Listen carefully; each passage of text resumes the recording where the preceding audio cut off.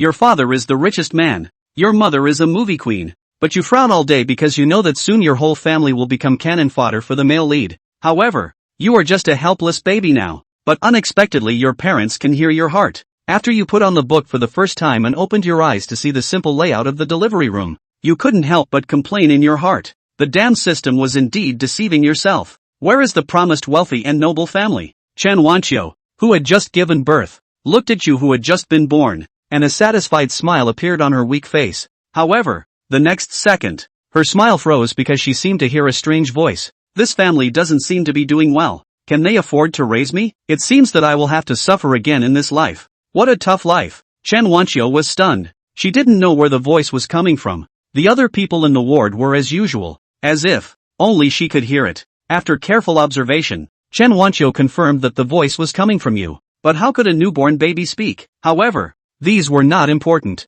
What was important was that her son actually thought the family was very poor and didn't want to be her son. How could this be? Chen Wanqiu immediately shouted outside. Su Bingjin, your dad is here. Su Bingjin quickly pushed open the ward door and saw you who had just been born. He, who had always been serious, couldn't help but smile because he had heard your voice outside the door just now and knew that you, this little guy, felt that the family was poor. Su Bingjin immediately said, Aunt Lan, bring the gifts prepared for the young master by me, my wife, and a few young ladies. At this time, you still didn't know that they could hear your voice. Upon hearing that there were gifts, you immediately perked up your ears, looking like a little money lover. Su Bingjin placed a stack of gift boxes at the head of your bed and introduced them one by one. This is the longevity lock from your eldest sister. This is the gold bracelet from your second sister. This is from your third sister. And these. Wow. I didn't realize that my family is so wealthy. Upon hearing this, you cheered excitedly in your heart. Hearing your cheer, Su Bingjin and Chen Wanqiu both smiled involuntarily, but both of them felt a bit regretful because it seemed that only they could hear such interesting voices. By the way, Bingjin, prepare a gift for Xiaotian as well. That child is sensitive. He seemed a bit unhappy during my pregnancy. Chen Wanqiu said gently. Okay, I'll do as you say. I'll have the steward prepare a gift for Xiaotian as well when I go back. Even though we have our own son now, we can't neglect Xiaotian, Su Bingjin replied. Listening to their conversation, you suddenly recalled the plot in the book. The Xiaotian they mentioned is the male lead in the book. Su Tian, as an adopted son of the Su family, Su Tian has always felt that the Su family treated him unfairly, especially after you were born. He believed that you took away the love that originally belonged to him from the Su family. Harboring resentment in his heart, he schemed to make you ostracized by the family, eventually not only taking away all of the Su family's property but also causing the death of the Su family members who were grateful to him. In reality, Su Bingjin and Chen Wanqiu have always treated him as their own son and have never mistreated him. It's just that he is overly sensitive, like a white-eyed wolf. Now, hearing that his parents are still discussing buying gifts for Su Tian, you couldn't help but shout in your heart, Dad, Mom, don't you know that this Su Tian will kill our whole family? Su Bingjin and Chen Wanqiu were both stunned when they suddenly heard this voice. What did their son say? Xiaotian will kill their whole family? The couple didn't know that they could hear each other's thoughts. They both appeared calm, but in their hearts, they were both thinking that Xiaotian had been their child for so many years, and they loved him very much. However, if he continued to be stubborn and unwilling to accept the fact that he had a younger brother, they couldn't let him have his way all the time. They couldn't let their own son be wronged. Chen Wanqiu said, by the way, my son must be hungry. Lan, come in and feed him some milk. She is a big star. To maintain her figure, she naturally cannot personally feed the milk. When you hear the word Lan, you struggle again. Lan is one of the bosses of this book. It's her credit that you later became mentally disabled. Lan came in and picked you up, smiling and saying, Madam, rest assured, I will take good care of the young master. However, before Chen Wanqiu could say a good word, she was stunned because you sent out a thought again. My biological mother. She is a bad woman. She will poison my milk powder. I won't live long. By now, Lan had already taken you away, and your voice gradually weakened. Although it was unclear whether what you said was true or false, as it involved the life and death of her own son, Chen Wanqiu dared not be careless. She struggled to get out of bed and said, Bingjin, I want to go see my son. Lan is after all a stranger. I am not at ease. Su Bingjin, who also heard your thoughts, did not dare to take any risks and quickly said, You have just given birth and are weak. Let me go. He helped Chen Wanqiu back to bed, and then quietly followed Lan to the kitchen. He hid at the kitchen door, holding his breath, watching Lan complete a series of operations such as pouring milk powder, adding water, and shaking without any mistakes. Only then did his nervous mind relax, thinking that newborn babies have not yet developed their minds, so it is possible for them to talk nonsense. Lan has worked tirelessly for the Su family for so many years. How could she harm you? But just as Su Bingjin was about to return to the ward, Lan, who was preparing the milk, suddenly revealed a strange smile. After confirming that no one was around, she secretly took out the medicine she had hidden long ago, crushed it into powder on the table, and poured it all into the prepared milk powder. As she was about to hand you the bottle, the shocked Su Bingjin finally came to his senses, exploded in anger, and kicked the door open. Who gave you the guts to harm my son? Auntie Lan was in shock and the milk bottle fell to the floor. Sir, I. Su Bingjin walked to Aunt Lan's side and snatched Su Ming back with an iron-colored face. His tone was also cold and discreet. I'll have someone take the milk powder for testing, and if I find out that you put something in it that you shouldn't have, I'll make you pay for it. As a business tycoon, Su Bingjin's aura was powerful and intimidating, scaring Auntie Lan to her knees and pleading, Sir, I know I'm wrong. I shouldn't have harmed young master. Just give me another chance for the sake of me doing my best for the Su family for so many years. I will spend the rest of my life repenting and atoning for my sins. Please. Su Bingjin has never been a soft-hearted person, let alone the one who was almost killed was his hard-won son. He only smiled coldly at the words, when you go to prison, you will have the opportunity to repent and atone for your sins. Aunt Lan was so scared that her legs went limp and she directly collapsed on the ground. Su Bingjin snorted coldly, carrying Su Ming hurriedly back to the ward, telling Chen Wanqiu the whole story. I really didn't think that Auntie Lan would be so vicious. Our son was nearly victimized by her. What a risk. What a risk. Chen Wanqiu covered her heart, the heart under her chest beating violently, seeming to pop out of her throat. Seeing the two of them solving one of the book's bosses in one go, Su Ming Man was dumbfounded. With such a strong mom and dad, he could properly lay flat in this life safely passing through life and death. Su Ming relaxed and fell asleep in no time, and puffed out a few cute snot bubbles, watching Chen Wanqiu's heart melt. So cute Fortunately, she can hear her son's heart. In order to remind her husband in time, this family without her will have to be scattered. Su Bingjin, after solving Aunt Lan's problem, took advantage of Chen Wanqiu's absence and smoked half a carton of cigarettes to get over it. Recalling today's events, he is also palpitating. Fortunately, he can hear his son's heart. In time to dismantle the assailant, he can really be the backbone of this family. This family without him cannot. Su Ming stayed in the hospital for 2 days. During this period, the breastfeeding has been Chen Wanqiu personally. She really does not dare to take risks. As long as the son can grow up healthy, her figure out of shape, so what? On the 3rd day, Su Bingjin loudly took Chen Wanqiu mother and son back home. Su Bingjin has 4 adopted daughters and 1 adopted son. Su Ming is his first biological son. The birth of Su Ming was a great joy to all of the Su family. However, this everyone did not include Su Tian. Su Tian looked at the baby in Chen Wanqiu's arms, and a hint of resentment appeared on his tender face. He had a premonition that this child in Chen Wanqiu's arms would take away all the favor that the Su family had for him. This must never be allowed. Mom, there's a homework question I don't know. Can you teach me? Su Tian was also only a 6-year-old child, and could only use this poor tactic to snatch Su Wanqiu back. Chen Wanqiu subconsciously was about to hand Su Ming over to the maid when she suddenly remembered that she still had to breastfeed her son. The homework problems won't wait until the tutor comes tomorrow. Mom still has to breastfeed her brother. Breastfeeding? Su Tian's voice was sharp from surprise. Mom, you are a big star. How can you breastfeed your brother? That would turn you into a yellow-faced, ugly woman. Su Ming was woken up leisurely by this shout, only hating that he couldn't speak, and could only silently spit in his heart. So what if your body is out of shape? My own mother, in my eyes, will always be the prettiest. Chen Wanqiu's beautiful face revealed a touch of smile, her fingers unconsciously rubbing her son's smooth face. Her demeanor was all a few points gentler, but the tone of her voice when she spoke to Su Tian was a bit cold. Are you saying that you don't like mommy because she's gotten ugly? The young Su Tian's face went white, completely not expecting Chen Wanqiu to ask this, and could only explain incoherently, No, Mom, I'm not. Chen Wanqiu only cared about teasing the cute son in her arms, and was too lazy to listen to Su Tian finish his sentence, so she carried Su Ming upstairs. Only after opening the door to the room on the 2nd floor, Chen Wanqiu felt that something was wrong. Many places in the room had traces of outsiders having come, but her room had never allowed outsiders to enter at will. Just as Chen Wanqiu was planning to call out to someone to inquire, a delicate childish voice rang out.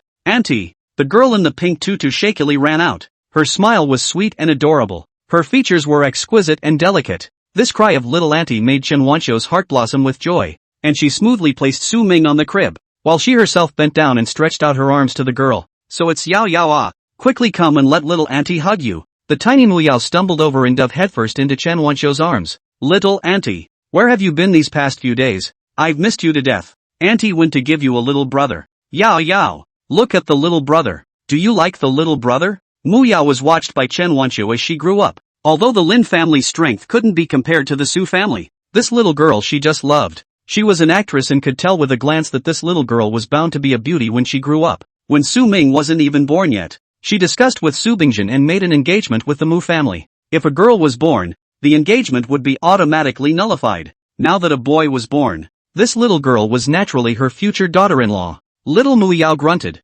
puffing out her cheeks and muttering, I don't like my younger brother. I like little brother Tian. I'm going to look for brother Tian. Auntie, you take me there. Little children are naive and innocent. Chen Wanqiu did not think much about it. She just smiled. Good. Little auntie will take you to find brother Tian. Miserable ah, really miserable ah. Chen Wanqiu's footsteps lurched, and after hesitating for a long time, she returned to the crib. Little aunt, you quickly accompany me to find brother Tian ah. Little Mu Yao was anxious. In the past, her sister-in-law was obedient to her, but now that she had a little brother, her sister-in-law ignored her. Yao Yao, go downstairs by yourself. Little auntie still has to take care of little brother. Chen Wanqiu picked up Su Ming, wanting to hear a little more of her son's heart. Too miserable? What exactly was too miserable? To her, figuring out this matter was much more important than accompanying Mu Yao to find Su Tian. After all, the feeling of hearing the words halfway through was like having an apple core stuck in her throat, not going up and down. Little auntie. Little Mu Yao was furious and stomped her feet, but Chen Wanqiu was still only focusing on teasing the baby in her arms, not even bothering to share a single glance with her. Seeing that Chen Wanqiu really didn't care about herself, Xiao Mu Yao ran downstairs in a rage. In the past, Chen Wanqiu would have chased after her and comforted her, but right now, all she could think about was the two miserable words that Su Ming had said. Unfortunately, Su Ming only said one sentence, and then fell asleep in her arms. Chen Wanqiu. After waiting for a while longer, Chen Wanqiu could only hold Su Ming and went downstairs worriedly. You just gave birth. How can you carry your son around? It's better to go back and rest. Seeing this, Su Bingjin hurriedly reached out, wanting to carry her son over. I didn't expect Chen Wanqiu to dodge it. You may not believe me when I say it. After I gave birth to my son, it seems like my mental strength is better than before. Let me hold him for a while longer. It's okay. Other people had to sit for a month after giving birth, but Chen Wanqiu didn't feel tired at all. Instead, she was full of energy. It seemed that the recuperation period that she had discussed with her agent could be shortened, and with her state, she would have no problem just going to shoot a movie tomorrow. This son is really a blessing from heaven. And ordinary children are just different. Chen Wanqiu's mouth corner reveals a touch of tender smile. Looking at the baby in the arms of the eyes, soft can overflow water. Su Bingjin snapped back his hand. Is it possible that he also wanted to hug his son? Ah, you'd better go see Yao Yao. She just fell down the stairs. I've already called Auntie Zhou to come over. Auntie Zhou's temper, you know. I can't cope with it. Su Bingjin logically carried Su Ming over. Su Ming was awakened by the man's arm. His mind turned to the words Mu Yao and Auntie Zhou, and his whole body became bad. In the original storyline, he became a fool after drinking the tainted milk powder. But even though he became a fool, he still knew how to be good to Mu Yao from the bottom of his heart. From kindergarten to elementary school and then junior high school, he had always followed Mu Yao's ass, using his identity as the young master of the Su family to solve countless troubles for her. It was only when his father found a famous doctor for him in junior high school and cured him that he finally had the courage to confess to Mu Yao. In harem literature, all the girls with some good looks will fall into the male lead's tenderness in the end, and Mu Yao is naturally no exception. In the face of his grand confession, Mu Yao responds to him with nothing but indifference. Only one sentence, I only treat you as my brother. He didn't hear the rejection in Mu Yao's words, but felt that as long as he insisted, he would still have a chance. During his 3 years in high school, he confessed to Mu Yao countless times and was rejected countless times. In these few years, the Mu family, by virtue of their marriage contract with the Su family, had rocketed up the ranks, becoming one of the 4 most powerful families in Kyoto in just a few years. As for Su Tian, he also took advantage of the Su family's power and secretly developed his own power. The year of his college entrance exam, the Su family officially went bankrupt. He, from the noble young master of the family, fell to the point of penniless. His relatives, one by one, also ended up in misery. He had no one to turn to but Mu Yao, who had spent a lot of money on him over the years. Mu Yao has spent countless amounts of money on him over the years, but in his most difficult time, he refused to even take him in. The reason was that he did not want to let Su Tian misunderstand. The Su Ming in the original article didn't know, but the Su Ming with God's perspective knew very well that the culprit for the defeat of the Su family was Su Tian and Mu Yao's mother. It was Su Tian who utilized the Mu family's closeness to their family to hollow out the Su family step by step. Miserable really miserable Su Bingjin and Chen Wanqiu simultaneously perked up their ears, favoring the sound of their hearts to come to an abrupt end at this point, anxiously scratching their hearts and entire bodies, without waiting for them to figure it out. A middle-aged woman hurriedly walked into the living room led by the maid. Seeing her daughter sitting on the floor alone and crying, Zhou Qin's heart broke. Yao Yao. She ran over to pick up her daughter and coaxed her in her arms for a long time before she could stop crying.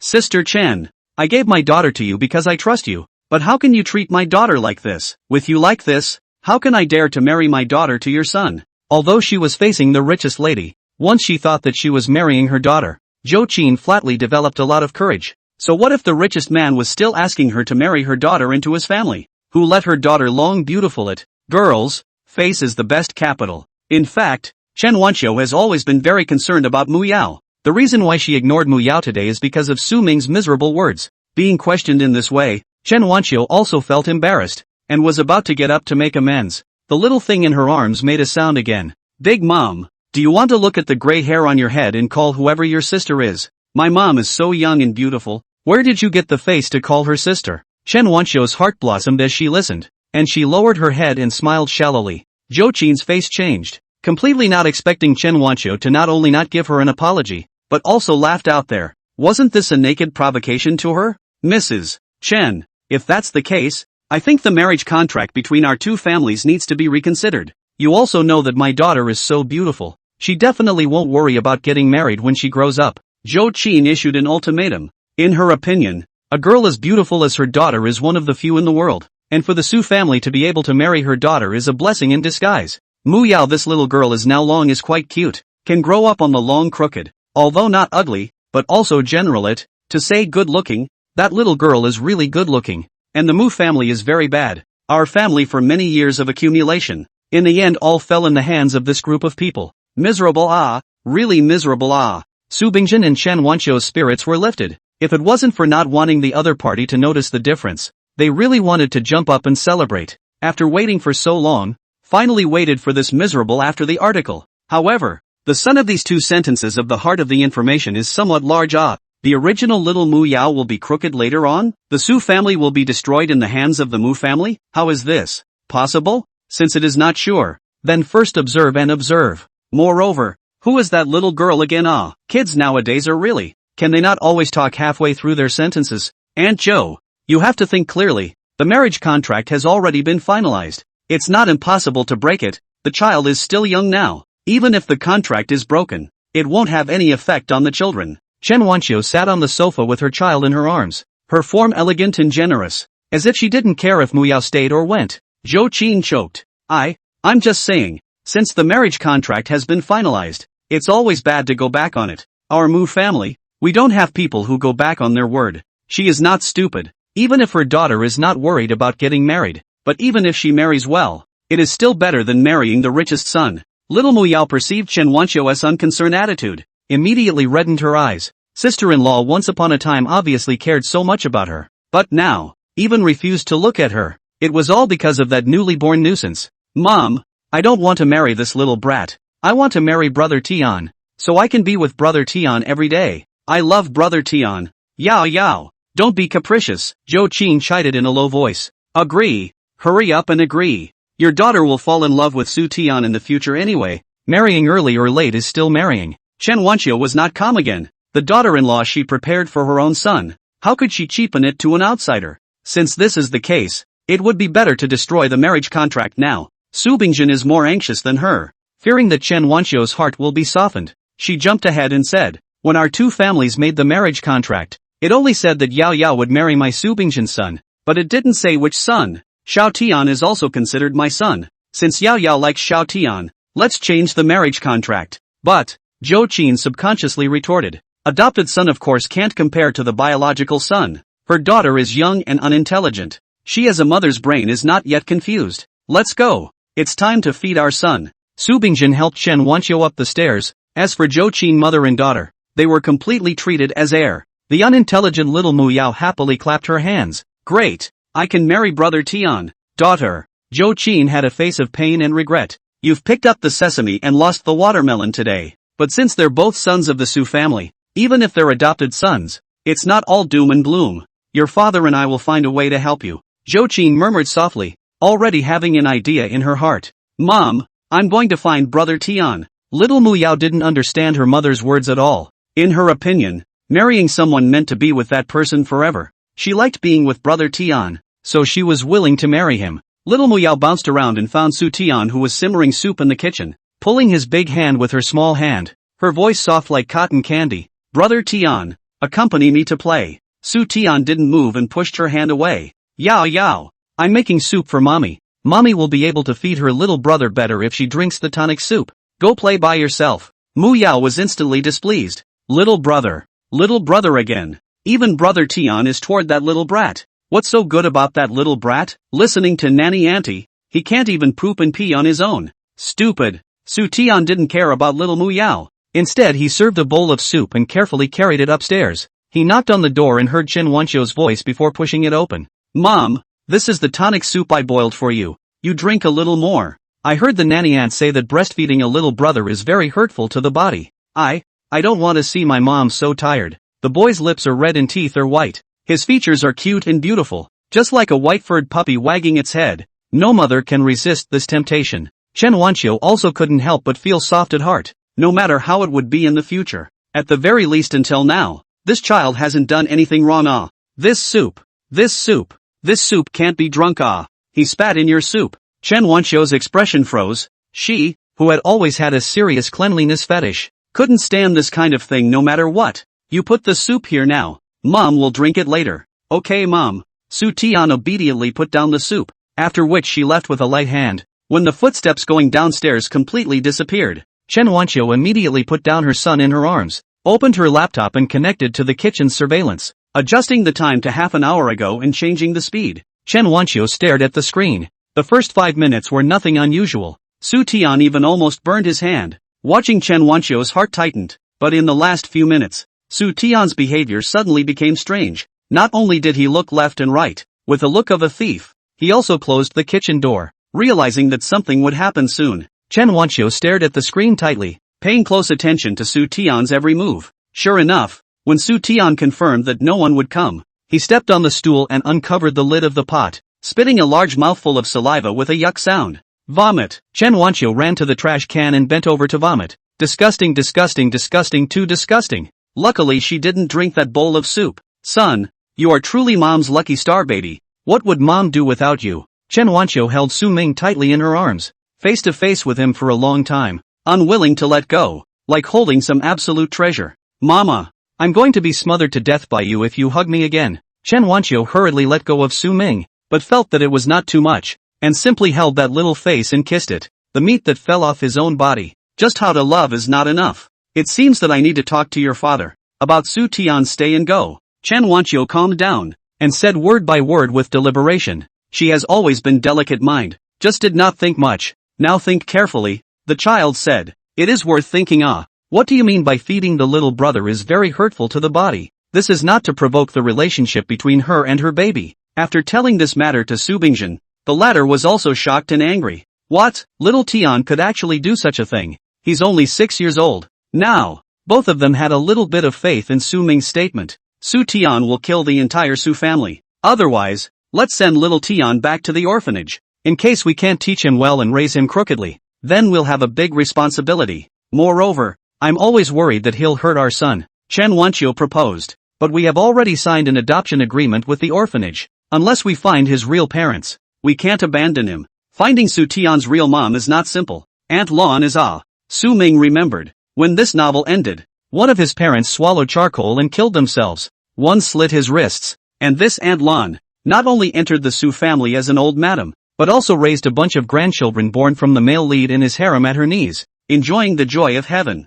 Aunt Lan poisoned my milk powder before, just for his son. Hearing this, the two were shocked again. Aunt Lan was Su Tian's real mom? In that case, Su Tian's adoption by them, as well as Auntie Lan's coming to the Su family to work as a nanny, was a complete conspiracy from the beginning? Even a person like Su Bingjin couldn't help but feel a chill on his back after learning this shocking news. If this is all true, then he is really raising a tiger. Bingjin, you go to Aunt Lan's room. Look for any hair she left behind. Take it to the hospital and do a paternity test with Xiao Tian. I suspect that Aunt Lan is Xiao Tian's real mother. Chen Wanqiu endured her heartbeat and said in a trembling voice, that's exactly what I'm thinking. Swaddled Su Ming. How did his pair of cannon fodder parents become enlightened? After pacifying Chen Wanqiu, Su Bingjin immediately went to Aunt Lan's room and found a hair that she had left behind and sent it to the appraisal organization along with Su Tian's. Waiting for the results of these 2 days, the little Su Tian, keenly aware of the atmosphere of the family is not right, so that his heart gave birth to a kind of premonition that he will be abandoned.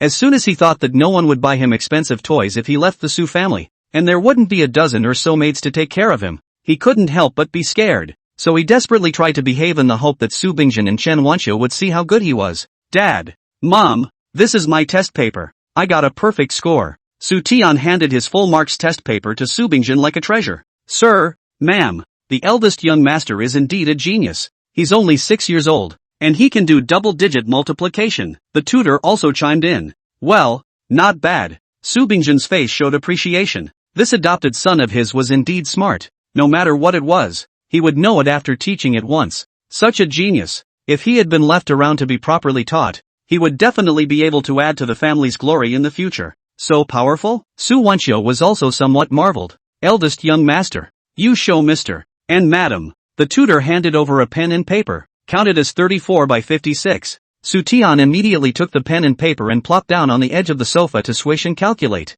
Su Bingjin and Chen Wanqiu glanced at each other, both thinking the same thing in their hearts. Isn't such a question a bit too difficult for a 6-year-old child? This question was indeed difficult, but Su Tian did not make any mistakes as he performed the math step by step. In this way, it seemed that calculating the correct result was the nail in the coffin. Su Bingjin, originally cold and hard look, relaxed down. Who does not have a few love of money heart? But he did not expect. Just at this time, a slightly impatient voice floated over. 1904. Su Bingjin heart was shocked, and then look at his wife and the tutor teacher beside him. Both of them do not have much expression, and Su Tian is also seriously calculating the problem. So the one who made this sound is his son who was just born. From starting from nothing to a generation of business giants, Su Bingjin has seen all the big storms, but he has never had such a shocking moment. Chen Wanqiu's surprise was no less than Su Bingjin's, and the reason why she couldn't see it on the surface was thanks to her superb acting skills as a movie queen. Xiao Tian, you calculate 56 by 67 again,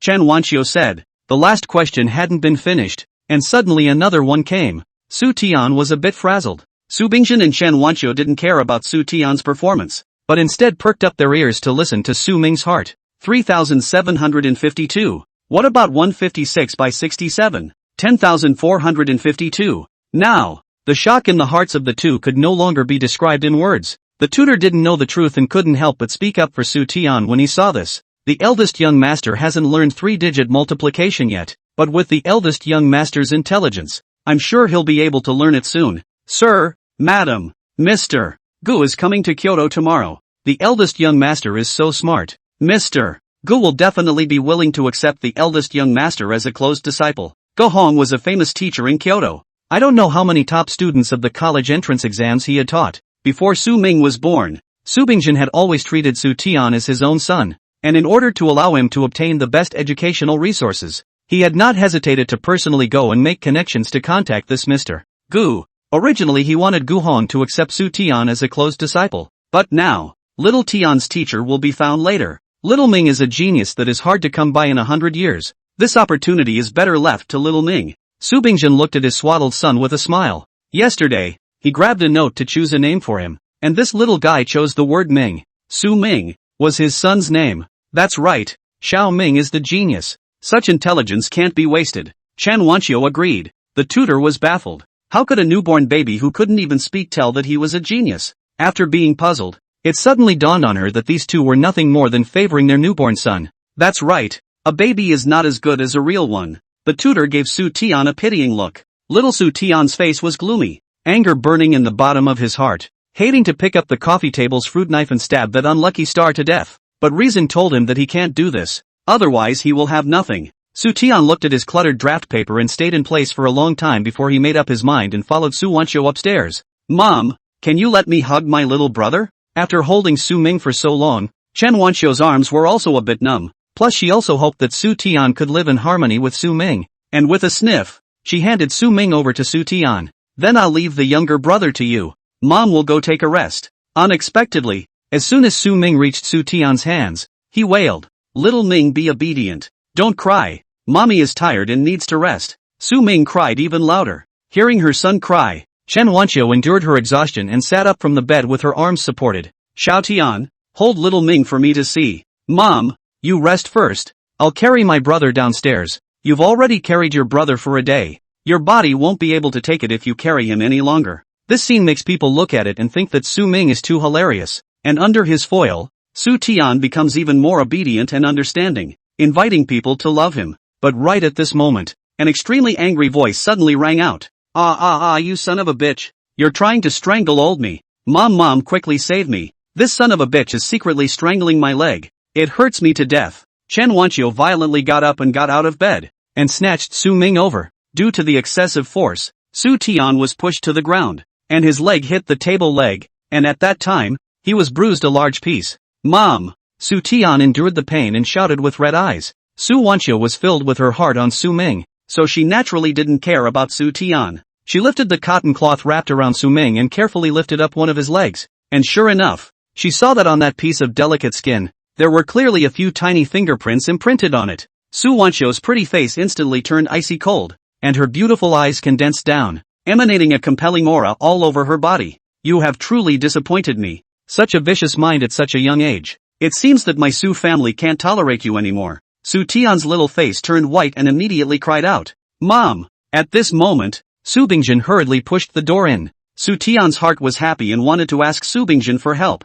but he didn't expect the other party to directly cross over him and didn't even look at him. Only after confirming that Su Ming was fine did the other party look at him like, "You go out first." Su Tian climbed up from the ground and walked out of the room with a heart full of discontent. The moment the room door closed, Su Bingjin immediately took out the appraisal report in his pocket. "Look, Wanxiu, Aunt Lan is indeed Su Tian's real mother." Su Wanxiu picked up the report and after seeing the bright red 99.9% on it, her hands shook so much that she couldn't even hold the thin piece of paper steady. If God hadn't given her this child, she would never have imagined in her life that she had raised her own son for her nanny for 6 whole years. What mother-son bond? What master-servant love? All completely vanished in this deception that had lasted for 6 years. Let him go. Let them go. I never want to see them mother and son again. Yes, this child really isn't fit to remain in the Su family anymore. Su Bingjin pondered for a moment, then added, "But then, we would have to drop the charges against Aunt Lan." Su Wanxiu also understood that they couldn't dissolve the adoption relationship with Su Tian without an immediate family member taking care of him.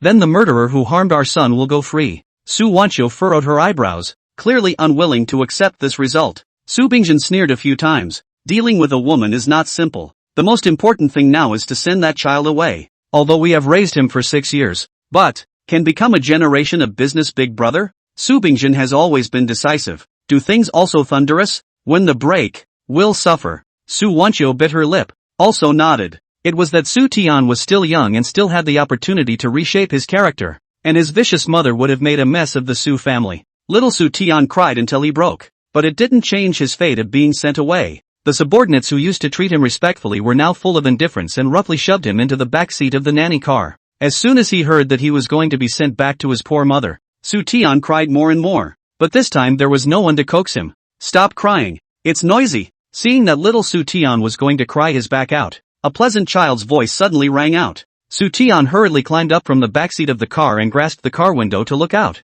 The girl outside was looking at him with a pair of dark and translucent eyes. She was wearing a cute bud head, pink hair rope fluttering in the wind. Her round face was pink and white. Her small nose and small eyes were exquisite and incomparable, and her exposed skin was even more tender and could pinch out the water, just like the blessed dolls in the New Year's paintings. "Fourth sister, Mom and Dad want to send me away. You quickly save me," Su Tian yelled at the top of his voice. Su Qingqing sized up Su Ming a few times and said crisply, "Uncle Butler has told me, you were sent away by Mom and Dad because you disobeyed and tried to harm your younger brother. You deserve it. You are all big bad guys." Su Tian broke his defense. "How come everyone is towards that calamity? Su Qingqing, let me tell you, Mom and Dad won't like us anymore after they have a little brother. That kid is a calamity. Sooner or later you will be like me, swept away by Mom and Dad." The housekeeper also didn't expect Su Tian's young age to say such words to provoke a relationship, and hurriedly waved his hand, signaling the driver to send the person away as soon as possible. The car left in a cloud of dust. Su Qingqing was still frozen in place. The newly born little brother is a calamity? Not sure. Go and take a look first. Su Qingqing climbed up the stairs, tiptoed and opened the door to the baby's room, moved another small bench, stepped on the small bench and lifted the quilt covering Su Ming. After seeing the tiny baby in the cradle, Su Qingqing instantly froze in place, as if she had been immobilized. After a long time, she couldn't help but gulp, stretching out her small hand, poking at Su Ming's face, stomach, legs, like poking at a marshmallow. How to poke can't poke enough. Until Su Ming was poked awake, she stopped her little hands and giggled. Little brother is too cute, right? How can such a cute little brother be a calamity? Fourth sister, you really are so miserable. Su Qingqing froze in place and asked with slight confusion. Little brother, are you talking to me? You could have grown up to be a great beauty. Who knew that you would get your face blown up when you went to the kitchen, turning into an ugly monster that even dogs dislike? It's really miserable. In the original plot, Su Tian not only hated him,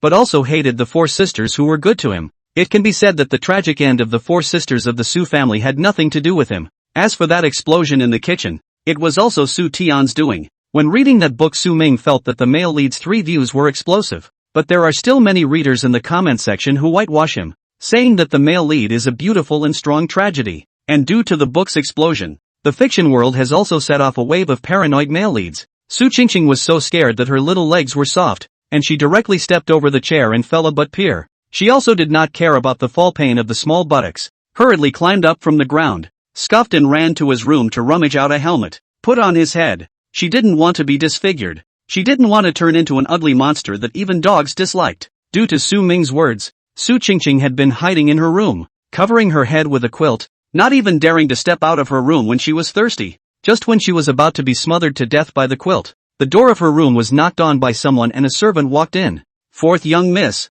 Madam prepared a gift for you when she left. It's placed in the kitchen. Kitchen? Upon hearing the kitchen, Su Qingqing was scared out of her wits and immediately shook her little head like a rattle. I'm not going. I don't want it. Then let me help you bring the gift over. She also didn't understand why the gift had to be placed in the kitchen. Seeing that Su Qingqing was unwilling to go, she planned to help bring it over. Only after the door to the room was closed did Shang Qingqing get out from under the quilt and perked up her ears to listen to the movement outside. 1 second, 2 seconds, 3 seconds. The clock jumped regularly. The room was so quiet that a pin drop could be heard. Only the ticking sound was clear to the ears. Even when Su Qingqing thought that there was nothing more, lifting the covers and jumping out of bed, boom dash, the deafening sound of an explosion came to mind at first. Su Qingqing screamed, panicking and burrowing under the bed. I don't know how much time passed before the entire world went quiet, and Su Qingqing was still in a stupefied state. In her slow-running little brain, there was only one thought. What little brother said was true. Gulp dash Su Qingqing swallowed a large mouthful of saliva. Su Qingqing was carried out from under the bed by Su Bingjin. Hearing that something had happened at home, he and Chen Wanqiu immediately drove back, and only after seeing that the children were all fine did the two of them breathe a sigh of relief. Chen Wanqiu hugged Su Ming. Her stunningly beautiful face was a little pale due to the shock, and her voice was trembling. What happened? How did it explode? I don't know. The servant whose face was blown up palpitated. Luckily Miss didn't go to the kitchen to get the snacks you prepared, Madam, or else the one who was injured would be the fourth miss. What? Su Wanqiu suddenly lost her voice. I didn't prepare dim sum for Qingqing at all. This is what young Master Tian told me. The maid was very puzzled. It was Su Tian who put a lighter underneath the gas stove, and it would explode when he heated the dim sum. This asshole. Su Bingjin slapped his palm on the table, shaking the entire tabletop. Chen Wanqiu's legs went limp and she crooked on the sofa. I really didn't expect that I spent 6 years raising a demon. The maid who could not hear the heart still had a puzzled face. Mom, I want to hold my little brother. Su Qingqing looked like she was stunned, woodenly walking to Chen Wanqiu's side and hugging Su Ming over. She was also a child, and it was a bit of a struggle to hold Su Ming, but she just didn't want to let go, because only this way did she feel at ease. The explosion just now made Su Qingqing realize that there were many bad people in this world, and only her little brother could protect her from the bad people. Dad, Mom, I want to take my little brother to school. She was afraid that there would still be bad people who would harm her. Chen Wanqiu and Su Bingjin looked at each other and agreed after a moment of hesitation. Okay, I will talk to the teacher. Their siblings were on good terms, which was something Chen Wanqiu was happy to see. Although it was a bit appalling to bring a baby to school, she had always doted on Su Qingqing, and she would fulfill her daughter's requests as long as she could. In this regard, Su Bingjin did not have any objections. Ever since the explosion, Su Qingqing has become extremely dependent on Su Ming, and sleeps with her arms around him. Chen Wanqiu had to get up in the middle of the night to breastfeed Su Ming, and Su Qingqing, who has always been a sleeper, even took the initiative to help. Looking at her daughter rubbing her sleepy eyes while breastfeeding her little brother, Chen Wanqiu's heart was soft beyond words, and in that moment, she felt that she was the happiest woman under the heavens. Qingqing, it's time, quickly take your little brother to school. I'll look for you at school at noon to breastfeed your little brother. Yes, Su Qingqing cheered. Her mom was a big star. Wherever she went she was the most dazzling existence. She would also be surrounded by many people for interviews and autographs. A big star mom was coming to her school. Of course she was happy. Fourth Miss, aren't you afraid that mom and dad won't like you when they have a little brother? Madam never came to school to see you in person before. How come everything is different now that you have a little brother? The nanny car drove out of the house not far. The driver looked at the two children in the back seat and teased somewhat unkindly. Su Qingqing blinked her big black grape-like eyes, for a moment somewhat unable to understand the driver's words. Right off, fourth sister. It's because of my mom that she came to school to see you. You're tainted by my light, oh, so you have to thank me, ah. Su Qingqing was enlightened.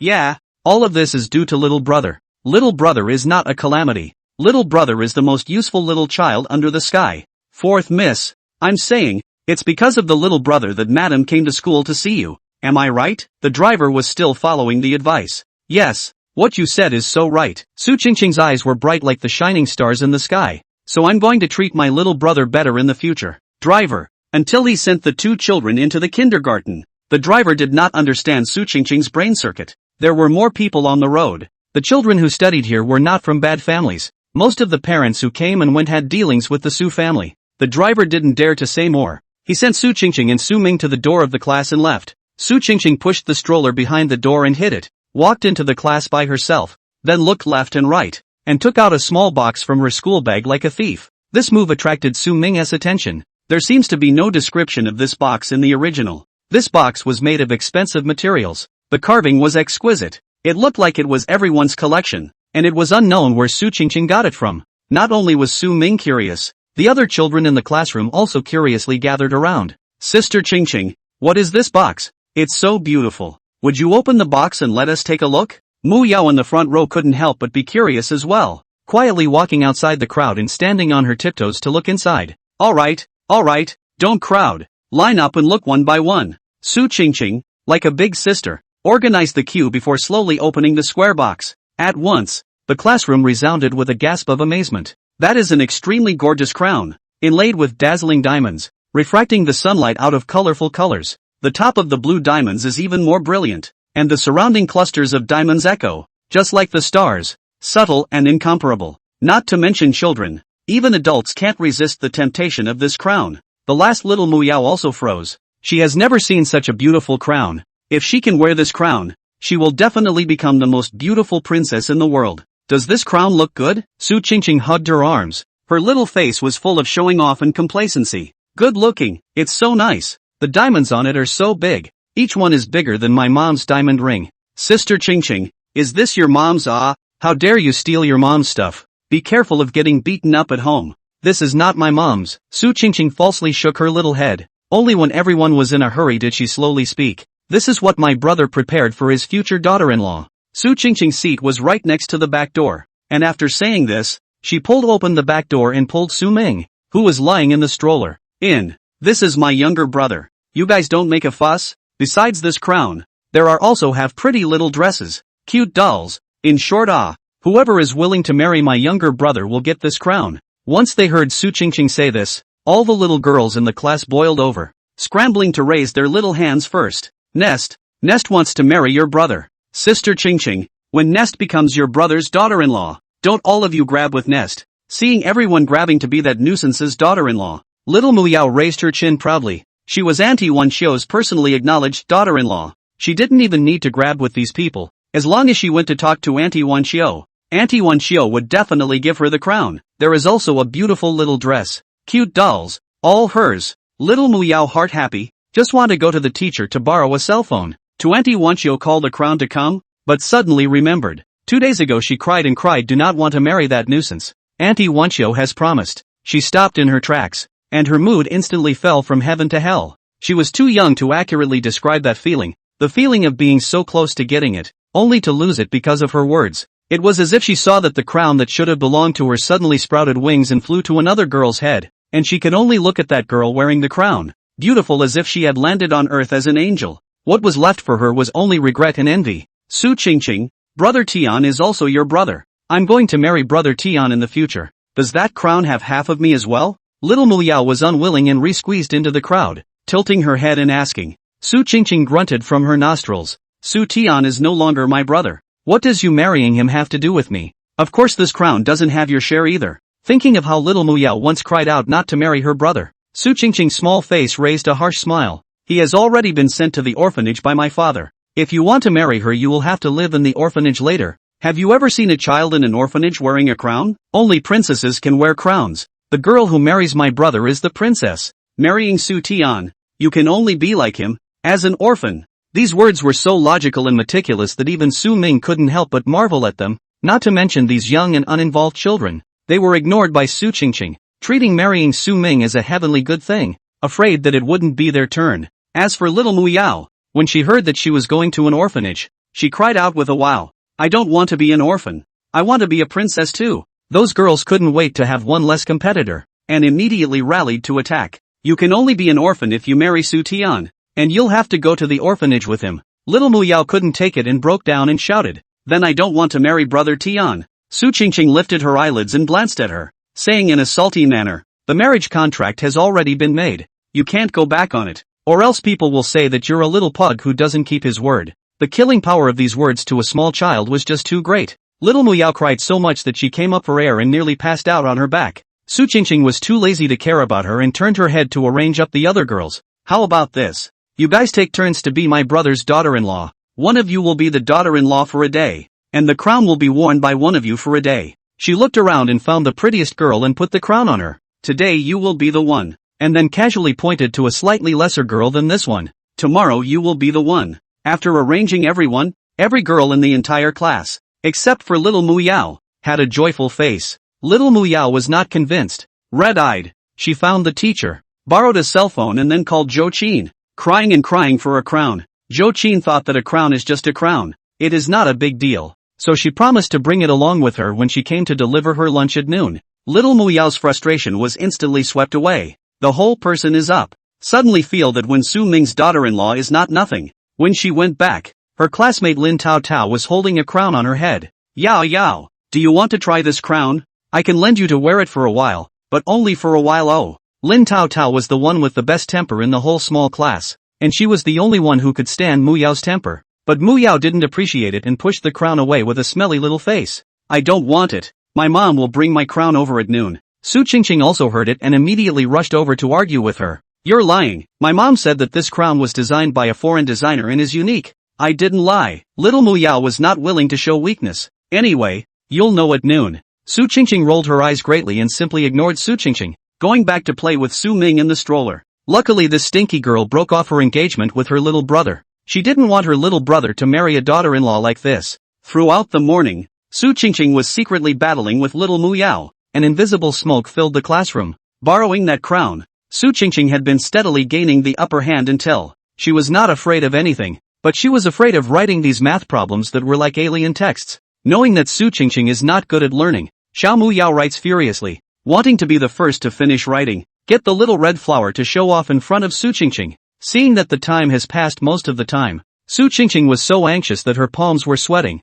The little chirp tied on her head was scratched and messed up, and the paper was blank. How come fourth sister can't even answer such a simple question? Su Qingqing froze, and a thought suddenly popped up in her heart. Could little brother know? She immediately took Su Ming out of the stroller so that he could see the questions on the rolled paper. Because Chen Wanqiu had greeted him early, the teacher with the class only thought that Su Qingqing and her brother were on good terms, and just found it funny, but did not say anything. Immediately about to finish writing, little Mu Yao peeked at Su Qingqing, saw her mentioning that she didn't do it, but instead held that nuisance in her arms, and gently hummed out, if you don't study hard, what's the use of hugging that nuisance? That nuisance can help her do the problems? Little Mu Yao's heart was pleased. Her head was already floating in the situation of being rewarded by the teacher with a little red flower, but unfortunately this dream was pierced before it was finished. After holding that nuisance in her arms, Su Qingqing as if suddenly enlightened, not even using a cursive paper, a burst of writing, in less than half a minute, but actually finished the addition and subtraction of 2 pages of paper. Little Mu Yao involuntarily opened her eyes wide. Xiao Mu Yao involuntarily opened her eyes wide. She really couldn't figure out, just by hugging that nuisance for a bit, how did Su Qingqing suddenly become enlightened? Yes, she must have seen that the time was up and was too anxious to write randomly in her heart. That's right, that must be it. After quickly writing all the questions, Su Qingqing put away the paper and ran to the podium. Teacher, I'm done. Can I go home for dinner now? After saying that, she also gave little Mu Yao a provocative look. Xiao Mu Yao was answering the questions while paying attention to the movements of the teacher leading the class. Su Qingqing finished the roll paper so quickly. She must have scribbled. She would definitely be scolded by the teacher. Su Qingqing raised her little face after handing over the paper to the teacher, with a haughty look of waiting to be complimented. After comparing the answers, the teacher also marveled. This paper, although the whole is not difficult, but there are a few questions 5 or 6-year-old children want to do it right is not easy. Did not expect to learn has always been at the bottom of the Su Qingqing surprisingly fastest to answer the end. And all are right. Qingqing is awesome. Surprisingly answered all of them correctly. The teacher gives you this little red flower. The teacher in charge of the class tied the little red flower that little Mu Yao longed for in Su Qingqing's hand. At this moment, little Mu Yao's heart was broken. Her eyes suddenly turned red. The little red flower was clearly hers. How could that idiot Su Qingqing get it all right? As if she could see Xiao Mu Yao's thoughts, Su Qingqing walked to her with a high hand, intentionally shook the little red flower on her wrist, and saw that she was going to make the other person angry and cry before she went over to her and whispered to her, I'll tell you what, my little brother helped me with all these questions. Who told you that you don't have a little brother anymore? Little Mu Yao's eyes were sour, tears barred down. No wonder Su Qingqing, this idiot, suddenly became so powerful. The original is that nuisance to help her. In that case, as long as that nuisance is still by Su Qingqing's side, she will never be able to compare to Su Qingqing. The brain circuits of adults are different from those of children. And the teacher leading the class thought that Su Qingqing meant that it was her little brother who gave her support and encouragement. It so happened that lunch break time arrived. Little Mu Yao wiped her tears and went out with the other children to look for her mom. Finally seeing Zhou Qin in a corner. Mommy! Little Mu Yao excitedly rushed over. My crown! She could finally prove to Su Qingqing that even if she didn't marry her brother, she could still be a princess. It's just a crown. I bought it for you a long time ago. Look, isn't it? Zhou Qin smiled and shoved a plastic bag into her daughter's hand. Little Mu Yao unlocked the plastic bag. See inside the rough plastic toy crown. Had been crying, red eyes more red. This is not a crown. How is not? This is This is not. Little Mu Yao sniffled. I want the crown that the princess wears. The princess won't wear such an ugly crown. Alright, don't mess around. Your mom isn't a queen. What kind of princess can you be? Hurry up and eat your meal. After eating I still have to go buy food for your dad. Zhou Qin also ran out of patience and scolded in a low voice. Little Mu Yao wanted to cry but didn't dare to. She could only cry and swallow the food her mom brought with her little face. Today's food wasn't as good as before either.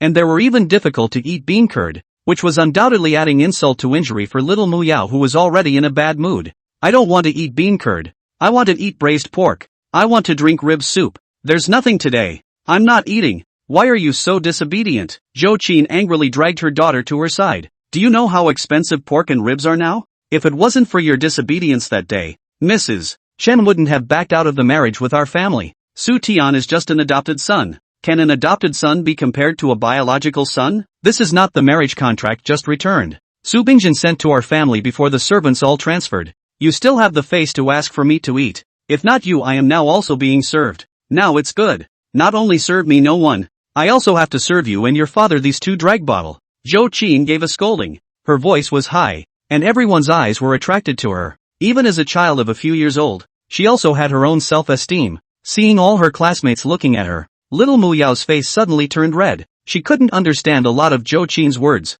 and only sorted out a general meaning, because she didn't like that nuisance. Auntie Chen didn't like her anymore, and she couldn't eat those delicious meals she used to have. She could only eat these unpalatable beanstalks. Hurry up and eat. Zhou Qin chucked another chopstick of bean curd. Little Mu Yao frowned. The smell of the bean curd made him nauseous just by smelling it, and just when she couldn't help but want to vomit, an aroma came to her nose. It was rib soup. Smelling her favorite rib soup, Xiao Mu Yao immediately followed the smell and looked for it. Seeing Chen Wanqiu standing there with a food box, She thought that she had come to deliver food to her, and the haze in her heart was swept away. Chen A. Mom, Su Qingqing cheered and took the rib soup. I love to drink rib soup the most. Drink more if it's good. Chen Wanqiu smiled and rubbed her daughter's head, then took Su Ming out of the stroller and placed him in the crook of her arm and shook him, a soft smile rippling across her beautiful face. At this time, the parents who came to pick up their own children also recognized Chen Wanqiu, and they all picked up their cell phones, scrambling to take pictures with her.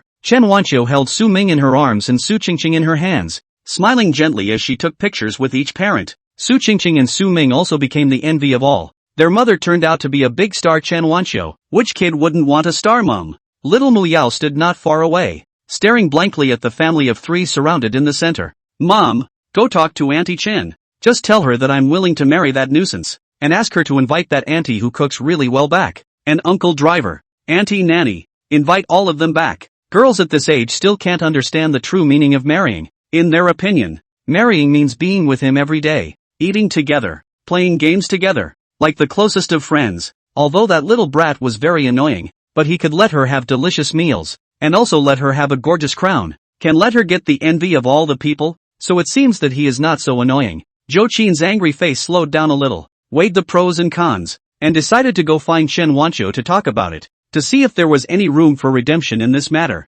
Unexpectedly, without waiting for her to reach Chen Wanqiu's side, the teacher leading the class walked towards him. You are the mother of Mu Yao's little friend, right? Mu Yao's tuition for last month hasn't been paid yet. It just so happens that you're here this year as well. Would it be convenient for you to pay the tuition? The teacher in charge of the class was very polite, but Zhou Qin's face still burned. The parents around were all famous people in Kyoto. What would these big shots think if they heard that his family couldn't afford to pay the tuition fees? Little Mu Yao also felt ashamed, gently tugged on Zhou Qin's sleeve. Mom, you quickly pay the tuition. Emperor's kindergarten tuition has always been expensive. The most basic tuition for a month is $40,000 to $50,000. In the past, this money was paid on behalf of the Su family. Chen Wanqiu likes little Mu Yao. Plus this money is really nothing to the Su family. This payment will be paid for many years. And even in the original plot, the Su family in the bankruptcy before has been spending money to Mu Yao, part to a family of ordinary girls, raised out of the temperament of the celebrities. At first,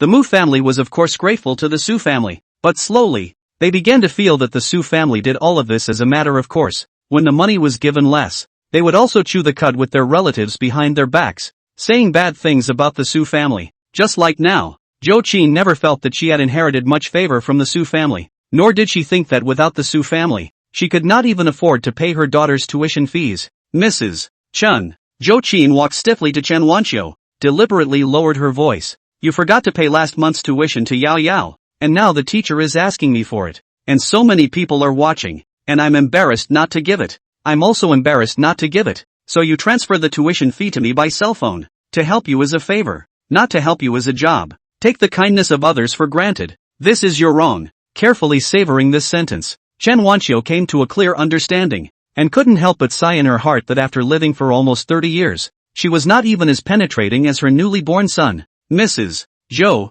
our two families are not related. What reason do I have to help your daughter pay her tuition? If you want to borrow money from me, you should also first return the money you borrowed from me before. Chen Wanqiu didn't deliberately hide it like Zhou Qin did, but said in a volume that everyone could hear. Now, everyone's eyes shot over. Zhou Qin forced herself to hold back her embarrassment. When did I ask you to borrow money? Your daughter's previous tuition, your family's living expenses, and the money for hiring auntie, weren't they all paid for by my Su family? I never said that I gave the Mu family all this money for nothing. When Chen Wanqiu said this, there was an outcry all around. That Mrs.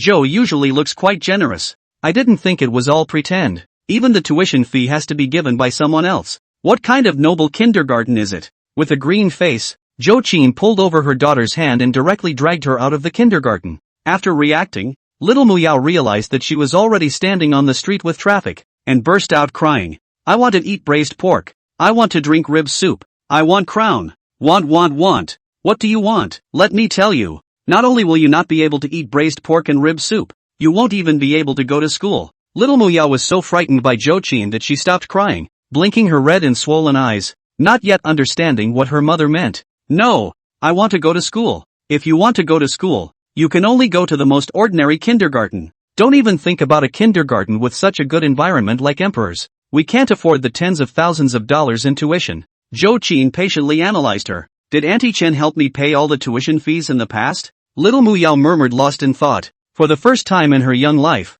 she realized that she might have really done something wrong that day. Yao Yao. Zhou Qin squatted down and locked eyes with her daughter. An obscure light flashed in her eyes. Remember, what should be ours will always be ours. Since the Su family reneged and changed the marriage contract, then I'll let Su Tian become a man of honor. I'll show the Su family that the adopted son they abandoned will be so good that even their own son can't be expected. Good ah good ah. Little Mu Yao then broke into a smile. I like brother Tian. Zhou Qin secretly resolved to find a more powerful foster family for Su Tian, so that his Mu family could follow suit and soar. These years in the Su family's help, Zhou Qin is also considered to have stepped into half of the circle of high society. With their own past accumulated contacts, she easily identified a new candidate. This person is no other than Su Bingzhen's own brother, Su Ming's own uncle, Su Shikuan. In the original plot, Su Shikuan took Su Tian as his adopted son, but it was at a time when Su Bingzhen's line was already dying. At that time, Su Tian, in order to choose another branch, took the initiative to find Su Shikuan.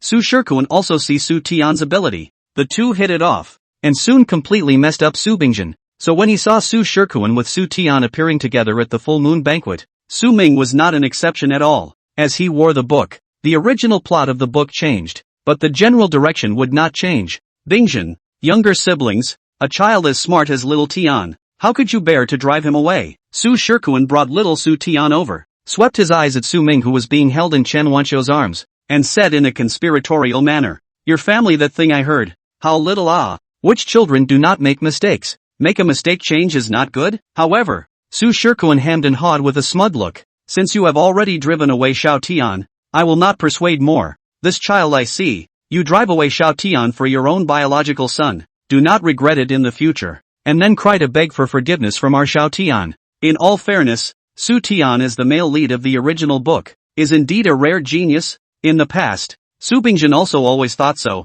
and even thought of letting Su Tian inherit the Su family's property, but with his own son, he completely understood what a true genius was. This word Chen Wanqiu also heard, very unhappy. Big brother, this is not right. This child and our Su family karma is over. Leaving the Su family is not the reason for Xiao Ming, let alone. Chen Wanqiu's eyebrow rose lightly with a pleasant face. Our little Ming is also a genius. Su Shikuan laughed out loud. Aya, younger sibling, I know that you love your own son, but even if it is your own son, there is no such bragging right. Just born and not yet weaned. What can you tell? Su Bingzhen and Chen Wanqiu glanced at each other. The two smiled but did not say anything. Both from each other's eyes saw 4 words, frog in the well. They only regretted that they couldn't let Su Shikuan see their son's extraordinary features with his own eyes. With that kind of terrifying mental arithmetic ability, who among the juniors would dare to call themselves geniuses in front of their son? I see. Ah, you guys are just too conceited. I'll show you Xiao Tian's work. Su Shikuan beckoned the butler and asked him to spread out a painting on the table. You guys take a look. This is what Xiao Tian drew. Not only is Xiao Tian smart, he is also very talented in art. Su Shikuan beckoned for many more guests to join him in admiring this work of art by Su Tian. This is an ink landscape painting. Although the composition is simple, but better in the overall coordination. The pen and ink halo evenly and harmoniously. The people present art appreciation are not bad. Learned that this painting is out of a 6-year-old child's hand. Have expressed appreciation. Standing behind Su Shikuan, little Su Tian curved the corners of his mouth, revealing a winning smile. He subconsciously looked in Chen Wanqiu's direction, wanting to see a similar emotion of remorse on the other's face. A child that had been abandoned by his own hands had shown a dazzling and eye-catching side after being adopted by someone else. Anyone else would regret it, right? However, to Su Tian's disappointment, he did not see even the slightest hint of regret on Chen Wanqiu's face. That beautiful and reserved woman was elegantly sitting on the sofa, hanging her head and teasing the baby in her arms, not even glancing at him. Sibling, how about it? I told you that Xiao Tian is a genius, Su Shikuan said triumphantly, as if Su Tian had given him a big face. The ink used for the stone is too wet, the ink used for the water is too dry, and the handling of the light has no sense of hierarchy at all. What is this drawing? Ah, it's a pity that I can't hold a brush yet, or else I would draw better than him with my toes. Chen Wanqiu covered her lips and laughed lightly. More and more she felt that her son is really interesting. It's just a pity that her son is too young. Other people treat him as an unintelligent little doll. They can't see his distinctive side, even if it's a genius. It has nothing to do with us. I'm satisfied with having a son in Xiaoming, Chen Wanqiu said in a salty manner. Su Bingzhen was naturally proficient in calligraphy and painting as well, and with a glance, He could not help but feel surprised in his heart as he saw the problem Su Ming was talking about. It seems that his son's artistic cells really grew up from his mother's womb. One also wonders what kind of demon this kid will be when he grows up. Wanchio is right. We already have such a good son. Naturally we won't think about other people's sons. Su Tian secretly clenched his fists, his eyes filled with unwillingness. He had spent several nights to complete his work, yet he couldn't get a single bit of appreciation from those two people, while Su Ming only needed to lie there and get everything without having to do anything. Fine.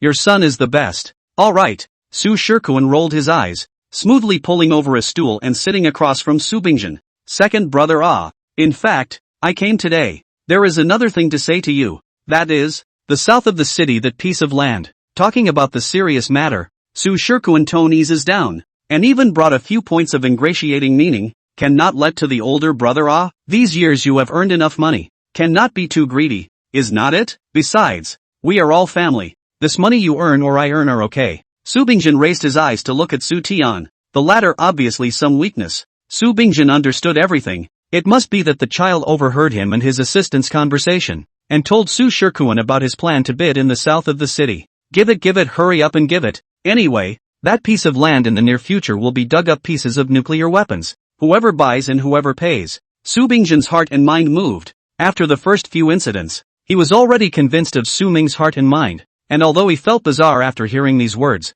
he did not doubt them. It is not impossible to let you. But the price. I want 3 times the market price. Su Bingjin did not move. Chen Wanqiu, who originally wanted to remind her husband, sighed in relief. It is good that Su Bingjin is willing to give the land to Su Shikuan. Otherwise the bad luck is theirs. Su Shikuan rubbed the beads on his hand, looking a little hesitant. 3 times the market price is already all the liquidity he can come up with. Once this piece of land has problems, he will face big trouble. Dad, this piece of land nearby are upscale neighborhoods and commercial streets. We will not lose money. You just promise, uncle. Su Tian intentionally shouted Su Shikuan's dad and Su Bingjin's uncle, just to make Su Bingjin and Chen Wanqiu regret it. He thought to himself, only 6 years old, he could make this kind of accurate analysis. It was already remarkable enough. Giving up on a genius like him was undoubtedly the most stupid decision. Su Shikuan also laughed out loud and said pleasantly, good, just listen to Xiao Tian. People who do business all know one thing. What is negotiated should be signed on the spot. Otherwise it does not count. Also afraid of Su Bingjin's backtracking, Su Shikuan quickly let someone draw up a contract. Contract in hand. Su Shikuan finally put down his heart. The tail behind him erected again. Second brother, you give me that piece of land in the south of the city. Then your original bidding program how to do Su Bingjin looked at the swaddled Su Ming, expecting to hear something. There's no need to ask. Of course it's to buy the land in the north of the city. That place will soon be planned into the school district. Whoever buys it will make money I'm going to buy the land in the north of the city. Su Bingjin said. That piece of land in the north of the city is notoriously bad land. Su Shikuan will never grab it with him. But in order not to let the other party suspect, Su Bingjin added, there are springs underneath the north of the city. And the fortune-telling master said that Xiaoming's destiny lacks water. So you bought that piece of land for your son? Su Shikuan looked surprised and laughed again. You really gave birth to a good son. Ha ha ha. Su Bingjin pretended not to hear the mockery in these words. I'm flattered. The two men exchanged a few more pleasantries. Chen Wanqiu worried that her son was bored, holding her to the window for air. The warm wind of early spring blew. Su Ming was a little drowsy. Not knowing how long it took, the drowsy man was woken up by a voice. Third sister, why are you here? Do you know that I've missed you to death? Su Tian didn't know when he ran outside and grabbed the little girl sitting under the olive tree with one hand. Su Tian also noticed Chen Wanqiu standing by the window, and deliberately said, today is my younger brother's full moon banquet. Why don't you go see little brother? Third sister, little brother is very cute. Mom and dad both love little brother. The girl's expression was cold. Her delicate face was white and soft. Her small arms and legs were also delicate and glistening white. The snow-white lace stockings revealed a section of white and tender calves, coupled with the blue and white sailor uniform. It was just as cute as the lowly heroine in the manga. The only beautiful thing is that the beautiful almond eyes scattered cold air. At a young age there is an uninviting aura. She threw away Su Tian's hand and walked in the opposite direction without a word, her skinny back showing her high spirits. What did her little brother's full moon banquet have to do with her? Mang, Chen Wanqiu called out to Su Lingmeng, stuffed the stroller into her hands, and tenderly said, Mom has to go out for a while. Will you help Mom look after her little brother?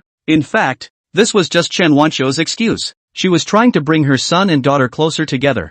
so that they would become familiar with each other as soon as possible. Su Lingmeng had a reluctant look on her face. Small children were all stupid and dumb. She hated all small children in this world. Su Tian was stupid enough. Not to mention her little brother who was just born and couldn't even speak. She didn't even have half a desire to communicate with this kind of idiot. Unfortunately, Chen Wanqiu had already left, and she didn't even have a chance to refuse. Is this my third sister? Originally a highly intelligent genius who completely crushed Su Tian, but in the end she ended up in such a miserable situation. What a pity.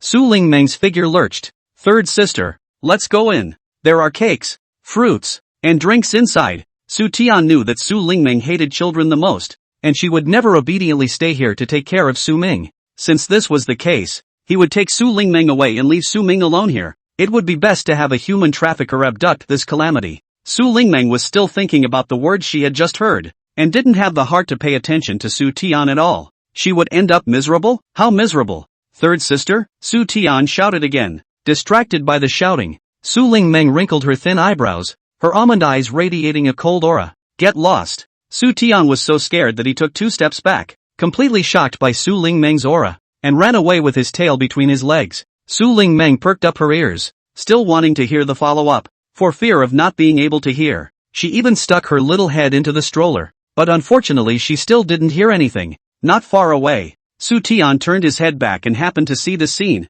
From his perspective, it looked like Su Lingmeng was kissing Su Ming. Anger burned in his heart. Su Tian could not wait to rush over and overturn that baby carriage. Why was the most supercilious third sister so nice to that unlucky star? On what grounds? Holding down the fire in his heart, Su Tian began to think of countermeasures in his mind. And all of a sudden, he came up with a brilliant idea. He remembered that Su Lingmeng had been quiet as a child, unwilling to get close to anyone, with only one person being the exception. This person was Su Shikuan's own son, his nominal cousin, Su Chen. A few minutes later, Su Tian brought Su Chen out. Different from Su Shikuan's full-brained appearance, Su Chen had a clean-cut look, clear pupils of his eyes, and was wearing a suit with a bow tie, a very appealing image of a rich young son. Su Ming also didn't expect to see Su Chen so soon, the male number 2 whose role in the original was not much less than that of Su Tian. According to the original text, Su Chen's future, like Su Tian, would become the man that thousands of girls in Kyoto would compete to be the first to chase after. He had power and influence. His wrist was strong, so it could be said that he was the most popular hegemonic president-type male lead in romance texts. And his third sister, well, miserable not miserable is the ill-fated female lead in romance literature. In this kind of text, the female lead will usually be abused by the male lead to abuse her heart and body, and she will choose to leave only when she is in a state of utter despair, and the male lead will often come to her senses after the female lead leaves, and open the crematorium for chasing his wife. The only difference is that Su Lingmeng didn't choose to forgive Su Chen in the end, but rather died with him and pushed him to jump into the open sea together, just to avenge the Su family. When I think of Su Lingmeng, who was a genius, would later be imprisoned by Su Chen in the name of love, shut into an airtight chamber, and also injected with banned drugs to control her thoughts. A generation of genius girls were reduced to only kneeling and begging for a pitiful woman. Su Ming couldn't help but have a bout of heartache. This paragraph in the original text was written in a very dark manner. The author seemed to be trying to satisfy some kind of ex-fetish of his own,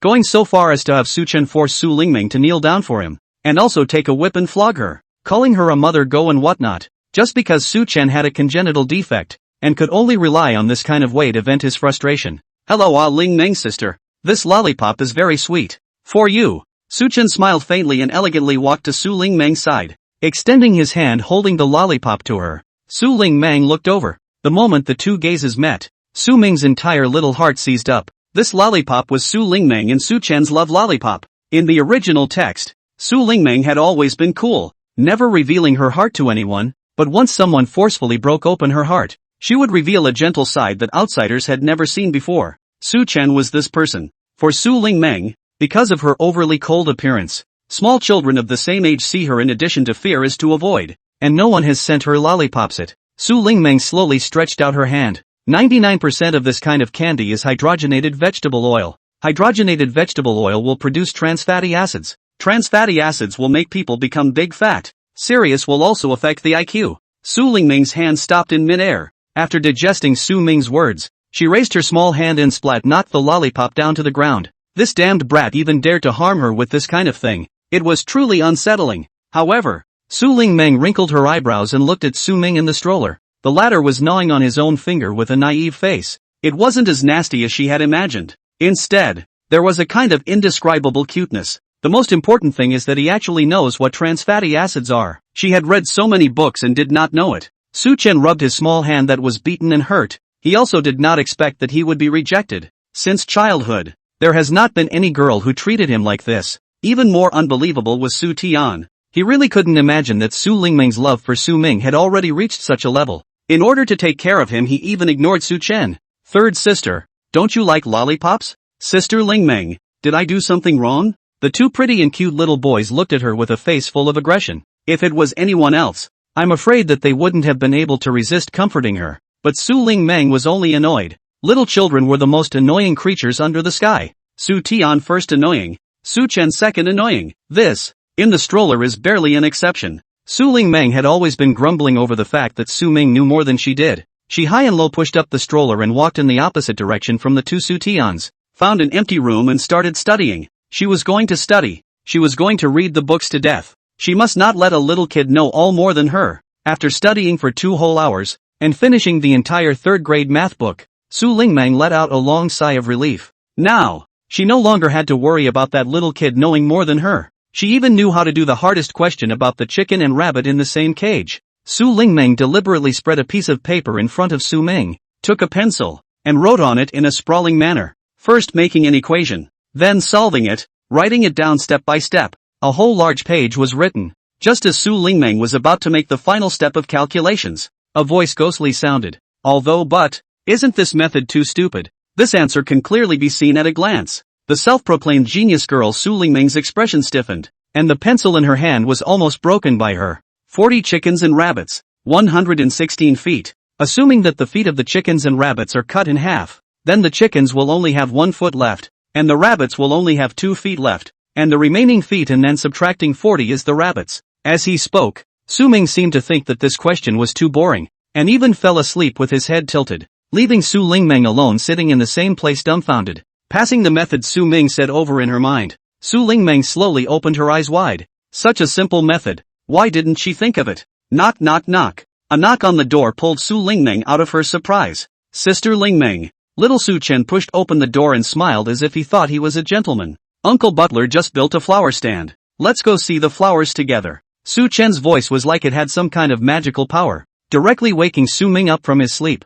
And as soon as he heard what he had just said, Su Ming couldn't wait to grow a pair of fists right now and ruthlessly beat this despicable and shameless brat. Su Ming remembered that in the original text, Su Chen was relying on looking at flowers, occupying an irreplaceable position in Su Lingming's heart. Su Lingyu has always been cool, like a little hedgehog, putting up thorns all over her body and not getting close to anyone. No one also knew that she was actually just like an ordinary girl who loved beautiful and vast flowers. Su Chen was the first person to take him to see the flowers. What's even more despicable is that Su Chen intentionally broke the flower stand and bravely protected Su Lingmeng when the flower stand smashed down. Thus, the seed of love was planted in Su Lingmeng's heart, gradually taking root as she grew up. Lingmeng's sister, come on and walk with me. I looked, there are roses. Roses, jasmine. You think about if you wear these flowers in your hair, how pretty it would be. Su Chen continued to seduce. Su Lingmeng put down her pencil. Her eyes flickered slightly, obviously somewhat moved. Don't go. This kid will intentionally bring down the flower stand and then save you so that you will be grateful to him.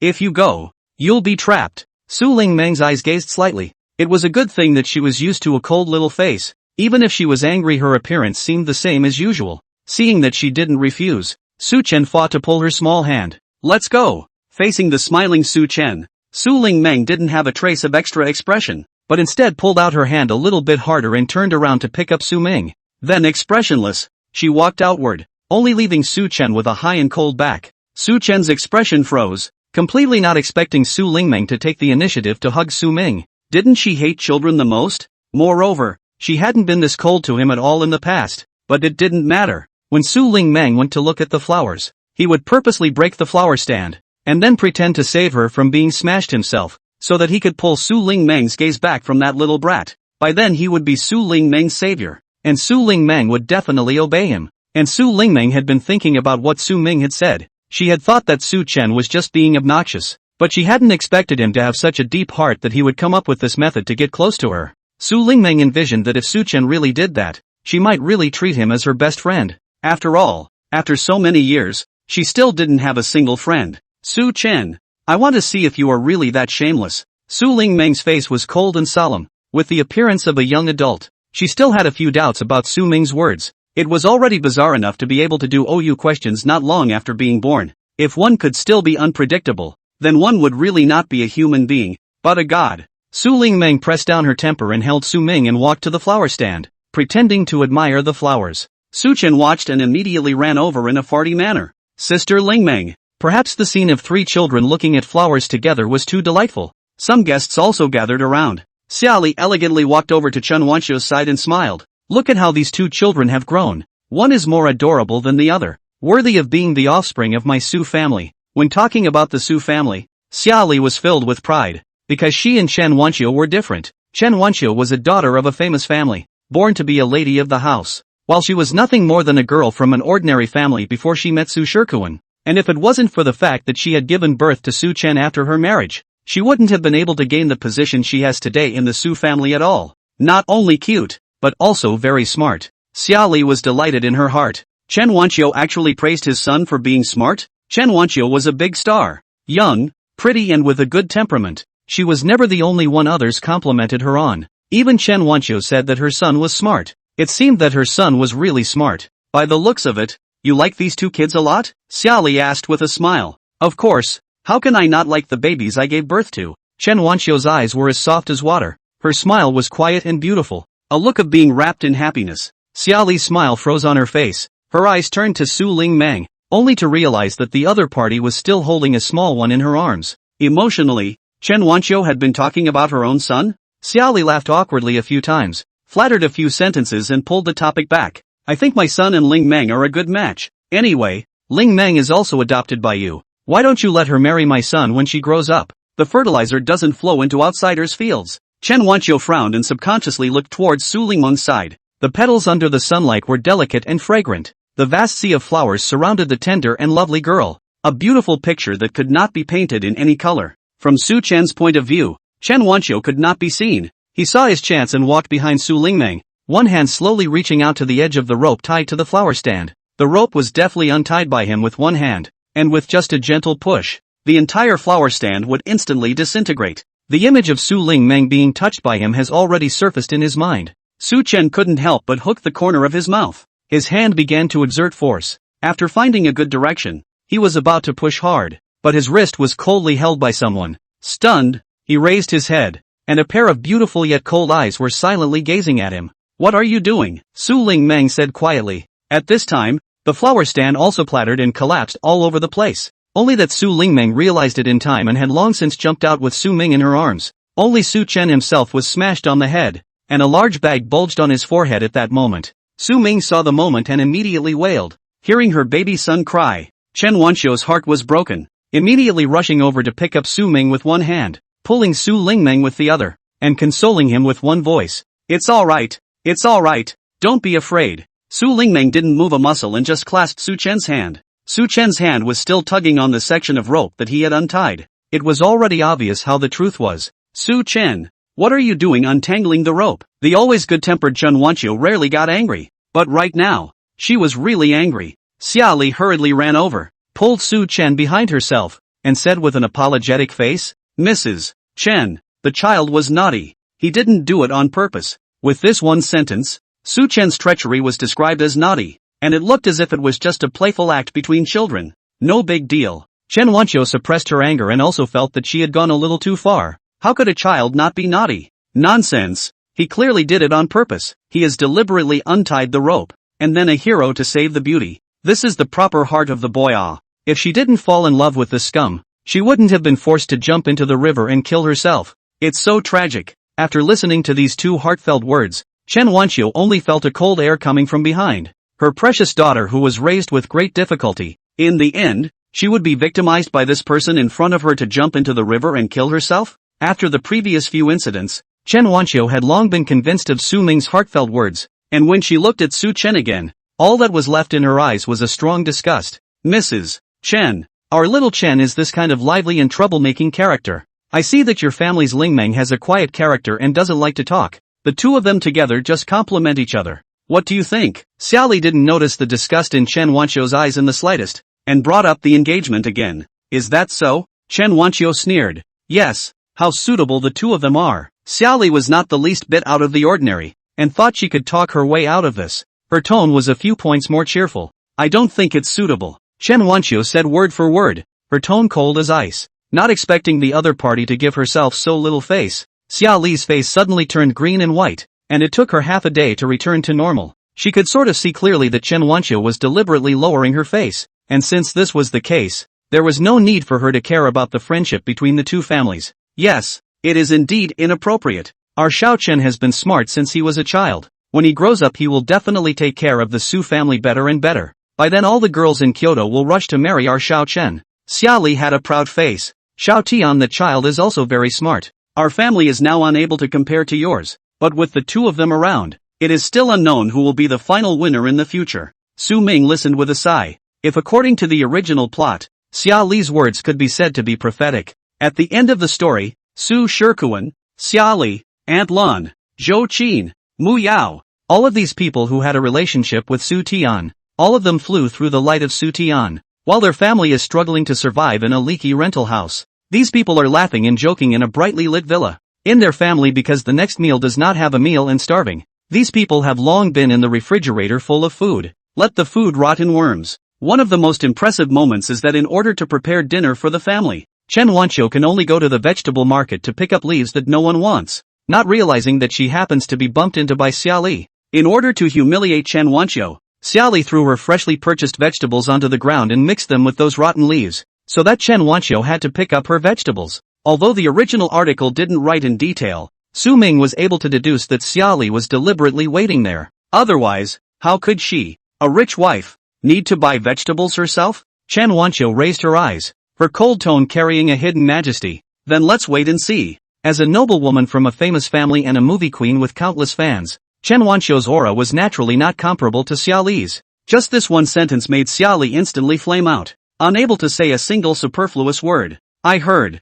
Xiaoli suppressed her anger and forced herself to calm down. Second brother, he bought a worthless piece of land in order to celebrate the birth of his newborn son? This is not what a businessman should do. Buy that piece of barren land, not to mention making money. Don't lose your capital. If you knew so much about business matters, your family would have been the richest long ago, Chen Wanqiu said lightly. Xiaoli completely turned off the fire and could only stare dryly in Chen Wanqiu's direction. Meng, let's go. Chen Wanqiu pulled her daughter with one hand and hugged her son with the other, elegantly turning around and walking towards the banquet hall. When she walked to an unoccupied place, Chen Wanqiu's face sank slightly. If she hadn't been able to hear her son's heartfelt words, the development of things feared that it would really be like what Xiaoli had said. Su Chen the child's mind is so deep at such a young age. Her own daughter is only cold on the outside, but in reality, she is naive and uneducated. In the future, she will fall into the hands of that boy. As for Su Tian, he is indeed a genius in every aspect. At the very least, in the Su family's younger generation,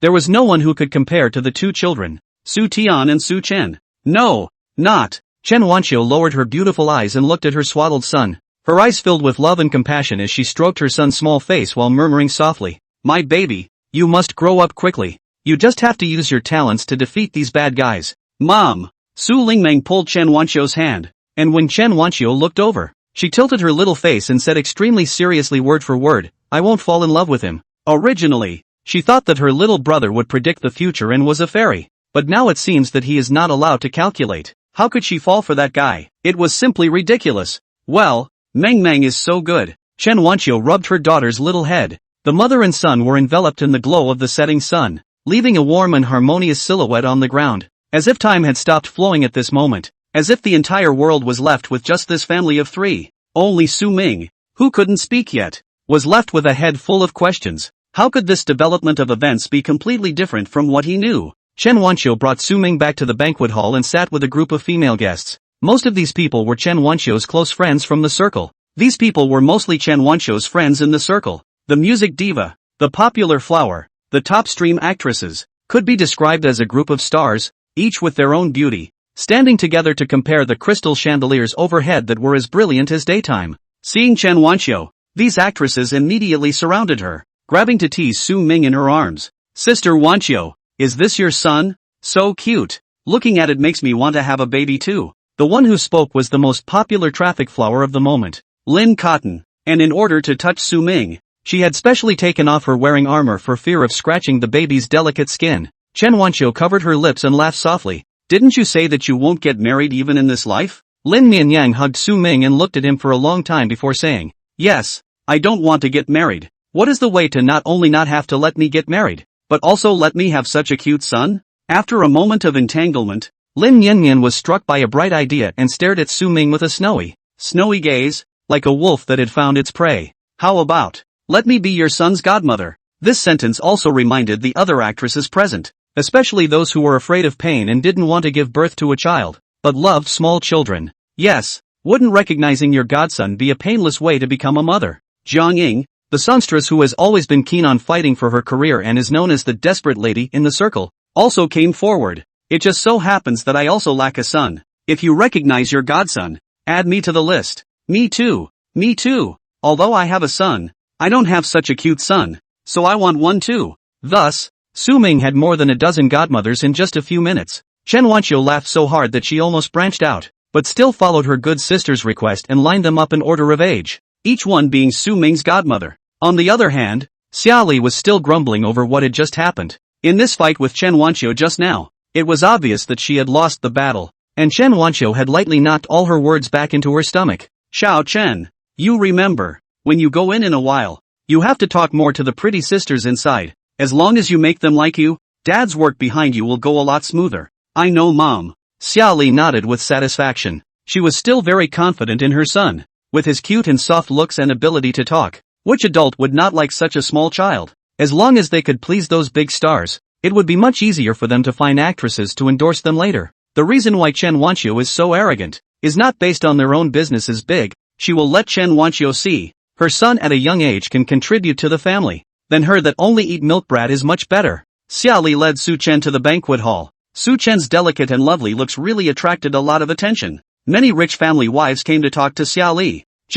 But never waited for the person who wanted to wait the most. These were all rich wives who accompanied their husbands to socialize. Not a single star. Xia Li was a bit anxious, simply pulled Su Chen towards the inside, until she walked to the most central position of the hall, only to see a few familiar faces that she often saw on TV. Song Queen Jiang Ying, popular young flower Lin Mianmian, and the Queen of Vision Tang Jiesin, are big stars. Xia Li's eyes are straight. Immediately pushed his son. Xiao Chen quickly go. Su Chen immediately in the heart to play a good draft. Think a good moment to say what before trotting over. Sister. All of the good draft choked in his throat, only because he saw these beautiful excessive big star sister, even surrounded by that nuisance, but also shouted his godson. Although Su Chen's mind was more than the average child, but in the end, he was only 7 years old. Seeing this situation, he could only turn back to his mother for help. His eyes quickly covered with a layer of mist, a very aggrieved look. Xia Li also clenched her teeth,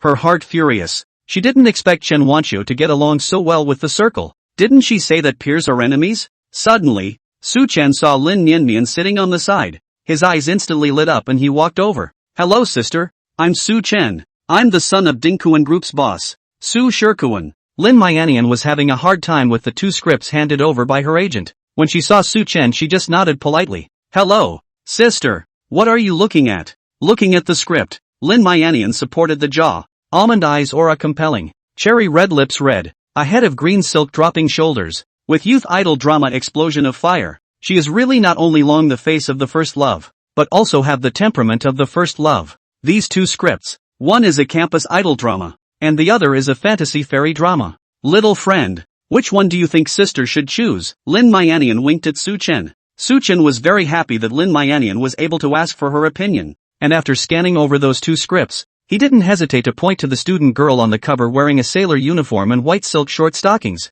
Pick this one. He had seen Lin Mianian's play and knew that this was how she dressed in the play. Lin Mianian was also surprised. You've seen my drama? Seen it. Mom and Dad and I have both seen it. Even Dad said that sister acted very well. This was meant to be a compliment. But Lin Mian was a little embarrassed to hear it. His dad. Is that old colorful guy from Dingkuan Group? Being praised by him for looking good is not something to be happy about. The agent also came over at this time. Saw Lin Mianian still hesitating. Couldn't help but urge, Agu my aunt, even children know how to choose. What else is there to hesitate? Yes, Judging from her looks and temperament, even a small child knows how to choose. I've newly recognized a godson today. Let my godson help me choose. I'll play whichever one he chooses. Godson? The agent was instantly petrified, and the appearance of someone being hacked on a hot search already appeared in his mind. Little Su Chen also had a hurt face. How come such a beautiful big sister also recognized that nuisance as her godson? Xia Li, whose face had just improved, also sank once again, and could only silently curse in her heart. It would be best to have that brat pick the worst script for her, to see if she would still act. In the middle of the conversation, Lin Mianian had already taken the script and walked to the stroller. She squatted down and placed the two scripts in front of Su Ming's eyes and shook them. Baby, which one do you think is better for your godmother to choose? Let's do it this way. You choose one for your godmother. Choose a script that is a big hit and a breakout hit. Su Ming lazily lifted his eyelids and made his decision in just a second. He grabbed one of the scripts with his chubby little hands. The woman on the script was valiant,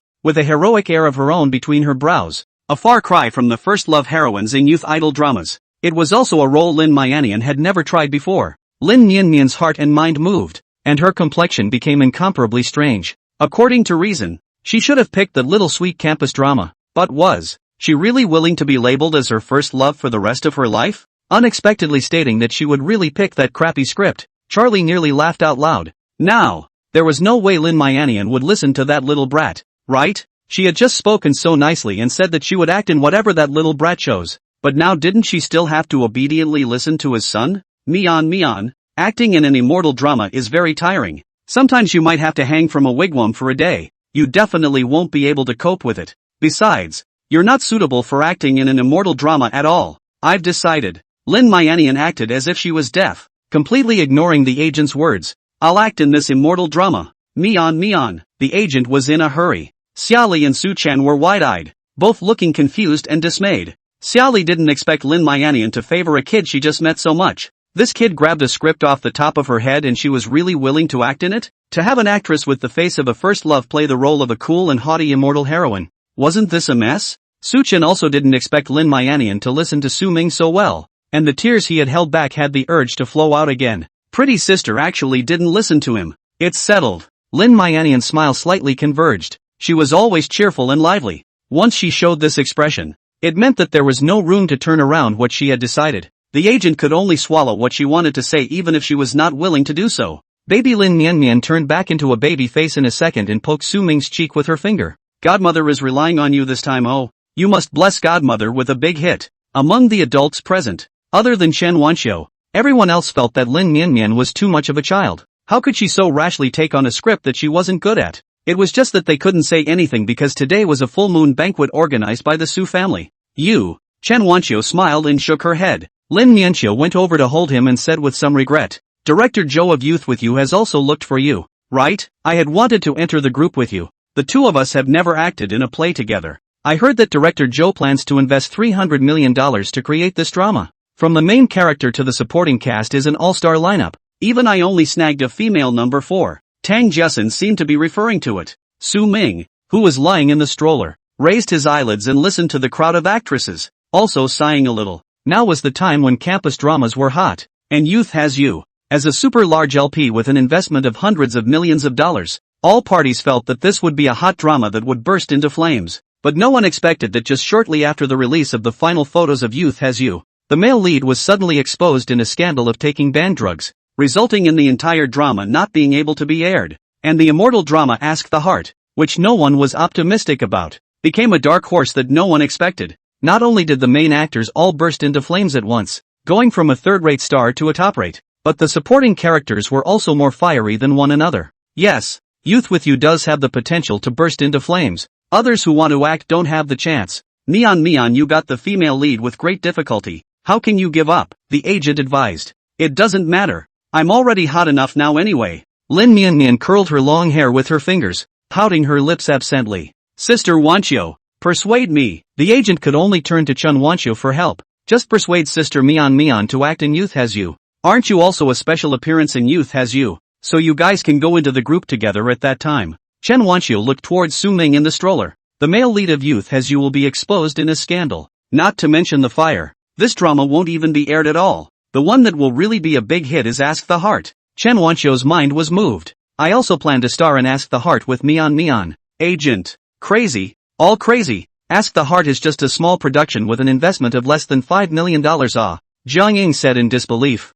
I know. The director of Ask the Heart has been pulling in investments. My Su family is willing to be the biggest financier of Ask the Heart so that Ask the Heart doesn't have to worry about funding. Since her son said that Ask the Heart could be a fire, she would let this dark horse drama fire a little more completely. It could burst into flames even with a lack of funds. So if it was well funded, wouldn't it achieve even more surprising results? Good. One of you, a popular top streamer and a national movie queen, have gone to the crew of Ask the Heart. Then you can't leave me behind. So, let me sing the theme song of Ask the Heart. Jiang Ying said cheerfully. Add me one too. I'm not greedy. Just give me a female fourth. There's still me, even though I can't get my schedule lined up. A special appearance is still fine. With the Su family's investment, the actresses were furiously nominating themselves. As a buzz ensued, Tang Jiasun stepped to the side and faintly spat out 2 words. How stupid. Giving up a breakout script to choose a small production was really stupid. MS. Tang. Noticing Tang Jiasun's reaction,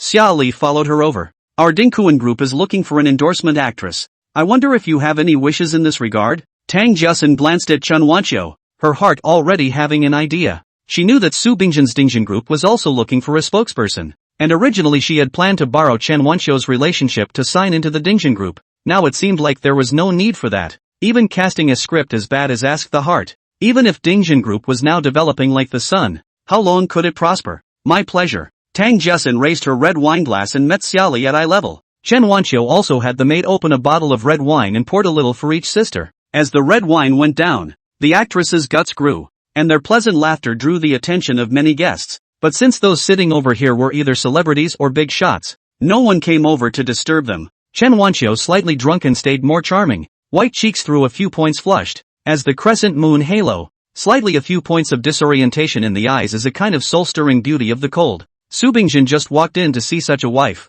almost cannot hold, but unfortunately there is business to talk about. He can only suppress that point of mind. Gently pick up the son in the stroller. What are you doing? The drunken Chen Wanqiu suddenly came to her senses and yanked Su Ming's small feet. You've been holding him for so long. You should let me hold him too. Su Bingjian was dead set on not letting go. Lin Nian also stood up straight. Although her eyes were dull, her words were resounding. No way. No one can take away my godson. Put down. Hiccups. Put down the old mother's son. Jiang Ying swayed twice, even walking unsteadily, but also wanted to snatch Su Ming from Su Bingjian's hands. Su Bingjian.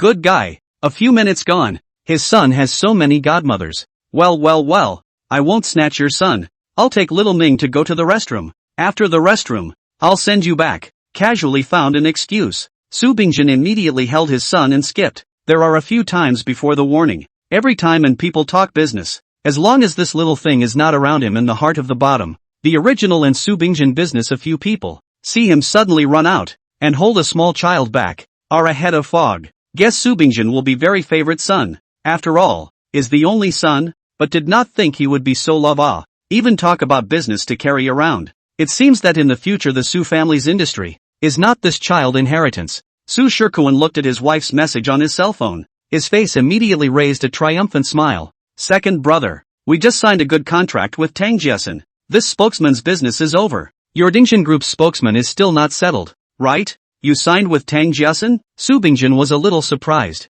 Originally, he also wanted to sign Tang Jiasun. Tang Jiayi, as a visual queen, and her own fashion sense is very strong, is indeed the best candidate for the spokesperson. He didn't expect to be shortchanged by Su Shikuan. Su Shikuan was even more pleased. Of course he knew that in terms of Dingkuan Group and Dingjian Group's main business, Tang Jiayi was the best candidate. Just don't know why Tang Jiasun will choose Dingkuan. No matter what, this is the first time he has snatched over Su Bingjian. The heart is naturally unrestrained. Yes, signed a 3-year contract. It. Do not know the second brother intends to find which star cooperation.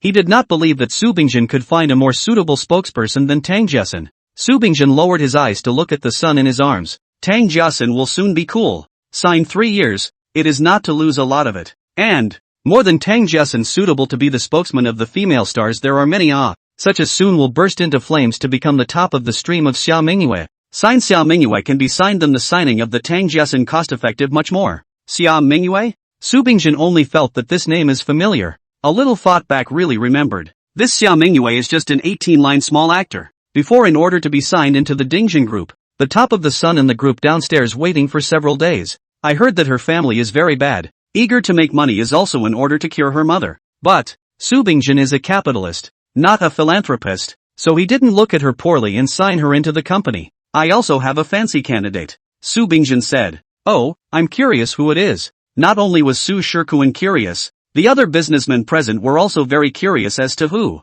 exactly, could be more suitable than Tang Jiasen? With Su Bingjin's character, he would never be willing to be pushed down by Su Shikuan. It's an actress without much fame. Her name is Xia Mingyue. Su Shikuan rolled his eyes. It's really not famous. I've never even heard of it. Immediately, someone used Baidu Encyclopedia to find out Xia Mingyue's information. No way. 8 years after debut made only one children's sitcom.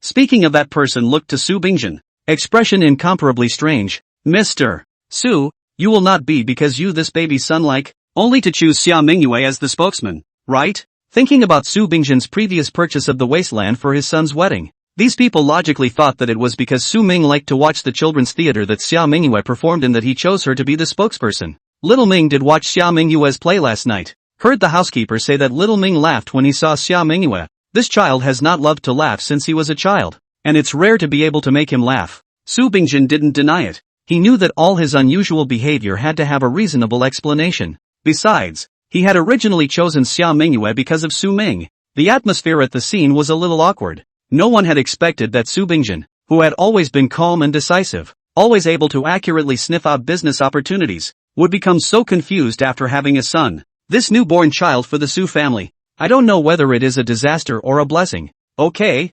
a spokesperson only. This is all a small problem. Let's talk about the development of the commercial street in the south of the city. Another person interrupted. Commercial neighborhood development. This is the purpose of their gathering here today. When it came to this, Su Shikuan's arrogance went out for a few minutes. Yes, the most important commercial street development project in the south of the city is still clutched in the hands of Su Bingjin. As long as he does not let go, the future as usual can make a fortune. Ahem. Second brother I know what you are going to say. Su Bingjin hugged Su Ming and sat down. His demeanor was lazy. You don't just want the commercial street development rights in the south of the city. I'll give it to you. However, you have to use the commercial street development rights in the north of the city to exchange with me. According to his son's heart, the north of the city is the center of the future imperial capital. Since this is the case, as long as he grasps the opportunity, the future imperial capital will be the world of the Su family. Ha ha ha, deal. Su Shikuan agreed without even thinking about it.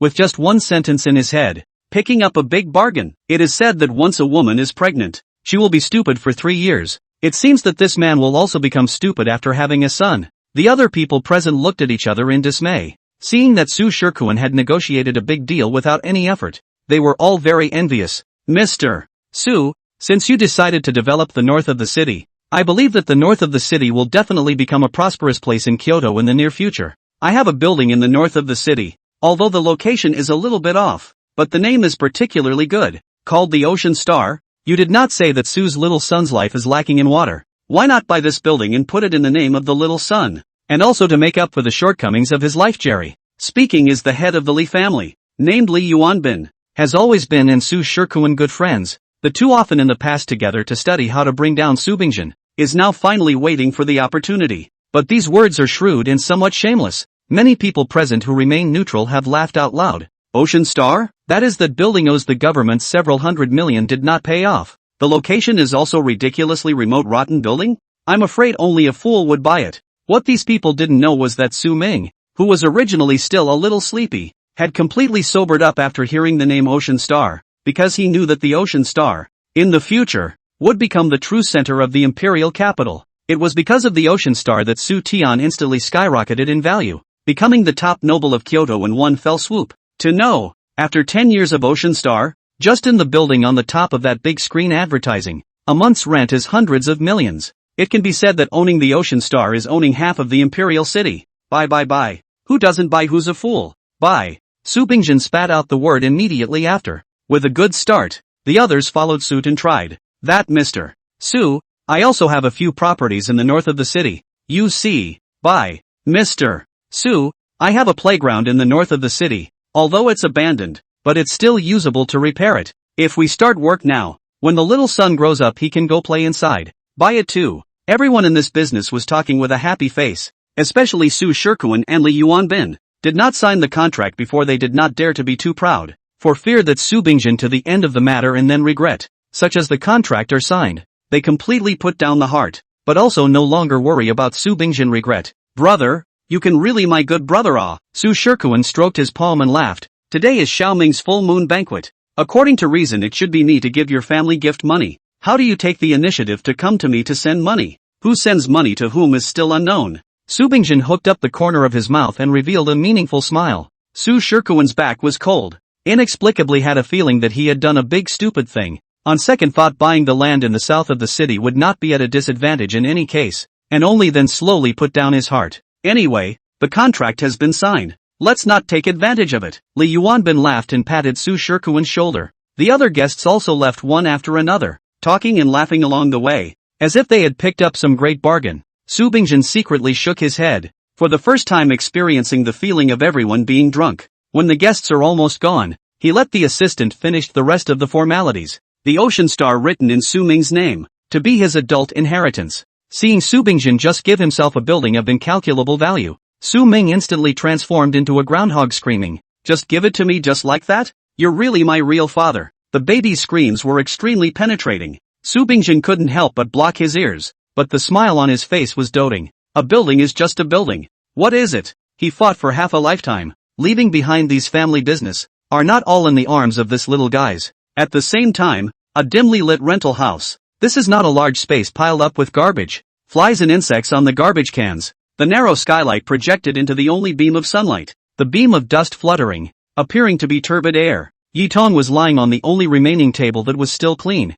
Under her disheveled hair was a pair of tired eyes, and her entire aura was very disheveled. Inquiring Minds was a work she had painstakingly sculpted for 3 years, and she had always believed that as long as she put in the effort, there would be a reward, and that this script would surely make her a gold medal screenwriter in the circle. But after 10 years, it was hard to prepare everything, but no one was willing to invest in them at all. And that campus drama that just relies on heat and gimmicks, but actually has no nutrition, but easily raised hundreds of millions of investment. It really is so unfair ah. Yi Tong lay on the table and sobbed. The skin that was washed by tears was glistening white and delicate, very different from her scruffy appearance image. After crying for a while, Yi Tong climbed up from the table and roared out like a vent. "Fuck you, old lady, quit." Right at this moment, bang! The door of the rented room was pushed open vigorously, and a young girl with a ponytail stormed in. "Dai Miao Miao, are you trying to scare me to death?" Yi Tong yelled lowly. Xian Miao Miao couldn't care less about the angry Yi Tong and snapped a piece of paper on the table.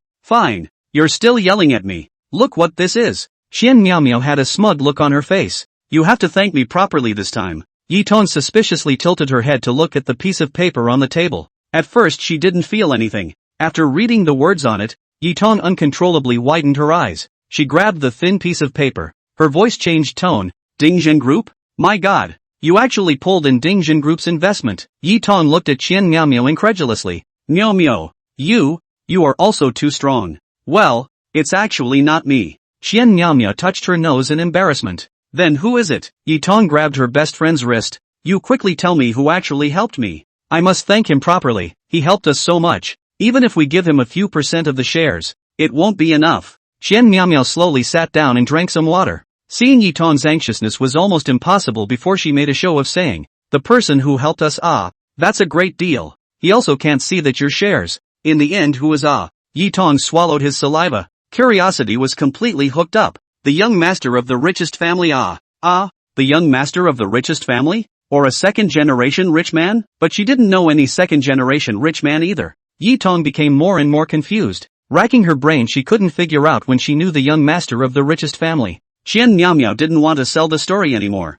and told her about Su Ming helping Lin Nianmian choose a script at the full moon banquet, because there were many media outlets there that day. There were several different versions of this matter on the internet, and Qian Miao Miao was still able to ascertain the circumstances of the matter through multiple inquiries. "Are you saying that it was because Dingjin's little prince caught the script of Ask the Heart that Dingjin Group decided to invest in US?" Yi Tong simply dropped her jaw in shock. "It's more than that." Qian Miao Miao took another large sip of water to calm her emotions. "Not only will they invest in us, but the movie queen Chen Wanqiu will also come to our drama group to make a friendly cameo. This is Chen Wanqiu's comeback debut after giving birth to a child, so it will definitely bring us huge traffic." Oh right, there's also Jiangying Studio who contacted me and said they can sing the opening and closing credits for us. As for the female lead, Lin Neon said that she can do without the paycheck, just the share of the proceeds in the later stages, which lowers the pressure on our funding. Empress Chen has always been well liked in the circle. Once the news that she's coming to our Ask the Heart crew for a cameo went out, a lot of actors and actresses who are close to her came to audition for the role, and now we have a regular candidate for the female third and fourth actresses. All of them are first-tier stars, just missing a female second. Suddenly hit by this large string of pies, Yiton's head fainted, and she planted herself straight backward. Before this, Ask the Heart to pull the total funding is only 5 million. Su Bingjin is Ask the Heart of the biggest gold master. The casting of the matter of course Yiton did not dare to decide without authorization. The same day in person with an assistant to go to the Bingjin group, the casting list to the Su Bingjin. At this time, Su Bingjin is sitting in the office, holding a bottle to Su Ming breastfeeding. Yiton stole a glance at Su Ming in his swaddling clothes, a hint of gratitude showing in her eyes. If it wasn't for this little guy, her years of hard work would really have to go down the drain. Mr. Su, this is the casting list. We are currently missing a second female. Do you have any recommendations for candidates? The second female candidate, Xiao Ming, has already been chosen, Su Bingjin said with a faint smile. Yitong choked, thinking that the rumors were really right. Dingjin Group's young crown prince really holds a pivotal position in the Su family. A movie and television drama of the female second, even casually let a small child selected? However, after so many years in the entertainment industry, Yitong still knows a few things about people. Regardless of what the young prince chose as the second female, she could not say half bad. Not only could not say bad, but also to praise the young prince's choice of people out of flowers. Su Bingjin held Su Ming and walked to the window, and sure enough, he saw that familiar figure again. Just like the weeds that grow out of the cracks in the rocks, soft but with a toughness. No wonder Xiao Ming said that she will become a top flow in the future. This time, is that he looked away? Su Bingjin held Su Ming downstairs, during which the assistant wanted to take Su Ming over, but was avoided by Su Bingjin, obviously not willing to hand over his son. The assistant snapped back his hand. He just thinks Su Bingjin a group chairman. Holding a small child to go out and talk about cooperation is not too dignified. Outside the blazing sun, the ground was baked hot. Su Bingjin dressed in formal wear, young handsome face cold and solemn, an arm and the naive baby in stark contrast. The baby's skin is delicate. He specially asked his assistant to hold an umbrella at his side. Xia Mingyue was startled by such a row, and an uneasy look spread on her delicate face. I thought you would be happy to see me. Su Bingjin's face was unchanged. After all, you've been waiting for me here for 3 days. What? Xia Mingyue's brain went down for another moment, and it was easy to react. You're Mr. Su Bingjin quietly looked at her. His tone was also calm. My son likes your performance very much. So, you're signing conditions? I agreed. Thank you Mr. Su. Xia Mingyue was overjoyed. I will definitely do my best to work for the company. Well, in a moment, you'll be ready to sign the contract. I've prepared a high luxury brand endorsement for you. Although you haven't been in contact with the fashion field before, I believe you can do well. You're an actor. Naturally you have to focus on acting. The female number 2 of Ask the Heart hasn't been finalized yet, so go ahead and give it a try. Su Ming silently spat in his heart. This old man of his was really good at doing business, clearly picking up a big bargain, but still had a tone of giving the other party a handout. One must know that in the original plot, Xia Mingyue had saved an entertainment company on the verge of collapse under Su Shikuan's banner with her own strength. Hearing Su Ming's voice, Su Bingjin unnaturally coughed twice, but for Xia Mingyue, what she got in front of her was not a handout, but a gift that she couldn't even dream of. High luxury endorsement. New drama female second. Such good resources, which is her a newcomer qualified to get a. Thinking of Su Bingjin just said, my son likes your performance very much. Xia Mingyue suddenly realized, since her debut, she has only acted in 2 children's sitcoms. It seems that a certain image in the sitcom made the young master happy. Su Bingjin was happy before deciding to sign her. Thank you Mr. Su, I will definitely not let you down. Xia Mingyue choked a little. This was the first time someone said they liked her performance. This old and young man in front of her. One gave her the purest liking, and one gave her unreserved trust. These two are her great benefactors. She will never forget them in her life. Yitong, who came out immediately after her, was also very surprised. Originally, she had already prepared for the female second to be an ugly monster, but she didn't expect it to be so beautiful. This girl's beauty seemed different from all the beauty she had seen. It was a pure beauty that was naturally unadorned, like a green lotus out of the mud, giving people coolness in the scorching summer. I really didn't expect that little guy to have such a good eye. It's true. There is one skill that children from rich families have from their mother's womb. That is, recognizing beautiful women. Asterisk. After signing Xia Mingyue, the official blog of Ask the Heart immediately publicized the casting list, and the official blog of Dingjin Group personally came down and liked and forwarded it, and then released the news that the spokesperson had selected Xia Mingyue, a newcomer, in one day, became the spokesperson of a high luxury brand and the second female lead of a new drama, instantly causing an uproar. Su Shikuan watched the photography of Tang Jiasen's makeup photo as he kowtowed to his melon seeds, his expression full of petty complacency. Xiao Tang you're a first tier. I'm sure dealing with a newcomer won't be a problem for you, right? I've given you the female lead in youth with you, so you can't let me down. This time, you must beat Dingjin Group to death. Actually dare to choose an 18-line star as the endorsement. Su Bingjin really head crazy. Don't worry Mr. Su, I still have this confidence. Tang Jiasen didn't take Xia Mingyue to heart at all. Dingkuan Group's endorsement. Youth has you heroine. She has. Career to the next level is the nail in the coffin. At that time, even Shen Wanqiu will have to give her a small ambush. I don't know if it was intentional or not. Youth has you chose to make an official announcement at the same time as Ask the Heart. The casting lists of both sides are all well-known figures in the industry, which can be described as a watery luxury lineup. But from the comments below, the people who are optimistic about Youth as you are much more than Ask the Heart. After all, the director of Ask the Heart didn't have a bit of fame in the industry, and the plot wasn't mainstream at the moment, so many people couldn't be interested. While the internet was abuzz, Chen Wanqiu was meeting a few sisters for a party at home. These media are really pissed off. Lin Mianian pushed Su Ming's stroller back and forth, complaining in a low voice, and said something about Mr. Su intentionally investing in bad dramas in order to launder money. Where is our Ask the Heart rotten? Really know nothing but talk nonsense. Perhaps influenced by the voices on the internet, Lin Mianian's frequency of pushing the stroller became faster and faster, shaking Su Ming's head. Stop, stop, stop. You're trying to shake me to death. Don't shake it. Youth will soon be cold with you, and then you won't be angry anymore. Chen Wanqiu stifled her laughter and pulled the stroller over to her, soothingly saying, then you'll be at your best, and strive to make a smash hit. Now that our Su family is the biggest financier of Ask the Heart, how much we can earn all depends on you. Saying that it was the biggest financier was a bit conservative. The Su family had already been counted as the sole financier of Ask the Heart. In other words, the Su family would receive a huge portion of the revenue gained from this drama.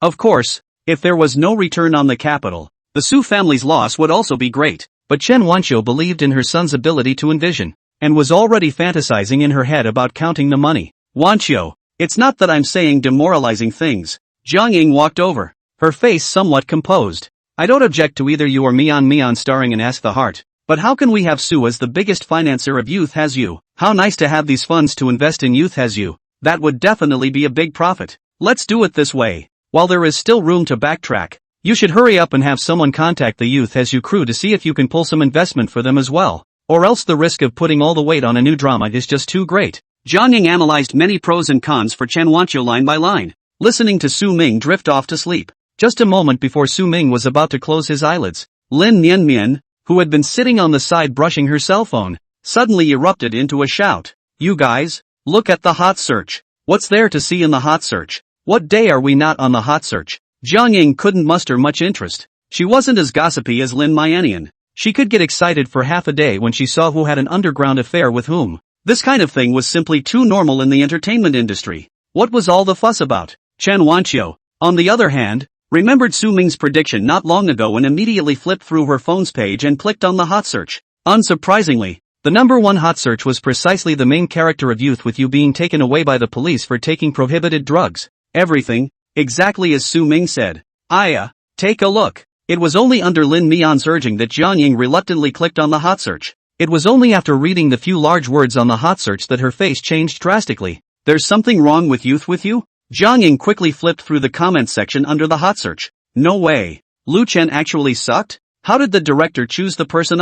Even let this kind of person be the male lead. It's really a pot of rats spoiling a pot of soup. This director is not a good person. His black history can't be raked over in 7 days and 7 nights. While the heat is on, I'd like to say one thing. Don't you guys think that this script is wrong from the beginning? Yes, the female lead falls in love with the white-haired male lead because of a bowl of white porridge, and doesn't even recognize her own brother. What kind of cerebral palsy plot is this? Tang Jiasen is actually quite suitable to play this heroine. After all, she can't even add or subtract 2-digit numbers. How much brain can she grow? Not only did the male lead completely cool off because of the banned substances that were revealed, but the script of Youth Has You was also revealed to have plots that were poorly oriented towards minors, and was boycotted by many passers-by, with some parents even organizing themselves to go and write letters of report. Unlike the vulgarity of Youth Has You, Ask the Heart had lofty intentions and received a lot of positive comments, and many people compared Ask the Heart to Youth Has You, and in comparison, Ask the Heart almost completely abused Youth Has You. Yeah. Lin Mianyang bounced up at once, hugged Su Ming in the stroller, and with a boo, kissed him hard. Baby, you're really Godmother's lucky star. If Su Ming hadn't grabbed the script for Ask the Heart, she would have missed this wave of heat, although she didn't know what kind of results Ask the Heart would achieve when it was released. Just by looking at the current heat, she had won by a large margin. Moreover, because Youth Has You flopped, the cast and crew of Youth Has You were also affected, and the one who was cursed the most was Tang Jiasun. If she had chosen Youth Has You, she would be the one being scolded right now. Su Ming didn't expect Lin Mianian to directly give herself a bite, and an expression of incomparable disgust immediately appeared on her small face as she used her small hand to forcefully wipe the spot where she had been kissed. The complete lipstick mark was instantly wiped off in half. This action amused the several women who covered their lips and laughed, and Jiang Ying also walked over. So our little Ming is afraid of being kissed as she teased. She cupped Su Ming's small face and also kissed him with a boo sound. Su Ming's little face instantly wrinkled into a ball.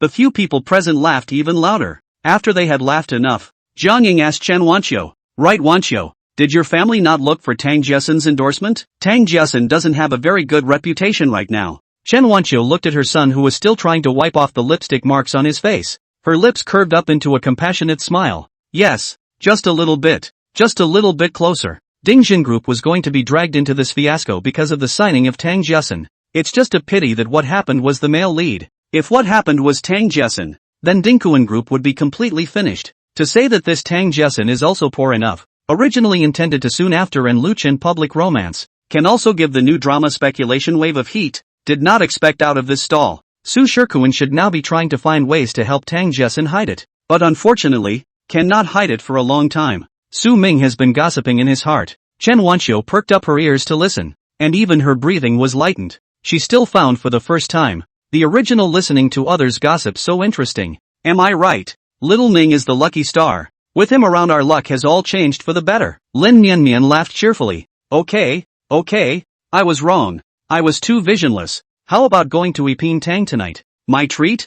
Jiang Ying had always been strong. This was the first time she had taken the initiative to bow her head. Chen Wanqiu and Lin Mianian had nothing to say. The few people quickly put on their exquisite makeup and prepared to leave in high spirits. On the other hand, Su Shikuan's side is not so easy. He is the biggest investor of Youth With You. Now Youth With You has gone wrong. Not to mention making money. He can return to the capital is good. What makes his head even bigger is that Tang Jiasun and Lu Chen actually have an underground romance. Tang Jiasun is the spokesperson of Dingkuan Group. How can he afford to be exposed? Thinking of Tang Jiasun as the spokesperson or he from Su Bingjin snatched, Su Shikuan heart a burst of anger. Originally unlucky should not be his good in the north of the city that piece of land, such as bidding plan down. He can also return some funds, not to mention that now Tang Jiasun has not had an accident. Thinking of this layer, Su Shikuan only slightly rested his heart. Unfortunately, soon, Su Shikuan that point of fluke will completely dissipate. The first class hall. Chen Wanqiu quietly got up and walked to the outside of the private room and dialed a number out when several sisters were drunk and one was in a slightly intoxicated state.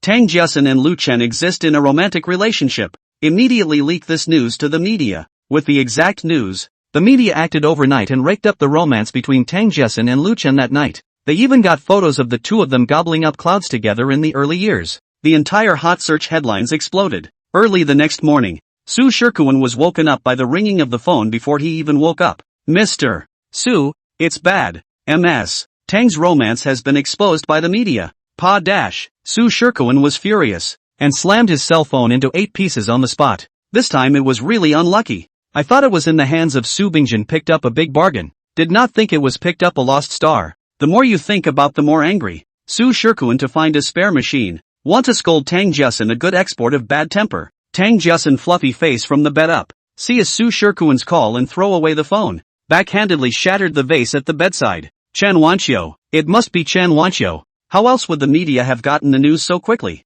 In fact, Tang Jiasun also knew that she gave Dingkuan Group endorsement. Is Dingjin Group to do the right thing? These are just normal business competition means. She just thought that Chen Wanqiu would read in the two people for many years on the sisterhood, will not and her general care. Unexpectedly, Tang Jiasun lit a cigarette, and her thoughts drifted away with the white smoke. A long time ago, she and Chen Wanqiu were also inseparable good girlfriends.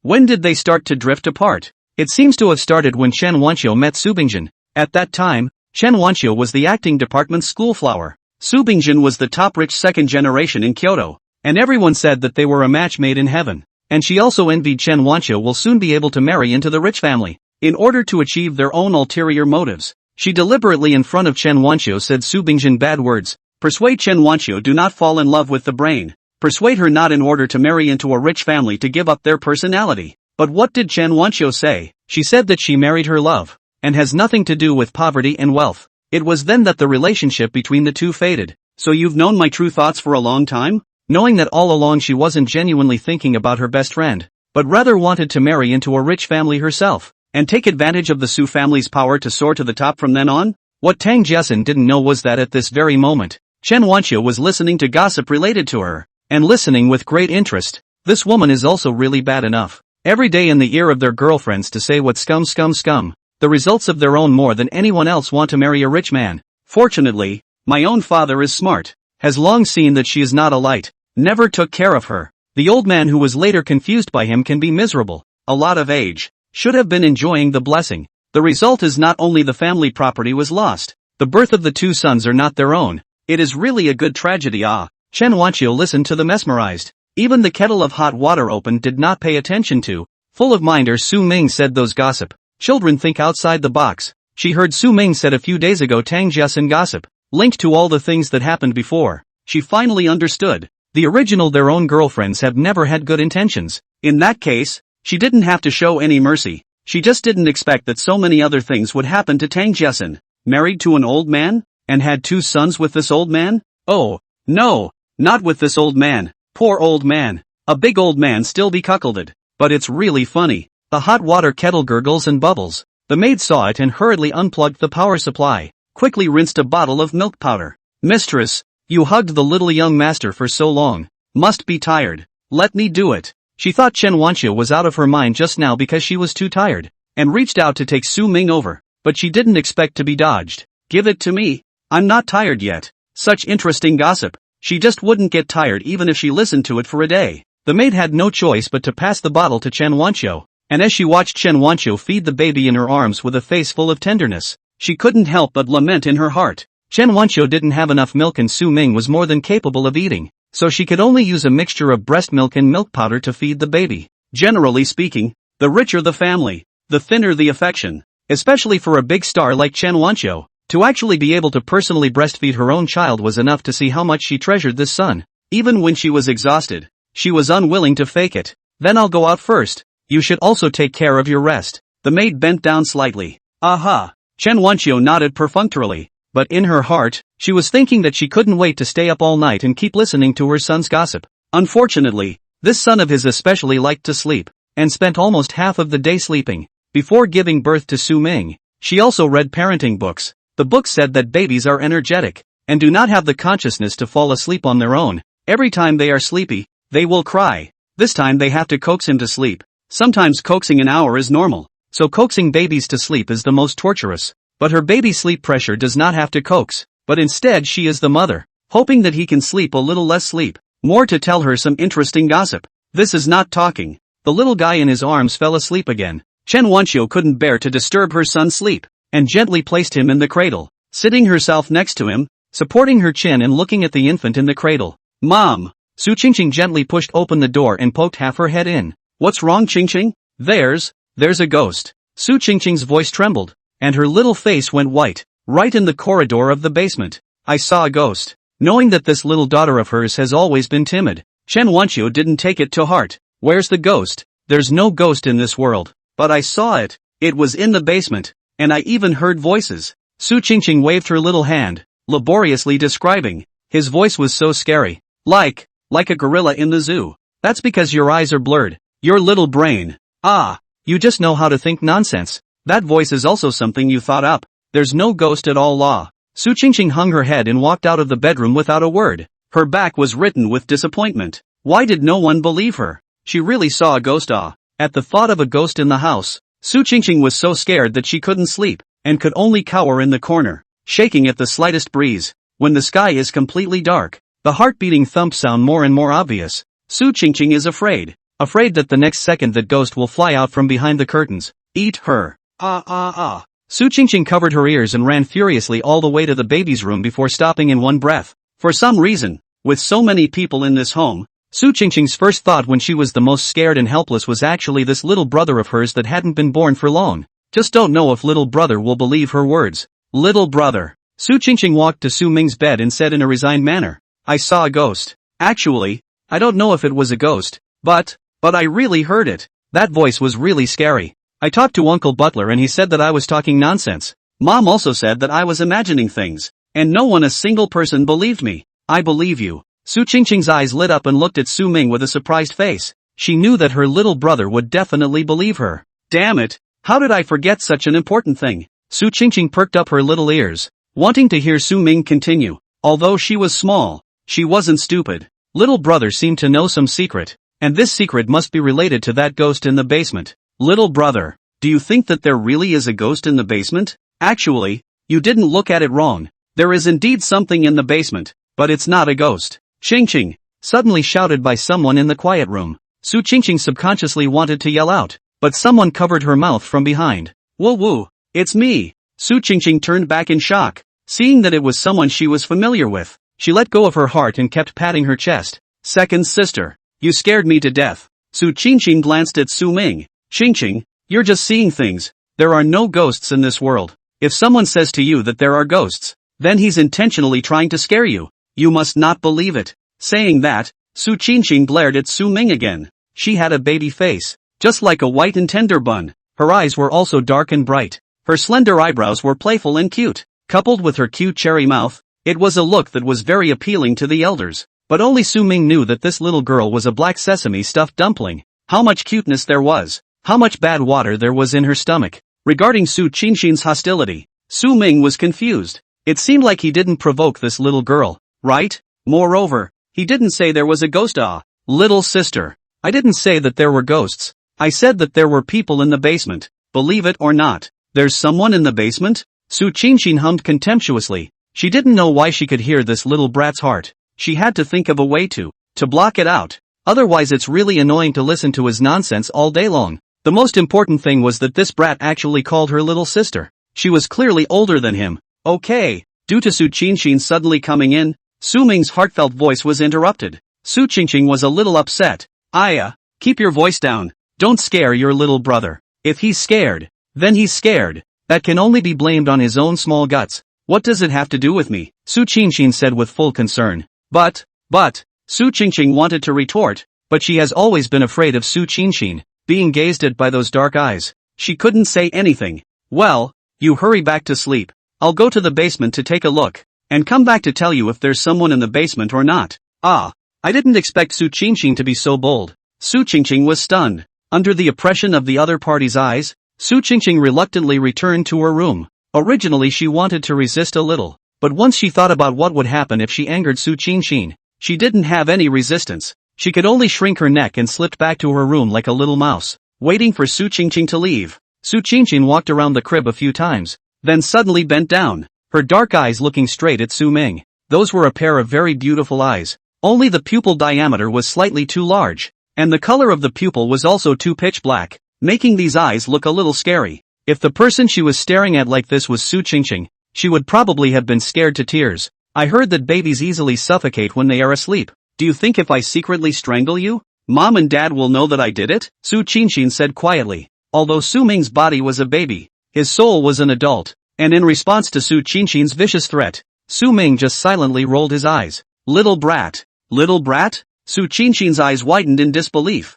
This little brat actually wasn't scared by her and dared to call her a brat? Su Qingqing, that mixed up little devil, had to keep her tail between her legs in front of her. This little brat hadn't even been weaned yet and dared to call her a brat? I'll strangle you right now. Su Qingqing's tone became even more ferocious, attempting to scare Su Ming. But to Su Ming's ears, the little girl's voice was milky, and even if she deliberately pretended to be ferocious, it didn't have the slightest bit of deterrent effect. He rolled over, only leaving Su Qingqing with a high and cold back. If eyes had the power to attack, Su Ming would have long been stared out of several large holes by Su Qianqin. Seeing that Su Ming indeed had no intention of hitching a ride, Su Qianqin sank her little face and walked out the door. When she walked to the door, she stopped and looked back at Su Ming. Her childish voice was dry and icy. I will never recognize you as my younger brother. There is only one younger brother of mine, Xiao Tian. You're the one who drove away Xiao Tian. I won't let you go. If she wasn't afraid that her mom and dad would be sad, she would definitely strangle this brat right now. Su Ming yawned, doubly speechless in his heart. However, remembering the plot related to Su Qianqin, he also knew why Su Qianqin liked Su Tian so much. In fact, when Su Qianqin was very small, she was not at all as cute as she is now, but was a little fat girl who was so fat that she could hardly walk. At first Chen Wanqiu heartache let her daughter, cannot bear to force her to lose weight, has been waiting until Su Qianqin 5 years old. At that time she has been fat walking, have to rely on people to carry. The doctor also said that if this goes on Su Qianqin will have a life-threatening. Under no circumstances, Chen Wanqiu can only force Su Qianqin to lose weight. The small age of Su Qianqin of course cannot stand, often hungry while cry. Whenever this happens, Su Tian will secretly hide the food in the refrigerator in the basement, so that Su Qianqin will go to the basement to steal food after everyone is asleep. This sounded like a love affair between two small children, but Su Ming, who possessed God's vision, knew that this matter was not as simple as it appeared on the surface at all, but rather contained a huge conspiracy. In fact, Su Tian stealing wasn't for you at all, but for the other person hidden in the basement, and the reason why he called on you every time was just to find someone to take the blame, so that even if he is discovered, everyone will think that you are the one who stole the food. Poor you were cheated by him for a lifetime, until you were almost dead before you saw the true face of this person. Su Qianqin was just about to leave when she heard this large section of Su Ming's heart. The expression on her face instantly cracked, her eyes angry with a hint of panic mixed in. On the one hand, she felt that what Su Ming said was false. Their family had lived in this villa for so many years and had never seen anyone in the basement. What they didn't even know. How could Su Ming, a brat who had just been born, know? On the other hand, she felt that Su Tian's behavior at that time was indeed a bit strange. He would only steal things for her on Sundays every week, and every time, he would take a lot of beer that only grown-ups would drink, and also a lot of breads and hams that were more hunger-carrying. She had never eaten any of these things, but one time, when their stealing was discovered, Chen Wanqiu actually said that she had drunk beer, and even took her to the hospital to do an emetic, spitting out all the acid in her stomach. Could it be that what Su Ming said was true? Is there really someone in the basement? That bottle of wine that disappeared was also stolen and drunk by someone in the basement? No, it couldn't be. Su Tian was her favorite brother. He would never lie to her. That bottle of beer should have been stolen and drunk by the chef's uncle. There were several times when she passed by the kitchen. She could smell an odor of alcohol. That kind of wine was very expensive. She had only seen it in her family's cellar, so it must have been stolen and drunk by Uncle Chef. Yes, there was also Uncle Driver. Sometimes Uncle Driver had that wine odor on him as well. In short, there was absolutely no way it was like what that little brat said. Even though Su Qianqin was all but certain that Su Tian wouldn't deceive himself, she was still prepared to take a look in the basement. The Su family villa at night was exceptionally quiet. The miserable white moonlight filtered in through the windows and sprinkled on the marble staircase. Su Qianqin didn't even press the light switch,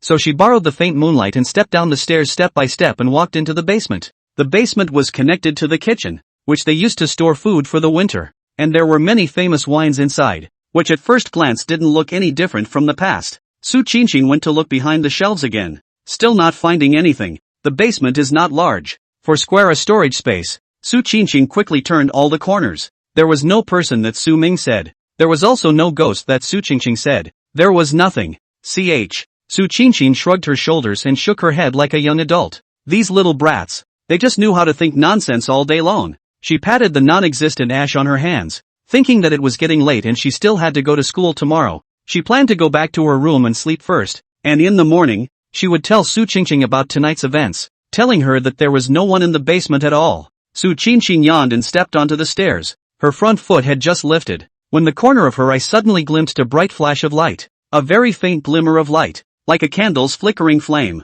Su Qianqin's heart tightened, lightened his steps and walked to the front of the shelf. This was a sandalwood shelf, and the whole was divided into many small compartments, each of which contained items to be stored. That smudge of fire appeared behind one of the small compartments, just because the height from the ground was too low. It wasn't too convenient to put things here. This compartment was always empty. Su Qianqin slowly approached and directly reached through the grid and touched it. Who knows? Is this gently touch? but even let the whole shelf are shaking up. Immediately after, behind the shelf came a pulley rolling sound. The complete wall, like a curtain, from left to right slowly moved away. After the wall was removed, another basement appeared behind the shelves. Su Qinshin covered her mouth in shock. Their family has been living here for so many years. They didn't know that there was even a basement in the basement. And she probed and looked in, and found that there were obvious traces of people living inside. So, that brat said that there was someone in the basement was true? Su Qinshin said that she heard voices in the basement was also true?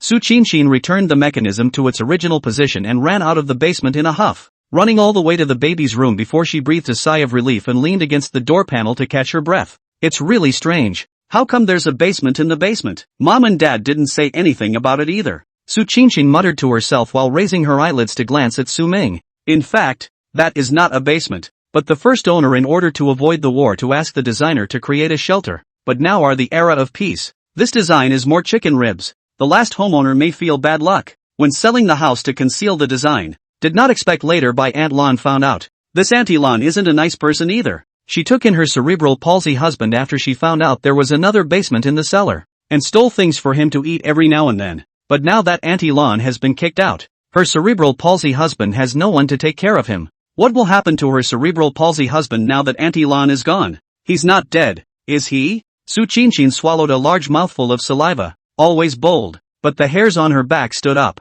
That is to say, there is someone else in the basement? Aunt Lan's husband. Isn't that Su Tian's father? So Su Tian always hid the stolen things in the basement to secretly take them to his dad? At this moment, Su Qinshin heard the sound of something breaking. Equally shocked was Su Bingjin behind the door. Su Bingjin's sleep is very shallow. After hearing the sound, worried about the accident, so he got up to take a look. I didn't expect to hear such an appalling thing. There was actually someone in the basement of his house? Su Bingjin had long been convinced of Su Ming's heartbeat, and he quickly calmed down, intending to find a few bodyguards to go into the basement and clean it out first. He also had to find a new house. This villa can no longer live. Too bad luck. This night, Su Bingjin and Su Qinshin both lost sleep. The next morning, the two of them sat at the dining table with two pairs of panda eyes. Listless. Chen Wanqiu eeped in surprise. You guys didn't sleep well? More than not sleeping well. Su Bingjin pressed his temples. Last night could be richer than all his experiences in the past few years.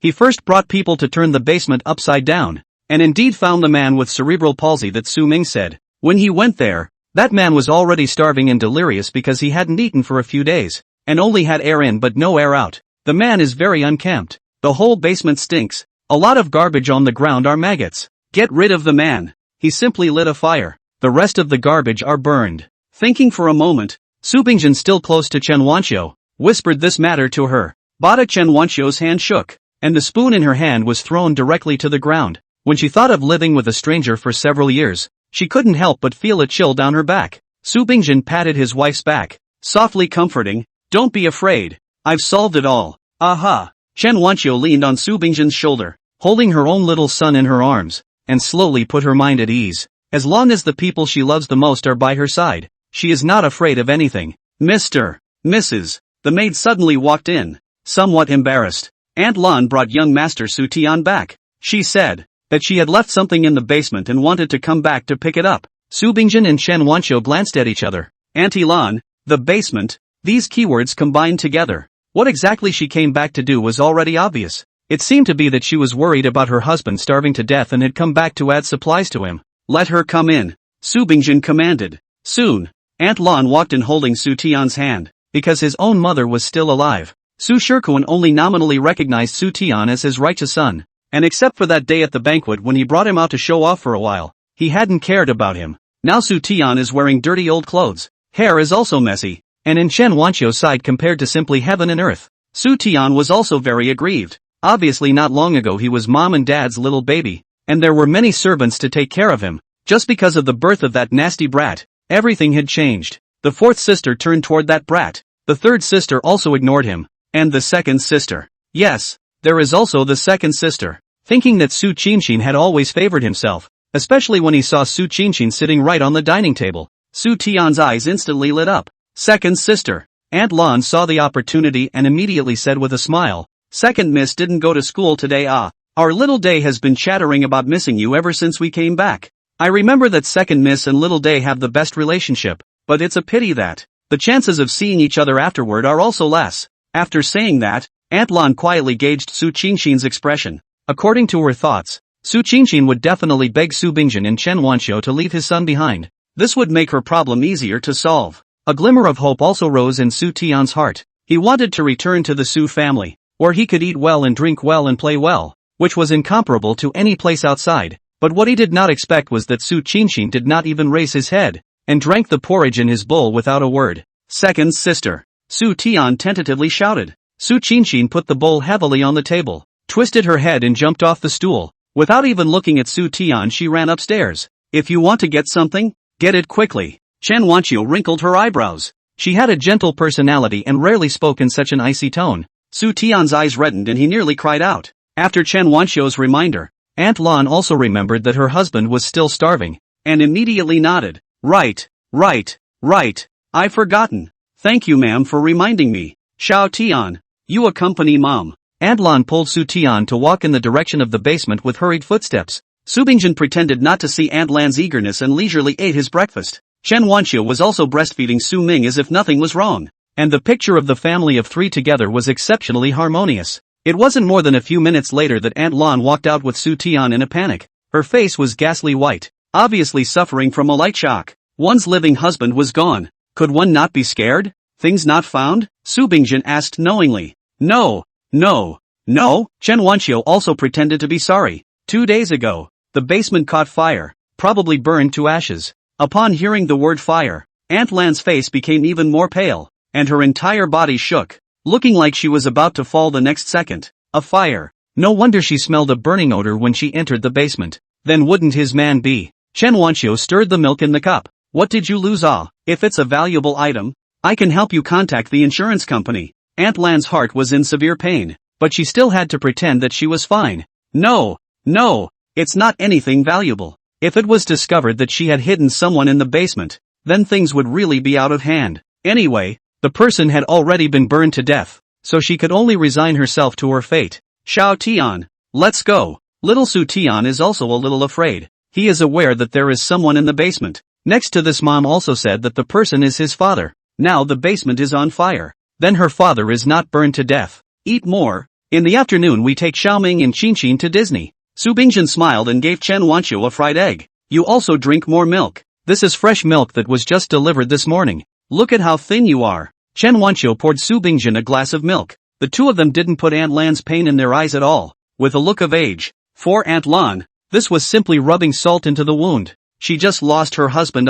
But these two people are still here to love each other. Aunt Lan 10,000 times unwillingly brought Su Tian out of the Su family villa. An old face gloomy and horrible. Mom, I also want to go to Disney. See Aunt Lan, that horrible face. Su Tian, hard to say the latter half of the sentence, swallowed back. As for Su Bingjin's side, after Aunt Lan left, both he and Chen Wanxiu withdrew the smiles on their faces. Aunt Lan will never know in her life that her husband has been sent to a mental hospital by me. Su Bingjin lowered his eyes, a cold smile appearing on his lips. To be alive but unable to see each other. Let's call it their punishment for deceiving us. Chen Wanxiu nodded. For someone who had sucked so much blood in her own home, she certainly wouldn't have an ounce of sympathy. How strange. Why are my two cheap parents suddenly enlightened? Suddenly drifting in with such a heartfelt sentence, both Su Bingjin and Chen Wanxiu froze, and only after reacting did they feel like holding back their laughter. It's just a pity that there's no use in driving Auntie Lan away. The two people's smiles froze and immediately held their breath, wanting to hear Su Ming continue. Auntie Lan is gone, but a large group of her relatives are still here. A large group of relatives? Su Bingjin and Chen Wanxiu were both confused, not understanding what Su Ming meant by a large group of relatives. Could it be that the Su family still has Aunt Lan's people? Hubby, you said that Aunt Lan dared to hide people in the basement. Could there be other people related to Aunt Lan in our family now? Chen Wanxiu deliberately asked. Well, I also think that there is this possibility. That is, I don't know exactly who it is. Saying this, Su Bingjin deliberately looked at Su Ming. Su Ming barred his little mouth a few times and said all that he knew. That would be more than enough. The driver who drove third sister to and from school every day was Auntie Lan's brother. The aunt who cooks is Auntie Lan's sister-in-law. The tutor who taught the second sister was Auntie Lan's eldest daughter. And, well, I can't remember. Su Bingjin's face turned blue. I'll have someone look into this right now. Yes, make sure to find out all these people. Otherwise, they would definitely help Auntie Lan report the recovery of the family. Not finding these people out was the equivalent of burying a few untimely bonds in the house. On the other hand, Aunt Lan's face was gloomy as she brought Su Tian back to her rental house. Su Bingjin, Chen Wanqiu, you killed my man. I will never let you go, she swore viciously. You guys don't know it yet, right? I'm not the only one in the Su family. Aunt Lan had a sinister and cunning smile on her face, then dialed her brother's phone. Sis, I've been fired. An exasperated voice came from her brother on the other end of the phone. What? Expelled? Aunt Lan's face changed drastically. It's more than that. The falsification of my resume was also found out by General Manager Su, and I now have my driver's license revoked, and I won't be able to drive for 5 years. Even if I can drive in the future, no boss will be willing to use me. Aunt Lan did not die, and called her sister-in-law again. Sis, I've been fired too. Now our family has no financial resources. Sis, you have to help us ah. Aunt Lan trembled and called her own daughter. The phone just jetong. A cry came from the opposite side. Mom, I've been kicked out by the Su family. Mr. Su found out that my education was falsified. I won't be able to be a teacher in the future. After hanging up the phone, Aunt Lan's legs went limp, directly paralyzed on the floor, her eyes hollow as she muttered to herself. It's over. It's all over. The mole is all resolved. Su Bingjin led his assistant buy the tickets. The family happily traveled to Disney. Today is the weekend. The amusement park entrance early in the morning was crowded with people. Because of the last crown thing, Mu Yao had a temper for a few days. In order to coax her to be happy, Zhou Qin intends to take advantage of the weekend to bring her to the amusement park to play for a day. I didn't expect to line up all morning, and now I can't get a ticket. The midday sun was unbearably hot. Little Mu Yao hid behind Zhou Qin. A layer of sweat broke out on her hot little face. Mom, let's just go home. I'm so hot. The sun had baked her skin red. It's been so long, let's wait a little longer. Zhou Qin was hot too, but it always felt like a loss to just leave after waiting for so long. But, little Mu Yao looked down at her toes, somewhat aggrieved. In the past, there was obviously no need to line up Zhou Qin choked. Do not know what to say. In the past they have Su family members to give VLP VIP card. Of course, do not have to queue up. Disney's VIP card, to spend more than $1 million in a year to have, with their family's conditions, cannot afford to do this card. Time is already midday, queuing people all sweating. It is at this time, a few heavily armed police stepped in to maintain order. The crowd was cleared out of a pathway, and soon laid a red carpet on both sides of the flowers. The people in the queue were forced to be squeezed to the sides, and the scene immediately resounded with a burst of complaints. Who is this? Such a big row? Probably some star. I hate these celebrities who abuse their privileges. It's just a visit to an amusement park and the armed police are out in force. Just as the scene was filled with complaints, a few hot beauties carried red cardboard boxes and walked from the red carpet to the center of the crowd, distributing gifts to those present in turn. Some people were curious to open the gift bag, and found that it was the latest new headphones launched by Dingjin Group. This headset's official website selling price will be several $100s, and still limited. Many people want to buy cannot buy. These are the benefits that Mr. Su prepared for everyone in order to celebrate the young master's full moon. There is also a discount card inside the gift bag. By virtue of this card you can buy the latest models of Dingjin Group's merchandise at a 20% discount. The female assistant distributed the gift bags to everyone in turn. Not a single complaint could be heard at the scene anymore. Everyone was shocked by Su Bingjin's large sum of money. These things have to be tens of thousands of dollars. Right. Worthy of being the richest man. Just atmospheric. So Chen Wanqiu came too? Quickly. Who has a pen? Quickly lend me one. I'm going to ask for an autograph. As soon as the passers-by who had just been complaining heard that it was Chen Wanqiu who had come, they immediately gave up their modesty and swarmed to grab autographs. As a national top stream, Chen Wanqiu's signature could buy tens of thousands of dollars. Chen Wanqiu also walked down from the black nanny car not far away. Although she just gave birth to a child, but she is still rosy. Curved willow eyebrows delicate and gentle. Red lips delicate. Skin is also like ivory white. Beautiful people cannot move their eyes. Su Qingqing cold face followed the mother side. She tied a cute pill head, still with baby fat little face meaty, with that pair of black grapes as clear as the glistening eyes. Let a person look at the heart melted. Su Bingjin is also tall and long legs. A suit, his arms also holding a jade carving like a small baby. A family of 4 immediately became a beautiful scenery. The scene resounded with thunderous cheers. Chen Wanqiu smiled and greeted her fans. Then she and Su Bingjin took their son and daughter and walked into the park from the VLP channel. Little Mu Yao stood in the crowd and understood everything in an instant.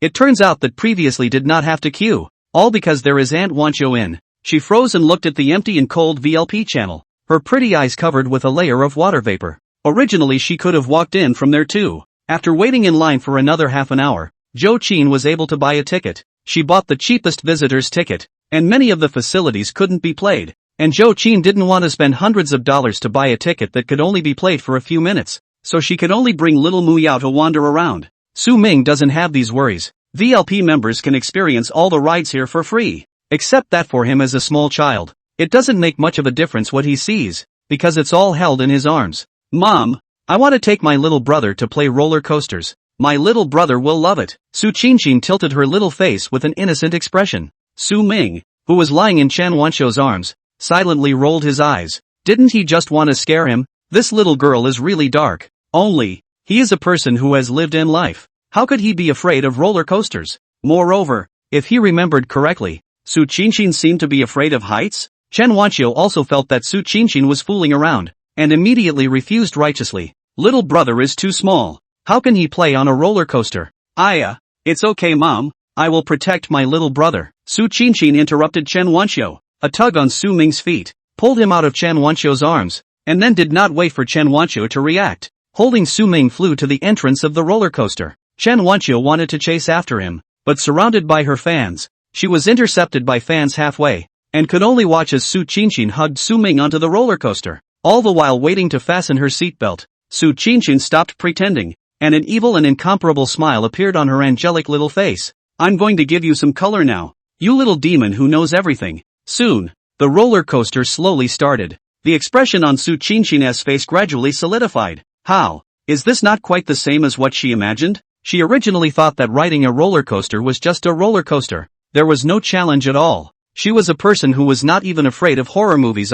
However, she did not expect that as the roller coaster slowly started, her vision also began to rotate, and soon the whole person was wrapped in a sense of weightlessness, and all the bones in her body were soft. Help! Su Qinshin screamed in a high voice. On the contrary, Su Ming, who was on the side, not only didn't have any expression of fear, but also squinted his eyes cozily. The female tourists on the side were amazed. How did such a small child get let in? And it was still a big one holding a small one. Seeing that the bigger girl kept screaming while the smaller boy was fast asleep, the female tourist laughed out loud. Little girl, you're not as bold as your brother. Be brave. Don't be afraid. Su Qinshin's face instantly burst into red. She tried to make herself look less scared, but she simply couldn't overcome the fear that was brought out in her genes. So scared that she was about to cry, she shivered and went to look at Su Ming in her arms, not believing that he wasn't scared at all. How come it's not over yet? It's so boring.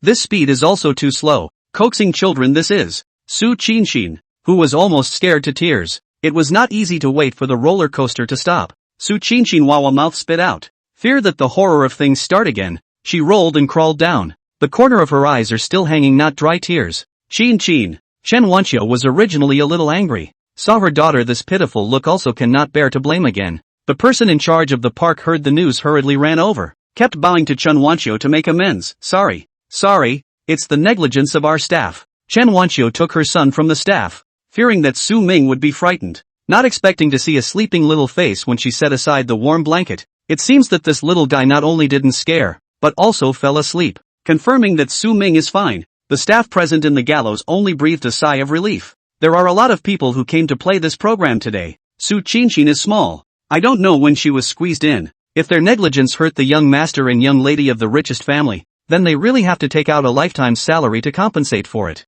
Of all the people present, it was Su Qinshin who was in the most sorry state. Chen Wanshou walked over and patted her on the back. Don't fool around in the future. Su Qinshin glared at Su Ming and reluctantly took the tissue in Chen Wanshou's hand and wiped her mouth. Finding that it was still comfortable to lie in Chen Wanshou's arms, Su Ming rolled over and changed to a more comfortable position, aiming his buttocks at the indignant Su Qinshin, and went to sleep on his own at ease. Su Qinshin didn't want to see Su Ming again, and found a few safe programs to play on her own for a while, and waited until 4 or 5 in the afternoon, when the maids sent Su Qinshin, who had just gotten out of school, over as well. Su Qinshin attends a boarding kindergarten and can only come back for half a day on weekends. Even so, Su Qinshin didn't want to see Su Qinshin, because she felt that this little girl's chattering was too annoying. Fortunately, Su Qinshin didn't stick to her side like before after being sent by the maid, but instead went to Chen Wanshou to pick up that little brat. Su Qinshin sighed in relief. It seems that little brat wasn't useless at all. At the very least it could make Su Qingqing stop pestering her.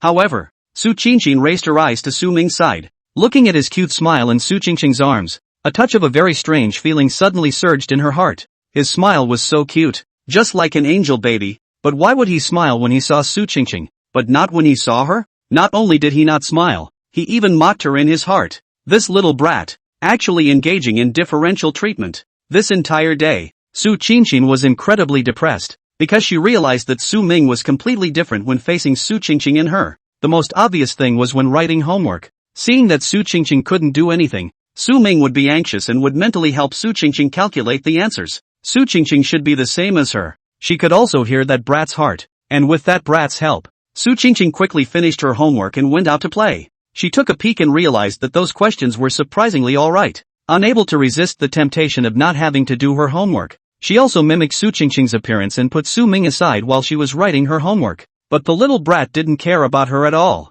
Su Qingqing was holding her fire, as if she was competing with Su Ming, and in one breath, she finished all the homework she had saved for half a semester. Because of what happened during the day, Chen Wanqiu was still a little worried about Su Qingqing. After all, ever since she was kidnapped, Su Qingqing's mood has been unstable. To see her turn out the books again, could not help but be overjoyed. Qingqing, you want to study again? Want to study again? Since that incident, Su Qingqing closed herself up completely, did not want to study, did not want to communicate with outsiders. The school has also been refused to go. How does Chen Wanqiu know that Su Qingqing is just gambling with Su Qingqing? Hearing the word study, Su Qingqing still instinctively resisted. But, will Su Qingqing and him go too? Su Qingqing looked at Su Ming. Obviously, this him referred to Su Ming. Unexpectedly, Su Ming even managed to handle the most difficult Su Qingqing. Chen Wanqiu felt a small pride in her heart and smiled. Yes, you took 2 years off from school. It's time to read the first grade with Qingqing. Qingqing insisted on bringing Xiao Ming to school with her. I've already spoken to your homeroom teacher, and she agreed. Su Qingqing was silent for a long time before she whispered, okay. Learning that Su Qingqing was going to school, the Su family was suddenly bustling with activity, and the happiest ones were Chen Wanqiu and Su Bingjin. Chen Wanqiu picked up the sleeping Su Ming and gently kissed him on the cheek. It seems that since having this child, the family has slowly begun to change for the better. Su Ming still did not know that he had inadvertently helped Chen Wanqiu solve a matter of the heart. He just felt comfortable in Chen Wanqiu's arms, and soon fell into a deep sleep. This sleep was very sweet, but unfortunately he had not slept for long before he was woken up by a burst of scolding. Who told you to drive away Xiao Tian? Su Ming ghostly opened his eyes, and saw a woman over 50 years old leaning on her crutches, knocking the floor with a bang, her wrinkled old face red with anger. Which child doesn't make mistakes? As for driving Xiao Tian away because of that little thing, Chen Wanqiu frowned. Mom, keep your voice down. Xiao Ming just fell asleep. Su Bingjin also couldn't help but speak out in rebuttal. Mom, that wasn't a small matter. Qingqing was almost killed by him. It's normal for little boys to be naughty and mischievous. I think you guys just forgot about Xiao Tian when you had your own son. After saying that, Chen Chunhua pulled out Su Tian, who was hiding behind herself. Xiao Tian, you'll live here, with me here. Let's see who dares to kick you out. Not realizing that Chen Chunhua had brought Su Tian with her, Su Bingjin could not help but wrinkle his brows and looked at Chen Wanqiu with some difficulty. Chen Wanqiu's parents divorced at a young age. It is by Chen Chunhua single-handedly brought her up. Is to see in this layer, Su Bingjin to this mother-in-law to repeatedly tolerate, as long as it is the requirements he put forward. No matter how excessive will agree, but send Su Tian back. This has touched his bottom line. Chen Wanqiu's face is also a little ugly. As a mother, she does not want her son to be aggrieved, and even more unwilling to pick up the son of the enemy. Chen Chunhua is her closest relatives in this world. In the beginning, her father threw her still in infancy out of the house, blatantly disregarding the death of their mother and daughter. Is Chen Chunhua single-handedly pulled her up? From childhood to adulthood, she has always been a good girl, has never disobeyed her mother. Mom, Xiao Ming is also your grandson. Ah, look, how cute he is. Chen Wanqiu carried Su Ming forward. Chen Chunhua twisted her head to the side in disgust and glanced with the corner of her eye. Glancing at the finely sculpted little face in the swaddling clothes, Chen Chunhua's expression was a little uncomfortable. Good looking indeed. Much better than that. It's useless to look good as a child. There are too many that look good as a child and grow up crooked. Chen Chunhua nitpicked, and pushed Su Tian forward again. Go on, find yourself a room. Thank you, Grandma, Su Tian cheered. And without waiting for Su Bingjin's consent, he ran up the stairs in a huff. Chen Wanqiu opened her mouth, but still swallowed back the words she wanted to say. knowing that no one would object to herself. Chen Chunhua swaggered in the Su family to live, but also occupied the master bedroom on the second floor. That was the room with the best lighting on the entire second floor. Previously it had been Su Bingjin in Chen Wanqiu. After Su Ming was born, this place was converted into a baby's room. As soon as Chen Chunhua came, she wanted to bring Su Tian to live in it. Chen Wanqiu looked embarrassed. Mom, in the past if you wanted to live in the master bedroom you lived in it, but now that we have Xiao Ming, he needs to get some sun. You guys might as well move across the street. The opposite side is also. I'll live here. Chen Chunhua slapped the table, not wanting to budge even one step. Where does a little kid need to live in such a big room? When you were a child, I took you to live in a rented house of less than 20 square feet. And didn't I still raise you? Nowadays, children are so delicate. Yeah, you raised your own daughter in a rental house of less than 20 square feet, but raised another family in a much larger house. It's really great. Oh, Chen Wanqiu's figure lurched, and she even forgot to get angry. Raised another family. What does this mean? Unfortunately, she is not always able to hear Su Ming's heart. It seems that she can only hear those with strong feelings. Plus her son's thinking is jumping out of the box, and some of the words are often only half spoken without a post. It so happens that there is no trip today. Chen Wanqiu took Su Ming to stay at home. Su Tian, relying on his grandma to back him up, ran around the villa like nobody's business. Not only did he eat all those imported snacks in the refrigerator, but the toys that Su Bingjin and Chen Wanqiu had prepared for Su Ming were also laid out on the ground by him. Chen Chunhua called a few sisters. A few people set up a table to play mahjong. Chen Wanqiu quietly sat on the sofa to breastfeed Su Ming, and the atmosphere was strangely cordial. 2 cakes. Who? Chen Chunhua pushed the face of the cards, her old face filled with red light, seemingly still feeling unfulfilled. Chen Chunhua lit another cigarette, and the luxuriously decorated living room was suddenly filled with smoke. Chen Wanqiu got up from the sofa and looked at Chen Chunhua, who was playing cards with disappointment. The Chen Chunhua in her impression was just like this, careless and self-centered, never knowing to consider things from her point of view, worried about choking Su Ming. Chen Wanqiu silently got up and went upstairs. After playing 2 more games, Chen Chunhua looked at her cell phone, seemed to have thought of something, hurriedly gave the cards to another sister, rushed to the second floor and shouted, "Daughter, Mom went out. The meal is ready for you to eat first. Don't wait for Mom." Chen Chuanua's voice was loud. Chen Wanqiu covered Su Ming's ears with her hands and waited until Chen Chunhua left before she let go. It's so late. I don't know what she went out to do. Chen Wanqiu muttered to herself. She went out to see her own daughter. Her own daughter also gave her a grandson, and today is her own grandson's first birthday, so she could not go. Chen Wanqiu was struck by lightning. Her own daughter?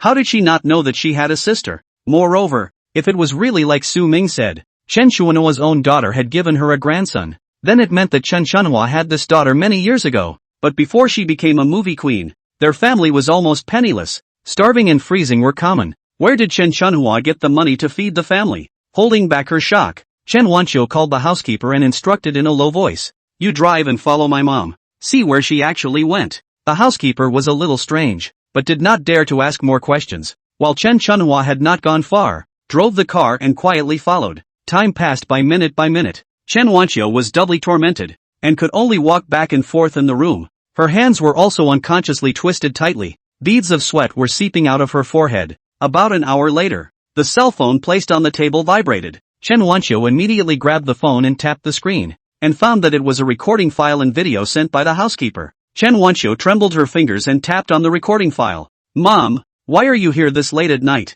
Today is Xiao Yu's birthday. How could I, as a grandma, not come? Just come. Why do you still bring something so expensive? This I can't accept it. Mom, you take it back and keep it for yourself. These are all I took from the Su family. The Su family has money. Let them buy again.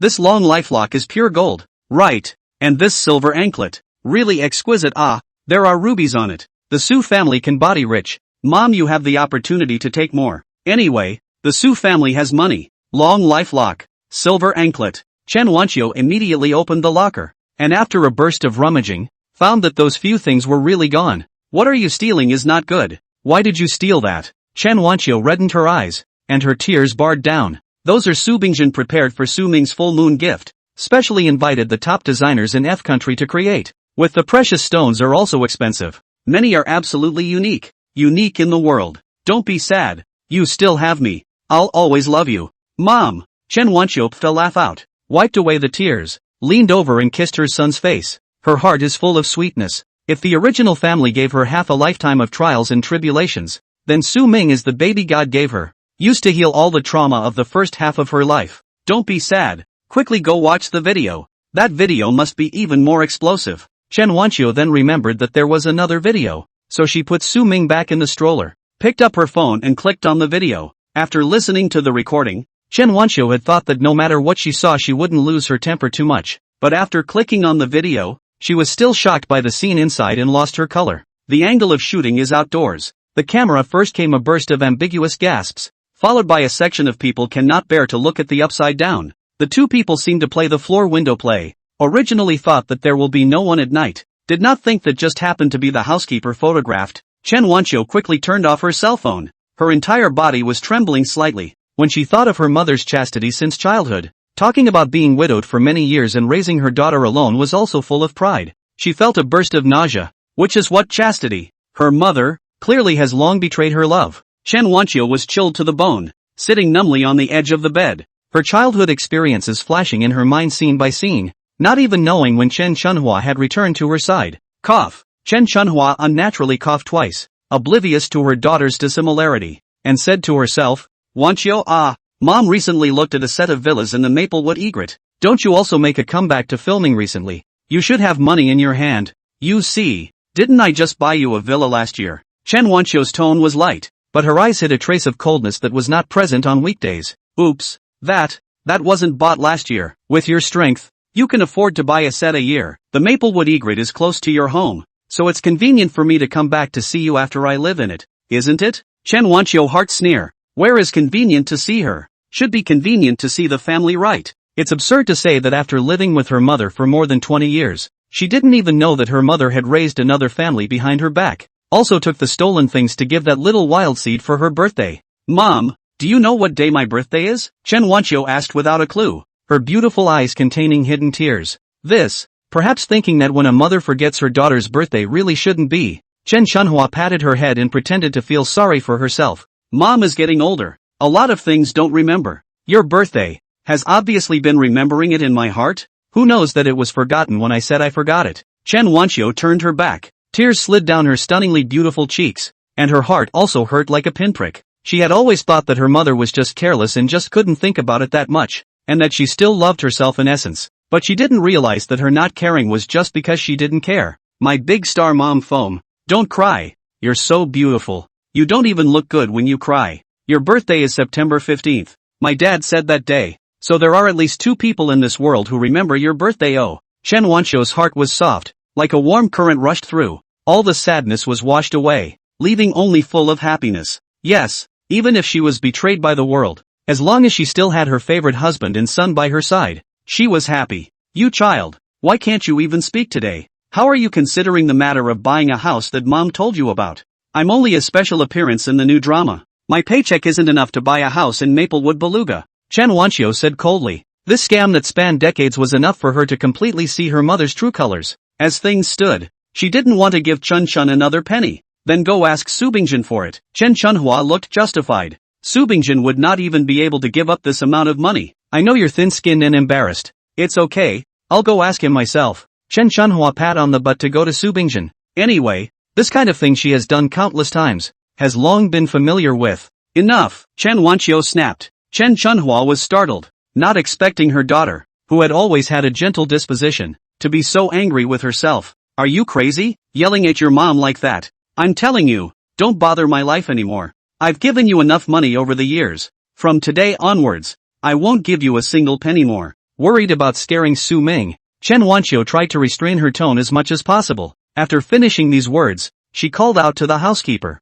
ignoring the dumbfounded Chen Chunhua, and coldly commanded, send her back, and don't let her enter the Su family's door again in the future. Chen Chunhua had to call a large group of sisters who lifted up rudeness every time she came, often leaving the villa in a mess, and from time to time, she would also smuggle away an antique ornament. The Su family's subordinates had long since looked at her with displeasure. Receiving Chen Wanqiu's order, the housekeeper, without saying a word, immediately called for two male servants, one on the left and one on the right to frame Chen Chunhua out. Chen Chunhua was shocked and angry, cursing, you heartless, I'm your own mother, I worked hard to raise you, and now that you've become a big star, you've forgotten your roots. Has your conscience been eaten by dogs? The housekeeper gave a wink to the two male maids. The male maids understood and pulled a rag from somewhere, blocking Chen Shuanhua's mouth tightly. The surroundings quieted down. Chen Wanxiu's heart originally still had some grief, which was quickly washed away by Su Ming's heartfelt voice. Lulu, don't listen to the Wangbao reciting sutra.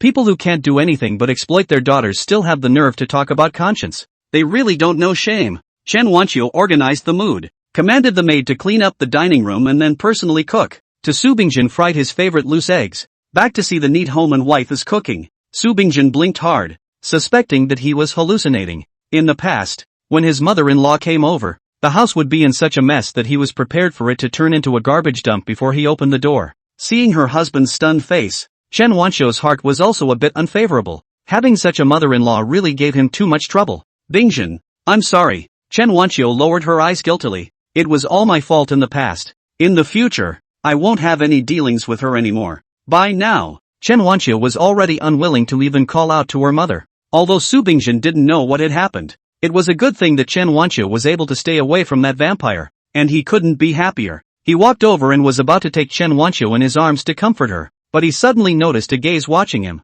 Looking in the direction of his senses, he happened to meet Su Tian's somewhat shadowy eyes. Uncle, Auntie, I'll leave now. I won't disturb you. Knowing that Su Bingjin and Chen Wanxiu would definitely drive themselves away, Su Tian made a preemptive strike. Looking at him like this, Su Bingjin and Chen Wanxiu instead hesitated a little. It's so late. Just send this kid away. Doesn't it seem like they are too unkind? Don't be fooled. This kid is just paying lip service. Let him go, he definitely won't go. Su Ming spat in his heart. Su Bingjin looked at Chen Wanxiu. In a subtle atmosphere, he tentatively opened his mouth. Then, I'll let the driver send you away? Unexpectedly, Su Bingjin did not follow the rules at all. Su Tian's expression changed slightly. His face suffocated red before he squeezed out a few words. But, it's dark outside. Obviously do not want to go look. Chen Wanxiu also understand. Heart a burst of chills. So young age heart so deep. No wonder the later Su family will be destroyed in his hands. Let others send you, and not let you go by yourself. Chen Wanxiu's patience ran out and passed a wink to the butler on the side. The butler immediately comprehended and carried Su Tian down from the stairs. Su Tian was also too lazy to pretend, struggling up haphazardly. I don't want it. But how could a small child like him resist an adult? He was soon packed up and thrown out by the housekeeper, and silence returned to the villa. Let's go back to the room to rest. Su Bingjin tenderly supported Chen Wanxiu's waist, and the latter also looked at her with a light smile. Good. A farce was quietly dissolved like this. The next day, Chen Wanxiu woke up early in the morning, had the family makeup artist put on a light makeup for herself, and was refreshed and ready to leave for the crew. Before leaving, Chen Wanxiu hugged Su Ming from the maid's arms and lovingly pressed her face against his. She really didn't want to be separated from this baby for a single minute. Seeing that the start time was about to arrive, Chen Wanxiu reluctantly handed Su Ming over to the maid and put on her coat, ready to get on the car. However, she didn't want to be blocked by Chen Shuanhua at the door. Chen Wanxiu was a top-stream actress and the wife of a wealthy family. Chen Shuanhua had always treated her as her money tree, and when the money tree was about to fall, of course she was scared. Xiao Qiu. It was mom that day, right? Chen Shuanhua squeezed out a pleasing smile,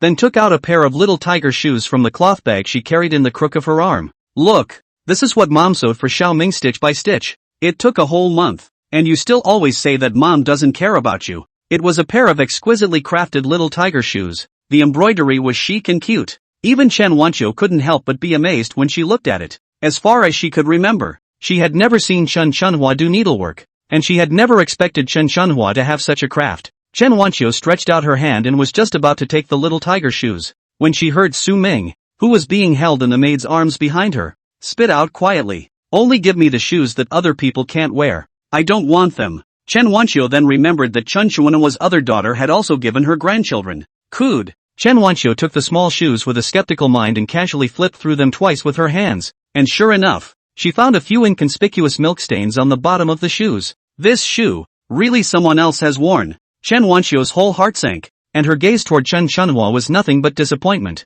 The baby that she gave birth to in October, the baby that she couldn't wait to give the best of everything in the world to, in her mother's eyes, was actually only worthy of wearing shoes that someone else didn't want. Seeing Chen Wanxiu's eyes glistening with tears, the maid thought that she was touched, and immediately stepped forward to receive the small shoes. Smiling, what exquisite tiger shoes. I'll put them on for the little young master. The maid took the shoes and was about to put them on Su Ming's little feet. Su Ming had a look of disgust on his face and raised one of his little legs, kicking the little tiger's shoes to the ground in one go. Chen Wanqiu, who wanted to stop but didn't have the time, sighed in relief when she saw this. She didn't want her baby to wear shoes worn by others. How dirty! Who would have thought that the maid thought that Su Ming had accidentally kicked off the shoes, and hurriedly bent down to pick up the shoes and to give them to Su Ming to wear again. Hey! Without waiting for Chen Wanqiu to make a sound to stop it, the shoe was kicked to the ground by Su Ming again. The atmosphere at the scene was somewhat awkward. The maid also awkwardly glanced at Chen Wanqiu.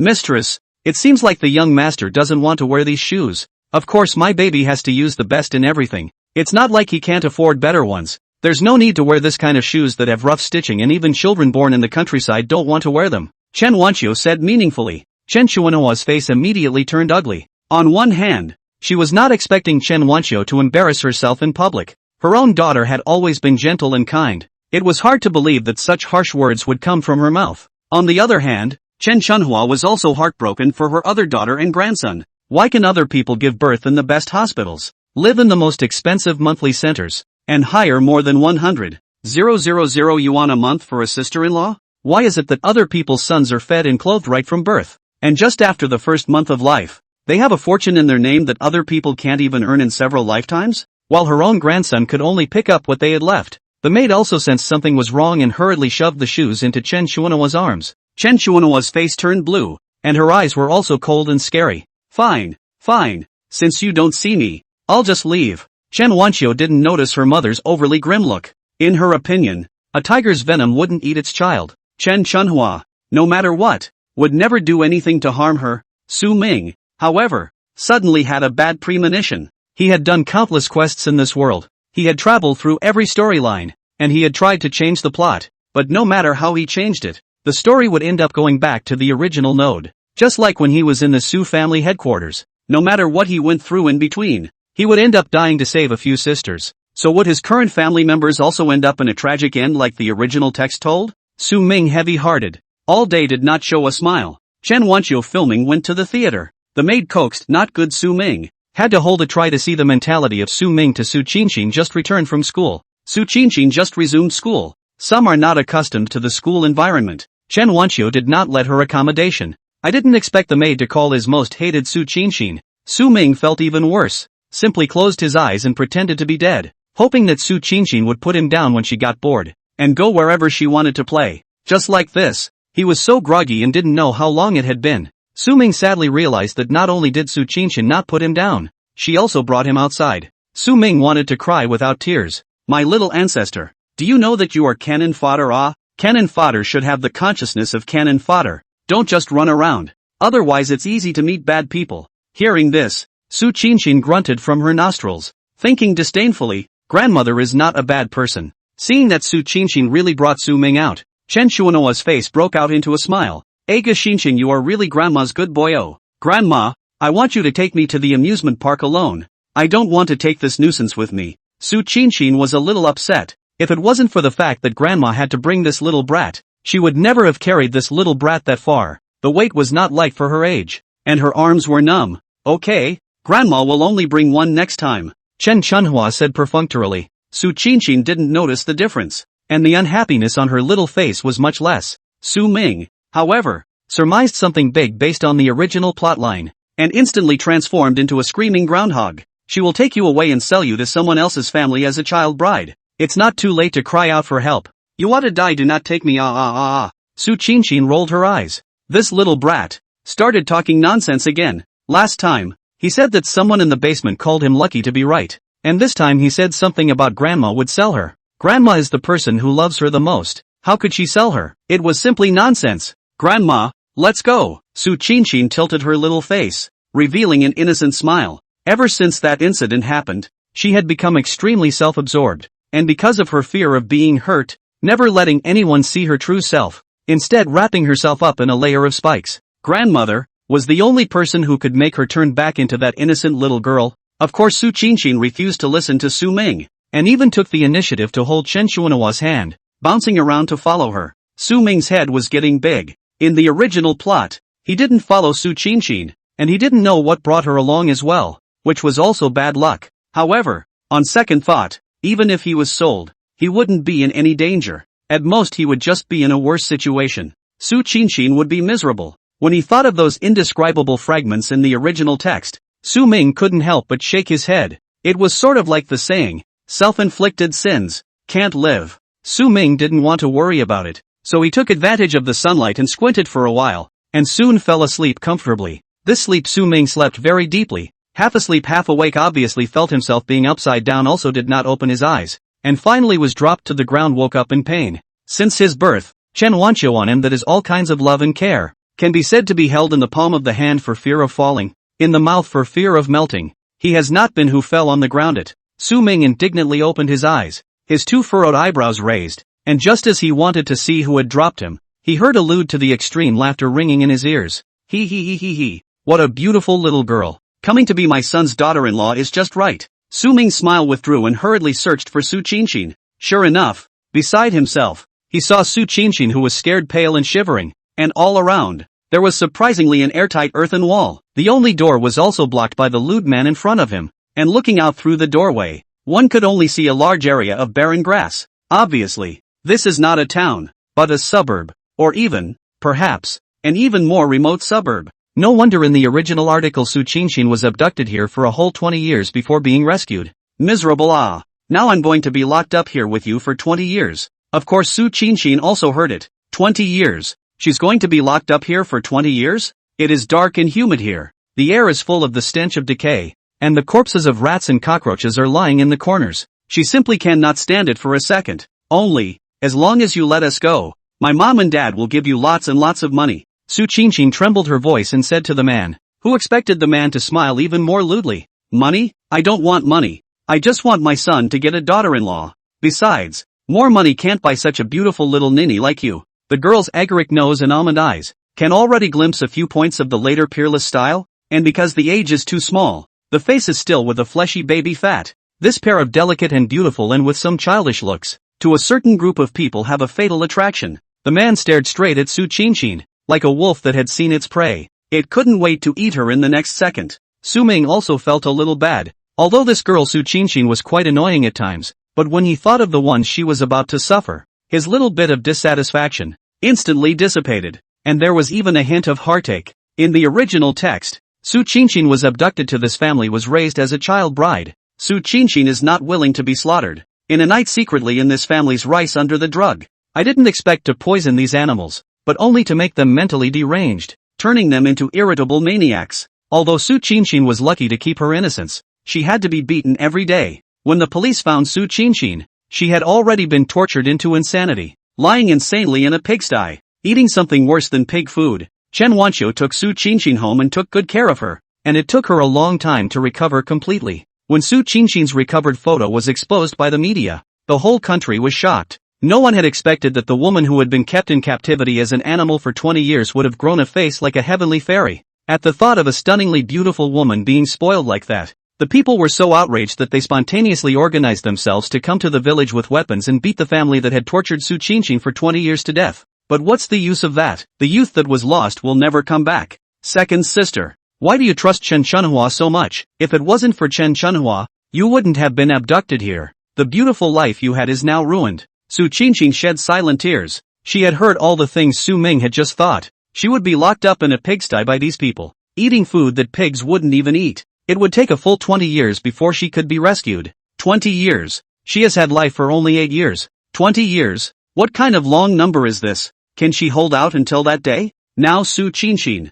only regret in her heart. She obviously has heard. She heard Su Ming say that grandma will sell her, but she did not believe it. She felt that grandma would not lie to her. And it was she who followed grandma here. Grandma. No, that person doesn't deserve to be her grandma at all. She is a devil. Little Nui, don't be afraid. Uncle is not a bad person. The man changed his appearance and came over with a smile. Look at your clothes are dirty. Uncle will help you change into a clean outfit. Okay? The man took out a set of uniquely designed children's clothes from somewhere, rubbing his hands together while walking towards Su Qinshin. Her body was shrouded in shadow, and Su Qinshin's heart was also filled with fear. Her black pupils slightly dilated as she looked in horror at the man who was gradually approaching him. She was too young to know what the man was going to do to her, just out of an instinct, knowing that this man would definitely hurt her. Go away. Don't touch me. Su Qinshin's fear was a catalyst of happiness for the man. What are you shouting for? There's no one around here at all. Even if someone hears you, they won't come in to save you. Just obediently cooperate with your uncle and change your clothes on. The man stretched out a pair of dirty and incomparably large hands towards Su Qinshin. Su Qinshin closed her eyes in fear. Just when she was already on the verge of despair, a small milky voice angrily rang out. Roll ah! Don't touch her! Su Ming angrily clenched his fists. His hands and feet flailed about, and he kicked off the kettle on the edge of the table. The man twisted his head to look at Su Ming, who was placed on the table by him. His face clouded over, viciously threatening, "In a while I'll clean you up again." After saying that, the man once again reached out and grabbed towards Su Qinshin. Damn! Why don't you come with a thunderbolt to split you to death? You scum! Su Ming was really out of options. But where he was 10 years older he was able to fight with the scum. But now he was not 10 months old. The only thing he could do was to curse in his heart. It was just that what Su Ming didn't expect was that after he finished cursing in his heart, a clap of thunder sounded in the north. The thunder changed from small to large, appeared from the sky, sped in with a destructive momentum, and finally even passed through the clouds and split down with an appalling momentum. The man's eyes widened as he saw the most terrifying scene he had ever seen in his life. He saw that not far away, the milkman was shrouded in golden light. The clouds were rising above him, and the sound of thunderous explosions could be faintly heard. Not waiting for him to escape, a severe thunder will be from his head down. The sound of the thunderstorm was deafening, and it lasted for more than half a minute before it gradually subsided. When the smoke cleared, the man on the ground had already been burned for the most part. Su Ming didn't expect that he would be able to make his exit come true. It seems that the previous few times he failed in his mission he had also accumulated enough merit and virtue, which is why the system had given him such a golden finger. Su Qinshin came back to her senses from the shock and stumbled up from the ground, hugging Su Ming in her arms. This was the first time she had taken the initiative to hug Su Ming, and also the first time she had looked closely at this newborn brother of hers. The boy's lips were red and teeth were white. His eyes were dark and penetrating, and he was even more adorable and beautiful than the fortune dolls in the New Year's paintings. Su Qinshin couldn't help but redden her eyes, her heart full of regret and shame. It was she who did not listen to advice before being trafficked here by bad people. It was she who dragged her little brother into this. The last time she went to the amusement park, she even intentionally brought her little brother to ride the roller coaster. And there were several times when she was at home that she wanted to throw him away. She didn't expect that when she was most scared and helpless, it was her most hated little brother who saved her. Not being able to think much, Su Qinshin wiped away her tears, hugged Su Ming and pushed open the wooden door, running wildly all the way. In case this man's family came looking for them, they wouldn't be able to run away. At this time, it was already dark, and Su Ming looked up at the stars in the sky and let out a heavy sigh. He didn't think that Su Qinshin would really be able to bring him back to escape. After all, they weren't the male lead with good luck protecting them, but rather unlucky cannon fodder that could even choke on a mouthful of water. Just as Su Ming expected, Su Qinshin had only run to the front door when she realized that the door was locked, and with her strength it was impossible to break the lock. She searched around the house again and found that the cell phone on the man's body had been broken by lightning. What to do? Su Qinshin hugged Su Ming in her arms tightly, thinking of the fact that just now Su Ming called for heavenly thunder to split the bad guys to death. She rekindled her hope. You must have a way, right? Su Ming is very speechless. Thought he can have what way? At most is to call a few more sky thunder. This sky thunder and cannot talk, cannot run to tell Su Bingjin they are here. Su Qinshin did not know Su Ming also have no way, with eyes full of trust looking at him, as if all the hopes are placed in the arms of this little guy on the body. This kind of feeling of being trusted but unable to do anything about it is really a bit complicated.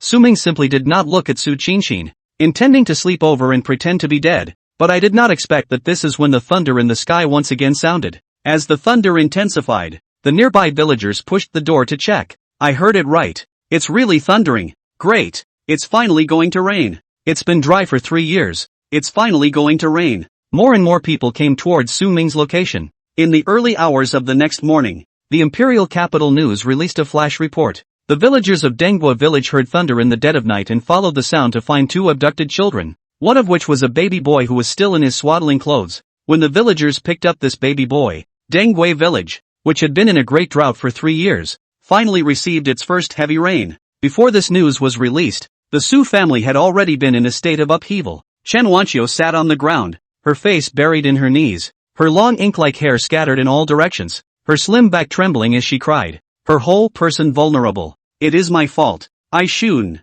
go to the theater group. If I didn't go to the theater group, Xiao Ming and Qin wouldn't. have been lost. Chen Wanqiu cried up and down, and her voice broke. Su Bingjin hurriedly comforted. How can I blame you for this? Don't you worry. I've already sent people to look for it. He was also anxious. The hand holding the cell phone was trembling. His heart felt like it had been hollowed out, empty and unattached. Definitely, it will be found. I don't know whether this sentence is comforting Chen Wanqiu or comforting himself. No news waiting. Every minute and every second is torture. Su Bingjin even every half a minute to look at the cell phone, for fear of missing the news reported by his man and himself. Just so tormented to wait until the early morning. Boiled out 2 black circles under the eyes of Su Bingjin. Breathless son brushed to the news. Suddenly excitedly jumped up, holding the phone to find Chen Wanqiu. Wanqiu, Xiao Ming and Qin Qin have been found. Chen Wanqiu raised a pair of red eyes from crying. Her beautiful face was not dry from tears, and her voice was muffled. Really? Of course it's true. Look if you don't believe me.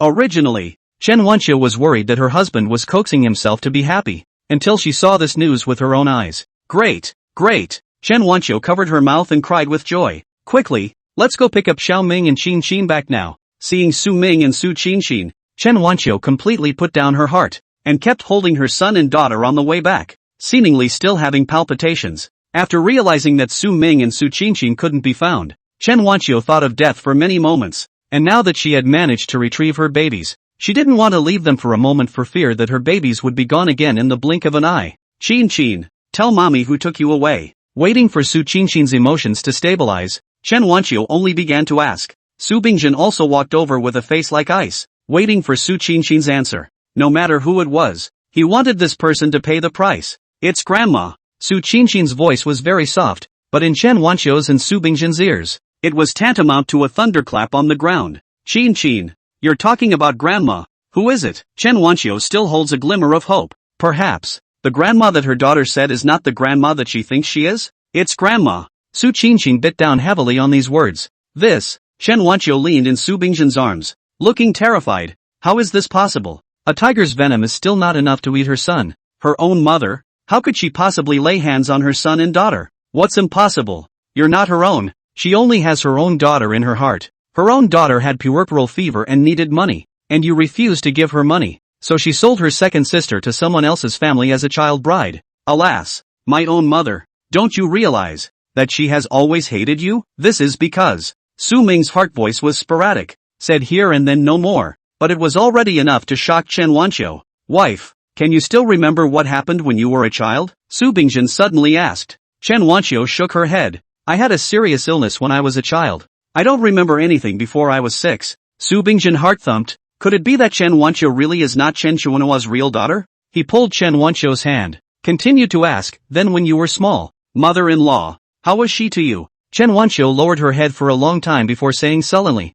I don't know. To say that she was good to me, but I never had a full meal. I started earning my own tuition from junior high school, and I wore clothes that other people didn't want, and when I was in the most pain and helpless, she never cared about me, and she would scold me when she was in a bad mood. But to say that it is not good for me, she will also let me study well, will teach me to do housework, will worry about me marrying the wrong person, so I have always thought that she still cares about me, just that she is too careless, can't think of so much. Su Bingjin gathered the woman into his arms and said heartbreakingly, she's not being nice to you, she's Pua you. Chen Wanqiu looked at her husband in confusion. Pua? Yes, she is only paying lip service to you, without any action to support you. She asked you to study hard and worried about you marrying the wrong person, because she wanted to get the most out of you. Now you as she wished to become a big star, can make money, profit the most is not her? Listening to Su Bingjin this analysis, Chen Wanqiu seems to understand. Beautiful face written with bewilderment, a long time before making sense. So, she is good to me, just want to let me willingly spend money for her? Yeah, that's it. And it's not like she's being nice to you, she's being really nice to her own daughter. Her previous husband died in an accident at a construction site. The compensation alone was over $200,000. How could she not have money? If she hadn't given all her money to her own daughter to spend, you wouldn't have been so miserable as children. Chen Wanqiu's legs were soft, and her whole heart was like falling into an ice cave, cold from head to toe. We'll call the police. Chen Wanqiu stuttered, her voice icy cold. If it's really her, even if she's my real mother, I will never forgive. Aha! Su Bingjin nodded his head, intending to investigate this matter properly, in order to prevent the same thing from happening again. Chen Wanqiu simply didn't go to the theater set and spent the whole day at home guarding her child. So when Su Qingqing ran by crying, Chen Wanqiu thought that she was sad because she was being left out in the cold, and hurriedly spoke out to comfort her. What's wrong, Qingqing? Is it because mommy hasn't hugged you for the past 2 days? Mommy is not. No, mommy. Su Qingqing shook her little head. Oh, then it's because mommy has been hugging little brother and you want to hug little brother too? Su Qingqing didn't retort. She did quite want to. Su Wanqiu smiled and handed Su Ming over to Su Qingqing. She herself then got up. You really forget about mom when you have a little brother. Mom went to make supplemental food for little brother, so I won't bother you guys. After Chen Wanqiu left, Su Qingqing went to find Su Qingqing again. Second sister. I'm being bullied at school. Will you help me out? Su Qingqing snorted. Being bullied and crying like this, really useless. That's because Su Qingqing was anxious, but Su Qingqing was simply too lazy to listen to her. Picking up Su Ming herself, ready to find a quiet place, away from Su Qingqing this chatterbox. Su Qingqing was like this, never wasting a second on people she didn't care about. That's because she took something from her little brother. Su Qingqing pinched her small fists and said defiantly towards Su Qingqing's back. Su Qingqing stopped walking, turned half her face, and asked slyly, "What did you say?" Su Qingqing instantly came into the spirit. I said, someone stole my little brother's things. I went to argue with her and tried to snatch my little brother's things back. She insisted that it was hers, and the teacher was also toward her. But I clearly saw it clearly. That's what daddy bought for my little brother. Do you still have class this afternoon? Yes. I'll go with you. Second sister. Thank you. Su Qingqing touched her eyes red. Second sister is actually willing to go to school to help her out. It seems that second sister still cares a lot about her. Afternoon. Su Qingqing pushed the stroller and quietly went to school with Su Qingqing. At this time it was lunch break time, but there were not many children sitting in their seats to eat, and there were many open lunchboxes on the table with untouched food inside. Everyone was gathered near a seat by the window. Wow, it's so beautiful. Yao Yao, can you lend me this to wear for a bit? This is even better looking than Su Qingqing's crown. Little Muyao's little face was filled with pride as she listened to the envious voices of her classmates. This is all bought for me by my grandma. It's very expensive. I can't give it to you guys to wear. Even though little Muyao said this, the girls around her didn't disperse. Su Qingqing rushed over. She was older and stronger. A few times she pushed all these girls to the side and snatched the silver anklet from little Muyao's hand. Little Muyao instantly cried out, "I'm going to tell the teacher about you. Let the teacher call the police to arrest you. Go ahead and sue ah. This was originally my brother's thing. You are a thief," Su Qingqing said slowly, infuriating little Muyao to the point of trembling. "You're bullshitting. This is clearly mine. It was given to me by my grandma." The other girls rushed to help. "Yeah, this is Yao Yao's. Why are you like this? Your sister robbed Yao Yao's in the morning, and now you're doing it again." A chubby girl stood out and shoved the crown from before into Su Qingqing's hand. "You take the crown back. I don't want to marry your brother. Your family are all robbers." Su Qingqing was also not willing to show weakness. "You look so fat. You couldn't marry my brother in the first place." "You," the fat girl pointed at Su Qingqing, so angry that she couldn't say a word in half a day. She hated it when people said she was fat. The two girls in the classroom both cried, and it was a mess. Su Qingqing was also a bit indecisive. In the morning she had grabbed the silver anklet, but in the end it was returned by the teacher. The teacher was toward the thief. Second sister. What if she really goes to the teacher? That's why you're stupid. Su Qingqing mocked, carefully looking over the anklet in her hand before lifting her eyelids to look at the crying Xiao Muyao who couldn't catch her breath. "You said the anklet is yours. Why is my brother's name engraved on it?" Little Muyao stopped crying at once. The fat girl who was going to find the teacher also stopped at the door, and the eyes of the whole class looked over. Su Qingqing opened the anklet in her hand and placed it on the desktop, pointing to the two English letters inside the silver bracelet. S.M. This is the initials at the beginning of my brother's name, so that's why it's my brother's thing. No way. Xiao Muyao picked up the ankle bracelet and wiped her tears before looking at it, wanting to prove that Su Qingxian was lying, but she didn't want to see the letters S.M. inside the ankle bracelet. Little Muyao's eyes instantly widened. The whole person was confused. How come she didn't know that there were letters engraved here? What? Did you not learn pinyin well enough to recognize these two letters? Su Qingqing smiled and disliked it. The little girl next to her also came over, and soon, everyone saw the letters inside the silver bracelet. It's real. Looks like this is really Su Qingqing's younger brothers. Su Qingqing. The fat girl walked up to Su Qingqing, incomparably squirming. "Can you lend me the crown to wear for a few more days? I'm willing to marry your brother." Su Qingqing was just about to break into a rage when she was stopped by Su Qingqing. "Yes, but you have to snatch back all the things that were stolen from my brother. Good. The fat girl targeted the box of jewelry in little Mu Yao's desk. The other girls came to help when they saw this. I'll help you grab it too. I want to marry your brother too. And me. And me. The crown coupled with the lure of such a pile of beautiful jewelry was enough to make these girls obey Su Qinchin. Facing so many people, it was useless for little Mu Yao to cry as loudly as she could. She could only watch as her things were snatched away. Su Ming, on the other hand, was comfortably lying in the stroller, watching this farce with interest. If he wasn't mistaken, the anklet had been switched by that little girl earlier, right? It wasn't true that he had the engraved anklet, but it wasn't the one that was taken away by Mu Yao. Earlier before coming here, Su Qinchin had thought of a good countermeasure. Even if the anklet wasn't his, she still had a way to snatch it. What a diabolical little girl. It wasn't until Xiao Mu Yao was driven out by the combined efforts of the entire class of girls that the farce ended. Little Mu Yao stood in the corridor, hair messy, suffered such a big aggression. She did not know what to do for a moment, and cried again before thinking of his watch and the function of the phone. Grandma, oh wah wah wah wah. Just after the phone was connected, little Mu Yao cried out, and only after the other party's comfort did she intermittently tell the whole story clearly. Yao Yao, you listen to Grandma. Don't ever go to the teacher. When class is over you come to the school gate. Grandma will give you one thing, then you. After instructing, Chen Chunhua hung up the phone with a gloomy face, dialed a few more calls out, and only after some inquiries did she realize that Su Ming and Su Qinchin had really been retrieved. That unweaned brat she's not worried about. That little girl is a big trouble. In case she goes back to talk nonsense, then things can be troublesome. Is it possible that the Su family side now knows? Chen Chunhua, out of a cold sweat, once again dialed the phone out. To the phone is a rant. How did those two children run out? How did you promise me? I don't care. You must find a way to get those two kids back again. Ran away. That's not an ordinary child. Kidnapping him is punishable by heaven. Anyway, I don't dare to do this deal. You love to find whoever you want to find. The tone of the opposite side of the calm with a trace of scorn. Chen Chunhua puzzled. Which child did you say? It's that little boy.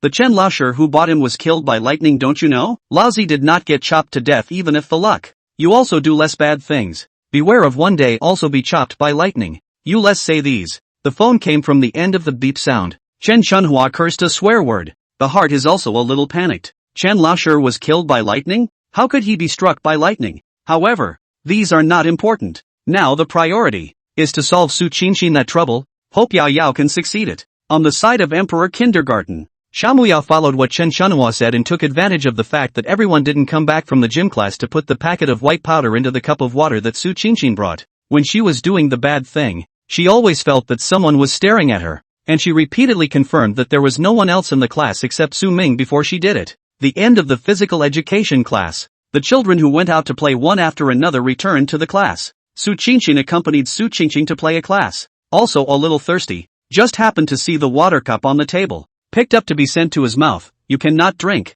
the water, put in the water. You can't drink it. There's something in the water. If you drink it you'll become crazy. Having done countless missions, Su Ming could already accurately determine the direction of the subsequent plot. In the original text, Su Qinchin's ending was to become insane, so the plot line, even if it deviated, would be infinitely closer to the ending that it was originally supposed to have. Combined with the recent events, it was easy to come to this conclusion. Second sister. Why are you so stupid? Haven't you thought about why Mu Yao has something of mine? Alas, forget it, I can't blame you. Who would have thought that Zhou Qin was Chen Chuanhua's daughter and Mu Yao was Chen Chuanhua's granddaughter? However, judging from the pair of tiger shoes sent by Chen Chunhua, Zhou Qin should have given Mu Yao another brother. And no wonder Zhou Qin didn't even come to bring food to her daughter today. It seems she's sitting at home for the month. This water must not be drunk. That old hag is trying to make you become mentally ill so that no one will believe what you say. That's why she made Mu Yao put something in the water. Su Qinchin hated it when people called her stupid. Of course, no one had ever called her stupid. This was the first time, but Su Qinchin wasn't angry at all. Not only was she not angry, she even felt that Su Ming was right. She really was stupid. Why didn't she think about why Mu Yao had those things? A long time ago she knew that grandma liked to take things from mom and dad. She just never cared about it. If it was grandma who stole those things and took them to little Mu Yao, then it would all make sense. I've also lost a lot of things. Su Qinchin softly muttered to herself, a feeling of being cheated arising in her heart. Su Qinchin was also very angry. As soon as she thought that all those things she had inexplicably lost might have fallen into Mu Yao's hands, she was so furious that she couldn't wait to rush to Mu Yao's house right now to get back all the things that had been stolen from them. In order not to scare the snakes, Su Qingqing picked up the water cup and put it to her lips, pretending to drink. Can't drink it. Su Qingqing looked at Su Ming, heart warm, always cold face also softened down. Little brother is still very concerned about her well. Second sister crazy does not matter.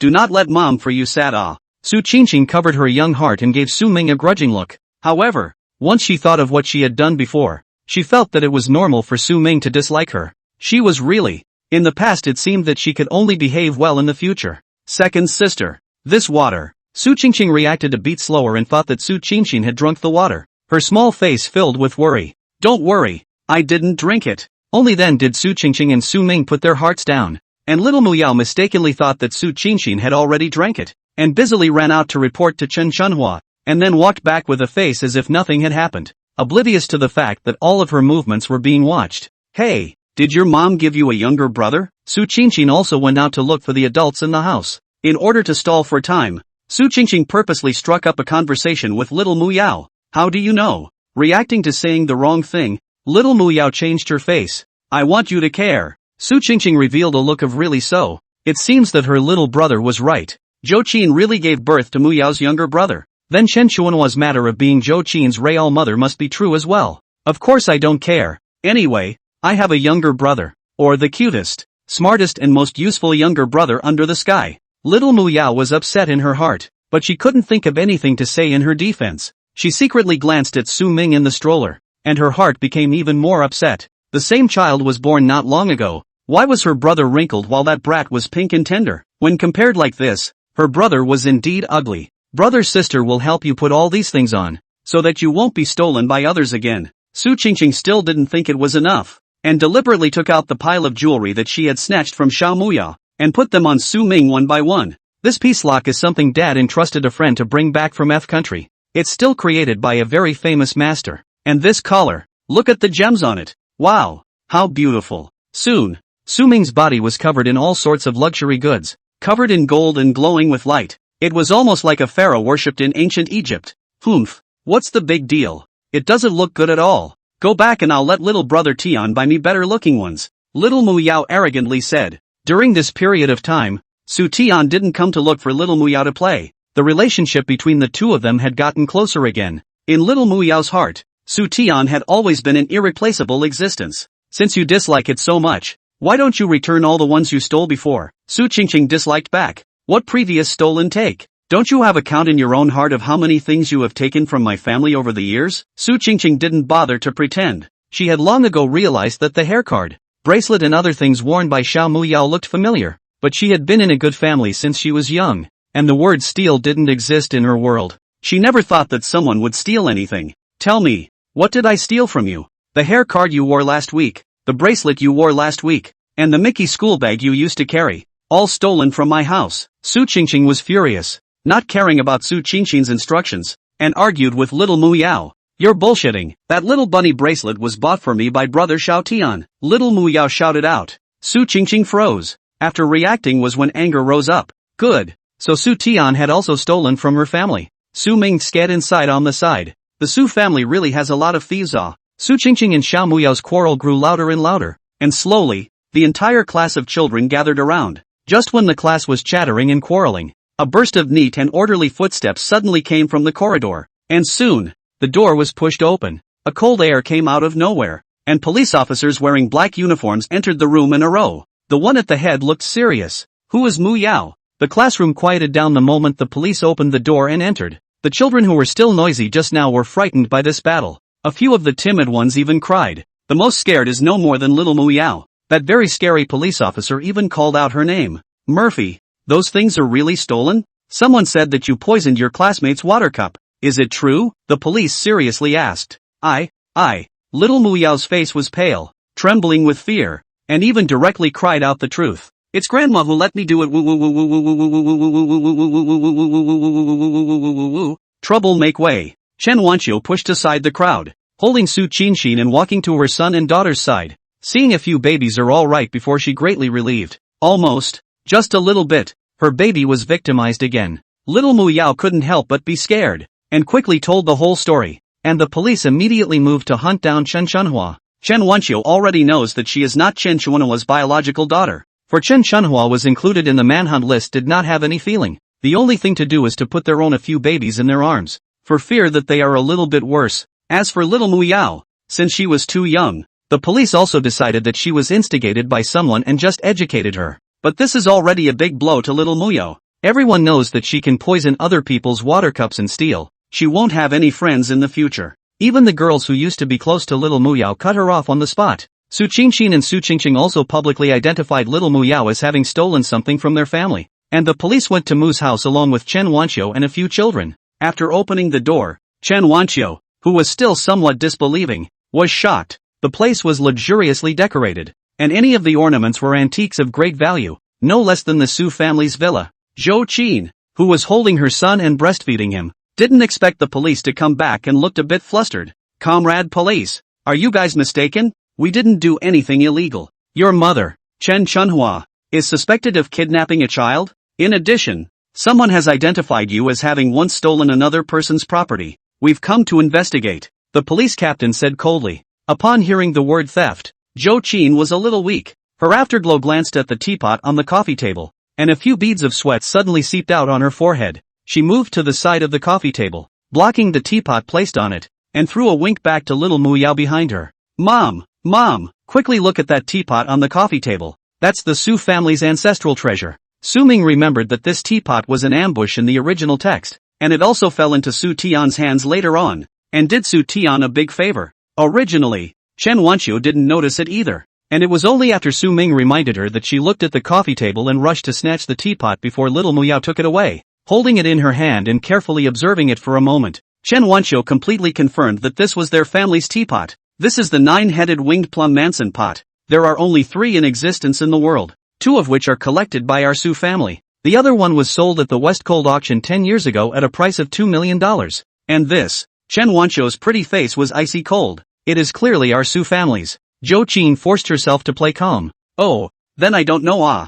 This is what my mom gave me." Speaking of Chen Chunhua, Zhou Qin squeezed out a hypocritical smile. "Sister Chen, in fact, I only realized not long ago that you are my real sister. The reason why I don't recognize you is actually because I'm afraid that you feel that we are a drag. That day was also the day that I let Yao Yao make a scene at your house in order to break off the marriage contract. Or else what has become of our 2 families? By now, Zhou Qin can only hope that Chen Wanqiu does not know her own life. Just as her hospital and no people, when to do paternity test is also convenient to fake. Unfortunately, her fantasy is destined to become a bubble." Chen Wanqiu sneered, took out the identification certificate that had been prepared long ago. "You don't want to talk fancy. Chen Chunhua is not my mother at all. She is a trafficker who has been committing evil for many years, and I have been abducted by her." Appraisal. Zhou Qin then panicked, racked her brain and couldn't figure out who in the end gave Chen Wanqiu the wind. Little Mu Yao also hid behind Zhou Qin, looking at the black pressure in front of a group of people. The heart and scared,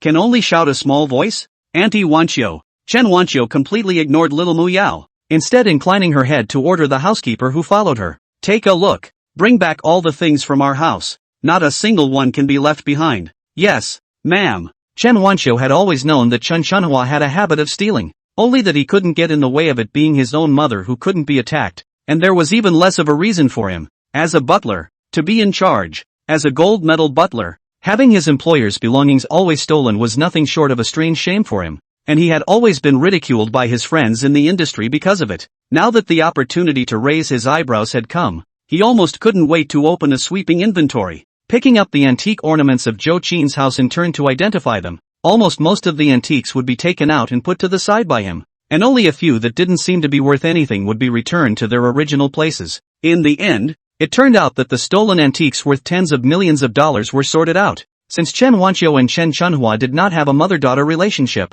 Chen Chunhua was convicted of kidnapping and theft and was quickly booked into jail. Although Zhou Qin was not held accountable, she had previously sold several antiques to pay her daughter's tuition, including the $8 million Manson pot. Sadly, because of Zhou Qin's lack of knowledge, the teapot only sold for $500,000. Zhou Qin is burdened with millions of dollars in arrears and is unable to repay them, and Mu Yao is forced to drop out of the emperor's program. In the evening of summer, the sun was still warm, but it was much cooler than at noon. Chen Wanqiu stood in the sunlight with Su Ming in her arms, and watched as the housekeeper led the people to move boxes and boxes of things out of Zhou Qin's house. Over the years, Chen Chunhua was like a rat in a ditch. stealing most of their family's valuable things, and today, finally returned to its rightful owner. Su Ming's heart was also quite emotional, knowing that in the original plot, it was them who were driven out of their home like a lost dog. It was also one such afternoon when they were driven out of the villa by their debtors, taking a large pile of things with them and not knowing where to rest. He could only drag his luggage to the Mu family to look for Mu Yao,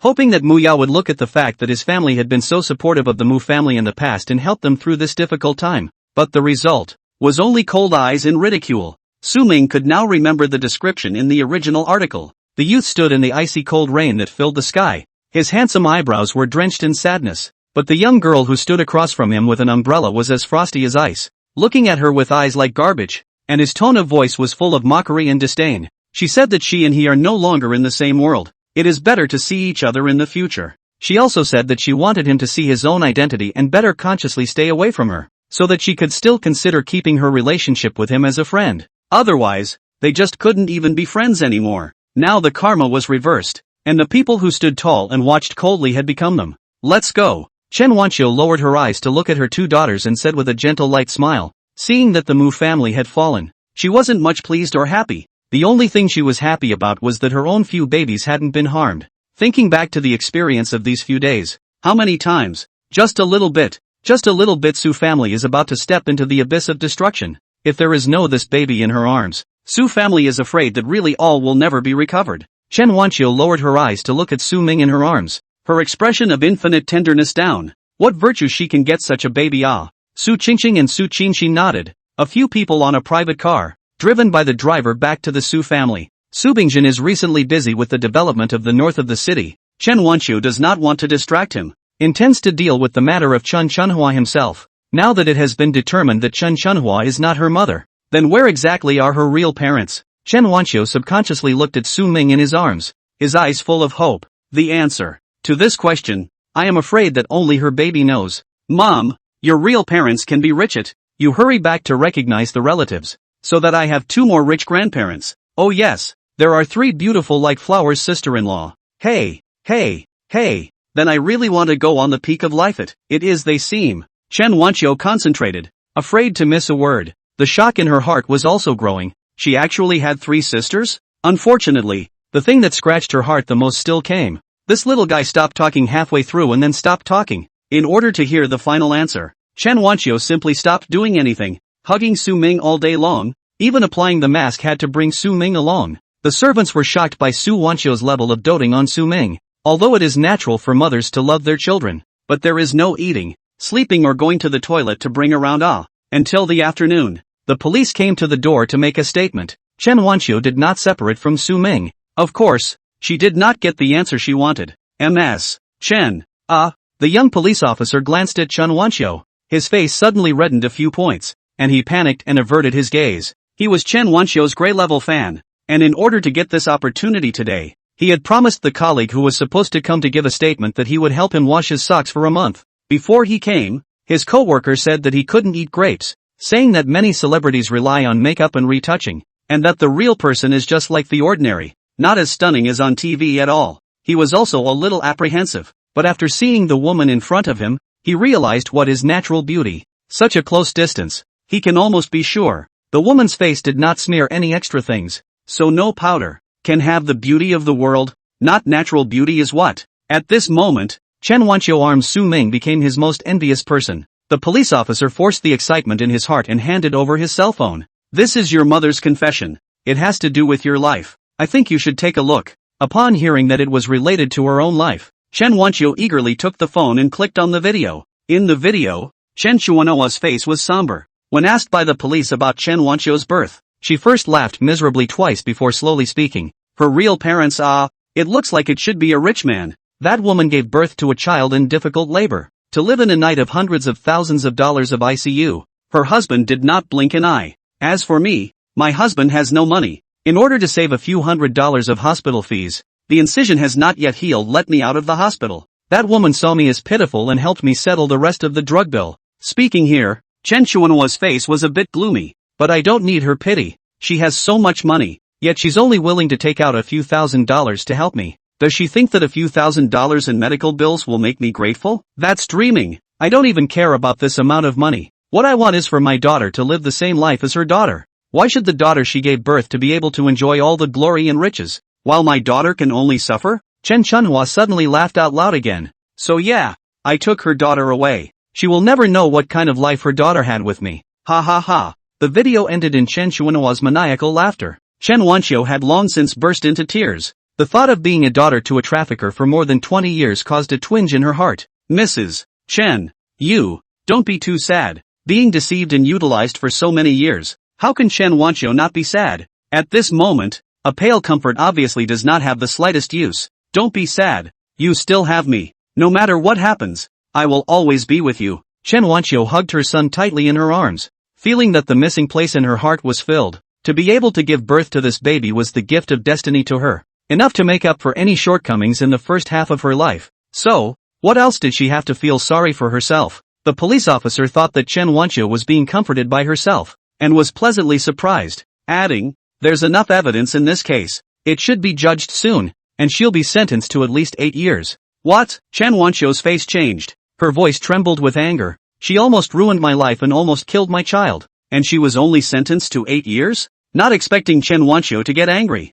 the police officer was a bit at a loss for words. Before he could think of anything to say to comfort him, he saw the little toddler on the opposite side of the room laughing. Chen Wanqiu immediately turned her anger into joy and looked at the boy in her arms and smiled lightly. Mom, don't be angry. The bad guys will definitely get their comeuppance. Maybe one day they will be killed by lightning. Su Ming reached out and tugged at the long hair that was scattered on his body. Chen Wanqiu held that little hand and leaned over to gently kiss it. The police officer didn't know what to say for a moment and left after asking for Chen Wanqiu's signature. That night, Chen Wanqiu always felt that there was thunder surrounding her ears. Remembering what was in the news, an incredible idea suddenly emerged in her heart. Is this matter really related to her son? Such doubts did not exist for long. Chen Wanqiu got a news that shocked her. Chen Chunhua, surprisingly, was also struck by lightning. It is said that at that time is the prisoner's release time. Everyone is alright. Only Chen Chunhua one was struck by lightning, and now still in the hospital rescue. Life and death is not known. Su Bingjin and Chen Wanqiu stared at the news for a long time, and then looked at the crib sleeping Su Ming, both silent. Both culprits had been struck by lightning. It was hard to believe that this was just a coincidence. Chen Wanqiu had vaguely realized that this child of hers must be extraordinary. Soon, this idea was verified once more. After Inquiring Minds was released, the main and supporting characters burst into flames one after another, becoming the biggest dark horse of the year. In contrast, Youth with You is much more dismal. The box office only broke 1 million in 3 days of release. The director was so anxious that he broadcasted live to sell misery, but there were not many viewers to buy it. In the original plot, Ask the Heart is a movie that exploded in popularity, and promoted a lot of unknown newcomers in the entertainment industry. Most of these people will be involved with Su Tian, and become his future development of a useful network of people. Now under Su Ming's influence, the main stars of Ask the Heart were all well-known actors, and with the traffic boost, Ask the Heart hit the highest movie box office in 10 years in one fell swoop. A fiery mess. The Su family, as the sole investor in Ask the Heart, naturally benefited the most. Dingkuan Group. After looking over the statement handed over by the assistant, Su Shikuan angrily slammed his teacup. 3 million? He invested hundreds of millions of dollars in a big production. The first day box office was actually only 3 million. It was less than a fraction of Inquiring Mind. Mr. Su, this is our sales statement for the first half of the year. The assistant handed over another document. Su Shikuan glanced at it and immediately went black, directly planting himself on the sofa. Previously, in order to compete with Su Bingjin, he had specially positioned the audience of his new product on urban women, wanting to grab the market of high-luxury jewelry with Dingjin Group, and had also invited Tang Jiesin to be the spokesperson. I didn't expect Tang Jiesin so not competitive. Just signed the endorsement contract on the collapse of the house. Originally he thought Su Bingjin in this regard will not do too well. After all, Su Bingjin signed the spokesman is a no-fame 18 line. Not as good as Tang Jiesin it. Who would have thought that Ask the Heart aired? Just in the role of the female supporting Xia Mingyue quickly burst into flames. The head of the main female Lin Mianmian. The most hateful thing is, he smelled the wind to Xia Mingyue throughout the olive branch. Want to recruit her under his command. That bitch even did not appreciate, but also said what will always only be Dingjin Group's artists. This battle with Dingjin Group was really a defeat for him. Unlike Su Shikuan's frustration, Su Bingjin can be said to be complacent. That night held a celebration banquet. Chen Wanqiu dressed in a red dress appeared. Graceful figure, pretty face, as in the past glamorous. not the slightest trace of having a child. The same charming Xiao Mingyue. She wore a white dress. Her skin is fair and snowy. Her body is slender and full. Her face is exquisite and moving. It is not too much to say that she is a fairy on earth. On top of that, there was Lin Nian, Jiang Ying, Xia Mingyue, Tang Jiasen, and Su Ming's dozen or so stepmothers. These top-stream actresses with very different temperaments stood together, actually comparing the crystal lights overhead that were as brilliant as daytime. And Su Ming, who was surrounded by these women, undoubtedly became the person who received the most attention at the scene. Baby, you are truly a blessing for godmother. Lin Mianian lifted Su Ming in the stroller and kissed him with a boo from her pink lips, instantly leaving a sharp lip print on the skin. Before Su Ming could wipe it off, the other actresses also crowded up. Mian, let me hug you too. Let me also dip into the blessings, and strive for the next movie to explode in popularity. Su Ming was surrounded and drew the attention of many people in the banquet. Only Xia Mingyue and Tang Jiasen stood outside the circle, looking somewhat apprehensive. Tang Jiasen didn't know how to face her best friend. After all, she was the one who chose to sign into Dingkuan Group in the first place. Xia Mingyue, on the other hand, because it was her first time to participate in this kind of high-end occasions, some uncomfortable, she looked at Su Ming, who was surrounded by a group of people, and a few moments of yearning arose in her eyes. For her to be able to have today, it was all due to this little prince. He was still so cute. If she could hug him, the feeling must be excellent as well. The two of them had different thoughts and were hesitating on what to do when Chen Wanqiu walked over with Su Ming in her arms. Tang Jiasen was delighted in her heart. Wanqiu, I knew you wouldn't blame me. She walked over and took Chen Wanqiu's arm. I signed up with Dingjin Group because I was rather short of money during that time, and Su Shikuan was giving more, so I agreed to it, and I didn't think you'd care. Now Dingkuan Group unilaterally cancelled the contract with me. There is no other brand willing to find me spokesman. I am really desperate. Wanqiu, can you help me? Nowadays, Dingjin Group is developing like the sky, and to be able to give Dingjin Group as a spokesperson is something that many actresses are begging for. Tang Jiasen only hated that she had taken a wrong step, giving the opportunity for a big hit to Xia Mingyue for nothing. However, she knew her BFF, and knew that Chen Wanqiu was a dumb beauty, with just a face, but in reality, she had no heart. As long as she coaxed her with a few words, she would definitely get back together with her and help her sign into Dingjin Group. Chen Wanqiu raised her eyes to look at her former best friend, also seeing her despondency, and was about to say something when the little one in her arms suddenly stomped her legs. Mom, don't listen to her flowery words. If you make up with her, she will definitely continue to provoke your relationship with Dad, and will also take advantage of the situation to take away your Mrs. Chen's position. As the saying goes, fire and theft against girlfriends, especially this kind of girlfriend who has 800 heart eyes. You can't afford to be unprotected. Chen Wanqiu then remembered Su Ming's previous prophecy. Her complexion instantly turned cold, and she pushed her hand away before walking towards Xia Mingyue. Xia Mingyue was standing to the side in a hasty manner. Because of her family's poor background, she had always had some low self-esteem, and naturally didn't dare to come over and strike up a conversation with Chen Wanqiu. Watching Tang Jiasen and Chen Wanqiu chatting, she could only be envious, but she didn't expect Chen Wanqiu to come over with Su Ming in her arms. Chen Wanqiu also has no choice. This little guy in her arms has been yelling what a big star, but also said that if you can be hugged by a big star, it's worth it if you die. But she is also a big star. Her son actually preferred a newcomer actor. It really made her a little jealous. After walking to Xia Mingyue's side, Su Ming became even more excited and took the initiative to stretch out his little arm in a gesture of wanting to be hugged. Chen Wanqiu helplessly laughed. Hug him? Su Ming likes you a lot. Xia Mingyue was flattered and hurriedly picked Su Ming up. Strangely enough, she had never given birth to a child, but she was incomparably smooth in holding this little guy. Su Ming was also very cooperative, lying in Xia Mingyue's arms and giggling nonstop. Several other actresses teased at the sight. This brat even treats it differently, haha. It seems that this kid has been a little pervert since he was a child. Knowing that Mingyue is a big beauty, a blush quietly flew up on Xia Mingyue's face. Chen Wanqiu smiled and shook her head, her heart suddenly sour. Could it be that in her son's eyes, she was not a great beauty? She was rated on the list of the world's most beautiful faces. Xia Mingyue is going to explode in the future. I must get on good terms with her. She'll want to stay and help us make money. Make money. Make money. Make money. Make money. Make money. Make money. Make money. Make money. Make money. Make money. Chen Wanqiu stared blankly. Only then did she realize that this little brat had this idea in mind. Seeing everyone's gazes gathered on Su Ming, Tang Jiasen had a bright idea and took the initiative to hug Su Ming over.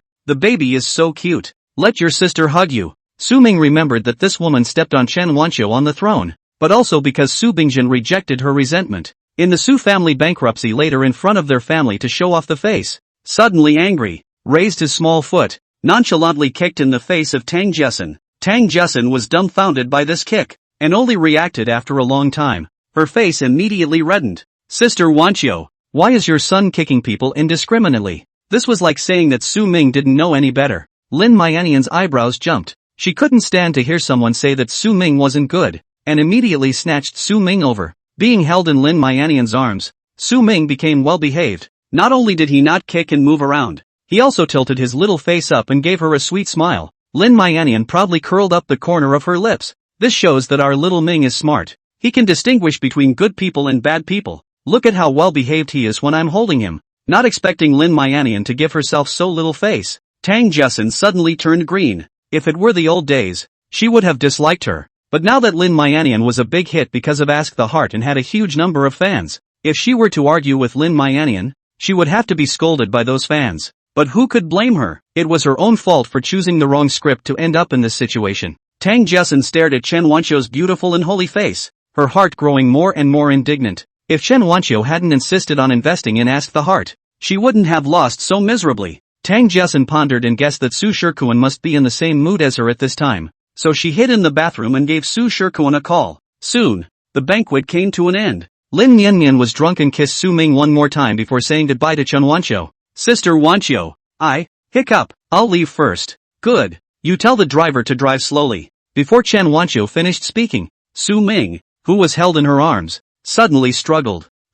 What's wrong with little Ming? Lin Nianqiu curiously came over to check, but might as well have been grabbed by Su Ming's sleeve. So little Ming is unable to let go of me. Lin Nianmian kissed Su Ming again and laughed. Alright, godmother has to go. I'll come back to see you another day. Su Ming still refused to let go of her hand. Lin Mianian tried to use a little bit of force and found that she couldn't break it at all, so she couldn't help but feel a little strange. Where did such a small child get so much strength? Mian, since little Ming can't let you go, you can go stay at my house for the night. Chen Wanqiu laughed. I'm not going. Lin Nianmian put on a look of disgust and quickly changed her words. Unless you let me sleep with Xiao Ming. Chen Wanqiu was amused. Not bad, just let Xiao Ming sleep with you. The two quickly negotiated. The agent who had been waiting on the side for a long time was a bit unhappy. He just couldn't see Lin Nianmian being so close to a small child. After being an agent for so many years, he knew Lin Mianian's character too well. She is cheerful and sunny on the surface, but in fact,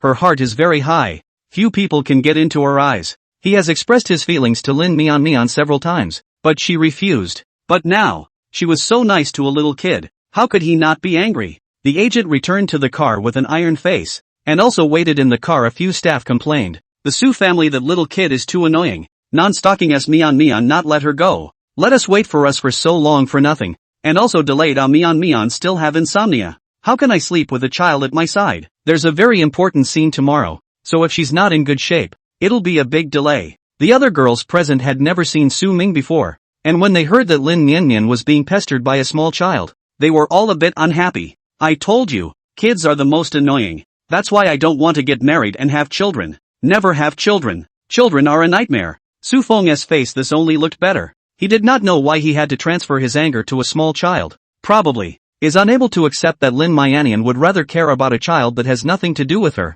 and would not want to give birth to a child that belongs to them with him. He looked down at the box of incense he was clutching in his hand, and took advantage of the fact that a few people next to him were not paying attention, and threw it down the window to the passers-by. Actually, he could have given the incense to Lin Nianmian, but he just wanted Lin Nianmian to know that she couldn't leave him. Lin Mianian then didn't think about work at all. To her, being with an inviting little baby was much more fun than work. She first helped Chen Wanqiu give Su Ming a bath, and then hugged Su Ming and went to the back garden for a spin, playing until very late before going to bed. Before going to bed, Lin Mianian suddenly felt a bit of a headache, and only then did she remember that she had forgotten to bring the incense. Ever since she suffered from insomnia due to stress, she had to order incense every time in order to fall asleep. Alas, it looks like tonight will be another sleepless night. Lin Mianian sighed, thinking that there was a very important scene to shoot tomorrow. Lin Mianian was also getting a little anxious. Now that Ask the Heart had just exploded in popularity, if something went wrong for her at this time,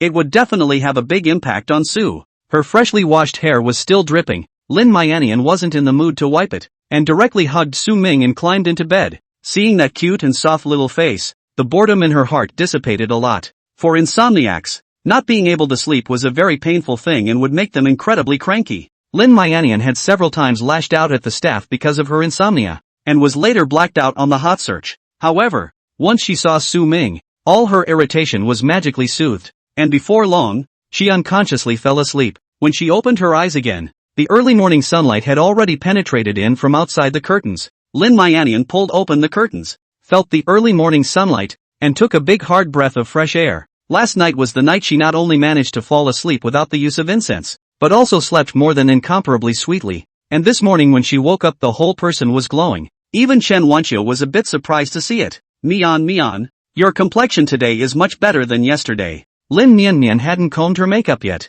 but she was also beautiful and beautiful. She sat on the edge of the bed with her long hair draped over her head, and picked up Su Ming with her hand, looking at him with extra tenderness. It's all because of this little guy. Chen Wanqiu knew that Lin Mian's insomnia was very serious, and had searched for many hypnosis masters to no avail. If it was someone else who heard Lin Mian say this, they would definitely not believe it. If someone else had heard Lin Mianian say this, they would not have believed it. A child who had not been weaned yet, where could it be so useful? But Chen Wanqiu does not doubt it. Her baby. There are just a lot of things about her. Sometimes she wondered if her son could be the reincarnation of a god. It's a pity. I still have to go shoot a movie. I really can't let go of this little guy. Lin Mianian complained, and was about to go change her makeup and get ready to go, when a clutter of footsteps suddenly came from the living room. Chen Wanqiu and Lin Mian walked out from the bedroom with Su Ming in tow. Yo, Lin Mianian looked at the girl who had followed the housekeeper in with surprise. Why are you here? The girl looked panicked. Her clothes were also dirty and disheveled, and she spoke with a crying voice. Sister Wanqiu, Sister Mian, something's wrong. Chen Wanqiu calmly asked. What happened? Last night Brother Feng drove us back. It was all fine. I didn't expect the car to suddenly lose control halfway. Brother Feng, he crashed into a big tree, and has been sent to the hospital. The girl cried as she spoke, obviously terrified. Lin Mianian didn't care, just then picked up the bottle to feed Su Ming. The girl was a little confused. Sister Mian, aren't you going to the hospital to see Brother Feng? Right, it's to go take a look. As if she suddenly remembered something, Lin Mianian immediately put down the milk bottle and quickly cleaned herself up ready to go to the hospital. When she came back, she also carried Su Ming away with her hand, continuing to breastfeed him as she walked. Chen Wanqiu, just leave. Why carry her son away too? In the hospital. Su Feng looked at the ceiling and silently counted the time. Li Yu had already told him that Lin Mianian had heard that he was in the hospital and immediately rushed to see him. He was still on his way. It seemed that Mian still cared about him. After waiting for another half an hour, when he heard footsteps coming from the corridor, Su Feng immediately laid back down, deliberately pretending to be weak. Sister Mian, thank you for still coming to see me. Su Feng looked at Lin Mianian, who pushed the door in and suddenly froze. He thought that Lin Mianian hadn't slept well all night and was definitely exhausted today. However, he didn't expect her to be glowing, like a siren that had sucked in her essence, so beautiful that people couldn't take their eyes off her. It seems like you slept well last night. I slept with little Ming in my arms. With him around I don't need incense to fall asleep. Anyway, thanks for coming to see me. Su Feng forced a smile. He wanted to say that someone else's child was still someone else's even if it was good. And since she liked children so much, why not have one with him? Unfortunately, he didn't have the courage. I'm here to get the contract. Don't misunderstand. Lin Mianian didn't even look at Su Feng, flipped out the contract in Su Feng's jacket and left. All the while waiting for the door to be shut, Su Feng didn't even react. So, Lin Mianian wasn't here to see him at all? The door was glass. Su Ming could clearly see Su Feng's expression, and originally he had somewhat pitied Su Feng. Although the various things with Mu Yao was just a plot, he did give his true feelings.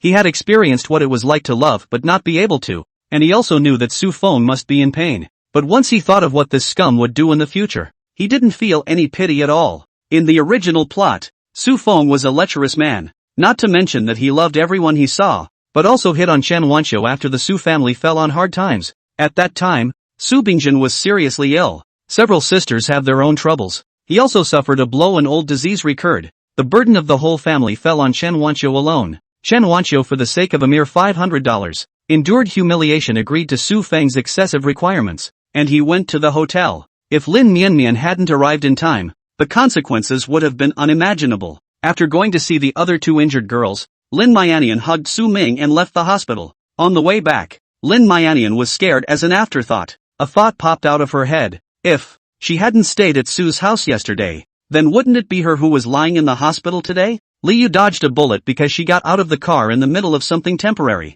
If she got into the car, she definitely wouldn't be as lucky as Liu. Liu also thought of this layer. Some fear said, fortunately, Mion's sister, you did not get on the car last night, or you will have to delay the big event. I do not know how this car could end actually out of control. After Liu also said something, but Lin Nian already completely do not listen to it. Her mind is full of thought is the picture last night. Xiao Ming was holding onto her tightly and not letting her go, with a strength that was not even like what a small child should have. Yo, do you know, last night I would have wanted to leave. It was Xiao Ming who pulled me back and didn't let me go. If it wasn't for Xiao Ming, I would be the one lying in the hospital right now. It's not a big deal that I'm injured, but delaying Mr. Su's publicity progress can be troublesome. I know. Liu looked to the side at Su Ming, remembering Su Feng's words that night. She also scared. It seems that young Master Su was very spiritual. He must have known that Sister Mion you would get into an automobile accident. That's why he pulled you back and didn't let you go. Well, that's what I thought too. Lin Nian hugged Su Ming in her arms tightly. Meanwhile, Su Shikuan was still waiting for the news of Lin Mianian's car accident. This morning, he had specially taken out his treasured good wine, just to celebrate when the deed was done. Lin Mianian is the spokesperson of Dingjin Group's new product. Dingjin Group will soon launch a new product. If Lin Mianian has an accident at this time, see what Su Bingjin can still think of a good way. By then, even the publicity photos cannot be taken. See Dingjin Group still take what and he competes. Is fantasizing about completely put Su Bingjin underfoot situation. Outside the door sounded a crutch footsteps. Know who came? Su Shikuan immediately greeted the past. Dad, you come. Big brother, don't shout ah. When did I become your father? Su Bingjin held a walking stick and looked at Su Shikuan with a smile. You are sick. The leg is not lame, what crutches? Glancing at Su Bingjin's legs that are not at all matter. Su Shikuan angry. Early in the morning. Where did you get so angry? Su Guoqiang held Su Ming and slowly walked over, somewhat dissatisfiedly glancing at Su Shikuan. Dad, I just can't stand to see him on your crutches. You say you're so old. He still lets you hold the child, but also grabbed your crutches. This is not unfilial. Su Bingjin doubly speechless, do not understand why Su Shikuan always in this kind of small matter on the hold. Grandpa is in good health. He doesn't need a cane at all. This heartfelt comment drifted into Su Guoqiang's ears, and Su Guoqiang couldn't help but freeze. It took a long time before he reacted, and he burst out laughing. Right. Su Shikuan's heart was delighted. Su Guoqiang actually agreed with him? In fact, he was deliberately disgusting Su Bingjin. Originally thought that Su Guoqiang would be towards Su Bingjin. Did not expect him to actually stand on his side. Dad, you finally think I'm right. Su Shikuan proudly raised his tail. I told you, you are so old. How can you not be on crutches? Su Bingjin, he's just messing around. Do you think so? Right my ass. Su Guoqiang took the crutches, ruthlessly to Su Shikuan body hit. Unexpectedly Su Guoqiang will come to this. Su Shikuan was hit by jumping up and down. Do not dad. Have a good talk. Besides I didn't say anything wrong. Su Guoqiang only stopped when he was tired of beating. His heart was still furious. Good grandson said he was good health without crutches. This bastard said he was old and must be on crutches. The same as the younger generation. How the gap is so big. Su Bingjin looked at this scene in amazement. His heart suddenly had an idea. Could it be that his father could also hear his son's heart? A few people had different thoughts. Su Shikuan had just been beaten. His heart was naturally all resentful. But when he thought about Lin Nian's matter, he felt free again. Waiting for a few people to take a seat on the sofa, Su Shikuan squeezed out a wicked smile. Second brother I heard that Lin Nian's car was hit last night. Lin Nian is fine, right? If I remember well. Your Dingjin Group's new product is about to hit the market. Lin Mian must not be okay, or you will have to worry about it. Lin Mian? Su Bingjin pretended to look like he didn't know anything. She went to shoot a promotional video this morning. What?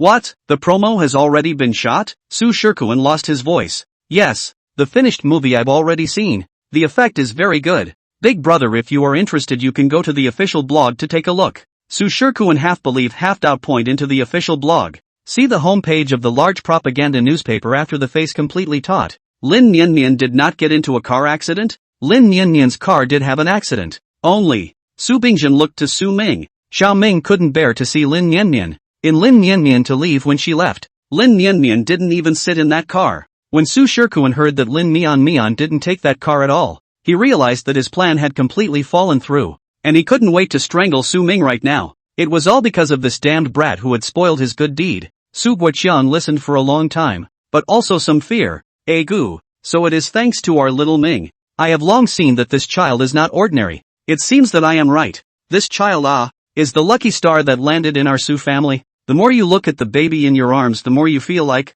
Su Guoqiang took out a golden card and handed it to Su Bingjin. The money in this card is the money I saved for Xiao Ming. You first help Xiao Ming to keep it. Su Bingjin was not polite and directly accepted the golden card. Good. Then I will first help Xiao Ming keep it, and then give it to him when he grows up. Dad, it's better for you to personally give it to little Ming for safekeeping. If you give the money to second brother now, it's unlikely that he'll take it to buy those rotten lands in the north of the city again someday. Su Shikuan said sourly. The land in the north of the city? What did you buy the land in the north of the city for? Su Guoqiang looked at Su Bingjin in disbelief. The north of the city is all rotten land.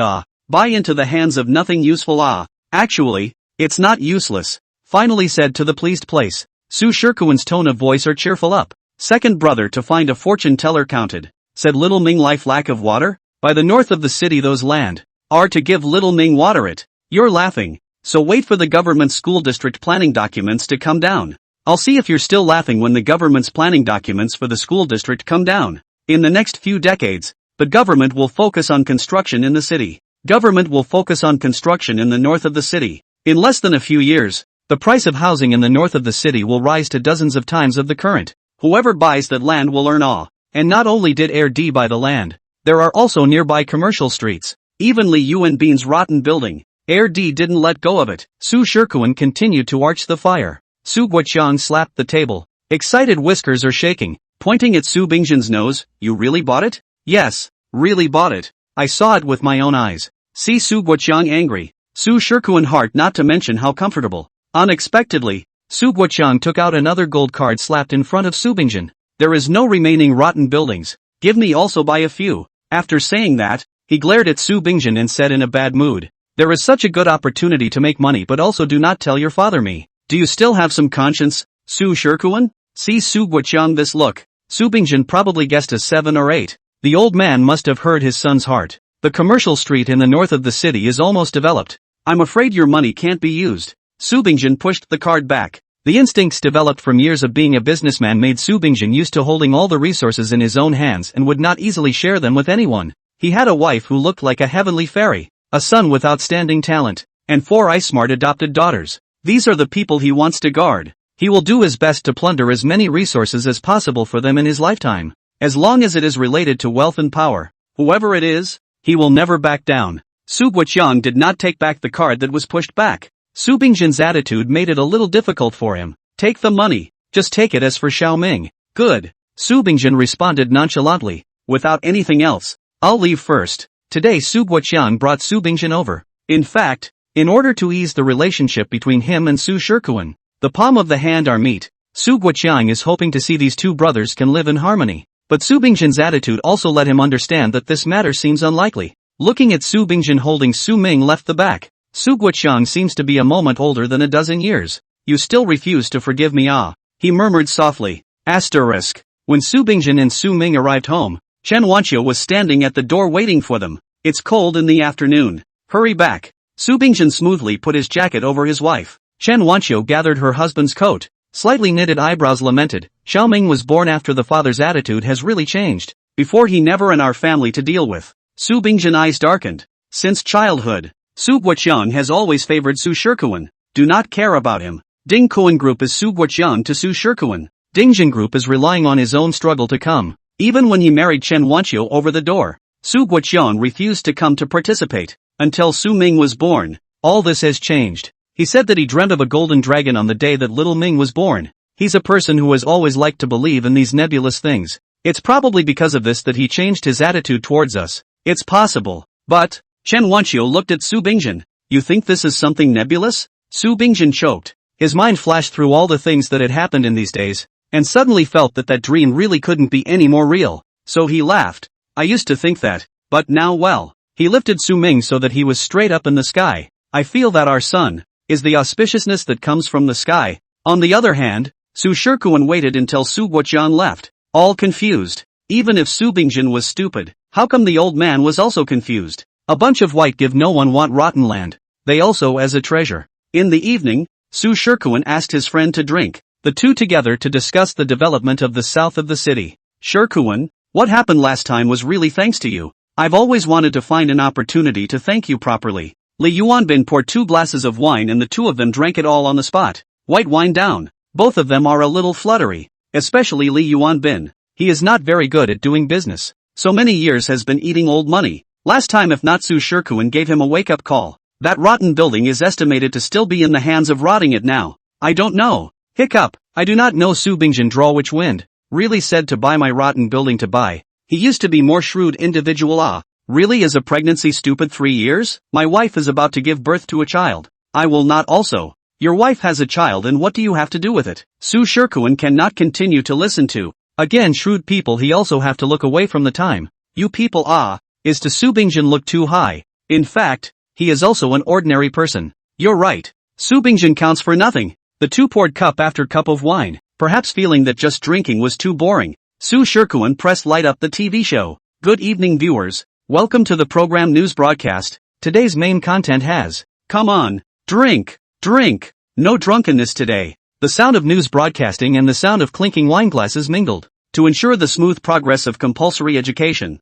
the municipal government issued a district-wide school planning rules, specifying the planning of the school district of the ceded land, in which the Northern School District Planning 9. It now seems that the government's northern relocation is inevitable. This document issued by the public triggered a wide range of concerns. Su Shikuan drunk, his brain is not too bright, only caught a few sensitive words. School district planning, government move north. School district planning, government move north. Government move north. Su Bingjin instantly woke up and his brain sobered up. Shout what The half-asleep Li Yuanbin muttered and complained. Your rotten building has turned into a school district house.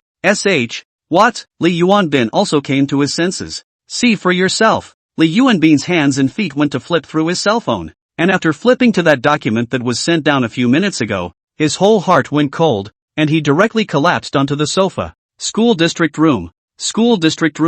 That is not a flat to earn more than 100,000 yuan. A flat to earn more than 100,000 That the value of the whole building will instantly soar to more than $1 billion. More than $1 billion? He has never seen so much money in his life.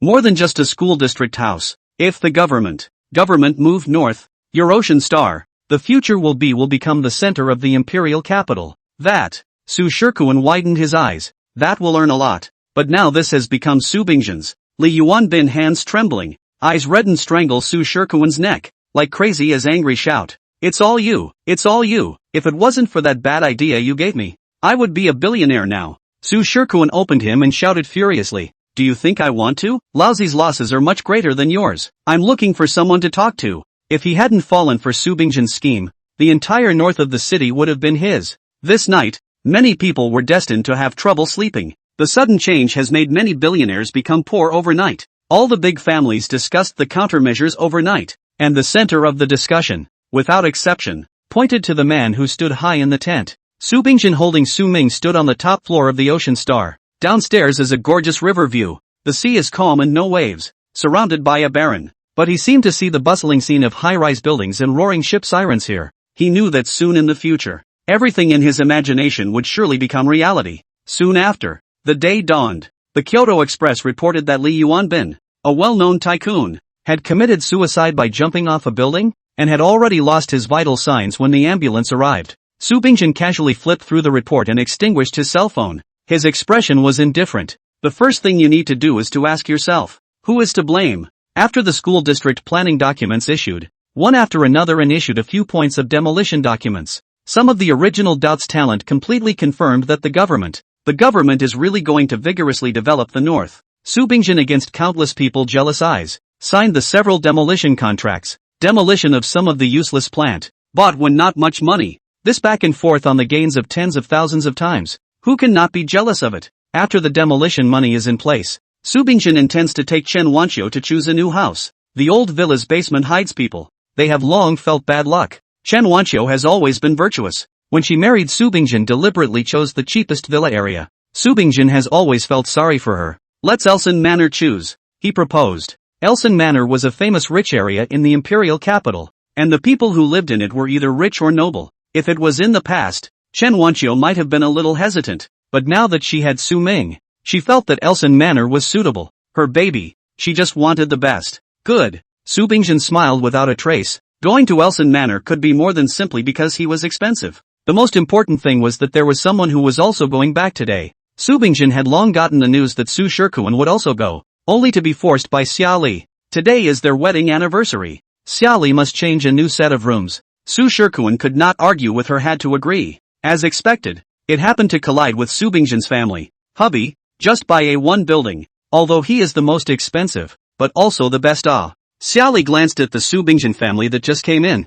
whispered, if you hesitate, this suite can be bought by your brother, then we will lose face. Su Shikuan also do not want the house with Su Bingjin buy away, but hundreds of millions of houses is a little ruthless. It so happens that Su Bingjin's goal is also this building. See, Su Shikuan has no action. Immediately on, the salesman said, I want A1 building, prepare the contract. Can't have this. This villa will die tonight. Live in, how unlucky.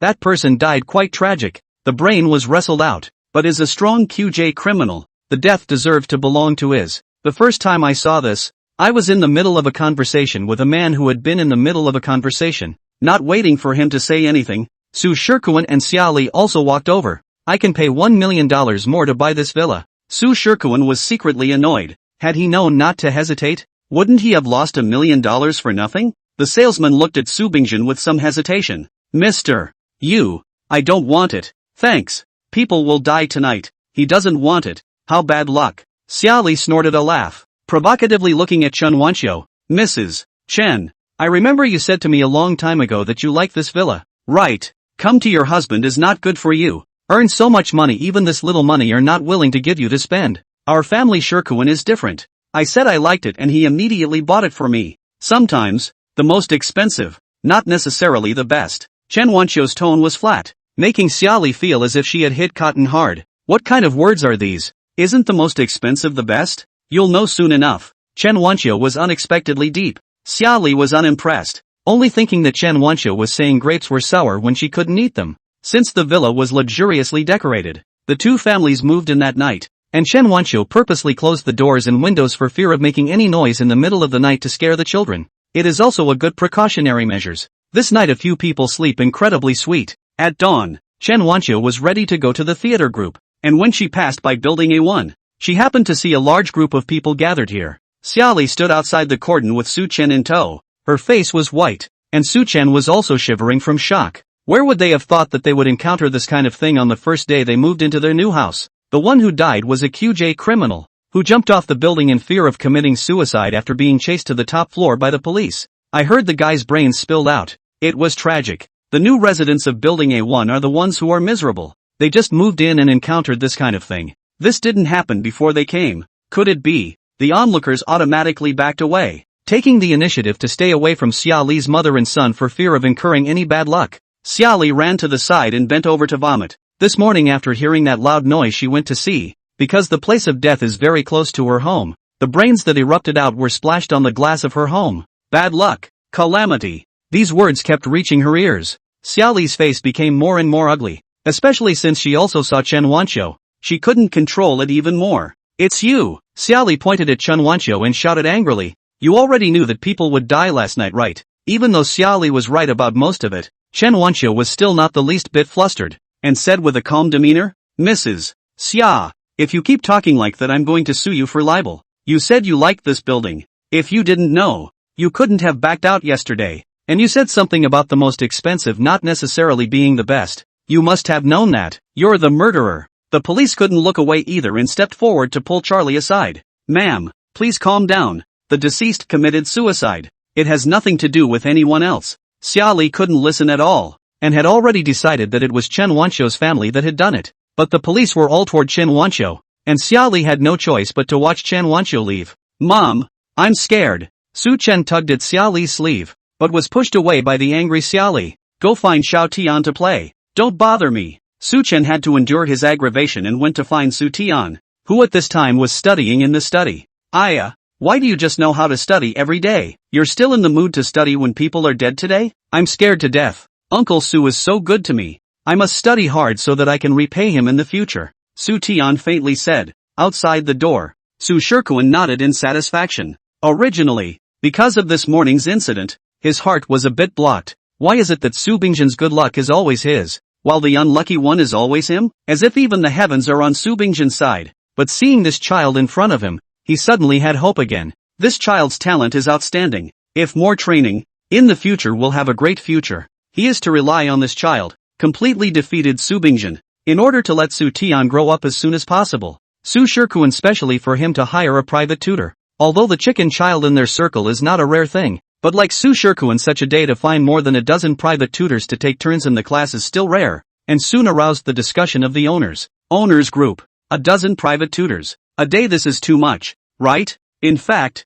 this is nothing la. My son is just a month. I will give him a good kindergarten teacher. Listen to music every day to learn English. Chicken child to take advantage of the early well. My baby is not yet born. I have already hired someone to do fetal education for him. Cell phones keep ringing. Su Bingjin casually glanced. See, all the people are discussing chicken child. The mood is indescribably complex. Today is the weekend. He would have liked to go out to fish, a good relaxation. Who knows? Have you finished reading the company statement? Planning book done? New project finalized? Su Bingjin only had to put down the fishing rod in his hand. His eyes grudgingly looked toward the son in the crib. The little guy blinking big eyes. A naive and uninformed look. If he couldn't hear the little guy's heart, he would think so too. After hesitating for a while, Su Bingjin could only resign himself to his fate, putting down the fishing rod and going to finish the work he hadn't completed. This is the right thing to do. So good weather is of course to be used to work la. An inch of time, an inch of gold. An inch of gold cannot buy an inch of time Su Bingjin. Under Su Ming's motivation, Su Bingjin only used half a day to complete all the work. He closed the pen cap, stretched comfortably, only to feel that the whole person is refreshed. Little guy. Thank you If it wasn't for this little guy, these jobs would definitely have to be saved for the night to stay up and do. Thank me, why should be I thank you only, right? You are responsible for hard work, I am responsible for lying flat. So I grew up can also do a rich second generation. Beautiful Su Bingjin suddenly pulled ahead of Blackline. Feelings he is to this little guy working for it? Today is the weekend. How do you still work Chen Wanxiu walked in with a cup of water and asked curiously. Su Bingjin returned to his senses and looked at Su Ming and teased. I want to make more money for our son while I'm young. Chen Wanxiu nodded her head in agreement. Then I also need to work harder on the movie. And make more money while I'm young. Right. Have you seen Ching Ching? This child used to take Xiao Ming with her everywhere. But lately I don't know what's wrong. She hasn't seen anyone for days. Should have gone somewhere to play. The park has surveillance. It's fine. Su Bingjin was unimpressed and didn't think there would be any problems. Su Ming, however, remembered something. In the original plot, it was at this time that Su Qingqing learned to be bad. Although Su Qingqing didn't love to study, her IQ wasn't low, and she even inherited Chen Wanxiu's acting talent. Even the director who had once discovered Chen Wanxiu said that Su Qingqing was a born actor seedling. If she hadn't gotten hooked on the game, she could have shone in the entertainment field. The reason why Su Qingqing became uneducated was all because Su Shikuan was secretly messing around. Fourth sister should have followed a few punks to the game hall. Su Shikuan found those punks, and Su Shikuan is trying to teach the fourth sister a lesson. Su Bingjin looked aghast, copied the jacket and went out. Chen Wanxiu also followed. Both face is not good. There is a stormy situation. The door was slammed shut with a bang. Su Ming was left in the study, bored, counting sheep for a while. About half an hour later, the door was opened again. Su Bingjin wrapped in a cold air.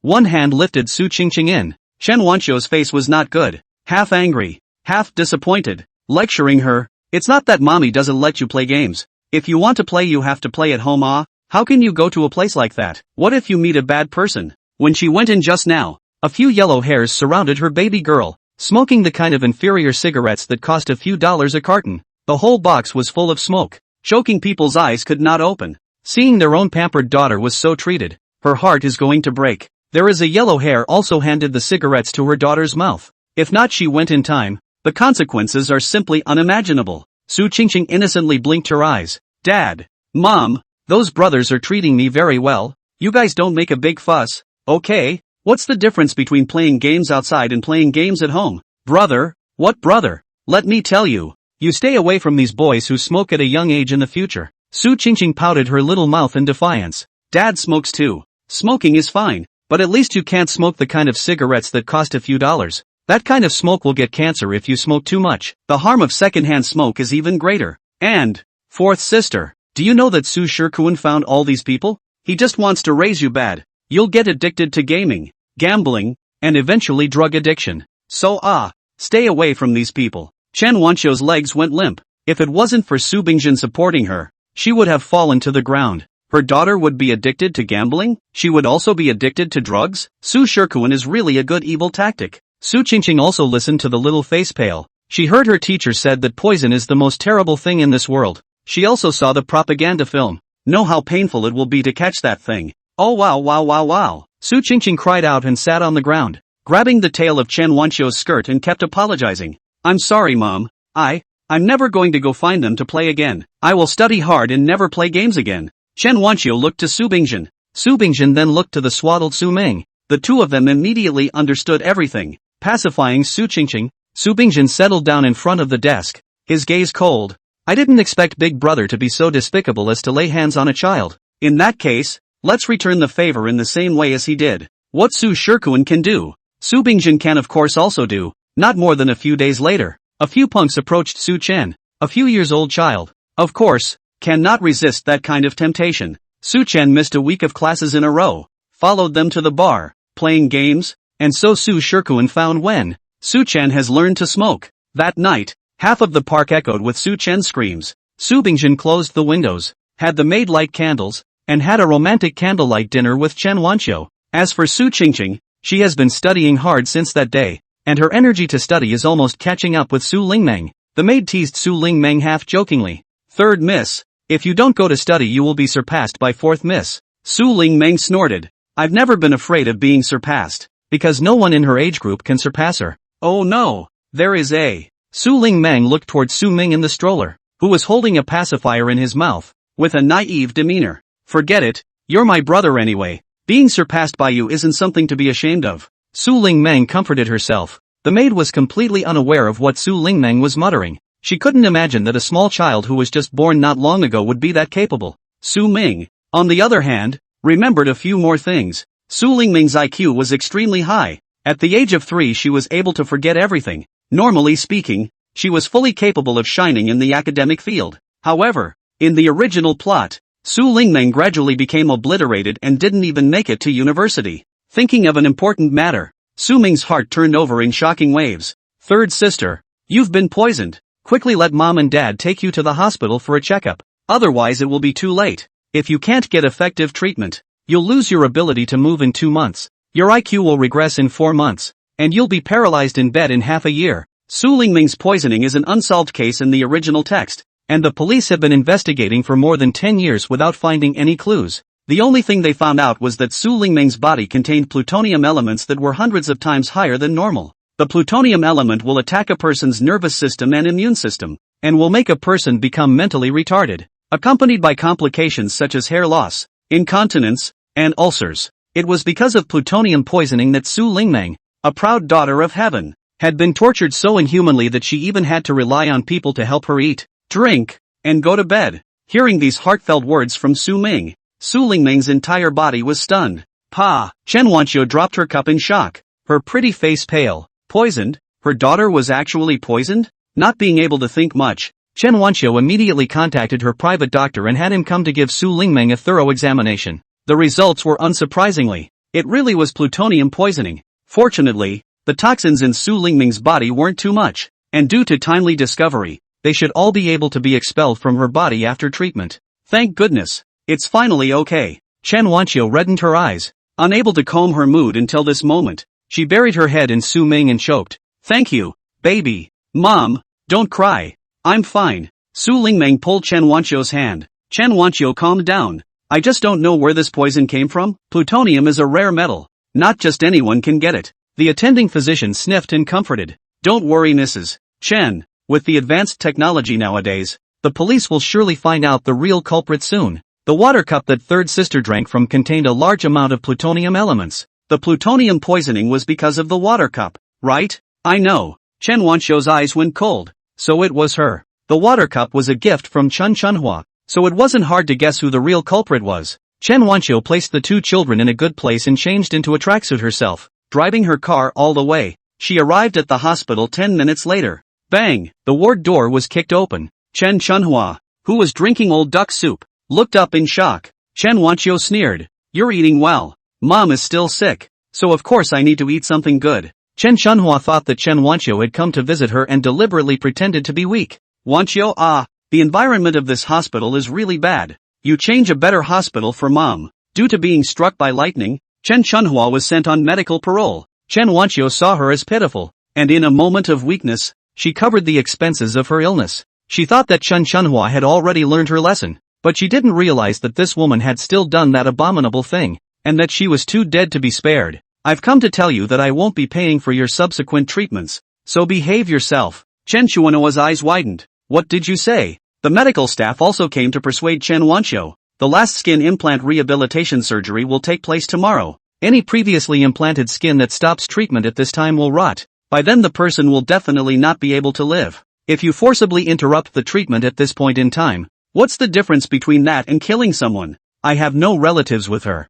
Naturally I have no obligation to pay for her medical expenses. If you feel sorry for her, just pay for her treatment yourself. Chen Wanqiu's expression was cold and arrogant, and with one sentence, she choked the little nurse speechless. It was only after a long time that she stuttered and opened her mouth. The cost of an operation is less than $100,000, and my monthly salary is only $3,000. Aren't you being too forceful? Then you take out your dowry, and then go to find relatives and friends to borrow some. More than 100,000 should still be able to come up with it. Are you kidding? I don't even know her. The little nurse couldn't tense up. Chen Wanqiu let out a kind smile. It seems like your kindness is nothing more than lip service. Realizing that Chen Wanqiu really didn't care about herself, Chen Chunhua fell off the bed in fear, pulling Chen Wanqiu's hand in tears. Daughter, good daughter, you mustn't leave your mother alone. You're not my mom. Chen Wanqiu snapped. You abducted my Qin Qin, and poisoned Meng Meng. You almost killed my two daughters. You deserve to die. I've already told the police the original story of Meng Meng's poisoning. Poisoning is a felony. Even if you weren't struck to death by lightning, you'll have to stay in prison until you die of old age. After coldly saying all this, Chen Wanqiu laughed angrily. Chen Chunhua was trembling with fear, trying to crawl back to the bed with all her limbs, but helplessly failed in several attempts, and could only lie on the ground and whimper. She really couldn't figure out how Chen Wanqiu even knew about the poisoning. It was clearly done so covertly. How could Chen Wanqiu possibly know about it? Chen Wanqiu left the hospital with tears on her face. Her heart felt like it had been opened up, and the mother she had spent so much time with was an unforgiving murderer, and she was actually the child raised by a murderer. When she walked to the river, Chen Wanqiu suddenly had a thought. Is it as long as she jumped down, she will be able to wash away the sins of her body? I don't know how long she stood by the river, but a warm hand grabbed her arm. Chen Wanqiu turned around in shock and was pleasantly surprised to see Su Bingjin. Husband, why did you come? Not only came, but also held her favorite baby. Su Bingjin breathed a sigh of relief and gratefully looked at Su Ming in his arms. If it wasn't for this little guy telling him that Chen Wanqiu was likely to lighten her life, something big would have happened today. I know what happened at home. She deserved to die. You can never blame yourself for the mistakes she made. Even if you don't think about me, you have to think about little Ming. Chen Wanqiu cried even harder. Her beautiful face quickly filled with tears. I just feel sorry for you guys. It was me who brought this demon into the house. If it wasn't for, our family would have been ruined by her to the end of all time. Su Bingjin took his wife in his arms and sighed softly. It's all in the past. It's all in the past. He also did not expect the original seemingly calm home has long been in the dark. Aunt Lan's heart is in the wrong place, with a bunch of her own relatives in the Su family to suck blood, but also nearly blew up her youngest daughter. Mother-in-law stole most of the family's previous antiques and hid her wife to raise another family outside, and kidnapped his son and daughter. Even the plutonium element poisoning this evil technique can be used out. By the way, there is Su Shikuan, that guy. Su Bingjin still do not understand. Why Su Shikuan luck so good? More than 10 years ago to buy the rotten land can also appreciate. If not through his son foresight, the north of the city those land can be Su Shikuan. To Su Shikuan's nature, after gaining power will certainly be on them to kill them all. These people are the demons lurking in the Su family. Fortunately, God has given them such a treasure, so that all crises are solved. It seems that God has not treated him poorly. Chen Wanqiu also gradually convinced himself, snuggled up to her husband and son. I don't have a mother anymore. I will only have you guys in the future. Don't be sad. Grandpa and Grandma are alive. Chen Wanqiu and Su Bingjin froze at the same time. The two held their breath. waiting for Su Ming's next words, but wanting to see them is too difficult. Not to mention, with the Su family's current strength, they simply don't even have the qualifications to enter the League of Nations. Su Bingjin was once again shocked by these short few words from Su Ming. He didn't expect that Su Ming would also know about the existence of the League of Nations. It seemed that this little fellow really knew far more than he had imagined. Some things can't be forced. It's enough that I have you guys, Chen Wanqiu said in relief. Su Bingjin, however, secretly resolved that no matter what, he must help Chen Wanqiu find her family. Isn't Big Uncle arriving at the imperial capital tomorrow? Perhaps we can ask Big Uncle for help,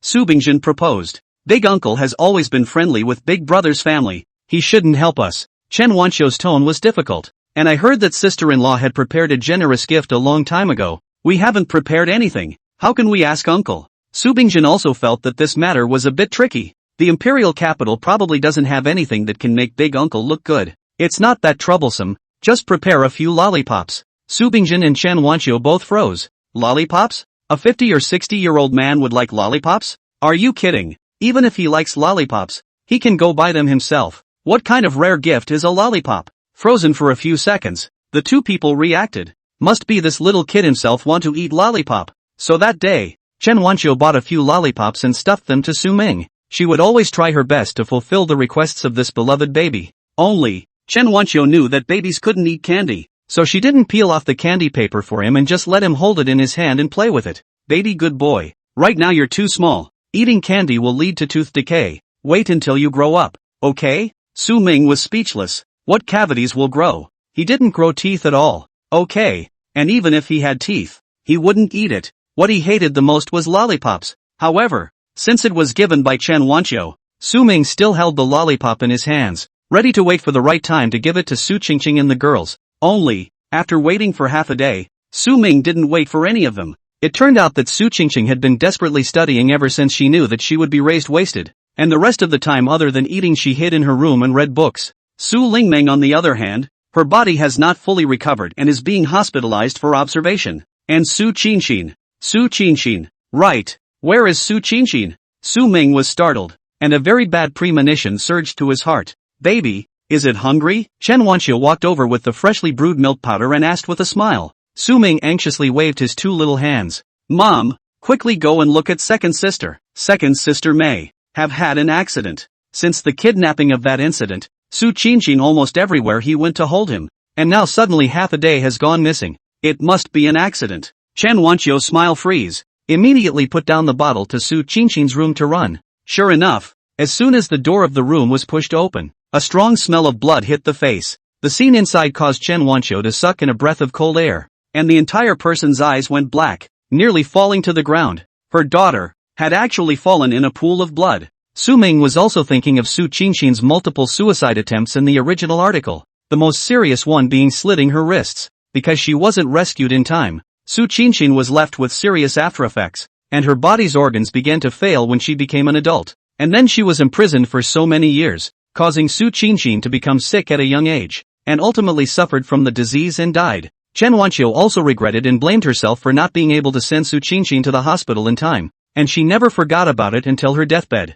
Chen Wanqiu did not care about the heartache, picked up Su Qingqing and ran downstairs. Su Bingjin heard the news and rushed to the hospital, and the two of them worked together to take Su Qingqing to the hospital. Chen Wanqiu broke down and cried in the arms of Su Bingjin. I blame me. I was too careless. Even Xiaoming have found out that something is wrong. I still do not know anything. If it is not Xiaoming, Qingqing on the... She really cannot say that word, but also cannot imagine the consequences of that word. The first time I saw her, she was in the middle of a conversation with her husband. Su Bingjin can only patiently comfort. The doctor said we found it in time. Qingqing should not be in danger. I just don't understand. We have never done anything bad in our lives. Why would we encounter so many bad people? Qingqing wouldn't have committed suicide if she hadn't been stimulated by the kidnapping. Meng Meng was also almost crippled. And Qingqing always has people who want to harm my babies. Why in the world is this? Chen Wanqiu kept shedding tears. Su Ming, who was held in the housekeeper's arms, sighed quietly.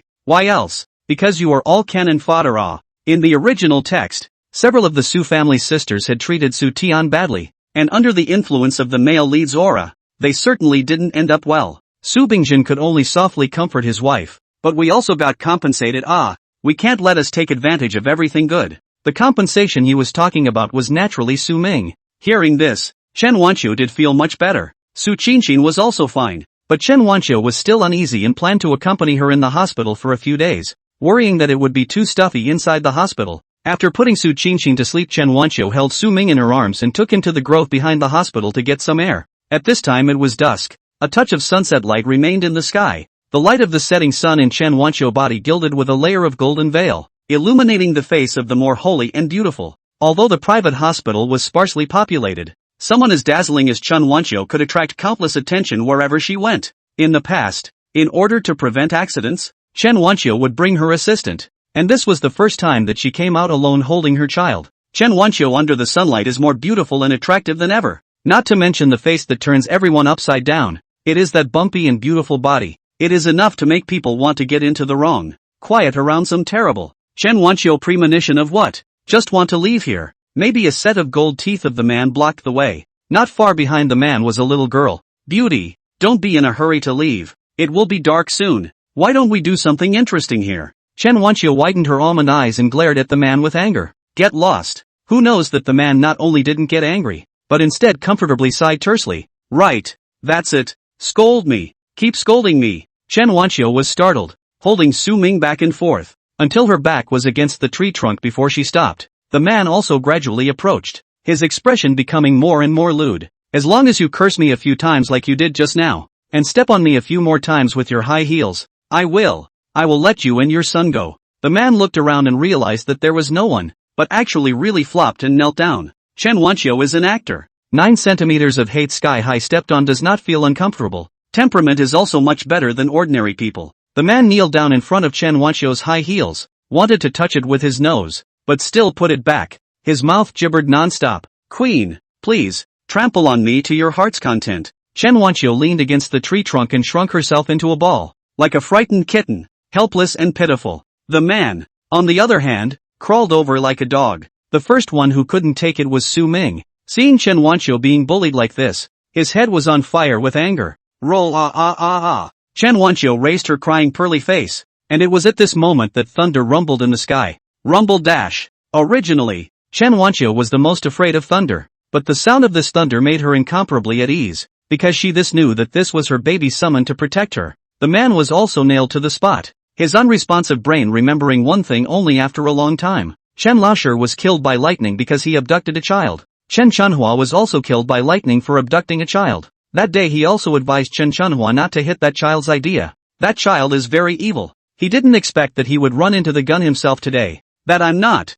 I'll go first. Don't chop me. The man climbed up from the ground and pulled his legs out to run. A series of loud thunder struck down from behind him, leaving behind white smoke all the way, a burning smell, and a miserable scream. The thunder continued for a while longer before gradually stopping, and Chen Wanqiu was still in shock, leaning against the tree trunk and panting heavily. Su Ming, however, was caught off guard by a pair of beautiful and cool eyes. The girl leaned lazily against the tree trunk, quietly and humorously looking at him. Su Ming had never thought that he would one day experience fear from a little girl, or a beautiful little girl that didn't look like a real person. Those eyes were as dark as ink, hiding an unspeakable sickness, paired with a small face that was delicate and incomparable but cold to the extreme, just like a red-trained viper in the grass, exuding an ethereal cold aura. Chen Wanqiu also noticed. You are that man's daughter? You should quickly go find your father. No. The girl's voice was nice but strong, like the icy syllables only a robot could spit out. Then he's always your relative. Right.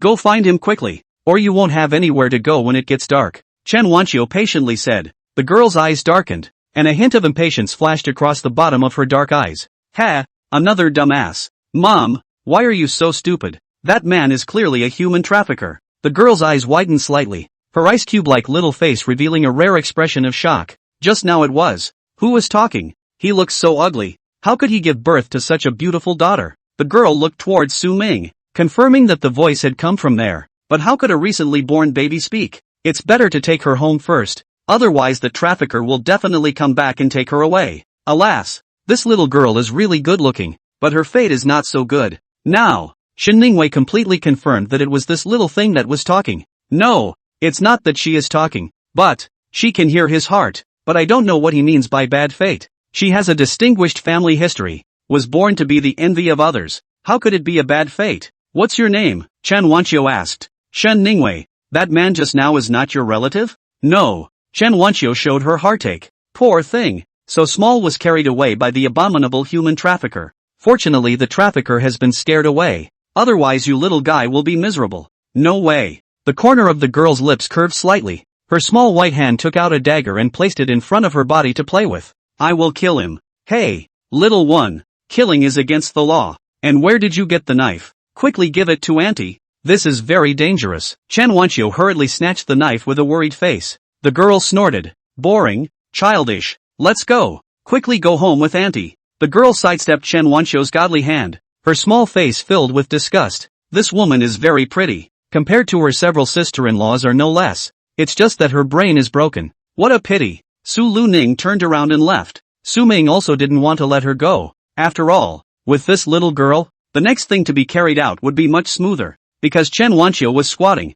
Su Ming was just able to pull Shen Ningwei. At first, Shen Ningwei didn't care and didn't put Su Ming in her eyes at all, until she realized that she couldn't break free no matter how much she exerted her strength before she turned her head back in shock, realizing that it was Su Ming who was pulling her down. Shen Ningwei was even more shocked. How did this little brat have so much strength? Worried that he would really make this little witch angry, Su Ming hurriedly picked up the lollipop he had hidden long ago and reached out to hand it over to Shen Ningwei. Guessing what his son was going to do, Chen Wanqiu hurriedly moved forward. Little guy, my son loves lollipops the most. He's willing to give you the lollipop. It seems like he really likes you. Su Ming was speechless and spat out. He didn't like lollipops at all. Shen Ningwei, on the other hand, was fixed in place, looking at the lollipop with unblinking eyes. Lollipop. All the adults around her thought she didn't like lollipops, and none of them knew that lollipops were her favorite snack, and no one has ever sent her a lollipop. Shen Ningwei walked up and slowly reached out her hand, taking the lollipop from Su Ming's hand.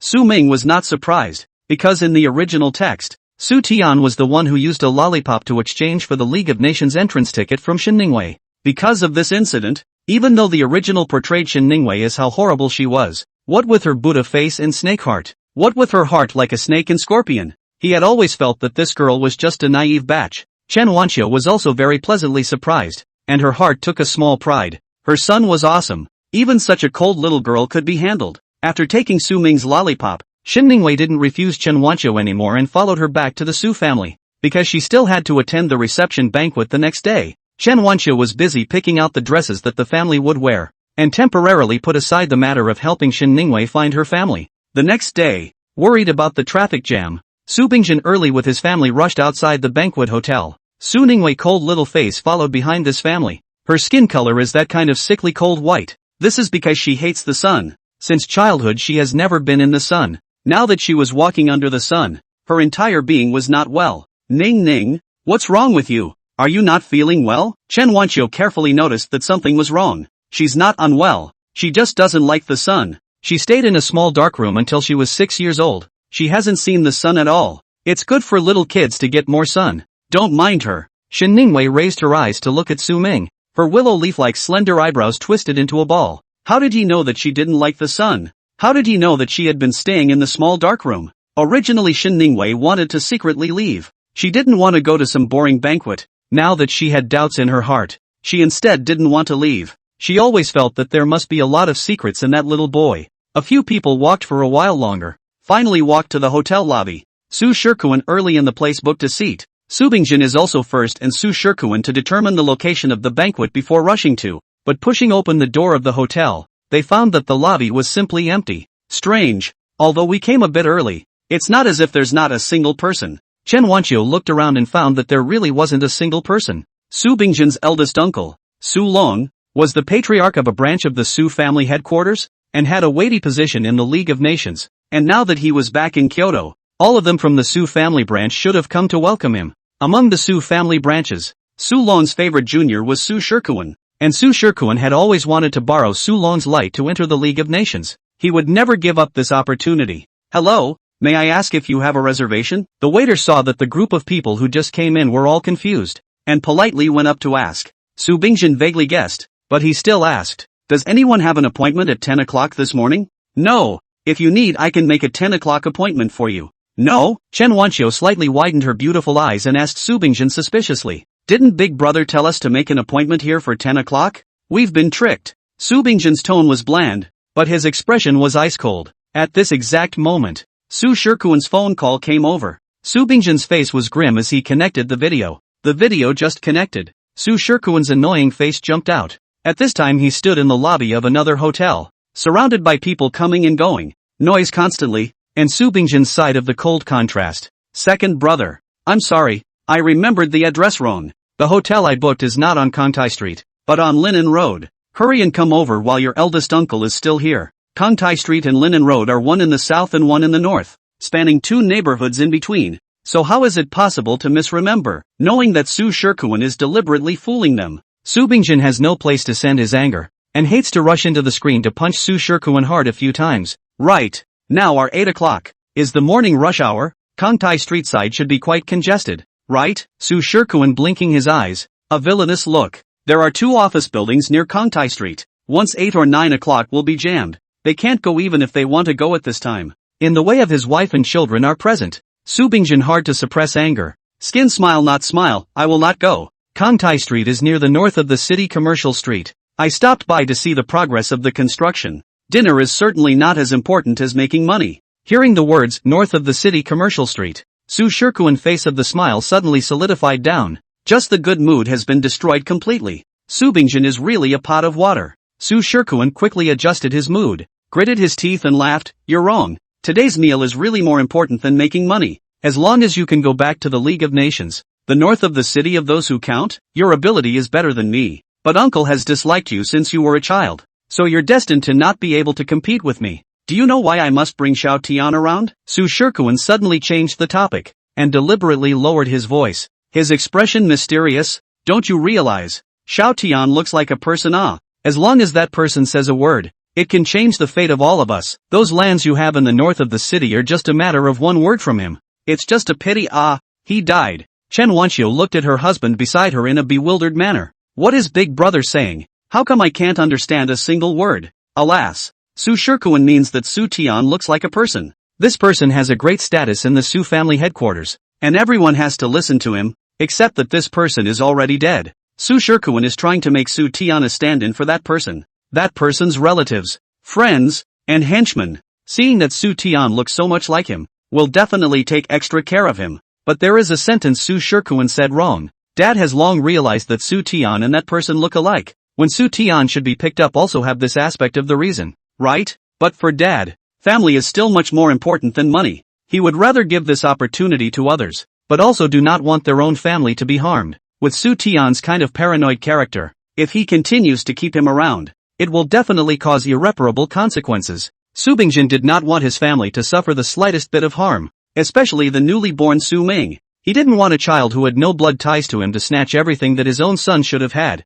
After hearing Su Ming say such a long string, Chen Wanxiu's eyes suddenly reddened. Husband. Su Bingjin smiled shallowly at Chen Wanxiu. He held his wife in one hand and his son in the other, looking at Su Shikuan's gaze descriptive and calm. Even if you can go back to the League of Nations and level the playing field, I won't be envious because, he looked at Chen Wanxiu, everything that's best in the world is already in my hands. After saying that, Su Bingjin lifted his hand and hung up the video, then turned to order the waiter. Just make a reservation for 10 o'clock. Ning Ning is also hungry. Right. Let's have some dinner first. After dinner uncle will send you to the police station to help you find your family. Xin Ningwei unnaturally twisted her little head to one side. When she was at home she always ate alone. She had never eaten with a group of people. But, that brat even knows Su Tian. That is a secret that is not passed down within their family. It seems that he knows really many secrets. Maybe, he will know how Su Tian died? Then she would have to stay and listen more. Soon, the waiters set out the dishes. The three daughters are in the hospital with caregivers.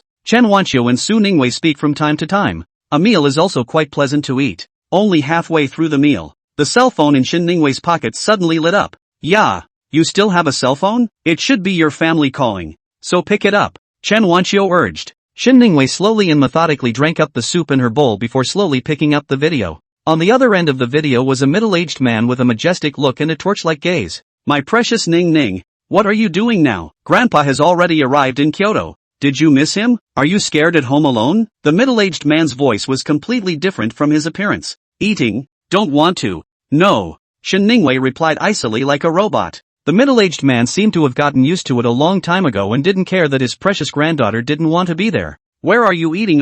Why is the surrounding dirty and messy? Didn't Grandpa let Kermit take care of you when he left? Just tell him what you want to eat. The waiter on the side of the face of speechless. They are 5-star hotel. We're dirty, we're chaotic. And Kermit, if he hadn't heard, he was talking about that god of cookery Kermit who had won 10 consecutive god of cookery competitions? Shin Ningwei did not answer, but the middle-aged man saw the hotel sign. Imperial Capital One Piece Hall. Imperial Capital? You went to the Imperial Capital? The man was close to shrieking loudly. Shin Ningwei hung up the video as soon as she did, shaking her head like a small adult. He'll be here soon. Why does this man's voice sound a bit familiar? Su Bingjin muttered to himself. Before he could figure out where he had heard it before, the hotel door was pushed open with force from outside. A strange man with a head full of white hair but not a single wrinkle on his face rushed in. Seeing the man's face, Su Bingjin and Chen Wanqiu immediately got up, and both of them were a bit shocked. Eldest uncle? After coming in, Su Long's first thing was to go look for Shin Ningwei,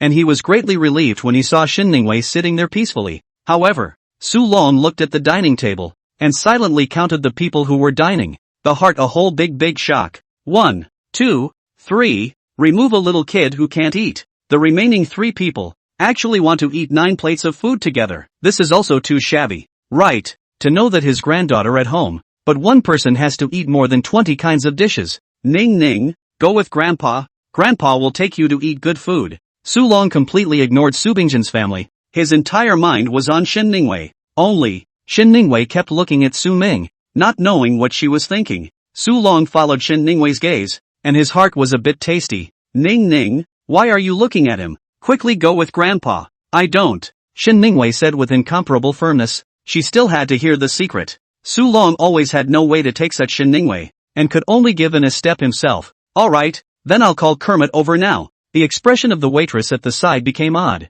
She was really uneasy, so she pulled over her colleague to discuss a plan. Why do I feel that these people are a bit abnormal?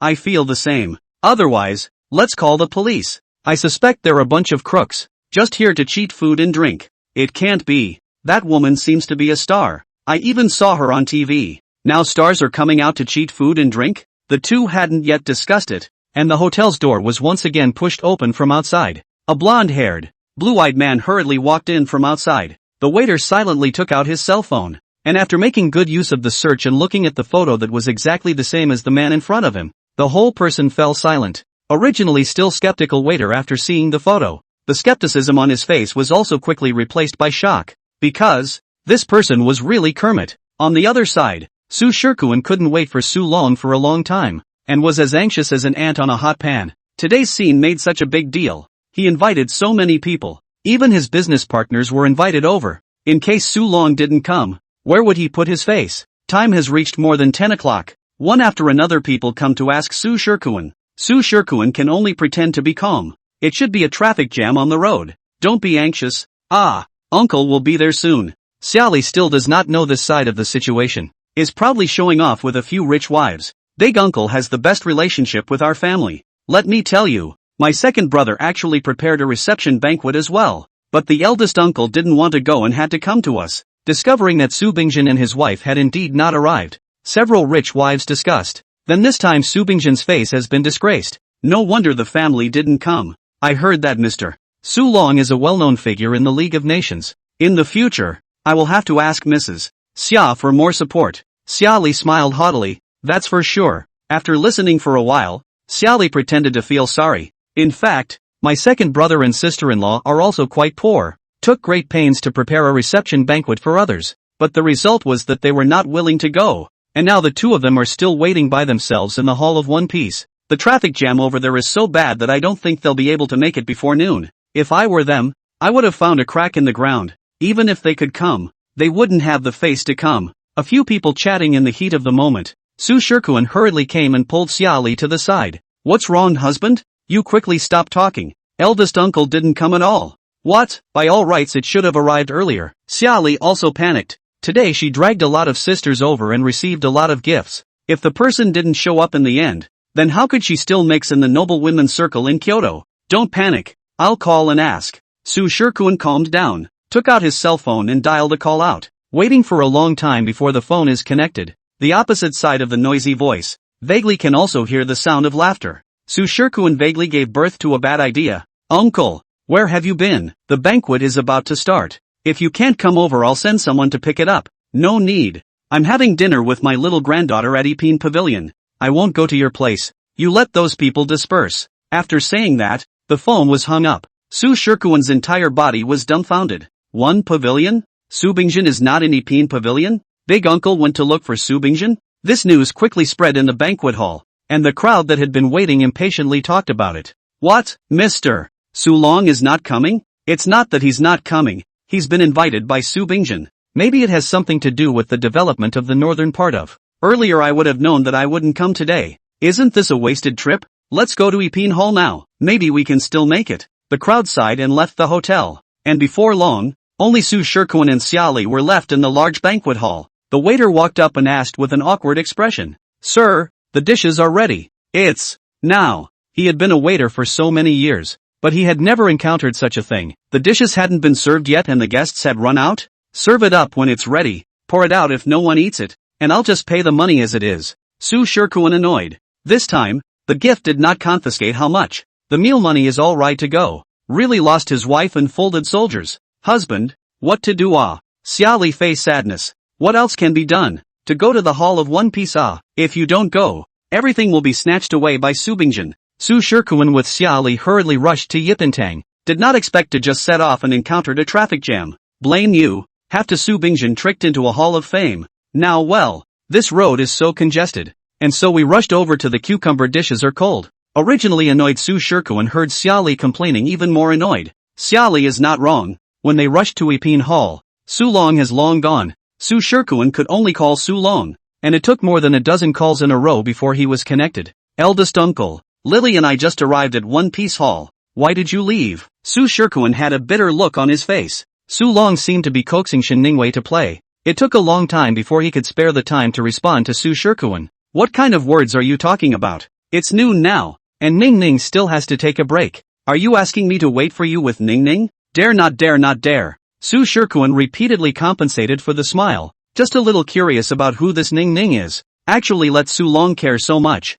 Then uncle, the previously agreed. Su Shikuan hesitantly said, where is the entrance ticket for the charity gala? The International Alliance is going to hold a charity gala next week, when all the bigwigs from all walks of life will come to participate. As long as you can get the entrance ticket, it is the same as getting the knocking brick to enter the International Alliance. This is Su Shikuan's real purpose. The entrance ticket was given by Ning Ning to Su Bingjin and their family. If you want to go next time. Su Shikuan's face stiffened. Next time I don't know when to wait. But isn't there a total of 3 tickets? Even after giving it to the second brother and sister-in-law, there should still be one left.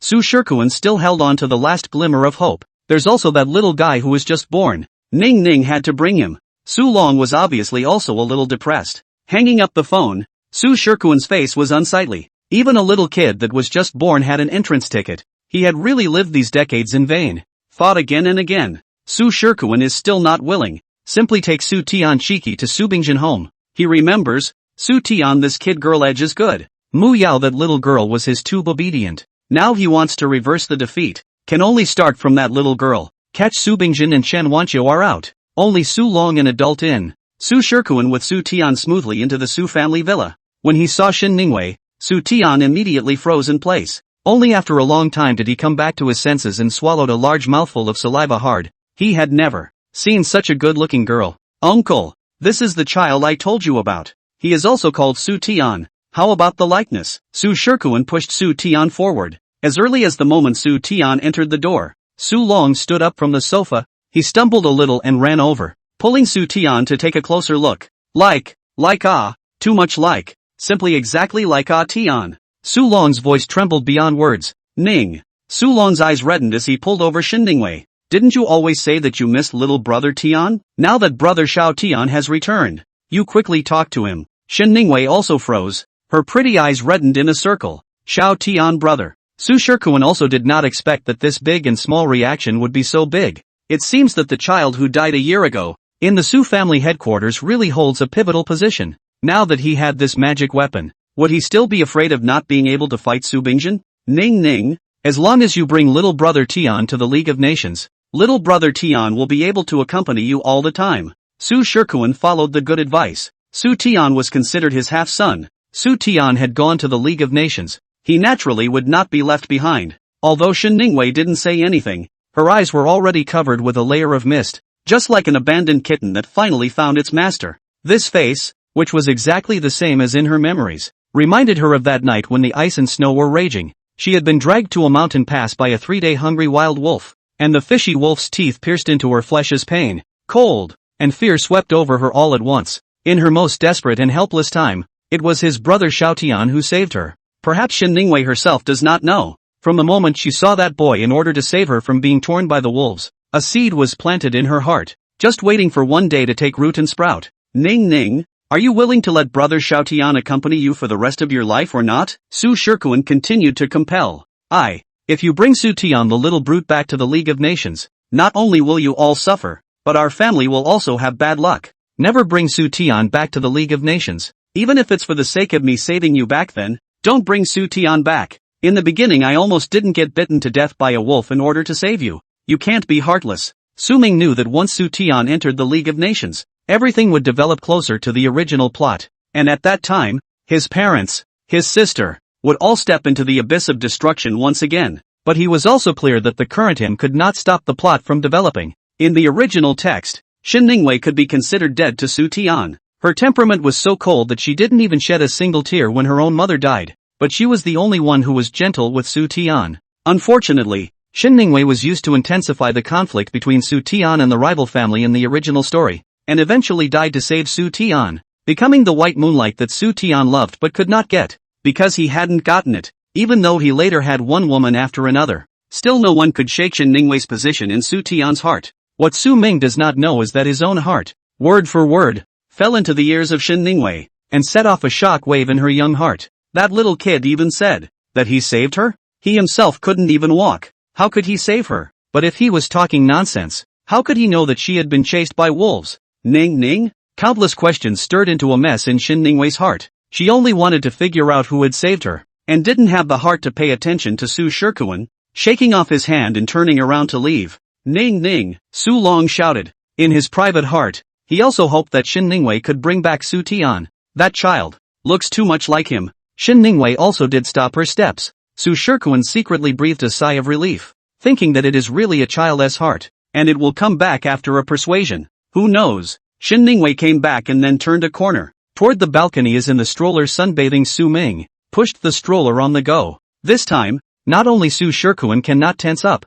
Su Tian is also difficult to accept. It was like this again. Again! He studied hard, worked hard to become everyone's favorite look, but he still couldn't get anything. What about that nuisance? He didn't do anything, just lying there drinking milk every day. Even shitting and peeing are served. Yet he can easily get everyone's favorite. Why in the world is that? Su Long also couldn't figure it out. It's really strange. How did this little girl suddenly change her nature? Eldest uncle. What to do? Take it easy. Su Long turned around in the living room, found a red rope, wrapped it around his finger and braided a simple bracelet. Xiaotian, you give this to Ningwei. Back then, Shen Ningwei was dragged into a mountain pass by a hungry wolf. Su Ming saved her and then brought her to hide in a thatched hut. In order to let the rather heavily injured Shen Ningwei persevere, Su Tian took materials from the ground and braided a bracelet for her. Shen Ningwei has always kept this bracelet. Some time ago, a careless maid threw this bracelet as garbage. Did not want to Shen Ningwei a big tantrum. Crazy as rushed into the trash to find that bracelet. She has a cleanliness fetish.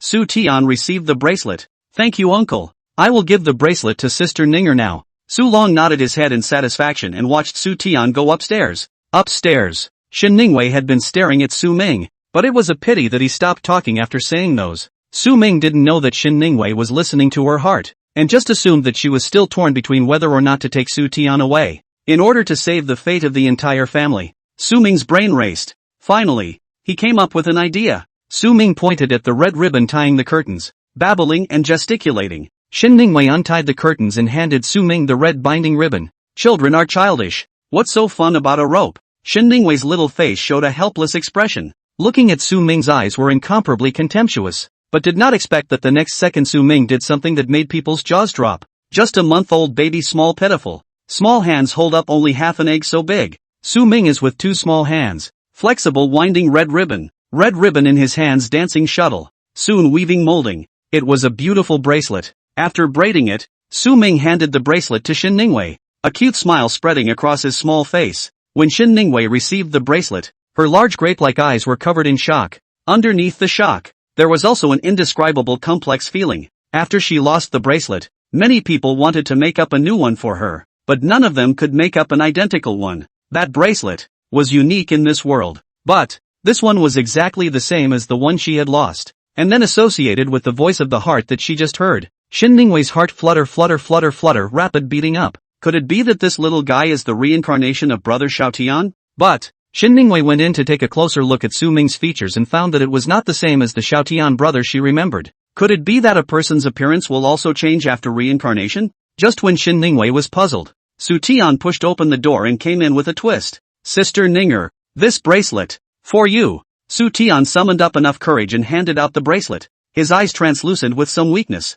Because he had never seen such a beautiful and imposing girl, he would always be unconsciously nervous when talking to her. Shin Ningwei opened Su Tian's hand and coldly said, I don't want it. Su Tian's body stiffened. The hand holding the necklace also stopped in mid-air. The necklace to Shin Ningwei is not retracted. The whole person is very embarrassed. He really did not expect that Shin Ningwei would reject him like this. Shin Ningwei only wanted to continue to listen to Su Ming's heart, so she felt that Su Tian standing in front of her was very obtrusive. Picked up Su Ming in the stroller and walked away without saying a word. Su Tian's eyes reddened on the spot, and his heart was sour and uncomfortable. Su Long and Su Shikuan, who squeezed outside to peek, were also surprised. Especially Su Long. He knows his little granddaughter best, knows that what she hates the most is the smell of baby's milk. In order to do this, she even drove away a maid who had taken care of her since she was a child until she was old. Just because this maid had just given birth to a child, and her body carried a smell of baby's milk on her body. Shin Ningwei did hate that smell, but she lowered her head and inhaled her nose, and was immediately wrapped in a milky smell. It was a very special, very good smelling smell, and did not make people feel nasty at all. Shin Ningwei hugged Su Ming and hid in the bedroom, supported her chin and looked at him. Just now she had already found out. This little thing and her little brother Tian is not at all like, but cannot say that it is familiar, like it has been seen somewhere. Are you in the end my little brother Tian? Ah? What little brother Tian? Did you say Su Tian? What relationship do I have with that beast? Blah blah blah, bad luck. Shin Ningwei's face changed. This brat even called her little brother Tian an animal. Shin Ningwei lost her temper and directly threw Su Ming aside, never wanting to look at him again. Fortunately, the Su family has a sister-in-law who is specifically responsible for taking care of Su Ming. Su Ming was soon carried away by the sister-in-law to breastfeed, but also did not suffer any grievances. When Shin Ningwei went downstairs, Su Shikuan had already taken Su Tian away. Su Bingshan and Chen Wanqiu were about to come back, so they were too thick-skinned to stay here. Only Su Long was sitting alone on the sofa, talking to the maid. What? A group of villagers came outside? What are they here for? The ones who came are the villagers of Denghua village. They said that it doesn't rain in the village and want to beg Mister to let them bring the little young master back to seek rain. What? Seek rain? This is in ancient times. What's there to beg for rain? These people are even more superstitious than me. But Su Long only felt greatly outrageous,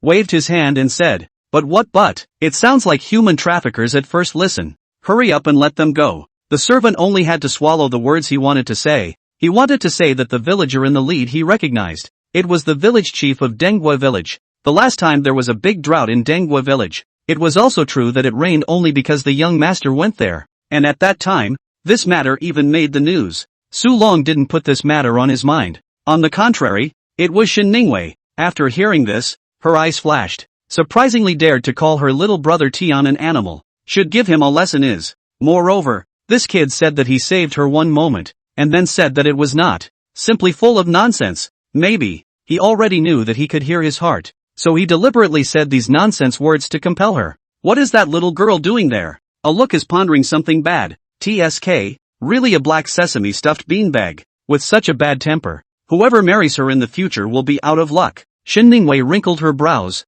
staring at Su Ming, looking left and right, looking for a long time before she was sure that this brat did not know that she could hear his heart. Otherwise, he wouldn't have blatantly spoken ill of her in his heart. Shin Ningwei hooked up the corner of her lips, revealing a bad smile. You're so long and pretty. The traffickers will definitely like you when they see you. She patted Su Ming's small face. Don't worry, the traffickers will definitely sell you for a good price, and won't dishonor your identity as the son of the richest man. After saying that, Shin Ningwei looked at Su Ming with a smile on her face. hoping to see emotions like fear and panic on his face. Only unfortunately, she saw nothing. Su Ming just rolled his eyes and rolled over to continue sleeping. I advise you to go and ask around first. What happened to the last person who tried to abduct me? Shin Ningwei snorted coldly. This brat was talking nonsense again. No matter how powerful he was, could he still deal with adults? It seemed that her guess was right. This kid was 80% mentally deranged, and was imagining things in his mind every day. It was now noon,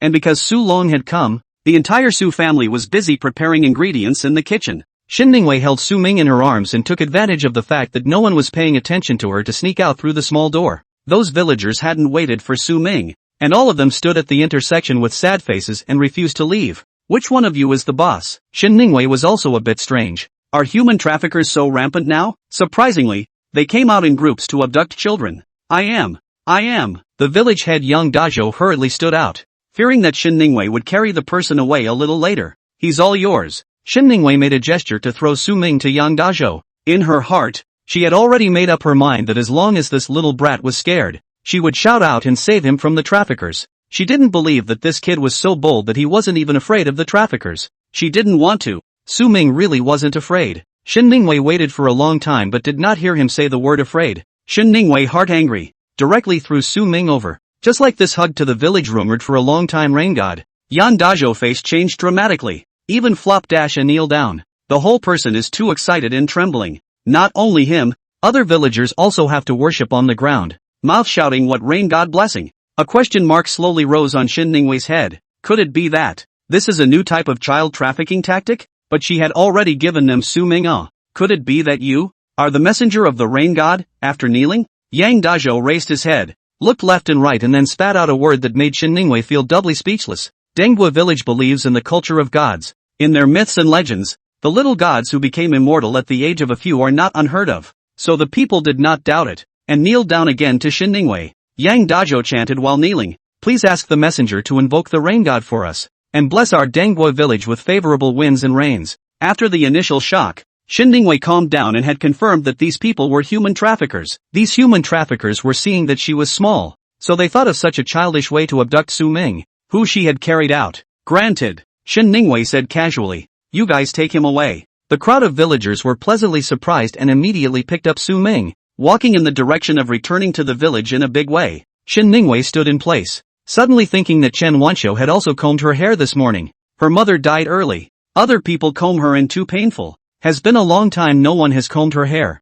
Just like that, Chen Wanqiu had lost the treasure that she considered her heart. She must be very sad. After standing for a while longer, Shin Ningwei's feet lifted uncontrollably. She didn't know what was wrong with her, clearly saying no in her heart. Her legs still uncontrollably followed those villagers. These traffickers will definitely make you disabled. Maybe they will first dig out your eyes, cut out your tongue, or cut off your arms and hands. When you're so scared that you're about to pee your pants, I'll come out to save you, Shin Ningwei muttered to herself, and after checking the dagger and wolf spray on her body again, she felt relieved to follow the villagers to Lantern Fruit Village. After all, Shin Ningwei was still a child, and did not yet have the accurate and terrifying judgment that she later had, and her physical fitness was also much worse, so by the time she arrived at Denghua village, the sky was already dark. Shin Ningwei suddenly had a bad premonition. That brat, 1T have been crippled, right? Shin Ningwei has some pity, but only a little. Anyway, she has only known that little kid for a day.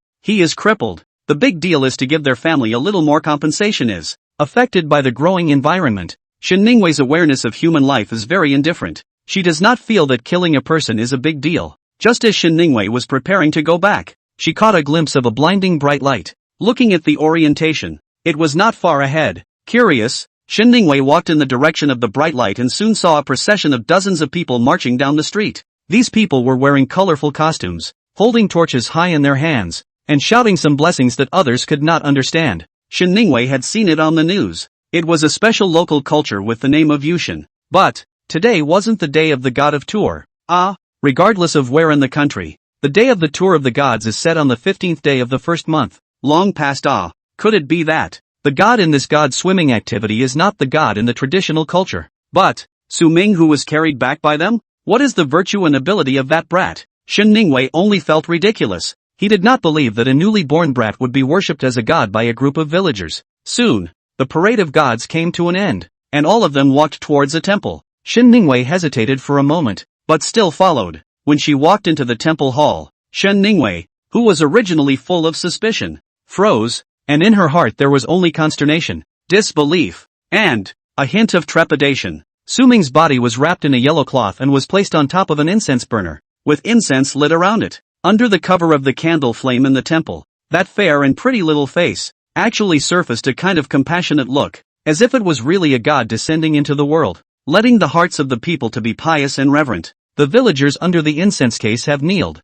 More set off the incense case on the bright yellow majesty cannot be offended. Shen Ningwei, who was hiding in the dark, even gave birth to the idea of kneeling with people. She did not believe in God, but the scene in front of her was too much like the descent of the gods. A bunch of fools. Shen Ningwei gritted her teeth and whispered, even if there really was a god in this world, it would never be this brat. If we don't invite heavy rain in a while, I'll see if you guys still worship. Shen Ningwei glanced at the weather forecast. Not to mention today, there was no rain for the next half a month. These people thought that worshipping Su Ming would make it rain? It was simply a fool's dream. She would just wait here to see the joke. Su Ming, on the other hand, didn't care if it rained or not, because he realized that after the incense was lit, his body unexpectedly changed. It was a complex and subtle change, not knowing exactly where it had changed, but just being able to feel that it was different from before. It was as if the wishing power gathered from these incense flames had built a path to the heavens, because he did have the ability to summon thunderstorms.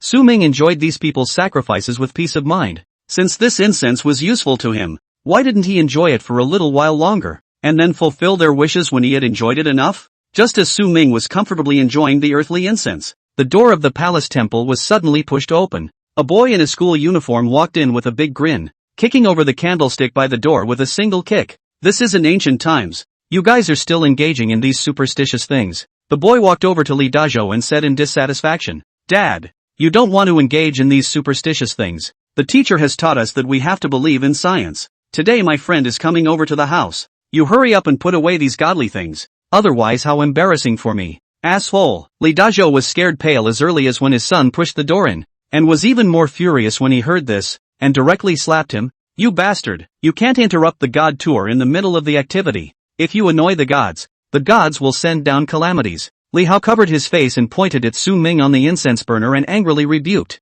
What deity? That's just a newborn brat. He can bless you with rain? Don't be ridiculous. Whether it rains or not is determined by the concentration of water vapor in the air. This is a natural law that no one can change. What happened last time was a complete coincidence. You guys are the ones who are really ignorant. Saying that, Li Hao was going to pull the yellow cloth on the incense case again, frightening the villagers to rush up from the ground to stop it. Can't, child. If you dishonor the gods like this, you will be condemned by heaven. Shen Ningwei placed herself at the back door and watched with interest, saying that she was waiting to watch the fun. She didn't expect to really wait for a big fun. It seems that there are still smart people in this village. Knowing that the little ghost on the case is not a god at all, Shen Ningwei walked to the yard, looked up at the blue sky, and inhaled a large mouthful of fresh air. The mood is also incredibly comfortable. The weather is so nice. There is no sign of rain at all. Shen Ningwei comfortably stretched a lazy waist. Do not want to just at this time. The sky suddenly dark clouds tossing and rolling. Just now also bright sky a few moments on the cloudy down. The villagers in the temple panicked and knelt down. Shen Ningwei is also a little strange. The weather report clearly said that there is no rain. Just at this time, rumble dash a loud bang. A loud thunder at first. Shen Ningwei by this sudden thunder startled. Even more scared were the villagers in the temple, because in their opinion, this was the wrath of heaven. Li Hao also had a face of fear, and was dragged by Li Dazhou, stiffly kneeling down. Coincidence? Do you think this is a coincidence too? Li Dazhou hated the iron. Li Hao has nothing to say. This really doesn't look like a coincidence. The thunder outside lasted for a while, and only slowly stopped as the villagers kept kneeling. If just now these people had only revered Su Ming, then now there was an additional layer of awe. Su Ming had deliberately attracted the thunder and lightning so that he could continue to enjoy the incense. He could feel that this wishing power made up of incense would change his body. There were still a lot of potential dangers around him, and he couldn't give up on this opportunity to make himself stronger. After the sound of thunder, the outside returned to calm. There was not a single sign that it was going to rain. Li Dazhou pulled Li Hao and cursed. It wasn't you who fooled around at the god-welcoming event. Now it's good. You've angered the gods, and it'll be hard for our Manhwa village to get any more rainfall. Alright. Li Hao calmed down from his shock. Even if this kid is a bit evil, it's still just a kid. Do you think he can really call for rain? If it's true, it's a god. No matter what, Li Hao still believed in his own education. Li Dazhou was afraid that he would do something treacherous again, and a few villagers together to frame him out. When there was a chaos, Shen Ningwei approached Su Ming, suspiciously sizing him up for a few rounds. You really know how to make it rain? Of course, but it can't rain now. Just 6 o'clock. 6 o'clock down to 7 o'clock. 1 hour should be enough. 6 o'clock to 7 o'clock? Shen Ningwei snorted. Talking nonsense again. Her originally skeptical tone fell on the ears of Li Dazhou next to her but changed to a different meaning. Folks, it seems that Lord Rain God has forgiven us. It will rain from 6 o'clock to 7 o'clock. Everyone go back and get ready. Because Shen Ningwei had just spoken with Su Ming, Li Dazhou thought that Shen Ningwei, as the rain god's messenger, had gotten instructions from the rain god to know that it would rain from 6 o'clock to 7 o'clock. You guys can prepare if you want.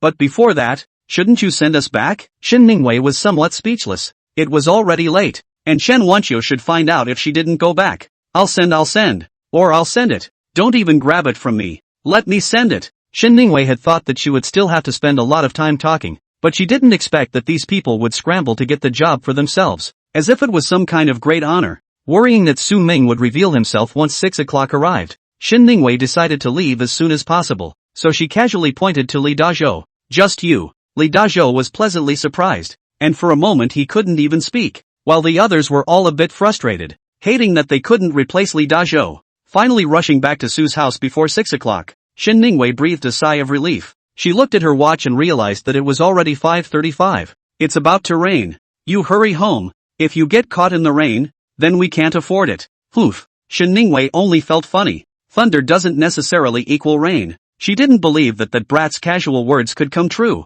However, Shen Ningwei didn't say anything about it, but instead hugged Su Ming and slipped back to her room through the small door while Chen Wanqiu and Su Bingjin hadn't returned yet. She came back coincidentally, and it wasn't long before Chen Wanqiu came back, and Su Ming was also carried away for breastfeeding, so no one seemed to notice anything strange. Ning Ning, Uncle Su Shikuan is going to treat us to dinner. It's at the nearby Shanzhuang. You don't have to walk far to get there. Brother Xiao Tian is also there. Do you want to go? Su Long tentatively asked Su Ningwei. Su Ningwei looked at the distant sky. The sky was cloudless and calm as water. There was not a single sign that it was going to rain, but with the time approaching, her heart actually gave birth to a feeling of urgency. What if it really rains? Do not go. Really do not go? Do not go. Su Long then had no way out, only had to convey Su Shikuan. Shen Ningwei not go. Although Shen Ningwei is just a child, but Su Shikuan can see that she and the Su family headquarters status is very high. Today half of this meal is prepared for Shen Ningwei.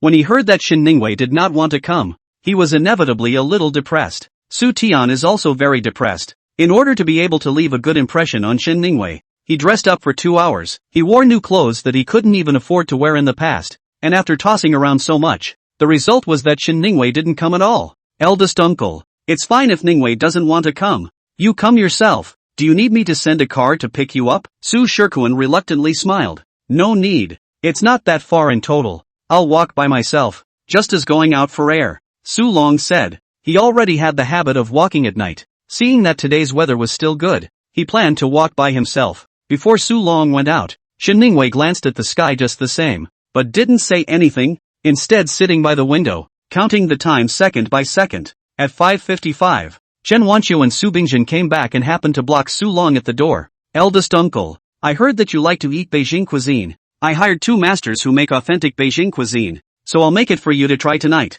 Su Bingjin was followed by those few masters who made Beijing cuisine. These people were all famous chefs in Kyoto. Their ancestors were also in charge of the royal banquets of the royal family. I heard that it was very hard to invite them. No need. I'm going to Dekun's place. I won't eat in your place tonight. Su Long had a bashful face. Even though he knew that Su Bingjin must have spent a lot of effort to invite these people, his heart was not much touched. In his heart, there had always been some favoritism towards Su Shikuan. Watching Su Long just leave, Chen Wanqiu was also a little dissatisfied. She knew how much effort her husband had put into inviting these few people, but the eldest uncle did not appreciate it at all. It's okay, the eldest uncle doesn't eat. Let's eat. Just in time to taste the craftsmanship of a few masters as well. Seeing his wife's unhappiness, Su Bingjin comforted. Chen Wanqiu was still not happy. Several of her daughters were in the nursing home, and there were only 2 of them adults and 2 children at home. Where would they need 3 cooks to cook quickly? The first thing you need to do is to ask for a treat and then be refused.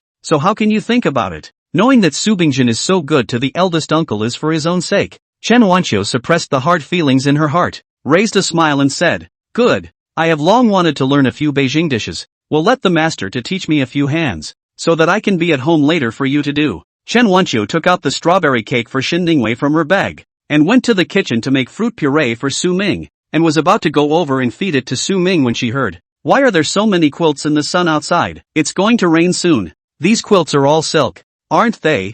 So expensive. What a pity." Chen Wanqiu's face changed. Those quilts were all bought back from F country by her friend. "Quickly go and fetch everything that's out in the sun. It's going to rain soon." Chen Wanqiu ordered the maid. The maids were very puzzled. How does this sky look like it's not going to rain? Still, no one said anything, plus it was indeed already nighttime. And within a few minutes, all the quilts that were drying were fetched back. I didn't expect that just as I entered the door, the sky suddenly exploded with a thunderbolt. The sky, which was still clear just now, suddenly became cloudy, accompanied by rolling thunder, and within a few moments, torrential rain poured down. Shen Ningwei, who was still sitting in front of the window, was hit by the rainstorm and fell to the ground in a mass, causing her to instantly burst into tears. Taking another look at the watch on her wrist, Shen Ningwei couldn't even care about the pain. Now, it is exactly 6 o'clock. Surprisingly, exactly what that brat said. At this moment, Shen Ningwei felt that her brain was hit by something,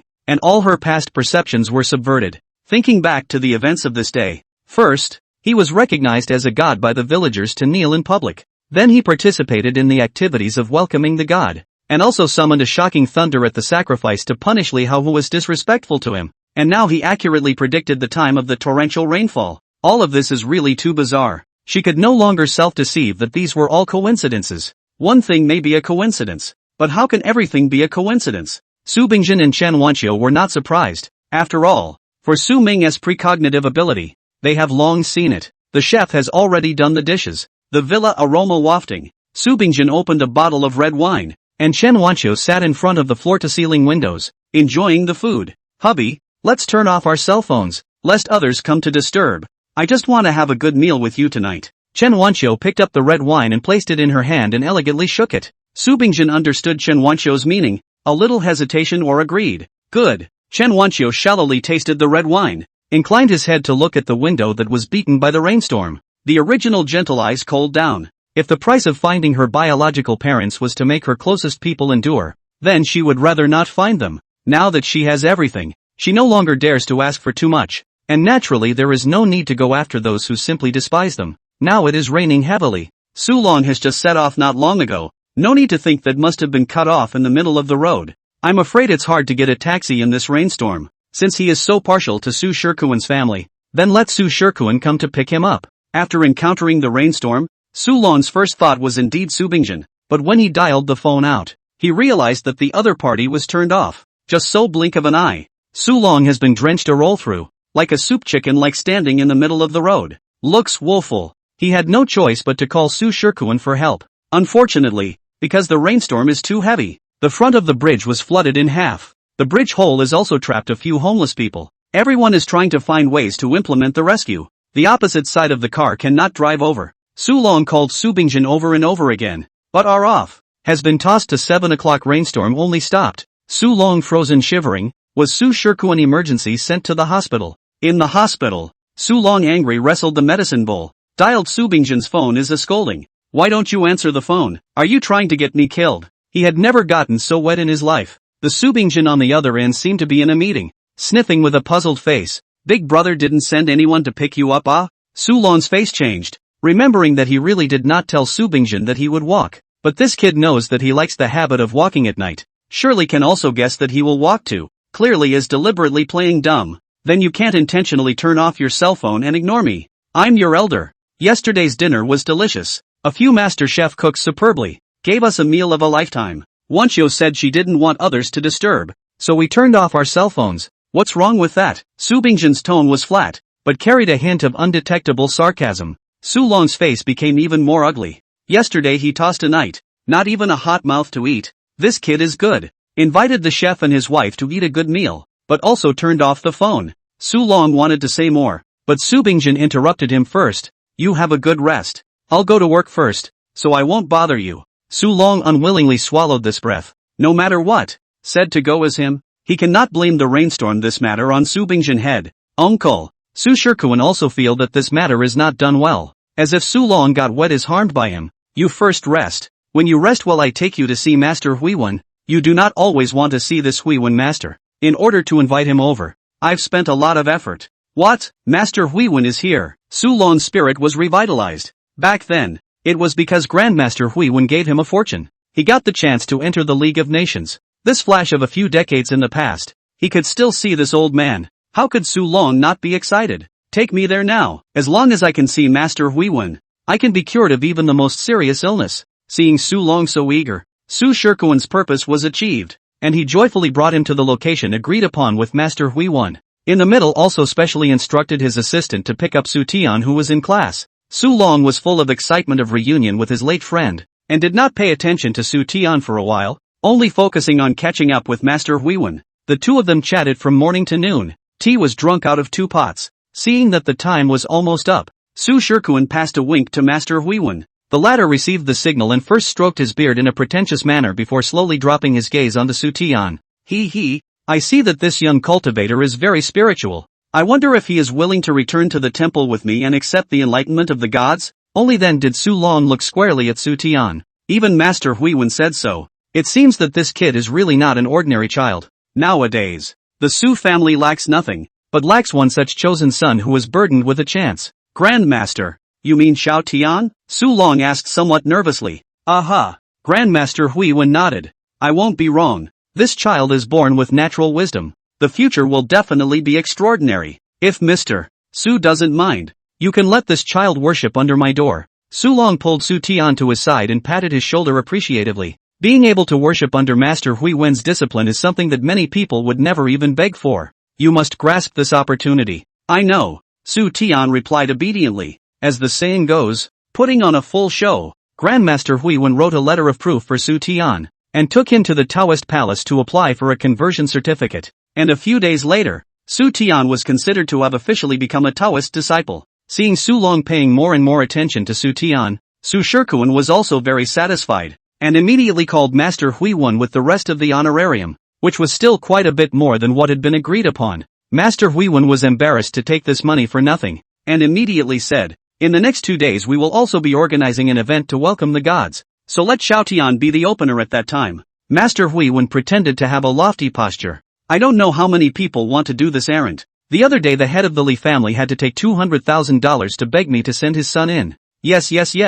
This matter is thanks to you. Su Shikuan also knew that as the traditional culture of China, the god of tourism had believers all over the country. Although this pathfinder was just a title, but with this title, one could get the faith of millions of believers. When Su Long learned that Su Tian had been chosen as a pathfinder, he immediately took off the jade trigger finger that he had been wearing for more than 10 years and gave it to him as a gift. Ever since Su Ming was born, Su Tian had suffered a lot of grievances, and this was the first time he had raised his eyebrows. In order to seize this opportunity, Su Tian carefully studied the etiquette and culture related to the God Tour, striving to make not a single mistake at the God Tour. Soon, it was the day of the God Tour event. Master, didn't we just organize an event yesterday? Why are we doing it again? Were the God Tour events organized so frequently in previous years? Su Long curiously asked Master Huiwen who was beside him. He was new to the city and was relatively closed to the news, or only learned about the God swimming activity on the news this morning. It was said that the torrential rain yesterday was related to the God swimming activity,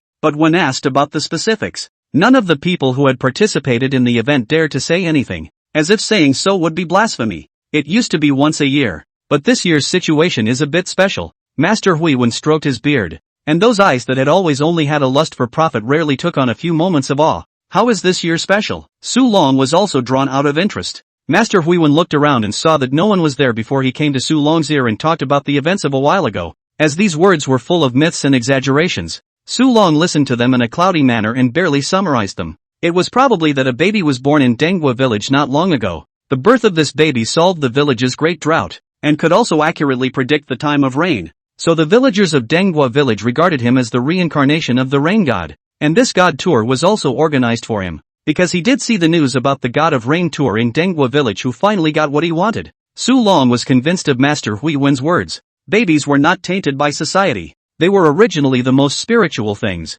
and it was nothing strange that they could see into the heavens. Grandmaster, When the god tour is over, can you take me to meet this little fairy? As long as you can fulfill this wish of mine, make me pay any price. Su Long pleaded. This matter, Mr. Su can just go and toss the Holy Grail himself to ask the gods if they agree. If the gods don't allow it, you can just come back in a few days and ask again. In chalice divination, one yin and one yang is the Holy Grail, indicating the gods' permission. Then the next thing will go well. Two yangs up is the laughing chalice, which means that the god is undecided and needs to be asked again. Two yin downwards is the cup of wrath, which indicates that the gods forbid it. This, Su Long was a little hesitant. He had done bad things and had blood on his hands. The gods were afraid that they wouldn't want to see someone like him. I don't know if it's feasible to let Xiao Tian ask on my behalf? Of course it's possible. Whoever you want to ask on your behalf is fine. That's great. Su Long was greatly relieved. He still had great confidence in Su Tian. Seeing Su Long a little bit relaxed,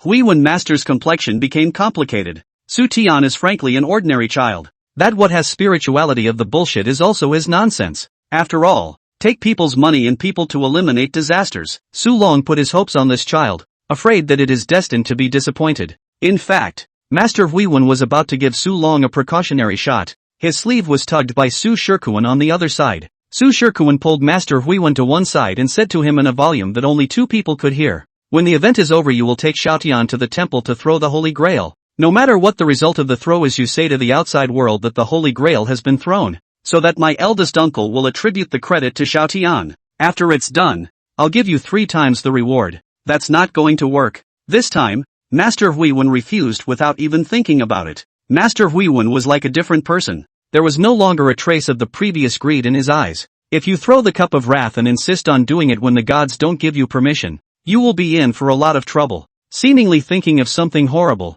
Master Hui Wen's tone trembled a bit. If you don't want to be struck by lightning, you'd better not engage in these things that offend the gods. Seeing the other party's refusal leaving no room for error, Su Shikuan could not say anything more. Only his heart was filled with contempt. Even if there really is a god's existence in this world, it can't be a newly born child. These people are so ignorant that they can worship a baby as a god. Su Long couldn't wait any longer. Taking advantage of the fact that the god tour hadn't started yet, he insisted that Master Hui Wen bring him to the palace temple. Xiao Tian, you'll go there to throw the cup in a while. Remember to be pious. Uncle is counting on you this time. Go now. Good. Su Tian took the cup in Su Long's hand. Through the conversation between Su Long and Master Hui Wen just now, Su Tian knew that only if he threw the chalice, Uncle would be happy. And if Uncle was happy, he would give him lots and lots of goodies. So he must throw the chalice. Su Tian thought so. After kneeling down in front of the futon, he kept praying in his heart, and it took a long time before he threw it for the first time.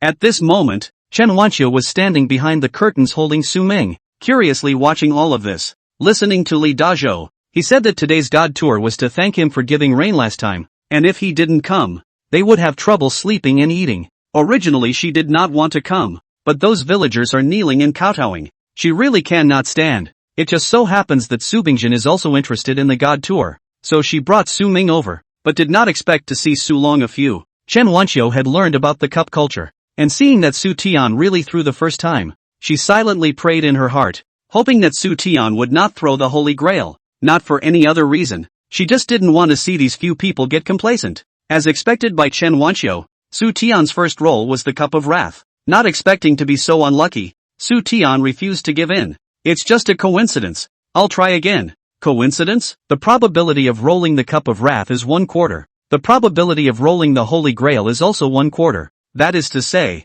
the probability of rolling the cup of wrath is just as difficult as rolling the Holy Grail. Most people's first rolls are the cup of laughter. Such a small probability has been caught up by you. How can you say it's a coincidence? Su Ming spat quietly in his heart. Chen Wanqiu was once again shocked by Su Ming's intelligence. Just born with such meticulous logic, she really gave birth to a little monster. Of the few people present, only Su Long couldn't believe this result. Su Tian was the person personally chosen by Master Hui Wen. How could he be rejected by the gods? Su Tian quickly tried a second time, and as a result, it was still the cup of wrath. You can't roll it again. Rolling it again will damage your qi. Master Hui Wen immediately blocked it, but Su Tian didn't even listen. He rolled a third time, and the result was still the wrath cup. Fourth time, anger cup. Fifth time, anger cup. Sixth time, anger cup. As Su Tian threw the cup more and more times, gradually, no one dared to stop him, because what happened in front of him was too bizarre.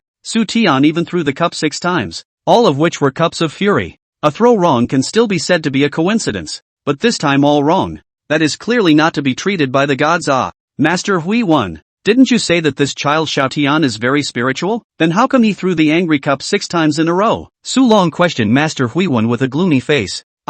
Master Hui Wen didn't know how to answer for a moment. Su Tian grimaced his little face. Unless this god is a fake. 6 times in a row. Su Tian threw the angry cup. Su Tian was about to explode. Angry, he could not care about anything else, while a few adults were not paying attention. A drum ran to the incense case and pulled down the curtain. Xiao Tian, the drapery had already been ripped off in its entirety by Su Tian, and Master Hui Wen was simply too late to stop it. The drapery slowly floated down to the ground. By the time the silhouette behind it was revealed, the scene was as quiet as a pin drop. Although the deed of god baby seeking rain was on the news, but there are no photos out. In addition to Li Dazhou and a few villagers, most people have never seen the real face of this god baby. Su Long and Su Shikuan also did not expect that this person would be Su Ming. Eldest uncle, you can see little Ming anytime you want to. You don't have to go through all the trouble of throwing the Holy Grail. Chen Wanxiu walked out with Su Ming in her arms with an elegant gait. She knew that these few people were skeptical, and by saying what she said, she was also telling them in disguise that the protagonist of this god-welcoming meeting was her son, Su Ming. Su Long's brain was down. He had never looked at Su Bingzhen's family, and never thought that Su Bingzhen could give birth to such a son. If all those news reports were true, then Su Bingzhen was truly blessed. By the way, I heard that Xiao Tian you're the one who opened the way. Then when the event starts in a while, you have to perform well. Chen Wanxiu smiled and said. However, when these words fell on Su Tian's ears, they were like knives cutting into his heart. According to the tradition of the God Tour event, he would first kowtow to Su Ming to invite him out, and then walk in front of him, burning incense and praying along the way to clear all the filth on the road for him. These procedures, just thinking about them made him feel humiliated no less, let alone doing them. Uncle, I don't want to be a pathfinder anymore. Can you send me home? Su Tian could only go and beg Su Long. In these 2 days, Su Long had been very good to him, so Su Tian believed that Su Long must not be able to bear to see him suffer.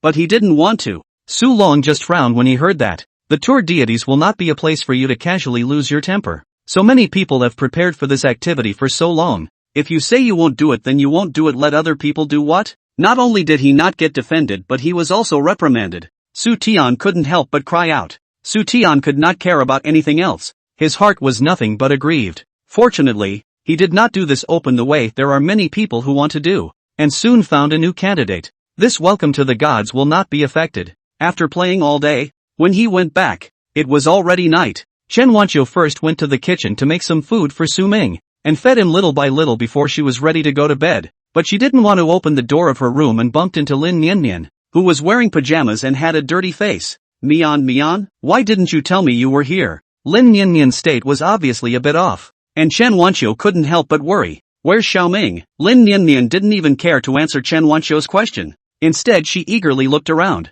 Why didn't you bring him back? Chen Wanxiu couldn't help but laugh. Those who don't know think that Xiaoming is your son. You like children so much, why don't you just have one yourself?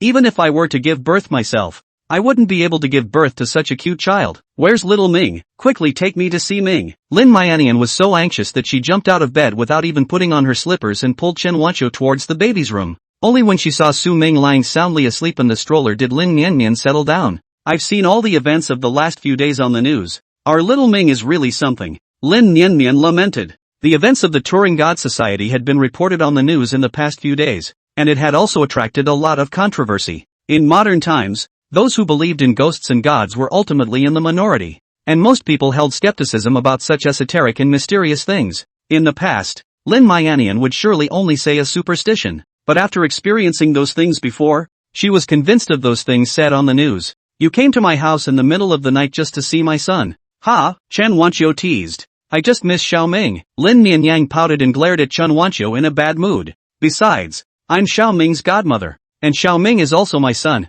Really can't do anything about you. Chen Wanxiu smiled and shook her head. But, you really came over just to see Xiaoming? Even if you want to see, you don't have to come over at night. Lin Mianian sighed quietly. Recently my insomnia has become more and more serious. I drank a lot of Chinese medicines that didn't work. I think only Xiaoming can cure me. These past few days, Lin Mianian had been suffering from insomnia, and even filming couldn't lift her spirits. She had just burst into flames because of her role in Ask the Heart, and many of her nemesis were staring at her. Lin Myanian knew that if this continued, she was afraid that she wouldn't even be able to stay on the first line. Remembering that last time she had a rare good night's sleep because of Su Ming, Lin Myanian wanted to come and try it out. In case this little guy could really cure her insomnia. Chen Wanxiu did not want her best friend to suffer from insomnia all the time, and when she said that, she immediately asked someone to carry Su Ming to the guest room. Lin Myanian took a shower and put on a mask, pushed open the door to the room and saw the cute baby lying on the bed,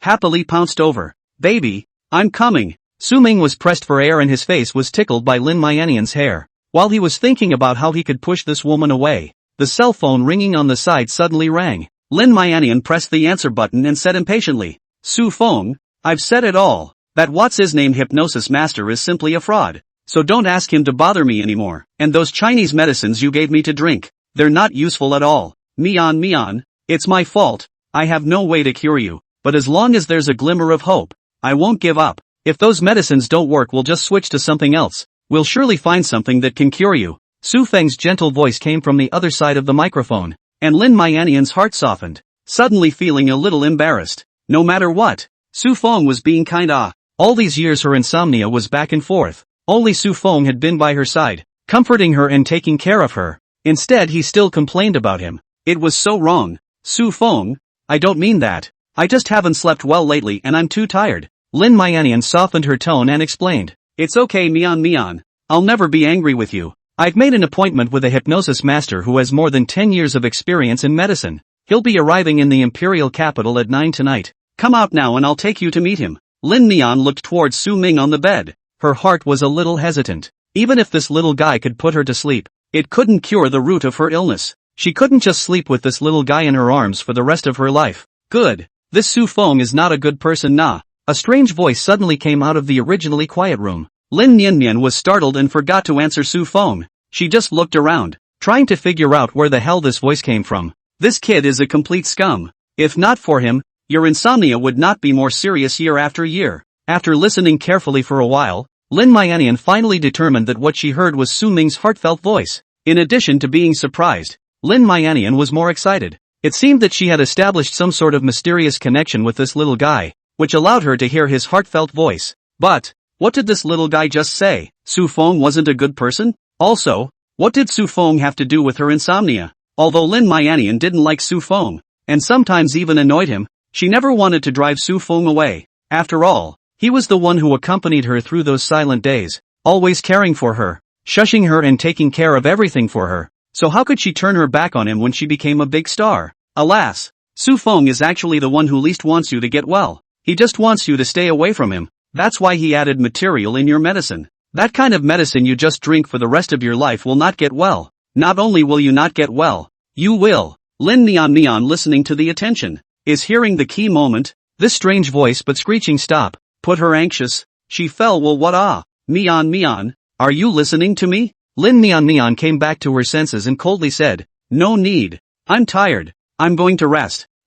In that case, let's make an appointment for tomorrow morning. I remember you don't have a movie to shoot tomorrow. We can still go together. I'm going to accompany Xiao Ming to the amusement park tomorrow. You'd better find someone else. Lin Myanian instantly rejected Su Feng. Su Feng on the other end had a bad taste in his heart. He knew Lin Myanian well enough to know that her insomnia would be severe every time she was in her physiological period, and these few days were when she was most vulnerable and in need of someone else's care. He then pushed the boat. The rice is cooked. Still afraid of wanting something, cannot get it? If it were before, Lin Myanian would have definitely agreed to him. But this time, Lin Myanian didn't take care of Su Feng's emotions and hung up the phone after saying that. After thinking about it, she clicked on the dialog box with Li Yu and tapped to send a paragraph out. Yo, go to the studio and take out the medicine I put in the drawer. Then take it home and let uncle help me see if there's any problem with the medicine. Go now and keep it quiet. Li Yu was one of the few people she could trust. Li Yu's father is also a famous Chinese medicine practitioner,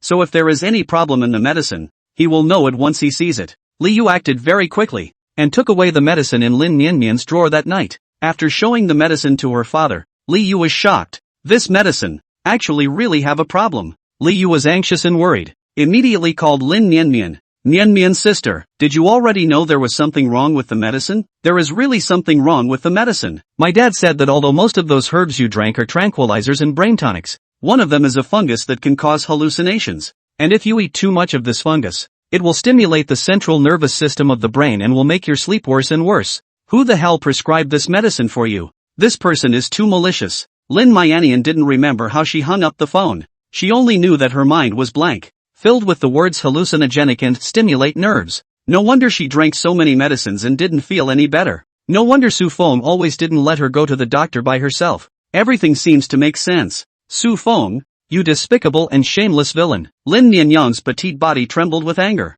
She couldn't care about anything else and directly sent the dismissal contract to Su Feng. She definitely couldn't keep this viper around anymore. Su Feng was also a bit confused when he first received the contract, and it was only after calling over and being scolded by Lin Myanian that he realized that what he had done had been exposed. But he was obviously very careful. Besides him, no one else would know that he had tampered with the medicine. So how did Lin Myanian know? Mian, listen to me. I really didn't put anything in the medicine. I love you. You know that. I only care for you. How could I harm you by tampering with your medicine? Su Feng was almost in tears by the end, and he wouldn't admit that he had tampered with the medicine. Lin Myanian could not do anything about it. After all, she did not have any concrete evidence. Even if it went to court, the court side wouldn't support her. She couldn't say that she had heard her godson's heartfelt words before she realized all this. Could she? Su Feng's major in college was biology. He led a team to do an expedition to Yunnan a few years ago, and on the way there, he discovered a mushroom that can make people hallucinate.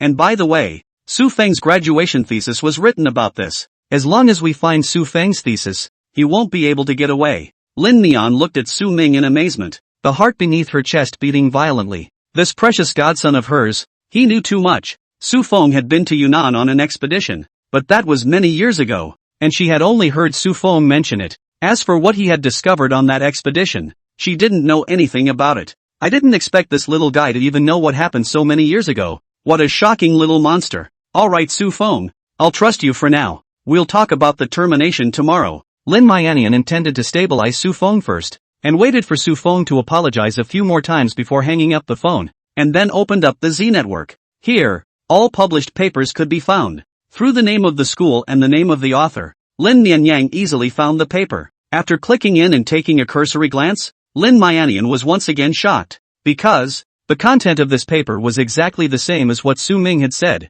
It seemed that Su Ming was right. All along, Su Feng had been victimizing her. Baby, godmother is really thanks to you this time. Quickly skimming through the introduction of the toxicity of that kind of fungus in the paper, Lin Nianyang murmured in disorientation, a pang of fear in her heart. Insomnia was only an early symptom produced by taking this kind of fungus. There were also hair loss, accelerated aging, memory degradation, and so on. After calming down, Lin Myanian quickly collected evidence and sued Su Feng in court for poisoning. Su Feng thought Lin Myanian had been fooled by himself and was full of complacency, but he didn't want to receive a court summons at that moment, and the whole person was scared silly. He desperately called Lin Myanian to beg for forgiveness, but found that he had been blacked out. Knowing that he is completely finished, Su Feng rushed to use his other cell phone number to send a text message to Lin Nianyang before the police came to his door, to the effect that he begged Lin Nianyang to help him send the rest of his wages home, and that he still has a disabled mother and father at home, as well as 2 younger brothers, who are entrusted to Lin Nianyang to help take care of them. Lin Myanian was also a bit hesitant. She really doesn't want to get involved with Su Feng anymore, but Su Feng's salary is really here. If Su Feng's family still has parents and younger brother to take care of, this salary is not returned more or less some excessive. In any case, the family is innocent. Forget it. Tomorrow go to the address Su Feng gave to take a look. Half asleep Su Ming listened to Lin Mian talking to herself. After hearing what the other party was saying, Su Ming's entire body was bad. Why was this woman still so stupid? And no wonder she was victimized so miserably in the original article. Aya, you don't think about it. That guy Su Feng just drives a car that costs millions of dollars. Not to mention the 2 disabled old parents. That's just a dozen more like that he can afford to raise. He's obviously got bad intentions when he lures you out at this time. Only after Su Ming reminded her of this did Lin Nianyang suddenly come to her senses. Right. Su Feng doesn't lack money at all. How could he possibly not be able to support his parents and brother? This was another scam. Forget it. Don't go. There's nothing to pity about this kind of person. As for his salary, well, Lin Myanian leaned down and pinched Su Ming's face, incomparably pampering him. Just take it and buy you a gift. Well, Su Ming incompetently roared wildly. Don't pinch my face. Ah! Lin Myanian pinched harder, and the laughter in her eyes grew stronger. On the other side, In the detention center, Su Feng, who was already handcuffed, eagerly asked the man across from him, "How was it? Did it work out?" The man scratched his head. "No, I waited until midnight yesterday and didn't wait for Lin Mianmian to come. Are you mistaken? How is this possible?" Su Feng was almost going crazy. Lin Mianmian, this woman was good at everything, but her brain was just too simple. If it was in the past, she would definitely go. Calm down. Su Feng discovered a fact that made him feel doubly uneasy. The current Lin Mianmian was very different from before, as if she had received guidance from a high-ranking person. Su Feng is annoyed. The man cannot wait. Some impatient. But in accordance with what you said to go, people did not come. We said that the money you cannot be less my. What are you in a hurry for? Surely you won't be missing out. But this matter can't just be left alone. Su Feng's eyes were ruthless. He couldn't figure out why Lin Mianmian had suddenly gotten out of his control and sent him to prison. This revenge, he must avenge. Tomorrow, Lin Mianmian will be going to shoot a movie. I know the hotel room number where she often lives. You give me. The man listened to him before he smiled sorrowfully and left the detention center. In these few days, Lin Mianmian had been staying at Su's house. Perhaps because she slept with Su Ming every night, her sleep became much better, and her entire body became radiant. Before she was ready to leave for the theater, Lin Mianmian remembered the kid she was acting with and her head couldn't help but hurt again. During this period of time, she had been tortured by this little kid. It seems that not all little kids are cute either. Lin Mianmian thought, and an idea suddenly came to her mind. So, she brought Su Ming along to the theater set. "Baby, although Godmother is going to shoot a movie with other little babies today, you still come first in Godmother's heart. Don't be upset." Lin Mianyang poked Su Ming's face in a good mood. Su Ming had a black line. He wasn't a 3-year-old. How could he be upset because Lin Mianmian hugged another child? However, when it came to the official shooting, the little actor who had been very quiet kept crying, and couldn't be coaxed anymore. Don't cry, don't cry." Lin Mianmian coaxed the little actor with her hands and feet, but the little actor cried even more. Unexpectedly, the little actor looked at her face and cried even louder with a wow sound. "Director, this child is usually very quiet. She doesn't like to cry at all." The little actor's mom frowned and stood beside the director nervously. Could it be that there are too many people on the set? The child is scared? The assistant director speculated from the side. The little actor's mom hurriedly waved her hand. "No way. My baby was just born not long before he was able to shoot a movie. He was very obedient in other crews. Everyone praised him for being good. You won't be able to find me a better behaved little actor than my baby," she said very confidently. The director was also in trouble, but now he keeps crying. See if you can coax him. Is it time to change the diaper? Or is he hungry? I think he's hungry. I'll go give him a feed. The little actor's mom immediately said, hugging the little actor and about to lift her own clothes to feed him. "Wait, you'd better go to the restroom to feed," the director hurriedly called out to her. The other party was stunned for a split second before she somewhat reluctantly carried the child to the restroom. Lin Mianmian returned to the nanny car to fix her makeup, and in passing, she pinched Su Ming's little face again. "It's still the baby that's good to you. Unlike those little kids who just cry." Speaking of which, it seemed like she had never seen this little guy cry before. Mian. It seems like that little actor is still crying after drinking milk. I guess we can't shoot today. The assistant opened the door of the nanny car and whispered to Lin Mianmian. Lin Mian frowned. There were still a lot of scenes to be filmed with the little actor in this drama. If the little actor cried like this every day, wouldn't it be impossible to film this drama? Because of this little kid, she didn't know how much time she had wasted, and now she had endured enough. Su Ming was about to fall asleep when he was suddenly picked up by someone. Lin Mianmian wrapped her arms around him and said expectantly, "Baby, Godmother believes in you." "Su Ming? Director, this is my best friend's child. He's especially well behaved. Should I let him shoot with me?" Lin Mianmian carried Su Ming to the director and took the initiative to propose. Seeing Su Ming, the director was instantly a little moved. This little doll was white and tender looking. His eyes were black like grapes, and he was very photogenic at first glance. But this child looks too small. The smaller the child, the more afraid of life. Don't cry worse than the last one at that time. This child is afraid of birth. Once we start filming later there are cameras and lights. Will it scare him? The director asked worriedly. It won't. My godson is different from other kids, Lin Mianmian said with immense pride. When the mother of the original actress heard that her child was to be replaced, she immediately pulled a face. It's just 2 eyes and 1 mouth. What can be different? This child of yours has never been in a movie before, and will definitely be scared and cry, and won't be able to pee randomly. No, he's very good. Lin Mianyang hugged Su Ming and doted on him. What's the use of being good? My baby can cry when I let him cry, and laugh when I let him laugh. Can your baby do it? Don't add to the director's problems when the time comes. The little actor's mom was unforgiving. Su Ming, who was held in Lin Myanian's arms, couldn't hold back his laughter. Why are you so good at blowing things up? If you're so capable, why didn't you let that little kid laugh just now? Your kid just knows how to cry. Can't you see that the whole crew is waiting for him? Lin Niannian was so amused by Su Ming's words that she almost laughed out loud as well, the corners of her mouth unable to control the arc of a smile. The little actor's mother's face instantly surfaced a red of annoyance, only for the director to speak up before she could have a fit. Then let this baby act out a line first and see what happens. The little actor's mother grunted and wrapped her arms around her chest, saying conspiratorially, "You're just waiting to make a fool of yourself." However, after filming officially began, facing the many cameras and filming equipment, Su Ming didn't cry at all, but instead showed a smiling face to the camera, raising his little hand to actively interact with Lin Niannian. Everyone present was adored by Su Ming's appearance. That little actor's mother was also speechless, and her face instantly became unsightly. She hadn't expected Su Ming to look so small, but he was so understanding, as if he could understand what the adults were saying, and his every move was permeated with aura. With his outstanding looks and ability to perform with the actors, he quickly captured the hearts of the crew. Watching everyone gather around Su Ming, the woman was exasperated and took her child away. "Teacher Lin, this child is very talented in acting.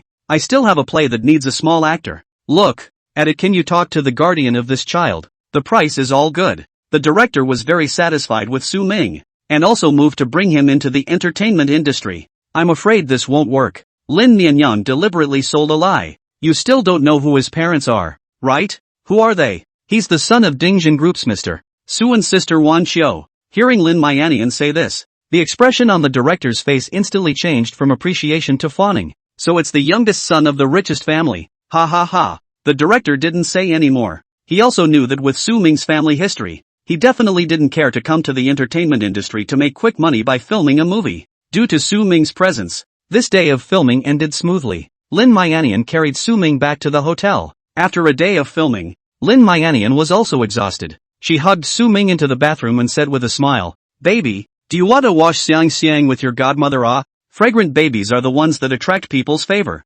Don't. Su Ming resisted for a while. Although her body was a baby's body, her soul was still an adult's soul. Ah. Lin Myanian skimmed her mouth and was about to carry Su Ming out. "Something is not right. Ah." Su Ming suddenly muttered in his heart. Lin Niannian was instantly startled. Something's not right? Where was it wrong? Lin Myanian hurriedly looked around and found that there was nothing wrong. Just as Lin Myanian felt that there was nothing wrong and planned to go to bed, Su Ming's heart voice appeared once again. "There are cameras here." Lin Myanian was shocked. This she had come here to stay every time she came here to shoot a movie, and every time there had been no accidents. How could there be a camera? Lin Myanian was half believing it when she heard Su Ming's voice again. "The camera is under the mirror in the bathroom." "Oops. I'm not dressed yet. Can you dress me first? Otherwise, won't I be seen naked?" Su Ming lamented. Lin Niannian was a bit puzzled to look under the mirror. The lighting in the bathroom was a bit dim. Lin Niannian took a flashlight. He looked there carefully for a long time, and finally in the gap between the mirror and the wall, he saw a very inconspicuous miniature camera. "Oh my god, there's actually a camera here." Lin Nian picked up the camera and her face turned white for a moment. She had just exploded in popularity because of Ask the Heart. If any indecent videos were to circulate at this time, then not only would her future be completely ruined, the brand she was endorsing would also be greatly affected. Wouldn't she be dragging her good girlfriend down with her then? Thinking of all the consequences that might have been brought about if the camera hadn't been discovered, Lin Myanian's heart felt a pang of fear. It seemed like bringing this little guy to the theater group today was really a very right thing to do. "I'll definitely complain about this hotel tomorrow," Lin Myanian said, wrapping up the camera in toilet paper and throwing it into the trash can. But because she was afraid that there were cameras elsewhere in the bathroom, she didn't dare to take a shower either. "Forget it, it's better to sleep first. I'm exhausted." She hugged Su Ming and turned around to go back to her room to sleep. "Don't sleep. If you don't run now, you won't be able to run away if you want to later. Run, don't look back, don't look around, or you'll definitely regret it."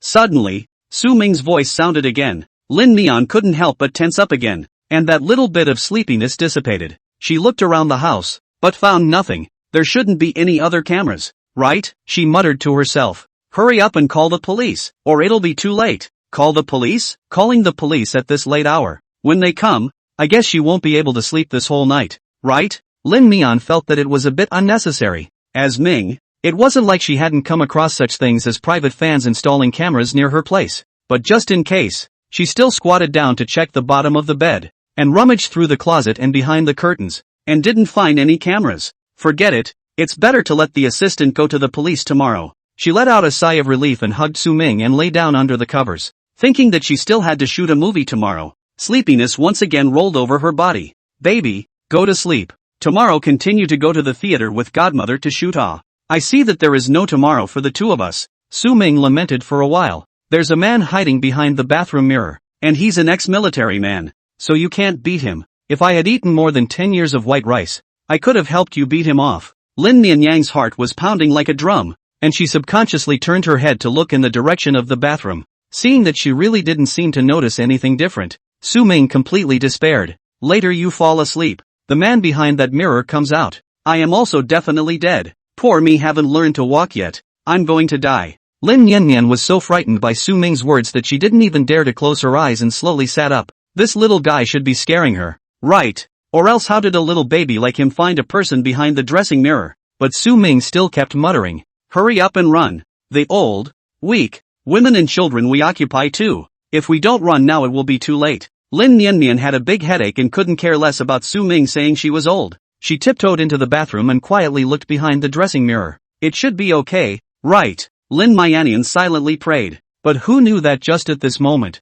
a pair of shadowy eyes met her unawares. Lin Mianian's pupils suddenly shrunk, and just as she was about to scream out, the man lunged towards her and directly covered her mouth. She immediately struggled frantically, and in her panic, she kicked the man's calf. And while the man was in pain, she rushed out of the bathroom and tried to run away. But then she remembered that Su-ming was still on the bed. By the time she picked up Su-ming, the man had already rushed out. Beauty, don't be so scared. The man was wearing a mask, but his voice was incomparably lewd as he spoke. As long as you obediently cooperate with me, I guarantee that I will make you so comfortable that you'll even forget what your name is. Who are you? How did you get in? Lin Mianian shivered in fear and retreated directly to the wall. None of this matters, beautiful girl. Just obey me. The man laughed lewdly and pounced on Lin Mian once again. Lin Mian was so scared that she hugged Su-ming in her arms even tighter. The man pushed Lin Mian towards the bed, and Su-ming and Lin Mian's arms directly rolled out. Luckily Su-ming used all his strength to hold onto the edge of the bed.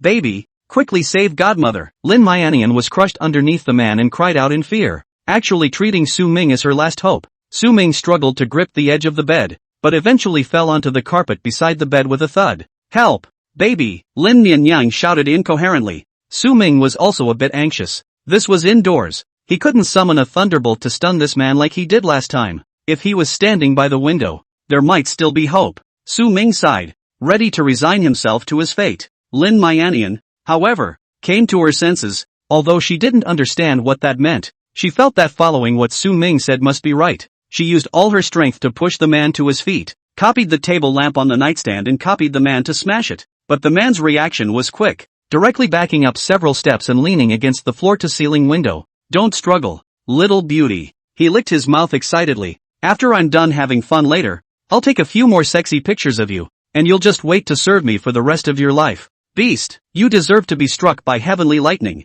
Su-ming couldn't even listen anymore. In a flash, a thunderbolt streaked across the dark night sky and directly struck the floor-to-ceiling window. The glass of the floor window instantly split apart. The man was startled. Before he could move, another thunderbolt immediately followed. All the way to the top of his head fell down with fire and lightning. With a rumbling sound, the man was directly split into a bald head, and all of his clothes were torn. Lin Mianian was startled, and when she saw that the man had completely fainted to death, she went limp and knelt on the ground. Godmother? Shouldn't be scared, silly. Su-ming lay on the carpet and muttered suspiciously. Only after hearing his voice did Lin Nianmian come back to her senses. She hurriedly picked up Su-ming, somewhat stunned, and hugged him tightly, crying out, baby, just scared me to death. Only after a few moments had passed did Lin Mianian let go of Su-ming, huffing and puffing as she looked towards the still unconscious man. This man had just planned to rape her, but something like which hotel she was staying in, only the staff around her would know. It must be that someone leaked her information.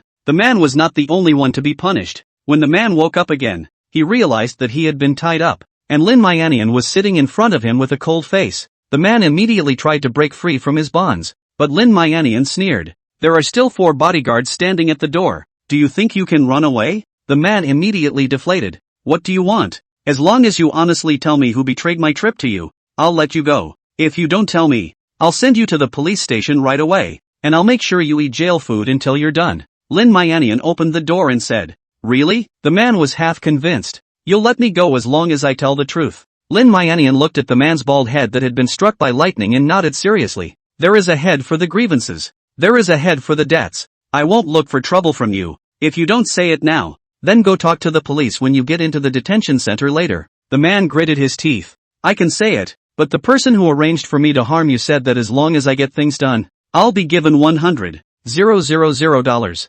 Hua! Su Feng's outburst was really generous. Su Ming couldn't help but marvel. By Lin Myanian's side, the person who knew her recent itinerary and where she lived, and who could go out of his way to spend a lot of money to ruin her, was only Su Feng. Come to think of it, it was just that Lin Myanian was too stupid to figure this out. I'll give you twice as much, Lin Mianmian said cheerfully. After hearing Su Ming's words, she also felt that this was 80% Su Feng behind this, but she still wanted to confirm it from the man's mouth. Really? It's Su Feng. He sent me. It really is him. This beast, he's in jail and still isn't honest. Su Mianmian instantly stood up in anger and cursed angrily. The man urgently urged. I've already said that I can be released and given money, right? Give money? Lin Myanian snorted coldly. You're trying to rape me and you still want my money? You're dreaming. You don't count your words. How could you? The man instantly became anxious. There's no need to talk about integrity with a brute like you, Lin Myanian calmly said. When we go to the police station later, as long as you properly make it clear to the police that you're only an accessory and Su Feng is the mastermind, I can say a few words for you in front of the police to help you fight for a reduced sentence. As Su Ming listened to her words, he couldn't help but sigh. I thought that this stupid woman would really give him money. It seems that it's not completely stupid and sweet. It's still a bit of intelligence. Lin Mianmian immediately straightened up proudly. That's for sure. She's smart. Ming's eyes are really bright. After sending the man to the police station, Lin Myanian immediately carried Su Ming to the prison to question Su Feng. Su Feng, I'm usually so good to you. Why do you have to victimize me 3 times? Seeing Lin Mian appearing in front of him safe and sound, Su Feng understood that the man must have messed things up, but he still put on an innocent look on his face. Mian, I really already know my mistakes, and I'll reflect on them all in prison in the future, and I love you too much. I'm afraid that you're going to leave me. That's why I'll put that kind of drug on you. Don't pretend. If it was for the past, I wouldn't even bother to see you. Why did you send someone to sneak into my hotel and let him rape me? Lin Mian looked at him with just a pang of indescribable nausea. Rape you? Who was it? Su Feng was stunned for a moment and said excitedly, which beast actually wanted to do this to you? You tell me. I will definitely not let him off. That's enough from you. Stop pretending. He's already said that you instructed him. The police are interrogating him now. Su Feng, you're so disgusting. Lin Myanian's voice trembled. You're just waiting to go to jail for the rest of your life. No, Mian, you must have heard wrong. I love you so much. How could I instruct another man to hurt you? It breaks my heart that you doubt me so much. Su Feng was in tears, just like a deeply emotional man who had been abandoned by his lover. Lin Myanian had a vicious chill and was just about to retort when she received a text message from her assistant. That man suddenly changed his story again when he was being interrogated by the police, biting the bullet and saying that this matter had nothing to do with Su Feng. She immediately rushed back to the police station with Su Ming in her arms, only to see the police just coming out of the interrogation room. Officer, just now he was the one who personally admitted to me that Su Feng instructed him to do it. How could he suddenly change his mind? Doesn't he know that as long as he gives the truth, his sentence will be reduced? She inquired anxiously. The policeman glanced in the direction of the interrogation room and was also helpless. I understand your feelings, but now that the prisoner keeps saying that he wasn't instructed by anyone, and there is no substantial evidence that Su Feng instructed him to commit the crime, we won't be able to convict Su Feng for a while. Obviously, both the police and Lin Mian were clear that there was something fishy about the man's words, but before the law, evidence came first. There had to be a reason why the man insisted on taking all the blame alone, but it would take time to investigate clearly. As for how long it would take, no one knew, and the police wouldn't be able to make sense of it for a while. Lin Myanian's heart burst with annoyance. No wonder Su Feng just died without admitting this, so it was him who had already prepared a backhand. This person is not even afraid to go to jail, but still think of money. Must be someone at home waiting for this money to save their lives. Check Su Feng recently there is no large amount of expenditure is not to know. Su Ming was speechless. Such a simple thing. Still need to think? Lin Myanian was reminded by him and instantly remembered something. Officer, I remember that Su Feng had gone to the hospital to see someone before. but no one in his family was hospitalized. So perhaps the person he went to the hospital to see was related to this person who tried to rape me. Ms. Lin, even if the person Su Feng visited at that time was this prisoner, that can't be used as evidence that Su Feng instructed him to commit the crime. Do you understand? The police felt that Lin Mianmian was just making wild guesses, but they still had someone check the hospital surveillance that Lin Mianmian had mentioned. But to their surprise, they actually found that Su Feng had been visiting a patient in the hospital frequently for the last month, and this patient was the man's mother. At the same time, the police also checked the account number for the man's mother's hospitalization and surgery fees and found that the account owner was Su Feng. However, in front of so much evidence, the man still bit the bullet and refused to admit that Su Feng had sent him to rape Lin Mianmian. It was Su Feng who kindly saved my mother at the time. Lin Mian sent him to prison.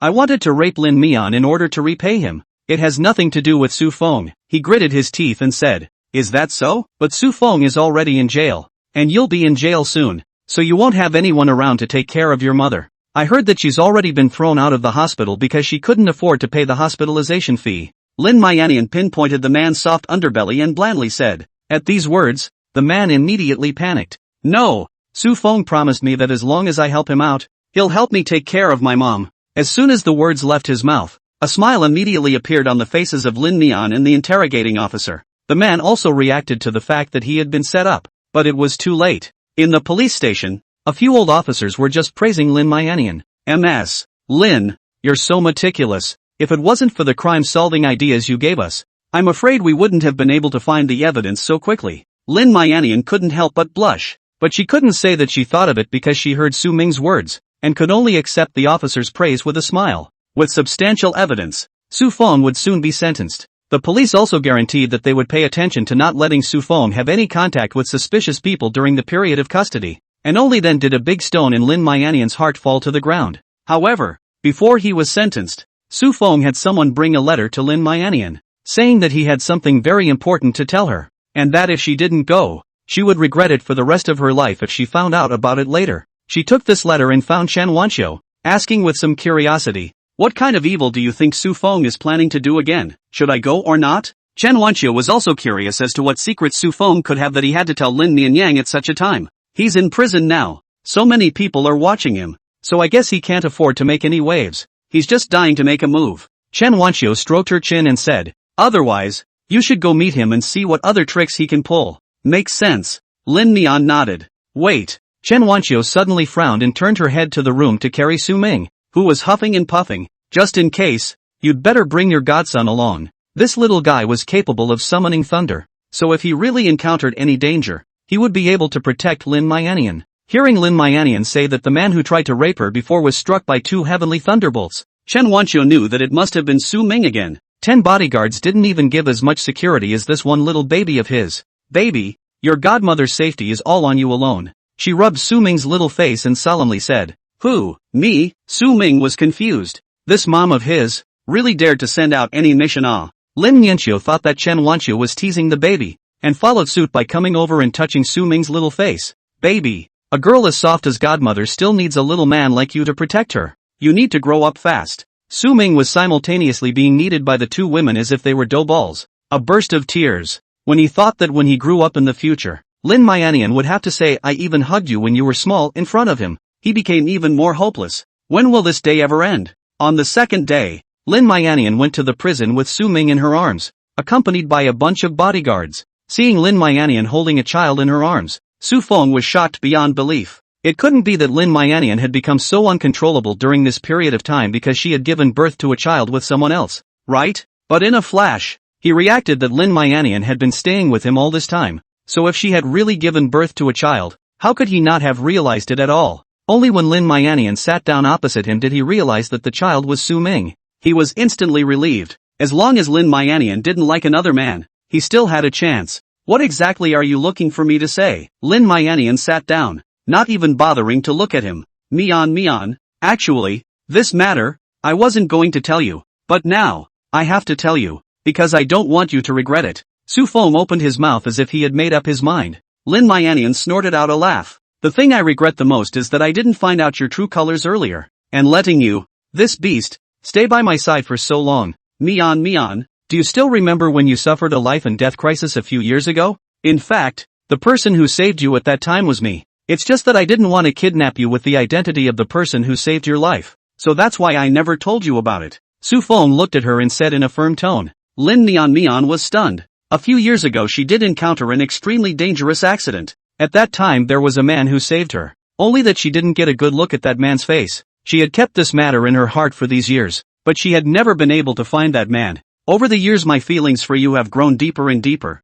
That's why I inexplicably wanted to take control of you, but now I really know that I'm wrong. As long as you're willing to save me from getting out, from now on, I'll definitely not bother you anymore. Su Feng was still talking non-stop. Please, for the sake of me having saved you once, save me once as well, can you? You're so eloquent. It's a pity you don't go to be the king of stories, so good at making things up, how shameless. How is it that the person who saved Lin Niannian is you? Su Ming sent out endless contempt for Su Feng in his heart. Lin Mianian certainly didn't believe Su Feng's words either. If Su Feng was truly her savior, with his character, he would have definitely said so long ago. How could he have waited until this day? I thought you had to ask me to come over because you had something important to say. I'm not interested in listening to your nonsense, she said and was about to get up and leave. Wait, Su Feng hurriedly called out to her. I know you definitely won't believe anything I say right now, but I have evidence that can prove that everything I say is true. You can go to my house. In the third compartment of the cabinet in my study, there's that token you gave me back then. Hearing this, Lin Nianyang was also stunned. Su Feng was speaking so truthfully, it couldn't be that he was really that person, right? Seeing Lin Mianian's appearance, Su Ming guessed that this silly woman had begun to be tricked by Su Feng again, and he had to retract his previous words that she wasn't a silly white woman. This person is really interesting. He would still do a full set of theater. No wonder this stupid woman would be fooled by him. He turned his head to glance at Su Feng and muttered in his heart. Hearing this, Lin Mianian was devastated. She wasn't fooled by Su Feng, but just in case, Lin Mianian still planned to visit Su Feng's home. Fearing that Su Feng was deliberately luring her to his home, Lin Mianian directly called on a bunch of bodyguards to accompany her this time. Unexpectedly, she actually did find that token at Su Feng's home, a silver bracelet with an emerald set on it. This bracelet, which was her former favorite to wear on her hand, that day and the man who saved him parted ways. The man had refused to tell her name, so she returned this bracelet to him. How could it be Su Feng? She muttered with mixed feelings in her mind, and with a stamp of her foot, she hurriedly made to dash off to the prison. Although she loathed Su Feng to the core, she couldn't personally send her savior to prison. That would not sit well with her conscience. I have to hurry and get Su Feng out, or else the sin will be great, she muttered as she walked. You go a draw? This bracelet is fake. Can't you even tell if you've worn the bracelet yourself? Su Ming spat powerlessly. Lin Mianian's footsteps paused, picking up that bracelet again and looking at it. Fake? Doesn't look like it? Isn't this bracelet the same as the one she used to wear? This kind of bracelet. The Songlan Jewelry Processing Store in Dongcheng District. The store inside the master can do 20 or 30 in one breath. Just this big fool cannot see. I am also convinced. Su Ming shook his head without eyes and closed his eyes. Lin Nianyang fell silent, thinking that Su Ming's words had all been fulfilled before. She didn't dare to disbelieve. The real bracelet should now be in. Su Ming thought back to the past, and his brain couldn't help but become groggy again. Being a child is just this bad. Not moving and getting sleepy. Hearing Su Ming's words, Lin Mianian instantly perked up her ears in excitement. Could it be that he knew who the man who saved her in the beginning really was? However, after waiting for half a day, she didn't wait for Su Ming to continue. In the pawn shop? Which pawn shop? Confused, she looked down and realized that Su Ming had actually fallen asleep at some point. She had no choice but to first go to the jewelry processing store that Su Ming had said, to see if this bracelet at Su Feng's home was fake or not. The master of the Songlan jewelry processing shop was a middle-aged man, and when he saw a guest coming, he immediately greeted him with a smile. Master, I want to ask about this bracelet. Have you ever made it? Lin Mianian went straight to the point. Seeing the bracelet on her hand, the master immediately laughed. I'm so good at this bracelet. If you want it, I can make you the exact same one right now. Lin Mianian was surprised, but at the same time felt that there were a few reasonable points. After all, this is the store that Su Ming said. She pulled out a stack of bills. That would be troublesome. Money is not a problem. The key is to make the exact same one. No problem. Seeing her so generous, the master smiled even more happily. This kind of bracelet, it won't even take me an hour to make it right. As expected, only half an hour's work. The master made a bracelet that was exactly the same as the one on her hand. She held the two bracelets in her hand, and actually couldn't tell which one was the one she brought here. Master, your craftsmanship is also too good. she uttered in surprise. Where is it that my craftsmanship is good? It is this bracelet. I just hit one not long ago. Practice makes perfect. The master collected the money and said smilingly. Hearing this, Lin Mianian became more and more shocked. It couldn't be that this one at Su Feng's home was also imitated at this store. May I ask if the person who came to you at that time to strike this bracelet was a young man? About this tall. She hastily made a comparison. The master, reminded by her, also looked like he remembered something. Yeah, it was a young man. He brought a photo over at that time, and asked me to tie one just like the bracelet on the little girl's hand in that photo.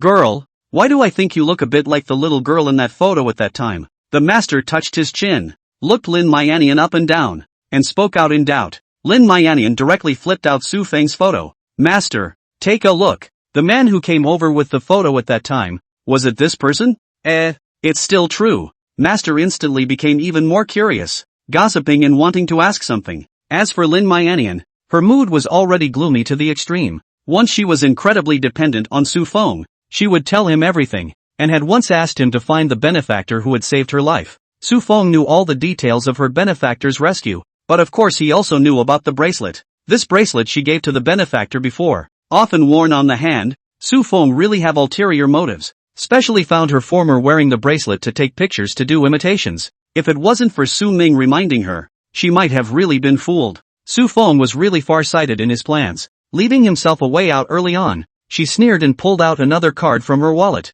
Master, hard on you. Do me another favor. On the other side, Su Feng, who had already been imprisoned, was being beaten. When the inmates in the prison heard that Su Feng was locked in because he instructed someone to rape a woman, they all despised him greatly. Even amongst criminals, rapists were the most disdained. No one in the prison was willing to talk to Su Feng at all, and he was even bullied by the prison bosses every day, and for several days in a row. His lunch was served away by the prison boss's men. He was so hungry that his face was so yellow and thin that he was almost starry-eyed before the prison guard suddenly found him and said that Lin Mianmian had come to visit him in prison. Upon hearing this news, he immediately got excited. This bitchy woman must have seen that bracelet and came back to save him. Mian, I knew you'd come back. You're a good and kind girl and will save me from getting out. He sat across from Lin Mianian, crying uncontrollably. You don't even know what kind of days I've had in prison these past few days. I've been waiting for you to come. Lin Mianian just quietly looked at him as he acted out. That's what you deserve. Su Feng was stunned, looking up at Lin Mianian in some confusion. No, according to his plan, shouldn't Lin Mianian be filled with remorse for him right now, crying that she should have recognized him earlier before releasing him from prison? Why wasn't she following the rules? Could it be that she didn't find that bracelet? It can't be. That was something he'd prepared with care. That token you wanted me to find. It's this one, right? Lin Mianyang asked with a light smile as she pulled out the bracelet that she had found from Su Feng's house from the bag that she had brought along with her. Su Feng was instantly relieved. Yeah, after you gave me this bracelet back then, I've been treasuring it at home. Really? Then it's really hard for you to work so hard to imitate a fake out of it. Lin Mianian felt sick to her stomach just listening to his mouth full of lies. And when she recalled that she had actually once been incredibly dependent on such a brute, she wanted to stomp on the other party's face even more. Su Feng was stunned for a split second, then resumed his bitter look and cried, Imitation? How could I possibly imitate a bracelet? This is what you sent me. It's just a pity that before he could finish his sentence, Lin Mianian stood up and turned the bag she had brought along directly over. Clatter, clatter, clatter. A large pile of identical silver bracelets were dumped out and piled right in front of Su Feng's eyes. Songlan Jewelry Processing Shop. The master of this store is really good at his craft. Lin Nianwen snorted out a laugh. As soon as these words came out, Su Feng realized that Lin Mianian had already found out everything, and he was instantly speechless. Why? Why was this stupid woman actually so smart this time? That store was at the very edge of the Eastern District. She had never been there before. How on earth did she find out about it? Without waiting for him to figure it out, Lin Nianyang was already about to turn around and leave. Su Feng, put away those sideways thoughts of yours and reform properly in prison. After settling Su Feng, Lin Mianian, who had returned home, felt relaxed, and in no time at all, she lay down on her bed and fell asleep. But in her dreams, she saw that hazy figure again. Several years ago, she was kidnapped, but no one in her family cared about her death. The kidnappers, who couldn't get the ransom, angrily tore up the ticket and threw her into the cold seawater. Just when she thought she was going to be buried in the sea, a man in black rode through the cold seawater and pulled her hand under the dim and incomparable water. She remembered that the seawater that day was cold, colder than ice, but the warmth coming from that hand was unforgettable. She was so uncomfortable that she couldn't open her eyes, but a soothing male voice came to her ears. You guys are breaking the law. Do you know that? Immediately following that was the voice of the group of robbers. Who are you? Don't be nosy here. Boss, he saw our faces. Should we waste him? Then what's the point? Together. She was confused in her consciousness, only knowing that a fierce fight had occurred around her, and the youth who saved her. His hands seemed to be very good. Also didn't know how long it took before a pair of big hands pressed on her chest and gave her CPR. Cough cough cough. She spat out a mouthful of water and violently opened her eyes, only to realize that the person in front of her was Su Ming? Starve me to death. Come back and go to sleep. Also don't know to give this young master milk. Su Ming held up his milky little hand and used all his strength to scratch Lin Mian's face. Lin Mian came back to her senses and smiled sardonically. Baby, hungry isn't it? Godmother went to brew you a grandma to drink, okay? Don't talk to me in such a disgusting tone. Su Ming had a vicious chill. Lin Mianliang in turn became even happier. This little guy's eyes glared round when he was angry, even more adorable. She quickly brewed Su Ming's milk, and while feeding him milk, Lin Mianian couldn't help but talk to herself. Baby, who do you think the person who saved me in the beginning really was? I just had a dream about being kidnapped again. Those kidnappers were really scary. Su Ming was making a milk drinking effort. His calves stirred uncontrollably. They are just a few punks who are so poor that they can't even afford to eat. What is there to be afraid of? He sipped his milk and grunted disdainfully. Lin Mianyan was taken aback, because these words, after that youth saved her, in order to comfort the stunned her had once said the exact same words. Even the tone in which he said it was similar. Only Su Ming's voice was a little milkier.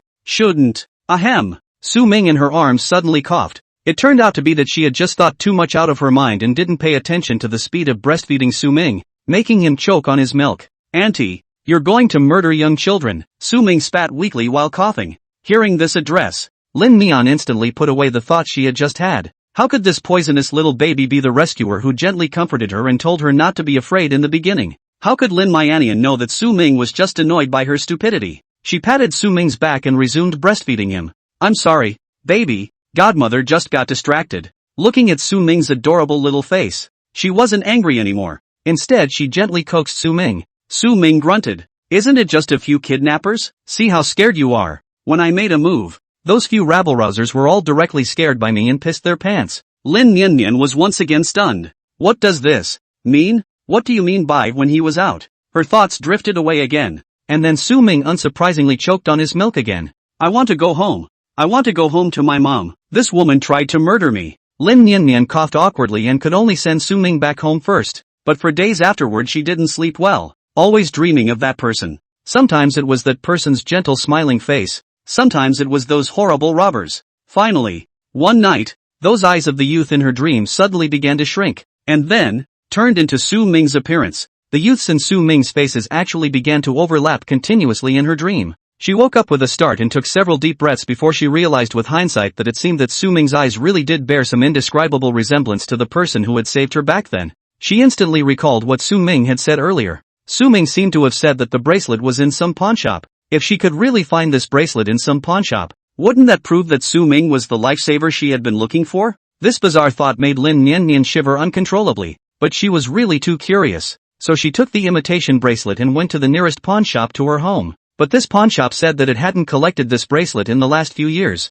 There are a lot of pawnshops in the imperial capital, so if it's not in this one, it might be in another. She gritted her teeth and decided to look for it one by one, but her agent called at that moment. Mian, where have you been? The movie is about to be filmed. Everyone is still waiting for you. The agent was very anxious. The crew is rushing. I've called you so many times. Why aren't you answering? I'm in a hurry. I'm in a hurry? She then realized that the agent had already called her a dozen times since the morning. But she didn't have the heart to go to the theater set to shoot a scene right now. And she couldn't sleep or eat without figuring out whether Su Ming was that person or not. Please help me ask the director for a vacation. Just say that I have something very important to do, she said as she got into her car to rush to the next pawnshop. No, how can you say something like taking a vacation from filming on the fly? The entire crew will be displeased with you if you take a vacation now. The agent felt like the sky had collapsed when she heard this. She had only been working as Lin Mianian's agent after Su Feng had been arrested. Before that, there were rumors in the circle that Lin Mianian was particularly good to the staff around her,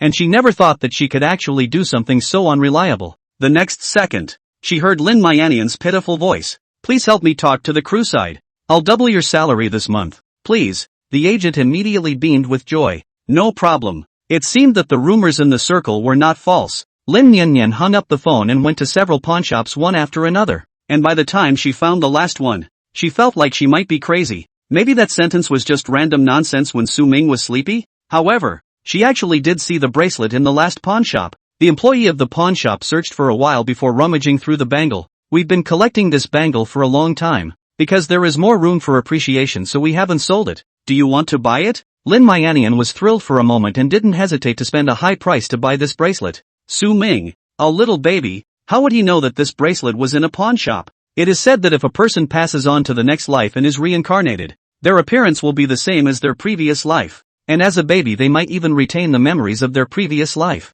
She instantly thought about it, but she still felt that these ideas were too strange and confusing. Maybe this bracelet is also a fake? As soon as this thought popped up in Lin Mianian's heart, she smiled helplessly in the next second. If this bracelet wasn't real, how could the pawnshop have taken it and kept it until today? As she was thinking, she heard the pawnshop clerk sigh again. I still remember when that young man brought this bracelet to the pawnshop, saying that he wanted to exchange it for money to buy himself a tombstone at the nearby Castle Peak Cemetery. She was instantly stunned and said incredulously, "Isn't he a young man? How could he want to buy himself a tombstone?" "I don't know, but I see that he's dressed and everything is very downtrodden, so I guess he's in some kind of trouble." The clerk staggered and sighed. "That's why it seems strange that he's a big young man who wants to buy a tombstone. So I can remember it until today, no?" Lin Nian pondered. Could it be that she couldn't find that man all these years because he had? She shook her head and gave the money for the clerk to turn over the transaction record of the man who brought the bracelet to the pawnshop back then. On the register, it was written that the trader was Mr.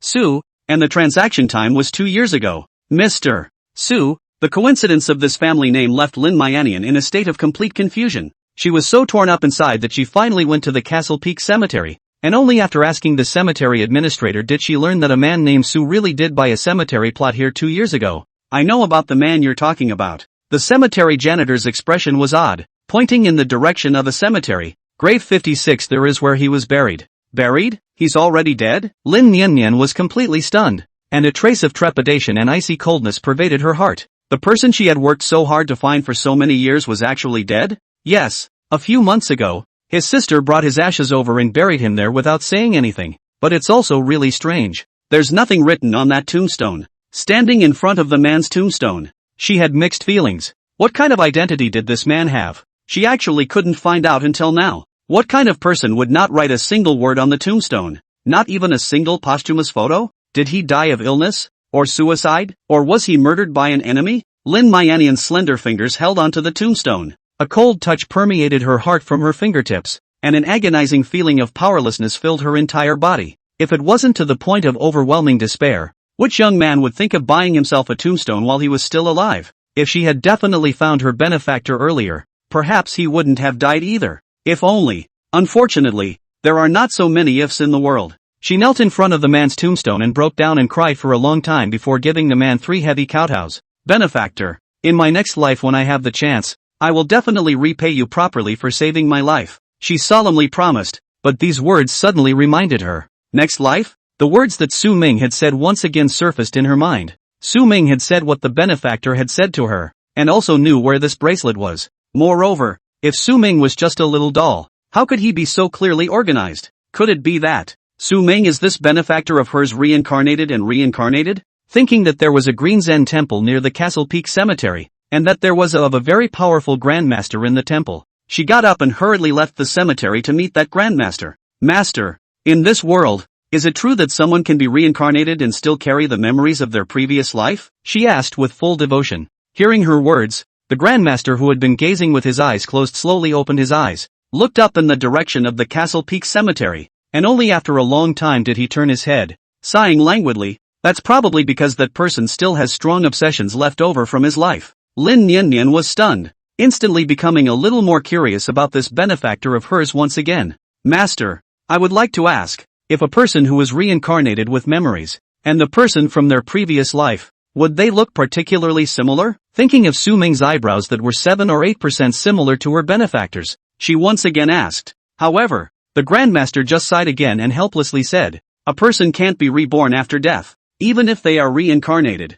it wouldn't be the same person. Scholar, there are some things that you have to think about. No, no, no, master, you misunderstood. I don't have any loved ones who passed away. I just came across a person who I thought looked a lot like my benefactor who had already passed away. But then again, he had said the exact same words as my benefactor. So that's why I guessed whether he would be the reincarnation of my benefactor. Hearing her say this, the Master Fong smiled slightly. If you're talking about these two people having the same day of sacrifice and birthday, it's not impossible. Lin Nianyang instantly turned sadness into joy. Just now when she went to sweep her benefactor's grave, she specially gave the cemetery janitor the benefit of the doubt and asked the janitor what day her benefactor was buried. It just so happened that the day the benefactor was buried was not more than a few days earlier than the day of Ming's birth, and it was very likely that the benefactor died on the day Su Ming was born. Although the master told her that even if the same person was reincarnated, the person in this life and the person in the previous life were two very different and unrelated people. However, Lin Nian felt that Su Ming was her benefactor. After all, she hadn't told the master that Su Ming remembered his past life. The fact that she could hear Su Ming's heart must also be the will of the heavens. It was the heavens imploring her to properly repay Su Ming in this lifetime. It was just that she didn't expect that the lifesaver she had searched so hard for had actually become her godson in this life. So it was truly fateful. If it wasn't for the fact that Su Ming couldn't speak right now, she would have been a bit at a loss as to how to face him. She happily wanted to donate money to the temple, but the master warmly stated that she only needed to donate a lamp to the temple. Since your benefactor has passed away, why donate a long bright lamp for him to light his path to the afterlife? It was only when the master handed over the long bright lamp to her that she noticed that the Green Zen temple seemed to be filled with long bright lamps, but the long bright lamps were for those who had passed away, and when they were said to be a blessing for those who had passed away, they were actually nothing more than a form of relief for the living. She couldn't help but ask the master with some curiosity, "Are there many people coming to the temple to light the Changming lanterns lately?" The master seemed to understand what she was thinking and said with a slight smile, "No, these are all prepared by a female monk, for her deceased brother." All of these? Lin Mianian was a little surprised. There were already a lot of long bright lights in the temple. Just now she walked up from the bottom of the mountain. She also saw an unknown number of long bright lights along the way. Could it be that all of these lights were donated by the female almsgiver the master was talking about? Well, these lamps were not only lit by that female almsgiver, but they were also made by her. The Grandmaster looked at the long bright lights in the temple and said in a leisurely tone, "She came to our temple a few months ago and has been lighting the lights for her brother's blessings. I think the bond between their siblings must be very deep." As Lin Mian listened, she couldn't help but be moved by this, and couldn't help but want to meet this woman. Since that's the case, then I'll also make a long bright light for my benefactor. Lin Nianyang took the initiative to propose. With this lamp done, her benefactor could also completely say goodbye to the misfortunes of her previous life. Her manual skills were not strong, and she had been able to make it until dark at night before she happened to make a long bright lamp. Benefactor, a bad life in the previous life is a matter of the previous life. In this life I will make sure that you eat good food and drink good food, and live happily for the rest of your life. She stood in the temple with the long bright lamp and lit the lamp with a smile. Hanging the lamp in the temple, it was like a big stone had fallen to the ground in her heart. At this time, all of the long bright lamps in the temple had been fully lit, and the quiet little temple looked exceptionally beautiful at this time, so she couldn't help but lose her mind as she watched. When she had seen enough and was ready to leave the temple, she found that the road from the temple to the bottom of the mountain was all lit up as well, and many of the residents who lived nearby were attracted by this unique scene and ran to gather around to watch. She had just reached the halfway point when she was almost crowded by the pedestrians going up the mountain and couldn't find a place to go down. In the midst of the chaos, a pair of large hands suddenly touched her buttocks, and she screamed out in shock. The passers-by around her were startled by her and looked at her with odd faces. She turned her head back in agitation and met the lewd gaze of a male youth wearing glasses. "You stinking hooligan, why are you touching me?" Her eyes widened as she questioned in annoyance. The man with glasses immediately put away the lewdness in his eyes and put on an innocent look. "Who touched you? I came up the mountain to see the lights. You clearly just touched me." Lin Nian was furious. Never seen such a shameless person. "There are so many people on this road. I didn't even feel that I touched you. Maybe I just accidentally touched it? Are you misunderstanding?" The man with glasses revealed a polite smile and asked gently in return. If it wasn't for the fact that Lin Mianian had just captured the lewd smile on his face the moment she turned around, she would have believed the other party was telling the truth. "Don't pretend. You clearly just touched me. I'm going to call the police," she said forcefully with a red face. The surrounding people saw that the glasses man looked civilized and spoke more than civilized. On the contrary, Lin Nian was emotionally agitated and looked like she was being reasonable. So they persuaded each other. "Little girl," the other young man has explained. "He was careless. Why don't you forget it? Think you look like a flower. Who cares to touch you?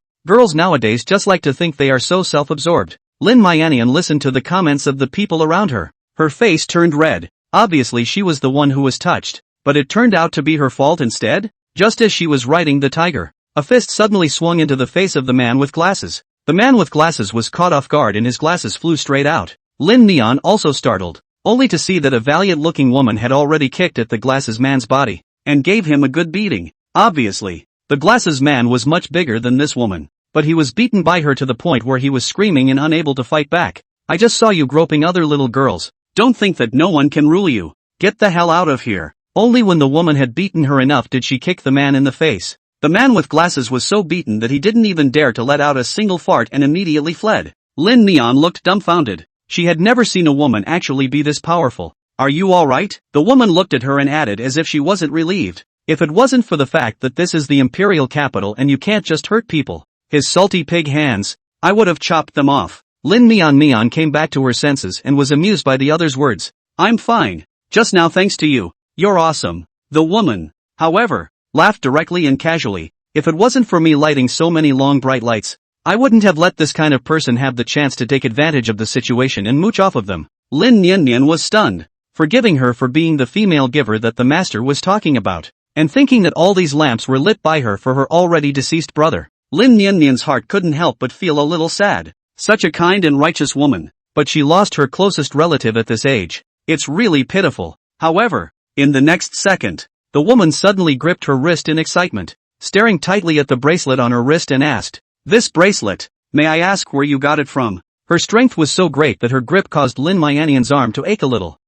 She drew in a cold breath before the other party let go of her hand in hindsight, but her gaze was still firmly fixed on the bracelet. I'm sorry, it's just that my brother used to have this bracelet when he was alive, so I got a little excited, the woman said with some embarrassment. My name is Su Ningshu. If you don't mind, could you sell this bracelet to me? Su Ningsu? Lin Nianyang was stunned, suddenly thinking that her benefactor's surname was also Su. A bold guess suddenly rose in her heart. I would like to take the liberty of asking, your brother's grave, is it in Castle Peak Cemetery number 56? How do you know? Su Ningshu was somewhat shocked. A few months ago when Su Ming was hit by a car and died in order to save her, she realized that the original Su Ming's kindness to her was always from his heart. She regretted it immensely, and rummaged through Su Ming's former room to find his will. In the will, he said that he bought himself a good place with green hills and green water for a cemetery, and wanted to leave the International Center and be buried here, with no name on the tombstone. She wanted to bury Xiaoming in the Su family's ancestral cemetery,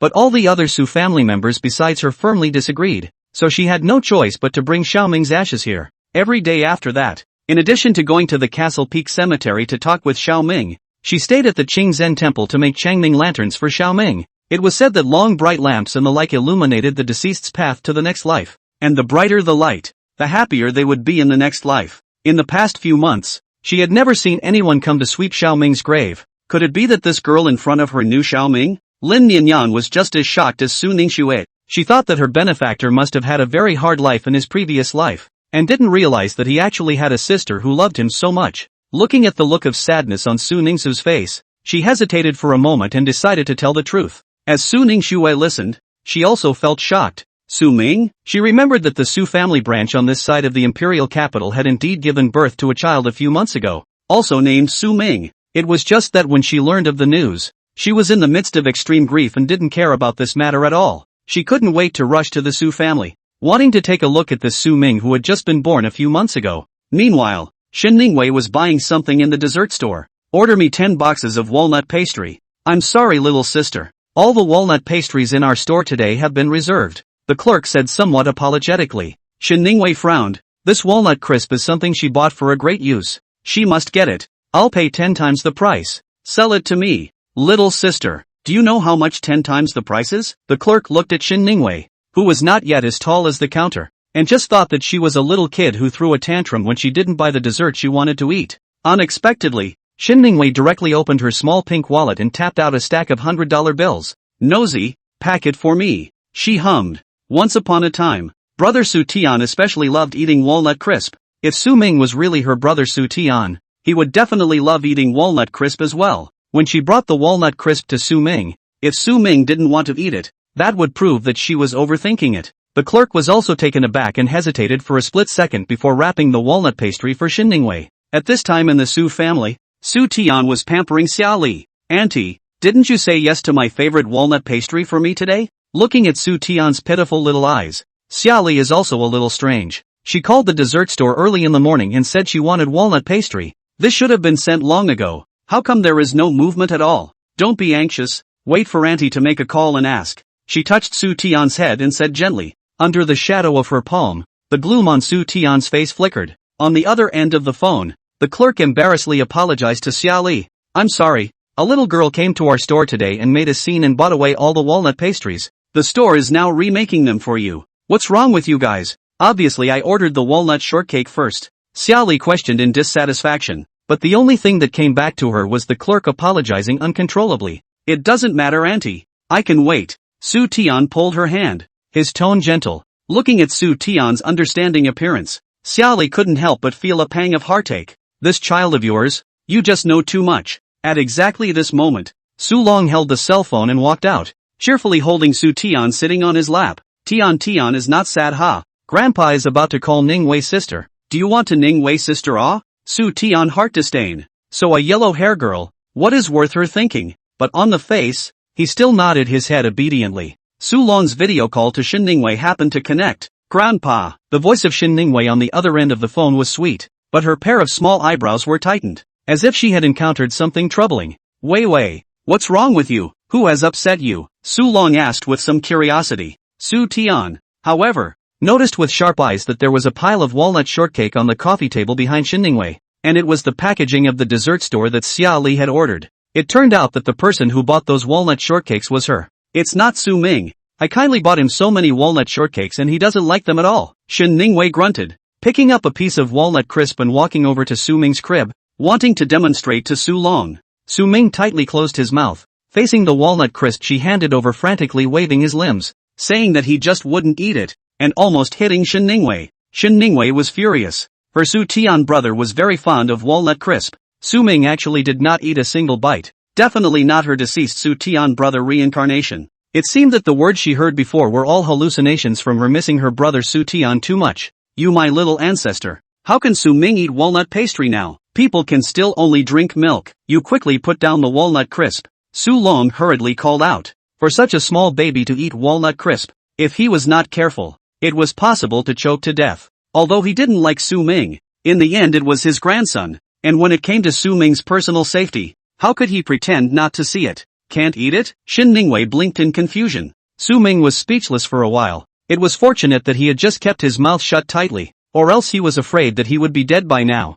"Of course you can't. At least wait until you grow teeth before you can eat it," Su Long said smilingly. Shin Ningwei instantly deflated, listlessly putting down the walnut pastry. Wei, why would you buy a walnut crisp for Xiao Ming when you have a good reason?" Su Long asked with some curiosity. Shin Ningwei poked Su Ming's face and hummed. "No reason. I just think he should like it." As soon as she thought that she would have to wait until Su Ming grew teeth in order to verify whether or not he was changed into Su Tian's brother, Shin Ningwei's mood was indescribably irritable, and she hurriedly said a few words to Su Long before hanging up the phone. Since the beginning, she hadn't noticed Su Tian on the video call. "What's wrong, Xiao Tian? In a bad mood?" Su Long, who hung up the phone, only then noticed that Su Tian's face looked bad and immediately asked with concern. Su Tian lowered his eyes and the corners of his mouth also drooped. At a glance there is something on his mind, but on his mouth he still said, "No." Xia Li, however, had already understood it all. "Xiao Tian, are you looking at Ningwei's sister remembering to buy walnut pastry for Su Ming,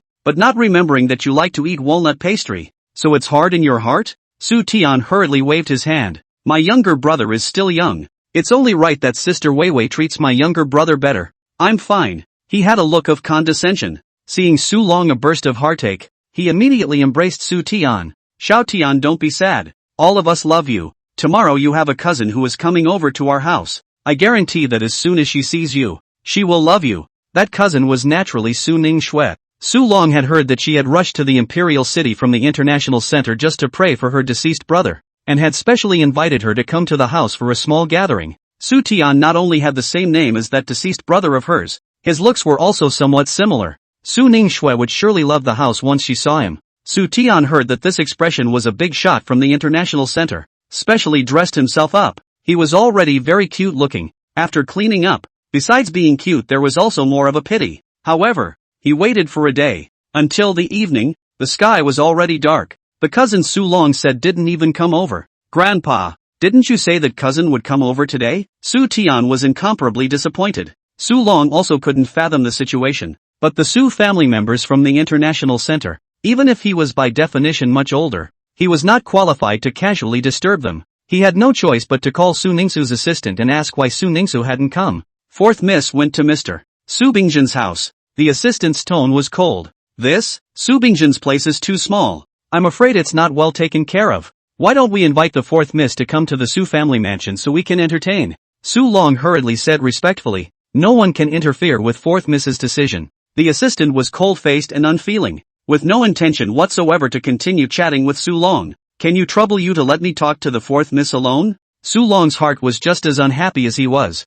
but his mouth could only compensate for the smile. Wait a moment. The voice from the opposite side disappeared for roughly a minute or two before Su Ningsu's voice came over. What do you want to say? Ningsu, do you want to come and see Xiao Tian? Su Tian said mysteriously. Not only does he have the same name as your brother, even his appearance is very similar. If you don't see him once, you will definitely regret it. Su Long thought that if he released this killer, Su Ningxue would definitely rush over immediately. But the woman on the other end of the phone reacted flatly. I know. Is there anything else?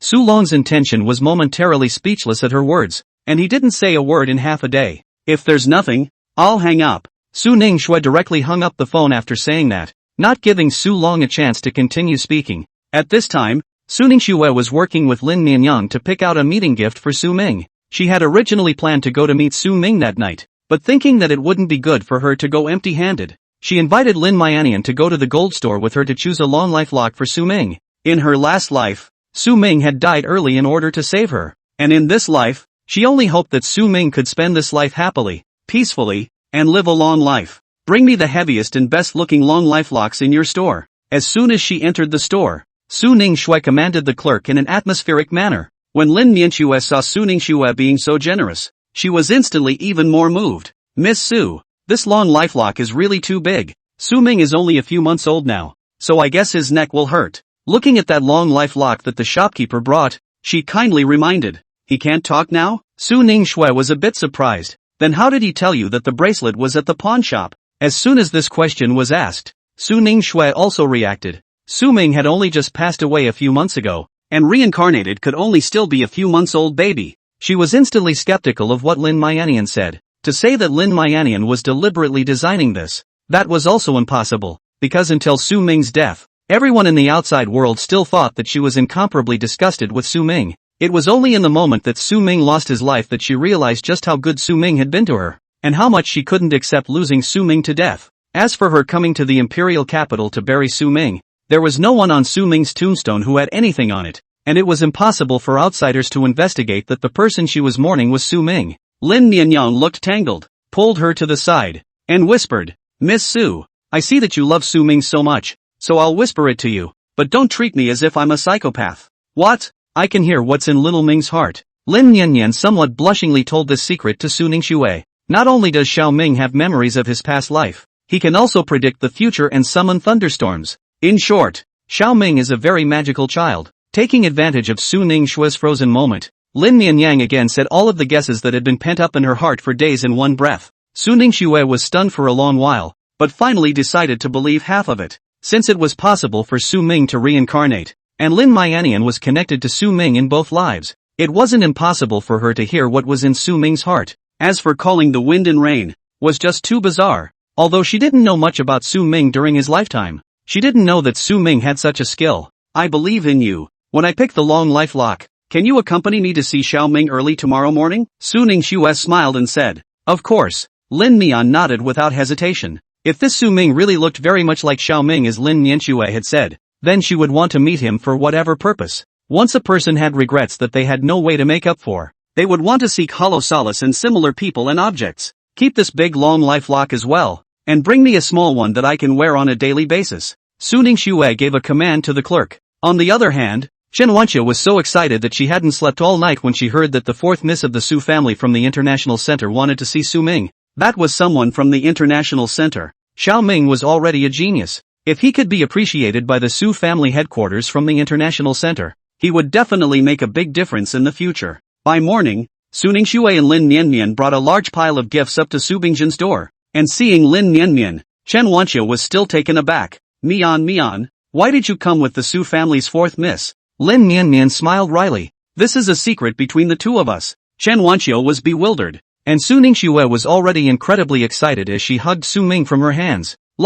It was really too much of a resemblance. This child's appearance as a child was exactly the same as when little Ming was small. Su Ming was sleeping soundly, and as soon as he opened his eyes, he saw Su Ningxu looking at him with a loving face. Thus, Chen Wanqiu and Lin Mianmian heard a roar from Su Ming's heart at the same time. I've got a big grass. Su Ming was truly shocked and almost thought that he was still doing the quest. Turning his head to see Chen Wanqiu and Lin Mianmian, he confirmed that he hadn't traveled through again, and only then did he breathe a sigh of relief. Why is she here? It can't be that she's here to strangle me in my infancy, right? I'm still just a child.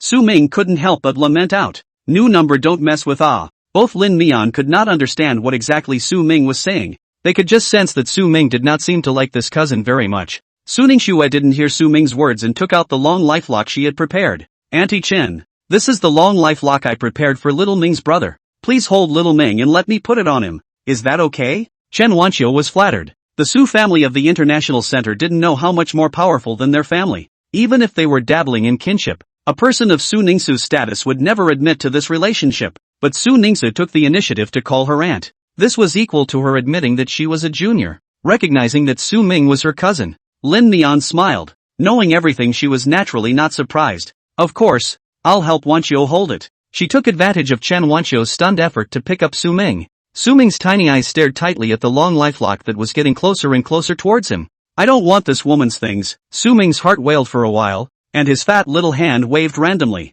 With a dan gang sound, the long lifelock on Su Ningxue's hand was actually swung to the ground by him. At this time, Su Long personally brought Su Tian to Su Bingzhen's door, and just saw this scene. Su Long was instantly startled. This is the International Center of the people. Chen Wanqiu also do not watch a little. If caused Su Ningxue unhappy, their entire Su family will follow the bad luck. Chen Wanqiu and Lin Mianmian also looked at each other in dismay, not knowing why Su Ming was so repulsed by Su Ningxue. But who knew? The living room was silent. Su Ningxu was just a little lost, without any sign of anger. Seeing this, Su Tian immediately walked up and bent down obediently, wanting to pick up the long lifelock on the ground. Sister, here. The boulder in Su Long's heart instantly fell to the ground, and his expression became incomparably smug. This way, Su Ningxue will definitely develop a favorable impression of Su Tian, right? Looking at Su Tian's face that she was incomparably familiar with, Su Ningxue's memory was instantly pulled back to a few months ago. At that time,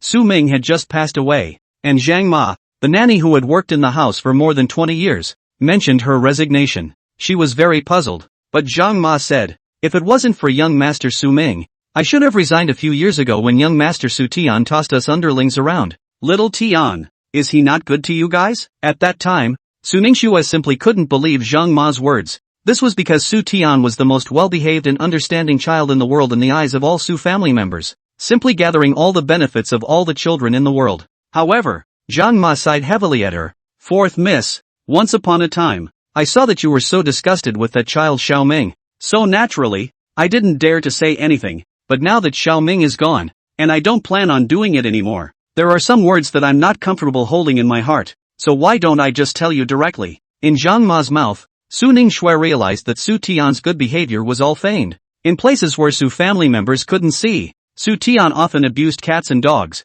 and every time he would let the household servants help him catch stray cats and dogs. At first, the family servants thought Su Tian character goodness, and then gradually found to Su Tian hands of cats and dogs cannot last a few days on the dead. More often, the servants also noticed something wrong. No longer willing to help him catch those cats and dogs, he began to intensify, directly tormented the family servants. Every time Su Tian bullied those maids, it was Su Ming who took the initiative to appease those maids, and also used his pocket money to compensate those maids. As Zhang Ma spoke, she couldn't help but shed tears. Every time Xiao Tian breaks into some trouble, and sees that he can't hide it, he pushes it all onto Xiao Ming's head. Even though I'm just a nanny in this family, I'm heartbroken to see it. These things, why didn't you tell me earlier? Su Ningxue was puzzled. Zhang Ma, however, smiled somewhat helplessly. Don't say that I didn't tell you earlier. If it wasn't for the fact that I saw you grieving over young Master Xiaoming's death, I just wouldn't have told you until I died." This was said euphemistically. Su Ningxue was a smart person and already understood.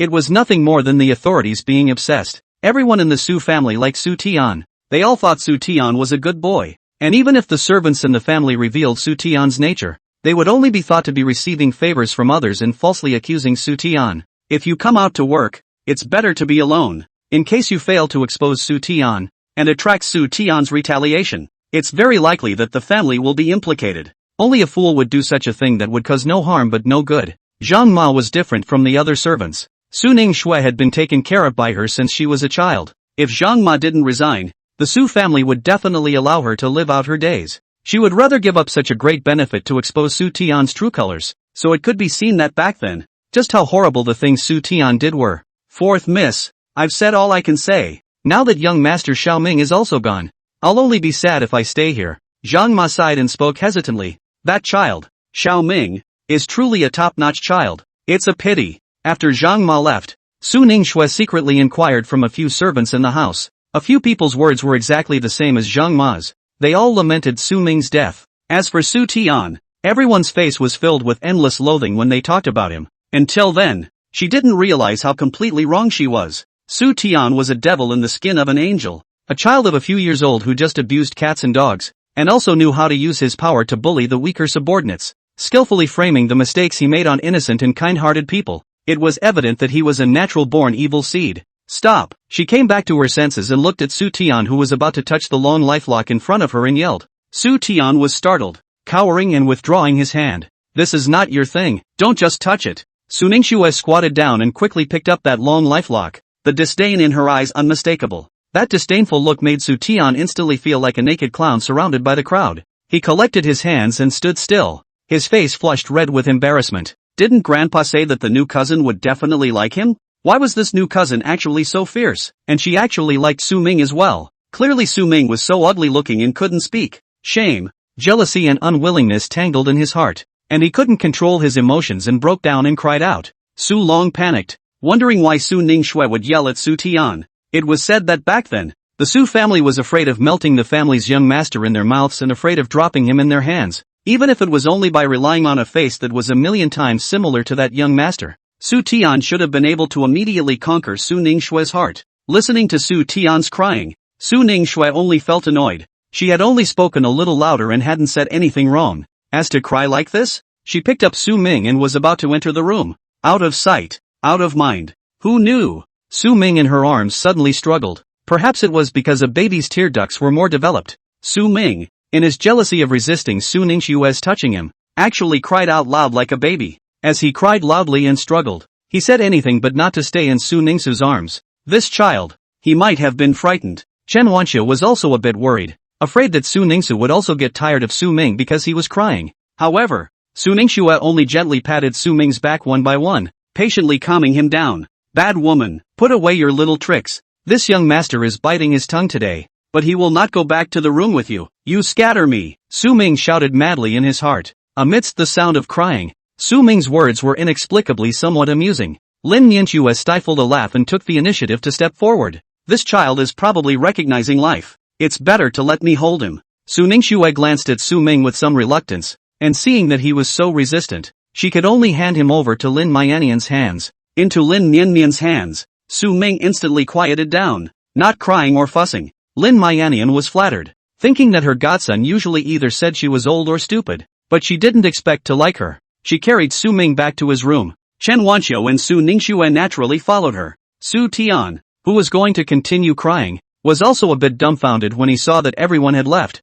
He turned his head and looked at Su Long with eyes full of doubt. Grandpa, didn't you say that cousin would definitely like me? Why did cousin just scold me? This, Su Long huffed. How did he know? It could be that cousin doesn't know you yet. Like this, you go prepare some fruits to send a few people to cousin. Introduce yourself properly. Grandpa believes that cousin will definitely believe you when she sees you being so good. Su Long squatted down, touched Su Tian's head, lovingly proposed. If the likeness still couldn't impress Su Ningxue, then add the character. It was said that young master was unspeakably well behaved from childhood to the present, which was very similar to Su Tian's character as well. This is very similar to Su Tian's character. with 5 points for temperament and 5 points for looks. He doesn't believe Su Ningshue's heart is made of stone, and he is not even impressed. Su Tian listened to his words and obediently went to the kitchen. After about 20 to 30 minutes, Su Tian came out of the kitchen with a plate of fruits and went to Lin Mian's several people's rooms. Cousin, this is the fruit that Grandpa asked me to prepare. You've come all the way here. Have some fruit first, he said in a good-natured manner. Su Ningxue was stunned. Did you cut all these fruits? This point is very different from Xiao Tian. Xiao Tian grew up in the Su family as pampered. Not to mention cutting fruit. Is the fruit knife the slightly sharp things? The family will not let him touch, for fear of cutting his hand. But Su Tian brought over this plate of fruit not only cut very evenly, and placed very delicate. This child is quite understanding. She picked up a peeled orange and was about to eat it, but Lin Mianian quietly pulled her arm, signaling her not to eat it. Just now, Lin Mianian heard Su Ming's words again. He can be so kind as to cut the fruit himself. When all the servants in our house are dead, must have tampered with the fruit in some way. And at a glance, he didn't hold his farts. What's wrong? Su Ningxue was a bit puzzled. Lin Mianyang hesitated for a moment and muttered quietly in Su Ningxue's ear, telling her what Su Ming had just said. And at the end, she didn't forget to add, this kid has done a lot of bad things before, but instead, he likes to pretend to be naive after he's done it, so don't be fooled by the way he looks. Is that so? Su Ningxue frowned, listening to Lin Mian's description. She always felt some deja vu. Wasn't her brother, who had died, also like this, with his naive appearance fooling everyone? I don't want to eat the fruit. You take it out first. She pushed away the plate of fruits and pretended not to care, saying. Su Tian was stunned and immediately raised a pleasing smile. Sister, just eat a little bit of it. Consider it a little bit of my heart. Is that so? Su Ningxue smiled faintly and deliberately pushed the fruit plate towards his face. You've worked hard after preparing for so long, so why don't I give it to you to eat? Su Tian's face instantly became ugly, but in the next second, he revealed a terrified expression. This is prepared for a guest. How can I have the honor to eat it? Through his reaction just now, Su Ningxue could already tell that there was definitely something wrong with this plate of fruit. You're not willing to eat it, so you're not giving me face? She still smiled and flirted in a relaxed tone. Normal people, especially children who didn't know how to dismantle words, would definitely at least symbolically take a fruit and taste it after hearing this, but Su Tian was still resistant. No way. This plate of fruits is specially prepared by me for you, cousin. I can't eat it. Su Ningxue was too lazy to go through the drama of acting with a child, and bluntly said, you don't eat it because you know that there is something wrong with this fruit, right? No, it's not. Su Tian hurriedly waved his hand. Since it's not, then you should taste it first. Anyway, I can't finish this big plate of fruit. Su Ningxue's tone instantly became cold and stern. If this plate of fruits was really not a problem, Su Tian definitely wouldn't have been so resistant, saying that he wouldn't eat anything. Su Tian not only didn't eat it, but also looked at her with an innocent face, as if he had been wronged by the heavens, and said pitifully with tears in his eyes, Cousin, I kindly prepared the fruit for you. How can you think of me like this? It was Grandpa who said that we are relatives and told me to make sure I treat you well. That's why I prepared the fruits for you. Why do you think so badly of me? As he said that, he also raised his hand, showing Su Ningxue the band-aid he cut on his finger. In order to cut the fruit, I cut my hand. It hurts so much.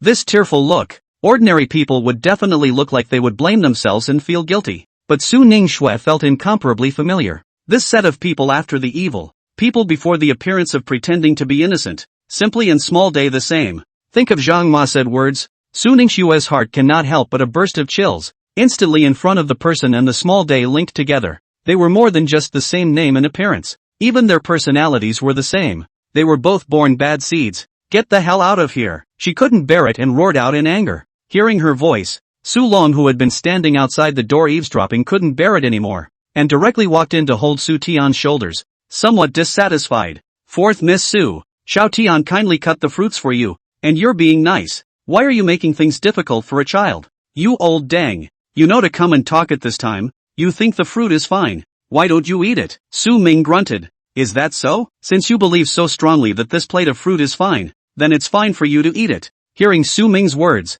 Lin Mian immediately said, without hesitation. Su Long picked up a petal of pomelo from the fruit plate and ate it into his mouth. Look, I've already said, Xiao Tian is such a small child. How could he tamper with the fruit? I've eaten it all. It's not a problem at all. Su Ningxue immediately followed. You like to eat? Then eat it all. I don't eat it anyway. Su Long held the fruit plate. It's fine for me to eat it all. But for you guys to slander Xiao Tian like this is really too heartbreaking. It will cause psychological trauma to Xiao Tian. If you want to know if you have slandered him or not, just look at the kitchen surveillance just now and you won't know. Lin Mianian skimmed her mouth and said confidently. Chen Wanqiu immediately called up the kitchen surveillance, only to find that the kitchen surveillance was actually out of order today, and the footage of the time when Su Tian entered the kitchen was not captured at all. Su Long was even more confident. Since you guys can't produce any evidence, there's no problem with me eating this fruit, and you guys should believe that Xiao Tian is really a good kid. Lin Mianian was a little hesitant.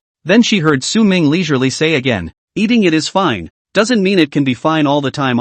Lao Dang, you'll just wait to suffer. Although Su Ningxue cannot hear Su Ming's heart, at this time the idea and Su Ming coincide. Good for nothing. How can the monitor be bad? And it was broken shortly before Su Tian entered the kitchen. Since there's no surveillance, it doesn't prove that he didn't tamper with the fruit in the kitchen. Why should I believe him? She said with a straight face. Su Tian froze. Just now before he entered the kitchen, he specially turned off the electric switch of the kitchen surveillance, in order to let others not find a bit of evidence that he had done something bad. He didn't expect that now there was no surveillance, but instead there was no way for him to prove his innocence. Fourth, Miss Su, you are too forceful. Su Long was also infuriated, but he was still unable to do anything about Su Ningxue. Right at this moment, Shen Ningwei suddenly walked in and coldly looked at Su Tian. Don't eat it. These fruits were picked up by him from the garbage can. He cut off the bad parts and left the good ones laid out. Su Long obviously didn't quite believe it. No way. How could Xiao Tian pick up fruits from the trash? Isn't the kitchen refrigerator full of fruits? Sister Weiwei, why are you slandering me? How could I pick up food from the trash can? How unhygienic is that? Su Tian also had an innocent expression. You turned off the kitchen's monitoring electric switch yourself. I saw it all. Shen Ningwei grunted and pulled out her cell phone. I filmed it all. She held up her cell phone and clicked on a video. In the video, Su Tian was wearing disposable gloves and stripping the fruits out of the trash can. Those fruits are bad. Some are half rotten. Su Tian digs out the rotten ones, cuts the rest into small pieces and puts them on a plate. Some of the orange halves are moldy and hairy, and he still manages to endure the nausea of peeling off the only remaining few petals that are not bad. Across the cell phone screen, Su Long all inexplicably smelled a stench. Thought he just actually ate those fruits. His stomach instantly turned over in general. Directly a breath cannot come up. Directly rushed to the bathroom, vomited. Su Ningxue also did not expect the critical moment. Actually, a little girl took out the evidence. But who took it out, in fact, is not important. The important thing is that this evidence can expose Su Tian, this little devil's true colors.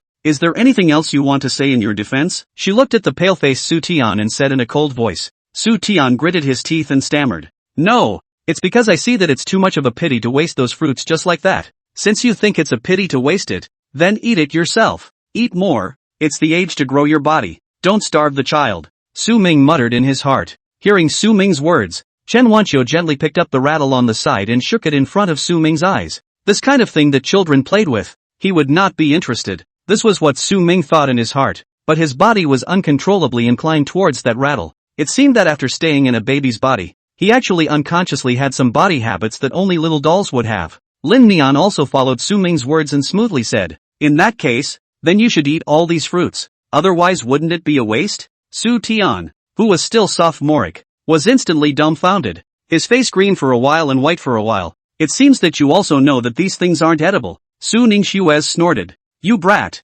Thanks to me believing in you so much. Su Long threw up and directly rushed out from the bathroom, raising his hand to punch Su Tian. Su Tian was so scared that he backed up, but before Su Long could touch him, he rushed into the toilet once again, covering his stomach and wailing. Those fruits were already bad. After being thrown into the trash can, they were even more contaminated with an unknown amount of harmful bacteria, and Su Long just ate several kinds of fruits in a row in order to prove Su Tian's innocence, so it would be strange if he didn't get diarrhea. Su Ming sighed in his heart. This is an old man. I do not know if the body is still resistant to manufacturing. Do not pull, the body collapsed, and inattention to open the table. Chen Wanqiu and Lin Niannian snorted out a laugh. Shen Ningwei also showed a rare hint of laughter. Only Su Ningxue was unsure. Su Ningsu had always disliked Su Long, and when she thought that it was Lin Mianian who had just swindled Su Long into eating so much fruit, she couldn't help but smile slightly. I didn't expect you to be quite clever, actually being able to set Su Long up. Lin Mianian smiled smugly and whispered to Su Ningxue, it wasn't me, it was him. She turned her head and signaled with her eyes to Su Ming, who was playing with a rattle. Su Ningxue immediately understood and asked in a whispered voice that only the two of them could hear, is it you who just heard his heart again? Lin Mian nodded and asked back with some curiosity. Can't you hear it? Seeing the other party look lost, Lin Mianian's heart actually inexplicably had some small pride. She had thought that Su Ningxue, as Su Ming's most important loved one in his previous life, since Su Ming was reincarnated with his memories, the heavens would definitely let Su Ningxue hear his heart. She didn't think that Su Ningxue actually couldn't hear it. It seemed that she was the only one who could hear the words of Su Ming's heart. She was definitely the most special existence in her benefactor's heart. Lin Mianian was happy in her heart, but Su Ningxue was a little bit unfavorable. From the 2 days she had spent with Lin Mianmian, she had been able to tell that Lin Mianmian was straight talking and actually didn't have much of a heart city. The words and techniques she had just used to set Su Long up. If it wasn't for Su Ming's hints, she would never have been able to say them.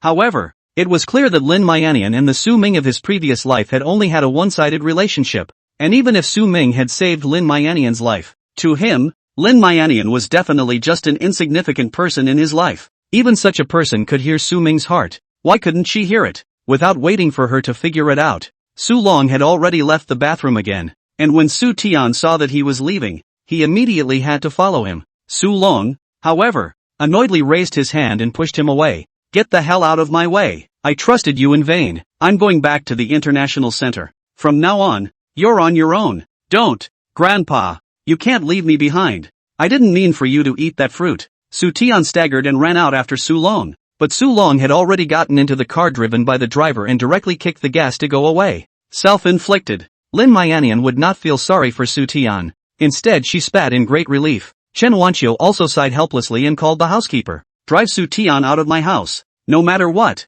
He once moved to kill Xiao Ming. Even if he can change his ways, I wouldn't dare to keep him in the house anymore. After Su Tian was kicked out, Su Ningxue listened carefully for a long time again. Lin Mian said that Su Ming had been rambling in his mind like a little chatterbox, but she couldn't hear a single word. Thinking about how harshly she and Su's family had treated Su Ming, she guessed that Su Ming had blamed his death on the Su family and her, and was still unwilling to forgive her, which was why she couldn't hear Su Ming's heart. It didn't matter if Su Ming didn't accept it now, she could always stay with Su Ming, just like Su Ming silently guarding her and the Su family in his previous life. One day, she could also hear Su Ming's heart like Lin Mianian did. At night, Chen Wanqiu wanted to carry Su Ming back to his room to sleep as usual, but Su Ningxue was all but unwilling to let go. I quite like this child. Why don't you let him sleep with me tonight? This child is going to make a racket to drink milk at night. I'm afraid he'll disturb your sleep, Chen Wanqiu said with some embarrassment. It's fine. I don't mind the noise. Let him sleep with me, Su Ningxue replied without hesitation. Wait, I haven't slept with my godson for a few days either. My godson must have missed me. Lin Mianyang instantly didn't agree either, and also wanted to come over to grab Su Ming. No, what do you guys think I am, a sleeping companion? Su Ming had a head full of black lines. I want to sleep on my own. Let me be a quiet beautiful man. Isn't that good? Despite Su Ming's fierce protests, when a person was too weak, it would even look like they were being cute when they were angry. After a fierce battle, the three women finally decided the three of them would sleep together with Su Ming. This night, Su Ningxue had a rare good night's sleep. However, the next day, Chen Wanqiu was still dreaming when she was woken up by a sharp ringing of the phone. Mistress, it's not good. The assistant's voice was urgent with a hint of panic. The company's stock price is now plummeting. Chen Wanqiu immediately woke up and hurried to the company. She thought it was some big project in the company that had gone wrong, but that wasn't the case. All of Su's projects were running well, and it was public opinion that was affecting the company's stock price.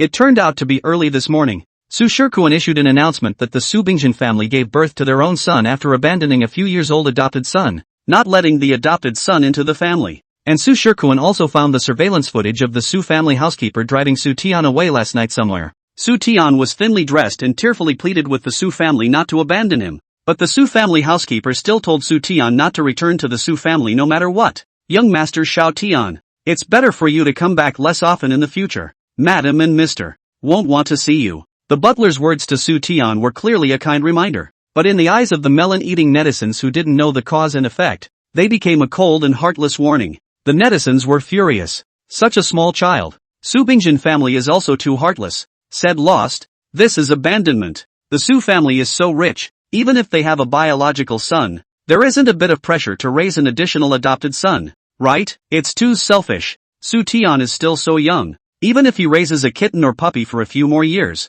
he should still have feelings, right? But just this, it wasn't enough to affect Su's stock price. Su Shirkuan also followed up by releasing a photo of Su Tian receiving treatment in the hospital room. He claimed that after being abandoned, Su Tian met a homeless man and was molested by him because he was homeless. Su Tian in the photo was covered in bruises and looked very painful. Even Chen Wanqiu was taken aback when she saw the photo. At least she had raised Su Tian for so many years. Even though she had already seen Su Tian's true colors, she still couldn't stop her heartache. The average netizen of course couldn't possibly think of how vicious and horrible Su Tian's heart really was, and would only feel heartbroken for Su Tian. Su Tian is just a kid. How bad can it be? Do not want a race sent back to the orphanage is not just good. Just so lost is also too irresponsible. I heard that some rich people cannot give birth to a son will adopt a son, to their own family with a little bit of young chi, until the birth of a son will not care about the death of the adopted son. It seems that the Su family is so. Fortunately, Su Tian's eldest uncle is a good person and saved Su Tian.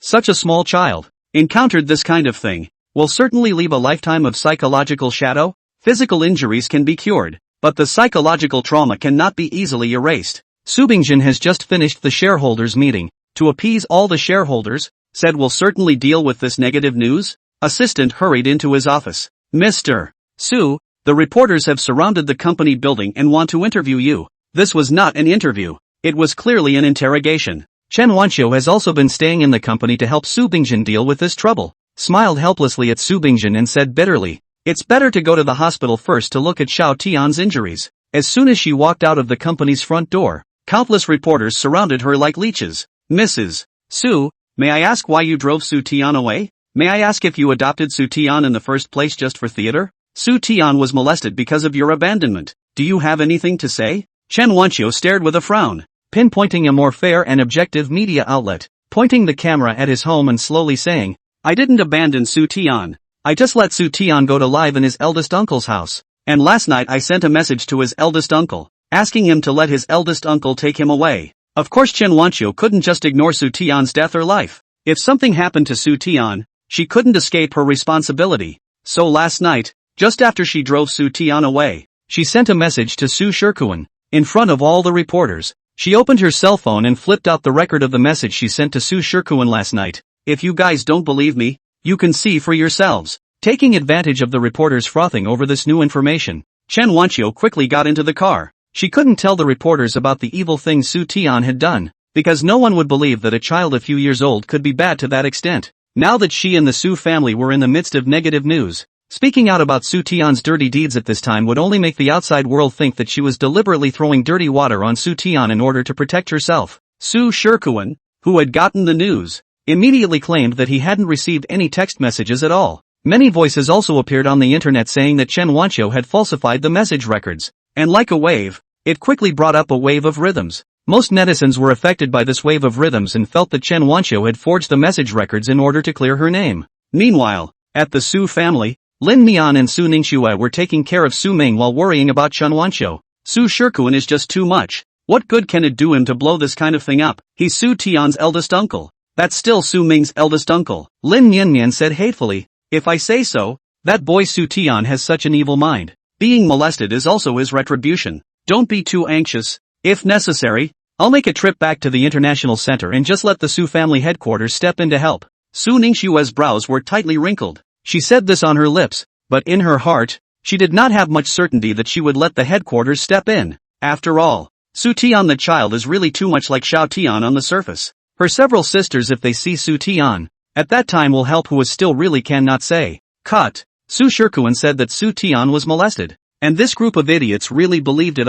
Su Ming muttered as he played with his toys. Hearing this, Lin Mian immediately perked up her ears. This look is Su Shirkuan purposely setting Su up Akan, stepping on my parents' image to set up a persona for himself. So shameless. Su Tian must have nothing to do with it at all. Lin Mianian was a little surprised. She could also see that Su Shirkuan was deliberately making things worse. But how did Su Ming see that Su Tian was fine? In the next second, he heard Su Ming leisurely said, if it was really molested, that old fox must have already taken out the hospital's certificate of forensic injuries. A photo can explain what? The photo is a lie. A lie. A lie. A lie. A lie. A lie. A lie. A lie. A lie. A lie. A lie. Lin Nianmian instantly came to her senses. Right, why didn't she think of that? Makeup, pictures. It was easy to fake a photo of Su Tian being molested. I know, I'm going to Wanqiu. Ningxi, you take care of the baby for me. She picked up Su Ming and happily kissed him on the cheek. Su Ningxu was dumbfounded.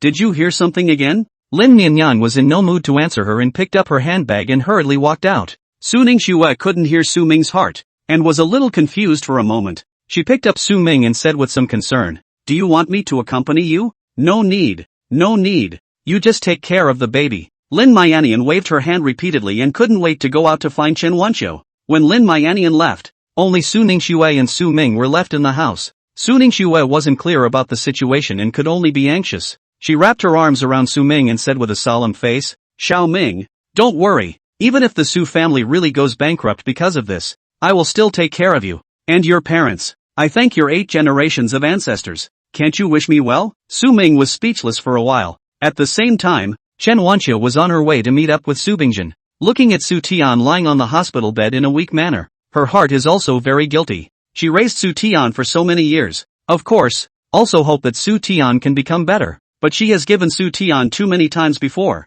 Su Tian did not cherish. Let their mother and son love to the end. But even so, she didn't want to harm a few years old little child to such an extent. If she had known, she would have let the housekeeper personally send Su Tian to Su Shikuan's house last night. It was just that last night she was really exasperated by Su Tian's repeated behavior. And only then was she bent on making Su Tian hurry up and disappear from her sight. Because she blamed herself too much. Her heart's distaste for Su Tian had also unconsciously abetted a lot. Right at this moment, Lin Mianian's phone call came over. "Wanqiu, where are you?" Mian, I'm going to the hospital right away. Bingjin said that he'll be here in a while as well. Do you want to accompany me to the hospital to see Xiao Tian? He's so seriously injured because of me. I don't feel good in my heart either. Chen Wanqiu said somewhat sadly. Wanqiu, do you really believe that Su Tian was molested? Lin Nianxian anxiously reminded Chen Wanqiu. If you just go to the hospital to see Su Tian, you'll fall for Su Shikuan's plan. Ha, Chen Wanqiu didn't understand.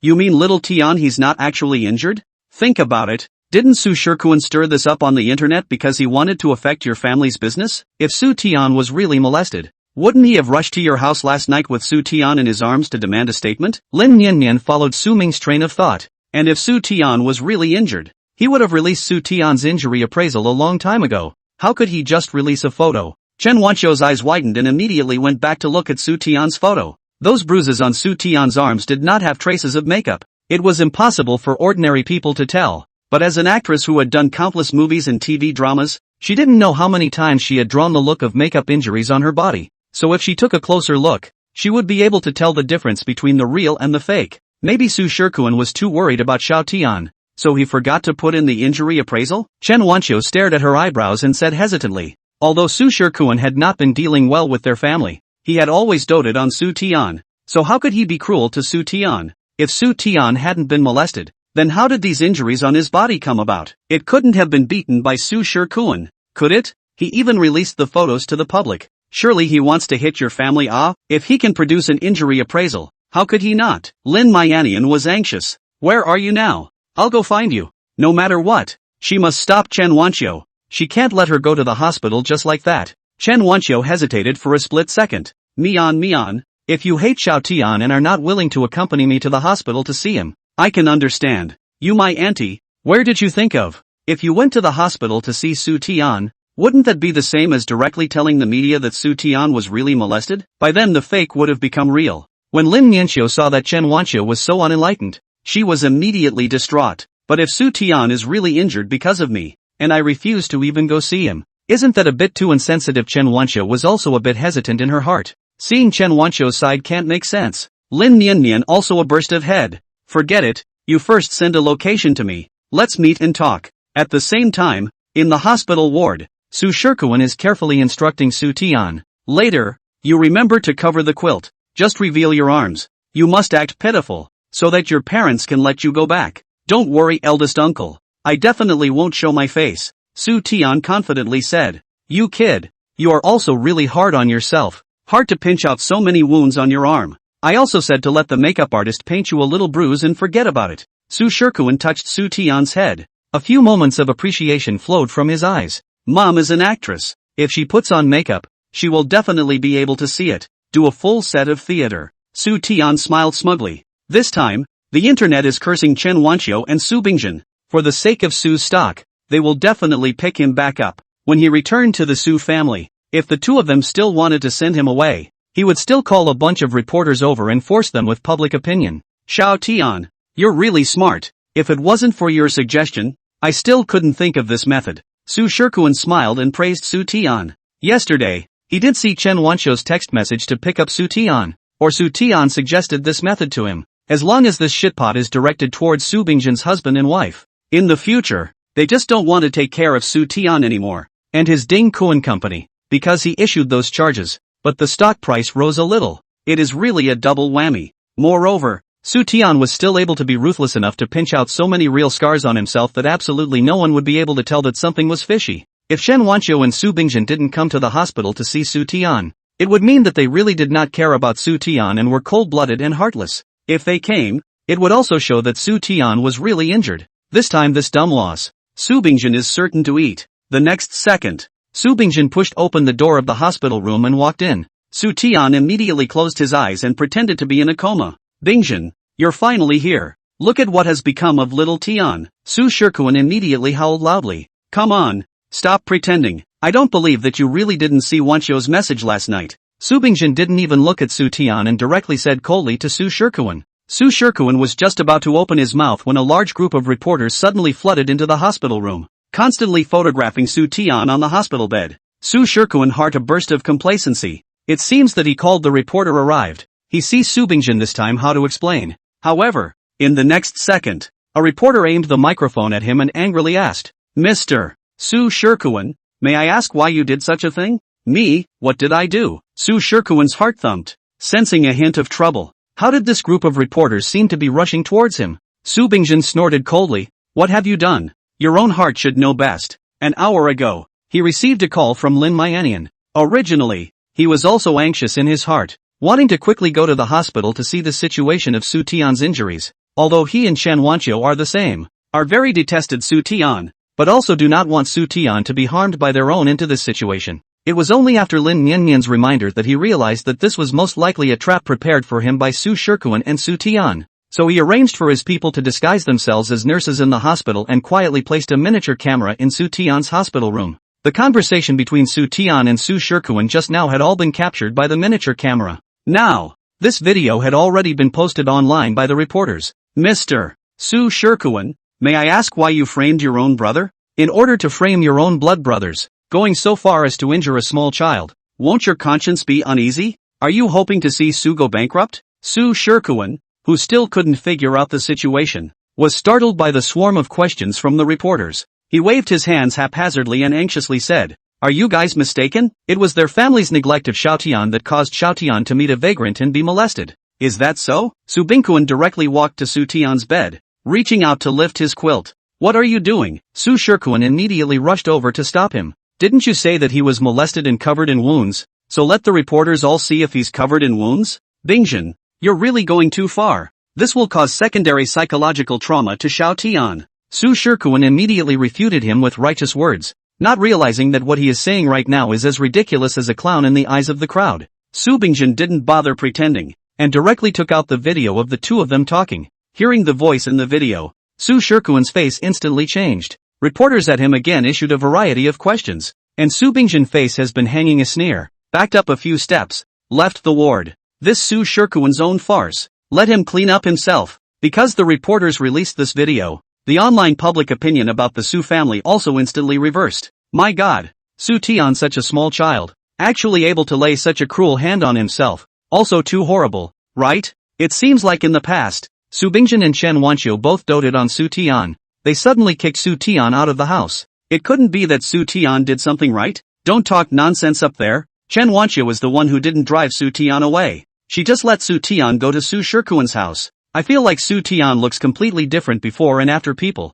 I've heard that some bad kids are not only not stupid, they're also much smarter than the average kid. You guys look at Su Tian's appearance. How scary is it? He's only a few years old and he knows how to use public opinion to slander his adoptive parents. Isn't this a proper white-eyed wolf? Su Shikuan already had a headache coping with the non-stop harassment from the reporters and media, but the online abuse and spitting on him was also intensifying. Mr. Su, in the last 2 days our company's stock price has been plummeting. If we don't find a way to remedy the situation, the company will most likely go bankrupt. The assistant cautiously reminded Su Shirkuan. What can I do? This time, I really lifted a stone and smashed my own foot. It's all because of that little son of a bitch, Su Bingjin, who actually secretly set me up. Su Shirkuan was impotent and furious, throwing a tantrum in his office. In the end, it was his assistant who suggested that he beg Su Bingjin. Only if Su Bingjin withdrew that video, this matter could gradually calm down. Unable to do anything else, Su Shirkuan could only go to Su's with a prepared gift.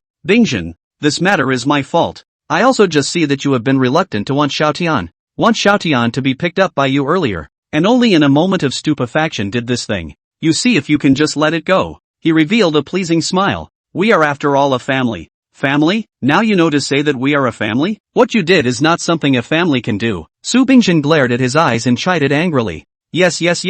Didn't I know it was wrong? Trouble you to withdraw that video. Otherwise my Dinkuan group will be finished. You can't just watch your own brother's company go bankrupt, right? Su Shirkuan endured the hatred in his heart and kept begging Su Bingjin. Su Bingjin a burst of speechless. That video sent to the internet.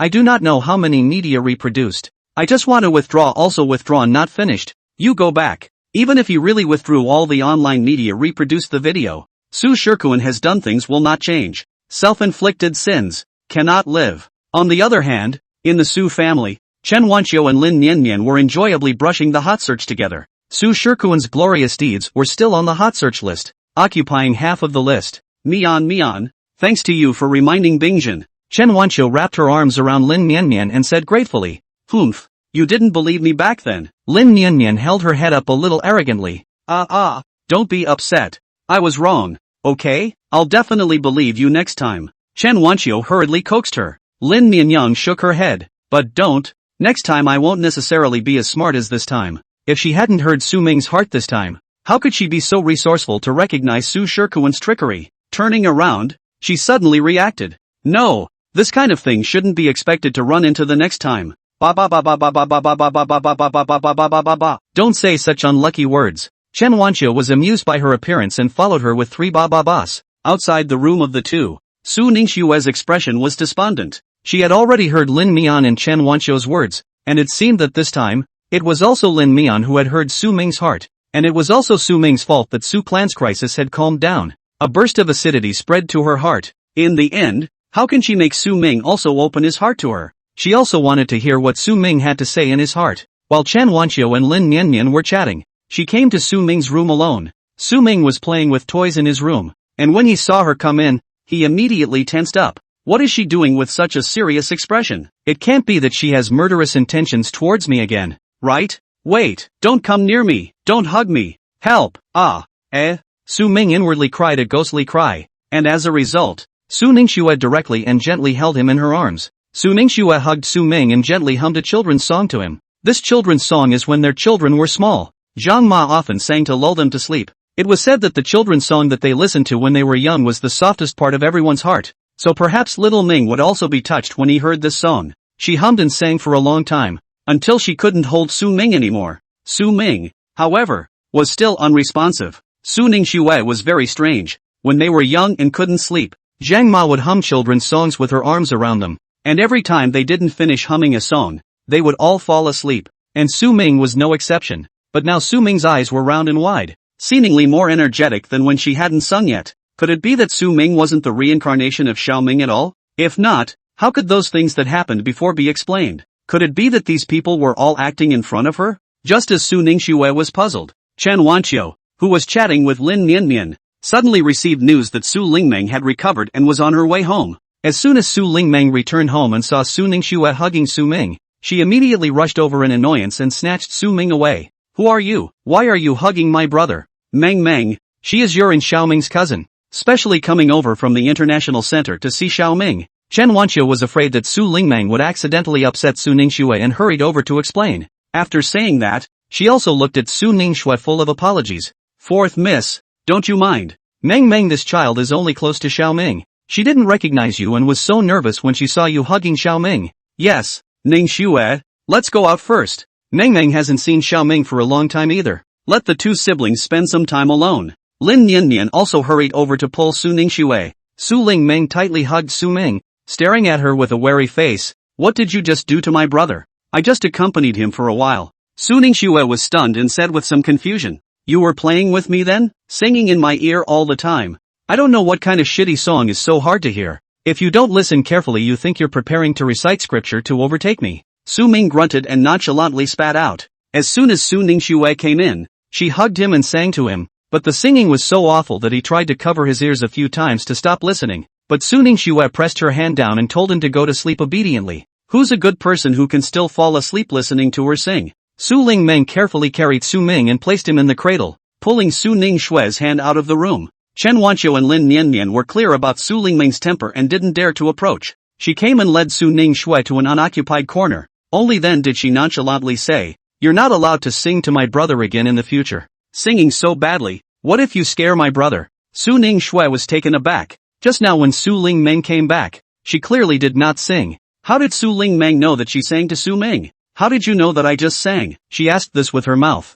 but in her heart she had a bold guess. Could it be that Su Lingmeng could also hear Su Ming's heart? And it was Su Ming who had said in his heart that her singing was difficult? I just heard it outside the door. And just by looking at my brother's unbearable appearance I knew that your singing must be hard to hear. Su Lingmeng wrapped her hands around her chest and vaguely said. Her words further solidified the suspicions in Su Ningxue's heart. Noticing Su Lingmeng's offer to her, she could only nod her head and agree first. Okay, I won't sing for Xiao Ming anymore in the future. Turning her head, she then approached Lin Niannian and inquired. Nian, when you were in the room just now, did you hear Xiao Ming say something? Lin Nian of course also heard Su Ming say that Su Ningxue's singing was hard to hear, but it was also too heartfelt for her to say. She was too embarrassed to say it. It's better that you can't hear this. She twitched the corners of her mouth and politely hinted. Su Ningxue, however, understood all of it and directly asked, is Xiao Ming saying that my singing voice is hard to hear? How did you know? Lin Nian asked back in a confused manner.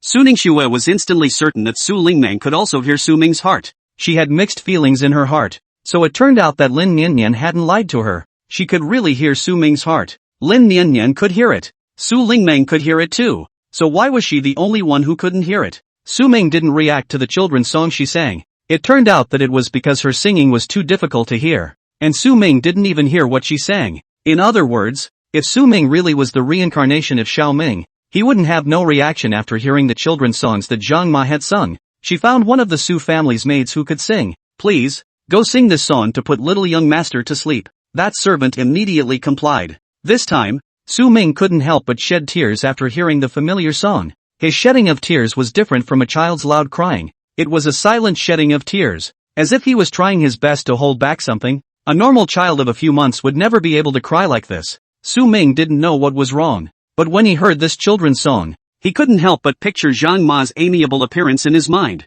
When he started doing quests, he only thought of Zhang Ma as an insignificant NPC, but as he failed more and more times, he truly felt Zhang Ma's warmth. Everyone in the Su family had treated him badly. Only Zhang Ma had always treated him like a child and had always believed that he was a kind and good person. I don't know how Zhang Ma is doing now. That beast Su Tian was dead, so Zhang Ma shouldn't be given a hard time anymore, right? His thoughts were confused and he slowly closed his eyes in the warm song and fell into dreamland. Su Ningxue had been hiding in the shadows, and when she saw Su Ming react like this, she was already convinced in her heart that he was the reincarnation of Xiao Ming. She carefully rolled up Su Ming's pants, and sure enough, she found a red birthmark on Su Ming's calf that was exactly the same as the one on Xiao Ming's leg. It was. This little baby was definitely Su Ming reincarnated. She was overjoyed and immediately decided that she would immediately take Su Ming to the international center. Hearing this news, Chen Wanqiu was half happy and half delighted. With Su Ming's talent, entering the international center was the only way to receive the final training. Su Ningxue liking Su Ming should be an honor for their family. It was just that Su Ming was simply too young, and to go to the international center right now, Chen Wanqiu certainly did not want to give up. Su Ningxue immediately said, Auntie Chen, when I have settled down with Su Ming in the international center, I will immediately arrange for you and uncle to go over and live together. Otherwise Su Ming will definitely be sad as well if he can't see his own mom and dad. Chen Wanqiu was a little embarrassed. If she and Bingjin both went to the imperial capital, there would be no one to look after Su's business. And with their family's financial strength, entering the international center would also be living a parasitic life in the Su family headquarters. I forbid you to take my brother. My brother doesn't like you. When Su Lingmeng learned of this news, she immediately rushed out and shouted, I want to be with Xiao Ming. I won't allow you, this bad woman, to take him away. Meng. Chen Wanqiu's face suddenly changed. and she immediately shouted out, "Don't talk to the fourth young miss like that." Su Ningxue, however, was unimpressed and immediately stated, "Since you don't want to separate from Xiaoming, then I'll just take you to the international center with me. I've heard that cousin Meng Meng has a mental illness, so when she goes to the international center, I'll give her the best rehabilitation treatment at the international center, and I'll also give her the best education." Su Ningxue promised Chen Wanqiu seriously. To Su Ningxue, even if Su Lingmeng was hostile to her, she was still Xiaoming's family for the rest of her life, and she needed to guard her as well as she did. Chen Wanqiu was overjoyed, the two children in the family being able to go to the international center at the same time. This was a great good thing, and it was not something that others could even beg for. Good. Then I'll immediately have someone help the two of them pack their bags. The next day, Su Ningxue hugged Su Ming and returned to her own place first. The few of her men were startled to see her return with a child in her arms, and quietly murmured, "This couldn't be the boss's illegitimate child, could it? How could it be? When has our boss ever been pregnant? Then what's the situation with this child? Don't I remember that our boss hates children? Yeah, especially this kind of child that only cries and poops and pees when it's a few months old. Every time the boss encounters this kind of child, his eyes are super scary." Okay? Only after a few people had discussed, did they notice that Su Ningxue was not only holding a child, but was also followed by a cold girl with resistance written all over her face. This girl was none other than Su Lingmeng, who had reluctantly followed her. "Get ready. In another 2 hours we'll take a private plane back to the international center." Su Ningxue hugged Su Ming and instructed her men. The subordinates who were originally still making small talk instantly quieted down, straightened their bodies in unison, and lowered their heads to neatly say, "Yes." Su Lingmeng was just getting upset when she suddenly heard Su Ming's lament. "This is disastrous. In 2 hours I'll be finished. It's true that my life is just ill-fated." She was startled and unconsciously clenched her fists. Could it be that Su Ming knew that they would encounter danger on their way to the international center? Poor Su Ningxue is also really stupid. There is such a big thunder buried in her men. She actually didn't even realize it.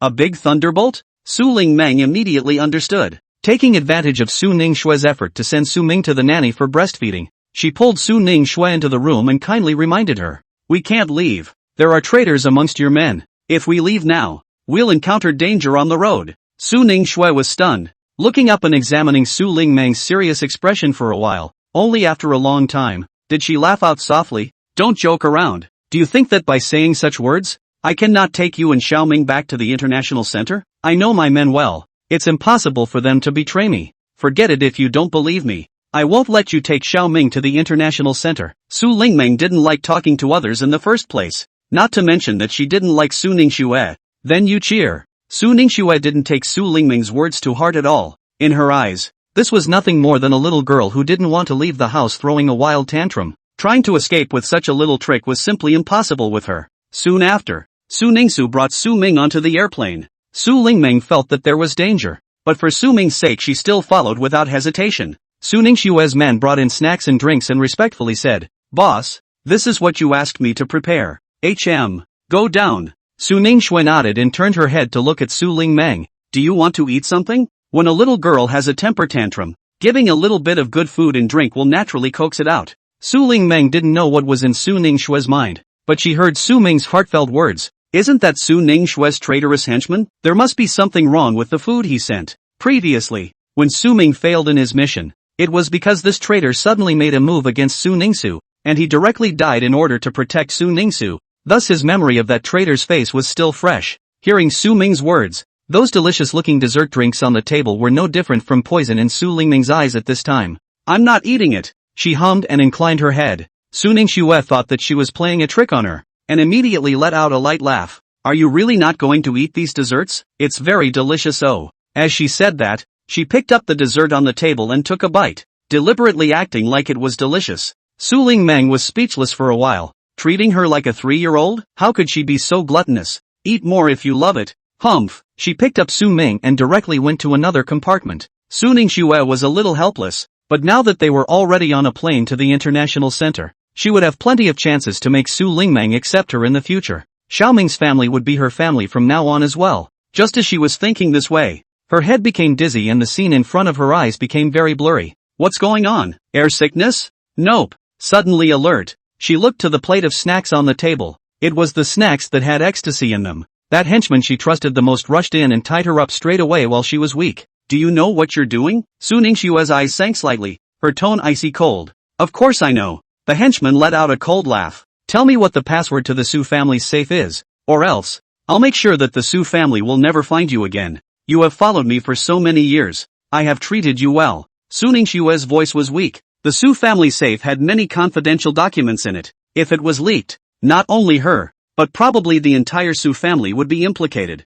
I've been lurking by your side for so many years, in order to be here right now. Whatever you do to me? The other party let out a cold laugh, lifting his hand and cupping her chin tightly. Are you going to say it or not? Su Ningxue then reacted. So what Su Lingmeng said was true. There really were traitors among her men. But how could Su Lingmeng, a small child, know this? Recalling Su Lingmeng's performance just now, Su Ningxue suddenly understood. And again, her heart sounded. Su Ningxue heart a burst of regret. Had she known that she should have listened to Su Lingmeng? Well, at least investigate the details of these underlings of hers once more before setting off. At the same time, she was anxious in her heart. Now that she was on an airplane, after this traitor laid his hands on her, it was likely that he wouldn't spare Su Lingmeng and Su Ming either. She had to find a way to protect Su Ming. Don't bother. After being hit by the medicine I gave you, you will all be weak after 5 hours. The traitor standing in front of her laughed triumphantly. Is it hard to believe that you still expect that little girl and her younger brother who is still breastfeeding to come and save you? The traitor pulled out a dagger and pressed it against Su Ningxue's face. If you don't say the password, I'll destroy this face of yours, and then cut off the flesh of your body inch by inch. I'll see how long you can endure it. If you kill me, the Su family will never let you go even if they exhaust the ends of the earth. Su Ningxue gritted her teeth, a scarlet red color flaring up in her eyes. That will also be after your death. The traitor sneered and raised his dagger to her face. Boom! Su Lingmeng, who was hiding in the shadows, threw off the wine bottle held in her hand with force. The traitor was caught off guard by her knock and instantly staggered to the ground. Quickly mend the knife. Su Ningxue immediately came to life and loudly reminded. Su Lingmeng grabbed the dagger that the traitor had thrown on the ground and stabbed him in the thigh haphazardly. She didn't know how many stabs had been made before she heard Su Ningxue's voice. All right, he's already fainted from the pain. Su Lingmeng came back to her senses and looked at the traitor lying unconscious on the ground. Her voice was surprisingly calm. Do you want to call the police? No need. There are handcuffs in the case I carry with me.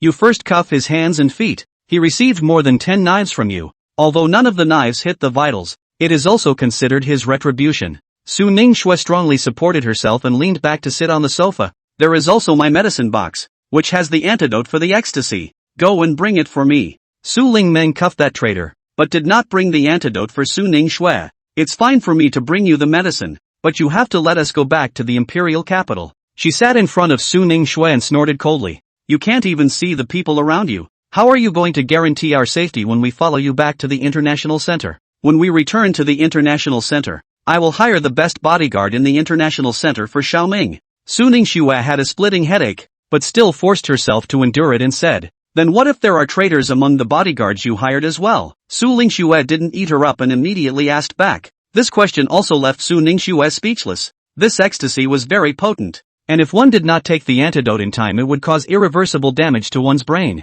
Helplessly, she could only promise Su Lingmeng first. Okay, I'll send you guys back to the imperial capital. Now you can help me get the medicine. Su Lingmeng held her cell phone and smiled smugly. This is what you said yourself. I've recorded this. If you don't keep your word, I'll tell Xiaoming that you're a villain who doesn't keep his word. After taking the medicine, Su Ningxue could only order the airplane driver to return to the imperial capital. However, she didn't directly let Su Lingmeng and Su Ming go home, but instead brought them to the Green Zen Temple. Previously, in order to light the everlasting light for Xiaoming, she had once asked the masters of the Green Zen Temple to teach her many questions on the soul's past life. This time, she also wanted to ask the master again for advice on how exactly to hear Su Ming's heart. Su Ningxue often thought that if she could hear Su Ming's heart, she wouldn't be subjected to a small child at every turn. More importantly, everyone could hear that little guy's heart. She was his sister from his previous life. How could she be excluded by him? Sure, master. It is not a good thing to privately probe into the hearts of others. The Grandmaster sighed helplessly as he learned of her intentions. One should be content. I think you have now obtained what you once wouldn't even dare to think about. Hearing these words, Su Ningxue was even more convinced that the Grandmaster must have a way to allow her to hear Su Ming's heart. Wasn't the reincarnated Su Ming someone she could once hope for but not seek? The Grandmaster must have already calculated it. Master, I know that there is a saying that a sincere heart is spiritual, and a pure heart is true. This person that I want to ask for, his friends and family can hear his heart, but only I can't hear it. I think it must be because I'm not sincere enough to move the heavens. I beg you to point out a clear path for me. Master, there are some things that heaven has already predetermined, not humanly possible. I hope you can understand. The Grandmaster was still somewhat reluctant. Su Ningshui was stunned for a moment. Only then did she relift her head, seriously locking eyes with the Grandmaster, saying word by word, "This person is what my heart desires. I will never give up until I achieve my goal." The Grandmaster sighed. "In that case,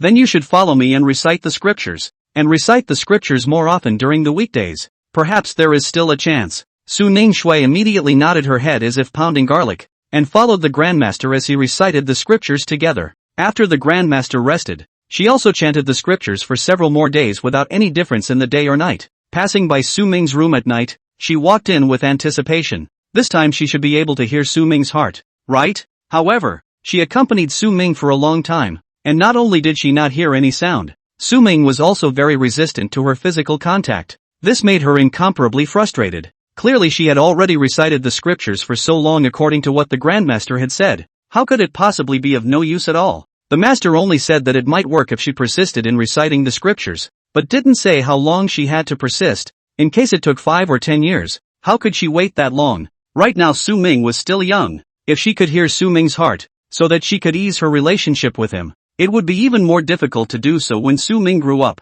"What are you doing? Don't touch little Ming." Su Lingmeng suddenly rushed in and angrily snatched Su Ming from her hands. "Can't you see that little Ming doesn't like you?" "Yes, my good sister. You are truly my mouth substitute." Su Ming gave Su Lingmeng a fierce nod of approval in his heart. Hearing these words, Su Lingmeng instantly straightened up as if someone was backing her up, and her eyes towards Su Ningxue became even more nonchalant. "I just want to see Xiao Ming." Su Ningxue was in a lost mood and spoke in a soft voice. Su Lingmeng immediately hummed. "You bad woman, you said you would send us back to the imperial capital, but in the end, you didn't send us home and left us here. Xiao Ming and I don't like you." She said this too many times. Su Ningxue didn't suppress her inner annoyance and suffocation for a moment and loudly questioned, "How do you know that Xiao Ming doesn't like me?" "I just know.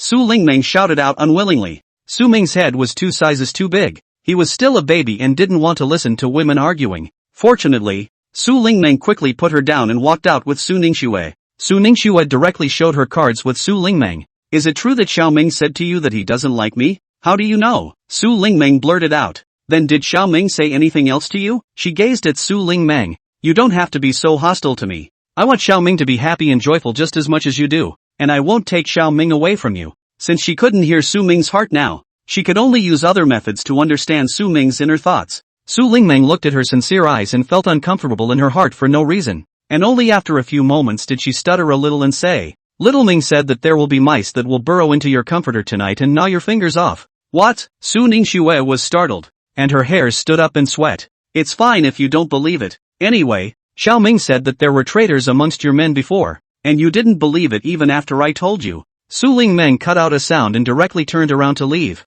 because she was afraid of rats getting into her nest. Su Ningxue didn't dare to go to bed for the whole night, and thinking of the rats in her room, she didn't even dare to go back to her own room, so she stood in the courtyard for the whole night. The next morning, Su Lingmeng opened the door to her room, and when she saw Su Ningxue with blue eyes, she directly laughed out, and looked her up and down as if she was a clown. Su Ningxue some do not understand her sneering eyes, but she did not say anything, turned her head and left. It just so happened that the temple master also got up. Seeing Su Ningxue standing in the courtyard, he immediately smiled and saluted with folded hands, politely saying, "Sure master, you got up so early today." "Master, there are rats in my room. Can I trouble you to find someone to take a look?" Su Ningxue frowned and said. The other party was stunned for a split second before saying in a million different ways, "Sure master, now this season in our temple should not have rats. Moreover the temple also raised a few cats. So many years I have not seen rats in the temple." Only then did Su Ningxue realize that Su Lingmeng was just mocking her.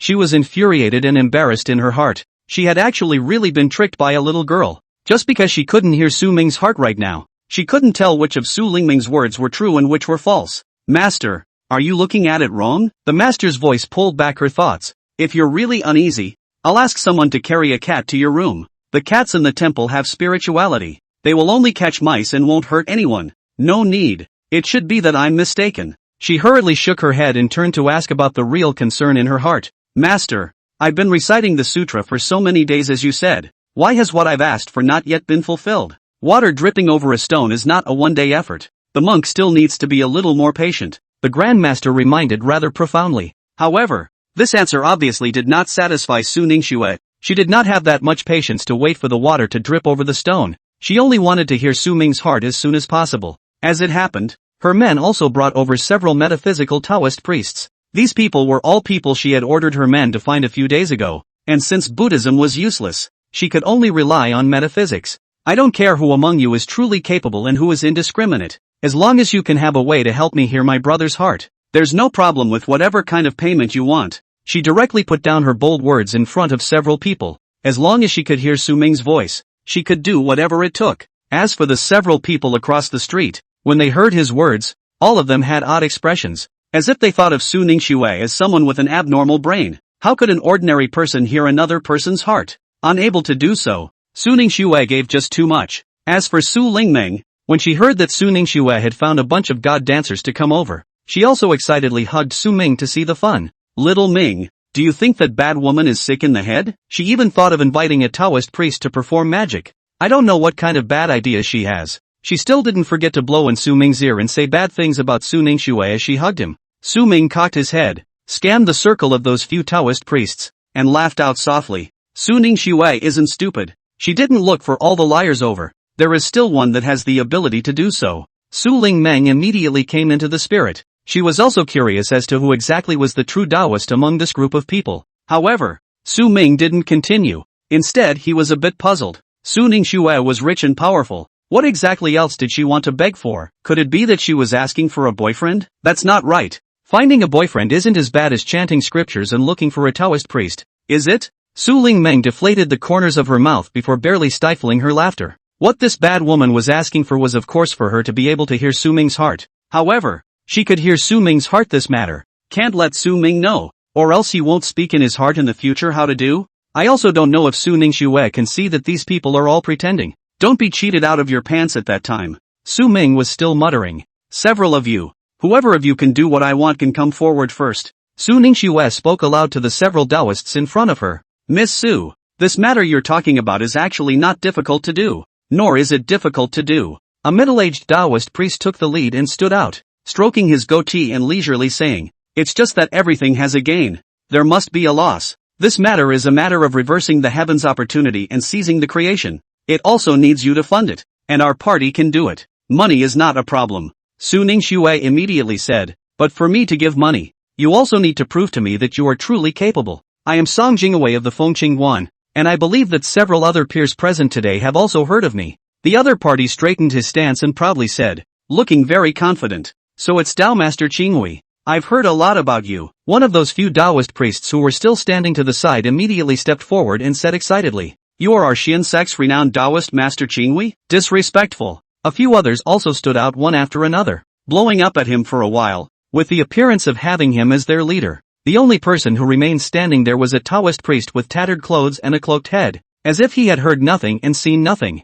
When Su Ningxue saw that this person was actually so famous, a wave of hope immediately rose. Since this is the case, I would like to ask you, Taoist Qinghui, to help me. This is natural, but there is also Miss Su. You have to pay $300,000 in Guajin first. The other party raised his hand and gestured. 300,000? Su Ningxue was a bit shocked. Actually just 300,000, so simple? The other party, however, would be wrong, immediately explained. Miss Su, this money is not for me, is to take away some of the fortune on you? Everything in the world has a loss before. Before he finished his words, Su Ningxue interrupted him and happily said, I'll transfer it to you right away. This ingrate. Su Ming immediately spat out breathlessly. Fengqing Yuan's Chenghui Taoist master went into the ground 3 years ago. It is clear that a group of crooks have teamed up to put on a show, but also acted more like the real thing. Qinghui, that old man knows about this, can probably be so angry that he can crawl out of his grave. Su Lingmeng hugged Su Ming, immediately and seriously surveyed these Taoist priests in front of her, and also found that among all the Taoist priests, only that scruffy Taoist priest in the corner had been silent, and all the other Taoist priests were rushing to flatter that fake Taoist master Qinghui. Earlier, Su Ming had also said that not all of these Taoist priests were fakes, so it seemed that this scruffy Taoist priest was the only true Taoist priest. She immediately walked over to Su Ningxue's side, cleared her throat, and pointed at the scruffy Taoist priest. They're all fakes, he's the only true Taoist priest. Only after hearing her words did that scruffy Taoist priest raise his head. It was only then that Su Ningxue realized that there was also a large red birthmark on the right side of the man's face, only that it had previously been hidden by the oily and dirty hair. This person looked just like a beggar. On the contrary, Taoist Master Qinghui, not only did he talk clearly, his appearance was even more immortal. Su Ningxue instantly frowned in dissatisfaction, but Su Lingmeng still continued to say, Taoist Master Qinghui was 3 years ago. Alright, Meng, stop fooling around. Su Ningxue disgruntledly interrupted her. Su Lingmeng pretended to be regretful. She knew that Su Ningxue wouldn't believe it. That's why she said so. Tao Master Qinghui, this cousin of mine doesn't know any better. You don't have to take it to heart. After Su Ningxue rebuked Su Lingmeng, she turned her head again and said respectfully to that fake Taoist elder. The other party also looked like they were in a high style. No harm done. Su Lingmeng was very speechless. Even if you don't believe me, you're still counting money after being cheated. Humph. As she said that, she hugged Su Ming and went back to her room. Su Ningxue, however, only thought that she was throwing a little princess temper tantrum, and didn't take it to heart at all, immediately transferring $300,000 to Taoist Master Qinghui. Miss Su, this is the connecting heart talisman. Getting the money, Taoist Master Qinghui pulled out a stack of talismans. This is one that I've personally enlightened. As long as you stick this talisman on the bedside of you and little Duke Su Ming, as long as it takes 77 or 49 days, you'll be able to get what you want. 49 days? That long? Su Ningxue's brows were furrowed, still somewhat reluctant. Qinghui Taoist Master, however, hurriedly waved his hand. Miss Su, this matter is against the way of heaven. 49 days is already short enough. You can't talk nonsense, otherwise if the heavens know, if the wrath of the gods comes down, the poor Taoist will not be able to do it either. Upon hearing this, Su Ningxue hurriedly closed her mouth, not daring to complain anymore. 49 days is 49 days. It's better than waiting forever before. Then what if after 49 days, I still can't hear Xiaoming's heart? She asked worriedly. Then the only way is to open the altar and do it. But opening the altar is not an easy task. You also need to choose a good day. And it will consume your longevity. So don't use it easily as a last resort. If it doesn't work after 49 days, you can personally bring your little son to Fengqingguan to find me. Good. Then thank you, Taoist. After sending off the other Taoist priests, Su Ningxue took those back to her room. In order to ensure that the talisman would take effect, every night after that she would have to sleep with Su Ming in her arms. Su Lingmeng was the one who didn't want to sleep with Su Ningxue, but she couldn't hold Su Ming if they weren't together, and after sleeping alone for several nights, she really couldn't take it anymore and directly rushed into Su Ningxue's room. You bad woman, give Xiao Ming back to me. She tore up all those talismans on her bedside and cursed loudly. These talismans of yours are useless. They're all fake. Meng, you've gone too far. Su Ningxue instantly became furious and was about to call the subordinates to take her away. Su Lingmeng sneered. I've already torn the talismans. If I wanted you to be angry, I could have just not told you that these talismans are all fake. I'll tell you while Xiao Ming isn't here. Taoist Master Qinghui died 3 years ago. Those Taoist priests are all fake. Only that scruffy Taoist priest who kept quiet that day was real. This is all from Xiao Ming's heart. Believe it or not. She wrapped her hands around her chest. If you don't let me sleep with little Ming tonight, I will tell little Ming that you are the most annoying woman in this world. When Su Ningxue saw that she looked serious, she couldn't help but once again recall the scruffy Taoist priest she saw that day. There was indeed something indescribably odd about him. Could it be that Su Lingmeng hadn't lied to her this time? Thinking of this, Su Ningxue immediately called for her assistant. Go and investigate if Taoist Qinghui of the Wind Clearance Temple is still alive. And by the way, go and retrieve the scruffy Taoist priest from that day. That Taoist priest? He's right at the foot of the Green Zen Temple Hill giving out fortune-telling stalls. Ah, he's been there all these days, the assistant said in a bit of a trance. At that time, fourth miss, you said that you wanted to find the Taoist priest, so I pulled him up by the way as well, the assistant said with some confusion. What? Su Ningxue was instantly somewhat speechless beyond words, but in order to verify Su Lingmeng's words, she still went directly to the bottom of the mountain to find that Taoist priest. Calculate what? The Taoist priest didn't seem surprised to see her and blandly said, how did you know that I came to find you? Su Ningxue voiced out in doubt. She could have just pretended to be passing by next to this Taoist priest's stall without showing any intention to have her fortune told. If you are passing by, I'll solicit customers. If you don't count, just stand to the side and don't disturb my business, the Taoist priest lazily said. Su Ningming had a bruise in her chest, but still patiently sat down. Count, then I'll trouble you to read my fortune. 2,000. The Taoist priest swept her a glance and directly held up 2 fingers. I haven't even said what I'm going to count. You want 2,000? Su Ningshue's eyes widened. Leave if you don't count. The Taoist priest was still lazy. Su Ningxue was furious and directly pulled out $2,000 in cash from her wallet. Count it. She would like to see what kind of bullshit this Taoist can put out. The Taoist priest took the money and said to her, say any number you want. Whatever is in your heart. Su Ningxue had never seen anyone tell fortunes like this, and casually reported her lucky number. The other party counted for a few moments, and then faintly said, you will die soon. With no bones left, Su Ningxue immediately became angry. You're talking nonsense? I am healthy and not sick. How could I possibly die? Give me 100,000 Guajin. I have a 50% chance to help you block this life and death calamity, but even if you do, you'll be crippled if you don't die, so consider it yourself. The other party ignored her anger at all and instead said even more calmly. Su Ningxue became even more angry when she heard this. This dead Taoist priest was definitely trying to cheat her out of her money. Do you take me for a fool? Dare to curse me to death? I think you're looking for death. She directly beat up this fake Taoist priest, and also strictly ordered her men not to allow this Taoist priest to set up stalls under the mountain. Just finished dealing with this bad thing, Su Ningxue is ready to go back to the temple to find Su Lingmeng. A group of villagers under the mountain suddenly went together in great numbers towards her. Girl, are you also going to the Green Zen temple to seek rain? A villager curiously sized her up. Seeking rain? Yes. In the last 2 months, it hasn't rained here. If it doesn't rain, the crops in our fields will all be finished. The water canals can't even pump out water anymore. The seedlings in the ground are all going to die of drought.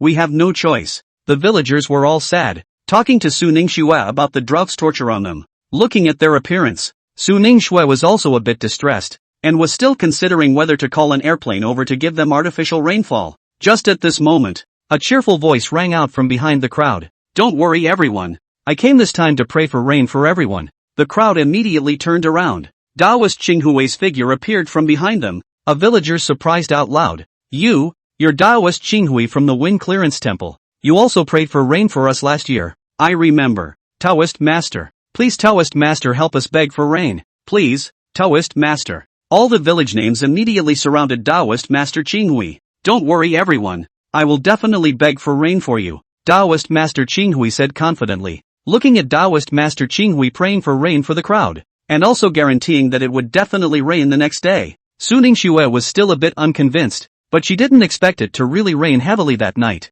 One night later, several large water tanks in the Qingzhen temple were filled up, and the air was filled with the smell of mud after the rain. Su Ningxue then became even more convinced that Taoist Qinghui must have real skills. She hugged Su Ming and commanded with her own men, quickly go to find Taoist Master Qinghui and ask him to prepare a new talisman for me, no matter how much it costs. Just as she finished speaking, Su Ming rolled his eyes. Su Ningxue was dumbfounded. Such a small baby could actually roll his eyes. He must have said something else in his heart. Unfortunately, she couldn't hear Su Ming's heart, so she could only quietly ask Su Ningxue, Little Xue, can you tell elder sister what little Ming was just saying in his heart? Che, I'm not going to tell you. You wouldn't believe it anyway. Su Lingmeng skimmed her mouth. She didn't have anything to say to this woman who had been hugging her brother all day. If you tell me, I'll stop hugging little Ming today and let little Ming stay with you all the time. Su Ningxue was eager to know what was on Su Ming's mind and could only give in. Really? Su Lingmeng's eyes instantly lit up. Then I want Xiao Ming to accompany me for the 3 days behind me. And you have to swear that I'm the only one who can be with Xiao Ming. And you're not allowed to show up. Last time she asked Su Ningxue to send her and Xiao Ming back to the imperial capital. Su Ningxue played a trick on her. She didn't dare to easily trust any promises from this bad woman anymore. Seeing her look of oil and salt, Su Ningxue could only nod her head with some flesh and blood. Okay, I swear that I'll only let you and Xiao Ming be together for these 3 days. And I definitely won't disturb you guys. So just tell me. Upon hearing this, Su Lingming's motivation was immediately mobilized, and she listened carefully before letting out a pfft laugh. What did Xiao Ming say? Su Ningxue instantly became even more nervous. Su Lingmeng pulled Su Ningxue over and quietly repeated Su Ming's heartfelt words. Didn't say anything, just said that today's weather forecast was going to be a downpour, and that you yourself have an atrophied brain and don't read the weather forecast, and that you were cheated by that fake Taoist priest who joined forces with a group of actors and didn't even know it. Su Ningxue's face instantly turned ugly. Su Lingmeng hastily raised her hand. These are Xiao Ming's original words. It's not me scolding you. And, Su Ningxue endured her anger at being deceived by the false Taoist and continued to ask. And, Su Lingmeng listened again before saying, Xiaoming also said that the fake Taoist deliberately made a play to beg for rain in order to cheat more money from you. Xiaoming said that you are stupid and have more money, saying that you are not as smart as me, not as pretty as me, and not even comparable to one of my toes. Looking at Su Ningshue's face that was angry to the point of turning iron blue, Su Lingmeng became happier and happier as she spoke, and couldn't help but begin to add more fuel to the fire. Alright, I know. Su Ningxue was unwilling to listen further and interrupted her. Su Lingmeng didn't care and directly hugged Su Ming and walked away beautifully. Su Ningxue froze in place, and only after a long time did she remember to look at the weather forecast, and realized that the weather forecast from 3 days ago had said that it would rain heavily today. She was instantly furious, and right at this moment, the assistant that she had previously sent to Feng Qingguan also returned, and hurriedly reported to her, "Boss, Feng Qingguan's Taoist master Qinghui is indeed a metaphysical powerhouse,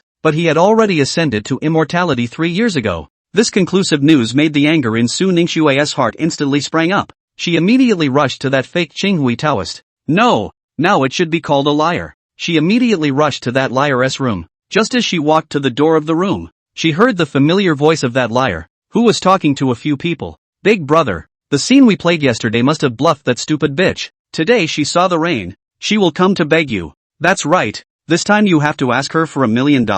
This stupid bitch's money is good to earn." The dead liar laughed loudly. "We have done so many times. Only this woman is the best to cheat. Such a wrongdoer cannot be easy to find, but also not in vain we do a play." A few people in the room chatting very happy. Su Ningxue but listened to the fire, directly kicked open the door of this liar's room. "Injustice?" she sneered. "Looks like you guys are looking for death." The few people who were originally laughing out loud instantly panicked when they saw Su Ningxue, but a moment later, that fake Taoist was the first to come back to his senses and explained with a sarcastic smile. "Miss, you've misunderstood. It wasn't you we were talking about just now, was it? The Wind Clearance Temple's Dao Master Qinghui was gone 3 years ago. You're not Dao Master Qinghui at all. You're just a bunch of liars." Su Ningxue clenched her fists. "Be good and spit out the money you cheated me with. I can consider leaving you guys a whole body." As soon as they heard these words, the group of crooks realized that their scam had been detected. A few of them looked at each other, and their faces became full of concern instead.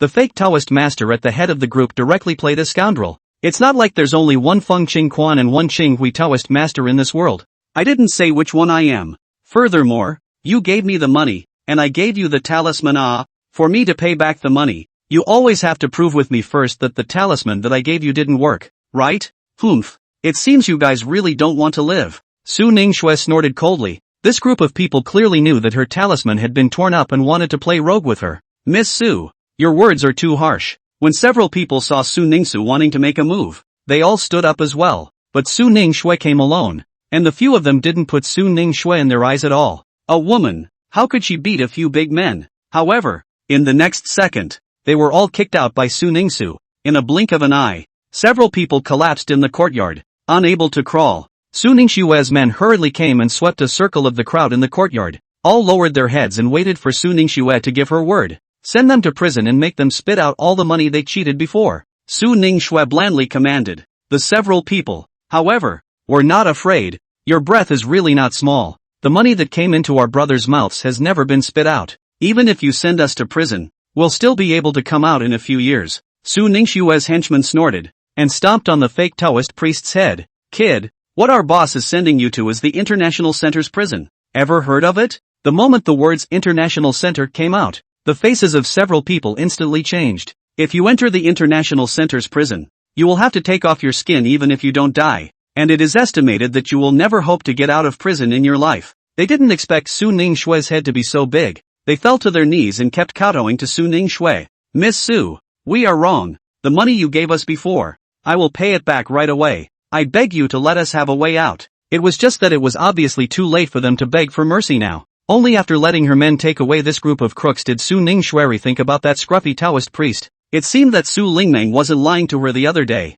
What she said should be the truth. If that scruffy Taoist priest was a real metaphysical powerhouse, his statement that he was about to die that day must also be true. Su Ningxue immediately had a heart attack and hurriedly went down the mountain to look for that scruffy Taoist priest. However, she didn't expect that as soon as she stepped out of the doorway of the Green Zen Temple, she saw that Taoist priest standing under a large tree right outside the temple. "Looks like I was right in my calculations." Seeing Su Ningxue appear, he didn't seem surprised at all, as if everything was within his expectations. "Sir, it was my eyes that failed to recognize and tie before. Please forgive me. Su Ningxue took 3 steps and walked to him, sincerely apologizing. She had already ordered her subordinates to keep an eye on this Taoist priest before, not allowing him to set up a stall near the Green Zen Temple. But today, he was able to directly appear at the entrance of the Green Zen Temple, indicating that he had long ago calculated today's turn of events. Together with Su Lingmeng's words earlier, she was even more convinced that this scruffy Taoist priest in front of her was indeed extraordinary. Thinking of the various offenses she had taken earlier, Su Ningxue's head couldn't help but hang down. She was already prepared to be taunted by the other party, in order to get through the future life and death tribulations. No matter what kind of taunts and ridicule, she would have to suffer today. However, this scruffy Taoist priest only smiled gently. It's fine. 100,000 and 2,000. I'll help you get through this life and death calamity. 100,000 is the guajin, and 2,000 is the medical fee and mental damage fee for the beating you gave me before. You don't mind that I beat you? Su Ningxue was a little surprised. I came out to tell people's fortunes, and getting beaten is not a. Thank you for your generosity. I will transfer the money to you, and I also hope that you will definitely help me crack this life and death robbery. Su Ningxue immediately said gratefully. Wait a minute. I still need to be clear with you. All things to the best of your ability. Listen to the fate of heaven. Even if I make a move, I only have a 50% certainty, and even if it succeeds, you will have to pay the corresponding price. The other party, however, did not immediately ask for money, but instead seriously reminded Su Ningxue. Su Ningxue was stunned. Sir, let's go inside and talk about it. She raised her hand and welcomed the other party towards the temple. As a result, just after walking into the Green Zen Temple, the two of them bumped head-on into Su Lingmeng, who was holding Su Ming. Seeing Su Ming's face, that scruffy Taoist priest suddenly changed his face drastically, cupping a spell in his hand as he retreated 3 steps in a row. Get out of the way. I'm going to take Xiao Ming down the mountain to play. Su Lingmeng grunted, directly carrying Su Ming in her arms as she staggered past them and walked out. Only after Su Ming left did that scruffy Taoist monk breathe a sigh of relief, and earnestly inquired about Su Ningxue. May I ask Miss Su, what kind of person is that little baby you just had? It is my cousin. Su Ningxue hesitated for a moment, and still did not say the matter of Su Ming being the reincarnation of Xiao Ming. Sir, let me transfer the money to you first. No matter what, as long as I can avoid the life and death robberies, I always have to give it a try. She pulled the topic back, but the scruffy Taoist priest waved his hand and hurriedly said, No need, no need. Your life and death calamity has already been broken. He raised his head and looked in the direction Su Ming had left, with a few intriguing moments of incomprehension in his eyes. Broken? Su Ningxue was even more incomprehensible than him, as she lowered her head and looked herself up and down, not feeling any difference between herself and what exactly she had just done. It's not me, it's that little cousin of yours. As long as you stay by his side all the time, there won't be any danger, and the life and death tribulation will cease to exist. The scruffy Taoist priest smiled and said, This is your good fortune. Since you no longer have a life and death calamity, it's time for me to go. The scruffy Taoist sighed with some regret. My good business has actually gone yellow just like this. Sir, you did the fortune telling for me and also told me the method to break the life and death calamity. The fortune you asked for, I deserve to give it to you. Su Ningxue immediately said knowingly. Don't. I don't want this money. If I want it, I will lose my life. The scruffy Taoist monk waved his hand repeatedly and directly turned around and walked away. Su Ningxue was even more puzzled, but she also saw that this Taoist priest was indeed not simple. She was really curious, so she let her men investigate this Taoist priest. It was only 2 days later that her men brought her news that shocked her beyond belief. This ugly and unkempt Taoist priest actually came out from the Imperial Sky Xianmen sect in the International Center. The Imperial Sky Xian sect, that was the most prestigious metaphysical family in the world, and it was said that at the beginning of the construction of the International Center, it was the head of this family who personally came out and selected the address. Now the International Center can be developed into the present appearance, is because of the original emperor of the Xianmen door selected this piece of the world's fortune of the feng shui treasure. And this family not only will feng shui geomancy, Qimen Dunjia, fortune-telling divination, all kinds of Xianmen masters have. The people who came out from the Imperial Sky Xianmen sect were all big shots who could open up a mountain and set up a sect outside.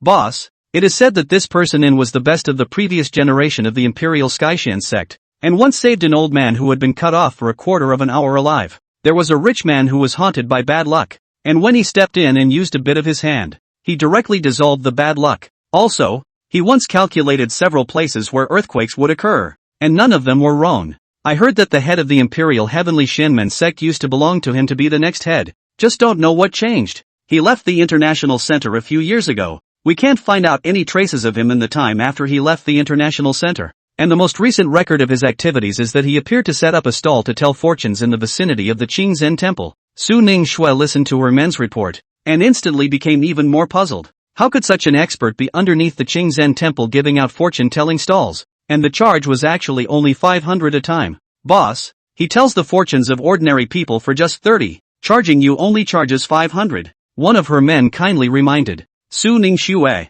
She also thought of the fear and scorn on that scruffy Taoist's face when he saw Su Ming before. Could there be something in Su Ming that was different from ordinary people? Just before he had time to think about it in detail, his men brought her another piece of news. Miss, third sister is on her way to the imperial capital. She said that you've stayed in the imperial capital for too long, and that it's time to go back. Third sister? Why is she here? A bad premonition rose in Su Ningshui's heart. Su Ningshui's third sister, Su Rong, had hated Su Ming the most in the past, and this time when she brought Su Ming's ashes to the imperial capital for burial, Su Rong was the one who strongly opposed it. Third miss seems to have come for young Master Su Tian. She has heard that young Master Su Tian looks a lot like Su Ningshui's henchman wanted to speak. Naturally, it is very similar to the already dead Su Tian. Although the henchman's words were not finished, Su Ningshui already understood it all. She has long been clear. A few sisters at home, if they know that there is a child looks the dead Su Tian looked exactly the same as when he was a child, will be unable to hold back. When she took Xiaoming back to the Su family will be even more troublesome. So she has been strictly guarded. Do not let the international center side to learn about this news. But she didn't expect that Su Rong would still know about it. She immediately went to Su Lingmeng and held Su Ming in her arms. Little Ming, don't worry. No matter who is blocking it, I will definitely bring you home. Humph, belated deep love is lighter than grass. I don't want to go back at all, Su Ming spat out disdainfully, but at the same time, he also learned from Su Ningshui's mouth that Su Rong would be coming over soon, and a layer of dark clouds instantly filled his heart. Su Ningshui, the great Buddha, hadn't even been sent away yet, so why had Su Rong, the king of hell, come again? These two bad women served him a little baby. It seems that he also has a short life. Soon, Su Rong rushed to the Green Zen temple. Su Rong was born extremely beautiful. Her skin was like condensed fat. Her eyebrows and eyes were raised with a flavor that made people not dare to get close to her easily. Although she was not too tall, her figure was very proud. As soon as she saw Su Ningshui, she asked with full unhappiness, Fourth sister, why are you still staying in the Green Zen temple? For Su Ming, that heartless dead man, are you as sad as this? Hiding in this temple and refusing to return to the international center, calling who a dead man? Beware of me suing you for slander. Su Ming and Su Ningshui's arms became anxious and cursed. Su Ningshui was also a little embarrassed. Third sister, Xiaoming, he is not what you think. Alright, let's not mention that disgusting person. You'll come home with me in a few days. The family misses you. Su Rong interrupted with some boredom, seemingly very uncomfortable talking about the topic about Su Ming. I've heard that the Su family in the imperial capital has a child who was also named Su Tian and looks just like Xiao Tian when he was a child. Have you been to the Su family yet? Why don't you bring him along? Su Ningshui's face immediately froze. Sister, that child, who at a young age directly poisoned his own younger brother. I went to the Su family. He just because I hugged his younger brother. He quietly picked up fruits from the garbage can to make a fruit plate for me to eat. She told Su Rong all those bad things Su Tian had done one by one. If she were to say to Su Rong right now that Xiao Tian was actually not as kind as he pretended to be in the past, Su Rong would definitely not believe it. Su Ningshui could only choose not to say anything first. Such a child, even if he looks and has the same name as Xiao Tian, he is definitely not Xiao Tian. How can we bring him back to the Su family? But Su Rong was not quite convinced. Fourth sister, I remember that Su Tian is only a few years old little kid now, right? Can a small child do so many evil things? The things you said, even adults like us can't do them. You can't be making up stories with me, right? Everything I said is true. Third sister, you have to believe me. If you don't believe me, you can personally ask Su Tian's adoptive parents. Su Ningshui's tone became agitated, and the hand holding Su Ming shook. Su Rong then noticed that there was a child in Su Ningshui's arms. Just now when she came in, her mind was filled with thoughts of Su Tian. She hadn't really noticed. She instantly widened her eyes and nervously said, Fourth sister, you didn't return to the international center for a few months. It's not possible that you're pregnant with an illegitimate child, is it? Saying this, she immediately reached out and peeled towards Su Ming in Su Ningshu's arms. Su Ningshu couldn't explain and couldn't allow her to look at Su Ming. The moment she saw Su Ming's face, Su Rong immediately backed up several steps, barely missing the door frame. It's him. Only after a long time did she come back to her senses, staring at Su Ming with a pair of eyes tightly fixed on him as she whispered, "How does he look exactly like Su Ming when he was a child?" This is the biological child of Su Tian's adoptive parents, also named Su Ming. Su Ningxue softly explained. Actually called Su Ming as well? Su Rong's eyes flashed a fierce color, and he lowered his voice and Su Ningxue said, "This child looks the same as Su Ming, and his appearance is also the same. He is definitely a natural-born evil seed. It's better to get rid of it earlier. And this face? I'm disturbed just by looking at it. Who exactly is the evil seed between the two of us? You think I'm a weed in a field, so you can just get rid of it?" Elementary School Arithmetic Class Addition, Subtraction and Multiplication are learned. Forget to learn in addition to.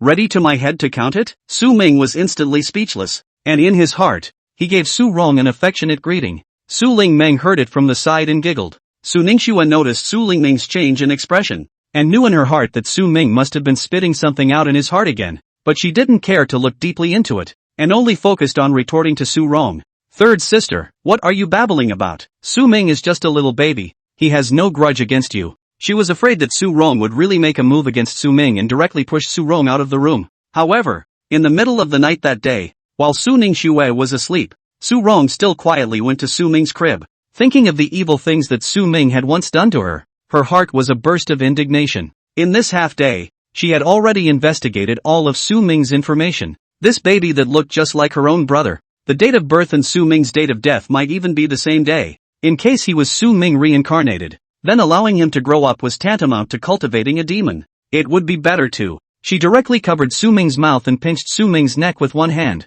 "Murder! Murder!" Su Ming desperately flailed his arms, unable to scream even when he wanted to. Just when Su Ming felt that he was about to suffocate and die, a person kicked open the door to Su Ningxue's room from outside and shouted, "Stop!" Su Rong was so frightened that she instantly loosened her hands, and the sleeping Su Ningxue also opened her eyes and sat up in confusion. Looking at Su Rong standing beside the crib with a heartfelt look on her face, she instantly came to her senses and rushed toward Su Ming. Seeing a red mark on Su Ming's neck, she instantly became enraged. Just before she could speak, the man who had pushed the door opened his mouth first, and he was none other than that scruffy Taoist priest who had told Su Ningxue's fortune a few days ago. He pointed at Su Ming and said with a tense face, "This little baby's destiny is extraordinary. It's not something you can easily mess with. If you kill him, it's necessary to pay for it with your life. And there will also be woe to your family. And even if you mess with him, it will also lead to calamities. I'm 500. I'll help you to turn misfortune into good fortune." "Su Rong? You bullshit ugly liar. Dare to come and badmouth me, and dare to cheat me." Su Rong immediately became angry. "Third sister, stop it." Su Ningxue hurriedly stopped her. "This is the metaphysics bigwig from the Imperial Sky Metaphysical Sect. Everything he said is true." Su Rong looked up and down at the man in front of her, and became even more disbelieving. Everyone from the Imperial Skyxian sect is immortal. This man is dressed like a stinking beggar. How could he be related to the Imperial Skyxian sect? Forget it if you don't believe me. What's with the constant personal attacks? That scruffy Taoist priest was not happy, grunted, turned his head and left. Su Ningxue didn't stop him even though she wanted to. She could only turn back and patiently explain to Su Rong, "Third sister, he really came out of the Imperial Skyxian sect. If you don't believe me, I'll have someone take his investigation information and show it to you." "Are you telling the truth?" Su Rong was still half believing. Su Ningxue persuaded and brought the investigation information. Only then did Su Rong reluctantly believe it. However, the next night, Su Rong still quietly hugged Su Ming away once again. Even if that ugly Taoist priest had a relationship with the Imperial Heavenly Xian sect, he must have been found by Su Ningxue to trick her. As the saying goes, money makes the devil turn the wheels. It must have been Su Ningxue who bribed that Taoist priest. Although she didn't believe Su Ningxue's words, she had a few scruples in her heart and didn't dare to kill Su Ming again, but instead carried him to a farmer under the mountain. This farmer had always wanted a son, and was overjoyed after seeing Su Ming. Su Rong made a deal with them to not carry Su Ming out for the next few days, and the two of them agreed with joy, keeping Su Ming this scourge around Su Ningxue. When the time comes, the entire Su family will probably have bad luck, so it would be better to send him away in a hurry. Su Rong returned to the Green Zen Temple in a relaxed mood, while Su Ningxue and Su Lingmeng, who had discovered that Su Ming had disappeared, both went crazy with anxiety and searched for Su Ming everywhere in the Green Zen Temple. "You bad woman, it must be you who hid Su Ming." Su Lingmeng was so anxious that she burst into tears,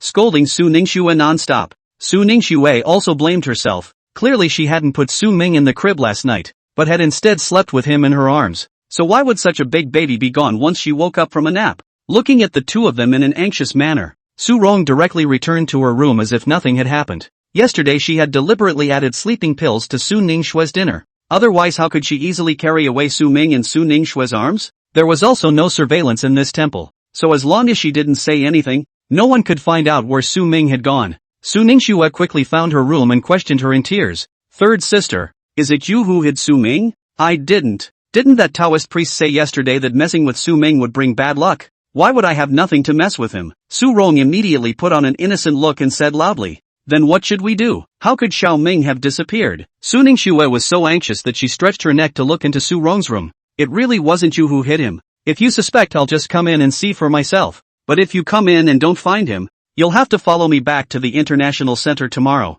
and bring Su Tian with you. Su Rong took the opportunity to bargain with Su Ningxue. Third sister, you stop making a scene. I'm in a hurry to find Xiao Ming. Su Ningxu frowned tightly and directly rushed into Su Rong's room. Su Rong of course couldn't stop her, and could only let her rummage around the room. I said Su Ming isn't here with me. It's his own bad fate that he lost it. Su Rong wrapped her arms around herself and said indifferently, since you didn't find anyone, then tomorrow, bring Su Tian back to the International Center with me. Su Ningxue turned her head violently, glaring at her with hatred, and firmly said, I will definitely not return to the International Center until I find Xiao Ming. One day can't be found. I'll search for 2 days. Even if I have to search for my whole life, I'll do whatever I want. After saying that, she directly rushed out. Su Rong looked at her back as she left, and only felt that it was unthinkable. It must be the demon Su Ming who had put some kind of compulsion on her fourth sister, which caused her fourth sister to directly lose her mind. She yawned and was just about to close the door to her room and go to sleep when a figure suddenly appeared in her doorway.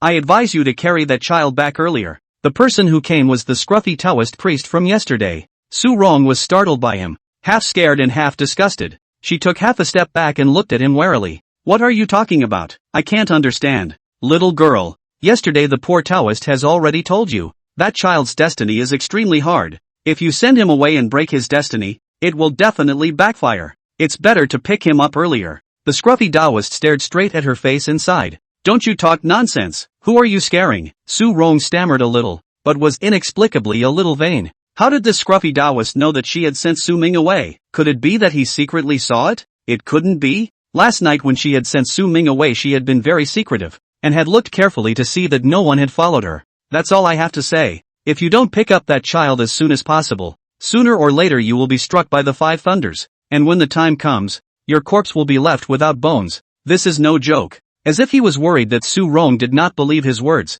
the scruffy Taoist priest added a few more sentences. You are now already black in the Hall of the Seal. Originally your destiny is also good. Your head surrounds the purple chi, but now this purple chi is flooded with black. The more Su Rong heard, the more scared she became. She directly copied the broom in the room and hit it towards the body of the scruffy Taoist. You hurry up and get out. Old godly man, less pretending to be a god here. I'm not a godly clerk. Trouble you to respect my profession.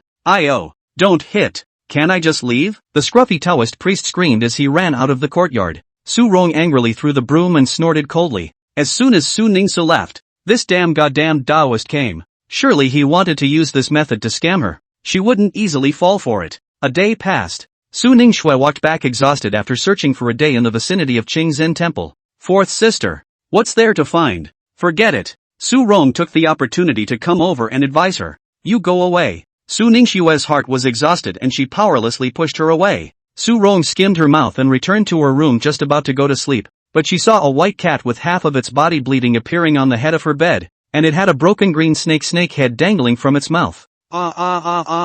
Su Rong instantly bounced off the bed in fear, taking several steps back in a row, looking at the cat on the bed in horror. That white cat bit the snake's head, which should have been dead, but suddenly spat out its letters, its eyes dribbling around. In an instant, the blood in her body seemed to go cold, and she paced toward the door with a shudder. Just as she was about to lean against the door, she bumped into a hard wall, and when she looked back, where the door should have been, there was now actually only a wall made of yellow mud. The white cat on the bed scuffed up and jumped up, covered in blood as it pounced towards her face.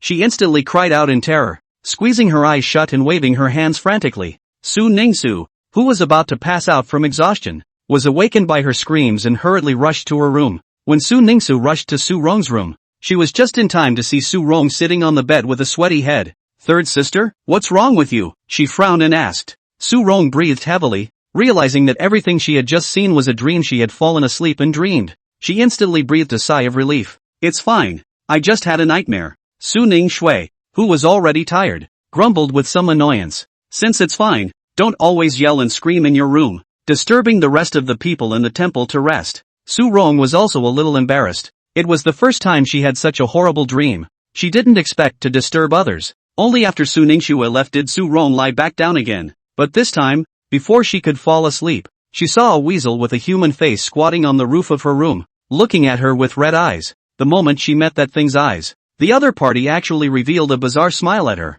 a large mouth grinning upwards, all the way to the back of her ear. Su Rong couldn't control it and screamed out once again. Su Ning Shui, who had just returned to the room, rushed back once again. What's wrong with you again? There.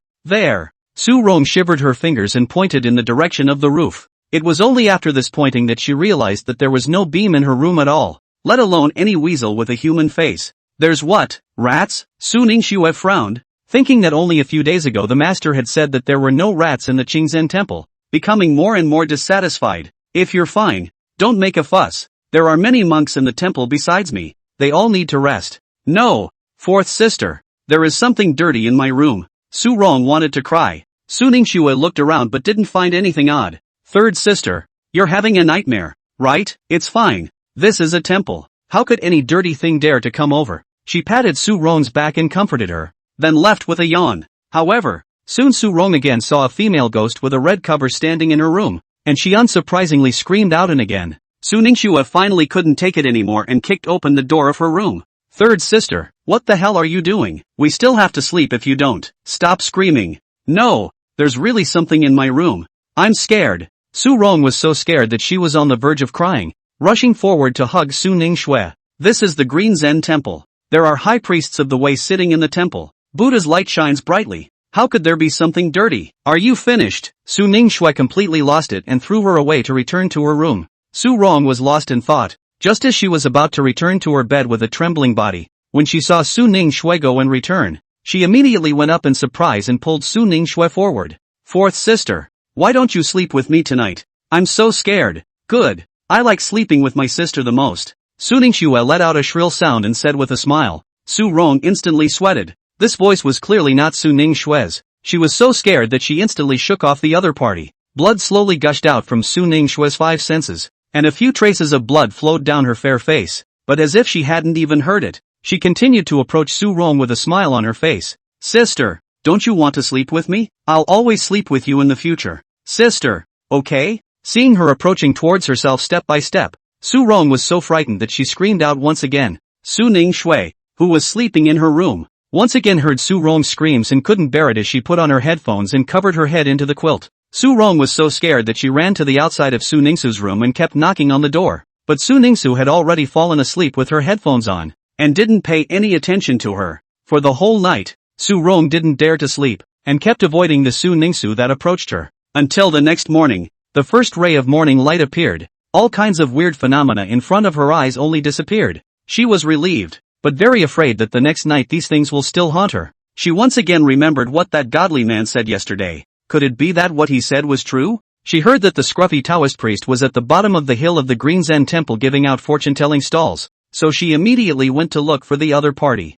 As soon as the scruffy Taoist priest saw her, he instantly widened his eyes, pulled out a talisman and stuck it on his chest, and recited a few sentences of some kind of spell in his mouth. When Su Rong saw him, she was a little embarrassed and didn't know how to open her mouth. After all, it was only yesterday that she scolded this person for being a stinky beggar and took a broom to drive people away. I tell fortunes. Seeing someone's fortune telling 2 words in his stall, she also gritted her teeth and said, "Your life. I can't tell it." The scruffy Taoist priest said indifferently. "Why? A person who is about to die. What life is there to tell?" The scruffy Taoist priest casually said. Su Rong instantly panicked. "Sir, please save me. I know I'm wrong. I shouldn't have driven you away yesterday. Please, I don't want to see those things again." The scruffy Taoist priest sighed heavily. "I can't solve your destiny. If you go to Su Ming, you might still have a chance. Su Ming is just a baby. How could he possibly be more powerful than you?" Su Rong didn't believe it at all. Instead she pulled out her wallet. "Did my fourth sister give you money to say that? How much did she give you? I can give you double." The scruffy Taoist immediately pushed away the money she handed over, and said seriously, "I'm a very ethical professional. I won't take a single penny of money that I'm not supposed to earn. Please respect my profession. There's a saying that says, to unring a bell you need to tie it. With my cultivation I can't save you. You'd better go find Su Ming." The scruffy Taoist took advantage of her stunned moment and added in a serious tone, "The life is your own. If you don't believe in it, I can't do anything about it." Su Rong still wanted to beg him, but he simply closed his stall and left. She returned inside the Green Zen temple with a heavy heart and found Su Lingmeng and Su Ningshui arguing in front of the dining table. The dishes on the dining table were all overturned, and both of them didn't even look like they had eaten. "If it wasn't for you, Xiao Ming wouldn't have lost it at all. You bad woman. I will definitely find Xiao Ming. Meng, you should eat some food first, otherwise your body will starve. If I can't find Xiao Ming, how can I be in the mood to eat?" Listening to the sound of the two quarreling, Su Rong's heart was also hesitant, whether to carry Su Ming back or not. If she didn't bring Su Ming back, what if those weird things appeared again tonight? However, if she just took Su Ming back, she was not happy in her heart either. However, what she hadn't expected was that before she had even made up her mind to pick up Su Ming, that family of farmers came first carrying Su Ming. As soon as they saw Su Rong, they immediately said bitterly, "Miss, we don't want this child. You take it back." Seeing Su Ming, Su Lingmeng immediately rushed out like flying and hugged Su Ming. Su Rong instantly panicked. Didn't this couple say that they would definitely hide Su Ming? How could they not keep their words? Could it be that they didn't want their son anymore? When Su Ningshui heard the couple's words, she was also instantly annoyed. "Third sister, you've gone too far. I just don't want you to be confused by Su Ming." Su Rong was also aggrieved. If she wasn't worried that Su Ming would grow up and become the same as that dead Su Ming again, did she need to go to such great lengths? Su Lingxue was so angry that she cursed, "You bad woman, little Ming is only how old? He can't even speak. How can he confuse people? Nuts. Third sister, hurry up and leave. I don't want to see you anymore." Su Ningxue was also incomparably disappointed in Su Rong. "Fourth sister, are you going to fall out with me over this little brat? We're the ones who are blood sisters."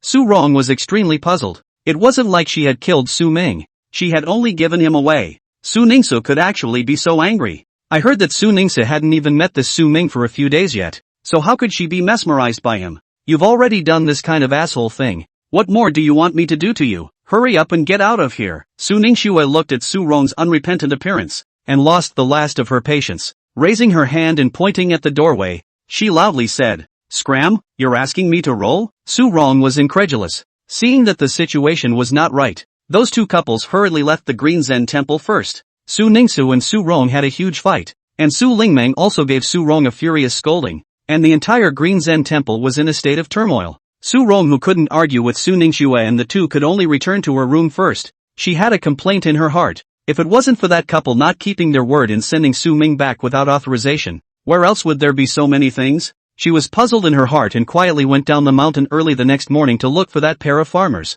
"Why did you send that child back for good reason? Wasn't it you who said you wanted a son?" She disgruntledly questioned the two. "It caused me and my sister to have a fight." The two farmers couple looked at each other in dismay, and only after a long time did the two of them stammer, "Miss, it's not that we don't want a son. It's that this child, we really can't afford to raise him. A baby is just a baby. What can't you afford to raise?" Su Rong was furious. "It's not about the money. It's that this child is evil. I was holding him in the house to breastfeed him, and inexplicably he fell, and was also hit by the clock hanging on the wall falling down." That peasant woman's brows were furrowed, and she bitterly pulled her hair, revealing a large scar on her scalp. "Look, such a large scar was smashed out of my head. Me too. I went out to plow and was hurt by a plow and rake on my leg. It's all to the bone." That farmer also hurriedly rolled up his pants leg. Seeing the vaguely visible white bone wound on the farmer's leg, Su Rong was also taken aback and suddenly felt a bit weak. She had indeed given Su Ming away because she was worried that he would bring calamity to the Su family,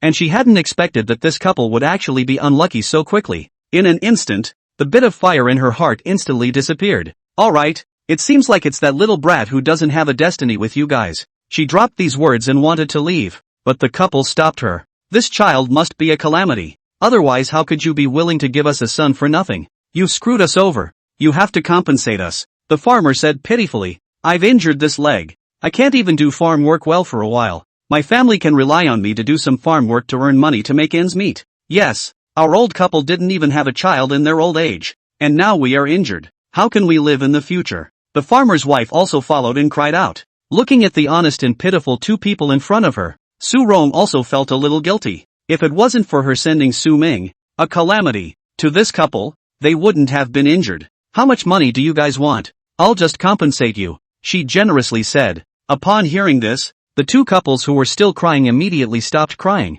The two of them looked at each other and hesitated for a while before the farmer opened his mouth somewhat naively. You can just give 5,000. Su Rong was a bit surprised. Actually just 5,000? It was still not as much as her one day's pocket money. This couple was also really too pitiful. Being dragged down like this by Su Ming, they still didn't dare to ask for money. I lost my wallet in the Green Zen Temple. You guys go with me to the Green Zen Temple to get it. She smiled, and in her heart, she had already calculated that she would have to directly give this couple $10,000 later, as a way to make up for the guilt in her heart. Once the two heard this, they immediately followed Su Rong back to the Green Zen Temple. Su Lingmeng was hugging Su Ming in the courtyard sunbathing, and when she saw Su Rong bring that couple in again, she instantly nervously hugged Su Ming tightly. You bad woman. You want to bring someone to snatch Xiao Ming away again, don't you? I'll tell you. Unless it's my death, I will absolutely not let you take away Xiao Ming. Her body was taut, and she stared at Su Rong with all vigilance as she warned. Su Rong was helpless.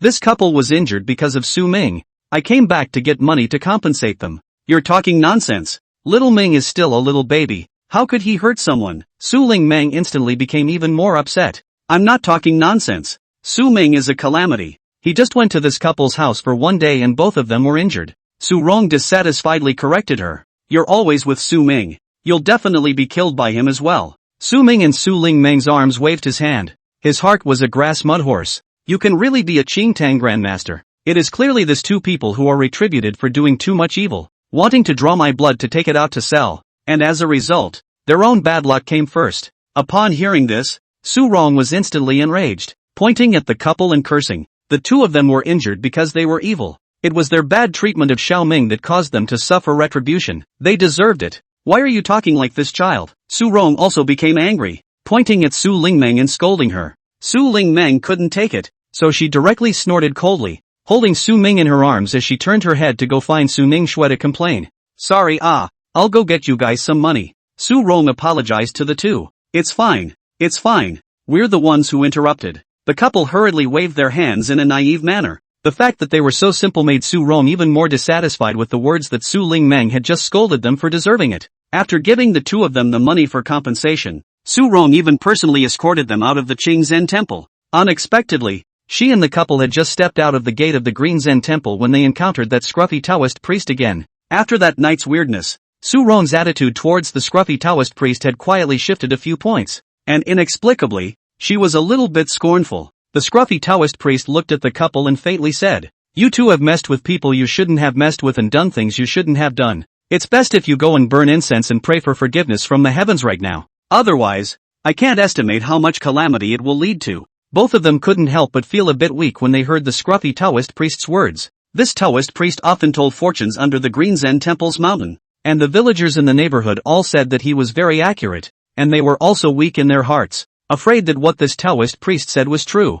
But in front of Su Rong, they didn't dare to show their faces and could only pretend to be calm. Don't know what you're talking about. Can't understand. We don't have money. We don't tell fortunes. Don't cheat us out of our money. The two of them said one thing to each other and said that they were about to leave the Green Zen Temple. Stop. Su Ningshui, however, rushed over with her men. She had just heard Su Lingmeng say that these two had been retributed for wanting to draw Su Ming's baby blood in exchange for money. Moreover, this was not the first time they had done this kind of thing, and before that, they had even given birth to a baby girl themselves, who had died from the weakness caused by the blood they had drawn. How could such brutes Su Ningshui let go so easily? Give me control of them. Her men immediately swarmed up to hold down the couple. What are you doing? Su Rong anxiously stopped in front of the couple. These two people want to harm Xiao Ming. I'm going to send them to jail. Su Ningshui was resolute. If such people were left unchecked, there was no telling how many more little babies would be killed in the future. When the couple heard this, they were so scared that they directly paralyzed on the ground.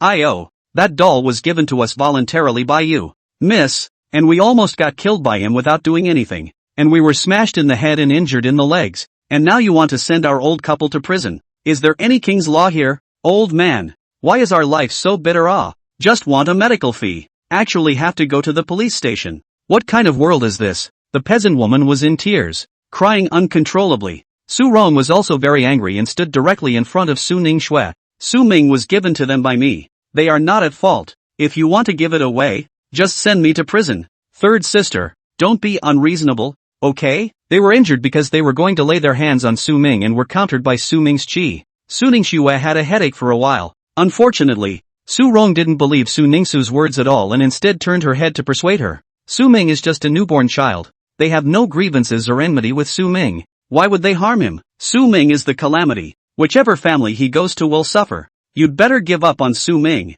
He's exactly the same as that already dead broomstar. Both are harmful contraptions. The scruffy Taoist priest watched from the side and sighed in an extremely soft voice, sighing in a small voice. It's hard to persuade a dying ghost with good words. When Su Rong heard his words, she subconsciously wanted to dislike him back, but when she thought of those bizarre scenes from before, she still closed her mouth with some fear. If Su Ming is a calamity, how come nothing happened to him at all when I kept bringing him along? Su Ning Shui was furious. That's because you have a good life. Even if you're temporarily fine right now, you'll definitely not be able to withstand it after staying with Su Ming for a long time. The more Su Rong said, the more she felt that her thoughts were right. In short, this couple's is definitely innocent. You can't wrong a good person. Su Ning Shui's brows tightened, knowing that if she couldn't find any evidence, she definitely couldn't make Su Rong believe. So she took the initiative to propose. It's fine if I don't send them to jail. I'm going to go to their home and search it. As long as I can't search anything suspicious, this matter will be settled. That's someone's home. How can you just go and search it? Su Rong was a little dissatisfied. If it wasn't for her insistence on giving Su Ming to this couple, they wouldn't be in such an embarrassing situation right now. Su Rong's heart felt a little bad. If you don't allow a search, then there is something wrong. Su Ning Shui coldly snorted. Paper can't wrap fire. When I send them in, the police will be able to investigate just the same. Don't you be so. Su Rong became even more anxious and was about to debate with her, but was pulled back by the couple. Since this girl doesn't believe us, she can search if she wants to. There's nothing valuable in our old couple's home anyway. Noble people like you can't see those things in our home. The couple looked frank and spoke with an incomparably matter-of-fact demeanor. Seeing that they had given in so much, Su Rong's heart was even more intolerant, and could only turn back to warn Su Ning Shui. After you finish searching their home, if you don't find anything, then you can't make things difficult for them anymore. Su Ning Shui was about to agree, when the scruffy Taoist priest on the side suddenly opened his mouth,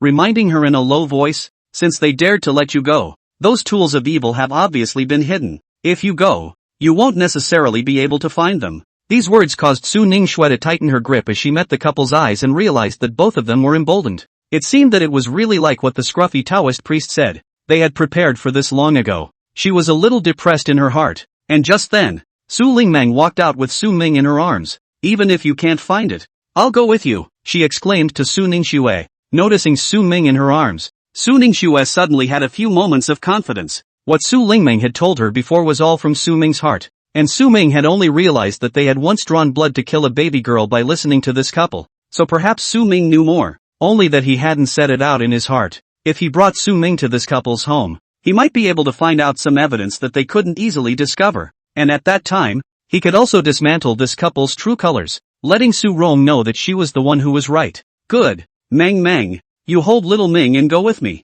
she immediately said. The group of people quickly arrived at the farm couple's home at the bottom of the mountain. Their home wasn't big, just a few cottages and a few chickens in the yard. It was practically penniless. Thinking that Su Rong had actually sent Su Ming to a family in such conditions, Su Ning Shui's heart was again irritated. In a family like this, whether or not they could support a child was a problem. Su Rong had sent Su Ming here, and clearly did not want Su Ming to have a good life in the future. She couldn't help but feel a pang of fear. Fortunately, this couple had sent Su Ming back. Otherwise she didn't know if she would be able to see the grown-up Xiao Ming in her life. Just as her thoughts wandered, a few of her men had also finished searching all the rooms, but all of them failed to find out anything related to the blood draw. Boss, there's nothing suspicious in this house. How can that be? Su Ning Shui didn't believe it and rushed in herself and searched carefully inside and out again. Still finding nothing. Su Rong's heart was a little pleased. How is it? Now you should believe what I said. Su Ming is a big disaster. This couple is really good people. You've seen it all.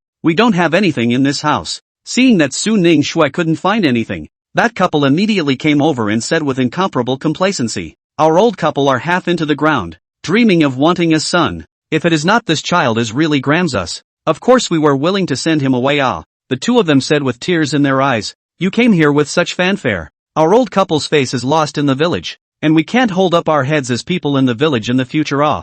Seeing the two of them so pitiful, Su Rong's dissatisfaction with Su Ningxue was once again aggravated. Fourth sister, now you can believe that they are innocent, right? Although no evidence had been found. With Su Ming's heartfelt words and the scruffy Taoist priest's reminder, she simply couldn't believe that this couple was truly innocent, and could only remain silent unwillingly. Su Rong, however, was persistent. Since you haven't found anything, then how can you apologize to them? If you guys come to our house to search like this, when the time comes, people in the village will gossip. They should say that we husband and wife have done something illegal. I'm afraid that when our injuries are healed, it will be hard for us to go out and look for another job.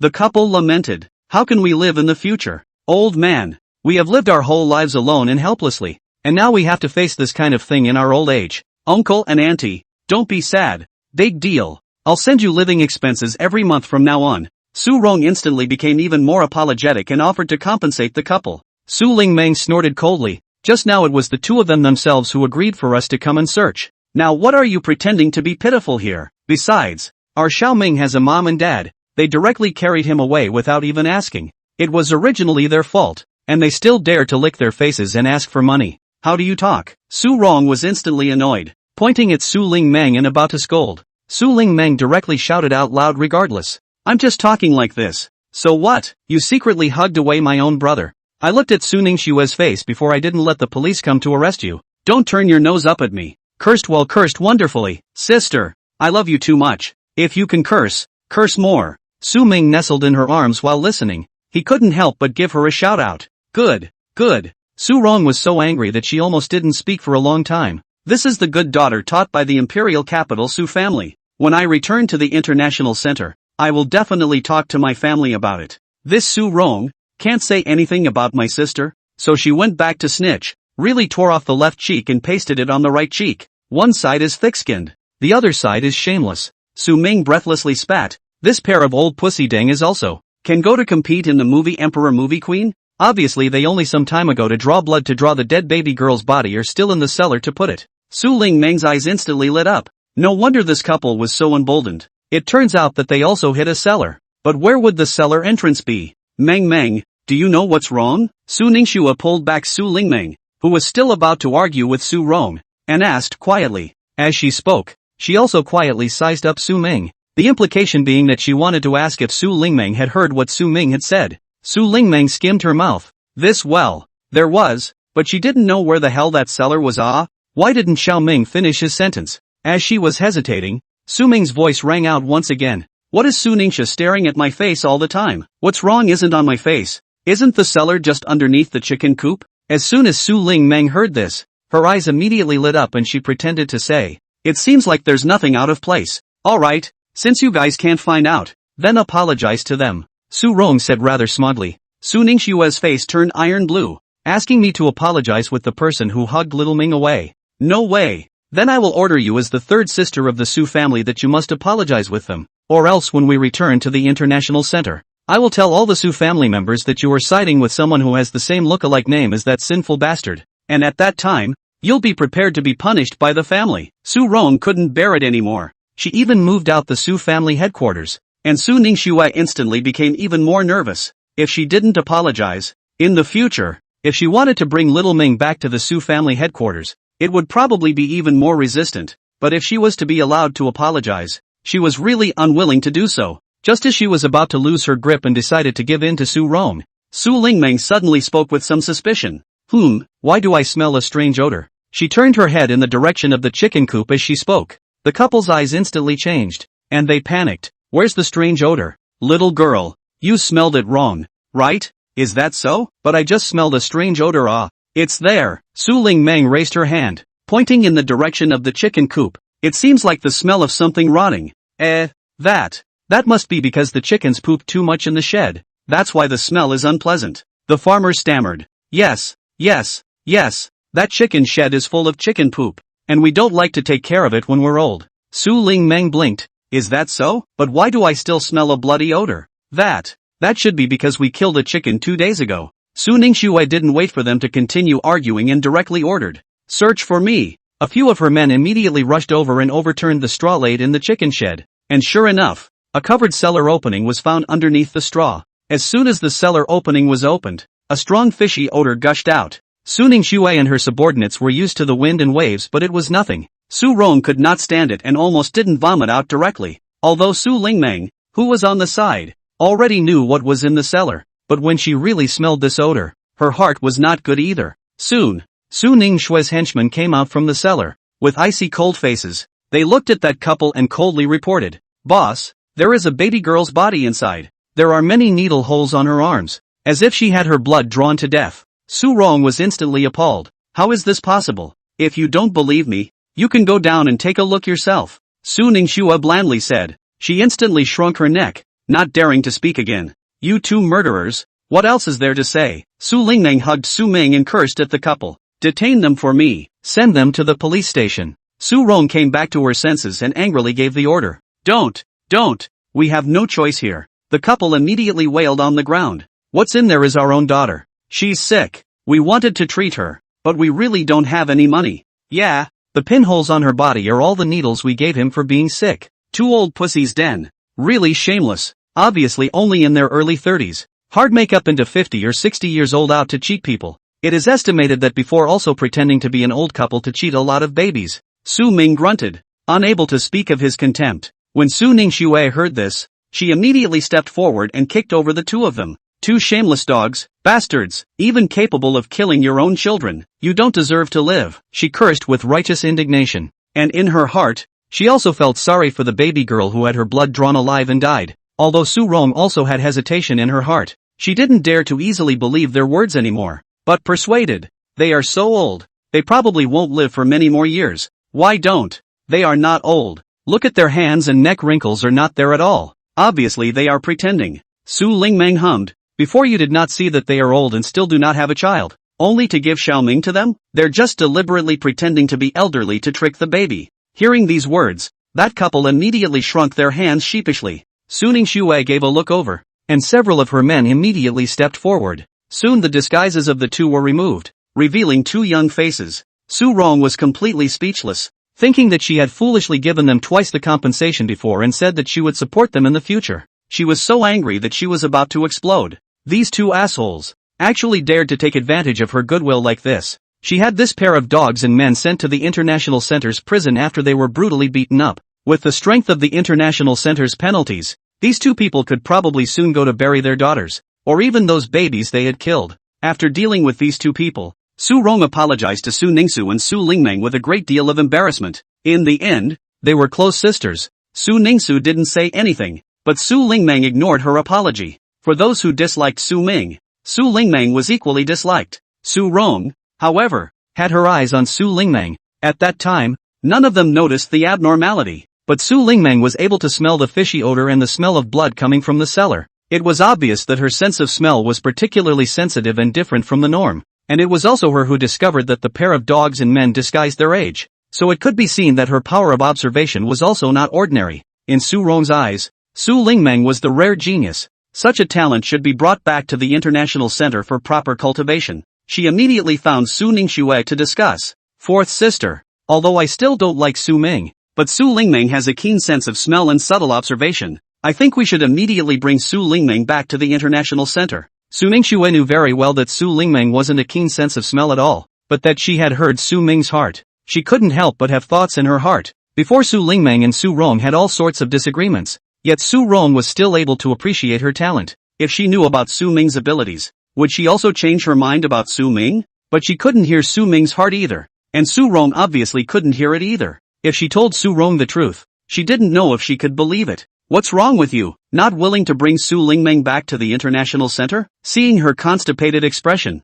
Su Rong asked with some curiosity. "It's not." Su Ningxue wanted to speak. "Since this is the case, then I'll talk to my family now. And tomorrow, I'll first bring Su Lingmeng back to the International Center to do a physical test." Su Rong immediately said, "No way." Su Ningxue immediately became agitated. "You can't report it. Why? Such a good talent can't be missed." Su Rong was puzzled. Su Ningxue hesitated for a bit, but was still prepared to tell Su Rong the truth. Su Lingmeng doesn't have any talent at all. She would know where that cellar is. It was actually Su Ming who told her. The person who was able to make these precise judgments was Xiao Ming.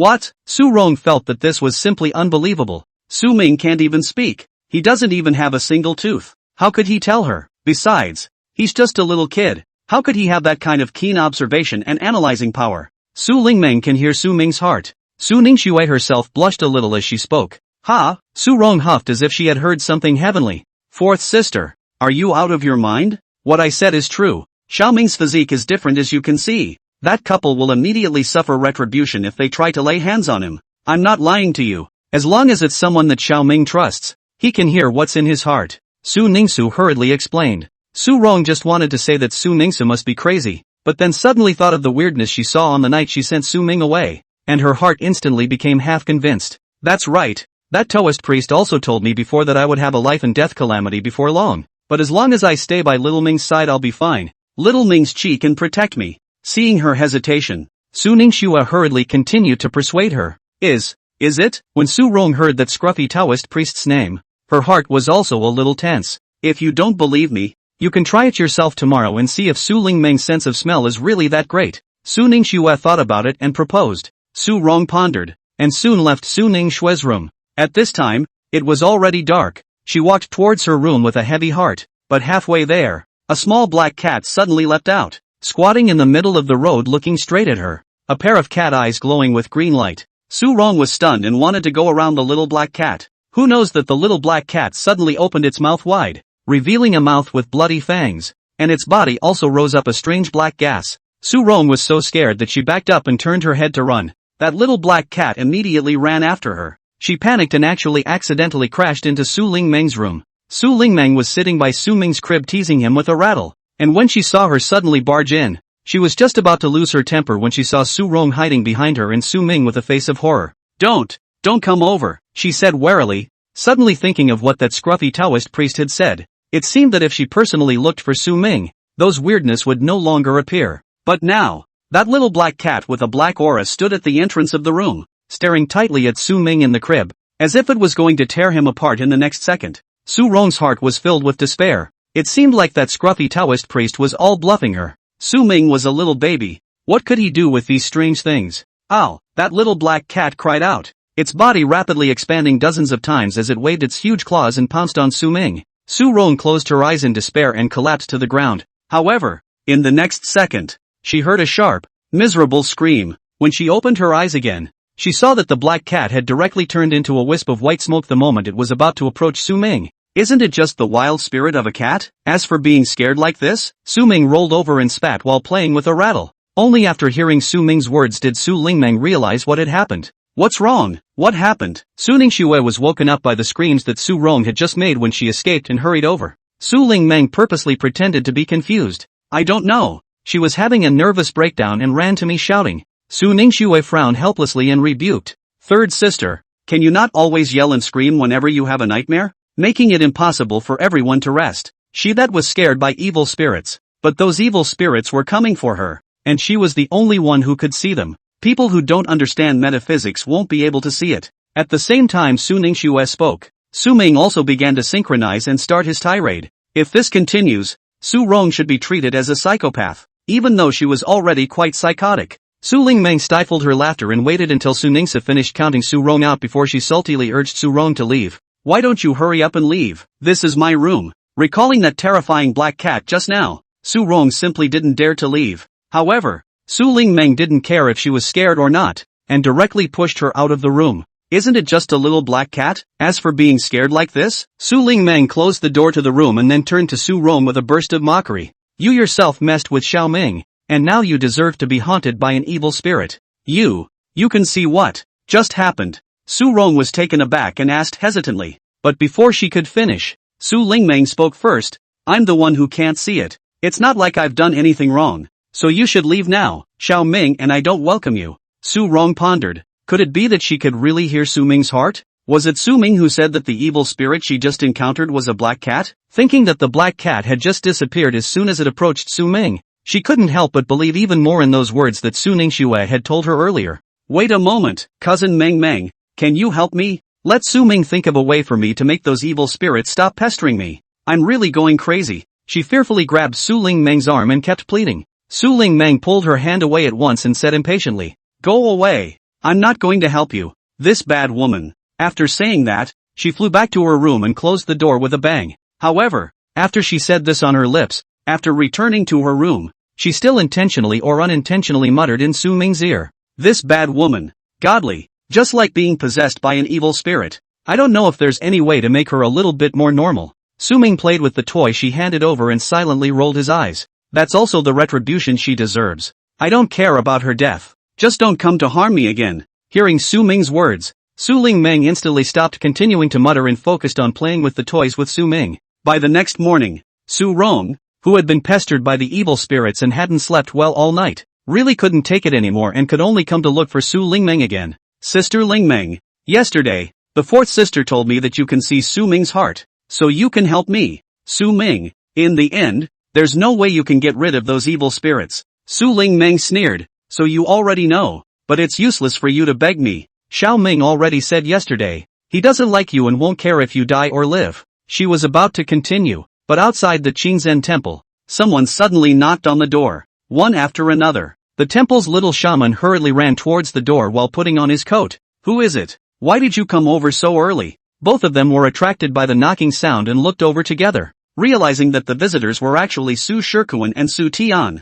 The moment she saw Su Ming, Su Rong's entire body froze. This child was clearly exactly the same as little Tian when he was young. She couldn't help but shed tears of excitement and rushed over to hug Su Tian. "Little Tian, sister misses you so much. Why don't you come back to see your sister? Do you know how my sister has been living all these years after you were gone?" Su Tian was startled. His hands and feet roughly raised his head to look at Su Shikuan. Su Shikuan hurriedly explained, "Third Miss Su, this is my nephew Su Tian. I heard that you also came to the imperial capital, so I hurriedly brought him along to pay a visit. I hope you don't find us abrupt." Realizing that the person in front of her was not the same person, Su Rong's thoughts pulled back a few points. She trembled and let go of Su Ming, silently wiping away the teardrops from the corner of her eyes. "Not to be abrupt. I have long wanted to meet this cousin of mine." Su Tian rolled his eyes. He had already heard from Su Shikuan's mouth that he looked very similar to this cousin's deceased real brother in front of him, so he guessed that he didn't call his cousin, but instead directly called out third sister.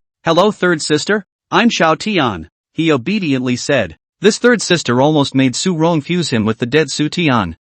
She trembled, excitedly responded and hugged Su Tian tightly once again. "Little brother Tian, are you willing to stay with third sister all the time and be sister's own brother?" Su Tian blinked somewhat confusedly, and only after a moment did he say, "Eldest uncle said that third sister you came from the international center. Will you take me back to the international center with you?" "You don't know, Xiao Tian, this child has had a hard life. He is a child adopted by my brother's family. Only after their family gave birth to their own son, Su Ming, they directly kicked him out of their home, and now Xiao Tian has always been living in my home." Su Shikuan immediately added fuel to the fire and complained to Su Rong. These words caused Su Rong to feel even more heartbroken for Su Tian, and she immediately made up her mind. "Good. Third sister will definitely take you back to the international center. With third sister here, won't let anyone." Before she finished her words, the scruffy Taoist priest suddenly appeared behind the several people, interrupting her words. "Girl, if you want to live, it's better not to have any contamination with this child. This child's destiny is very fierce. Anyone who is close to him, no matter who it is, will not have a good ending." The scruffy Taoist priest stared at Su Tian and said with a serious expression. Su Rong was a little shocked, and instantly her eyes were filled with hesitation when she looked at Su Tian. "You stinking Taoist, what are you babbling about? I stay with little Tian every day. Don't I have no problem at all?" Su Shikuan instantly became anxious and cursed angrily at the scruffy Taoist priest. "What I said is true. If you don't believe it then forget it." The scruffy Taoist turned around blandly and prepared to leave. Su Tian pulled Su Rong's arm with a pitiful face, his big round eyes filled with crystalline teardrops. "Sister, do you not want me anymore either? Is little Tian a child that no one likes?" Looking at his weak and aggrieved appearance, Su Rong's heart was practically melting. She had already lost one of her own brother. It was not easy for her to once again meet someone so similar to Xiao Tian. This was the fate given to her by the heavens. Moreover, Su Shikuan had also stayed with Xiao Tian for so long, and nothing had happened to him? She instantly forgot about the scruffy Taoist priest's reminder and hugged Su Tian back to her room, happily proposing, "Xiao Tian, tonight you'll sleep with third sister, okay?" Su Tian immediately revealed a sweet smile and nodded. Looking at his adorable appearance, Su Rong's heart melted and instantly became even more unconvinced of that scruffy Taoist's words. How could such a cute child be a great evil destiny? In the days that followed, Su Rong had been bringing Su Tian along to live in the Green Zen Temple. For some reason, ever since Su Tian had arrived, she had never encountered those weird things again, and her spirit was recovering day by day. Su Tian was also extraordinarily understanding and obedient. Su Rong also discovered that Su Tian's intelligence was a little higher than the average child, which surprised her greatly. Fourth sister. Su Tian is simply like an exact copy of Xiao Tian. Not only does he have the same looks and personality, even his IQ is just as high. She pulled Su Tian to Su Ningxue's face and praised. However, Su Ningxue felt a headache when she saw Su Tian. I have already told you before,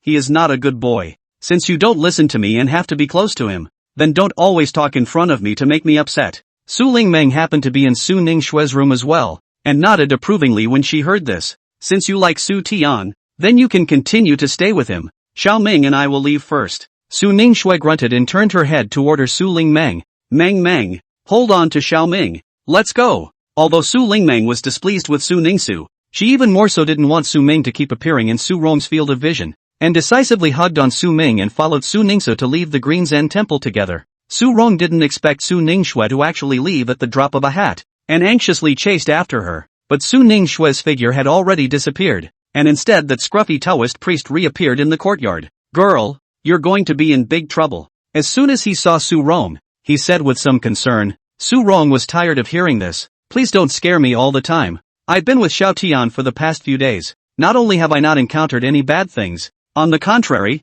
those evil spirits that were pestering me before have disappeared as well. Xiao Tian is definitely not some heavenly fate Lone Star destiny as you said. It must be that he has blessed me. The scruffy Taoist priest shook his head repeatedly, with a look of hatred. Not listening to the words of a good man suffers before your eyes. You seek for your own blessings. Seeing that he was about to leave after saying this, Su Rong immediately raised her head in defiance and shouted, with Xiao Tian by my side, I'm not afraid of anything, you're less of an alarmist. But the scruffy Taoist priest didn't seem to hear her words and left at a very fast speed. Su Rong returned to her room and happily played with Su Tian for the rest of the day. When it was dark, she hugged Su Tian and went to bed together like the other days. But tonight, on her bedside, there were two crows standing with red glowing eyes. It was even more terrifying than the sight she saw that day. Get out! Su Rong didn't think too much, comforting herself that these two crows were flying in from outside. After all, Qingzhen Temple was on a mountain, and there were many wild birds, but when she raised her hand to repel those two crows, her hand went straight through. Ga. The two crows fluttered their wings and flew, and after a burst of unpleasant cries, a mass of black chi condensed around them to form more crows. Su Rong screamed in fear and climbed up from the bed, subconsciously clinging to Su Tian beside her. Help! Help! Su Tian couldn't see those things, but was shocked by her reaction, and immediately had to peel away Su Rong's hand holding her arm. Let go of me. Third sister, he whispered. Su Rong was like a drowning person who treated Su Tian as a driftwood that could save her life. The more Su Tian told her to let go, the tighter her grip became. Those crows converged into a large drill and flew through towards Su Rong's body. Su Rong shrieked and hissed out. A drilling pain erupted from her body. After the crows passed through her body, they turned into poisonous snakes that crawled up to her head. She screamed as she raised her hand to grab those poisonous snakes above her head. Because of this action, she also loosened the hand that had been gripping Su Tian. In Su Tian's eyes, Su Rong must have gone crazy as she screamed and wailed while constantly tearing her hair. How could a crazy person give him a good life in the future? He did not hesitate to leave Su Rong behind and ran out. Unfortunately, Su Rong had completely fallen into a hallucination, and didn't even notice that Su Tian had already left, and kept shouting, Xiao Tian, save me, save me. Boom, a popping sound rang out. Just when she was about to faint from the pain, a golden light suddenly appeared, and the poisonous snakes on her body instantly flew away. Only then did Su Rong barely come back to her senses, realizing that the one standing in front of her was actually that scruffy Taoist priest. The other party was also sweating profusely, and was also pinching a yellow talisman that had been half destroyed. Only after seeing Su Rong regain consciousness did he throw away that yellow talisman,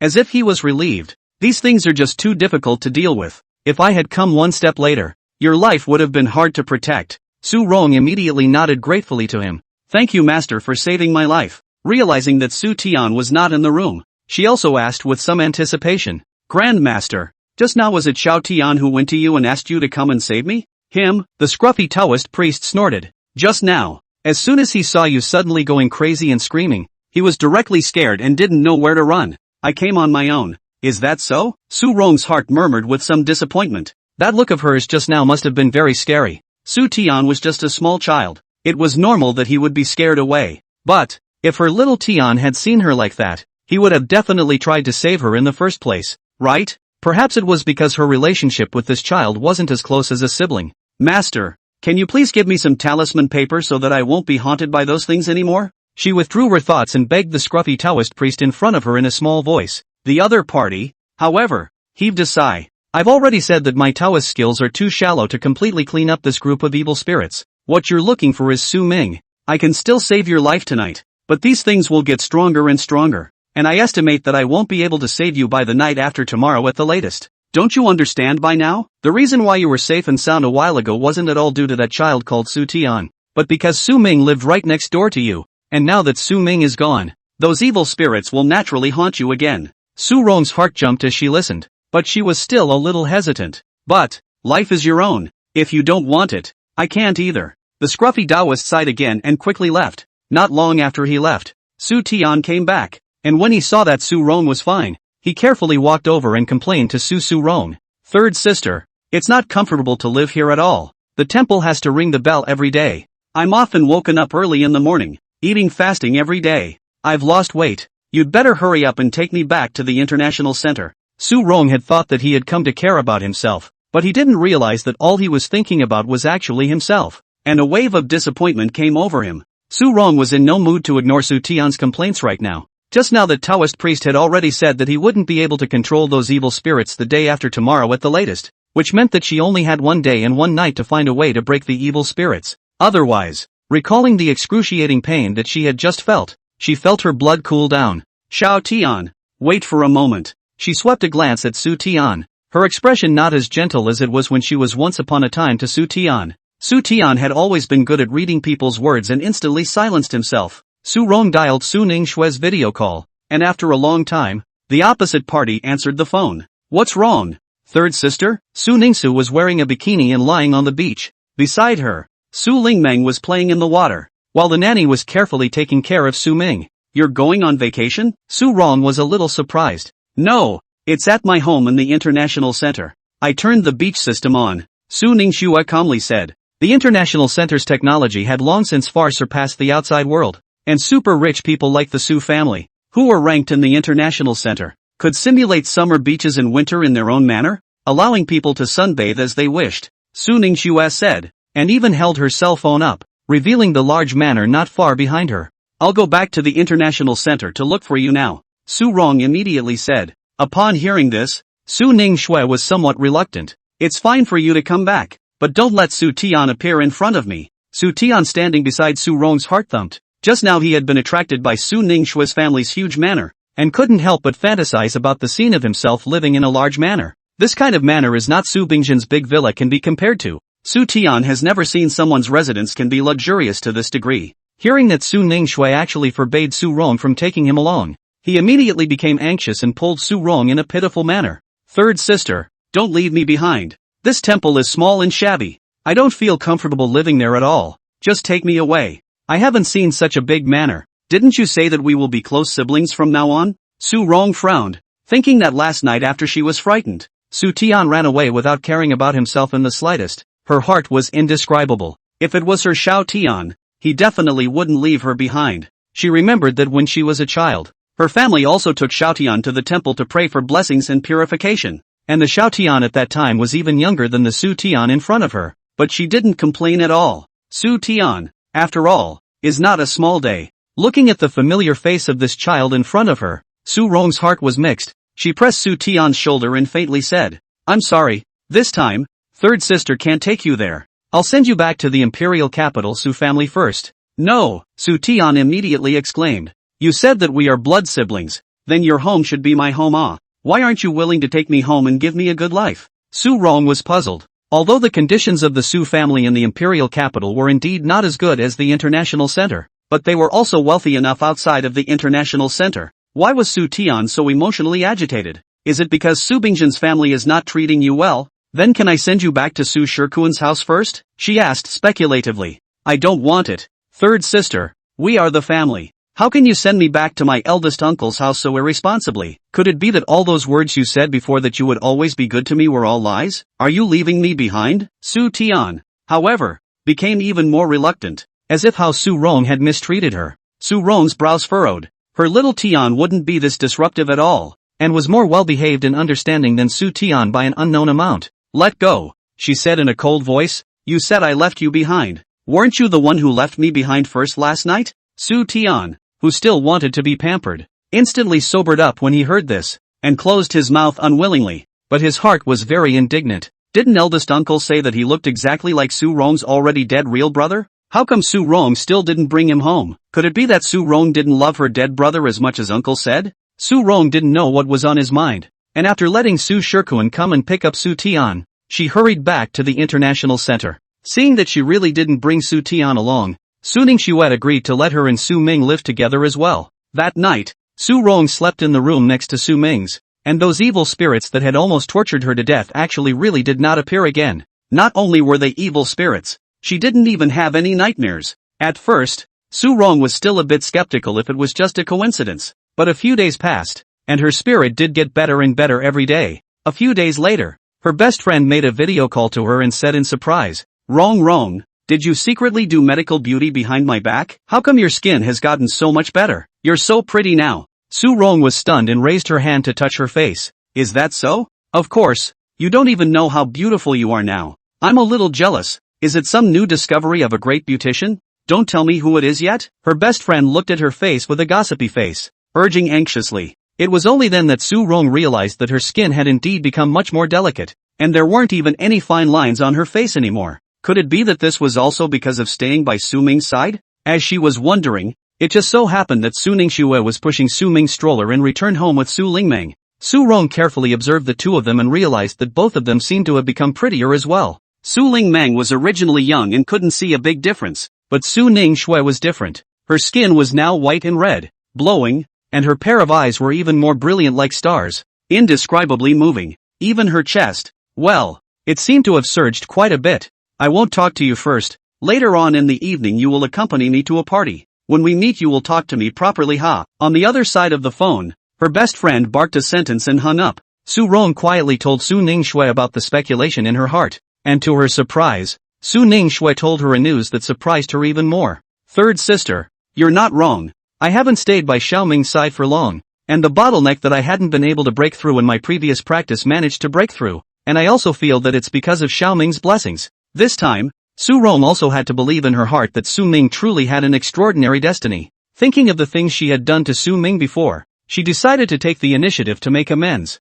So she took the initiative to propose to Su Ningxue. Fourth sister, or else let me breastfeed Su Ming recently. Seeing Su Rong's change in attitude, Su Ningxue was of course happy to do so and immediately agreed. Su Rong brewed the milk powder, holding Su Ming in her arms and about to feed him. But what she didn't know was that the current Su Ming had already developed a stress reaction to her, and felt that nothing good could come from seeing her near. She wouldn't have brewed me some kind of poisonous milk powder, preparing to drink me into a retard, right? Su Ming was so scared that his heartbeat accelerated, desperately waving his hands to show his resistance. To Su Ming, this woman, Su Rong, was even more annoying than Su Ningxue. He directly knocked over the milk bottle in Su Rong's hands. Su Rong didn't expect Su Ming, a small child, to have so much strength. She was caught off guard, and the bottle fell directly onto the table. The cap knocked against the edge of the table, and a bottle of milk was spilled all over her body. Fortunately, the milk for babies was warm, and Su Rong was not scalded. It was just that her body was all dirty and she had to put Su Ming down to take a shower. When she came out after the bath, she realized that she had already missed the time when her best friend asked her to go to the party. You really are. It can't be that you didn't want to tell me the secret formula to become beautiful to be late on purpose, right? Her best friend complained about her on the other end of the phone. Su Rong was also a bit helpless. The entrance time for that party was only half an hour. It was too late for her to rush over there now. According to her best friend, tonight, the most famous piano master in the International Center, Macmillan Cook, would also be present, and there would also be a piano concert. The most famous piano virtuoso of the International Center, Macmillan Cook, will also be present and will be playing live. That was her favorite pianist, and it was still a bit of a pity for her to miss the party, but fortunately, her best friend said that she would play a video with her when the master was playing, so that she could watch it as well, and she felt a bit better.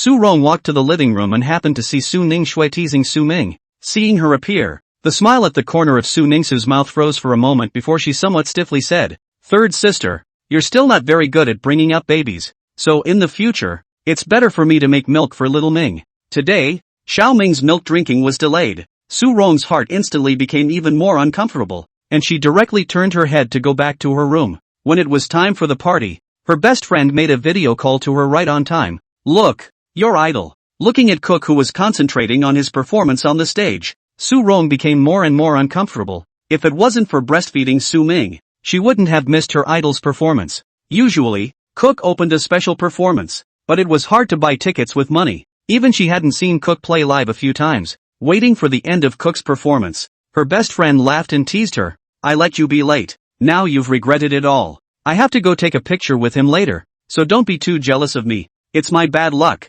Su Rong smiled to herself. However, as soon as her words fell, a loud bang rang out in the party hall. Her best friend also screamed out, and the picture on the opposite side of the video became particularly chaotic. Su Rong became anxious and hurriedly kept asking, "What's wrong? What's wrong?" I don't know how long I waited before her best friend's face reappeared in the camera. Her coiled up hair had already fallen out. She still had a few moments of shock in her demeanor, and her speech was stuttering. "Just scared me to death." The crystal chandelier on the ceiling of the party hall suddenly fell down. Several guests standing in the middle of the hall were smashed into unconsciousness, and many other guests were also injured. What? Su Rong was shocked. She remembered that the crystal chandelier in the hall of the party was very big, and the floor height of the hall was very high. The chandelier suddenly fell down, but it could smash people to death. She immediately cared about her best friend. "Are you going to be alright? Are you hurt?" Her friend shook her head. "I have just been standing in the corner in order to play the video with you without being noisy. I was not smashed, but the noise of that lamp falling was too big. I was also startled, and I followed the people to run out together in a confused manner, and I don't know who stepped off my high heel shoes. The limited edition that I have just bought." Su Rong was relieved. "It's good that you're okay." Her friend, however, sighed with some relief. "It seems that we are both lucky. If you were not late today, I would have stood in the middle of the hall with you to watch the show." Su Rong was stunned. Originally she felt sorry for missing her idol's performance. She didn't expect that being late this time actually saved her and her best friend's lives. Could it be that Su Ming had foreseen what might happen in the future and deliberately saved her in this way? Su Rong excitedly rushed out of the room and found that Su Lingmeng was playing with Su Ming. Seeing her, Su Lingmeng immediately shielded Su Ming and said vigilantly, "Are you looking for Su Ningxue?" She went out. At the same time Su Lingmeng spoke. The television in the living room happened to be broadcasting the accident in the gala hall in real time. Su Rong walked to the side of the two of them and tenderly sat down. Ignoring Su Lingmeng's flying daggers in her eyes, she touched Su Ming's small face. "No, I came here specifically to thank Xiao Ming. Tonight if it wasn't for him purposely knocking over the milk bottles and dirtying my clothes, I wouldn't have missed out on this gala with the accident because of the bath. It was Xiao Ming who saved my life. God damn it, why didn't you tell me earlier that something was going to happen at this party tonight? If I had known that I definitely wouldn't have knocked over that milk bottle." Su Ming howled in his heart.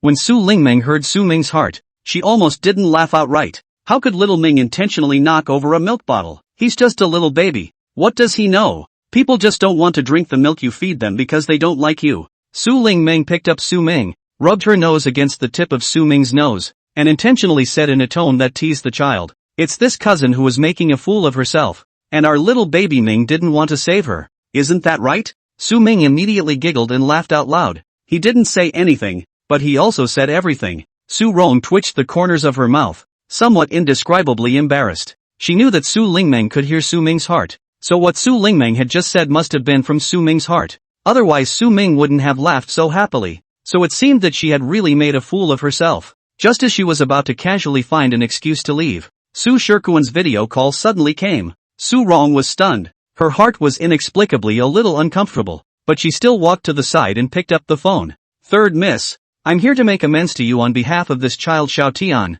He already knows he's wrong." Su Shikuan piled up a smiling face on the other end of the phone. "That night he left you behind and ran away by himself. It was his fault. Please, just forgive him this time. He is really already treating you as his own sister." As he said that, he made Su Tian appear in the camera as well. Su Tian's eyes were red and looked very pitiful. "I'm sorry sister. I was wrong. I shouldn't have left you behind that night just because I was scared. I really missed you after you left. When will you be able to come back to the imperial capital to see me? Ever since you left, This child has been crying, missing you so much, and said that she dreamed of playing with you as a child, and felt that you were her own sister. Su Shirkuan continued. Sister, I dreamt that when I was a child I lived with you in that big manor. That's why I want to go back with you so much. I'm sorry, I know that's not my home. As long as you can come to the imperial capital often in the future to look at me, it's good. Don't leave me behind. Su Tian lowered his head, nervously and uneasily rubbing the corner of his coat. Su Rong was a little surprised that Su Tian would actually have such a dream. Could it be that he was really Xiao Tian reincarnated? Only that he had already forgotten the memories of his previous life? Once Su Tian and Xiao Tian were linked together again, Su Rong's heart couldn't control a few moments of heartache. Sister didn't leave you behind. Sister is picking you up now to come to the international center, okay? When Su Ningxue came home, she happened to hear Su Rong say that she was going to pick up Su Tian and bring him to the international center, and immediately shouted angrily, Third sister, what are you doing?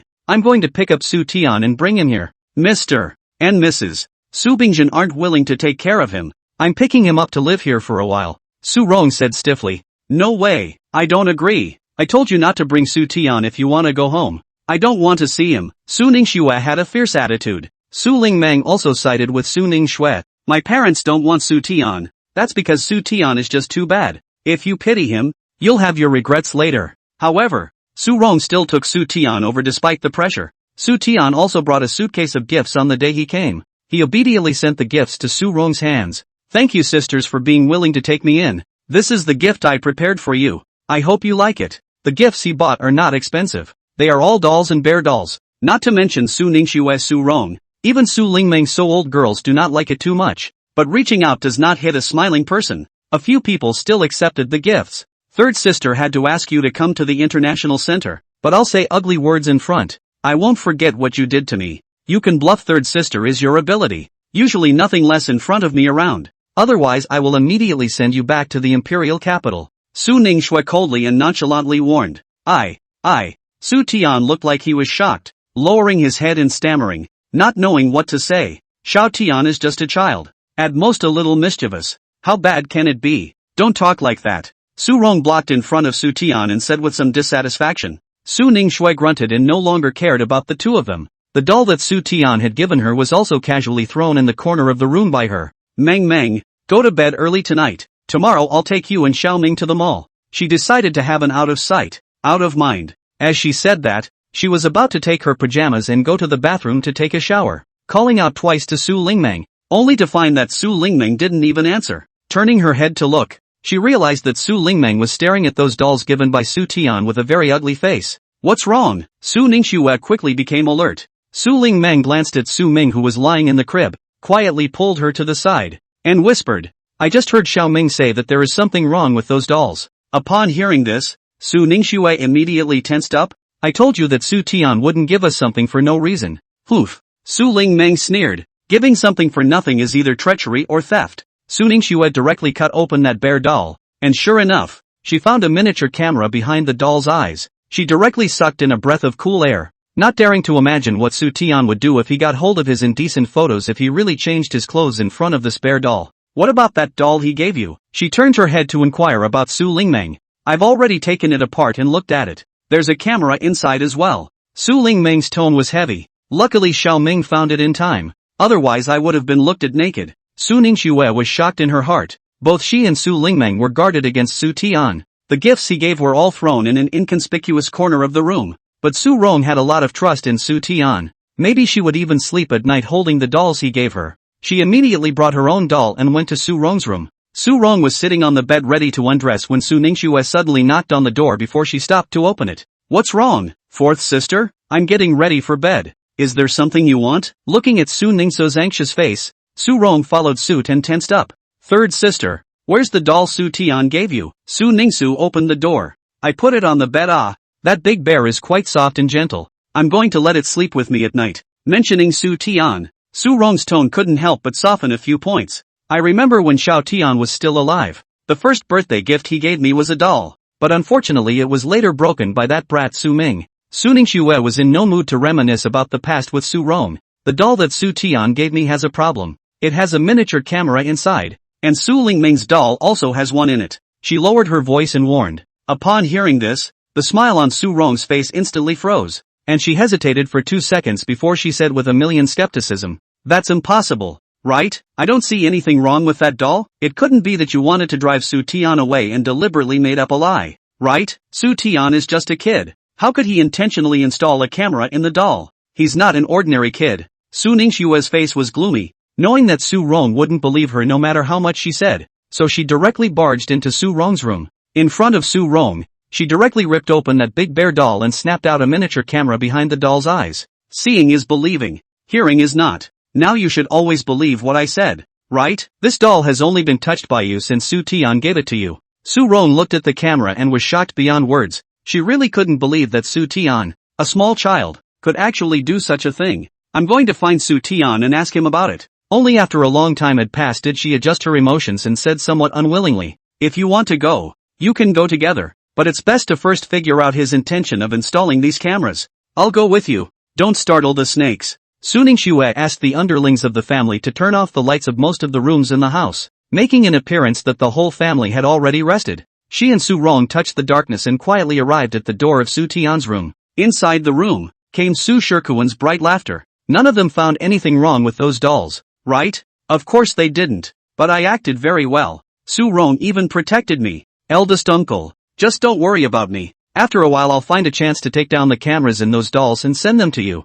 Su Tian happily talked to Su Shikuan on the phone. Our family Xiao Tian is just capable. I hope these cameras can help me capture Su's core business secrets. When the time comes, humph. Su Shikuan was even happier than Su Tian, and couldn't stop praising him. Eldest uncle, I've done everything you asked me to do. At that time you have to keep your word and buy me the latest model of small racing car. Su Tian urged Su Shikuan with a serious face. Don't worry about it. I bought it long ago. When you come over with the camera, I'll give it to you right away. Outside the door, Su Rong felt that the blood in his body went a few points colder. A chill laced with anger quickly surged up from the soles of his feet. Now, should you believe what I said? Su Ningxue's voice was faint, revealing a few points of helplessness. I will send Su Tian away tomorrow. Su Rong tried her best to suppress the anger in her heart and gritted her teeth. Only after receiving Su Rong's promise did Su Ningxue return to her room. Su Rong had wanted to personally confront Su Tian, but when she thought of Su Tian's face, she was somewhat unable to bear it.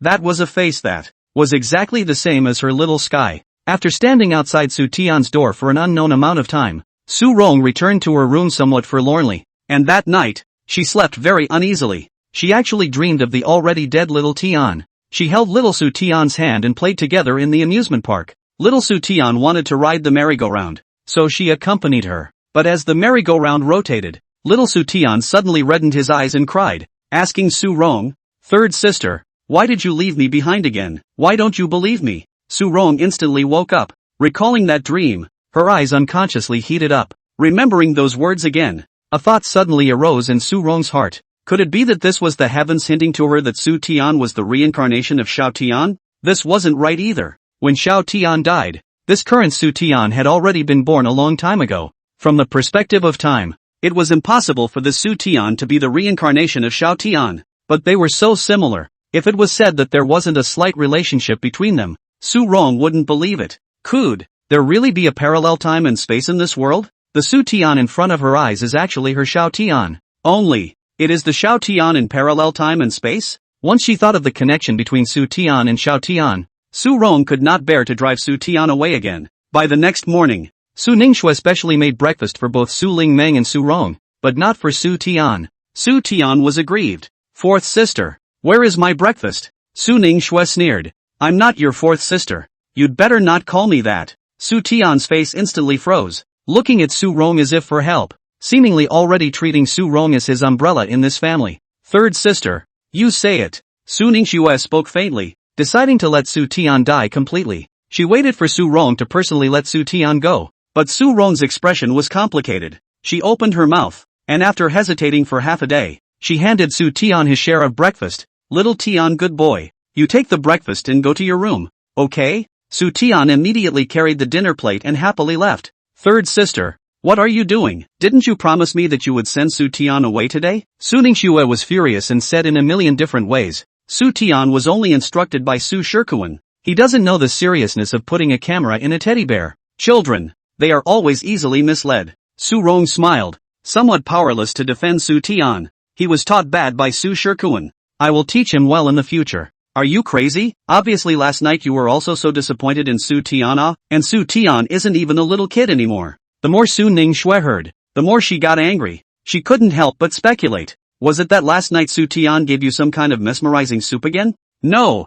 I just think that Su Tian really isn't that bad. Su Rong shook her head repeatedly, but her eyes were very evasive. She didn't dare to continue arguing with Su Ningxue, and could only desperately promise, I will definitely make Su Tian change his ways and slowly turn into a good boy. You are really crazy. Su Ningxue was unspeakably speechless. The two argued until the end, and only parted on bad terms. Su Ningxue thought about it, but still felt that Su Rong's change in attitude this night was too strange. Just then, Su Lingming carried Su Tian out of the room, and sat down sleepily at the dining table. Did you drive Su Tian away? Third sister doesn't know what's wrong. She clearly promised me last night that she would drive Su Tian away, but when she got up this morning, she changed her mind, and instead, she was especially nice to Su Tian. Su Ningxue frowned and said, I don't know if it's because Su Tian did something small. Humph, what other small action could it be? Isn't it just letting Su Rong treat him as her dead real brother again? This is the killing power of the white moonlight. Su Ming drank the milk handed over by Su Lingmeng,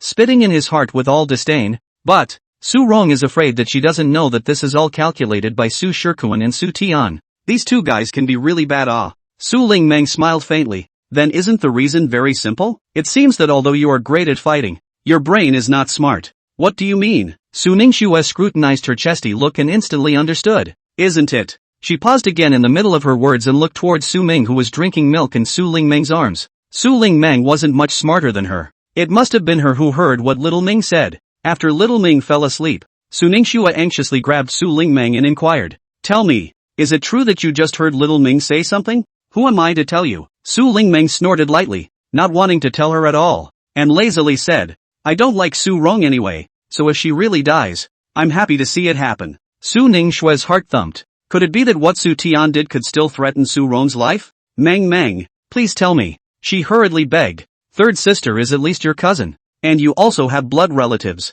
Since you're still so worried about Su Rong, that means you're not wholeheartedly good to Xiaoming either. Today you can drive away Su Tian. Tomorrow you can drive away me and Xiaoming. Wanting me to tell you is not impossible, unless you can give this manner to Xiaoming. Otherwise, I won't tell you Xiaoming's heart. Su Lingmeng held her head high and took the opportunity to demand. Although she had initially resisted coming to the international center, but after coming here, she realized that this place was really heaven and earth compared to the imperial city. If she could bring her mother, father and sisters over, and their family lived happily here, it would be much better than in the imperial city. Although this manor is not the Su family's best manor in the international center, but it is also worth a lot of money. Su Ningxue all day looks like she likes Xiaoming very much. Do not come up with something. She does not believe in what is called sincere. Su Tian hadn't pretended to be a good boy at home before. She had to get tangible benefits for Xiaoming before she could do so.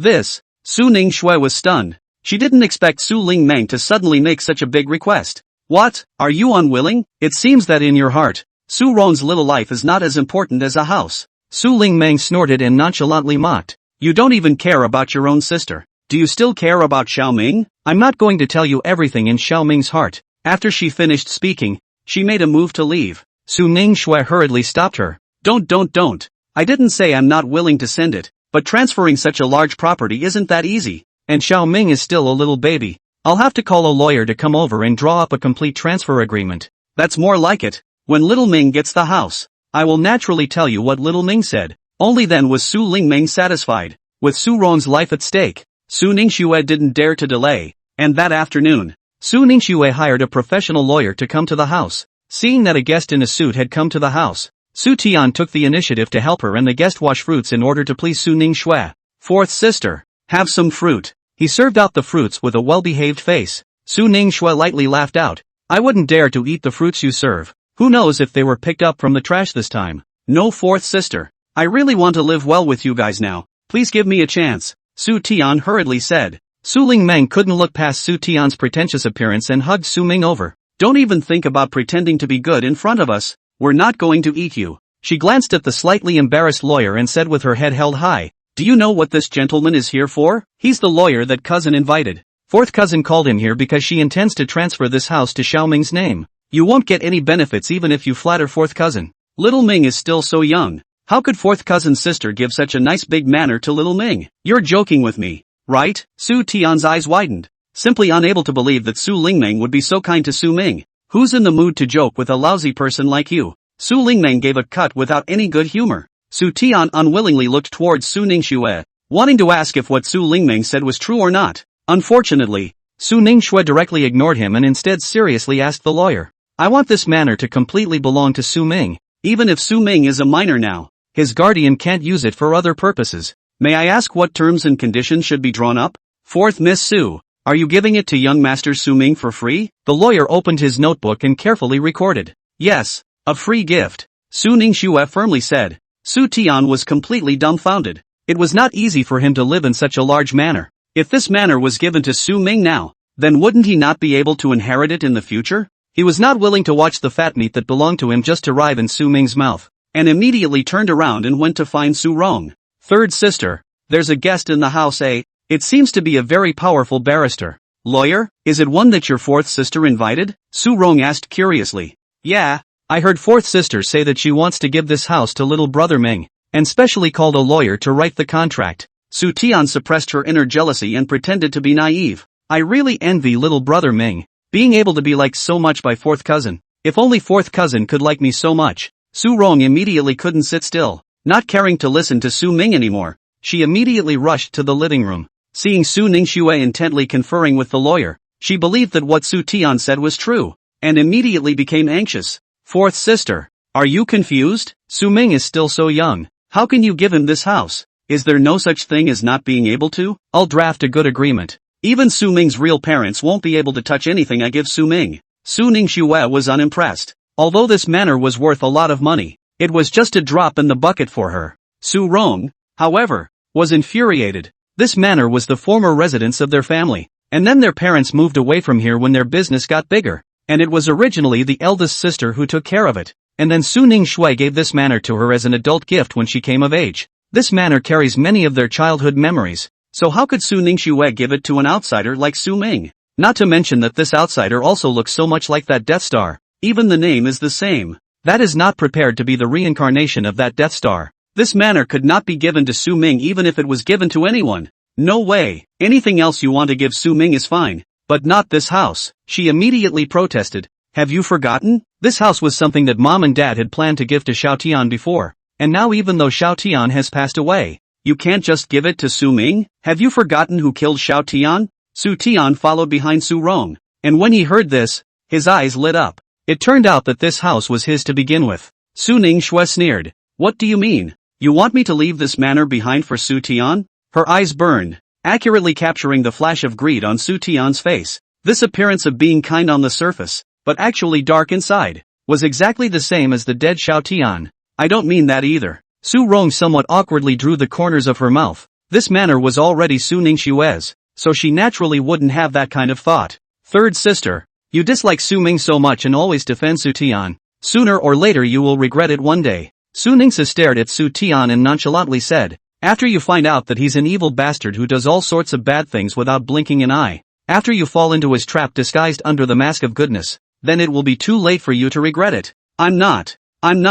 Su Tian hastily waved his hands up in defense of himself. No, sister, I'm not like this. You less put on this pitiful look. When you laid your hands on Xiao Ming and made me eat the fruits in the garbage can, I've already seen your ugly face. Su Ningxue couldn't bear it anymore and scolded angrily. Don't think that I can't do anything about you because you have third sister protecting you. Don't call me sister in the future. And don't appear in front of my eyes. I'm nauseous when I see you. Me too. Vomit. Su Lingmeng chimed in from the side. Oh wow. Su Tian cried out sadly as he looked at the two men's disgusted expressions. Obviously, he was much more powerful than Su Ming, who could do nothing but drink milk. Yet everyone liked Su Ming and disliked him. If it wasn't for Su Ming, right now he would definitely be everyone's favorite. The more he thought about it, the more he felt it was unfair, and instantly cried even more. Seeing him so sad, Su Rong was also anxious and immediately squatted down and drew a tissue to help him wipe his tears. Xiao Tian, don't cry. Third sister likes you.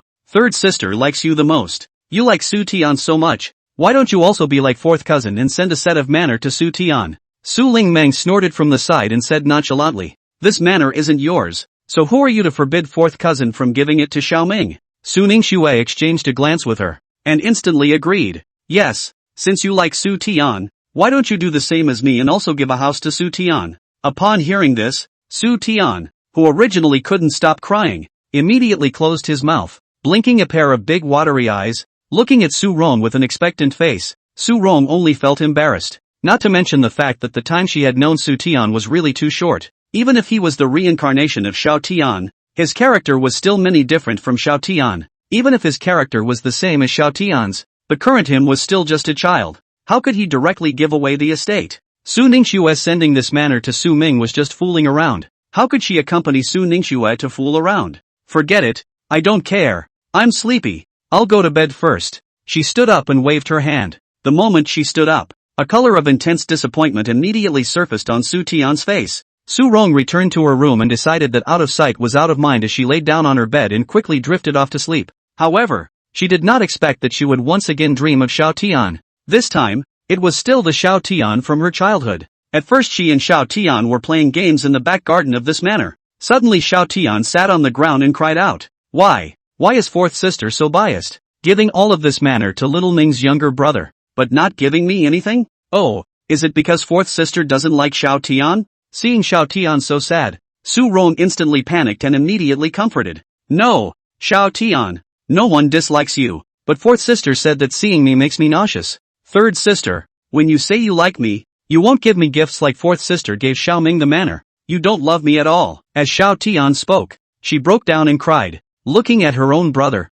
who she had loved since childhood, being so upset. Su Rong's heart felt as if it had been stabbed with needles and stung more than once. She could only hold Xiao Tian tightly and couldn't stop comforting. Xiao Tian doesn't cry. Who said that third sister isn't willing to send the house to you? Third sister's things are your things. Isn't it just a house? Third sister will give it to you right away. Really? Xiao Tian tilted his head and said expectantly. Third sister, will you always be so good to me? Of course. Su Rong nodded her head uncontrollably, just as she was deep in a dream that she couldn't wake up from. Su Ningxue had already negotiated the content of the agreement for the gift of the property with her lawyer. Fourth Miss Su, you signed this agreement, and the transfer agreement will be effective. The lawyer quickly printed out the agreement and handed Su Ningxue a signing pen. After you sign, I will immediately help you with the real estate procedures. Trouble. Su Ningxue was about to sign, when her cell phone suddenly rang. She wanted to hang up directly, but when she saw the word Big Sister on the caller ID, she was slightly stunned,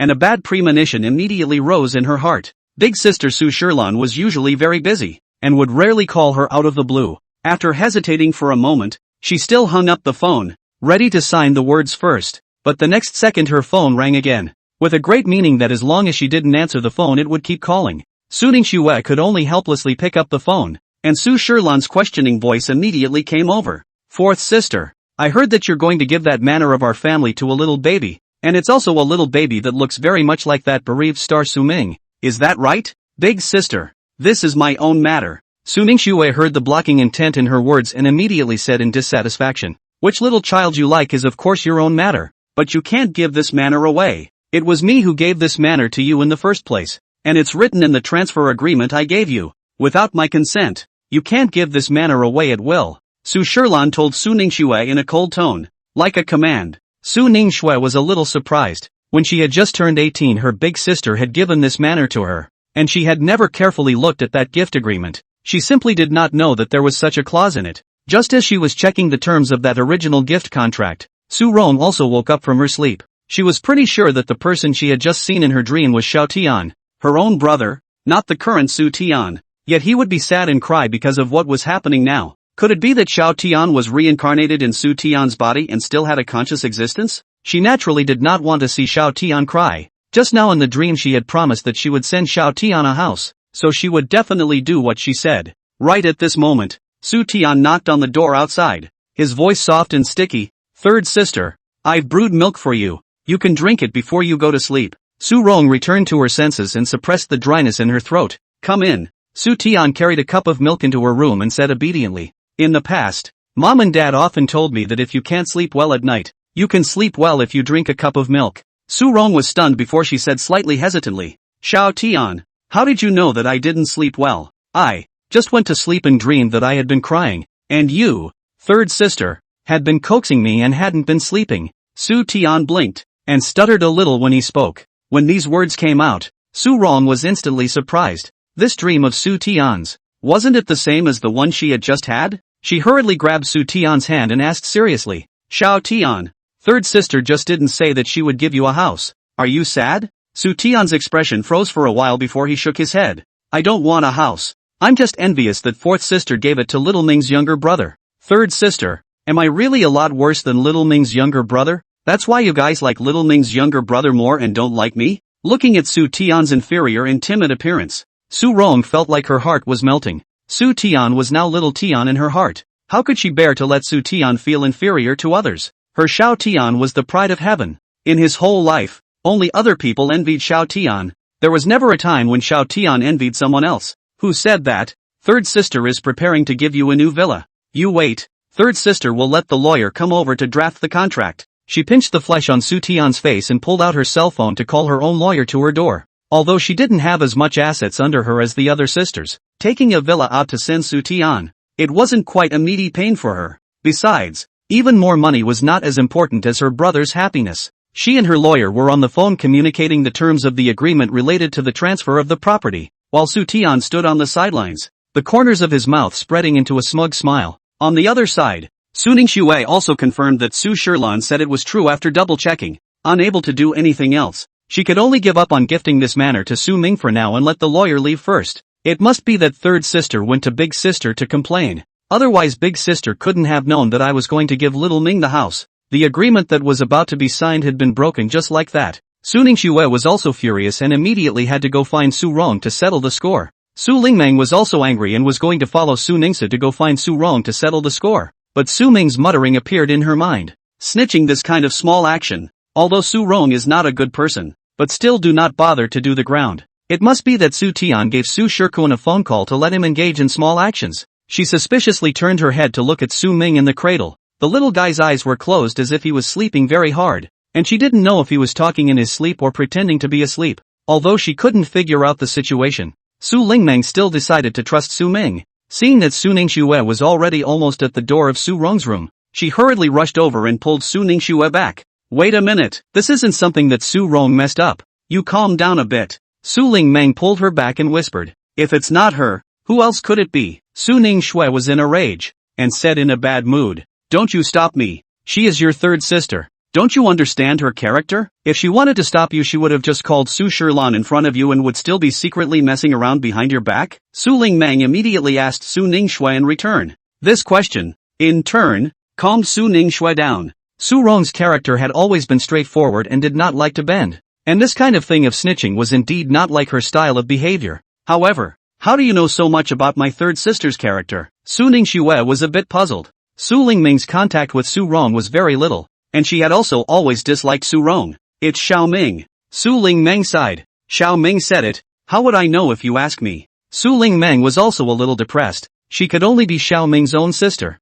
How come Xiao Ming knew more about Su Rong as a cousin than she did as her own sister? Then did Xiao Ming say who it is? Su Ningxue, who knew that Su Ming was the reincarnation of Xiao Ming, was not surprised and hurriedly pursued the question. It's not Su Rong, then it can't only be Su Tian. It must be that he called Su Shikuan. The jealousy in Su Lingmeng's heart hadn't dissipated yet, and she hummed, unhappily saying, Su Tian just can't see Xiao Ming getting something better than him, and he's been jealous of all the things that Xiao Ming has gotten since he was born. Upon hearing this, Su Ningxue immediately had her people go and check Su Tian's call records, and sure enough, she found that Su Tian had made a phone call with Su Shikuan not too long ago. Her men worked quickly and checked out the call records along with it. In the call records, Su Tian's voice was aggrieved and indignant. Eldest uncle, Su Ming doesn't know what kind of mesmerizing soup he has given to Su Ningxue. Su Ningxue is now going to give this manor I live in to Su Ming, and if it continues like this, will she transfer all of her own property to that brat Su Ming?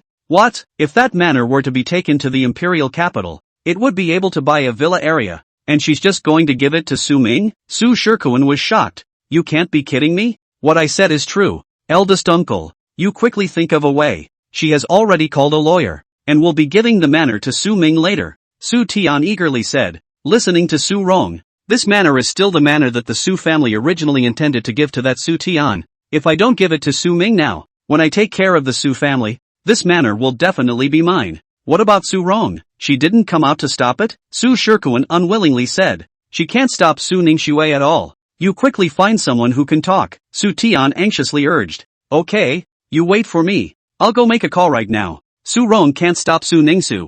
I don't believe that there's still no one in the Su family who can control her. After Su Shikuan finished saying this, he hung up the phone. After listening to the entire recording, Su Ningshui couldn't help but be enraged. Su Tian's greed was truly beyond her imagination. She thought that Su Tian was only jealous of Su Ming being able to get his hands on a large manor, but she didn't realize that he actually directly wanted this large manor. Don't be so surprised. Su Tian has always been like this. Anything that Xiao Ming gets, he feels that it should be something that only he deserves. Su Lingmeng noticed her complicated expression and smiled lightly. Good. The corner of Su Ningshui's mouth huffed, gritting her teeth and saying word for word, then I'll just let him know that he's not even worthy of a single finger of Xiao Ming's. The next morning, Su Ningshui called in her lawyer once again after Su Tian woke up. Her assistant also arrived with holographic projection equipment. Because of what Su Ningshu said yesterday, Su Tian didn't dare to get close to her either. But looking at the lawyer who came to the door once again, he still carefully hid in the corner, wanting to eavesdrop on what Su Ningshu was planning to do again.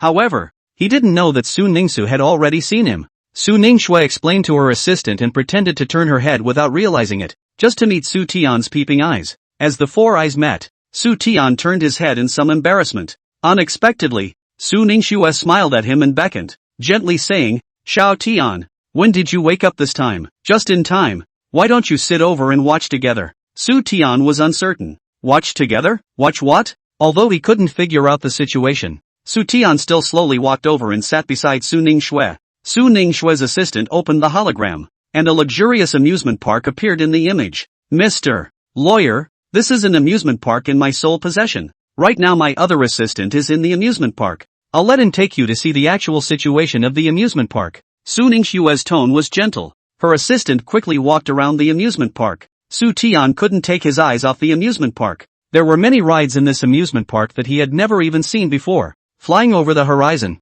turbulent drifting, roller coasters. Su Ningshui's assistant played one item after another. Just by watching with the hologram, Su Tian felt that it was really too stimulating and too much fun, and he couldn't wait to go to this amusement park to personally play a trip right away. A morning's time passed. Su Ningshui's assistant only on the other side of the road. Boss, this amusement park is too big. If all the items are played once, it is estimated to play for 3 days. Do you still want to continue to watch? Alright, you go and rest. Su Ningshui faintly smiled and said. The live image was turned off, and she asked her assistant to call up the panoramic view of the amusement park. Su Tian then realized that this amusement park was much bigger than all the various amusement parks he had played in the imperial capital. This amusement park, but also invited a lot of world-famous animation and game characters to be NPCO. You go to play, you can also interact with them. To the night there are fireworks show, every day. Su Ningshui continued. Su Tian's eyes instantly brightened even more. So good? Of course. Do you like this amusement park? Su Ningshui saw the longing in his heart and deliberately asked. Love it. Su Tian busily nodded his head. Like. I've never seen such a luxurious amusement park before. Fourth sister, are you going to take me to play? Su Ningshui replied. You like it so much, if I were to give this amusement park to you, you would definitely be very happy, right? Really? Fourth sister, you're too good. Su Tian was overjoyed and shouted with joy. It's good that you're happy. The corner of Su Ningshui's mouth hooked up in a slight arc, turning her head to look at the lawyer. Please help me draw up an agreement to give this amusement park to my brother. She paused, glanced at Su Tian's expectant gaze, and slowly spat out the name that had been brewing for a long time. Su Ming. What? Su Tian immediately stood up excitedly and shouted out. Since you and Su Ming are brothers, then what you like now, Xiao Ming will definitely like when he grows up. I'm going to prepare for Xiao Ming. Su Ningshui said very naturally. I just asked for your opinion. You shouldn't think that I would really give it to you, right? I. Su Tian opened his mouth, and under everyone's gaze, he blushed in shame. Because of Su Ningshui's intentional guidance, that little bit of his mind was also completely exposed in front of the crowd. The gazes that the crowd looked at him with were filled with playfulness, and this one gaze was like an invisible sharp blade, publicly executing his dignity. I didn't. Fourth sister, you are so good to little brother Ming. Su Tian deflated his mouth, holding back the aggression in his heart, and made a dry, perfunctory remark. If she doesn't treat Su Ming well, is she treating you? The little white-eyed wolf, Well, Su Lingmeng was also hugging Su Ming and said with a smile, there are some things you should or shouldn't have, deserve or not. Don't you have any numbers in your heart? Su Ningxue also followed and added, you can't call me fourth sister. You even dare to lay hands on your own brother. The parents who have carefully raised you for so many years can also betray you at will. Your kind of brother. I wouldn't dare to want. Don't call me sister either. Seeing you is annoying. You just know how to act pitiful all the time. Su Lingmeng followed. The two of them said one thing to each other. Su Tian's face also followed with a green burst of white. For a long time he didn't say anything. He could only turn around and leave the living room in shame and indignation. His heart was filled with hatred. This damned Su Ming. He shouldn't have appeared in this world. And snatched away the favor that should originally all belong to him. Thinking of that luxurious amusement park, jealousy and unwillingness were simply going to engulf him. Su Ningxue was not willing to send him. Then he would go to Su Rong. Anyway, what Su Ming had, he couldn't afford to have less. In fact, not only was Su Tian incredulous, even Su Ningxue's assistant was shocked and hesitantly said, Boss, this amusement park took a lot of effort for us to take sole possession of it in the first place. Do you really want to give it to a baby? Yes. Su Ming is my younger brother. Sooner or later my things will be his. It's just right to give it to him now. Su Ningxue firmly said. You guys can hold your opinions if you have any. Her assistant instantly shut her mouth. The lawyer was also surprised. And yesterday when he came over and heard that Su Lingmeng was going to give this manor to Su Ming, he wasn't particularly surprised. Because many rich people would prepare real estate for their children when they were still young. But this amusement park was different. This amusement park's annual profit was calculated in billions of dollars. Even if the transfer agreement was signed, Su Ming was definitely not able to take charge of an amusement park as a baby, and the one who was actually in charge was still Su Ningxue, but the annual profits would all go into Su Ming's account. Su Ming thus possessed assets that ordinary people could not earn in a lifetime at an age when he was still breastfeeding. The lawyer was inwardly envious and jealous, but still quickly drew up a good contract, and Su Ningxue signed it without blinking her eyes in the amusement park. Not only the lawyer, the servants in the entire manor, as well as Su Ningxue's assistant were all envious that Su Ningxue was so good to Su Ming. Since your agreement is signed, I'll go find Ms. Su Rong. She also asked me to prepare a property transfer agreement yesterday. The lawyer politely stood up and inquired, may I ask if Ms. Su Rong is at home? Property transfer? Could it be that Su Rong is planning to give away her house to Su Tian? Su Ningxue immediately guessed. So you know about it too. Fourth Miss. Yes. She personally called yesterday and asked me to bring the agreement over to sign today. The lawyer didn't think too much of it and said with a smile, the two young ladies really love their brother. I think she's crazy. Su Ningxue frowned tightly and looked towards Su Lingmeng, inquiring in a small voice, Meng, although I can't give Xiaoming an estate, but I've already given Su Ming such a large amusement park as well, so you can tell me what exactly Su Tian used on Su Rong, right? Su Lingmeng skimmed her mouth when she saw that the lawyer had gotten up and went to Su Rong's study. She was looking at Su Rong with displeasure and had no interest in caring about her life or death, but if she let Su Tian continue to do that, he still didn't know how much he could get from Su Rong's body. Compared to Su Tian, Su Rong wasn't that annoying. I heard Su Ming say 2 days ago that Su Rong has now completely treated Su Tian as that you have already died as your own brother. That's why she is doting on him without a bottom line. Su Ningxue was puzzled, but little Tian has always been a kind and good boy in third sister's heart. Su Tian ran away in fear when he saw her go crazy last time. And this time, he installed cameras in the dolls he gave us. This appearance of his is simply a far cry from the little Tian that third sister remembers. So how could third sister feel this way? Only if she knew Xiao Tian's true face that he had hidden in front of her. It would not be strange for her to feel that Xiao Tian and Su Tian were the inner core of the same demon. If third sister also knew that Xiao Tian wasn't a kind child, how could she still be so doting on Su Tian now? She couldn't think of a reason, but Su Lingmeng directly gave her the answer. Su Rong would have such an illusion because she took a psychotropic drug. Xiaoming said that there is a psychotropic drug that can make people hallucinate while dreaming, and coupled with a bit of hinting can successfully hypnotize a person's mind. Su Ningxue was stunned. Su Tian actually dared to drug third sister? He more than dared to drug Su Rong? Su Lingmeng laughed. If it wasn't for the fact that both you and I dislike him and guard against him at all times, this medicine would definitely not have been less for the two of us.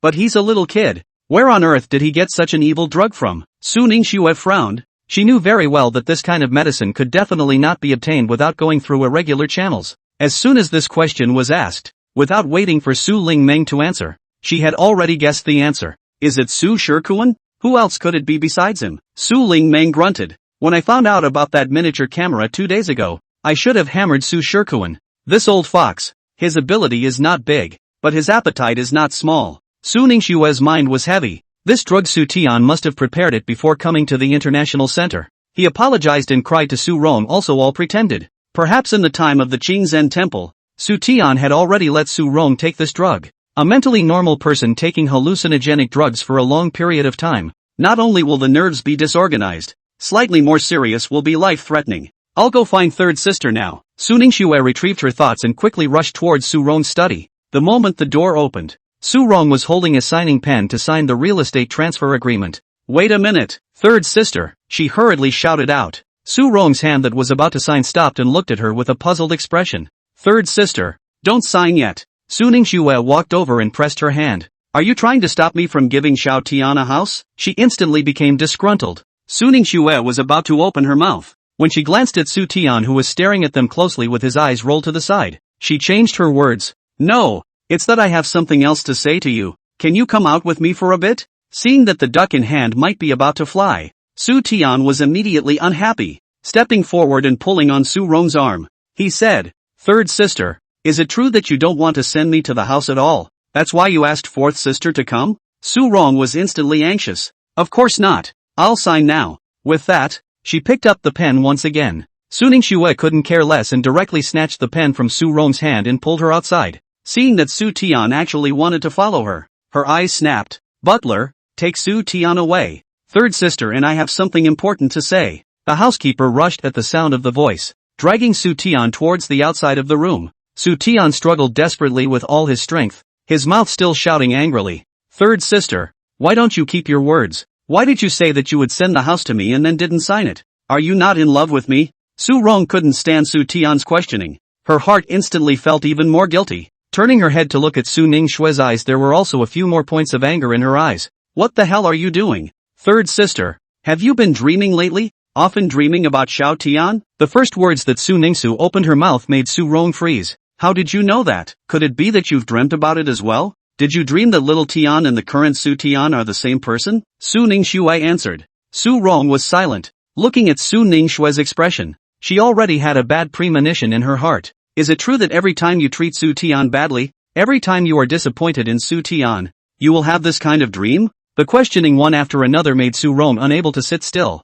Her brows tightened. Just say what you have to say. In fact, you would have this kind of dream because Su Tian gave you a hallucinogenic drug. After you ate it, you would have a dream, associating him with Xiao Tian. Seeing that the padding was enough, Su Ningxue told her the truth. Think carefully, did Su Tian ever bring you anything to drink before you went to sleep? As soon as this question was asked, Su Rong thought of the fact that Su Tian would often bring her a cup of honey water before she went to bed at night from the time she was in the Green Zen temple. But every time that honey water was especially sweet. She only thought that Su Tian was a small child, so his taste was on the sweet side, and never suspected that the sweetness might be to suppress other flavors that shouldn't be there. And it seemed that just about every time she drank that honey water, the dream she had something to do with little Tian. Fourth sister, how do you know that it was Su Tian who gave me the hallucinogenic drug? Su Rong was a bit strange. It doesn't matter how I know. What matters is that it's a fact that Su Tian drugged you. Su Ningxue took the initiative to propose. If you don't believe it, you can verify it yourself. How to verify? Su Ningxue said the plan in her mind in one breath. The last time you dreamt of Xiao Tian, it was because we discovered the camera in the doll. Su Tian must have also known that the camera was discovered, and that's why he hurriedly drugged you, so that you wouldn't want to drive him away. It's the same this time. As long as you don't sign the property transfer agreement, he will definitely drug you again. Su Rong pondered for a moment before gently nodding her head. Soon after, Su Rong called for Su Tian, and gently said, Xiao Tian, the lawyer said that there are still some problems on my property transfer agreement, and that he still has to revise it. You won't blame third sister, will you? A strong disappointment quickly surfaced in Su Tian's eyes, but he quickly suppressed the emotion and squeezed out a smile and asked, Of course not. So when will the lawyer be able to revise the agreement? This, Su Rong frowned slightly, this I can't say, maybe it will take a half a year. Half a year? Su Tian couldn't control his voice in shock. Realizing his outburst, he immediately closed his mouth again, only that his face still couldn't suppress a wave of annoyance showing. In the end, he was a small child, his control of emotions could not be that in place. Su Rong's heart was also filled with clouds of doubt. Su Tian's appearance was really completely different from the kind and understanding little Tian. Perhaps what fourth sister said was true. It's getting late. Little Tian, I'm going to sleep. You also go back to your room and rest. She deliberately yawned. Don't worry about it. As soon as the lawyer's agreement is changed, I will immediately transfer the property to you. And in the future, all of third sister's things will also be yours. Su Tian rolled her eyes. The impatience on her face quickly faded, replaced by a good-natured smile. Third sister, then I'll go and brew you a cup of honey water. It's good for your skin if you drink it in sleep. Hearing the words honey water, Su Rong's heart thumped, but on her face, she was still calm. Okay. Su Tian walked out of the room, his body instantly shrouded in an intense viciousness. He didn't believe Su Rong's claim that there was a problem with the real estate agreement. It must be that she didn't want to part with that real estate. Obviously that amusement park Su Ningxue had given Su Ming was much bigger than the real estate. So how come that agreement of hers didn't have any problems at all? This time, he must give Su Rong a little more medicine and directly ask her for an amusement park as well. With his mind made up, he turned around and went back to his room, pulling out the hallucinogenic pills in his pocket and pouring them all into the honey water he prepared for Su Rong. Let you not give me a house. Let you not give me the amusement park. You forced me, he chanted as he stirred the honey water. Right at this moment, Su Ningxue's voice coldly sounded from behind him. Now you have nothing to say. He was so frightened that he was almost about to drop the cup in his hand. But Su Ningxue was quick to snatch it over. Su Rong was standing behind Su Ningxu, looking at him with a disappointed expression. Just now, Su Rong and Su Ningxue stood right outside his room and saw what he did with their own eyes. Su Tian, you have disappointed me too much. Su Rong sighed. Am I not treating you well? You actually utilized my trust in you and drugged me. No, that one of mine isn't medicine. It's a maintenance product. Su Tian hurriedly defended himself.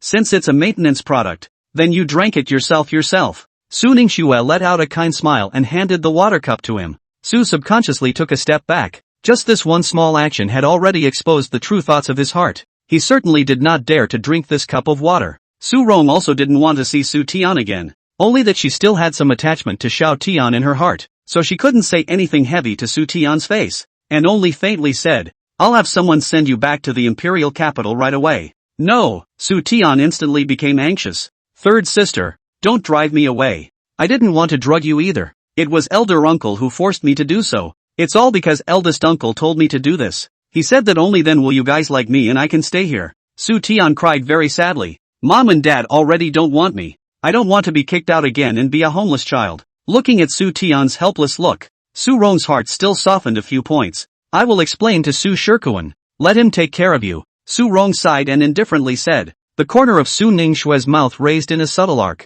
She just quietly watched Su Tian act here. The rivers and mountains were easy to change, but nature could not be changed. Su Shikuan was indeed not a good person, but compared to ruthlessness and insidiousness, I'm afraid that Su Shikuan, this adult, could not even compare to 1/10 of Su Tian. Last time, Su Shikuan claimed to the public that Su Tian was molested by a homeless man. Su Tian was able to be ruthless enough to lay hands on himself just so he could bring down his adoptive parents' company. This was not something a small child of his age should do. Pity Su Tian. Third sister, you'll definitely regret it later. She faintly opened her mouth to remind Su Rong. Su Tian, however, cried out in fear. Big uncle said that if I can't stay at the international center, he won't want me either and will send me to an orphanage. I'm sorry third sister. I'm really too scared. Su Rong heard this, her heart also completely softened. In that case, then, since it was Su Shikuan who made him do it, then we can't just listen to his side of the story. Su Ningxu opened her mouth at the right time, interrupting her. You should also call Su Shikuan and ask him if he said these words to him, and whether or not this medicine was prepared for him by Su Shikuan. Su Rong felt that what Su Ningxue said was also reasonable. What Su Tian did was definitely without Su Shikuan's instruction. She immediately called Su Shikuan. Third miss, it's so late. Why are you calling? As soon as Su Shikuan answered the phone, he immediately inquired in a polite manner. Why am I calling you? Aren't you clear yourself? Su Rong snorted coldly and said aloud. Su Shikuan, your ability is not small. Actually dare to hit the idea of my Su family's family property. I see that from now on, you don't need to be surnamed Su. Su Shikuan suddenly panicked, hurried to defend himself. You have wronged me. I'm such a small role. The Su family can crush me with the move of a finger. You are borrowing my 10 guts. I wouldn't dare to have that kind of mind. Is that so? I see that you have quite a lot of guts. That miniature camera thing, I didn't take it into account. You wouldn't think that I'm easy to bully, right? Su Rong questioned in a cold voice. Su Shikuan couldn't figure out the situation, or kept pretending to be confused. What miniature camera? How can I not understand? It doesn't matter if you don't understand. Tomorrow I will make Dingkuan Group disappear from the imperial capital. Su Ningshui was too lazy to listen to Su Shikuan and Su Rong pulling the wool over their eyes. Directly took over the phone. Cold voice, if you don't want to be driven out of the Su family right now to become a lost dog, it's best to give an honest account of the things you've done right now. Su Shikuan's voice is trembling. I really don't know anything. Is that so? Then I'll just let the police investigate and see where the drug Su Tian gave me actually came from. What's the situation in the International Center's prison? I believe you've also heard about it. Su Rong snorted and threatened. Since you don't think it's necessary, then why don't you still be honest and make it clear? Su Rong's voice was instantly serious. Don't think that relying on your little relationship with the Su family, I'll be lenient with you. I know I'm wrong. I know I'm wrong. Su Shikuan was so scared that he immediately shouted out. It's all because I was confused for a moment that I had a crooked mind. I did give that medicine to Su Tian. I had selfish motives, but I was also worried that you would be the same as the fourth young miss, and that you wouldn't like Xiao Tian. And I was also heartbroken for Xiao Tian.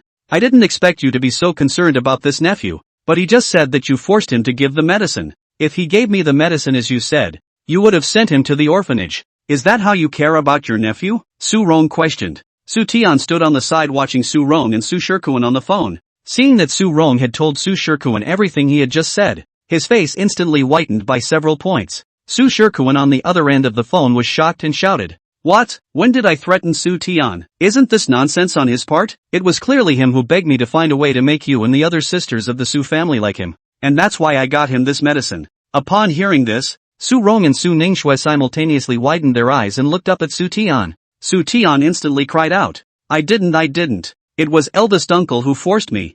I didn't want to drug my sister at all. Hearing Su Tian's voice, Su Shikuan realized that Su Tian was also present. Instantly became angry and cursed. You brat. The ability to open your eyes and tell lies is not small. If you didn't beg me, could I help you find that kind of medicine? You white-eyed wolf. From today onwards, I am not your uncle. When Bingjin and the others threw you out, I shouldn't have taken you in. Su Lingmeng carried Su Ming over to watch the fun, just in time to hear Su Shikuan and Su Tian have a huge fight. Seeing these two turn against each other and about to break off their enmity, Su Lingmeng almost didn't laugh out loud. A dog bites a dog, a mouthful of hair, and in the end, neither of them will definitely end up in a good place. Su Ming's gaze flicked around the several people in the room, and finally landed on the cup of honey water. Su Rong is still in the mood to listen to Su Tian and Su Shikuan's bullshit here? If I were her, I'm sure that I would immediately send that cup of water for testing right now. After eating hallucinogenic drugs so many times, I'm still not hurrying to test out the drug composition and prepare a treatment plan.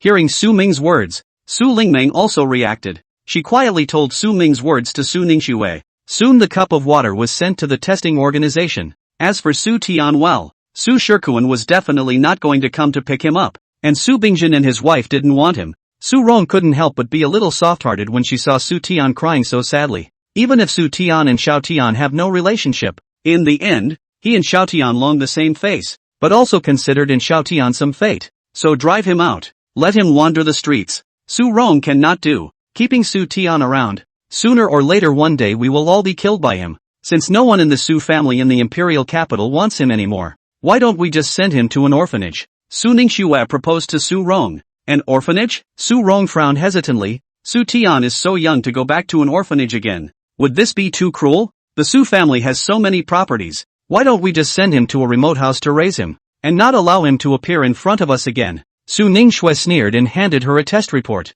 This is the test report of the ingredients of that drug Su Tian gave you that night. Take a look for yourself. He's going to kill you, and you still think it's too cruel to send him to an orphanage? What? Su Rong took the report and took a closer look, only to realize that the lethality rate of this cup of water was actually as high as 90%. If she hadn't realized Su Tian's little action last night and drank this cup of water, she might have already been in the ground by this time today. Su Rong's heartbeat suddenly accelerated, giving birth to a few moments of gratitude for having survived the robbery. The doctor from the testing organization said that this drug taken in small amounts at a time will only have mild side effects. To be lethal, one would have to use an exceptionally large dosage. I believe that when Su Shikuan gave Su Tian this drug, he also instructed him to use it in small amounts and many times. Su Ningshui analyzed it seriously. What Su Shikuan was trying to do was the Su family's family fortune. Right now the Su family only had Su Rong who liked Su Tian. If Su Rong died because of the water poured by Su Tian, Su Shikuan would be a basket case.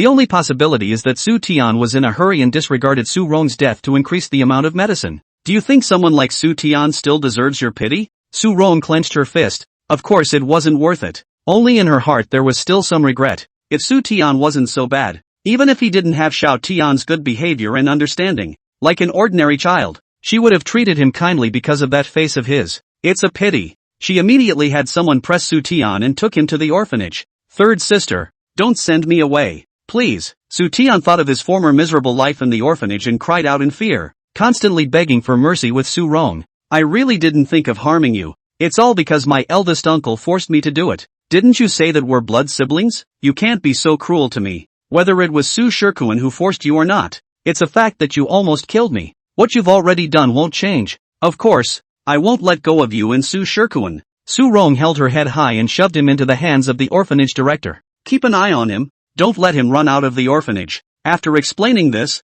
Su Rong left. Because of Su Rong's identity, the orphanage director had a few scruples about Su Tian at first, and had always taken good care of him. But Su Tian was still enjoying the life of the rich in the big manor a day ago, and after a day, he had to live in the orphanage. How could he accept such a gap? He couldn't take it anymore in 2 days, and begged the dean to let him call Su Shikuan. But after the call was answered, Su Shikuan was cursing at him. You little brute. How dare you call me? Do you know how badly I was victimized by you? When I find you, I will have to hang you up and whip you for 3 days. Su Tian was startled. He didn't understand how the elder brother who was always kind to him could suddenly be so fierce, but he really didn't want to live the hard life in the orphanage anymore. He could only lick his face and beg Su Shikuan. Elder brother. Third cousin left me to the orphanage. You quickly come to pick me up and take me away. The life here is not a human being's life at all. The moment these words came out, the face of the dean standing next to him also turned ugly for a few minutes. What do you mean? These days are not for human beings? There are so many orphans in the orphanage. Aren't they all still not human? Su Shikuan snorted. Su Rong doesn't want you anymore. Do you think I will still want you? You can't even please Su Rong's heart and help me get the Su family's property. So what's the value of using you? What do I need you for as a white-eyed wolf? I just want to beat you to death. After saying that, he hung up the phone at a fiery speed. Su Tian still wanted to call again, but realized that Su Shikuan had already blacked him out. Through this phone call, the dean also found out that Su Tian was just a child that no one wanted. Coupled with the words that Su Tian had said, he also then told the people not to have to take special care of Su Tian anymore. So the next day, Su Tian realized that the meals he ate every day were actually another grade worse. Not to mention that there were no meat dishes. The vegetarian dishes were also pitifully small. Not only that, the dean also shifted Su Tian's bed to a big room. A room where 40 to 50 children lived. The room was a musty smell. The children in this room were either disabled or had intellectual problems, making it difficult for them to be adopted away. While the room Su Tian lived in before was the best 4-bedroom in the orphanage, and it was usually the children with the most hope of being adopted away that the dean would let them live there. Su Tian was living a miserable life, begging the dean to change back to his original room. But unexpectedly the dean just sneered. Didn't you say that the days in our orphanage are not lived by human beings? Then isn't it pretty much the same wherever you live? He then realized that he was only thinking of leaving the orphanage earlier and accidentally said the wrong thing. Unfortunately, it was too late for him to realize it now. The other children in the orphanage also knew what he had said, and a few children who had grown up in the orphanage looked at him very unfavorably because of this. And in the first place, the meals he could eat every day weren't much, and these children had to group together to rob him. In less than a week, Su Tian's originally fair and round face was sunken with hunger, and his walking was also a bit weak. At the weekend, Su Rong took Su Ling Meng and Su Ming out to play together, and happened to pass by the orphanage. And seeing a little girl sitting at the entrance of the orphanage swinging, Su Rong remembered Su Tian who was in the orphanage. She walked over and touched the little girl's head and asked, "Little sister, why are you sitting here alone? Big brother and the others are bullying. I don't dare to go in." The little girl licked her lips and stammered a little, looking inside the house as she spoke. Bullying people? Su Rong frowned. There were not enough resources in the orphanage. It was normal for the older children to bully the younger ones. Are you afraid of your big brother? Last time, there was a younger brother who was killed. The little girl was too young to express herself completely, but Su Rong was still very shocked. There were actually children who died in the orphanage. Would Su Tian also be in danger? Right at this moment, Su Tian screamed and rushed out. A few children ran out after him and pushed him to the ground. "I'll see where you can run, Humph. Will you dare next time? Don't talk nonsense. Hit him." A few kids said one thing to another, and they were all over Su Tian, who was screaming and dodging at the same time. Su Rong watched from the sidelines. Her heart was vaguely worried. Su Lingmeng was afraid that she would go soft on Su Tian again and hurriedly pulled her away. As the two of them walked on the road, Su Rong held back again and again, but still didn't hold back, and talked to Su Lingmeng. You say those kids won't beat Su Tian to death, right? He deserved it even if he was killed. Su Lingmeng was disdainful. He's going to kill you. Why are you still worried about his death? Su Rong sighed. At least I was the one who sent him to the orphanage. Hearing this, Su Ming in Su Lingmeng's arms was speechless for a while. Please, can you not be so saintly and motherly? There has never been only Su Tian harming others, not others harming him. He definitely won't let up after being bullied in the orphanage. Hearing Su Ming's words, Su Lingmeng couldn't help but be a little curious as well. Su Tian has always lived a pampered life, unlike those kids who grew up together in the orphanage who often fought. As a matter of fact, Su Tian only has the life of being bullied in the orphanage. Who else could he bully? Returning home with this doubt, Su Rong told Su Ningxue about what she saw in the orphanage today, and Su Ningxue advised Su Rong to leave Su Tian alone and let him fend for himself. Su Lingmeng, however,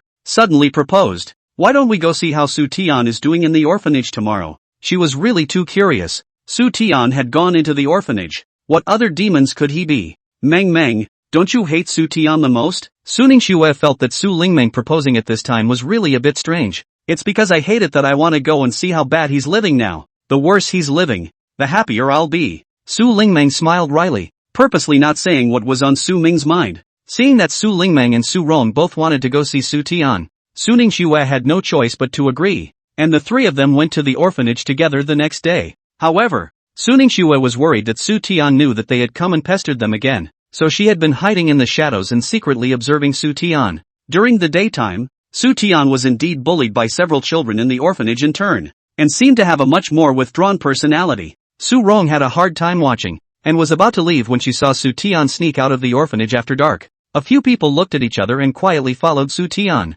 Su Tian ran to an alley, pulled out a paper box, pulled out several dying kittens from it, and choked one of the kittens with one hand. The kittens screamed while struggling non-stop. Let you guys beat me, I'll beat you all to death. Su Tian viciously cursed, and without waiting for a few people to react, he directly strangled the little milk cat in his hand. Su Rong almost screamed out, but it was Su Ningxue who reacted quickly and covered her mouth. Those few kittens were already dying. Even if they stepped in to stop it now, they wouldn't be able to save the lives of those kittens. It would be better to wait and see what other heartless things Su Tian could do. Su Tian picked up another kitten and pulled up the hairs on the kitten's body one by one, and for every hair he pulled out, he had to curse. Su Ningxue, let you dislike me, I'll beat you to death. Su Rong, you bitch, let you send me here to suffer. I'm going to kill you, two stinking bitches. When I get out of the orphanage, I'm going to kill you all. As he tortured the kitten, he kept saying words that cursed Su Ningxue, Su Rong, and everyone in the Su family who had ever been kind to him. With the miserable screams of the kitten mixed in with his unpleasant curses, Su Ningxue and Su Rong felt the blood in their bodies go cold, as if what appeared before their eyes was not a small child of a few years of age, but a demon that had climbed up from hell. Su Ningxue called her men towards the alley. Su Tian, who was torturing the kittens, saw a stranger coming over and immediately became alert, stuffing a few small milk cats back into the box and hurriedly ran away, waiting for Su Tian to leave. Su Ningxue, a few people went up to check out the box, and found that there are not only kittens in the box, there are also dead little milk dog and bird. Su Rong almost didn't vomit after just one look, and Su Ningxue also had mixed feelings. Su Tian's behavior of this casual abuse of kittens and puppies is exactly the same as the former Xiao Tian. The appearance and character of the two were exactly the same. Fourth sister, let's go. Su Rong couldn't take it anymore and pulled Su Ningxue and Su Lingmeng to hurry back. On the way back, Su Rong managed to calm down before sighing. I really didn't think that Su Tian was actually such a person. Although he looks the same as Xiao Tian, he is worlds apart from Xiao Tian on the inside. I was really blind to think of him as Xiao Tian. You are wrong. Su Ningxue spoke meaningfully. To say you may not believe it. In fact, Xiao Tian also abuses small animals. It's just that he's just as good at camouflage as Su Tian. How is that possible? Su Rong steeply pulled up her voice, looking at Su Ningxue with an unbelievable face. Fourth sister, you don't like Su Tian. Don't slander Xiao Tian along with him. Ah, how kind and understanding Xiao Tian is. We are all clear about it. Su Ningxue opened her mouth, but in the end nothing came out. Xiao Tian until his death did not let anyone discover his evil side. Su family members all think he is kind, simple, understanding. All the beautiful words in the world can be used on him. And death puts an even harder to poke filter on an already wonderful person. And she knew that without substantial evidence, Su Rong wouldn't believe what she said. Zhang Ma had already resigned and returned to her hometown in the countryside. And Su Rong wouldn't believe the testimony of the other servants in the house. The two of them went all the way back home in silence like this. Su Ningxue wanted to let Su Rong know Xiao Tian's true colors, but suffered from a lack of evidence. When she returned home, she saw Su Ming who was sleeping soundly. Her mind suddenly flashed. Right, the person who knew that Xiao Tian was abusing small animals, other than the underlings in the house. The person who knew the most should be Xiao Ming. After all, from what Zhang Ma said, Xiao Ming had advised Xiao Tian many times not to mistreat small animals, and sometimes he would secretly save the small animals that Xiao Tian had captured.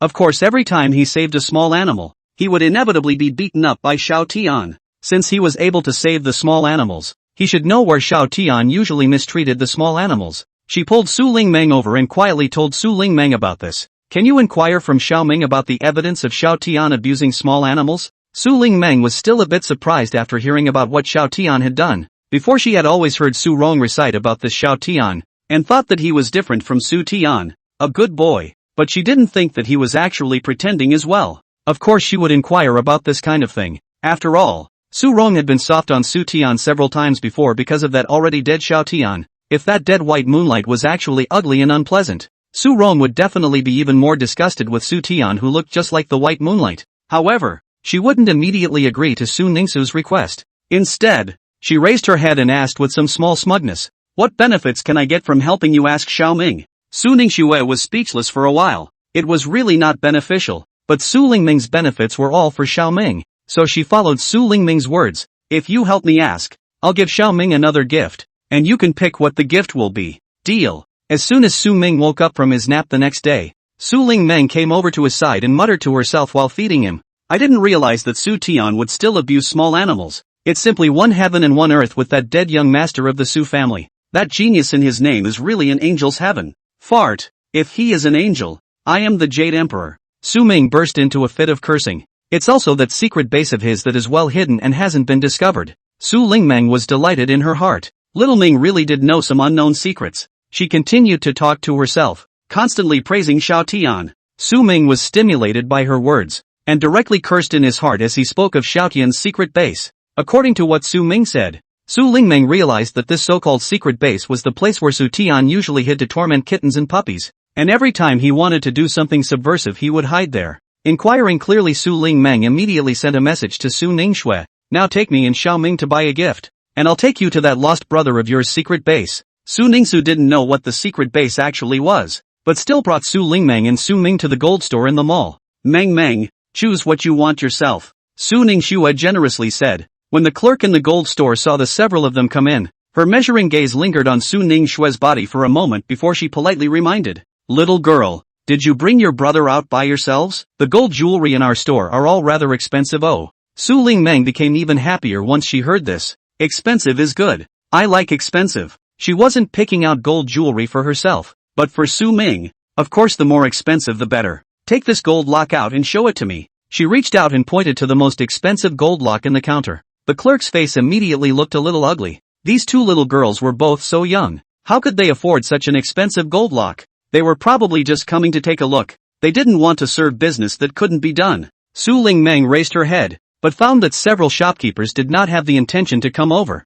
Suddenly a little upset, Su Ningxue, also dissatisfied, frowned. Just when she was about to have a fit, the manager of the gold store walked over quickly and said to her with a smile on his face, "Fourth Miss Su, what wind blew you here? What, not welcome?" Su Ningxue's face showed dissatisfaction. The manager hurriedly shook his head, still full of smiles. "You, where? You've come in a big way. My little store is simply fluffy. I brought my younger siblings to buy a few gifts." Su Ningxue's expression was bland. The few sales clerks who were originally indifferent to Su Ningxue were not calm when they saw this. "You looked at me and I looked at you." All of them had doubts and worries written on their faces. This manager of theirs had never been condescending to them, and they had never seen him being so polite to any customer. However, in the next second, they heard the manager say loudly, "You're joking. You come to our store which need to buy a. Since your sister likes this gold lock, I immediately let someone give you wrap up to send to your sister, just as a small toy." The crowd was so shocked that their jaws were about to drop.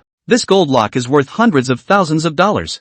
The manager actually said it is a small toy, and don't want money to send it directly? What kind of god is this young girl? Su Ningxue directly ignored the astonished gazes of the crowd and let the manager wrap the golden lock and hand it over to Su Lingmeng. She pulled Su Lingmeng over and whispered, Meng, now can you tell me where that secret base is? Su Lingmeng hummed lightly. Of course I can't. This is what people gave me. It's not like you bought it. In the beginning we had agreed that I would only tell you after you bought a gift for little Ming. Su Ming was being held by the servants of the house. Then he saw Su Lingmeng and Su Ningxue muttering about something. Su Lingmeng then repicked the gold jewelry. Without a moment's effort, she picked another pair of gold bracelets for Su Ming. Is it okay now? Su Ningxue smiled and asked Su Lingmeng. Although Su Lingmeng always tried to find ways to take favors from her, the favors she took were all for Su Ming. So not only did Su Ningxue not hate it, she instead felt that Su Lingmeng's wealthy look was somewhat adorable. Alright, let's go back. Su Lingmeng was satisfied and brought Su Ningxue along as they walked back.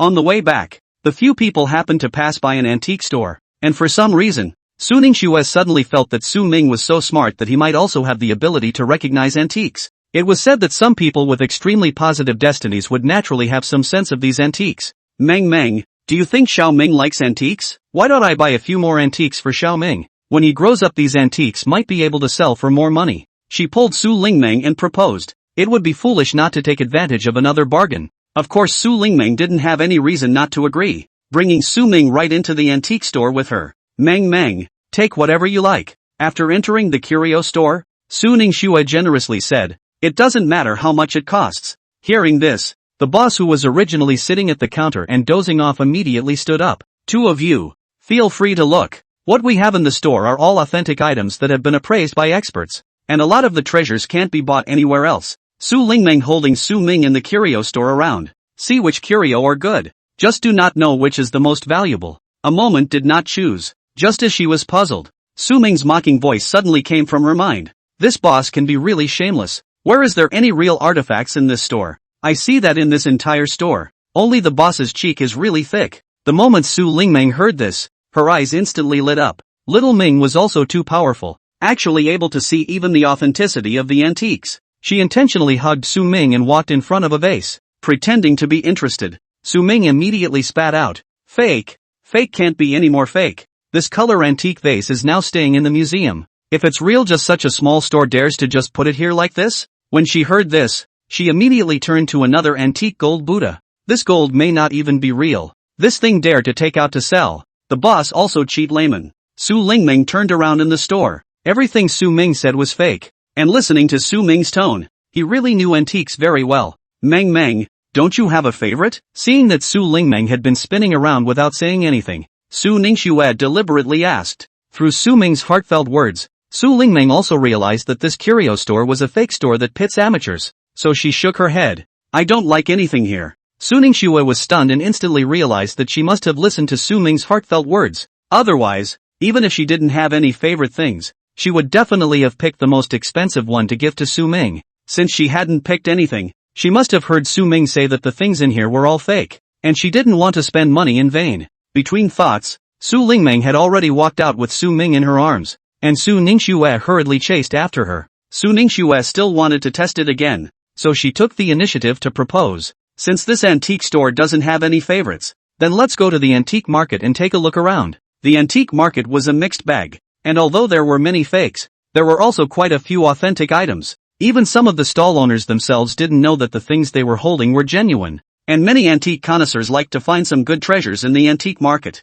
However, there are also unknowledgeable, or half-knowledgeable antique enthusiasts, expecting to be able to blindly stumble upon a dead rat, relying on the collection of these antique products to get rich. Upon hearing that they were going to the antique market, Su Lingmeng immediately agreed happily. Anyway, with Su Ming around, could she still be an ingrate? When the group quickly arrived at the market, Su Ningxue saw several jadeite ornaments displayed on a stall. The jadeite color on these several ornaments was shiny. The workmanship was complex. It looked very exquisite, lined up and exceptionally attractive. In addition to Su Ningxue, there were several young girls who gathered around. Boss, this jadeite pendant looks good. How much? This jadeite is good material, good workmanship, although not particularly old objects, but the collection value is not low. You see how this number? The boss smiled and stretched out 2 fingers. 2,000? What 2,000? You think I'm doing charity? 20,000 apiece. The boss glared and staggered. Those few young girls gave a somewhat embarrassed snappy laugh and ran away in embarrassment, leaving only Su Ningxue still standing at the same spot looking seriously at the jadeite pendant. 20,000 A. It seems that the price is not very expensive. This emerald ornament looks very beautiful. Placed in the room is also pleasing to the eye. Little girl, do you like it? The boss saw her looking so seriously and immediately asked attentively. Boss, if I buy them all, can you give me a discount? Su Ningxue stood up and asked earnestly. Buy them all? The boss looked Su Ningxue up and down, smiled and said, I'm afraid a discount is not too good, but if you buy them all, I still have 10 copper coins here. I just don't know if they're real or fake. I can give them to you. Su Lingmeng watched from the sidelines and also felt that the jadeite pendant was particularly gorgeous, and was worth a lot at a glance. Unexpectedly, the next second, in her mind appeared Su Ming somewhat feebly spat out. Isn't this pendant just a modern artifact made old and pretending to be an antique? The actual value is only about 2,000. This boss heart can be really black. As for the copper coins that are to be given away, the things bought are not real. Can the giveaway still be real? As soon as she heard this, Su Lingmeng immediately pulled back Su Ningxue who was going to pay. I don't like this emerald. Don't buy this. Su Ningxu was stunned, and when she saw Su Lingmeng raise her hand and pinch Su Ming's face, she instantly understood her hint. Who are you? If you say you won't buy it, you won't buy it. Seeing that the business that was about to come to fruition had been spoiled just like that, the boss immediately cursed in displeasure. She's my cousin. We're together. Without saying a word, Su Ningxue stopped in front of Su Lingmeng. Since she doesn't like it, then I don't want it either. Sorry about that. The boss immediately changed his face and piled up an attentive smile. Girl, my jadeite pendant is only worth 20,000 here. If it's in the antique store or auction market, at least the price is doubled, and the appreciation space in the future is not small. If you miss this village there will be no this store. Su Ming heard the boss so able to open his eyes to talk nonsense. Were amused. So bullish how you do not take to the curio store, or take to the auction also appreciation of space. That is not $2,000 of things you change hands to sell 20,000. Not all of a sudden appreciated 10 times. Su Lingmeng endured and endured, before she didn't burst out laughing, and hurriedly pulled Su Ningxue away.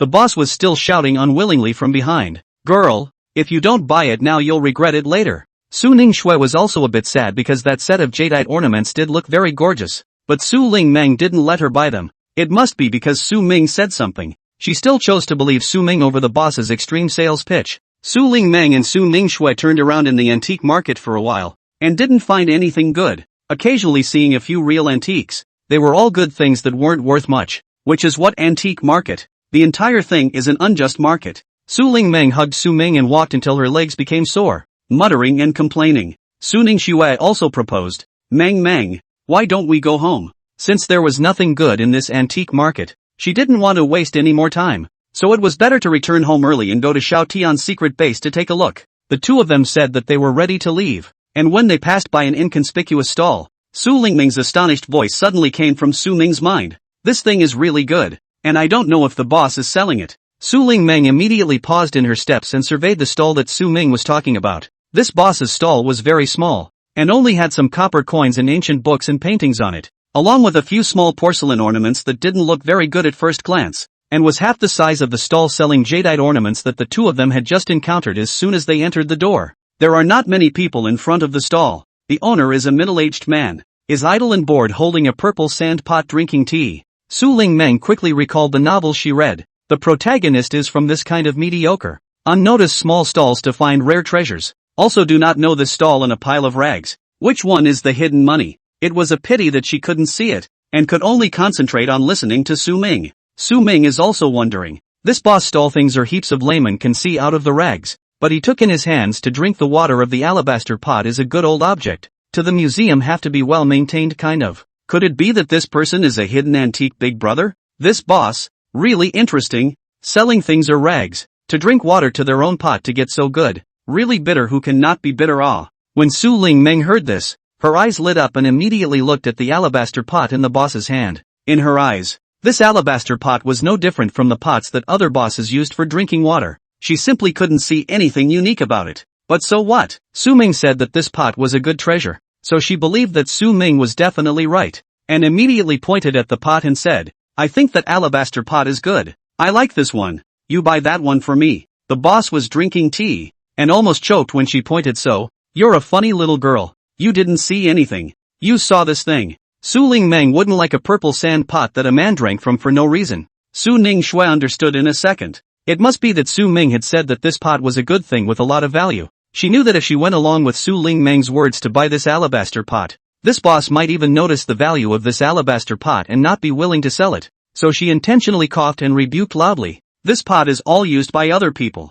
So what's there to buy? Su Ningshui said, turning back to Su Lingmeng and giving her a look. Su Lingmeng also understood and acted in unison with her. I don't care. I just like this pot. If you don't buy it for me, I won't leave today. You dead girl. You wanna piss me off. Su Ningshui put on an appearance of being so angry by Su Lingmeng that she fainted. If you don't buy it, I'll go back and tell my parents that you mistreated me. I want it. Su Lingmeng looked like she was being disruptive. The two of them were at a standstill for a while before Su Ningshui asked the boss with a helpless face. Boss, can you sell this pot to me? Selling is fine. It's just that this pot of mine is an alabaster pot. It's not cheap. The boss rolled his eyes and said with a smile. How much is it? Su Ningshui frowned, looking like she was worried that she couldn't afford it. How can I say it has to be 2,000? The boss sized up Su Ningshui and somewhat sheepishly quoted a price. Once they heard this price, Su Lingmeng and Su Ningshui both sighed in relief. It seems that this boss really doesn't know how to appreciate antiques, and also didn't recognize this as a good treasure at all. 2,000? So expensive. Su Ningshui reacted quickly and immediately called out. Can it be cheaper? Look, you've used it. Can it be cheaper? Even if I've used it, it's still 1,005. It's still expensive. You said you don't drink tea either. What do you have to have this teapot for? Su Ningshui put on a reluctant look and turned her head to complain about Su Lingmeng. You leave me alone. I just want it. If you don't buy it for me, I'll leave home tomorrow. Su Lingmeng grunted and barked. Boss, can't you see it can't be cheaper? 800 okay? Su Ningshui bargained again. 800 is also too little. Like this, 12,000. I'm a purple sand pot. The boss emphasized again. Cheaper again. Is 1,000 okay? Su Ningshui still had a face of flesh pain. She bargained with the boss for half a day, and finally spent $1,000 to get this alabaster pot. In fact, she knows very well, the General Zisha pot is only a few $100s. Maybe the boss only spent $200 or $300 when he bought this pot. He dared to sell 2,000. That is also his heart black. If she directly out of $2,000, the boss may also react to this pot is not simple. Then he temporarily change his mind is not good. The only way to make the boss feel that he has made a big profit after selling this good treasure is to have some sincere bargaining. This purple sand pot is a good treasure. If the boss knew its true value, he would probably regret it. Su Lingmeng happily chatted with Su Ningshui. Su Ningshui snorted. It's his heart that's black in the first place. Seeing that we're young, he wants to give us a high price to pit us against our money. We're eating black. What black eating black? So hard to hear. Su Lingmeng skimmed her mouth, but the expression on her face was pleasant. As the two of them were talking, they happened to walk to the gate of the antique market, and happened to bump into the boss who was selling the jadeite pendant earlier. Seeing the Zisha pots they were holding, his eyes instantly lit up. Two little girls, how much did you guys buy this pot for? Su Ningshui and Su Lingmeng stopped in their tracks, and after glancing at each other, they unannouncedly revealed a smile. My sister likes it, so I bought it for $1,000. Su Ningshui looked at the boss and smiled. $1,000? The boss's eyes widened slightly, then immediately piled up a smile. You guys don't know. I'm a person who especially loves to collect tea sets. This Zisha pot, I liked it too much just by looking at it. How about I offer 10 times the price to buy it? This boss is still considered to have a vision. This alabaster pot is from the hand of the alabaster saint. If it is taken out for auction, the starting price will be 1 million. Su Ming scared twice. 10 times? Su Ningshui raised her eyebrows. Boss, you're quite generous, but we're not selling it. Don't? I do like this Zisha pot. If you can't part with it, then make an offer. The boss was anxious and hurriedly stopped in front of the two of them. Su Lingmeng directly broke him down and nonchalantly mocked. Boss, you don't like this pot. You like the price of this pot, right? If we quoted the true price of this pot, I'm afraid you wouldn't be able to afford it even if you dumped your family's money into it, right? Hearing this, Su Ming was a little surprised.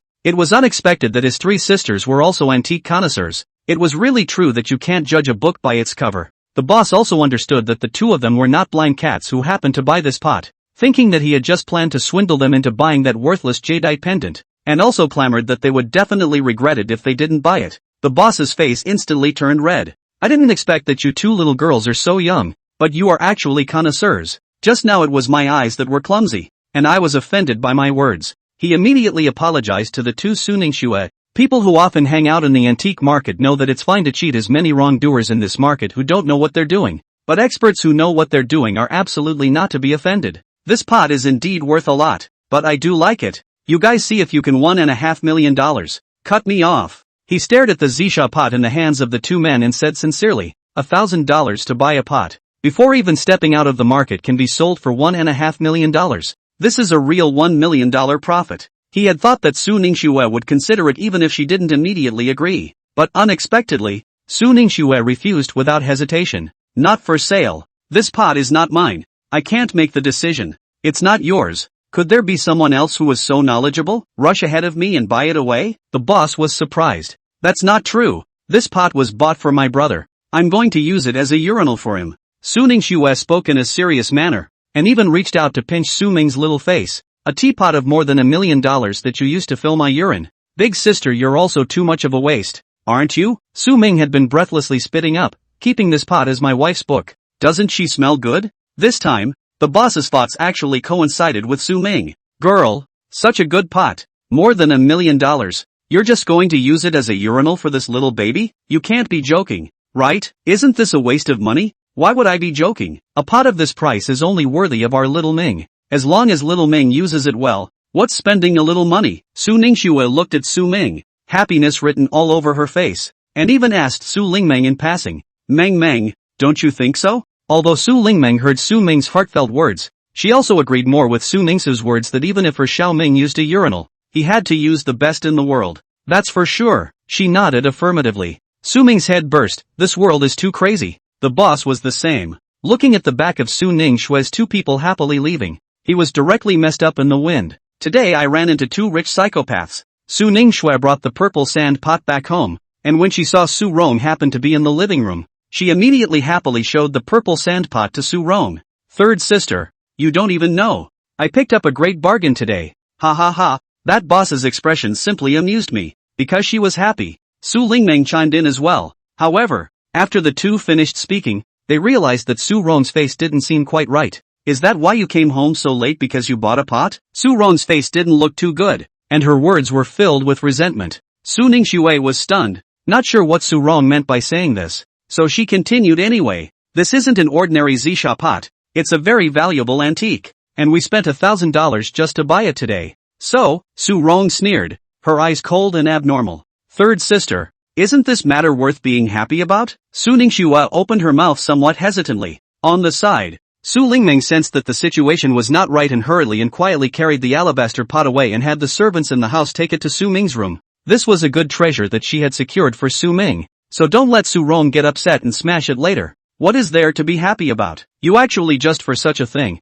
Forget what day today is. Su Rong stood up, unusually angry. You simply disappoint me too much. What day could be more valuable than this pot? Nerve. Su Lingmeng skimmed her mouth and hummed disdainfully. Isn't it just that we went out to buy something without bringing you along? Who are you flinging your face at? Su Ningxue was also confused. Third sister, just say what you have to say. Don't beat around the bush like that, okay? Upon hearing this, Su Rong's body trembled with anger. The bottom of her eyes flushed with red blood. Su Ningxue, you're simply confused. Today is the anniversary of Xiao Tian's death. The entire family has gone to see Xiao Tian. What about you? Where did you go? It was only when she said this that Su Ningxue remembered. But she wouldn't feel half guilty in her heart because of this. So this is the matter.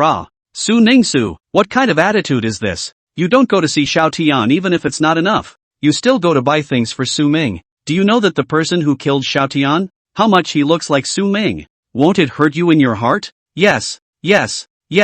It's all my fault. Xinjin, Su Ming was sleepy and drowsy. When he suddenly heard Su Rong naming himself, he instantly woke up. Su Ningxue was annoyed in her heart. She wanted to let Su Rong know the true nature of Xiao Tian. But right now, Su Rong was in a rage. If she dared to say a bad word about Xiao Tian, it was estimated that Su Rong would even go straight to madness. Unable to do anything else, she could only pacify Su Rong first, softly saying, Third sister, don't be angry. I'll go see Xiao Tian now. Is that okay? That's more like it. I'll go with you. Su Rong pursed her lips, and it seemed like her anger had dissipated a few points. She took out a box filled with toy models, and Su Ningxue said, Look, these are the toys I bought for Xiao Tian. He used to like playing with these the most. When we go to see Xiao Tian later, let's just say that I prepared it for him with you.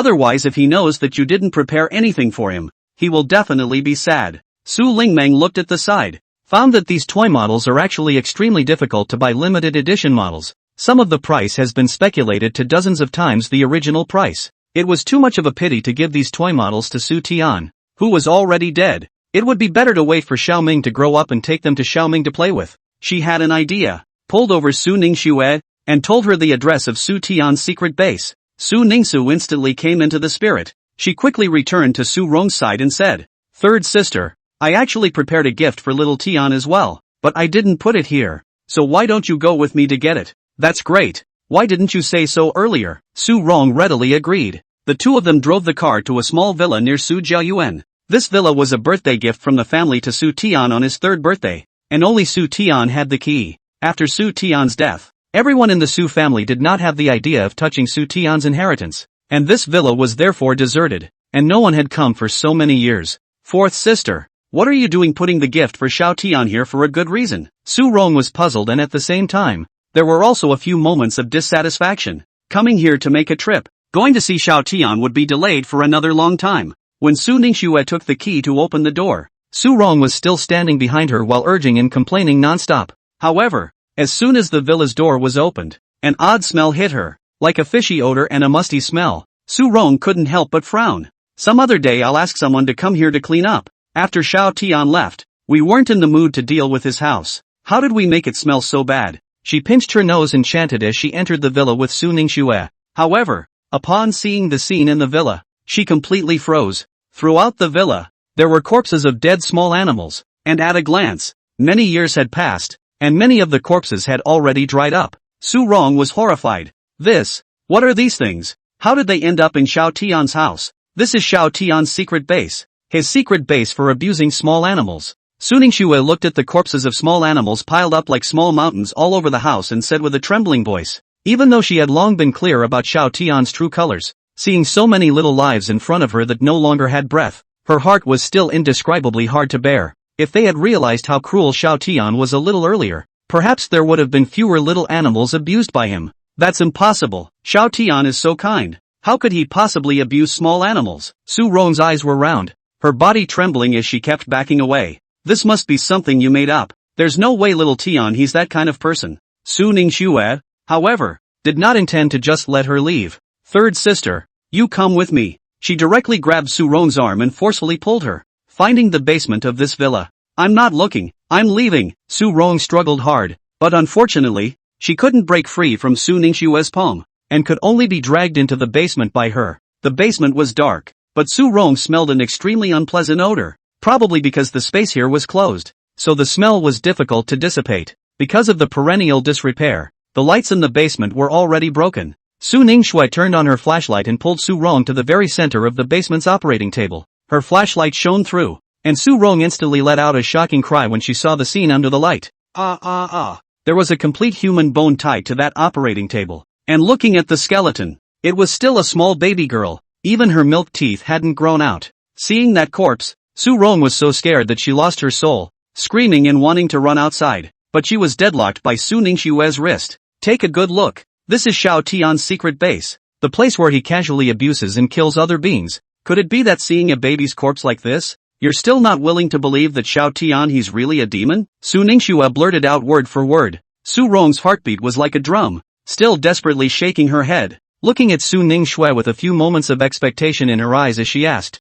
"Fourth sister, are you lying to me? This baby skeleton is something you got from somewhere else, right?" Su Ningxue didn't answer, only looking at her quietly with a pair of eyes full of sadness. Everything was in silence. Su Rong snapped to mind that once upon a time in the past, she had taken Su Tian out shopping, and when she went to the bathroom to use the toilet, Su Tian happened to bump into a woman with a baby. At that time, that woman was holding her baby and came out of the maternity ward, and she bumped into Su Tian, and her baby directly spit up all of Su Tian's milk. She remembered that Su Tian not only didn't get angry, but also touched that little baby's head especially gently. But shortly after that, that baby disappeared, and the news reports at that time were all over the place, and she looked at the sobbing woman on TV, and was still a little saddened. In retrospect, that baby was the size of the dead baby in front of her, and even, they are the same person. Su Rong's heart was instantly in turmoil. The gentle and kind appearance of Xiao Tian in the past constantly surfaced in the middle of her mind, and the dead baby in front of her formed a strong contrast.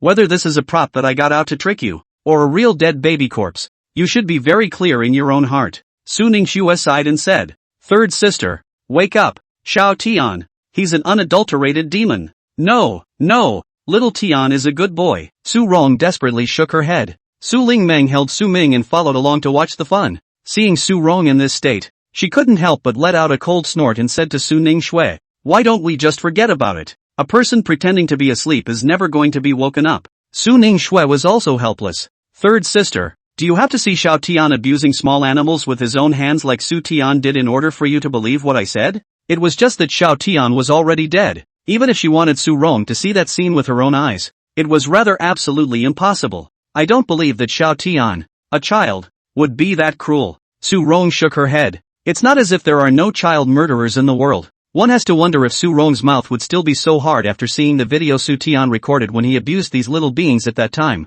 Su Ming reached out and grabbed Su Lingmeng's clothing straps while spitting to himself. This kind of psychopath like Su Tian not only liked to abuse and kill small animals, but he also especially liked to record the appearance of those small animals struggling for survival when he abused them. Every time Su Tian had overplayed his hand and couldn't find any new critters for the time being, he would release those videos to watch them in detail. Su Ming also happened to have entered this secret base when he was doing a system mission after Su Tian's death, and this dead baby had also startled him at first. He was so scared that he took several steps back, and accidentally lit up a projection screen in the basement, which was filled with images of Su Tian abusing small animals. "This is a long time later than the last time I came over here, and I don't know if that projection screen is broken or not," Su Ming muttered to himself. Since Su Ningxue has checked into the secret base of Su Tian's, why didn't she check more carefully? It's not possible that she didn't even discover the switch of the projection screen, right? When Su Lingmeng heard this, she immediately turned her eyes to look around. "A switch? Where is there a switch?" The next second he heard Su Ming breathlessly spit out,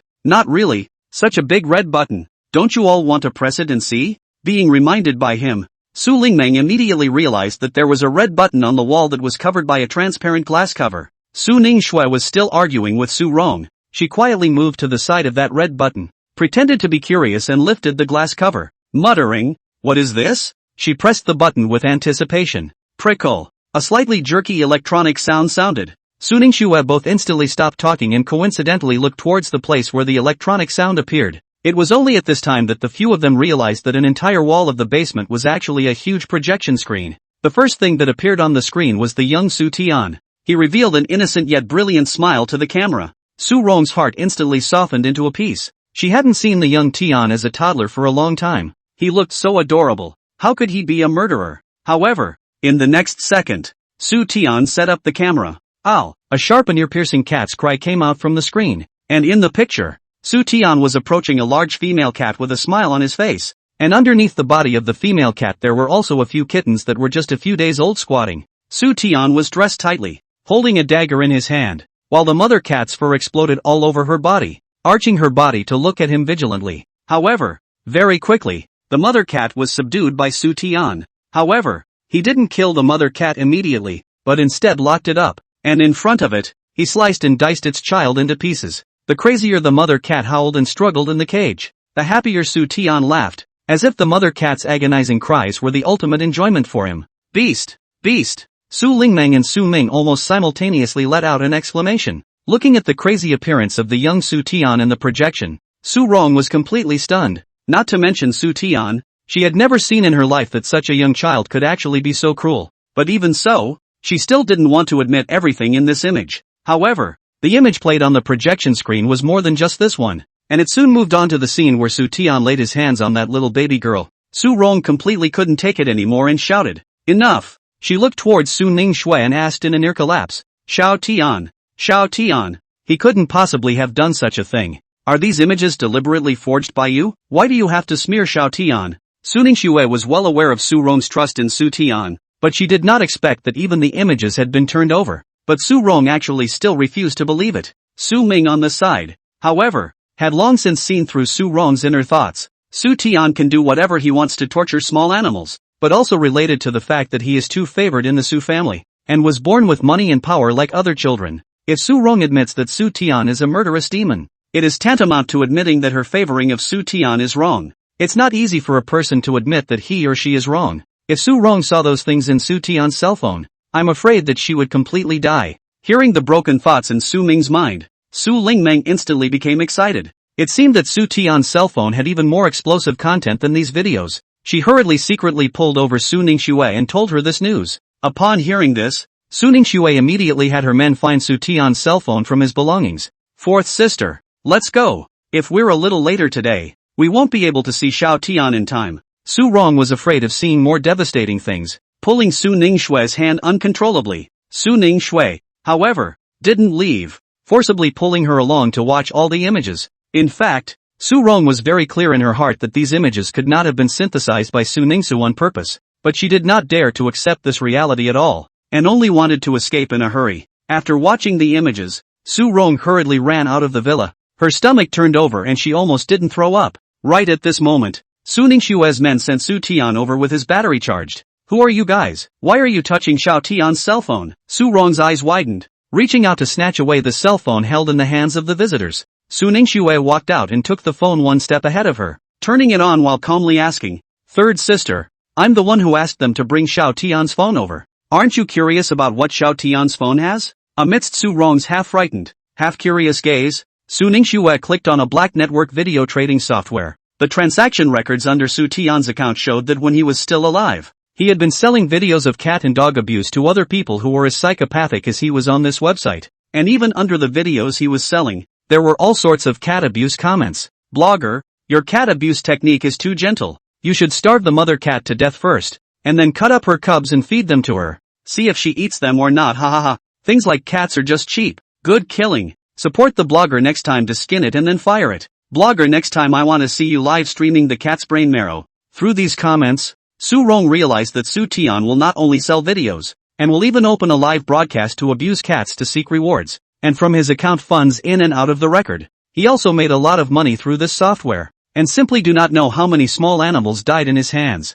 This software people not only will not stop Su Tian, will also keep praising Su Tian. So Su Tian's cat abuse behavior once more than a bloody cruel. Xiao Tian. How could Xiao Tian be like this? Su Rong looked at the comments and Su Tian's previous interactions with those people, and her brain kept getting pounded. Suddenly, her eyes went black. Third sister, Su Ningxue was taken aback and hurriedly wrapped her arms around Su Rong, who had fainted because she couldn't bear the blows. The unconscious Su Rong had a dream. She once again dreamt of the Su Tian from her childhood. At first Su Tian was wearing a white dress, holy as a little angel, holding her hand and walking on the clouds, calling out to her elder sister one by one with an incomparably sweet and soft tone. But suddenly, the clouds underneath both of their feet disappeared, and she directly fell down towards the endless abyss. Su Tian, however, was as terrifying as a demon, his eyes scarlet as he let out a gust of sardonic laughter at her. "Go to hell." She plummeted rapidly and eventually landed on a fluffy object. She just breathed a sigh of relief and turned her head to look,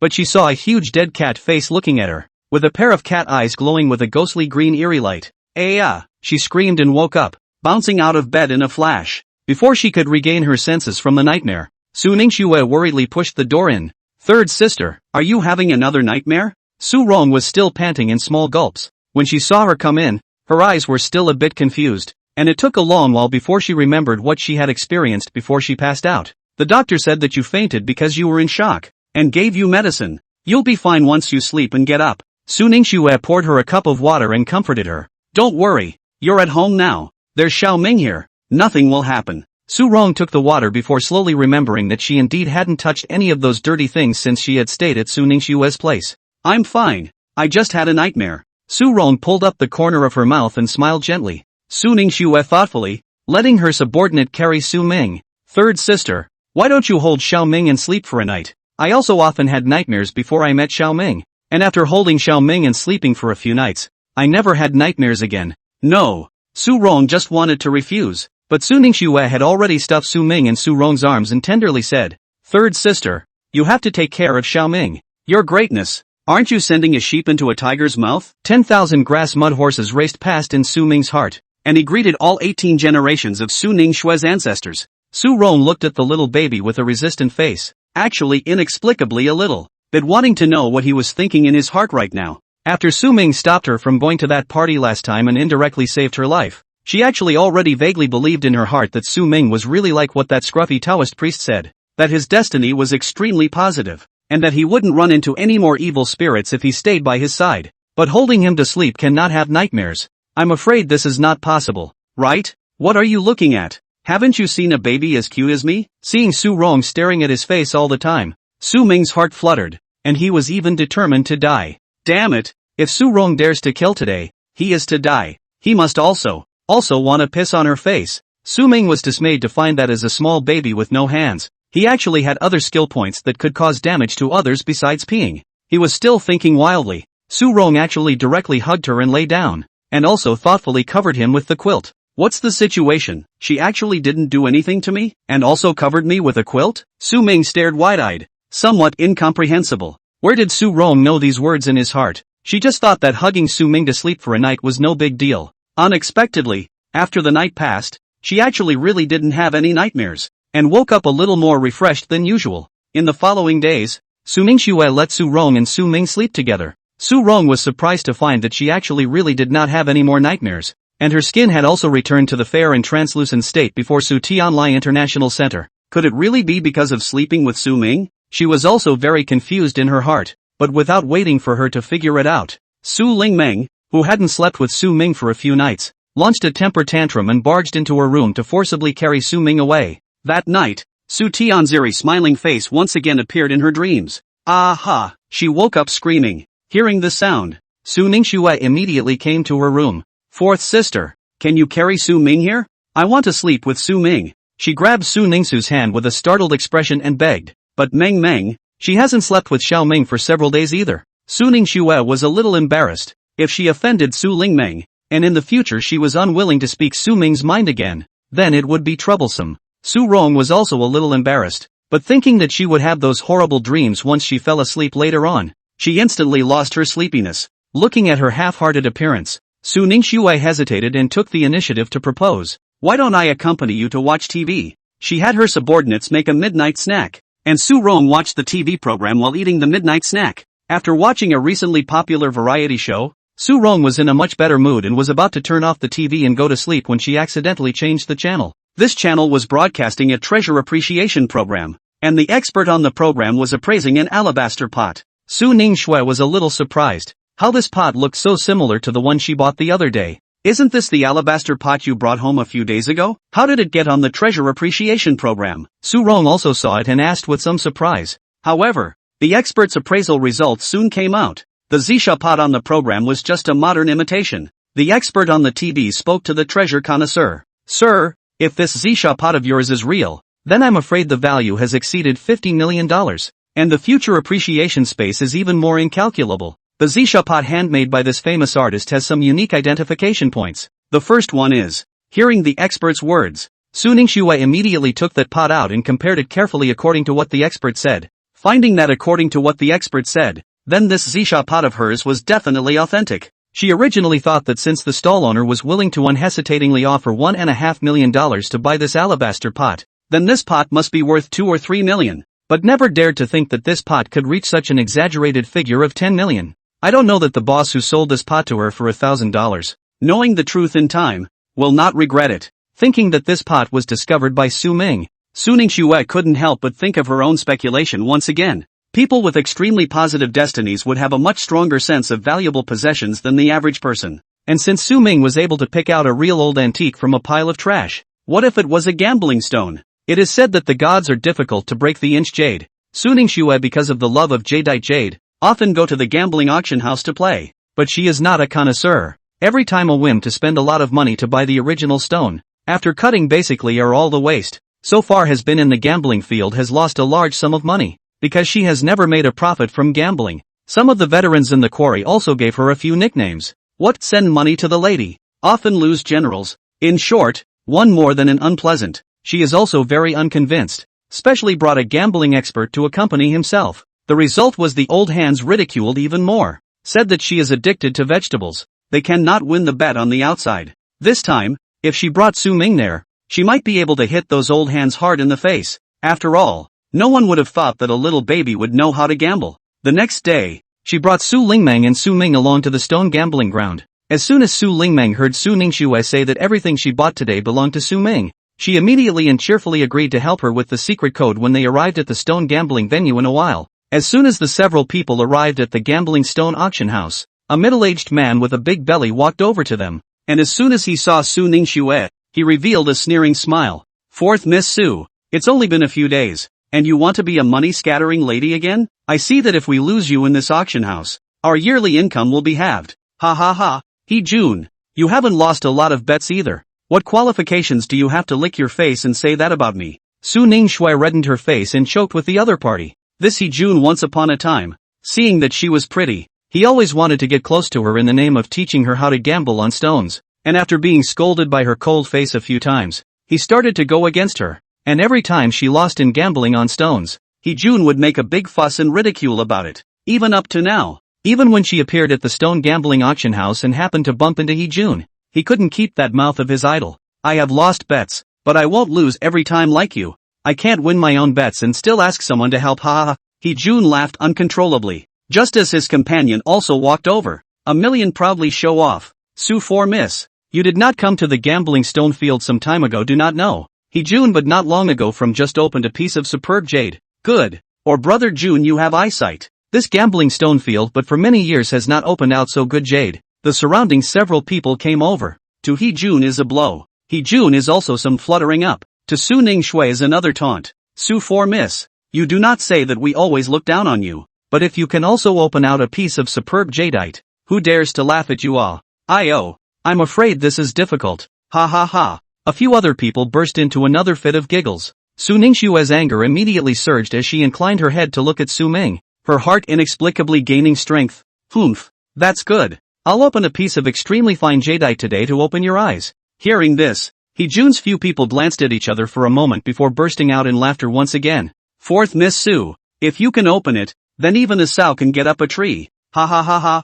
I didn't expect you to be so elegant as to specially come and tell us jokes." Su Ningxue gritted her teeth and said seriously, "Who told you guys jokes? I'm serious. If you guys don't believe me, you can bet with me." Upon hearing this, He Jun instantly came into the spirit. "Good, this is what you said to bet. If you lose, give me that necklace on your neck. How about it?" Su Ningxue was stunned. This necklace on her neck was the heirloom of the Su family. Not only was it worth a lot, it also had a special meaning to her. Seeing her hesitation, He Jun instantly became more excited. "What, you don't dare? Who said I don't dare?" Su Ningxue came back to her senses and let out a cold smile. "But if I win, you also have to send me that piece of superb emerald you just got." "No problem." He Jun agreed without even thinking about it, because he didn't even think that Su Ningxue could win. The auction started right away. Su Ningxue didn't bother to talk nonsense with him anymore and pulled Su Lingmeng to sit in the audience. Meng, I'll be relying on you in a while. You must help me win him," Su Ningxue whispered curtly to Su Lingmeng.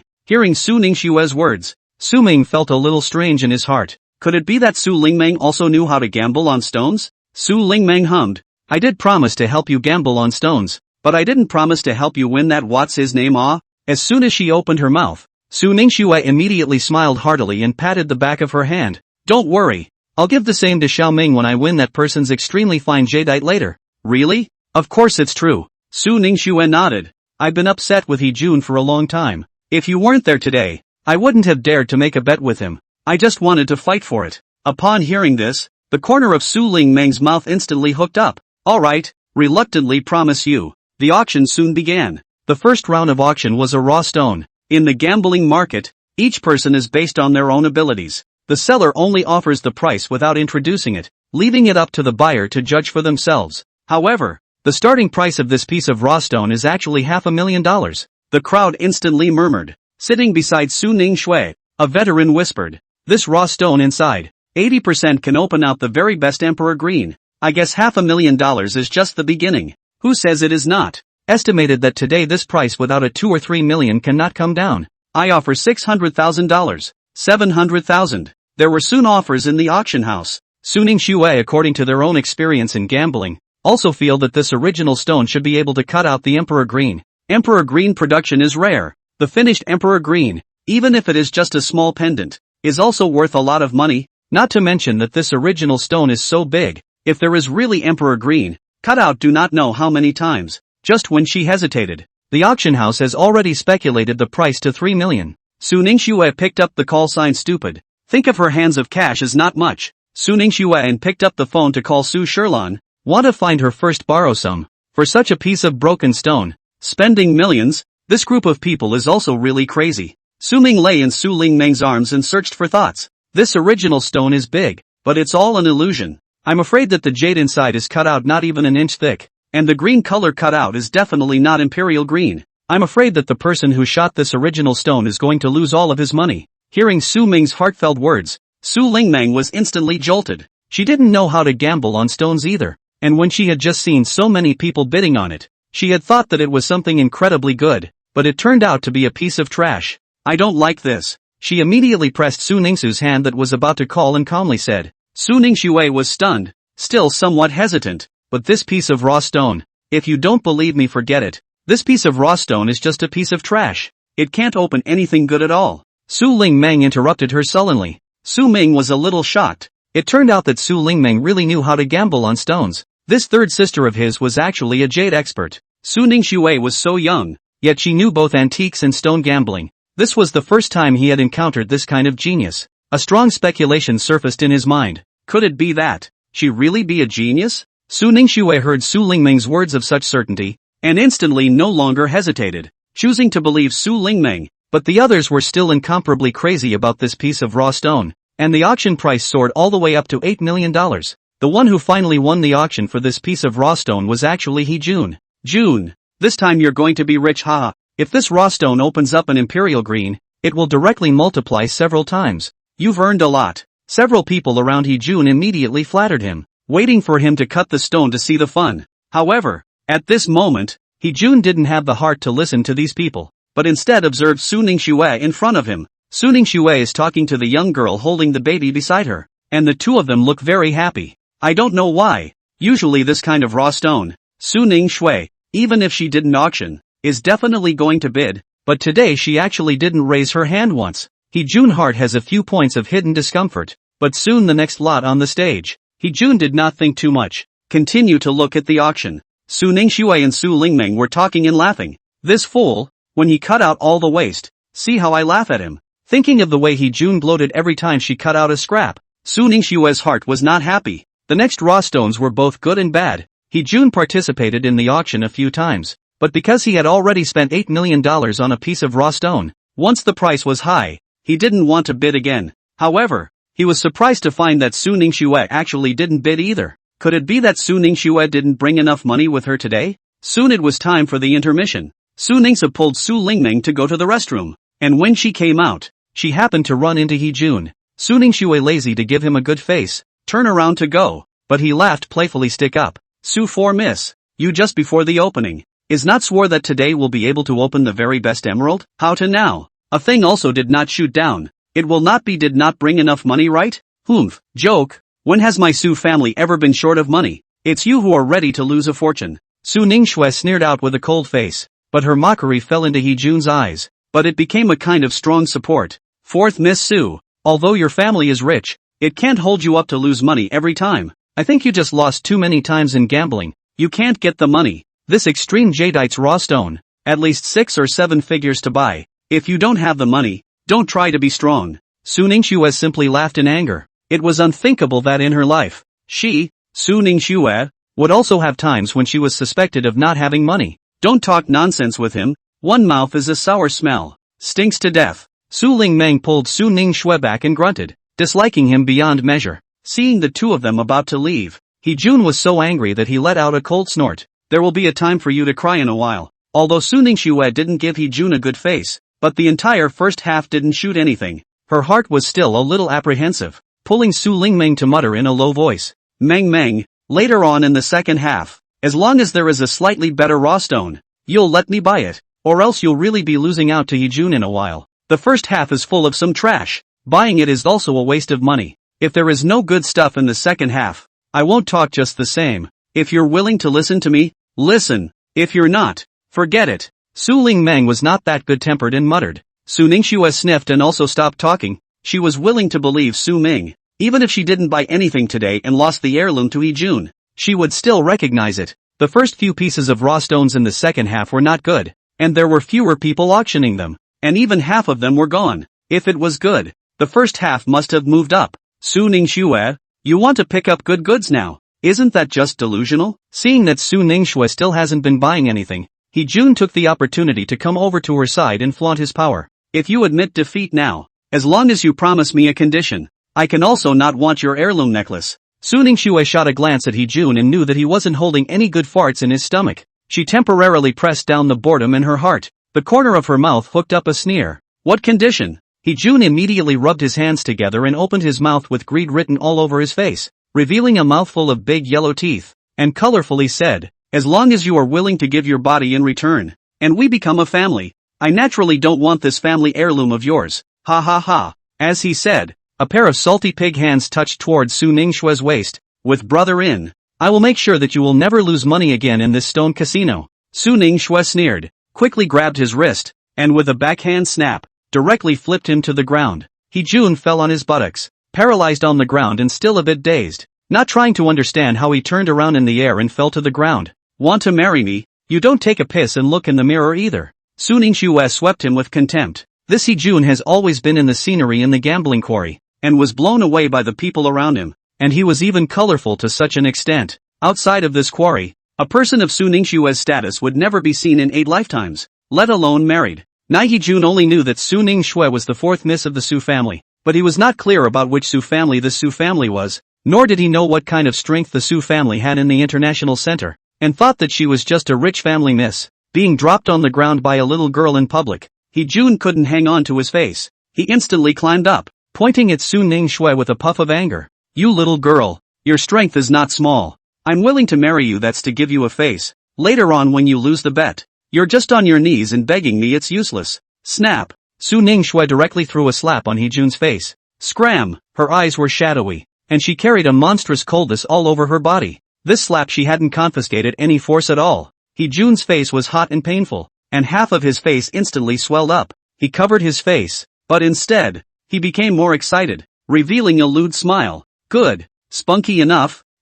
He Jun, like to conquer spunky women like you. Su Ningxue immediately raised her hand again. He Jun immediately turned his head in fear and ran away. Goon. By him. It is estimated that Su Ningxu will miss out on this superb dragonite seed jadeite. Su Ming looked at He Jun's back as he fled in disarray, and then turned his head to look at the raw stone that was being auctioned on the stage. That piece of raw stone wasn't large, and looking at the surface it didn't look at all like it could cut out good material, but in reality, only the top experts can see. This piece of raw stone 80% can cut out the very best dragonstone species jade. The degree of scarcity is even more than the Emperor Green. When Su Lingmeng heard Su Ming's words, she immediately pulled Su Ningxue's hand. Shoot this piece. Su Ningxue had just finished resolving He Jun's harassment and hadn't returned to her senses for a moment. Su Lingmeng saw that the original stone was about to be auctioned away by someone else, and hurriedly hit Su Ningxue. Hurry up! Oh! Su Ningxue came back to her senses and hurriedly raised her card, not even seeing what Su Lingmeng was asking her to auction.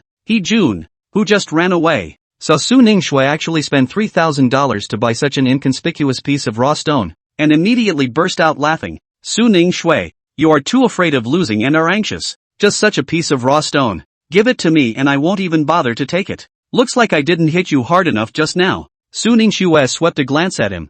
I don't know how much better this piece of raw stone of mine is than the one you bought. There will be a time for you to cry later. You, I think you've lost too much and your brain has followed suit. He Jun immediately laughed even louder. Those friends around him also followed suit and laughed at Su Ningxue. Although the other people present didn't agree with He Jun, their eyes were filled with sympathy when they looked at Su Ningxue. Because everyone feels that He Jun's original stone cannot cut out the Emperor Green is not good, but Su Ningxue's stone must be a waste. Su Ningxue originally does not know how to gamble, but also want to bet on the treasure in such a piece of junk iron. It is not just a gas fire. Brain out of the problem? Su Ningxue bit her lip, ignoring the cynicism of He Jun and the others. After the auction, Su Lingmeng also all did not say. Su Ningxue heart blocked a breath. Also simply do not buy anything. Today, she is going to use this piece of raw stone that everyone doesn't look at to win back He Jun. Waiting for the auction to end, He Jun was the first to ask to cut the piece of raw stone that he had auctioned. Because Emperor Green is very rare, everyone wants to see the freshly cut Emperor Green.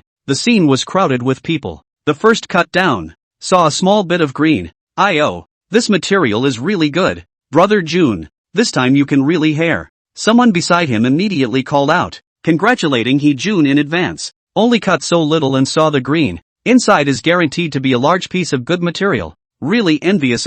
June is also dared to gamble. $8 million of raw stone. We do not dare to buy. Who said it is not? Only brother June. Such a sharp eye of the veterans have such courage. June listened to the crowd's boasting and immediately couldn't wait for someone to make the second cut. Another large piece of emerald green. He couldn't help but feel a burst of joy, and looked at Su Ningxue triumphantly. See, you're bound to lose today. Don't renege on your debt. Su Ningxue's face stiffened, her mind recalling what Su Lingmeng had said earlier. At that time, she said that the green inside this raw stone June bought was only an inch at most, and that apart from the surface layer of green, the seed water of the material below was extremely poor. June, are you selling this raw stone? Why don't you sell it to me now? A person beside June immediately said. You take it? I spent $8 million on this original stone. Do you have the money to take it? June immediately laughed playfully with him. The man smiled sarcastically. I don't have that much money. Don't I think about contributing with a few brothers? Go. I saw the material.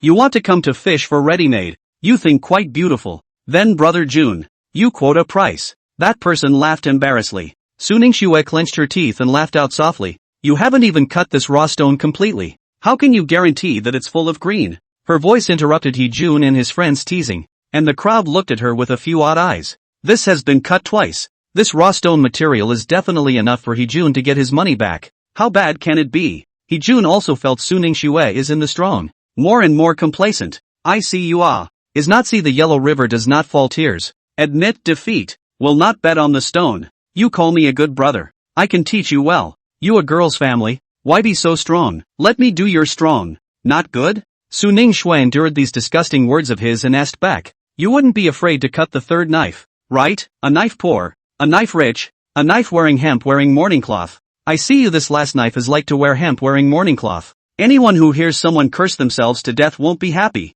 June's face instantly chilled. Su Ningxue, you have not spoken too harshly. I'll let someone cut the third knife right now, so that you can lose convincingly. As soon as his words fell, a man dressed in elegant clothes suddenly stood out from the crowd. Wait a minute, Mr. June. I'm willing to buy this piece of raw stone for twice the price. The crowd instantly murmured. 2 times? That would be $16 million.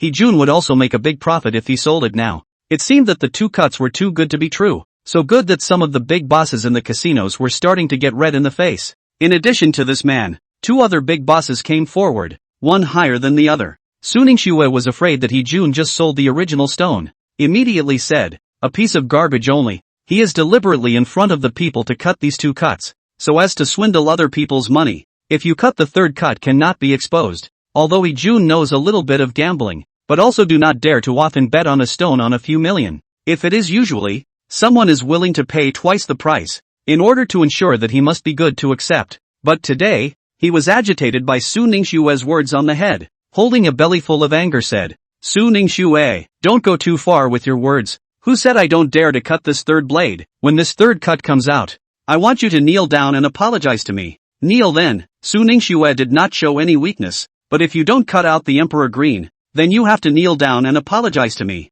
That's what you said. June sneered and let the people continue cutting the third cut. In fact, he did not sell this raw stone immediately. Besides Su Ningxue's words, he also had his own calculations. Imperial Green is extremely rare. If he can cut out Imperial Green in this third cut, he can sell it for tens of millions of dollars, earning much more than now. If you can't cut it out, this second knife has cut out such a large piece of emerald. Inside the material will not be too bad. At most will lose a few $100,000. He can also accept. Since Su Ningxue bet with him, then he has to let Su Ningxue know. Gambling stone. Only he, this kind of connoisseur, is worthy of playing. The staff immediately prepared the tools to make the third cut to June's original stone. Listening to the sound of the machine cutting the stone, Su Ningxue's heart also felt like it was being quietly clenched, indescribably nervous. If Su Ming's judgment was wrong, and this piece of raw stone really cut out an Imperial Green, then she would lose a lot of face in this gambling casino, and I'm afraid that she wouldn't be able to come back here to gamble in the future.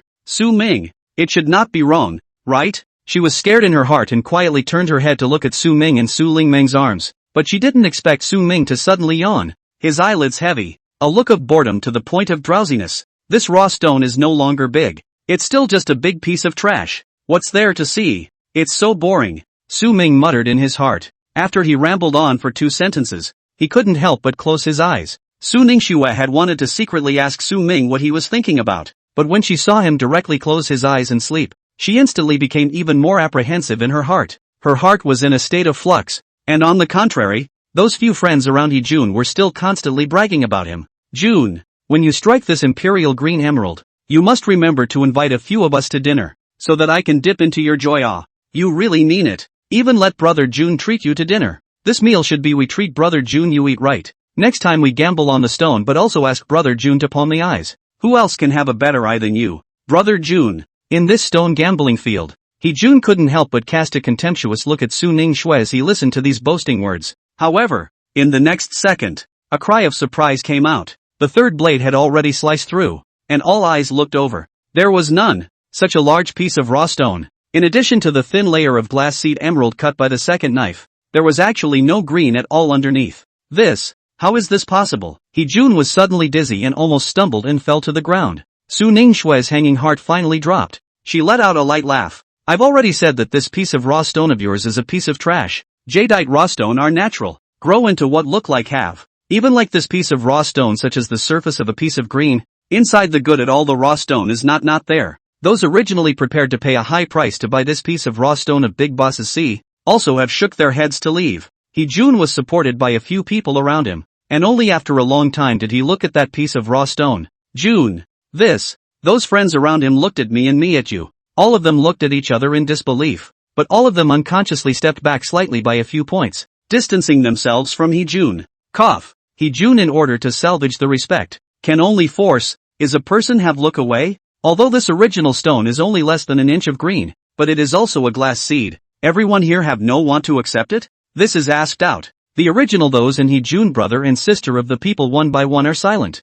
Although the jadeite in the original stone is glass seed, color is also good, but it is too thin. Cut out can only do the most worthless jadeite beads. The price is greatly reduced. And Jun but spent 8 million to buy this stone. Who knows how much he will now open price? No one is willing to be an ingrate and give Jun a takeover at a time like this. Jun, you this raw stone are cut waste. One of his friends carefully swept a glance at the raw stone, complained out. We also do not have much ability, and cannot afford to collect. I don't want more. You guys give me a 20,000 on the line. For the sake of our many years of friends, I'll sell it to you cheaply. Jun eagerly quoted this price, but his heart was dripping blood. The original $8 million to buy things, just because more than cut a knife, it became scrap, directly depreciated hundreds of times. That's $8 million. Most of his fortune are in it, but even if he offered 20,000, no one was willing to take it. Jun, aren't you punking us? That raw stone was cut and everyone saw it clearly. How is it worth $20,000? One person immediately muttered in a low voice. This is what I spent $8 million to auction. Only 3 cuts. How come it's not worth it? Jun was immediately furious, but the other party was disdainful, skimmed his mouth and said, this gambling stone is supposed to be a cut of life, a cut of death. If you sell it after the second cut, not to mention 20,000, even if it's 20 million, there are people who will buy it. Who told you that you weren't willing to sell it at that time? You, get lost. Jun was so angry with him that he couldn't speak, but in his heart, he knew very well that what he said was true. The man instantly shrunk his neck, not daring to argue with Jun anymore. How about this? Jun, we've known each other for so many years. I'll sell you face. $1,000. I'll take this scrap for you. A man in the corner stood out and opened his mouth very reluctantly. $1,000? Jun's heart was bruised, turning his head to look at the cut piece of raw stone, his heart churning with hatred. Get the hell out of here. He violently raised his hand and smashed the original stone on the ground. With a loud boom, the original stone was instantly split into pieces. The man who had bid $1,000 saw this and immediately ducked into the crowd. In just a few hours, the $8 million in Jun's hand had directly gone down the drain. Looking at his face that turned into a pig's liver color in anger, Su Ningxue's heart was so happy that she directly laughed out with a pft. Hearing her laughter, the crowd only remembered. Just now Su Ningxue and the third knife is not cut. Said that the original stone is a piece of trash. It was not known if she was a blind cat that had hit a dead rat, or if she had really learned some real skills after not seeing her for a while. What the crowd can think of. Of course Jun can also think of being taunted by Su Ningxue to his face. His heart is naturally 10,000 unconvinced. Immediately said, don't laugh too early. My stone cut out even if it's no longer good.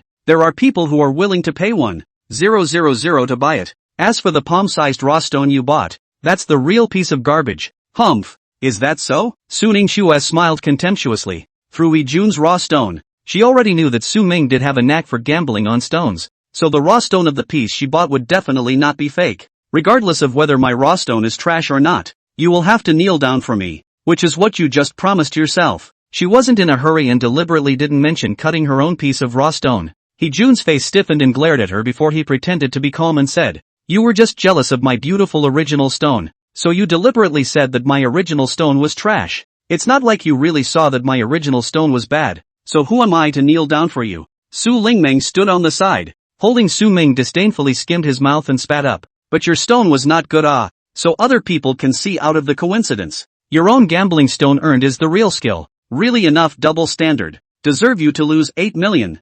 Jun was so angry that he raised his hand and pointed at her, unable to say a word in half a day. Me. What me? Am I not right? It was you yourself who just said that you would kneel down if you couldn't cut the emerald. Talking like a fart. No wonder you still don't have a wife at your age." Su Lingmeng's witty words exasperated Jun. Su Ningxue was secretly laughing on the side. Jun saw it in his eyes and immediately said, "Su Ningxue, don't be complacent. The bet between the two of us is still in place. If your raw stone can't cut out the emerald, you'll have to give me your heirloom necklace. Don't worry, I'm not like you. A promise is a promise." Su Ningxue clamped a bashful remark on him and turned her head to let the staff prepare to cut the piece of raw stone she bought. "This piece of my raw stone will definitely produce jadeite, and it's still the best," she said with unrivaled confidence in front of everyone. Because of her previous negative record at the gambling casino, everyone present was skeptical of her words, and some even thought that she must have taken the wrong medication. Such a small raw stone, even if the emerald can be cut out, it won't be very good, right? I think it's at most a flower green seed. Su Ningxue used to gamble on stones and basically never won.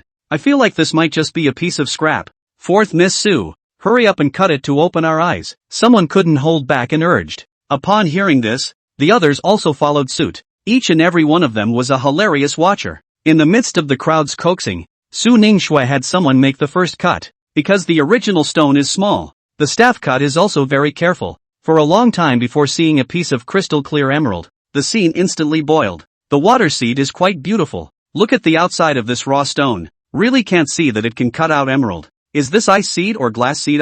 Is the first knife did not cut out the green too? If the emperor green is worth it. Jun did not expect Su Ningxue's original stone actually the first knife can cut out the jade. In order to save respect, he is still strong face. Only cut a knife on behalf of nothing, even if you can out of the jade. Also do not see how good, because Jun just overturned the car. The crowd also had this concern. Think Su Ningxue's original stone may only be this thin layer of jade, and also not see green. Maybe all cut out is really worthless. Ms. Su, are you still cutting? Someone anxiously asked Su Ningxue. Of course, Su Ningxue smiled calmly. Everyone felt that her piece of jade must be of average quality, but she became more confident, because Su Lingmeng had already quietly told her. Su Ming said that the jadeite in this piece of raw stone was dragonstone seed jadeite. Dragonstone seed jadeite was much rarer than glass seed jadeite. The whole body was crystal clear, and different times of the day would show different colors, and it was said that as early as 10 years ago, it was already almost extinct. The average person seeing this first cut right now would definitely not think that this is a dragonstone seed.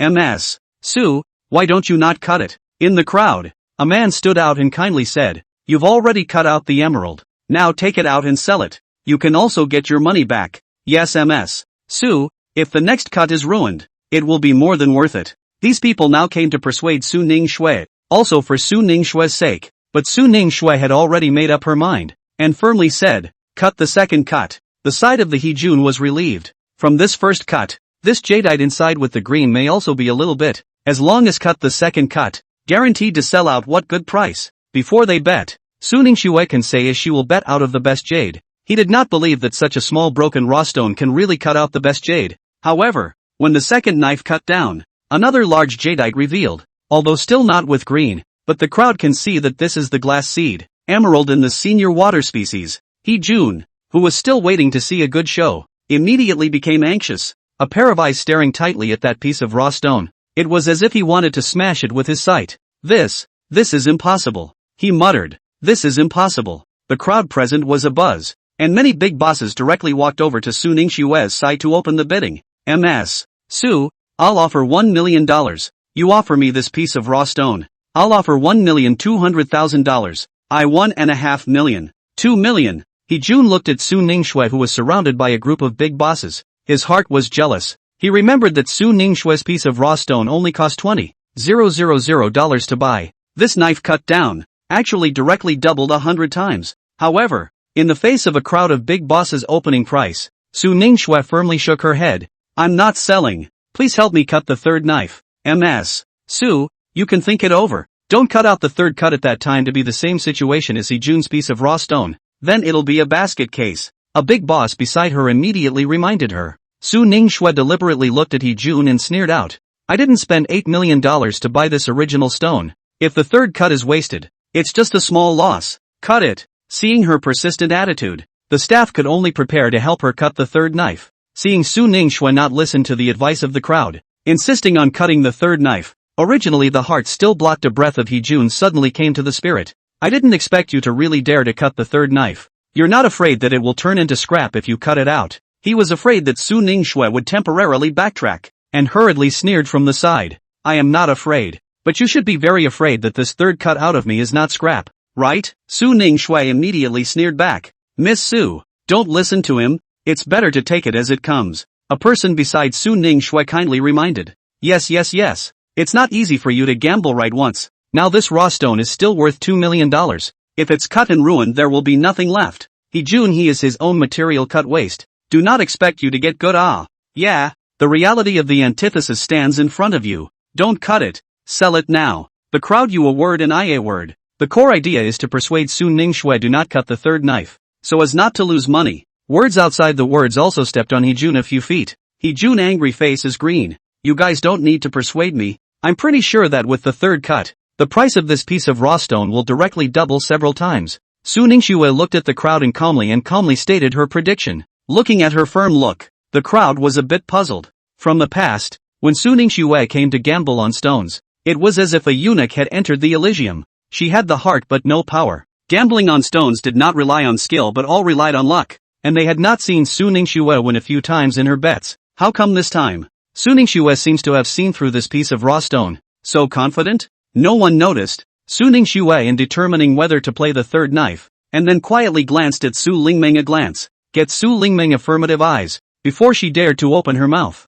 No one would have thought that the one who really knows how to gamble is a little baby brought by Su Ningshui. In the midst of the gazes of anticipation, Su Ningshui had someone cut the third knife. Hee-jun's hanging heart finally died. Inside this piece of Su Ningshui's raw stone were all crystal clear emeralds. This doesn't seem to be a glass seed. It's a cold seed, cold emerald, right? A puzzled voice came out from the crowd. It was only after being reminded by this voice that someone had the hindsight to scrutinize Su Ningshui's raw stone, and then excitedly shouted out. This isn't a glass seed. It's a dragonstone seed that's even rarer than a glass seed. Not bad. It's white dragonstone seed jadeite. Much rarer than emperor green. Really? Isn't the dragonstone seed jadeite already extinct? This is still the original stone. I can't even imagine how expensive it should be. My goodness, this is the dragonstone seed? This is the first time I've seen it. Ms. Su, I'll offer $100 million. Please sell me this dragonstone seed raw material. An old collector in the gambling ring took the initiative to step forward and pleaded. Normal jadeite, of course, was more expensive when it was made into a product. But Su Ningshui's hands of this piece of dragonstone species jadeite raw stone is different. Because the dragonstone species has been extinct for many years, the dragonstone species raw stone on the market is much less than the products. As if it has become a new kind of collector's item, and the price has also risen. The price of 100 million has also shocked everyone including Su Ningshui. She only knew that the dragonstone species is more advanced than the emperor green superb jadeite, but did not expect such a palm-sized jadeite actually can be sold to 100 million. However, in order not to reveal herself in front of the crowd, she still immediately agreed to this collector. Behind the crowd, Hee-jun was shocked and intended to sneak away. However, Su Ningshui reacted quickly and immediately stopped him. Hee-jun, you lost our bet. You wouldn't want to cheat, right? How could I? He huffed. Then, please fulfill your promise and give me that piece of superb emerald you gambled on earlier. Su Ningshui smiled faintly and said without haste. Hee-jun instantly stiffened his face. Gritting his teeth, he said, Su Ningshui, did you not know how to gamble on stones before? Is it all a pretense? Are you purposely hiding your ability to shade me? Su Ningshui only felt pain in her heart. She really didn't expect Hee-jun to think of her in such a complicated way, but the truth was naturally impossible for her to tell Hee-jun. so she smiled faintly and pretended to be profound. Is it so important if it's not? Noticing the conversation between the two of them, those watching melon-eating passers-by gathered around and unceremoniously teased June. June, you can't afford to part with your own superb jadeite and are preparing to cheat, right? Our brother June has always been a man of his word. How could he deny it? Ha ha ha. June, you're going to start hemorrhaging money today. With so many pairs of eyes watching, June couldn't deny it, and could only endure the pain of handing over his superb jadeite to Su Ningxue. Su Ningxue directly in front of him let her men put this jadeite under Su Ming's name, including the income from selling the Dragonstone Seed jadeite today, all of which were also credited to Su Ming's account. Seeing that Su Ningxue kept her promise and really gave all the income to Su Ming, Su Lingmeng was also very happy. The two of them hugged Su Ming and returned home with a smile on their faces. Su Rong was sitting at the dining table to eat, and when Su Lingmeng saw her, she immediately vigilantly hugged Su Ming back to her room. As for that, running away when you see me, Su Rong deflated her mouth somewhat speechlessly, because Su Ningxue had won against June. A mouthful of bad anger came out of her heart, and she happily talked to Su Rong about what happened today. Third sister, you don't know. Today we brought Xiao Ming to the stone gambling ground. Xiao Ming could actually sense that there was a superb emerald inside that piece of raw stone. I relied on Xiao Ming to gamble out a dragon stone kind of emerald, and directly earned $100 million.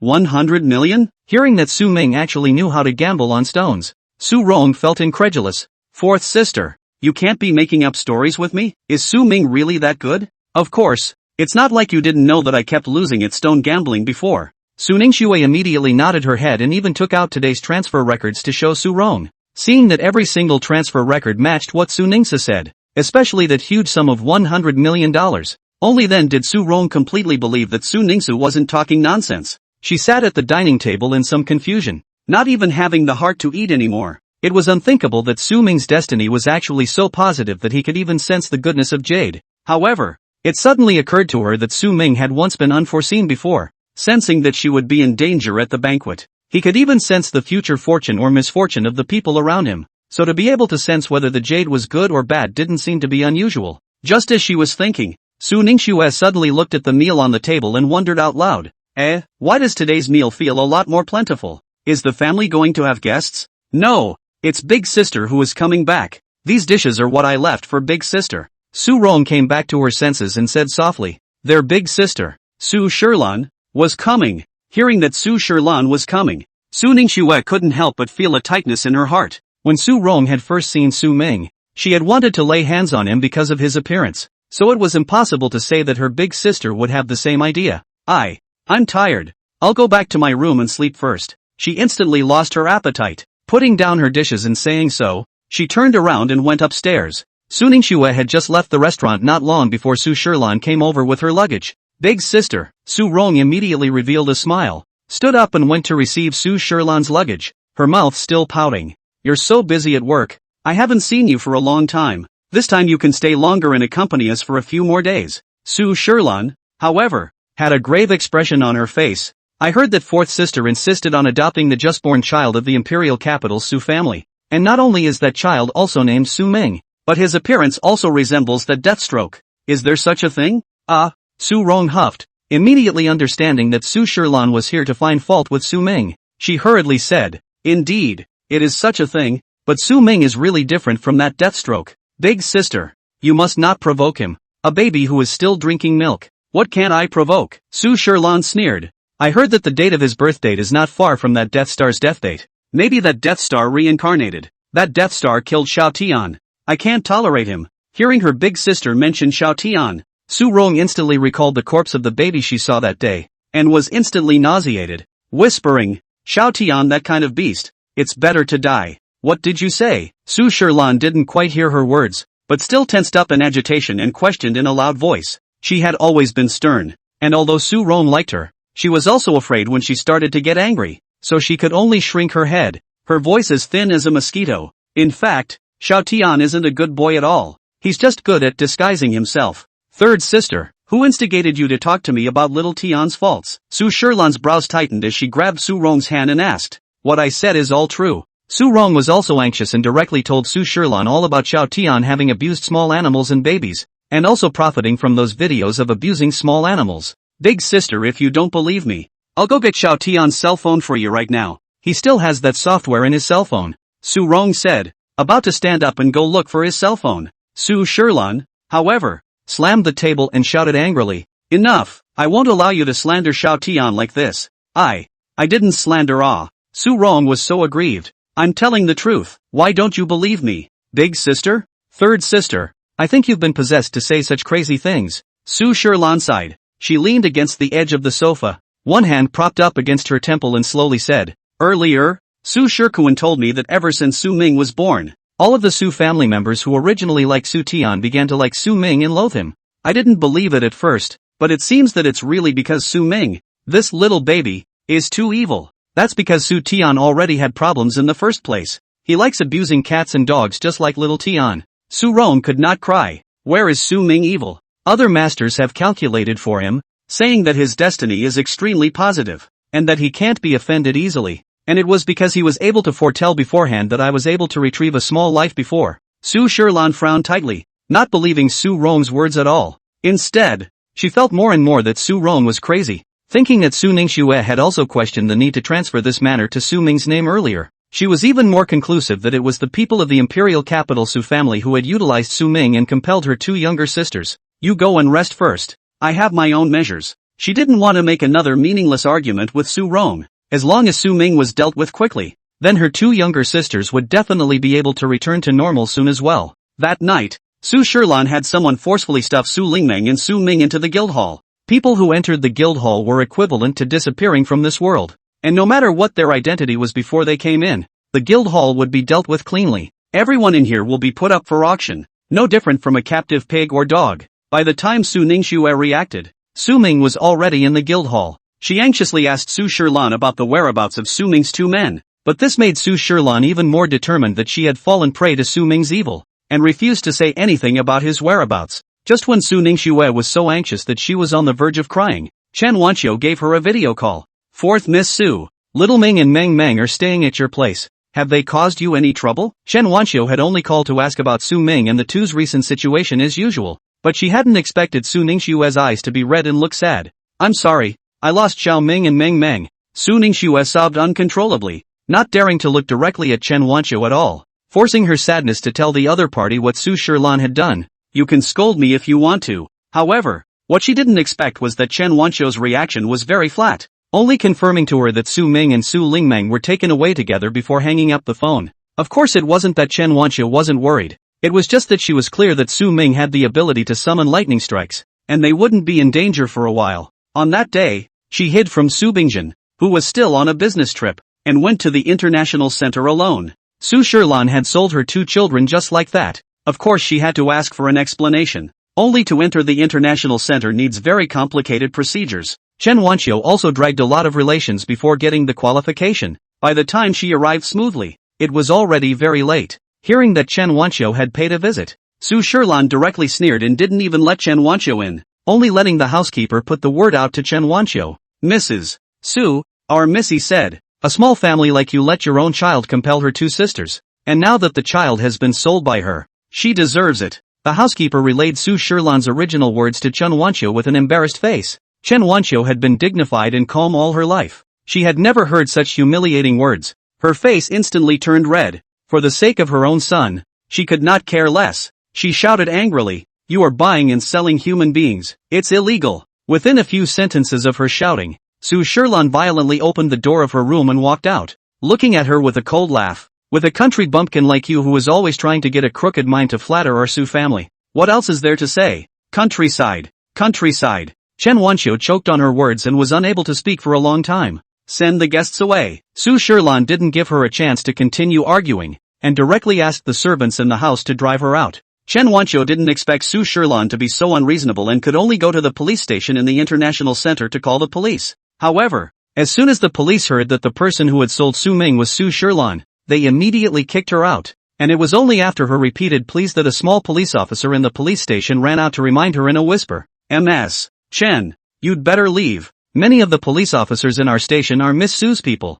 No one would dare to handle your case." "What?" Chen Wanqiu's heart burst with despair. Right at this moment, under the clear sky, a thunderbolt suddenly rang out, and struck straight at a building not far away. This was immediately followed by a succession of falling thunder. Chen Wanqiu was jolted and quickly rushed towards that building. When she got closer, she realized that it was a clubhouse. But just as she reached the front door, two dark men rushed out screaming. Chen Wanqiu could see that both of them had been struck by lightning, their hair blowing up one by one, and their clothes were in tatters. Wait a minute, have you guys seen a little baby? Chen Wanqiu hurriedly stopped them and anxiously inquired. Those two instantly screamed even louder when they heard the word baby. There's a ghost.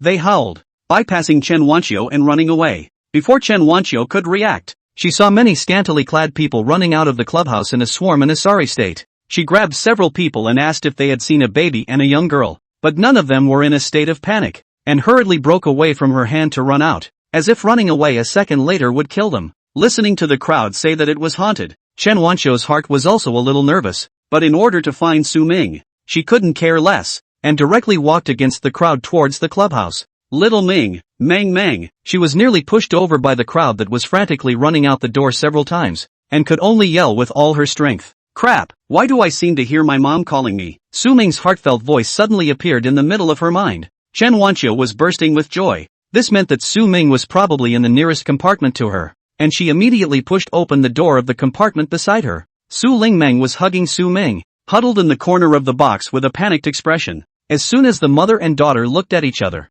Su Lingmeng instantly couldn't hold herself back, hugging Su Ming and burrowing into Chen Wanqiu's arms as she cried out, "Don't be afraid. Mom is here." Chen Wanqiu wrapped her arms around Su Lingmeng, her heart filled with the celebration of being lost and found. She held Su Lingmeng's hand and led her out of the room. As for those people in the clubhouse, when they saw Chen Wanqiu was going to take Su Ming away, each and every one of them breathed a sigh of relief. Just now, they had seen with their own eyes that no matter who wanted to get close to the baby, a thunderbolt would fall out of thin air, and that thunderbolt, one after another, directly pierced through the ceiling and landed on the person who was closest to the baby. This is the baby, clearly is the king of hell. They have never seen such a wicked thing in all the years they have been in the meeting place. Whoever dares to stop that baby now, isn't that the same as looking for death? Chen Wanqiu was also very clear in her heart that the chaos in the clubhouse and the falling thunder were all caused by Su Ming, and she led the two of them out of the clubhouse without a care in the world. Meanwhile, Su Ningxue, who couldn't find Su Ming,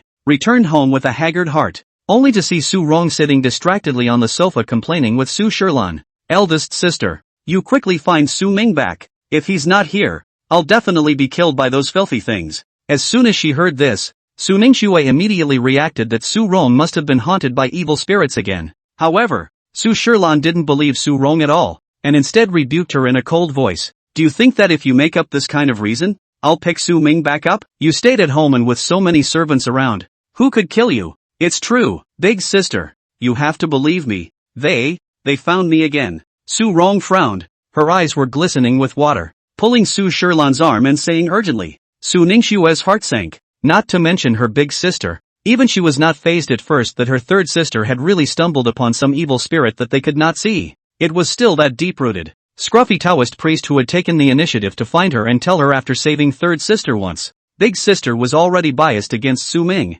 so I'm afraid that this time, no matter what big sister said, she wouldn't believe it. Big sister, I can testify that what third sister said is true. Those evil spirits tortured third sister for a long time back then. She stepped forward and softly said, Su Shilan, however, let out a light laugh. The two of you have now learned to work together to lie to me, haven't you? It seems like I was right to send Su Ming away in time. This child is truly evil. Everyone who has seen him is like they are possessed. Eldest sister, when third sister saw Su Ming at the Qingzhen temple in the imperial capital, she also sent him away, and as a result, she saw something dirty that night, and it intensified even more later on. Su Ningxue was filled with helplessness as she told Su Shilan everything that had happened in the Green temple back then in one breath. Su Rong also added explanations from time to time from the side. Unexpectedly, when Su Ningxue had finished with great difficulty, not only did Su Shilan not believe it at all, she instead laughed out softly and raised her hand to nod at the two of them. The two of you singing in unison, talking with a nose and eyes, it's not easy to make up such a story. Seeing that she couldn't make sense with her, Su Rong was instantly exasperated and shouted, Big sister, what I said is true. Right now, I'm still the one that these evil spirits are haunting, and when I'm tortured to death by them, you'll definitely be the next one to take your turn. Su Ming's kind of destiny is not something we can offend. You're really crazy. Su Shilan was even angrier than her, slamming the table, her tone full of disappointment. For that evil little thing Su Ming, You actually dare to curse even your own sister. Su Rong is really a showman. Can't reason, can only puff herself up and go back to her room. But that night, those things once again like poisonous snakes wrapped around her. She was so scared that she wailed. Su Ningxue could only stay by her side, but Su Rong's arms still appeared 3 blood marks. She cried and confided in Su Ningxue. Fourth sister, a cat just pounced at me. It was so scary. Su Ningxue wanted to comfort her by saying that those were all hallucinations, but looking at the wounds on her arms, she couldn't really say anything. I will definitely find Su Ming as soon as possible. Don't worry. In the middle of the day, she could only put down such a feeble comfort to Su Rong. Su Rong, however, suddenly thought of something and tightly grabbed Su Ningxue's arm. Fourth sister, you go help me first, and find that Taoist priest from the Green Zen Temple. He saved me once that night, and he's also from the Imperial Heavenly Xian sect, so maybe big sister will believe what he says. These words reminded Su Ningxue, and she immediately called her men who were still in the Imperial capital, asking them to invite that scruffy Taoist priest back to the International Center as fast as possible.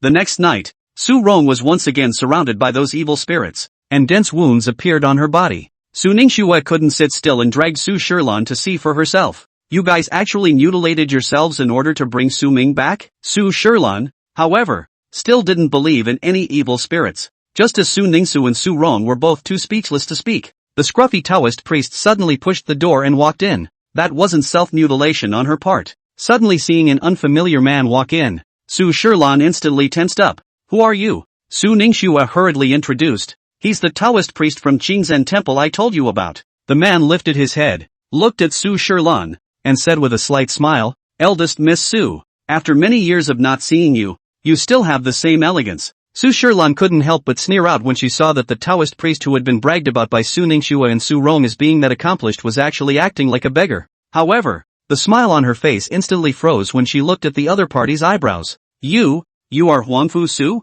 I didn't expect Miss Su to remember me. The scruffy Taoist priest let out a light laugh. But that's already my former name. You can just call me Wu Wei now. Su Shilan had a complicated mood. This Huangfu Su was a renowned genius in the Imperial Skyxian sect, once the heir to the Imperial Skyxian sect's family head, only that he had inexplicably disappeared from the International Center for some unknown reason many years ago. The outside world had also rumored that he had died. Now that he had met again, his image had actually changed drastically, and his appearance was very different from what it used to be. But Huangfu Su's ability, she had truly seen it with her own eyes.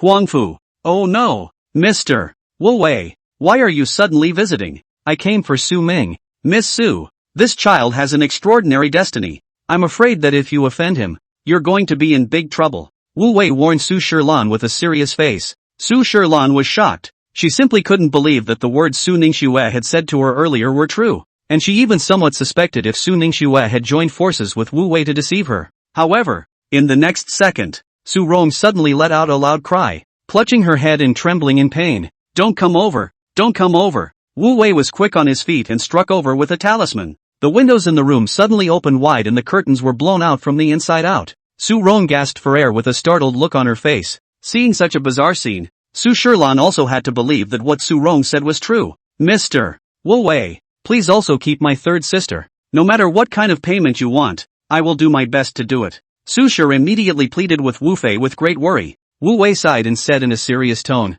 I don't need any payment. It's just that the bell must be untied. Those evil spirits that Third Miss encountered I can only try my best to suppress, but they will come more and more ferociously. You'd better pick up Su Ming back to Third Miss as soon as possible. Su Shilan heard this and could only rush to the clubhouse to find Su Ming and Su Lingmeng, but after arriving at the clubhouse, she realized that there wasn't even a single guest in the clubhouse, and the person in charge heard that Su Shilan had arrived and immediately greeted her respectfully. Hearing that she had come to look for Su Ming, the person in charge immediately sighed sadly. Eldest Miss Su, you're too late. They've already been taken away. What? They were actually bought away so quickly? Su Shilan was shocked and hurriedly inquired. Who was that buyer? No. The person in charge panicked and waved his hands. They weren't bought away. They were taken away by a woman. A woman? You guys didn't stop it? A wave of anger arose in Su Shilan's heart. Who in the world had such a great ability to take away the people she sent in directly from the clubhouse? The person in charge busily replied. Where do we dare to stop? You do not know. That little baby is evil as hell. Our people want to take him away. As soon as we got close to him, the sky clattered down with a thunderbolt, directly collapsing the roof. Yes, 2 of our men here were not killed by the thunder. The men around the person in charge followed suit. Su Shilan's eyes stared, once again recalling what Wu Wei had said. Su Ming's destiny was extraordinary, and anyone who offended him would not have a good ending. Do you know who that person who took Su Ming away is? Her eyes sank slightly. I heard that young girl call out to that woman's mother. Other than that, we didn't dare to check. The person in charge and his own men glanced at each other, and finally honestly told Su Shilan the truth. Su Shilan was in a gloomy mood. Chen Wanqiu. She was the one who had taken away Su Ming and Su Lingmeng. In this moment, she couldn't find Chen Wanqiu's whereabouts, so she could only return home first. Seeing Su Rong was sitting in the living room resting, not the least bit of that scared and panicked look from last night. Looking at those tiny but not deep wounds on her arms, Chen Wanqiu's heart was once again flooded with doubts. Could it be that all of this was deliberately faked by Su Ningxue and Su Rong? Although Wu Wei has real skills, but it is not really. Do not ask the world of the Taoist immortal. Was Su Ningxue by is not impossible. While she had a lot of thoughts in her heart, Su Rong had already opened her eyes and excitedly rushed towards her. Big sister, where is Su Ming? Didn't you go to the clubhouse to pick them up? He was taken away by Chen Wanqiu. I can't find them now either, Su Shilan said in a light tone. Su Rong instantly became emotional. Can't find them? How could you possibly not be able to find them? How could there still be people in this international center that you can't find? Even if you want to find it, it will take time. Su Shilan shook off her hand and said with some annoyance. In fact, Su Rong was right. In the international center, as long as it was someone she wanted to find, she would definitely be able to find them in less than 2 hours. But she didn't really want Su Ming to come back immediately right now. Big sister, if I can't find Su Ming again, I will definitely die. Su Rong was so anxious that she was on the verge of crying. Aren't you fine now? Su Shilan looked her up and down and skeptically said, could it be that the way you looked last night was all an act? What? Su Rong's expression stagnated, and her voice became indistinct. Noticing her loss, Su Shilan's heart softened a few points, and she helplessly sighed. I'm tired. I'll go back to rest first. Tomorrow, I will definitely help you find Su Ming, even if what Su Rong said was true. With Wu Fei, this metaphysics big brother, but for one night, it would be fine. At night, screams once again came from Su Rong's room, and Su Shilan's several people immediately rushed over, only to see Su Rong sweating profusely, her legs twitching unceasingly, as if there was a large invisible hand strangling her neck. Help! Help! Su Rong couldn't even speak fully. Her 2 hands were constantly picking and pulling near her neck. Su Shilan hurriedly rushed over to try to grab the dirty things in front of Su Rong, but she could only grab a handful of air. Get out of the way! Wu Wei pinched the talisman and rushed in, but the talisman in his hand actually shattered into many small pieces out of thin air. A stream of air rushed him back several steps, and he coughed several times in a row, a trace of blood spilling out from the corner of his mouth. These things are too powerful. I can't suppress them anymore. If this continues, she will definitely die. What then? Su Ningxue and Su Shilan said in unison. Is there any Su Ming's clothes? Quickly bring them over. Wu Wei's brows tightened. Su Ningxue hurriedly went to get the clothes that Su Ming had worn, and Wu Wei grabbed them in his hands and flung them towards Su Rong's body, only to see Su Rong's tightly tensed body instantly loosen up, directly crooked down on the bed panting heavily. She rested for a good half day before raising her head to look at Su Shilan and weakly said, just now, a black cat rushed in and wrapped itself around my neck, but as soon as Su Ming's clothes came close to it, it immediately scurried out in fear. Su Shilan was also surprised to find a strangulation mark appearing on Su Rong's neck. She also had to believe that what Su Rong said was true. Eldest Miss Su, those things are too powerful. Unless Su Ming himself stays with Su Rong, I won't be able to suppress them. But Su Ming I haven't found yet. Su Shilan also panicked, and in her heart, she regretted 1,000 times that she hadn't gotten Su Ming back earlier yesterday. What if those things come back before I get Su Ming back? Wu Wei frowned. First, find all of Su Ming's clothes, cut them into strips of cloth and tie them around the room, as well as hang more on the windows and doors. Su Ningxue immediately complied. Su Shilan, on the other hand, immediately had someone stop Chen Wanqiu, who was about to take a plane to leave the international center. I'm sorry ma'am, someone has reported you for child trafficking. Please cooperate with our investigation first. Several staff members stopped Chen Wanqiu and said with serious faces, child trafficking? I didn't. These are my own children. Chen Wanqiu was bewildered. The staff, however, was prepared for this and questioned. Then how can you prove it? Chen Wanqiu was confused. There was actually a day when she had to prove that her children were her own.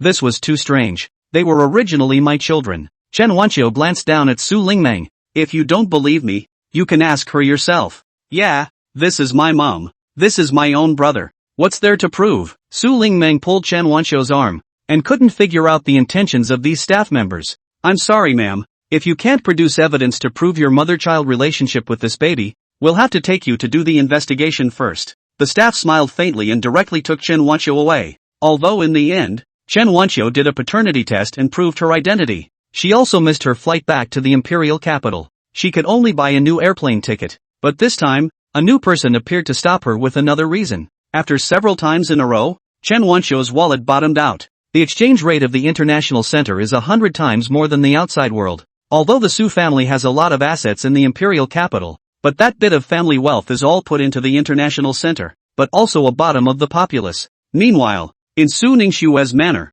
Su Shilan was pacifying Su Rong. After they followed Wu Wei's words and cut Su Ming's clothes into strips of cloth and tied them around the room. Although those evil spirits still appeared often, they showed great fear when they were near those strips of cloth and didn't dare to come near at all. But Su Rong said that more and more evil spirits appeared, and even some of them were able to hold back their fear and come closer to the strips of cloth. Sooner or later, they wouldn't be able to hold out if they continued like this. Third sister, don't worry, Chen Wanxiu, she will immediately send Su Ming back. Su Shilan confidently comforted Su Rong. She had specifically blocked Chen Wanxiu from returning to the imperial capital these past few days. Chen Wanxiu came to the international center in a hurry. Her pass had definitely expired, and wanting to get a replacement pass would require a large sum of money. Chen Wanxiu is in the imperial capital. How to into the international center? That is nothing. She is not capable of short-term to earn such a large sum of money. Now that she is desperate, she still has to obediently return Su Ming. However, she waited for a day, but did not see Chen Wanxiu take the initiative to bring Su Ming to her door.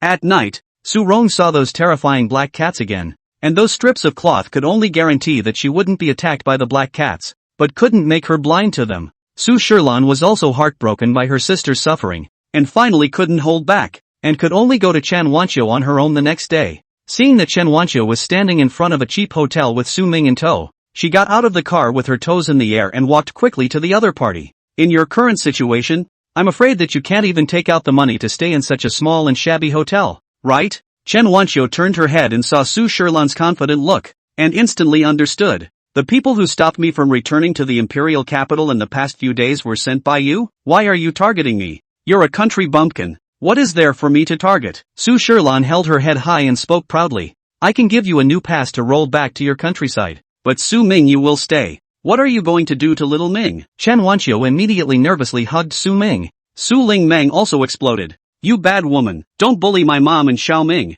Don't worry, I'll raise Su Ming properly, and in the future, when he grows up, he'll receive the best education in this world, which I guarantee is something that a country bumpkin like you can't provide him with for the rest of his life. Su Shilan looked Chen Wanxiu up and down, not hiding the contempt in her tone. She hated those poor relatives of the Su family outside of the international center the most. Each one of them had accomplished nothing and still thought about the Su family's main headquarters every day, and didn't look at what kind of goods they were. If it wasn't for her third sister, she wouldn't bother to come and smell the stench on Chen Wanxiu. I won't give Xiao Ming to you. Go away, Chen Wanxiu said in a resolute tone. Little Ming is with me. At least he won't be sold into the clubhouse. Then you'll wait for Su Ming to follow you as a beggar, without my help. With you also want to walk out of the international center. Humph. Su Shilan snorted coldly. Don't worry, my third sister needs Su Ming. I won't harm him anymore. Su Lingmeng on the side immediately reacted as she revealed a sneer. So you came here for Su Rong. It must be because those dirty things haunted Su Rong again after Xiao Ming left, right? That's what you guys deserve. We're not going to give Xiao Ming to you. Sooner or later those dirty things will haunt you too. Chen Wanxiu hadn't fully understood Su Lingmeng's words yet, but it was already clear that Su Shilan's desire to retrieve Su Ming wasn't at all like Su Ningxue's, who did it out of fondness, but rather to use Su Ming. Eldest Miss Su, go away. I'm just going to beg for food, but I won't let Xiao Ming suffer even a little bit. She hugged Su Ming tightly, her tone resolute. I definitely won't let someone with ill intentions like you raise Xiao Ming.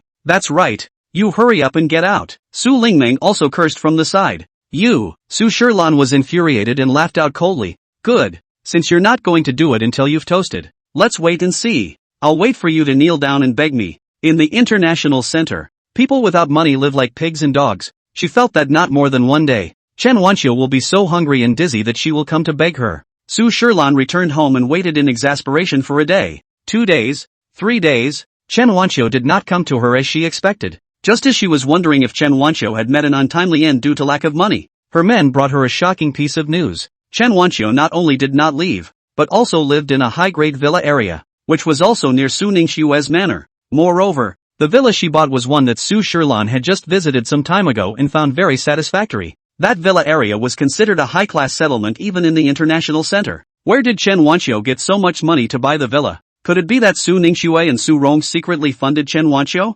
Quickly go and call the fourth sister over to me. She hurriedly asked her men to call someone. Unexpectedly, Su Ningxue had already walked out with her own black tea, and said with a calm demeanor, "No need to call. I already know that Chen Wanqiu bought the villa. I know what you want to ask, but this money really isn't from me to Chen Wanqiu. That's impossible." She couldn't believe it. If it wasn't you, who else could have given Chen Wanqiu such a large sum of money? If I guessed correctly, this money should have been given by Su Ming. Su Ningxue pondered for a moment and said with a serious face. Su Shilan was stunned, and only after a long time did she reveal a smile that was speechless to the extreme. "Fourth sister, do you take me for a retard? Su Ming can't even speak right now. How could he possibly give Chen Wanqiu that much money? And it's also impossible for him to have that much money. If he really could have that much money, it could only be from you." Although Su Ningxue did give Su Ming a lot of money, but this matter she didn't want Su Shilan to know for the time being, so she simply went straight to the point. Although Su Ming can't speak yet,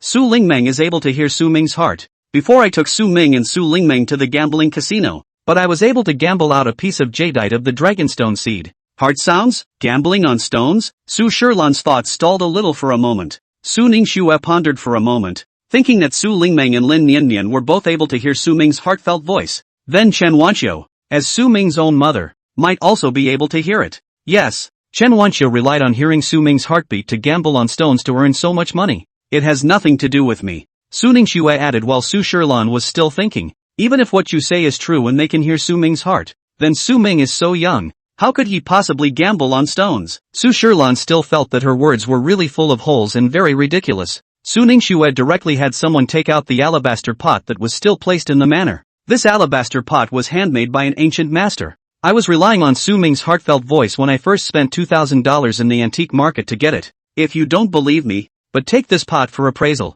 Su Shilan was in a complicated mood. In the past, she definitely wouldn't believe it, but during this period of time, she had already seen the power of those evil spirits that tormented Su Rong, and her acceptance of this kind of thing had increased in a straight line. Moreover, her men had also checked Chen Wanqiu's movements over the past few days, confirming that she had indeed appeared at the gambling casino frequently over the past few days. But even so, she was still half skeptical of Su Ningxue's words. Could Su Ming, a baby, really be that powerful? Or was it that fourth sister had actually secretly funded Chen Wanqiu, only fearing that she would go after Chen Wanqiu's trouble? She had made up such an outrageous lie? "Eldest miss, Chen Wanqiu has brought Su Ming to the gambling casino again." Her men suddenly sent her the message. Su Shilan instantly made a decision. Hearing is not believing. Seeing is believing. Whether Su Ming could gamble on stones or not, wouldn't she know if she went to see for herself? She rushed to the stone gambling ground, and the crowd was gathering together, discussing something. Su Shilan was alert in her heart and quietly hid in the shadows to observe,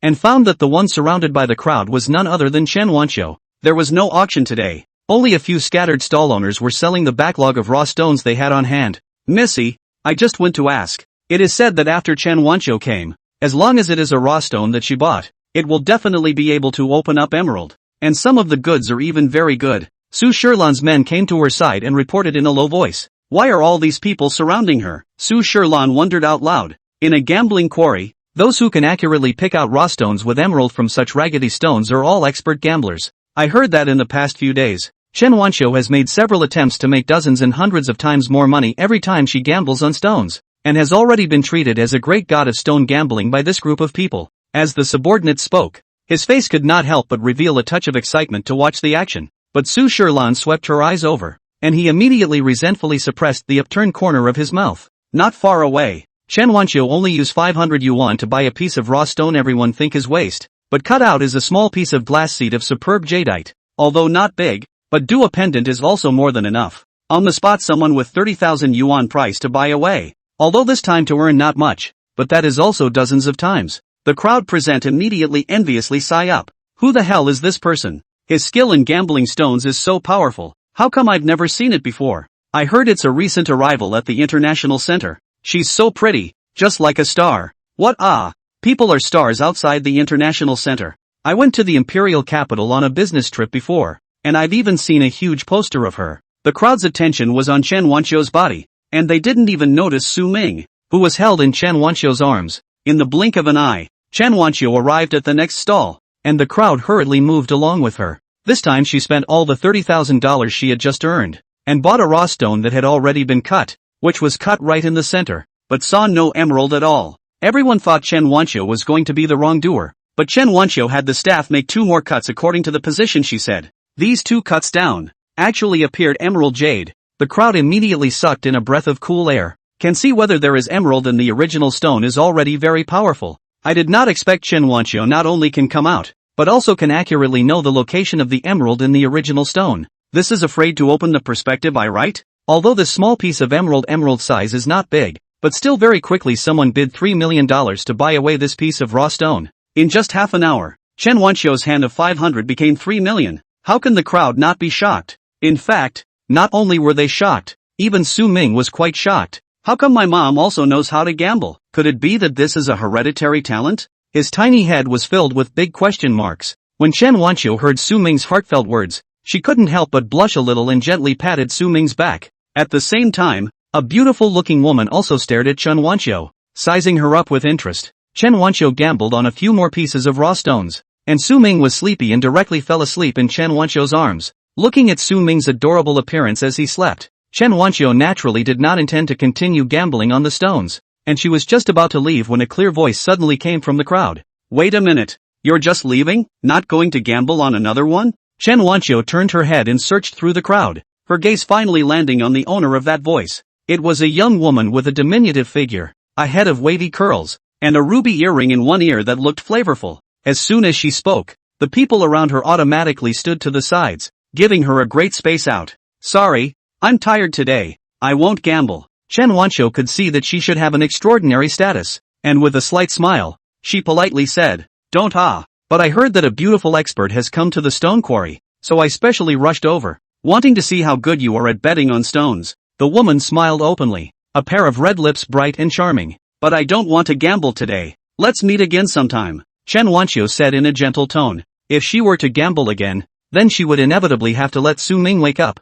Little Ming had only slept for such a short while today. She couldn't afford to wake him up. The woman was rejected twice by Chen Wanqiu, and the faces of the people around her became a little odd, as if they were still vaguely worried for Chen Wanqiu. May I ask your name? The woman asked politely. Surname Chen. Chen Wanqiu did not detect any malice from the other party, so she replied politely. How about this? Ms. Chen, as long as you can gamble again, and this time, if you open a superb emerald, I'll represent my family and talk about a cooperation with you. The woman thought for a moment and graciously said. Hearing this, Chen Wanqiu was still a bit confused. May I ask what your family is? You don't even recognize Miss White family. Before the woman could say anything, those onlookers around Chen Wanqiu became anxious first and introduced themselves in a chorus of words. This is the White family's eldest Miss Bai Fuya. You should always know the White family, right? Isn't this nonsense? The Bai family is one of the 4 major families in our international center. The Bai family is strong. To be able to get on a partnership with the Bai family,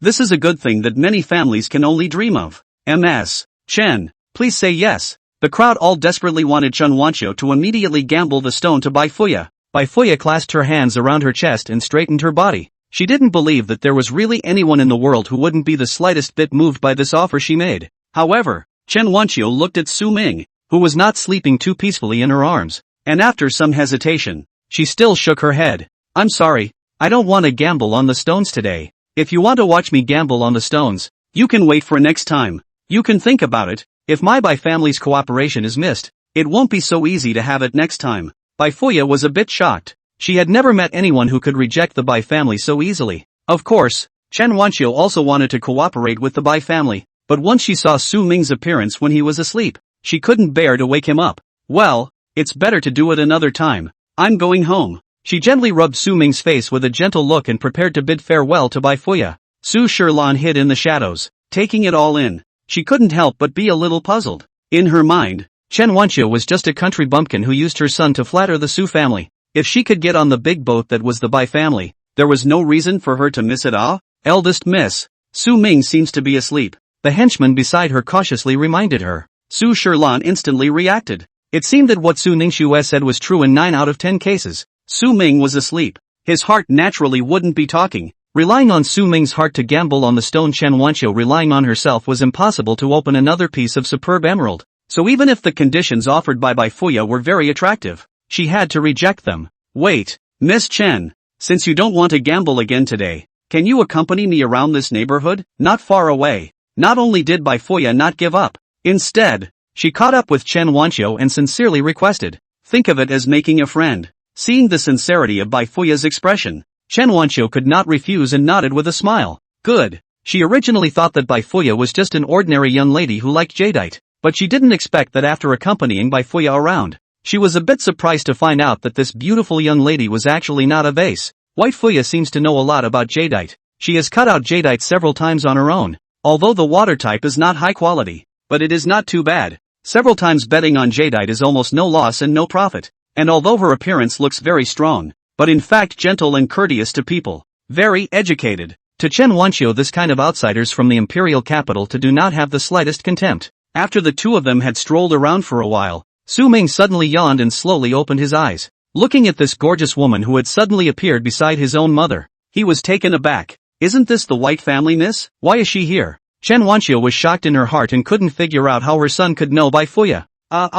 This baby of yours is so cute looking. Bai Fuya also noticed that Su Ming had woken up and intimately raised her hand to pinch the flesh on Su Ming's face. Don't touch me, I also have dignity. Su Ming instantly exploded. How come everyone who saw him had to grab a handful of his handsome and dashing face? He turned his head away in disgust, causing Chen Wanqiu to laugh softly. What are you laughing at? Bai Fuya was puzzled. Chen Wanqiu hurriedly pulled away from the topic. Miss Bai, you don't want to see me gamble on the stone. How about this? You pay for it. I guarantee to help you open a piece of superb jadeite out. The base price is at least 10 million. How about it? Just now when I said let you gamble on the stone for me to see, let you cooperate with the Bai family, you are still reluctant. Now how come you are willing again? Bai Fuya let out a light laugh, more and more unable to understand Chen Wanqiu. Of course, Chen Wanqiu couldn't tell Bai Fuya that the real reason was that Su Ming was sleeping just now. She could only vaguely say, just now is just now, now is now. Bai Fuya was stunned, carefully staring at Chen Wanqiu for a moment,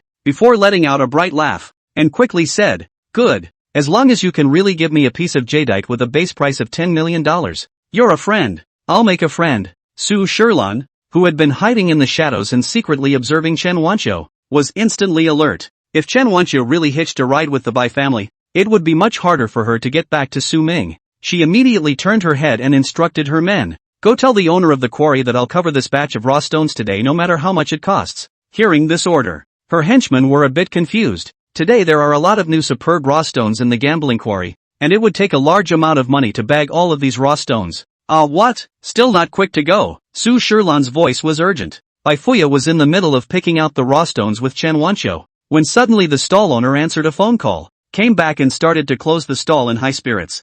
Boss, we haven't bought it yet. Bai Fuya asked somewhat puzzled. Didn't buy it? Then it's just as well that we don't have to buy it. The stall owner cheerfully packed up the raw stones on the stall and happily said, just now, the owner of the casino notified us that this batch of spirit stones today is fully covered by someone. Upon hearing this, Chen Wanqiu and Bai Fuya turned their heads to look around at the other stalls and found that the other stall owners were also collecting raw stones. What kind of person was it that could be so generous as to directly accept an entire batch of raw stones without asking for the price? The entire people in the gambling quarry were very curious. It was only when they saw the owner of the gambling quarry arranging for all the raw stones to be given to a woman that the crowd joined together and cast a measuring gaze at her. It's her? Chen Wanqiu couldn't help but frown slightly when she saw Su Shilan. Bai Fuya's assistant was also very dissatisfied. Just now Chen Wanqiu promised to help Bai Fuya open a base price of $10 million for the jadeite out. This person directly bought all the raw stones. Isn't this a halfway cut off? Deliberately looking for pain? Missy, she must be deliberately provoking you.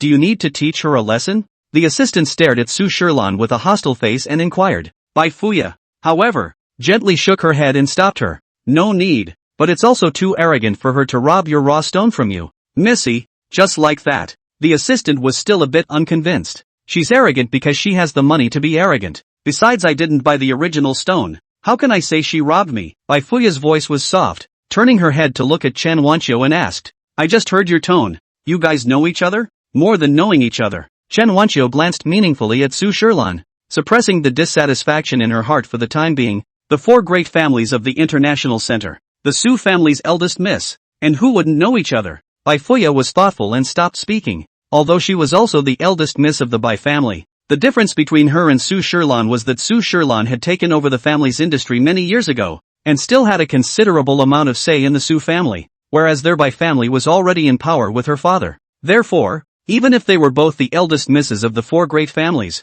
she did not dare to easily clash with Su Shilan. Many of the people in the audience had already recognized Su Shilan's identity and begged her to cut the raw stone on sight. Bai Fuya did not buy the original stone herself, and although she was a bit upset, she was not angry. She pulled Chen Wanqiu and asked excitedly, "Do you think Su Shilan can get her money back after buying so many raw stones in one go? It would be a hell of a thing to be able to return the capital. There are not many good goods in this batch of raw stones, and Su Shilan doesn't know how to gamble on the stones, when the casino is a $2 store." Before Chen Wanqiu could speak, Su Ming's contemptuous voice came from her mind. The corners of her mouth couldn't help but rise a few points as she whispered Su Ming's words in Bai Fuya's ear. Upon hearing this, Bai Fuya also laughed out softly. "Then you just swore that you would help me pick out a jadeite raw stone with a base price of $10 million?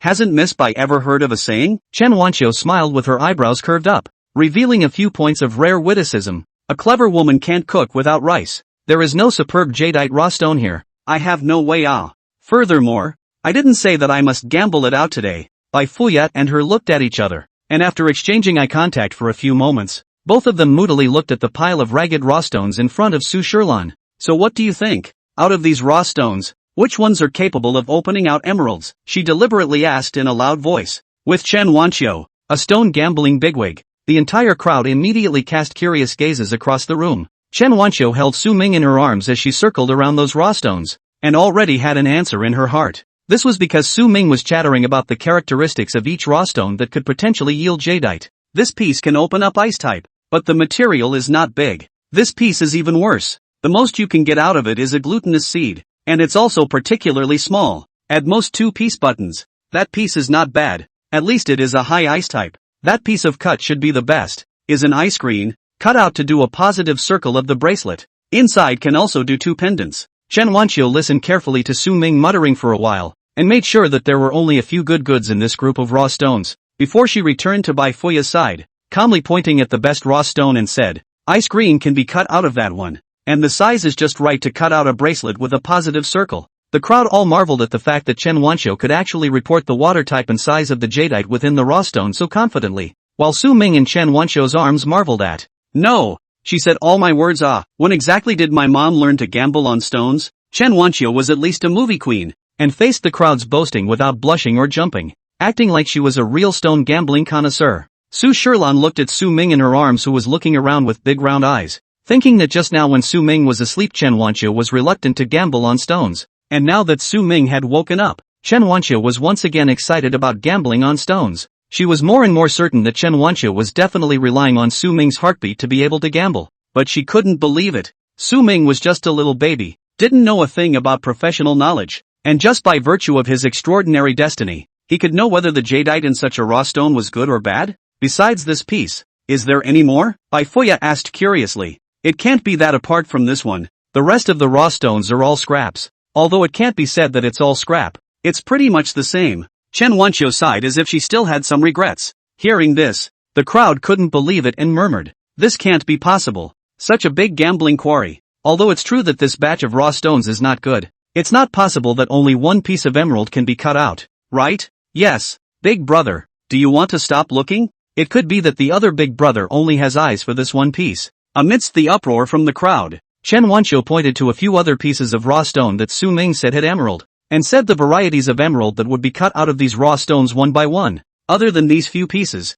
there are none." She shrugged her shoulders, a look of helplessness on her face. "My mother, I didn't think that such a great stone gambling expert like me. The Su family actually has 2. Su Ming marveled in his heart. Su Shilan's men instantly became angry. "Chen Wanqiu, don't talk nonsense. Our eldest miss bought so many raw stones. How could it be possible that only these few pieces could be opened?" Bai Fuya was also a bit skeptical and quietly pulled Chen Wanqiu's arm, asking in a low voice, "Is it really just these few pieces? You wouldn't be deliberately talking nonsense just to take it out on me, would you?" "Of course not." Chen Wanqiu laughed out softly. I'm just being honest. Su Shilan let out a cold laugh. What a truthful statement. Isn't it because you have a grudge against me that you deliberately cursed me? Noticing Su Shilan's hostility towards Chen Wanqiu, Bai Fuya subconsciously stood a bit in front of her. Trouble now to open all those emeralds she mentioned. Su Shilan snorted coldly, full of disdain as she told the staff. She didn't believe what Chen Wanqiu said. As long as all these raw stones were cut, then naturally, she would be able to slap Chen Wanqiu's face. Staff immediately cut the first raw stone. Inside is really an ice cream jadeite. The scene has specialized in doing jadeite master looked at. Surprised that the size of this jadeite is really can only make a good quality is also good ring bracelet. Those who were watching the scene gathered around Chen Wanqiu and flattered her. Ms. Chen, your eyes, really divine. Ms. Chen, you are really great at this. This is my business card. When are you free? I'll treat you to a meal? Bai Fuya instantly tensed up and deliberately coughed. Standing in front of Chen Wanqiu, this was a friend she wanted to make. How could she be easily abducted by someone else? I just said that only one of the original stones has been opened. It's better to wait for Miss Su to finish opening it. Chen Wanqiu smiled blandly and looked towards Su Shilan, who had a somber face on the side. This first ice cream jadeite cut out was only worth $100,000 even if it was made into a bracelet. Su Shilan had spent more than $3 million to buy all the raw stones. If it is really as Chen Wanqiu said, this inside only a few bracelets are good. She can be to lose blood money. Although she didn't believe what Chen Wanqiu said, she was inexplicably worried that what Chen Wanqiu said would be true. Cut again. She spat out 2 words through gritted teeth. The staff immediately cut another piece. And the result was that this piece was again exactly the same as what Chen Wanqiu had said.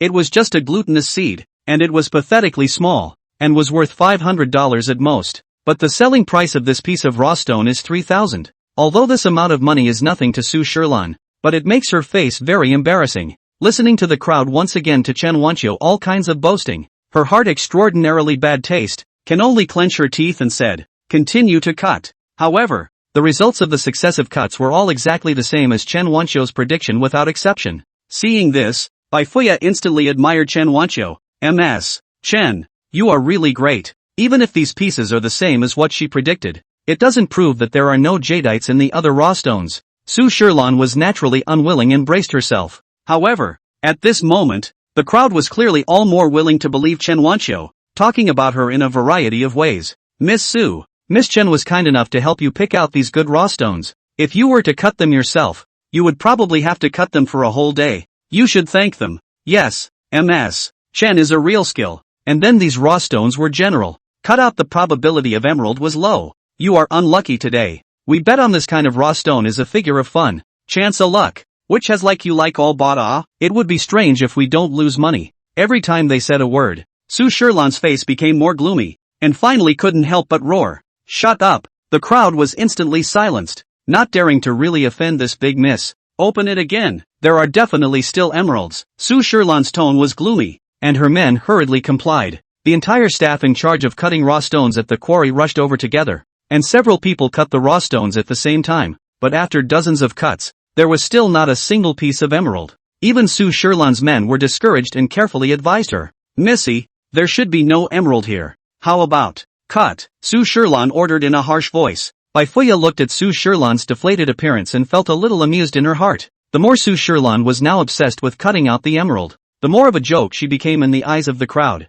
Even if she did cut out another piece of jade, the crowd would only think that Chen Wanqiu had accidentally missed one. And no one would even question Chen Wanqiu's level of stone gambling because of this. Right at this moment, Bai Fuya's cell phone rang. She looked down and greeted Chen Wanqiu. Miss Chen, wait for me. I'll take a call. The call was from Bai Fuya's father, the current head of the Bai family. Bai Jinglin, baby girl, why did you go to the gambling casino for so long today? What good treasure did you find? Bai Jinglin asked smilingly on the other end of the phone. Dad, don't make fun of me. You don't know that I'm not a bad gambler. What kind of good treasure can I get? Bai Fuya smiled sarcastically. But this time I really got a good treasure? Oh, what is it? Bai Jinglin also became interested. It's... Bai Fuya turned her head to look at Chen Wanqiu, who was holding a baby in her arms not far away, and let out a light laugh. It's a person. She recounted the scene of Chen Wanqiu's stone gambling with Bai Jinglin in great detail just now. In fact, she wasn't very interested in gambling on stones. The person who really liked jade was her father, Bai Jinglin, and she was only influenced by her father to know more about jade. Bai Jinglin was also shocked after hearing her. I've been playing with jade for so many years, But I've never seen such a strange person. You quickly invite her to come and sit in our house. I want to invite her to take a look at those jade treasures of mine." Upon hearing this, Bai Fuya instantly grunted unhappily. "Those treasures of yours usually don't give us a chance to touch them, but now that you've met a big shot, you're rushing to invite others to look at them. That's really a double standard. You, my good daughter." Bai Ginglin was already itching to do something, and immediately made a decision. "Are you guys still at the gambling casino right now? I'll go over right now and personally invite her." "Hey Dad, how old are you?" Well, can't I invite her for you?" Bai Fuya was speechless for a while. Her father was calm and steady in everything else, but when it came to Jade, he was mesmerized, and felt like he was going to be possessed in the next second. She hung up the phone and returned to Chen Wanqiu, telling her about Bai Jinglin's invitation in public. Su Shilan, who was obsessed with letting her men cut the jade, also froze. She remembered that the Bai family head was extremely fond of collecting jade, and was very precious about those jades, easily not showing them to people. Even her father's desire to take a look at it would take a lot of talking. Now he didn't even see Chen Wanqiu's person, but just listened to Bai Fuya's dictation, and wanted to invite Chen Wanqiu to be his guest. She, Chen Wanqiu, was nothing more than a country bumpkin. What gave her such great face? Chen Wanqiu was also a bit elated and was just about to agree when Su Shilan suddenly opened her mouth again. "Bai Fuya, she's just doing a show. You be careful of being cheated and counting the money for others." "Su Shilan, what do you mean by that?" Bai Fuya heard her words so full of hostility and stopped holding back. "It was my father's intention to invite Miss Chen to our home. Is it possible that you have any preconceived notions about my father?" "That's not true. It's just that I suspect Chen Wanqiu that he doesn't know how to gamble at all. He just bought off the owner of the gambling casino so that he can know in advance which piece of raw stone has emerald in it and which one doesn't."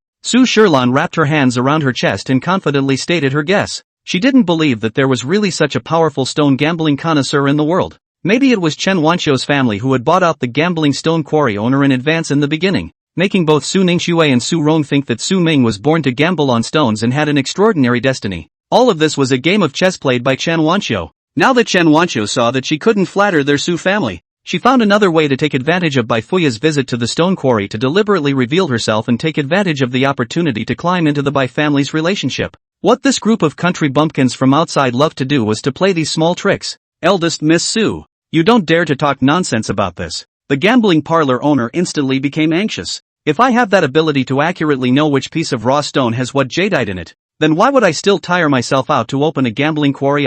Wouldn't it be fine for me to gamble on my own every day?" Some of the onlookers felt that the boss of the casino was right, but some also suspected Chen Wanqiu. After all, Chen Wanqiu was a young woman who has never appeared in the gambling stone field. The gambling stone big brother is usually not young, so as to be experienced and sharp-eyed. It was said that it was difficult for a god to break an inch of jade, and many people deep down were unwilling to believe that a young woman could have such a great level of stone gambling. For a while, there was a lot of talk, and the two parties were about to get into a fight as they talked. For her part, Bai Fuya felt speechless and pulled Chen Wanqiu's hand to leave. "Ms. Chen, ignore her. My father is still waiting for you at home. You couldn't have been poked and prodded by me and have a weak heart and want to leave, right?" Su Shilan immediately questioned triumphantly. Chen Wanqiu wasn't in a hurry yet, but the owner of the gambling parlor was already in a hurry first, as he hurriedly had people pull out a pile of raw stones that had already been cut and ruined. "Everyone take a look.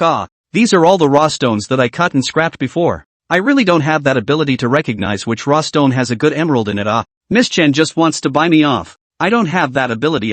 The crowd looked at the pile of raw stone scraps that looked like a mountain of garbage and were silent. "Boss, I didn't realize you secretly lost so much money in private." A man glanced at the gambling quarry owner heartily. The gambling quarry boss snapped and scratched his head. "I'm not also thinking of getting lucky one day and opening a superb emerald to realize wealth freedom. Ha ha ha. I didn't realize that you are also a stone gambling rookie." The crowd laughed into a ball, and the atmosphere was naturally harmonious. Since the owner of the quarry himself couldn't recognize the good and bad of the original stone, how could he be bought off by Chen Wanqiu? "Su Shilan, now you can stop being suspicious, right?" Bai Fuya was also somewhat speechless. Thinking with her feet, she knew that Chen Wanqiu simply didn't have that much money to buy off the gambling casino owner. She had only just arrived at the international center not long ago, and with the exchange rate between the international center and the outside world, unless Chen Wanqiu was the richest man in the world in the outside world, where would she get so much money to buy off the gambling quarry boss when she entered the international center? Seeing this, Su Shilan also had to completely believe Su Ningxue and Su Rong's words. But the person who really knew how to gamble on stones should also be Su Ming. Definitely not Chen Wanqiu. Seeing Chen Wanqiu so complacent, she couldn't say how unhappy she was in her heart. And if she let Chen Wanqiu just hug Su Ming and Bai Fuya and leave, then her third sister would be in danger. Wait, Chen Wanqiu, I'm going to compete with you one more time. An idea was born in her heart, and she opened her mouth with a light smile. Compare what? Chen Wanqiu looked back at the somewhat inexplicable smile on her face, and her heart couldn't help but feel a few moments of panic. Just compare gambling stones. Su Shilan turned her head to look at the gambling parlor owner. Please bring a new batch of raw stones. The owner of the quarry immediately complied and brought out some of the raw stones he had bought that had not yet been cut. However, the others present were very unhappy with Su Shilan's behavior. Miss Su, you're too much of a nuisance, aren't you? Miss Chen said that there were only a few good ones in your raw stones. That was also the truth. Gambling on stones is supposed to have losers and winners. If you can't afford to lose, then don't play. Miss Su is being undermined and can't get over her face. You are with Ms. Chen then 10,000 times. That is also self-defeating. Originally, the crowd was still a bit wary of Su Shilan's identity, but as more and more people were talking, they became more and more reckless. Mocking Su Shilan with your words in mind. Why should I compete with you? Chen Wanqiu took a step back and reluctantly asked. As long as you don't want anything to happen to the imperial Su family, you don't have the right to ask this. Why? Su Shilan held her head high and spoke proudly. Bai Fuya glanced back and forth between these two, sensing that these two seemed to have some sort of beef, and for a moment she could not open her mouth to defend them. Seeing Chen Wanqiu's silence, only then did Su Shilan faintly smile. I'm not forcing you either. As long as you can beat me, from now on, I won't look for trouble from you and Su Ming. You keep your word? Chen Wanqiu was stunned, her tone somewhat agitated. Of course I'll keep my word, but Su Ming can't be present when I compete with you. Su Shilan's words changed. Looking towards Su Ming and Chen Wanqiu's arms, Chen Wanqiu's expression immediately changed drastically, and even though she quickly reacted and tried her best to suppress it, a few moments of panic still showed in her eyes. Noticing the change in her demeanor, Su Shilan had completely concluded that Chen Wanqiu was relying on Su Ming to be able to cut out so many extreme-grade primary stones. As long as Su Ming wasn't around, Chen Wanqiu wouldn't be able to jump up and down. Take Su Ming away from me. Without waiting for Chen Wanqiu to speak, she turned her head sideways and commanded the men around her. What are you guys doing? Chen Wanqiu backed away in panic, and Bai Fuya hurriedly told her men to get up and down. Su Shilan, don't bully people too much. Miss Chen is now a guest of our Bai family, she snapped. How can you take it out on someone else's child after losing money yourself? Although the others didn't dare to stand up for Chen Wanqiu, their gazes towards Su Shilan were filled with disgrace. Sensing that the atmosphere was not right, Su Shilan could only step back. Don't get me wrong. I just don't want Su Ming to be present. My people can't move Su Ming, so let the boss carry Su Ming away first, and when we're done competing, then bring Su Ming back. There's always no problem, right? Who knows if you have a relationship with this boss? Bai Fuya was cautious. You're competing against Ms. Chen. It's hard not to be afraid of a little baby? Cut the crap. If she doesn't carry Su Ming away to compete with me today, I won't just let you guys go. Su Shilan was too lazy to play smart with Bai Fuya. I'll tell you the truth. Chen Wanqiu is a person from the imperial capital branch of our Su family. Today is our Su family's family matter. You Bai family members had better stay out of it. Bai Fuya was a bit surprised, thinking that just now Su Shilan called this baby Su Ming. She also reacted. Since it was the Su family's family matter, it was indeed not good for her, an outsider, to speak up, but Chen Wanqiu was now a guest that her father was going to invite, and she couldn't let Chen Wanqiu be in any danger. If you want to carry Su Ming away, you can. My people will personally carry him. On balance, Bai Fuya took a step back. Su Shilan was now bent on seeking proof that the person who would gamble on the stones was or was not Su Ming, so she didn't care about this and directly agreed. Chen Wanqiu was of course unwilling, but she was also riding a tiger. Su Ming was carried to another room by Bai Fuya's people with a dumbfounded look on his face, and 10,000 questions popped up in his heart. Su Shilan can compete if she wants to. Why did she get rid of me? Am I some kind of an eyesore? It's probably because she lost too much money today and is angry and stupid. But at this time, Chen Wanqiu was already completely deaf to Su Ming's thoughts because she was too far away from him. Su Shilan took out those raw stones that the gambling casino owner had prepared. Chen Wanqiu, as long as you pick out the best piece of emerald from these raw stones right now, you win. The surrounding people all looked at Su Shilan like she was a fool. What's there to compare? An expert like Miss Chen, surely she'll see it in a moment. Just now, Miss Chen had picked out the only few good ones left in a pile of raw stones, and now it's just these few raw stones. How could she not pick them out? Miss Su is losing face and still not convinced. Bai Fuya was also very strange. She originally thought that if Su Shilan wanted to make things difficult for Chen Wanqiu, she would definitely come up with a difficult competition, but she didn't expect it to be just that simple. However, Chen Wanqiu had been looking at those pieces of raw stone for almost half an hour, her face becoming more and more grave, but she hadn't chosen one. The crowd is very puzzled, because one to recognize these pieces of raw stone difficulty is not high. Around the drama of some of the gambling experts have already seen which piece of raw stone and the good jadeite. According to reason Chen Wanqiu, such an expert should not be so long has not seen Chen Wanqiu, it's been half an hour. If you can't pick it out again, I'll take it that you've lost. Su Shilan looked at Chen Wanqiu's tangled expression and snorted out a laugh. Take Su Ming back to the manor, she ordered triumphantly. Chen Wanqiu was forced to pick a random piece of raw stone. I'll pick this one. The few stone gambling connoisseurs looked at the piece of raw stone she had chosen and were all very puzzled. This was because they could all tell that there could not possibly be good jadeite in this piece of raw stone. At first, they were still suspecting that they were not well educated and Chen Wanqiu could see the details that they couldn't see. However, when the raw stone was cut, the crowd was surprised to find that this piece of raw stone indeed had no emerald. It was just a piece of worthless waste material. Miss Chen, are you tired? Although Bai Fuya was surprised that Chen Wanqiu would choose the wrong one, she didn't doubt her ability and instead asked with concern. She's not tired, but she doesn't know how to gamble on stones at all. Su Shilan snorted and spoke loudly to the crowd. The person who can gamble on stones is that baby Su Ming in her arms. That baby was born with another pair of eyes that can recognize jade. Whoever obtains those eyes of Su Ming can just as easily become a stone gambling master. At those words, the crowd felt incredulous. Don't you talk nonsense. Chen Wanqiu was also anxious. Pit bulls were not guilty of anything, and there were mixed fish and dragons in the stone quarry.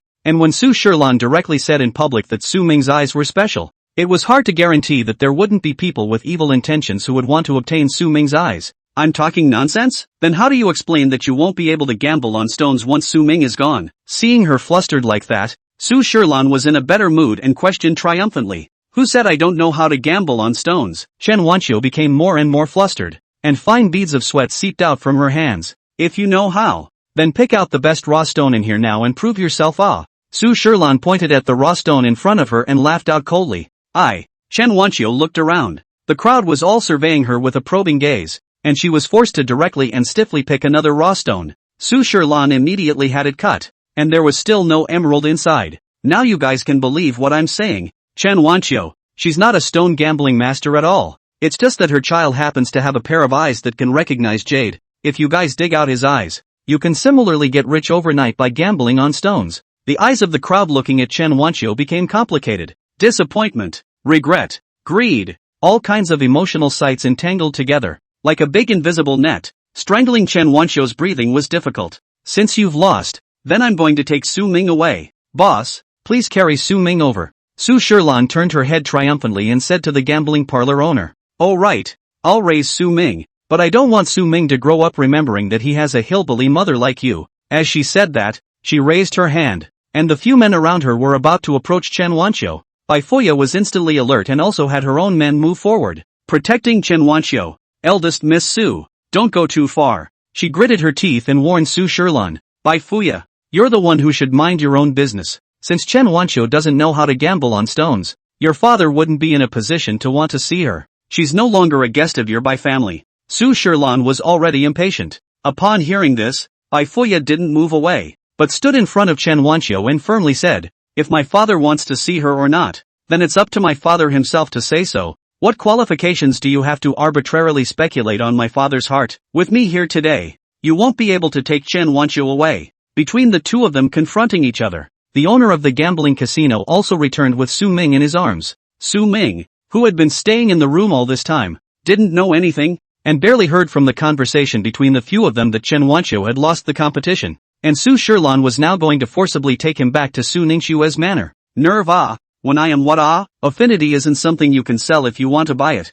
Do you understand? Su Ming spat angrily. On the other side, Bai Fuya was getting nervous. She was only here to gamble on the stones today. She didn't bring many of her men at all. If Su Shilan really wanted to forcibly take away Chen Wanqiu, her men probably wouldn't be able to stop her. But what she didn't expect was that Chen Wanqiu suddenly took her hand and said with a certainty, don't worry, as long as Xiao Ming doesn't agree, no one can take me and Xiao Ming away today. Bai Fuya was confused by Chen Wanqiu's confident appearance, and for a moment thought that Chen Wanqiu had some backstage that she didn't know about. However, Chen Wanqiu only silently pulled her back a few steps. In the next second, boom! A heavenly thunderbolt struck down with a swish, directly knocking out Su Shilan's henchman who was going to hug Su Ming. It was a sunny day, and suddenly a thunderbolt struck down, and the crowd present all screamed in fear and backed up a long way. Want to hug this grandpa? Oh no! It's this baby. Don't even look at how many kilograms you have. Su Ming let out a playful laugh, and in his heart,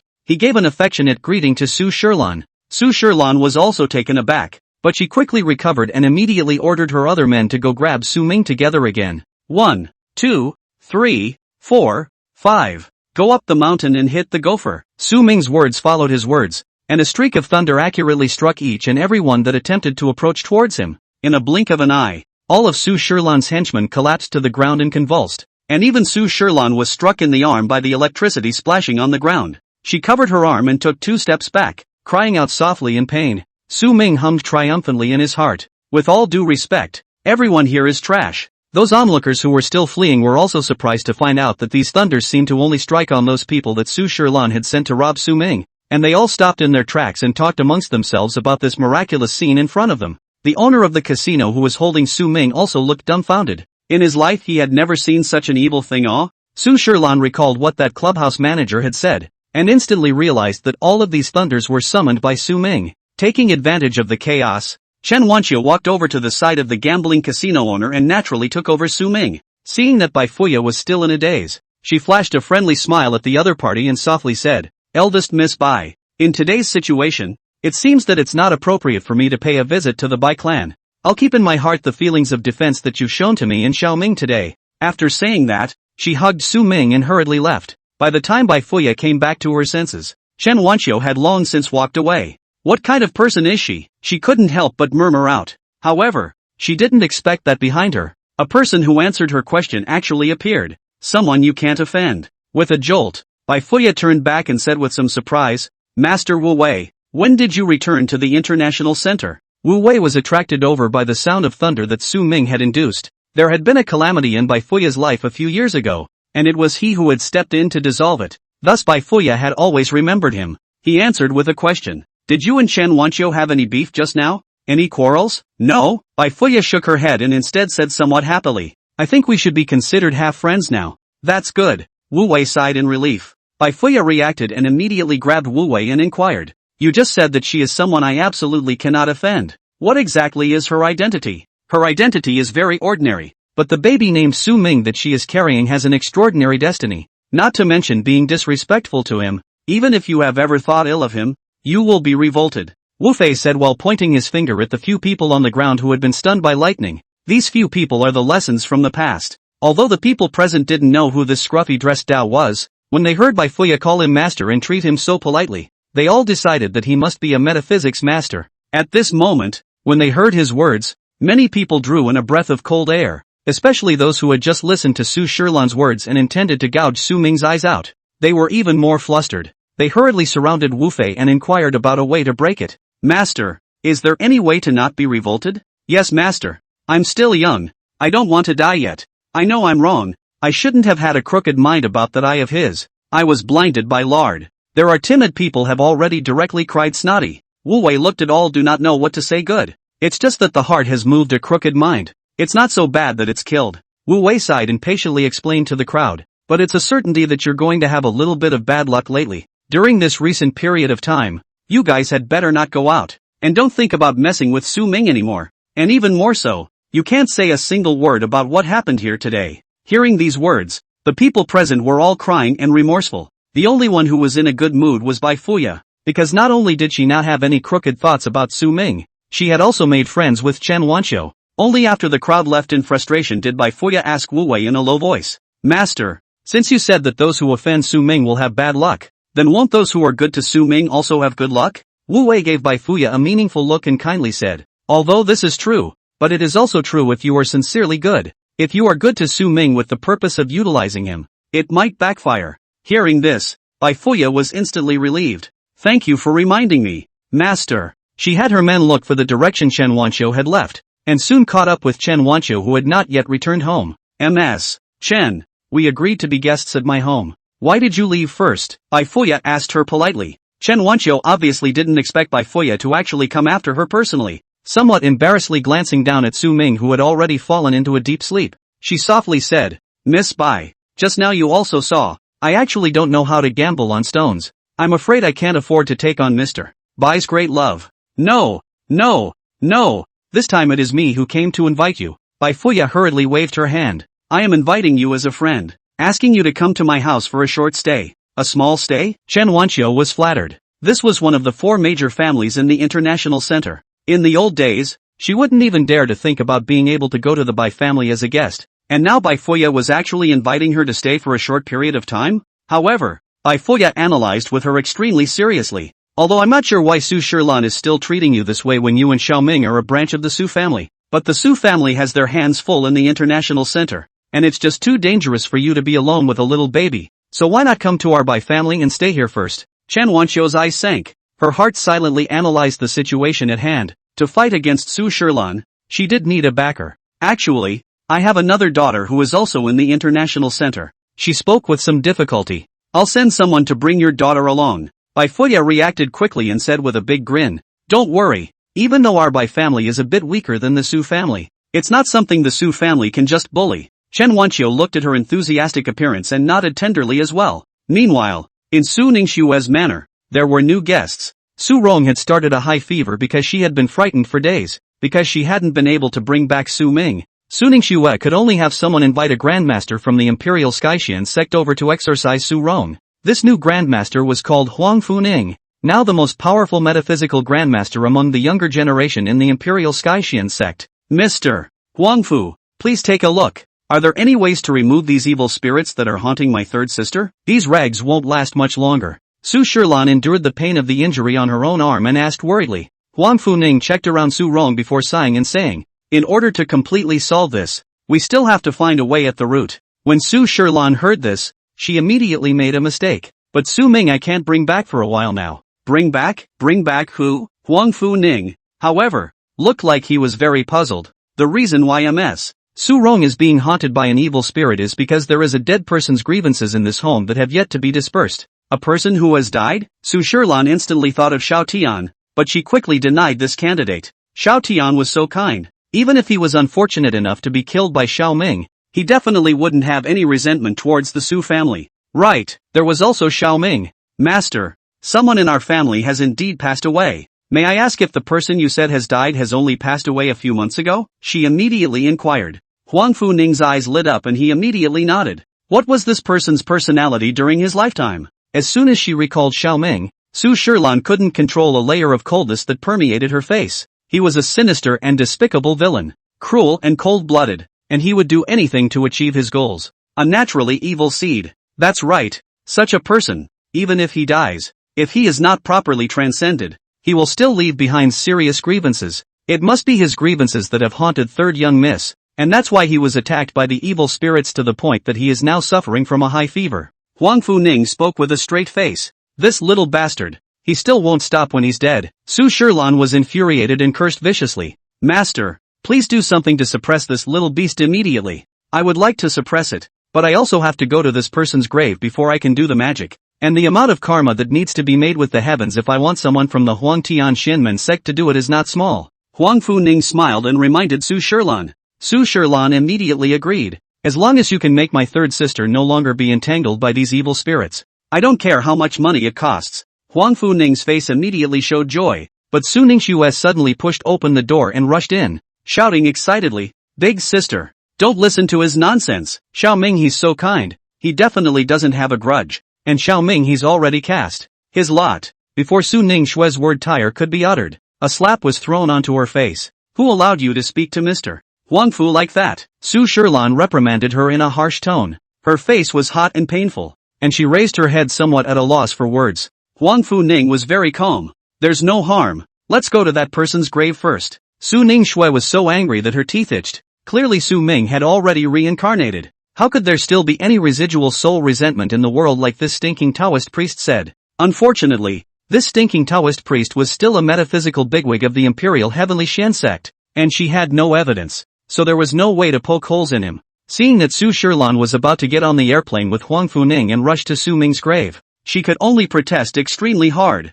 But this was of no help at all. And that night Su Shilan arrived at the imperial capital with Huang Funing. Seeing that Su Ming's tombstone was actually so simple that it didn't even have a name, Su Shilan's heart inexplicably had some bad feelings. But that feeling was only for a moment. And when she reacted and realized that she actually felt a trace of pity for a 10 evil beast, she herself felt it was very absurd. Master, please do it quickly. She turned around and pleaded with Huang Funing. However, Huang Funing looked at Su Ming's tombstone with a serious face and said in a heavy tone, yeah.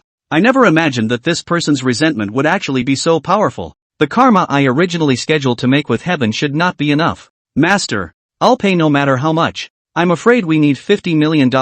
Huang Funing deliberated and quoted the price. Good. I will now immediately have someone call your account. Su Shilan waved her hand briskly, and her men immediately took action. After receiving the money, Huang Funing immediately began the practice. However, he had just posted 2 talismans when a mass of dark clouds suddenly gathered in the sky, directly blocking the originally bright and clear moonlight. A gust of wind howled up, scraping Su Shilan so hard that she couldn't even stand. A thunderbolt passed through the clouds and directly smashed down towards Huang Funing's feet. Huang Funing was so frightened that he instantly dodged away. His face changed drastically, and before Su Shilan could react, he fled and rushed out of the cemetery. Mr. Huang Fu, where are you going? Quickly suppress Su Ming. Su Shilan became anxious and shouted. Who knew that when he shouted, Huang Funing ran even faster, shouting, this ghost is really rampant. I'm afraid it's hard for me to subdue it alone. Wait for me to go back and ask my master to take action. Su Shilan also wanted to leave, but a gust of wind violently blew her to the ground.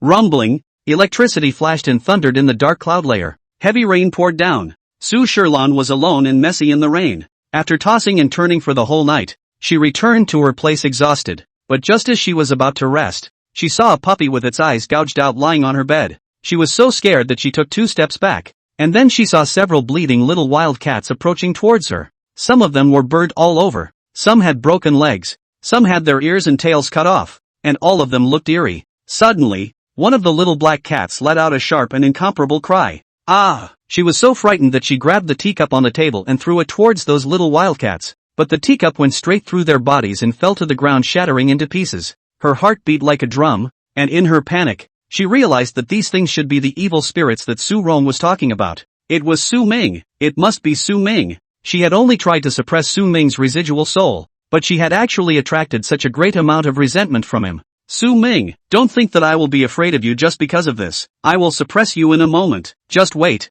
You won't be able to be arrogant for long. She held onto the corner of the table and shouted out into the air, as if this would barely alleviate the fear in her heart. Those evil spirits had been entangled around her for a long time, waiting until the light of day before they very unwillingly disappeared. Su Shilan immediately sent an angry message to Huang Funing. Mr.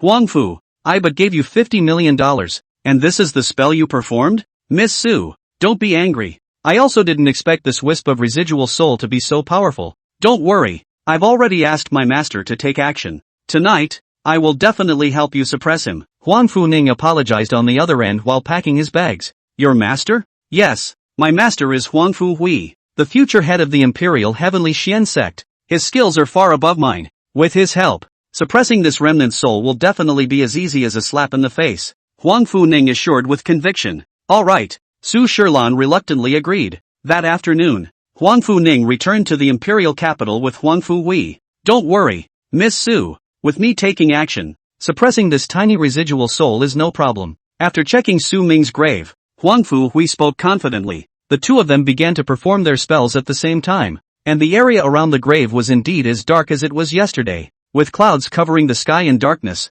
and a gust of demonic wind blowing up. Little remnant soul, how dare you clamor? Huang Fu Hui shouted, and with a snap, he placed a talisman on Su Ming's tombstone. Thunder continued to roar in that dark cloud, as if it was emitting a burst of unwilling wails. Huang Fu Hui recited some words under his breath, and eventually, after the thunder continued for a while, it gradually stopped, and the dark clouds slowly faded away. Su Shilan watched from the side and also admired Huang Fu Hui, worthy of being the future head of the Huang Fu family. Really good skills, she politely said to Huang Fu Hui. Huang Fu Hui's forehead was covered with beads of sweat. Hearing Su Shilan's praise, he unhurriedly wiped his face with a handkerchief and spoke in a calm and unparalleled manner. Eldest Miss Su is polite. Now that this ghost's residual soul has been suppressed by me, Those evil spirits that pestered Third Miss will not appear again. You can rest assured. Su Shilan instantly let go of her heart. In that case, then I will return to the International Center to see my third sister first. Later on, I will prepare a heavy gift and personally send it to the Imperial Skytian sect.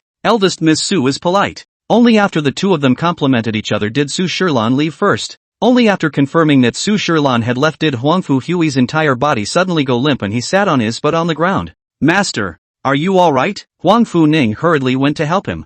Huangfu Hui slapped him on the head without any good humor. You brat! How did you provoke such a powerful residual soul? Master was almost pitted to death by you. I can't help it. Miss Su suddenly came to invite me. You are not unaware of my three-legged kung fu. How am I clear on why Su Rong was actually being haunted? I had to inquire and put the problem all on this unpopular adopted son of their family. Huangfu Hui turned his head, looked towards the tombstone that was labeled with a charm, and let out a light laugh. Kid, I know you are innocent, but who made you already a dead man who can't speak? Still, Master, you're great. You subdued this brat in one go, and he's still not honest even after he's dead. Huangfu Ning cockily gave him a thumbs up. Less changing the topic. How many benefits did you get from Miss Su's hands this time? When you return to the International Center, spit them all out for me. Huangfu Hui scolded him without a good mood. The two of them got into the car while talking. However, their car was driving on the way to the airport when the steering wheel suddenly failed. What? Huangfu Hui Huangfu Ning are dead? Su Shilan, who had gotten the news, was shocked beyond belief. Yes, at that time, their car was crossing the river bridge when the steering wheel suddenly failed. The car directly crashed through the guardrail and flew out. Huangfu Hui and Huangfu Ning died on the spot. The henchmen reported in shock and suspicion. But miraculously, the driver who was driving for them actually only suffered some superficial injuries. Su Shilan felt a little creeped out even listening to this, and she immediately rushed back to the imperial capital to find that the talisman on Su Ming's tombstone had actually disappeared. Gone. How could it be gone? She was shocked and panicked in her heart, and hurriedly scrambled around the tombstone. But she couldn't even find the talisman. Don't look for it. Beside her, Wu Fei's voice suddenly sounded. Su Shilan was already in a state of high mental tension, and Wu Fei's voice startled her even more. Mr. Wu Wei, why are you here? She dropped to the ground, panic and joy mingling in her eyes. I came. Wu Wei was just about to speak when she hurriedly climbed up and grabbed his arm as if she remembered something. Master Wu Wei, please hurry and help me suppress Su Ming's residual soul. He's just too evil. Is that so? How come I don't feel any residual souls here? Wu Wei looked at her meaningfully. Su Shilan completely failed to hear the deeper meaning in the other party's words as she kept staring tightly at the tombstone, nervously saying, It's true. I wanted to come to suppress him yesterday, but I ended up being haunted by an evil spirit when I went back at night, and Mr. Huangfu Hui personally came to suppress him, but he ended up getting into a car accident directly on the way back, and both the master and disciple died. It must be Su Ming. It's Su Ming who was deliberately taking revenge. Just because I wanted to suppress him, he deliberately retaliated against me. The more Su Shilan spoke, the more agitated she became, and her voice grew louder. Wu Wei blandly brushed aside her hand. No, Miss Su, you're mistaken.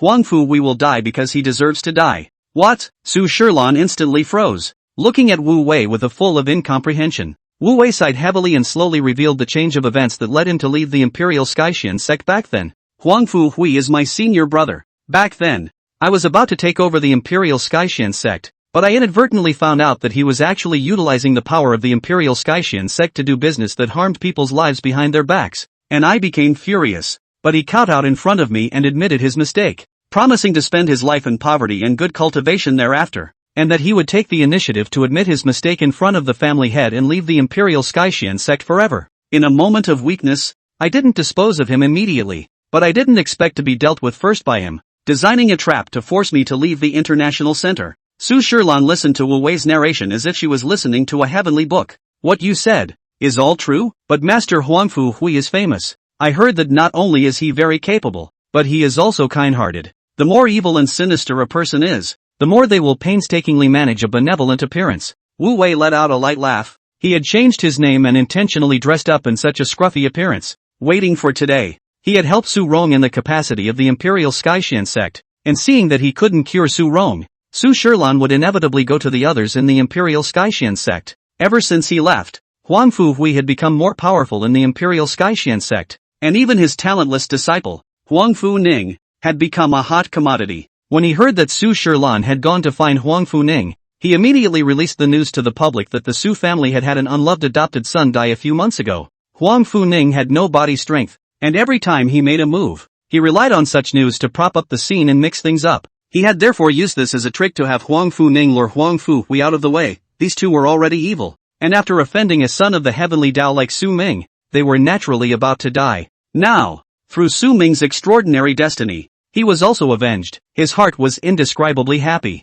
However, he naturally would not tell Su Shilan all of these utilization calculations. He only needed to let Su Shilan know that Huang Fu-hui was indeed 10 evils. Eldest Miss Su, if you don't believe me, you can follow me. Su Shilan followed Wu Wei to a villa in a remote area of the international center. There were also 2 bizarre talismans affixed to the entrance of the villa, and as soon as Wu Wei raised his hand and touched it, the 2 talismans directly turned into powder and fell to the ground with a flutter. Seeing Su Shilan looking surprised, Wu Wei took the initiative to explain. This talisman is left by Huang Fu-hui before his death. Except for him, others do not spend a lot of effort. Absolutely cannot enter this villa. Of course the people in the villa is even more unlikely to go out. Now that Huang Fu-hui was dead, these 2 talismans were written with his essence blood, so naturally they were no longer valid. Su Shilan followed Wu Wei into the villa, and was surprised to find that there were actually talismans plastered everywhere in this villa. Although she couldn't understand what these talismans were actually for, but her heart was inexplicably weak,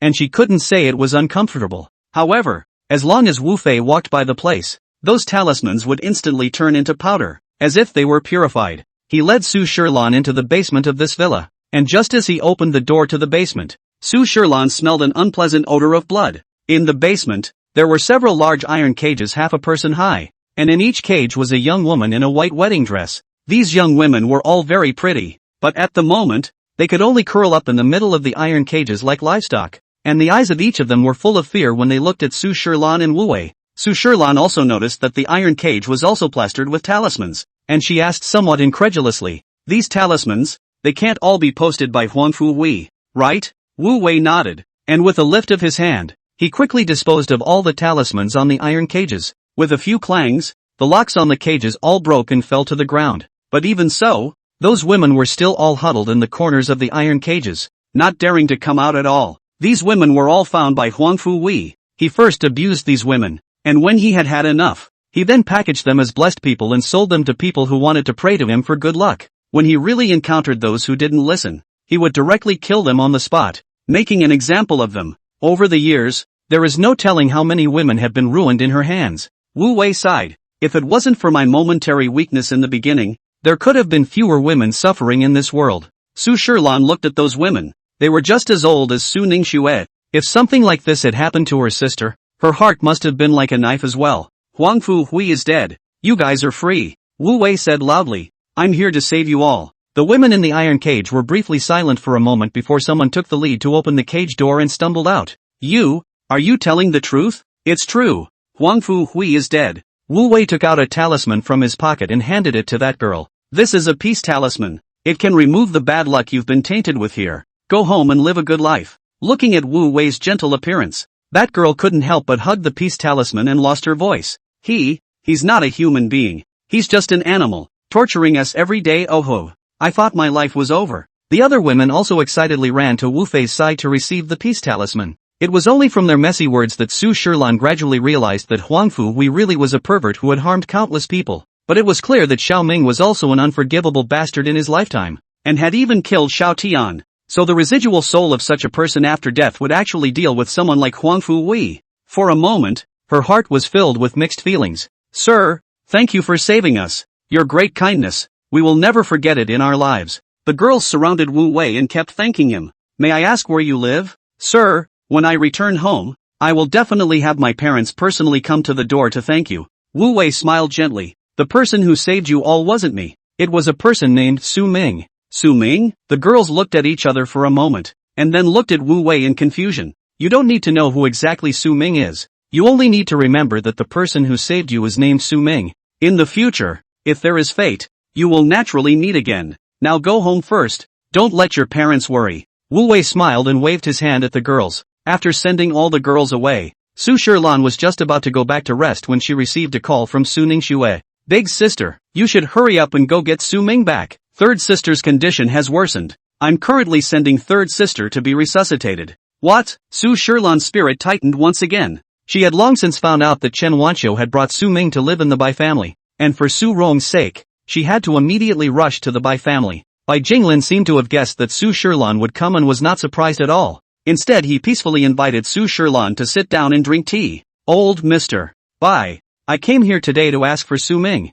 I'm afraid it's not appropriate for someone from our Su family to stay in your Bai family, right? Su Shirlan's heart was burning with anxiety. She didn't have the heart to fight a protracted battle with Bai Jinglin, and said bluntly, Su Ming? What Su Ming? Bai Jinglin, however, had a puzzled expression. Since he's from the Su family, how come he's in our Bai family? Shirlan, why can't I understand you? Su Shirlan gritted her teeth. Old Mr.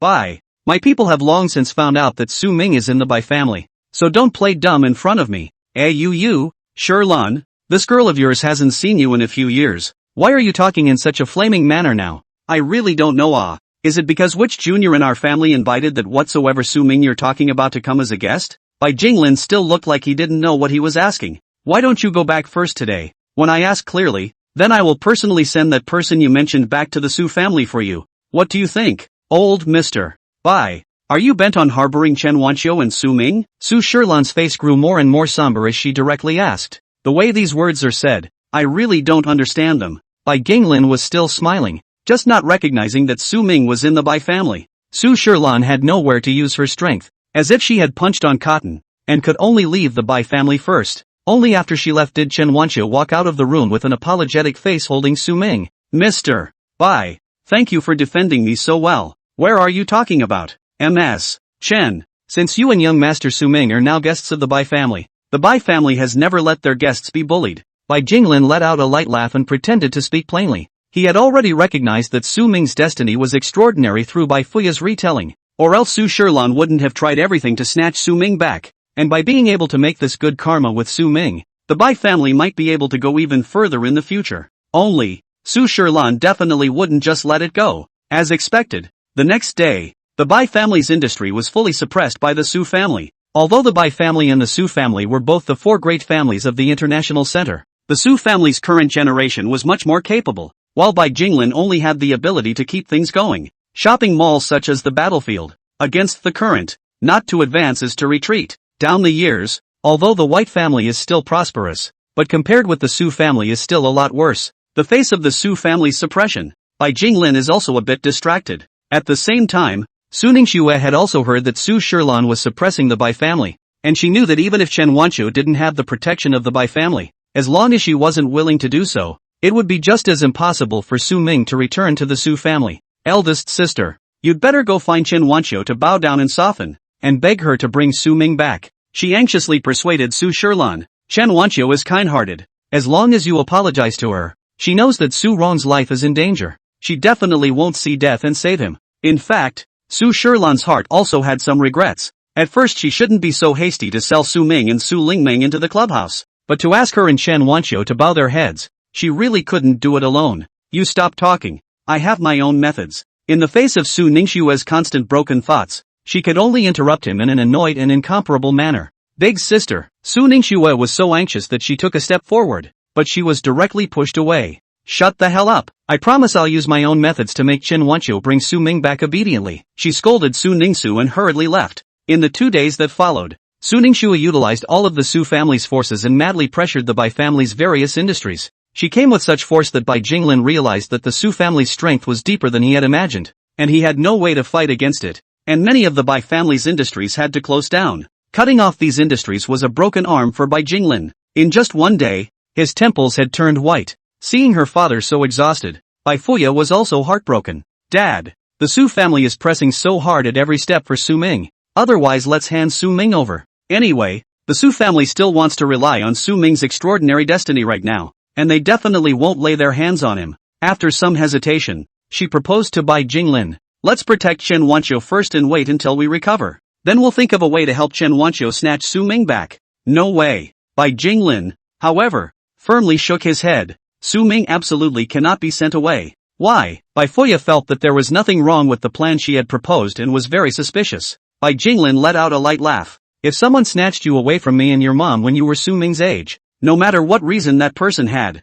Your mom and I would never forgive him. If we let Su Ming and Chen Wanqiu's mother and child be separated now, we would be making a vendetta against Chen Wanqiu. To make a grudge against Chen Wanqiu was naturally to make a grudge against Su Ming. Su Ming's destiny was extraordinary. Once he made a grudge against him, the Bai family would only be heading towards destruction as well. It would be better to let go now and block the pressure from the Su family. Perhaps there would still be a chance for a turnaround. Bai Fuya was also silent. If it wasn't for the fact that the Bai family's situation was really critical, she wouldn't have thought of this solution. But if we don't, if our family really falls, at that time, I'm afraid that not only Su Ming, but even Chen Wanqiu we won't be able to protect. She was momentarily out of ideas. Alright, I will definitely try my best to preserve the Bai family's industry. As long as our Bai family still has a breath left in it, we absolutely cannot betray our friends. Bai Ginglin said this on his lips, but his eyes revealed great confusion. Obviously, he wasn't sure how much longer he could hold out. Outside the two's room,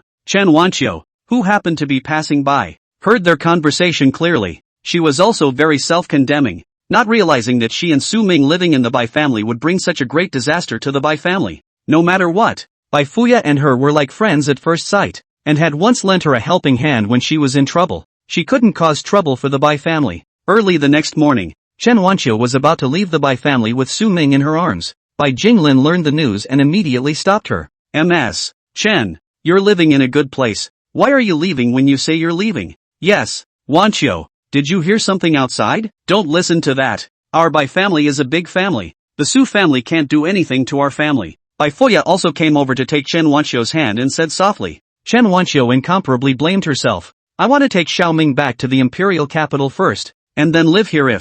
If you go back to the imperial capital, Su Shilan will definitely snatch Xiaoming away immediately. Bai Fuya interrupted without hesitation. Don't listen to those fake news outside. Su Shilan did put pressure on our family, but with her little skills, it's like scratching an itch against our family. Miss Chen, you just stay in the Bai family at ease. I, Bai Jinglin, have been running the international center for so many years. She, Su Shilan, a yellow-haired girl, wants to fight with me. She's still a bit young, Bai Jinglin also said stiffly. Chen Wanqiu looked at the two of them confidently, clear that this was just a deliberate pretense they put on in order to make her feel at ease to live in the Su family, and her heart became more and more unpleasing to her. Not only Bai Fuya and Bai Jinglin, the rest of the Bai family also came over to advise her not to easily take Su Ming away. Chen Wanqiu was so retained by them that she had no choice but to continue living in the Bai family. However, that afternoon, Bai Jinglin realized that the Bai family's capital chain was about to break, and in order to make up for the deficit in cash flow,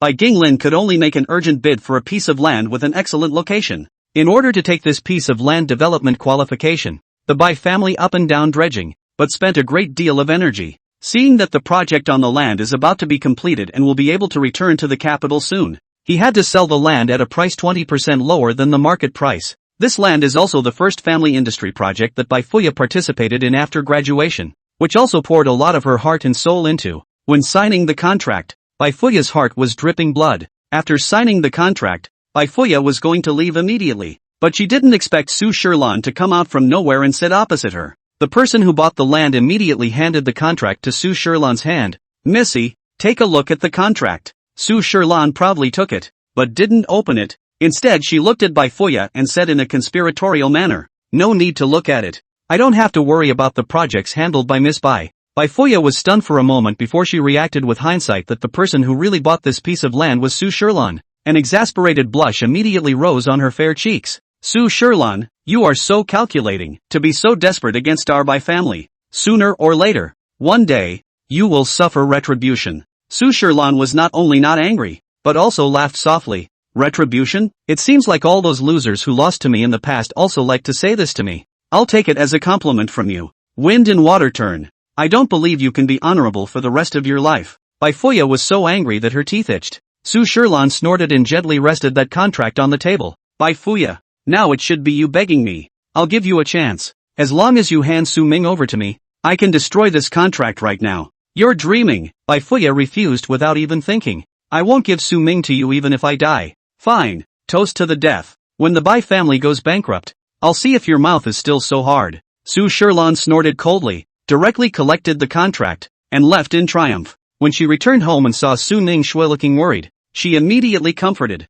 Fourth sister, don't worry. I just acquired the Bai family's biggest land project in the past 2 years today, As long as the Bai family doesn't want to go bankrupt, they will definitely obediently send Su Ming back to us. You acquired that piece of land? Su Ningshue's eyes widened in shock. Yes, and it was acquired at a price far below the market price. The Bai family is also sick and desperate. I see that they are now the grasshopper after the fall. They can't bounce around for a few days. Su Shilan proudly took out that contract. Big sister, you've really gone too far. Su Ningxue anxiously flipped through that contract, and a heavenly whirlwind ensued. The Bai family had now become friends with Chen Wanqiu, and if Big Sister had driven the Bai family to extinction, Chen Wanqiu would be even less likely to forgive Big Sister. This matter, what Big Sister did was really too confusing. Originally, as long as the good to Chen Wanqiu to make amends and apologize, the third sister can be saved. But on the contrary, the Big Sister wants to deal with the Bai family. This Chen Wanqiu certainly even more unlikely to forgive Su Shilan.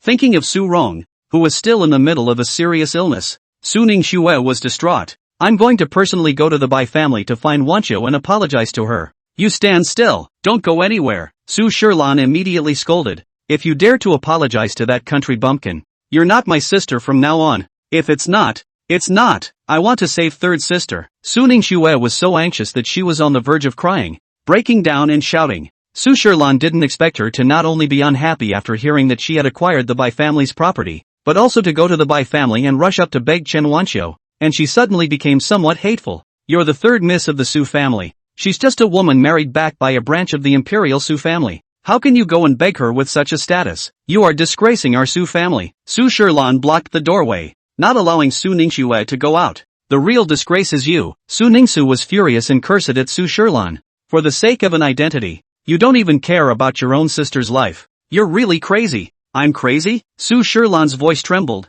I'm not doing this for the sake of my third sister. For the sake of our Su family? With her patience gone, she directly had people lock the manor's gates, not allowing Su Ningxue to go out, and the two of them made a scene. However, what she didn't expect was that the next day, a scientific research team suddenly released a piece of research results, stating that after testing by their professional team, a piece of land in the International Center contains natural radioactive substances, and is unsuitable for habitation within 50 years, and that piece of land happened to be the one Su Shilan just bought from Bai Fuya. Su Shilan is incredibly shocked and loses her temper at home. It must be the Bai family who is counting on me. They are deliberately spreading rumors. However, the relevant department soon also issued an announcement, stating that the research results of this research team were true. Learning of this news, Su Ningxue hurriedly advised Su Shilan again, eldest sister, the Bai family is now protecting Su Ming. That's why they're able to have such good fortune. They're blessed by Su Ming's extraordinary destiny. Any more suppression from you will only result in losses for yourself.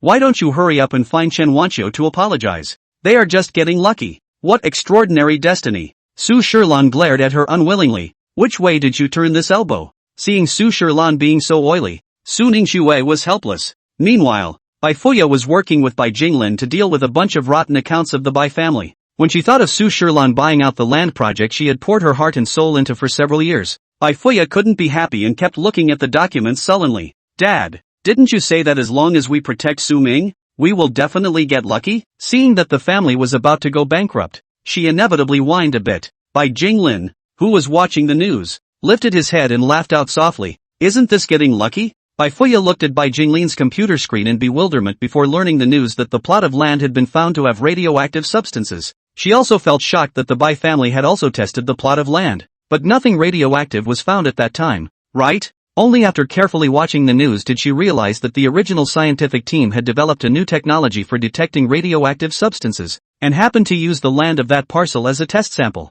This is really too much of a coincidence. Now this piece of land has been ordered by the relevant departments to stop work, not allowed to develop any project within 50 years. If she sells this piece of land one day later, that is really smashed in the hand. A blessing in disguise. Ha ha ha. Bai Jinglin laughed out loud. Bai Fuya was also very pleasantly surprised, and when she thought of Su Shilan's condescending appearance with the contract yesterday, she was indescribably happy. Yesterday, she told Su Shilan that wind and water turn, but she didn't expect it to turn so fast, but she was only happy for a while. Even if Su Shilan had lost a lot of money by acquiring that piece of land, the status quo of the Bai family's imminent bankruptcy would not change. Bai Jinglin was also at his wit's end, but he didn't expect that night. Bai's stock price suddenly started to rise. Only after reading the hot search did Bai Fuya realize that it was a third-tier actor that the Bai family had casually signed a long time ago that had recently aired a new drama. In this new drama, the starlet plays only the brother of the female lead, a male number 4 whose appearance time is not more than half an hour.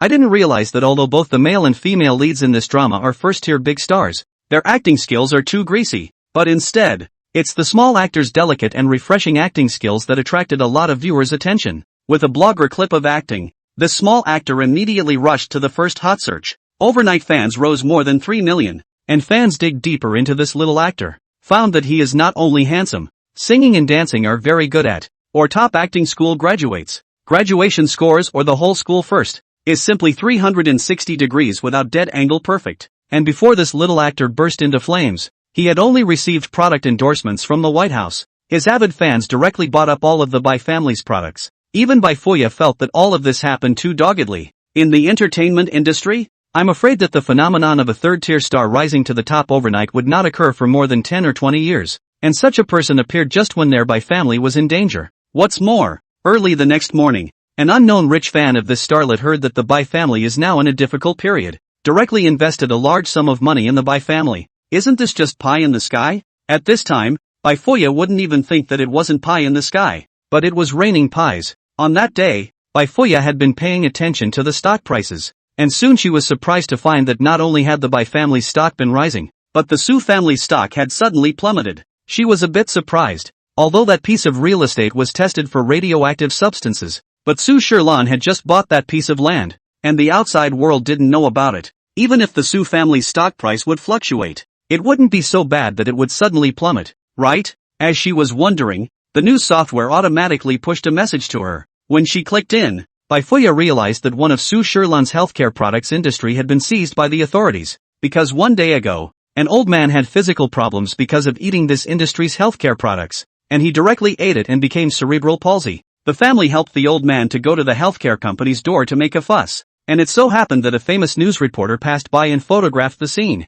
As soon as the news was released, this company was directly seized, because this company is now in the hands of Su Shilan, so the relevant departments also began to check the Su family's other healthcare products industry. But what surprised Bai Fuya was that this company wasn't the Su family's a few days ago. It was acquired by Su Shilan from the Bai family in bad faith. This healthcare company was created by the Bai family, and has been in business for 30 years, and has never had any problems with its products before. But when it came to Su Shilan's hands within a few days, there was such a big scandal, and it happened to be bumped into by that famous reporter. This was too much of a coincidence? However, she soon received new news that several other industries acquired by Su Shilan before, also had big and small problems, and all of them were exposed online for various reasons, and each of them became a hot topic. This time, Bai Fuya also had to believe that all of this was because Su Shilan had offended Su Ming, while their Bai family was tainted by Su Ming's good fortune. Dad, it was still you who had the foresight to resist the pressure and protect Su Ming.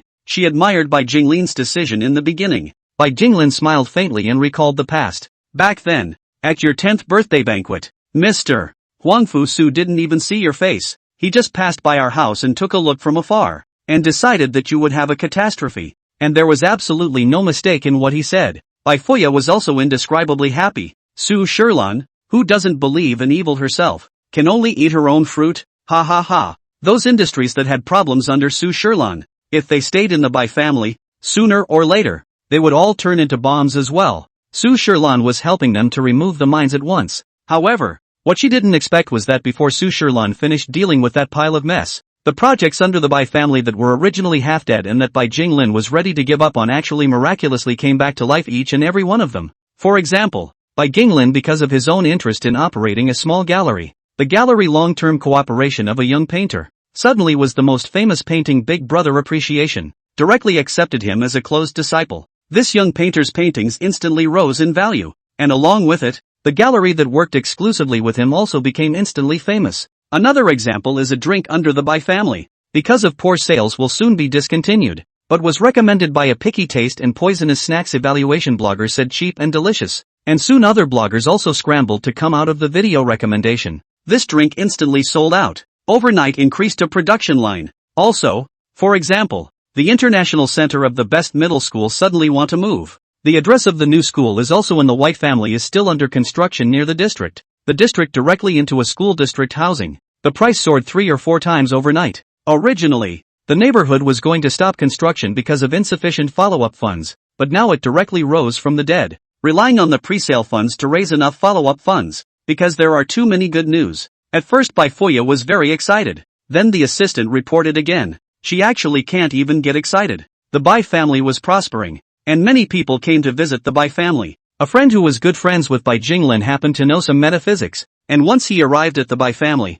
he asked Bai Jinglin with a smile, "Brother Bai has had a lot of good luck lately, and it seems that he is tainted with the fortune of a nobleman. It really makes me so envious." "You can see that too?" Bai Jinglin was also somewhat depressed. "You face with purple chi, vaguely golden color is revealed, but not penetrate into the inner, obviously stained with the nobleman's chi luck. And this nobleman of yours must be a person with an extraordinary destiny." The good friend said with certainty. "Can you let me also pay a visit to that noble person of yours? Such good fortune. I also want to dip into it." Bai Jinglin twitched the corners of his mouth and told his best friend a little awkwardly, "I'm afraid I can't right now, because the noble person is drinking milk." Best friend? Su Ming, who was drinking milk, choked and almost choked. As for Bai Jinglin, after sending his best friend away, he became even more convinced that the good fortune that the Bai family had been experiencing these past few days was all due to protecting Su Ming, and he immediately had his subordinates prepare a sumptuous banquet to treat the three of them. "Chen Wanqiu, to dinner.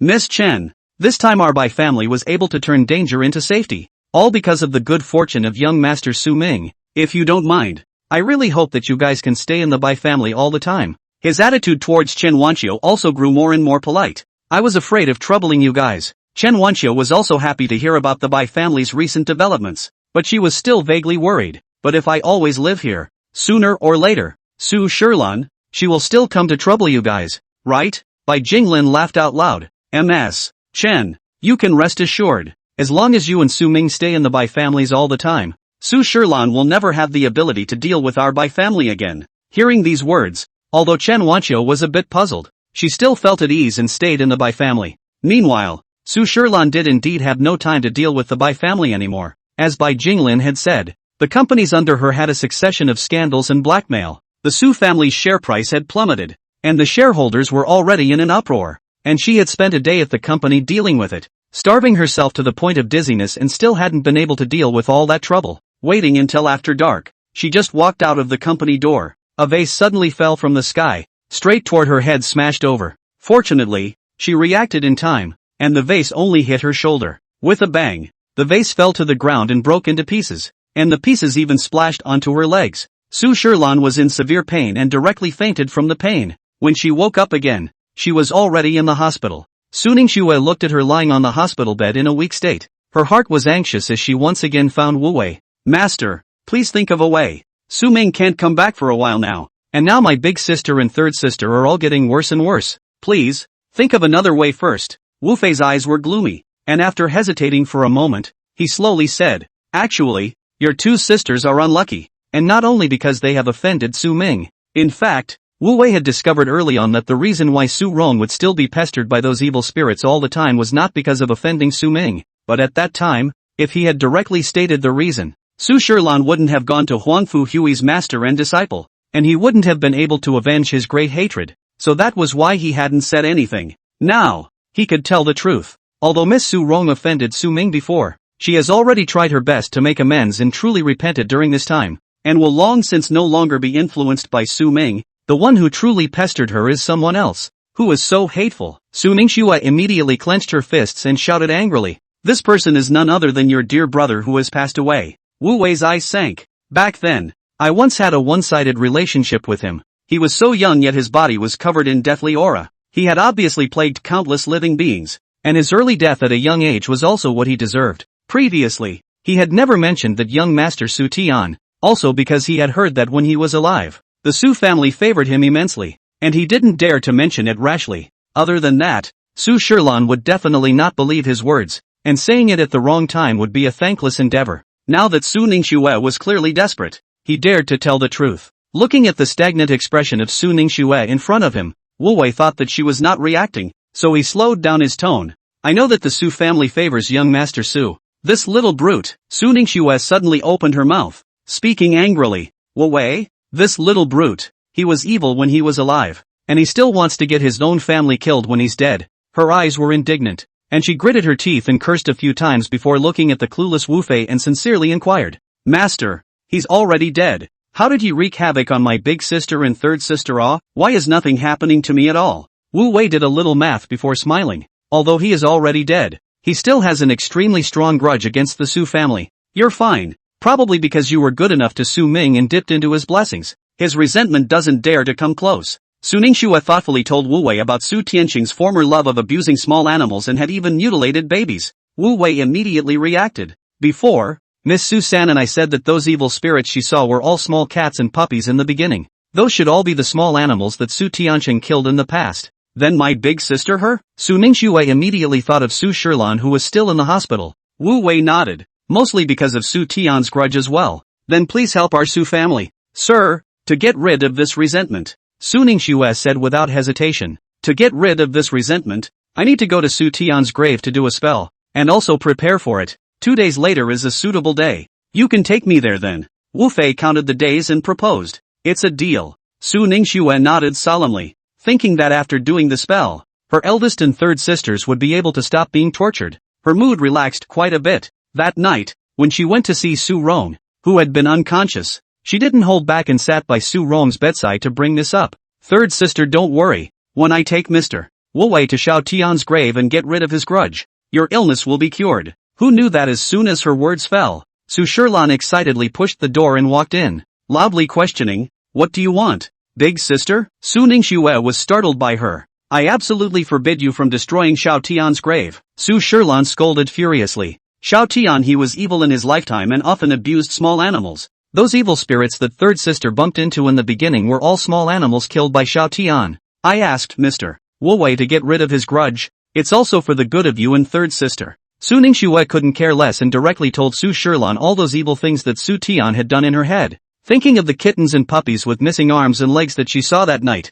Su Shilan's mind was slightly stunned, but a moment later she forcefully shook her head off, forcing herself to stop recalling the events of that night. It was no matter how much Su Ningxue said, she was not willing to believe that Xiao Tian was really a bad boy. In her heart, Xiao Tian was the embodiment of all that was beautiful and innocent. How could he possibly do the things Su Ningxue said? Fourth sister, stop talking nonsense. What my third sister and I encountered definitely wouldn't be the work of some grudge of Xiao Tian's, and if Xiao Tian is alive in heaven, he will definitely bless our family to be safe and healthy. She looked at Su Ningxue and firmly said, then what about what happened to those properties of our family in the past 2 days, and you being smashed by the vase? How can this be explained? Su Ningxue was so angry that she stomped her feet. Big sister, why don't you just believe me? That's just coincidence. Su Shilan put up her volume and said decisively, without my permission, you are not allowed to go near Xiao Tian's grave. Otherwise, I will immediately kick you out of the Su family. Big sister. Su Ningxue frowned, unable to say how helpless she was, and could only glance worriedly at Su Rong, who was still unconscious. After Su Shilan finished speaking, she returned to her own hospital room full of depression. However, that night, while she was in a coma, she suddenly felt a dullness in her chest, and she opened her eyes with some difficulty, only to find that a small black cat with its ears cut off was standing on her chest with a face full of blood. She let out a cry of fright and sat straight up. In an instant, there was no telling how many physically mutilated critters scurried out from under her covers. When she turned her head, she saw several more small wildcats with burnt bodies crouching on the windowsill, watching her silently. Under the quiet moonlight, the kitten's eyes were indescribably eerie, and the hairs on her body stood up in sweat. Being so frightened, she didn't dare to stay in the hospital anymore, immediately called the nurse, and was discharged back home that night. But those little animals actually seemed to have spirituality, and kept following her closely. She warily survived the night, just to sleep a little. The assistant called again to urge her to deal with a bunch of company's mess. After spending the day in such an incomparably tiring manner, when she returned home, she was just about to fall on the bed to rest, when she saw that her bed was piled up with the corpses of small animals, which were piled up like a small geyser, and kept spewing blood and water outwards. Her legs went weak and she fell straight to her knees. Wah wah wah dash! A burst of baby cries resounded in the room. The sound was far away and near, sometimes indistinct, sometimes real. Even if Su Shilan covered her ears, she could still hear that baby crying. 2 days later, Su Shilan's spirit had completely collapsed. She couldn't stand this torture and could only go to Su Ningxue. Fourth sister, I've also seen some evil spirits in the past 2 days. Please help me to find Master Wu Wei. Let him think of a way to exorcise an evil spirit for me. Su Ningxue immediately came into the spirit. She was just about to open her mouth to convince Su Shilan to do something about Su Tian's grave when she heard the other party seriously say, but absolutely do not touch Xiao Tian's grave. Seeing that Su Shilan was so emaciated by the evil spirits and her attitude was still so resolute, Su Ningxue could only sigh helplessly. Alright then, but Mr. Wu Wei shouldn't be able to do anything. I'll go and find Mr. Wu Wei's master for you. Maybe he'll have a solution. You go quickly. I can't stand it anymore. Su Shilan rubbed her head and said in agonizing pain. That afternoon, Su Ningxue returned home with a brocade pouch, solemnly explaining to Su Shilan, this brocade pouch contains an amulet personally enlightened by Mr. Wu Wei's master. As long as you keep it close to your body at all times, you won't be entangled by evil spirits anymore. Is that so? Su Shilan was overjoyed and was immediately about to open the pouch. Su Ningxue quickly pressed her hand. You must not open it, the master said. This pouch has a forbidden restriction on it. If you unlock the pouch and take out the amulet will be ineffective. With these words, Su Shilan really didn't dare to open the pouch again, and carefully tied the pouch to her body. That night, she really didn't get pestered by those horrible critters again, and had a rare good night's sleep. In the days that followed,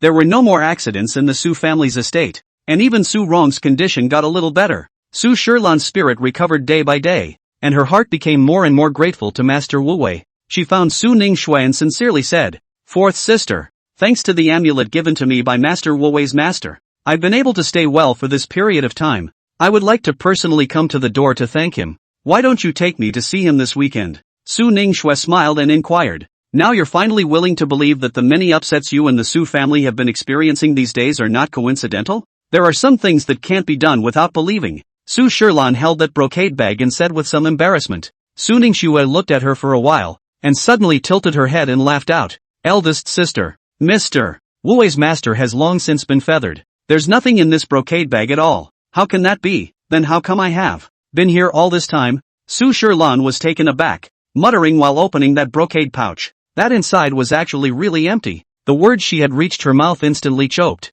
Lifting up her head, she met Su Ningxue's eyes that contained a smile. She asked in disbelief, Did you deliberately take such an empty brocade bag to trick me? Big sister, if I didn't, how could you believe that only by suppressing Su Tian's residual thoughts, you and third sister would have saved you? Su Ningxue sighed, full of helplessness. Su Shilan was stunned for a moment before she understood the meaning of Su Ningxue's words. She trembled and stood up excitedly, pointing at Su Ningxue incredulously and asking, You moved against Xiao Tian's grave behind my back? I had no choice. If I didn't do this, the Su family would definitely be finished. Maybe you and third sister would both die. Su Ningxue took a step back and frowned somewhat uncomfortably. And what do you mean by hand and foot ah? I just let Mr. Wu Wei suppress his resentment so that he can't continue to do evil outside. When Su Shilan received her affirmative answer, she suddenly burst into a rage, copied the tea light on the table and threw it towards Su Ningxue's feet. With a bang sound, pieces of the tea light splashed everywhere. You've simply turned against the heavens,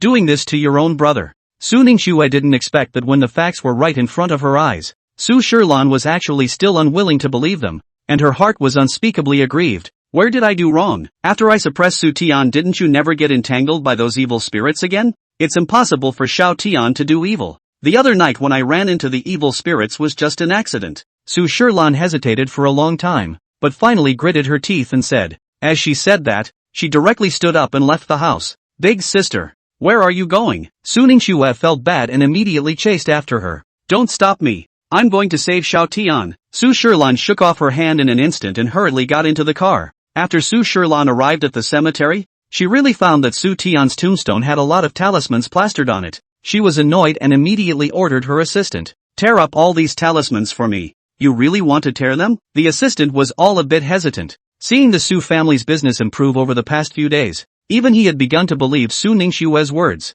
It can't be torn. Su Ningxue also rushed over and anxiously stopped it. Do you know how much little Tian will suffer if these talismans are pasted on the tombstones? His favorite sister actually used these talismans against him. He must be heartbroken to death. Su Shilan pointed at those talismans and said with heartache, without these talismans, he will come out to do evil. Little genius won't do evil. Su Shilan interrupted without hesitation. Xiao Tian is the best child in this world. I won't allow you to slander him like this. Seeing the assistant's hesitation to make a move, Su Shilan could only take matters into her own hands, tearing up all those charms in one breath. Call the best security over for me. Don't allow anyone to hurt Xiao Tian anymore. She turned her head to order the assistant. The assistant could only do as she was told. Big sister, Su Ningxue was anxious, but Su Shilan's attitude towards her had completely chilled. That's enough. From today onwards, if there's nothing particularly important, you should not speak to me anymore. With security watching, Su Ningxue knew that even if she called Wu Wei to come and put those talismans on Su Tian's tombstone again,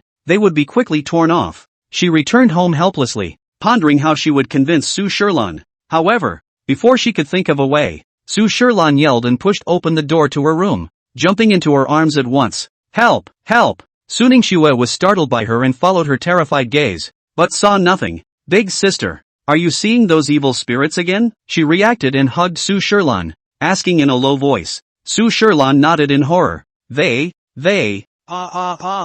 She didn't say all of a sentence before she screamed and buried her head in Su Ningxue's arms. But soon, a red mark scratched by a cat's claw still appeared on her arm. Help! Help! Help me! Su Shilan shouted out regardless. But Su Ningxue had no choice but to watch her being tortured like this for the rest of the night. Unless Xiao Tian's resentment is suppressed again, there's nothing I can do. Su Ningxue's eyes moved slightly as she persuaded Su Shilan. Su Shilan's body was covered in tiny wounds, and she couldn't bear to say, but this is not good for Xiao Tian. If Xiao Tian is still alive, he would definitely want you to be safe and sound, no matter what. After that spell was pasted on Xiao Tian's tombstone, wouldn't you have never encountered any evil spirits again? Su Ningxue followed the advice. We can paste it again. If those evil spirits didn't disappear, doesn't it also mean that those evil spirits have nothing to do with little Tian? Su Shilan thought about it again and again, and finally, with the idea of giving it a try, she let her assistant post those talismans back. That night, Su Shilan really did not meet any more evil spirits.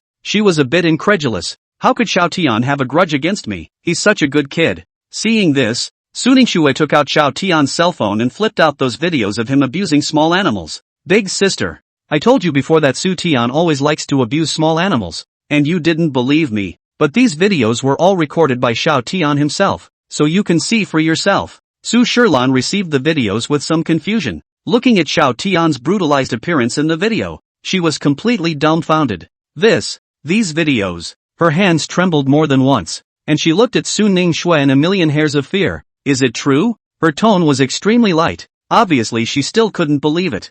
I'm afraid you don't believe it. Specially found Zhang Ma over. Su Ningxue sighed and asked the housekeeper to open the door. Zhang Ma walked in plainly dressed with tears in her eyes. Eldest miss. What fourth miss said is true. Young Master Xiao Tian would not only mistreat small animals, he would also randomly bully the subordinates in the house. At that time, there was a maid in the house, and at a young age, young Master Xiao Tian actually used a knife to cut her face, leaving her with a scar on her face that she couldn't get rid of for the rest of her life. As Zhang Ma recalled the past, she was very choked up when she spoke, but fortunately at that time, another servant in the house found out in time. That maid saved her life, and not long after that, young Master Xiao Tian held a grudge, and secretly threw a vase at that servant's head from upstairs while he was working, causing him to be directly beaten into hemiplegia. And, as Zhang Ma spoke piece by piece, Su Shilan also kept recalling that it seemed like there used to be maids in the house who often had all sorts of accidents. However, because the Su family was too big and there were too many servants,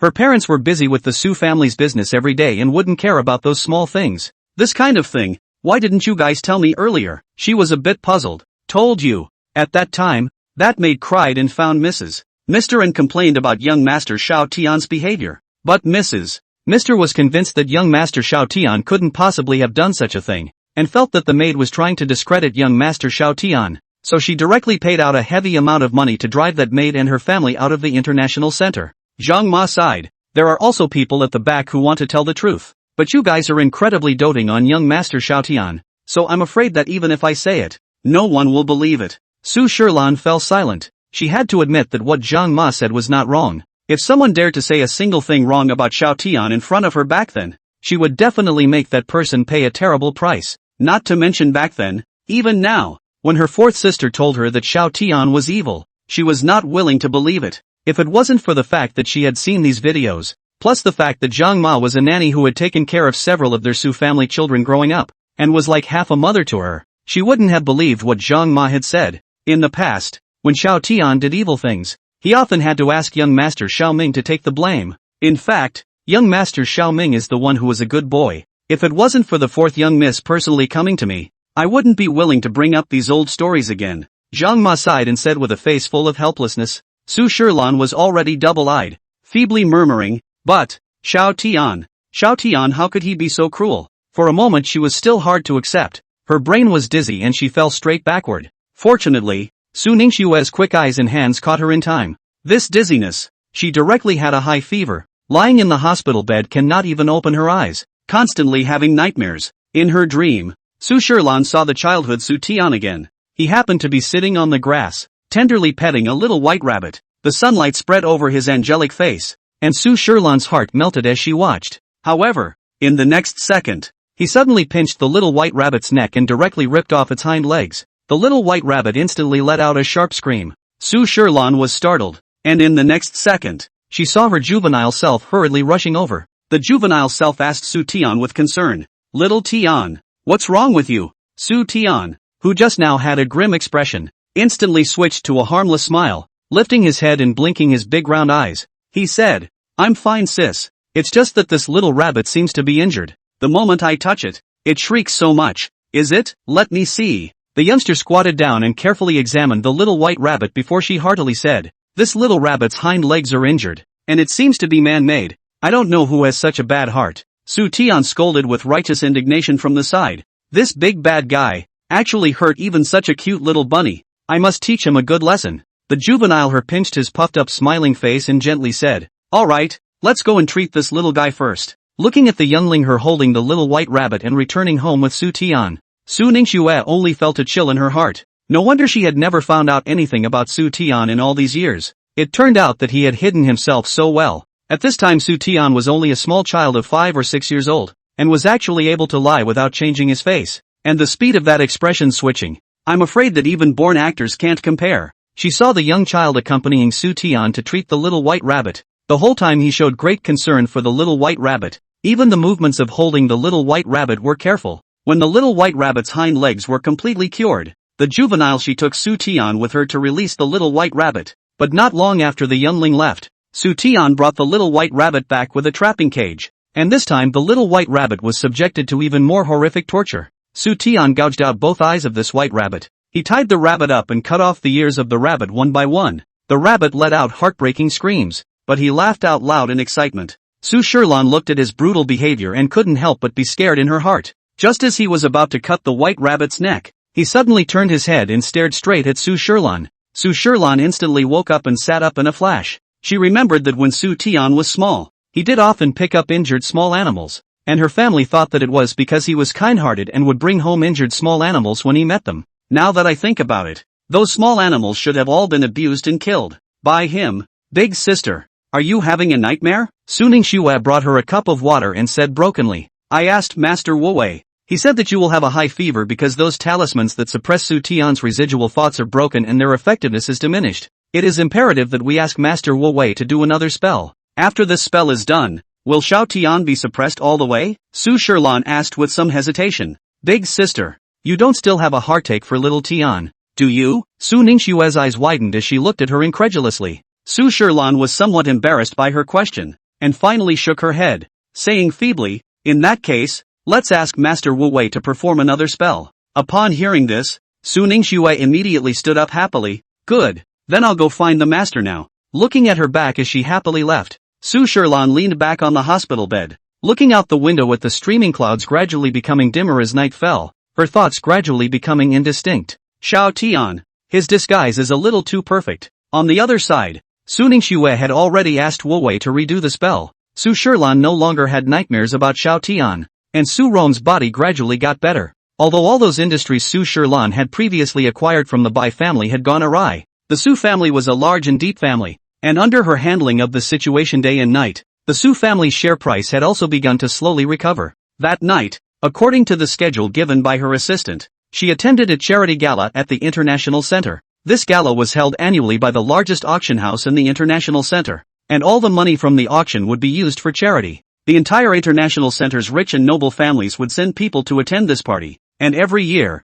Su Shilan, as the representative of the Su family, would auction off a collectible item at a high price. She entered the party venue in gorgeous clothes. Usually when she participated in this kind of party, as long as she entered the venue, she would definitely be surrounded by the rich and powerful sons of each family, and she would not be spared from an attentive greeting. But tonight was very strange. Obviously she had already entered the venue for half a day, but there were not many people who took the initiative to come over and talk to her. The few people who sporadically came over were also Su family's current partners, and these people were not as enthusiastic as usual. All of them left in a hurry after exchanging a few words with her. She had long been used to being the object of admiration at this kind of party. Suddenly no one took care of her. She still felt very uncomfortable. Are there any bigwigs from other clans coming to this party today? She suspiciously turned her head to inquire about her assistant. I'm afraid that only a personal visit from the family heads of the 4 great families could make all these people ignore her. Right? But she hadn't heard that a family head of one of the 4 great families would be making an appearance tonight before she arrived. Right? The assistant wanted to speak. No. Su Shirlan was even more confused. And just when she couldn't figure out how these people present who were most inclined to follow the crowd suddenly changed their temperament, she heard a commotion coming from the entrance of the party. It's Big Miss Bai coming. Eldest Miss Bai is so beautiful today, like a bright pearl. The crowd talked excitedly, and Su Shirlan followed their gazes over, only to see Bai Fuya in a red dress, calmly walking into the banquet hall. Bai Fuya? Is this group of people crazy, actually going after her? Su Shirlan was puzzled. In her cognizance, the Bai family should be on the verge of bankruptcy at this moment under her pressure. Unless this group of people were trying to take advantage of the Bai family's impending bankruptcy to marry Bai Fuya back home, she really couldn't think of any other reason why she would be so popular. However, just as this thought appeared in her mind, she saw that her family's cooperative partners had also walked over to Bai Fuya's side, getting close to her, and the look was very flattering, as if they were begging for her. However, before she had time to figure out what was going on, she saw Chen Wanqiu walking into the banquet hall with Su Ming in her arms. She and Bai Fuya stood together talking and laughing, and the number of people surrounding the two of them instead grew. Su Shirlan was obviously far away, but she could still hear the whispers of the people around her. That one is Chen Wanqiu, right? It's said that she's very good at gambling on stones. A master among masters. More than an expert. People just arrived at the International Center half a month ago, relying on stone gambling. Now their wealth is said to be almost $100 million. I've heard that the eyes of this kind of stone gambler are born with aura, which is not the same as ordinary people like us. That's definitely You see, after Miss White and Chen Wanqiu friendship, which of the White family's industry is not doing well? Hearing the crowd's murmurs, Su Shirlan became more and more puzzled and could only turn her head to look at her assistant and inquire, what do they mean when they say that the Bai family's business is doing well? The assistant could only quietly tell Su Shirlan about the Bai family's various strange dissenting encounters of late. Missy, you've been too busy lately. You shouldn't have noticed yet that the Bai family's share price has now far surpassed the Su family. Su Shirlan was shocked and couldn't believe it as she picked up her cell phone and searched for all kinds of news about the Bai family. The rise and fall of every industry of the Bai family was an opportunity that was almost impossible to encounter in the business world. A successful businessman may only be able to seize such an opportunity once in a lifetime. How could the Bai family suddenly hit the jackpot? Could it be that? She raised her head, and her gaze involuntarily fell onto Su Ming in Chen Wanqiu's arms. Could it be that it was because the Bai family had protected Su Ming that they were tainted with Su Ming's good fortune? It seemed that Su Ming and Xiao Ming really weren't the same person, and Xiao Ming was a living, breathing mourner. Su Shirlan was indescribably regretful. If she hadn't been so arbitrary in selling Su Ming and Su Lingming to the clubhouse and had driven away Chen Wanqiu, it would be the Su family that would be developed now. Looking at Bai Fuya being surrounded by the crowd, with a face of spring in her step, she felt no pain in her heart. She didn't know if she noticed her gaze. Bai Fuya suddenly turned her head to look over. The gazes of the two collided abruptly in mid-air. Su Shirlan's face instantly froze, and on the contrary, Bai Fuya intentionally revealed a bright smile to her. Mockery! This was a naked mockery of her. Su Shirlan was annoyed in her heart. She had never been so humiliated by someone after so many years in the shopping mall. At this moment, she had forgotten that half a month ago, when she acquired the Bai family's plot of land, she had revealed a smile that was even more arrogant than the one that Bai Fuya had revealed at this moment. She was more arrogant than Bai Fuya at this moment. Compared to her business ability, Bai Fuya is a fledgling girl. How can she be her rival? She only dabbled in a few points of Su Ming's luck, and then she dared to be so arrogant. If Su Ming was in the Su family, thinking of this, her thoughts suddenly lurched. Right, Su Ming. Shouldn't he have been in the Su family in the first place? With a joy in her heart, she slowly walked over to Chen Wanqiu and sincerely said, Auntie Chen, long time no see. Chen Wanqiu was chatting with the people around her. When she saw her appear, she immediately hugged Su Ming in her arms tightly and looked at her warily. What do you want again? You've misunderstood. I've specially come to ask you to bring Su Ming back to the Su family with you. Our family misses you all. Su Shirlan held back her dissatisfaction and tried to squeeze out a smile full of sincerity. Chen Wanqiu immediately sneered. Humph. You're coming to the soft side when the hard side doesn't work? Don't bother. No, no, no. I'm sincere. Before it was me who had some misunderstandings about Xiaoming. Su Shilan hurriedly waved her hand. No matter what, Xiaoming, he is our Su family. Our family breaks bones and connects tendons. It's only right for him to live in the Su family. Su Shilan, I didn't expect you to be quite thick-skinned. Don't think we can't see what kind of ghost idea you're playing when you want Su Ming to go back. Bai Fuya skimmed her mouth and mocked disdainfully. Chen Wanqiu also spoke solemnly from the side. I'm warning you, don't even think about touching a hair on my son's head again. Otherwise, even if I spell out my life, I will absolutely not let you guys go. As Su Ming listened to these words, his heart was also moved for a moment. To think that he had done so many missions. Every time he had been a hot face on someone else's cold ass. Being a licking dog to the point of being numb. He had never had a day where he could feel such strong motherly love. Seeing that Chen Wanqiu's attitude was so resolute, Su Shilan could only give up for the time being. The other people present noticed the dispute between Su Shilan and Bai Fuya, and they all dared not bother with Su Shilan, who was bored and stayed in the corner with her assistant to kill time. It was not until the last part of the dinner party that she regained her spirit. Since it was a charity gala, the last part was naturally to raise money for charity. The organizer would display the collectibles to be auctioned off one by one, and all the people present would offer their prices voluntarily. The money from the auction of all the collectibles would be invested into the charity cause, because of the charitable nature. So the organizers out of the collection of quality are not good, but also not bad. The voluntary bidding buyers are almost equivalent to donations. The auction of collectibles is just a formality. In the past few years, the biggest donor of this party is Su Shilan, which is also a symbol of the strength of the Su family. The first collection was an antique vase. After the collection was displayed, no one opened the bidding first. This is a charity gala. The first person to voluntarily bid is naturally someone with status. How would an ordinary person dare to steal the limelight? Su Shilan was weighing how much she should bid, when she heard Bai Fuya's clear voice. I bid $2 million. Miss Bai has bid $2 million.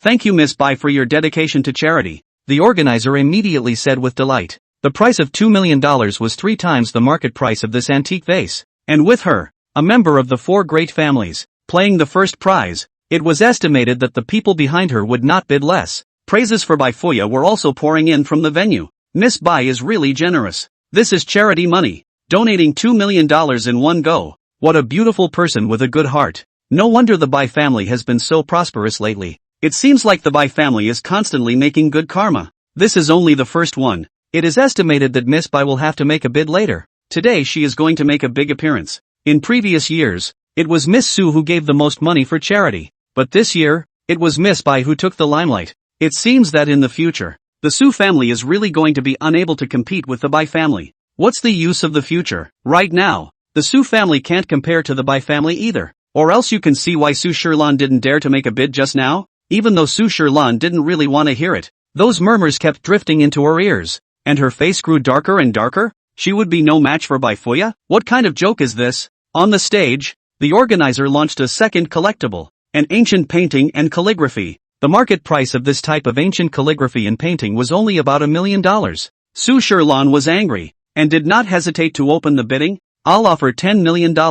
This price is more than 10 times higher than the market price. The crowd was stunned by Su Shilan's large sum of money. In previous years, although Su Shilan was also generous, but not so much more money, the people who had just been using the Bai family to pull down the Su family had changed their words, and one by one, they complimented Su Shilan's generosity and kindness. The Su family still has deep roots, spending $10 million without even blinking. It seems that this year's charity gala, the most scenic still has to be Miss Su. Just at this time, a middle-aged man dressed in very ordinary clothes suddenly walked onto the stage and took out a piece of jade that looked very ordinary. See you all for the charity so generous. I also want to do my bit. Now I donate this piece of jade. You all, as long as you are willing to auction, no matter how much the amount, I will all be donated as charity. In previous years, there were many private collectors who took their own treasures out on a whim to raise money for charity, and the crowd didn't find it strange. Just this man took out the jade is really a little bit on the table. A look at the color is extremely poor. Shooting other collectibles, although it is also donating money, but at least you can still get a decent collection. This jade is so trashy, they are not willing to spend money to buy rags. Su Shilan was of the same opinion. She didn't even want to give it to her for nothing. She also didn't know which fool would be willing to pay for it. Seeing that no one had made an offer, the man who had taken out the jade was also a bit embarrassed and hesitated to step down himself. Chen Wanqiu of course didn't intend to buy it either. She was hugging Su Ming to watch the fun, when suddenly there was a muttering from Su Ming in her mind. Such a good treasure, how come no one is willing to buy it? Are these people all blind? She instantly had a jolt, and focused on the jade in the man's hands, but she couldn't see how that jade looked like a treasure. In the next second, she heard Su Ming's muttering again. This man is also really generous. Such a good jade that is worth a lot of money, but also willing to take it out and donate it. It's a pity that there is no one who recognizes the value of the jade. Chen Wanqiu's eyes widened. It's worth a lot of money. How can such a small piece of junk be worth a fortune? On the stage, the man was too embarrassed and could only find himself a step, dryly saying, since you all can't see eye to eye, then I won't bother you all with your pleasure. I hope that you can all get a good treasure today. After saying that, he hastily stepped down from the stage, wanting to leave the banquet hall in a hurry. A few people who were watching the fun even gave him a few conspiratorial remarks, calling him a presentable bag. Seeing that the man was about to leave, Chen Wanqiu immediately stopped hesitating, took 3 or 2 steps to chase after him, and said loudly, "Wait a minute, sir, I'm willing to buy your jade." With this shout from her, the eyes of the entire room instantly looked over. The man was also pleasantly surprised. "You're really willing to bid? Well, I think this jade of yours is very good. Are you sure that no matter how much I offer, you will use it for charity?" Chen Wanqiu nodded and asked sincerely. "Of course," the man replied without hesitation. "Well then, I'm willing to bid $15 million, Chen Wanqiu said in a flat tone. The organizer was also overjoyed. The more money raised from a charity gala, the better the organizer's reputation would naturally be. They had been organizing this charity gala for several years, and no one had ever offered such a high price of $15 million. Chen Wanqiu's bid this time was truly a record breaker. "Miss Chen, thank you for your great support for charity." The organizer, who had personally come down from the stage, expressed his sincere gratitude to Chen Wanqiu. Bai Fuya was also very puzzled as to why Chen Wanqiu would buy a piece of scrap at such a large price, but still watched her donate to charity. After that, although there were bids from other families for the collectibles introduced by the organizers, none of them compared to Chen Wanqiu's bid. The subject of the crowd's discussion was also Chen Wanqiu. This Chen Wanqiu is probably a poor person who was rich at first sight and has money she doesn't know how to spend. She's overshadowed Miss Su at once, and she's still not hated by the Su family? I see that just now Miss Su was polite to her, but it was Miss Su that she was somewhat indifferent to. Now that she's on the White family's big boat, she's naturally not afraid of the Su family.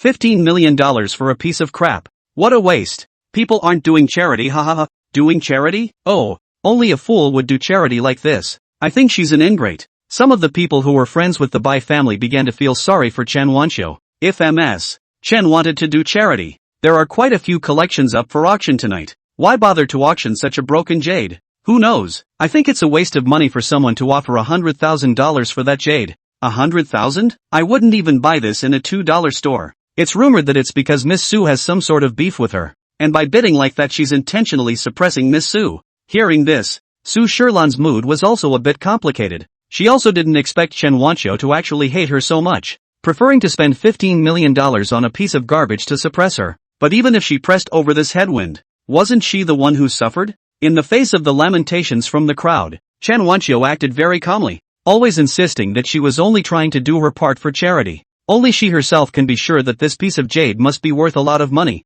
and what Xiao Ming said has never been wrong. Bai Fuya looked at Chen Wanqiu's calm demeanor and guessed a few clues, but the banquet hall was crowded with people, so she couldn't immediately grab Chen Wanqiu and ask for clarification. After waiting for the banquet to end, Bai Fuya hurriedly followed Chen Wanqiu to go out. The two of them were just about to get into the car when they ran into Su Shilan, who was also about to leave. Several people's gazes met. Su Shilan's expression was complicated. After hesitating for a moment, she still took 3 or 2 steps to Chen Wanqiu's face and said in a low voice, "We're always a family. Wasting so much money in order to be angry with me isn't really worth it. Whether it's worth it or not is up to me. If I think it's worth it, it's naturally worth it. I don't need to trouble Miss Su with it for me." Chen Wanqiu coldly returned a sentence, then pulled Bai Fuya into the car. As soon as she got into the car, Bai Fuya immediately couldn't wait to ask, "Wanqiu, you spent such a high price to buy this piece of jade. It wouldn't be just to be angry with her, right? How could it be? It's not like I have too much money to burn."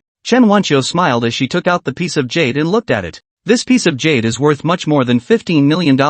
Is it?" Bai Fuya cocked her head, half-heartedly observing that jade. Chen Wanqiu had long since had her nanny carry Su Ming to another car, and at this moment, she didn't need to hide it from Bai Fuya, and generously said, Just now I heard Su Ming say that this piece of jade has been handled by someone, with a layer of inferior jade shell wrapped around the outside, and the jade inside is actually worth a lot of money. Worth a fortune? Bai Fuya was a bit disbelieving. She hadn't heard of such a small piece of jade that could be worth a lot of money. Won't we know when we go back later and crack open the outer layer of this jade? Chen Wanqiu said cheerfully. After the two of them returned home, Chen Wanqiu followed Su Ming's heartfelt hints and had people knock on the surface of this jade stone little by little, and after knocking for roughly an hour, it was only after the shell of this jade stone had all come off, and inside was actually an incomparably exquisite jade Buddha pendant. Bai Fuya all looked dumbfounded. This is 80%, which collector was afraid of being envied, and specially made a disguise for his precious collection, only for something to go wrong and for it to trickle down to the market.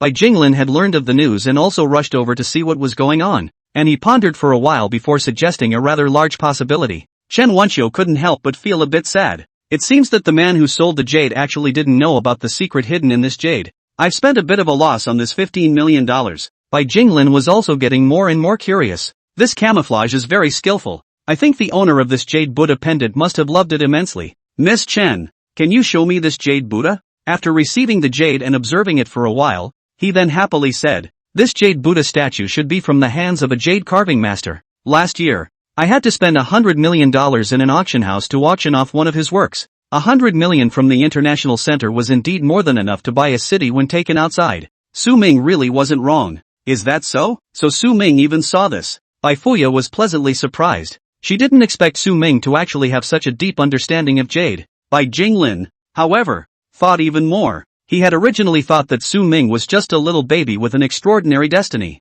Now it seemed that Su Ming wasn't as simple as he had imagined. Such a jade forgery technique was impossible to see if you weren't a veteran jade collector. After the recent events, Bai Jinglin was more and more certain that Su Ming was definitely not an ordinary little baby. The abilities he possessed had even exceeded the realm of what an ordinary person could have. It was as if he was the son of a god who had descended from the heavens, and being able to befriend someone like this would surely benefit the Bai family immensely. On the contrary, once you offend Su Ming, you will definitely incur unbearable consequences. Isn't Su Shilan the best example? That arrogant woman was probably still holding on for dear life now. He just didn't know when she could hold on. He must take advantage of the fact that Su Shilan hadn't come to her senses yet to bring Su Ming on board first. Su Shilan still thinks that you are intentionally pissing her off. If she knew that this jade you bought was so valuable, wouldn't her nose be askew? Bai Fuya's tone was indescribably smooth. At the mention of Su Shilan, Chen Wanqiu's eyes also sank a few points. Miss Chen, if you're willing,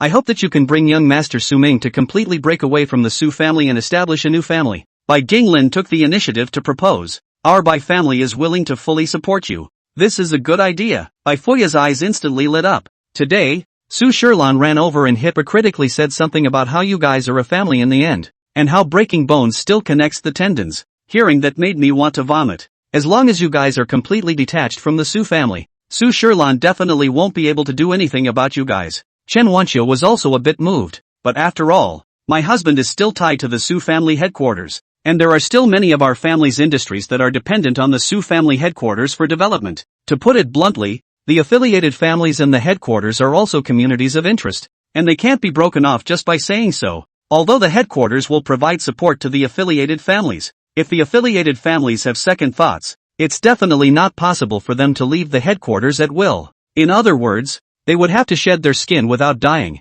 Bai Jinglin laughed and said cheerfully, you don't have to worry about this. Since you guys can't cut off your business dealings for a while, you can actually start another stove. I'll give you a few industries under my own name first. As long as you run them well, it won't be any worse than the ones that your family has right now in the imperial capital. With these words, Chen Wanqiu instantly turned red and waved her hand in embarrassment. How is this good? Xiao Ming and I are already very lucky to be able to receive the Bai family's shelter. How can we ask for anything else? What's wrong with that? If our Bai family hadn't been blessed with Su Ming's good fortune, we wouldn't have been able to pull through a long time ago. Bai Jinglin laughed out loud and said recklessly, yes.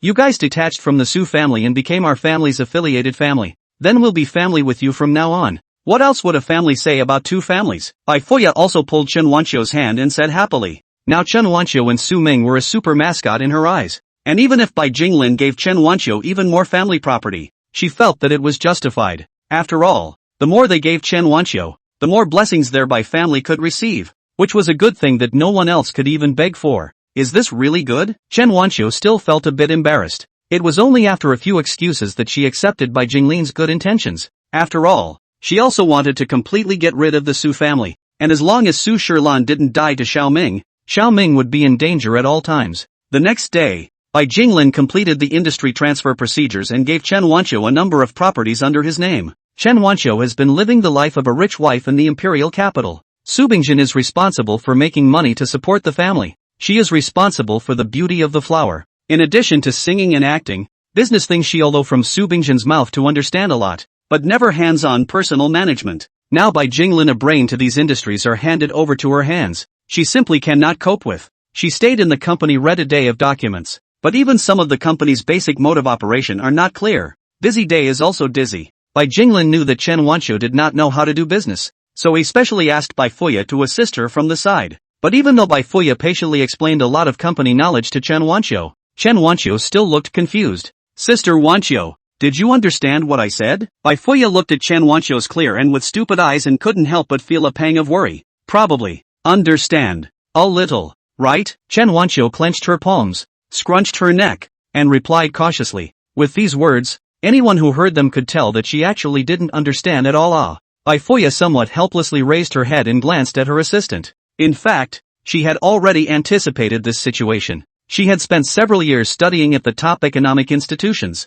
and she was still a little uncomfortable when it came to handling the family's industry. Not to mention that Chen Wanqiu had never learned a single bit of specialized knowledge. Although she didn't have a problem with her dad transferring the industries to Chen Wanqiu, she thought Bai Jinglin would let professionals act on his behalf. But her dad was adamant about letting Chen Wanqiu personally take over the industries. She called Bai Jinglin full of worries and reported the situation on Chen Wanqiu's side. Dad, Sister Wanqiu, her current ability is not enough to be in charge of such a large group at the same time. Why don't we let her manage a small company first, and transfer the rest of the professional management talents from our family? Ha ha ha, don't worry, I believe in Wanqiu. She'll cope. Bai Jinglin laughed out loud on the other end of the phone full of concern. Dad, Sister Wanqiu, she really can't. You have to give her time to grow. Bai Fuya was instantly anxious. Don't worry, I've already hired a suitable foreign aide for her and will be here later. Bai Jinglin left such a sentence and hung up the phone. Bai Fuya was still confused when she saw the family's nanny carrying Su Ming into the office. Ms. Chen, young Master Su has been crying, probably because he wants to drink milk. Crying a six uncle this moncler.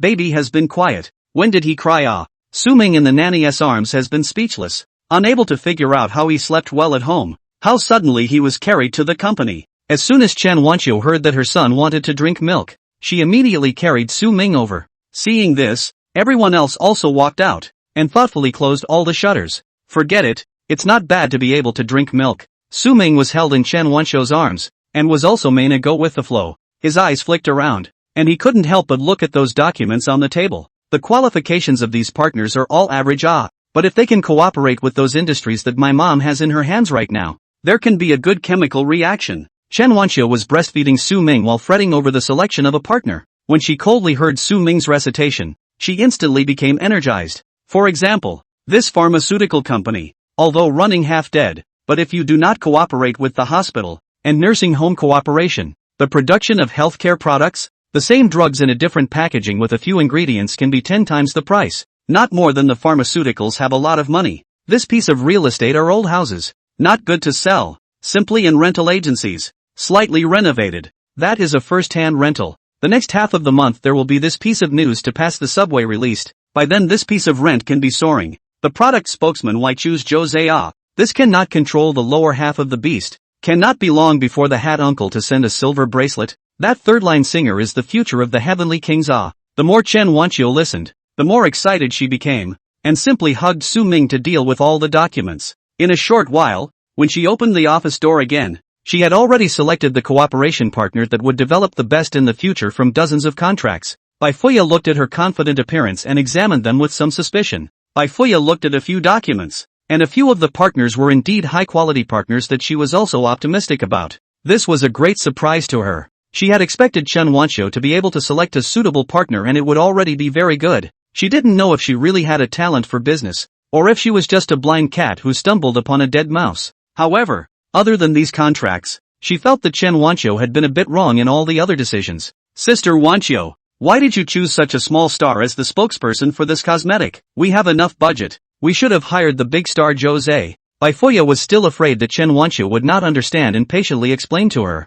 Jose is a fashionable celebrity. It's more in line with the high-end route of the new product if we invite him. This third-line small singer. He has only produced a few songs in these years. He is not popular. He doesn't match with the fashion circle. Really, I think he's quite fashionable. Chen Wanqiu smiled slightly and looked at Bai Fuya with an innocent face. Sister Wanqiu, are you sure you don't want to reconsider? Bai Fuya was speechless for a while. Looking for a product spokesperson depends on the market demand, and should be based on various data to make a rational judgment. Chen Wanqiu just decided based on her feelings. It's a bit arbitrary. There's no need to think about it. I just had someone go and notify these partners. Chen Wanqiu was calm and even patted Bai Fuya's shoulder, in turn comforting her. Don't worry, you just have to trust me. Bai Fuya couldn't help but cry and laugh. She was just about to continue persuading Chen Wanqiu when her assistant rushed over with a panicked face. Miss Bai. The shareholders of the Bai family heard that Mr. gave Miss Chen so many industries. They are all very opinionated and are requesting for a shareholders meeting.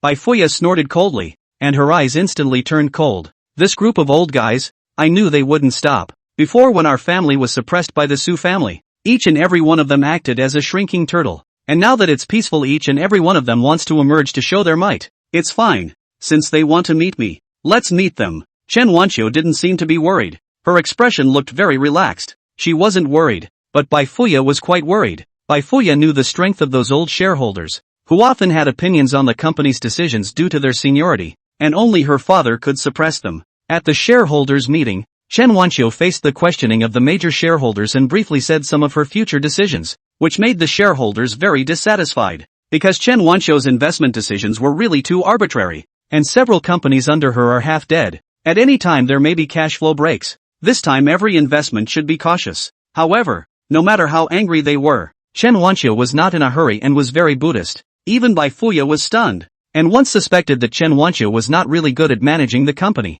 and had completely swung the pendulum. One of the old shareholders saw Chen Wanqiu's lack of oil and salt, and was directly so angry that he ran to find Bai Jinglin and theorize. Jinglin, at least these companies are your years of hard work. You can so look at Chen Wanqiu, that little girl casually tossed, at least you have to manage it. Is that so? What has she invested in? Bai Jinglin asked with interest. The old shareholders immediately told Chen Wanqiu in front of him all about some investments that looked like they were going to lose money. Bai Fuya listened on the side, a layer of sweat seeping out of her hand, afraid that Bai Jinglin would be dissatisfied with Chen Wanqiu.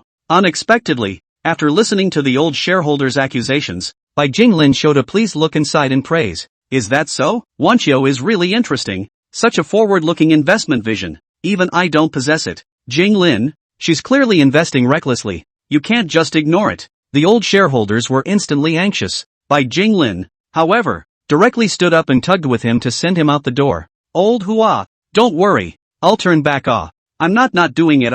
But then again, back a million steps to say. How do we say this? He said a bunch of nonsense, and that old shareholder was sent out by him in such a haphazard manner. Bai Fuya watched in awe, and Bai Jinglin closed the door before he took a long breath and cursed. Hu Guangwei, this old thing loves to meddle with dogs. Dad, Wanqiu, she has only just taken over the company. It's inevitable that there are some problems with the investments she made. Bai Fuya hurriedly spoke up for Chen Wanqiu, but only halfway through her sentence, she was interrupted by Bai Jinglin. Problems? What's the problem? What are you still standing here for? Don't go yet. Bai Fuya was confused. Go where? Bai Jinglin looked at her with a look of hatred. Where else can I go? Of course I'm going to follow Chen Wanqiu and invest with her. Look at what she's investing in and you're still not following her. What? Bai Fuya's brain CPU was going to be dry-burned by these words. Let me ask you, when Chen Wanqiu made those decisions, was she altogether with Su Ming? Bai Jinglin chestily said. Bai Fuya still didn't react,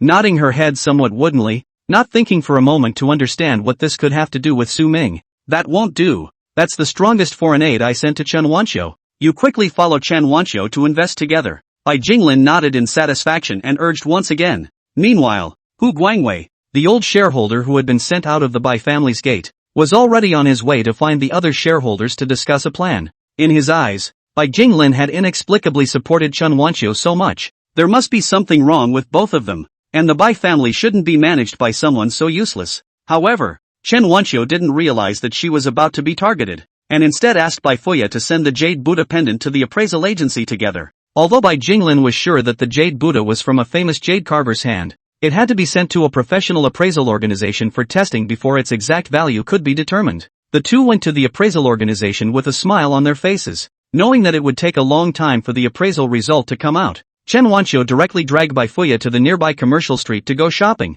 letting the assistant wait for the result at the appraisal organization. Who knows that after they left, the assistant ran into an acquaintance, Su Shilan. She happened to also bring the jade pendant that she paid a high price for at the party that day to appraise the value. Who knew that the person from the appraisal organization took her jade pendant and looked at it for a while, then regretfully shook his head and stated, "Miss Su, this jade pendant of yours is not ancient. It's a modern handicraft, and it can be sold for $3,000 to $5,000 at most. What? Do you guys want to test it properly?" Su Shilan was very surprised, but obviously someone said to me that this jade pendant is worth more than $1 million.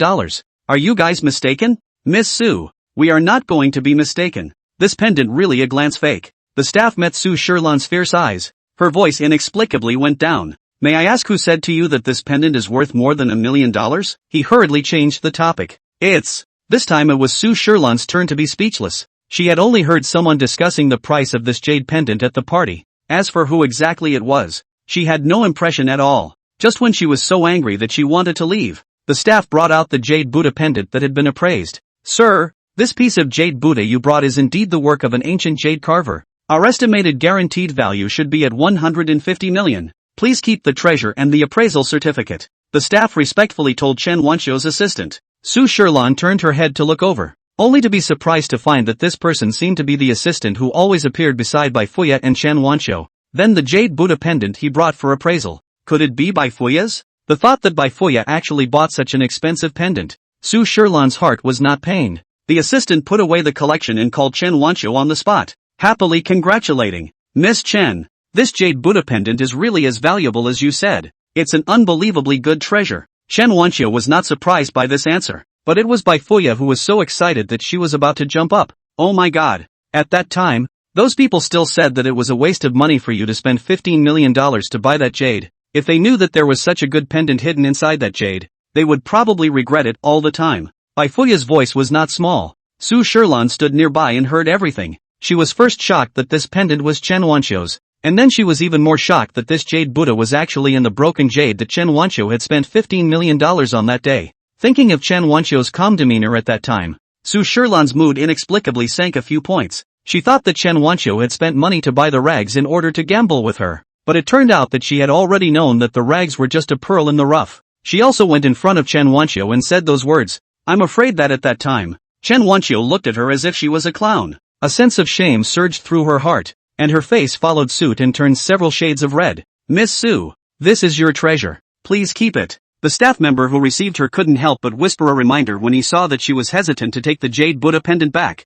"Baby?" Su Shilan turned her head to look at the jade pendant, and immediately became furious. This pendant was simply a symbol of her shame. What kind of treasure is it? She angrily grabbed the pendant and slammed it to the ground with a bang. The pendant immediately shattered into several pieces, and the staff exclaimed in surprise, "Inside this jade? This is Bluefield jade?" Hearing this, Su Shilan also lowered her head in confusion, seeing a piece of beautiful blue-green jade in the center of the shattered pendant. The value of this bluish field jade is not small. I really didn't expect that this pendant actually has such a good and superb jade variety inside. The staff was surprised. If you don't cut it open and look at it, no one would really be able to find it. Su Shilan half-heartedly picked up the broken pendant, a burst of joy in her heart. "So how much is this jade worth now?" The staff shook his head regretfully. "It's a pity. If this jadeite is properly cut, made into handicrafts must be worth a lot of money, but unfortunately now broken into several pieces. Even the bead string cannot be made. It's almost the same as the waste products."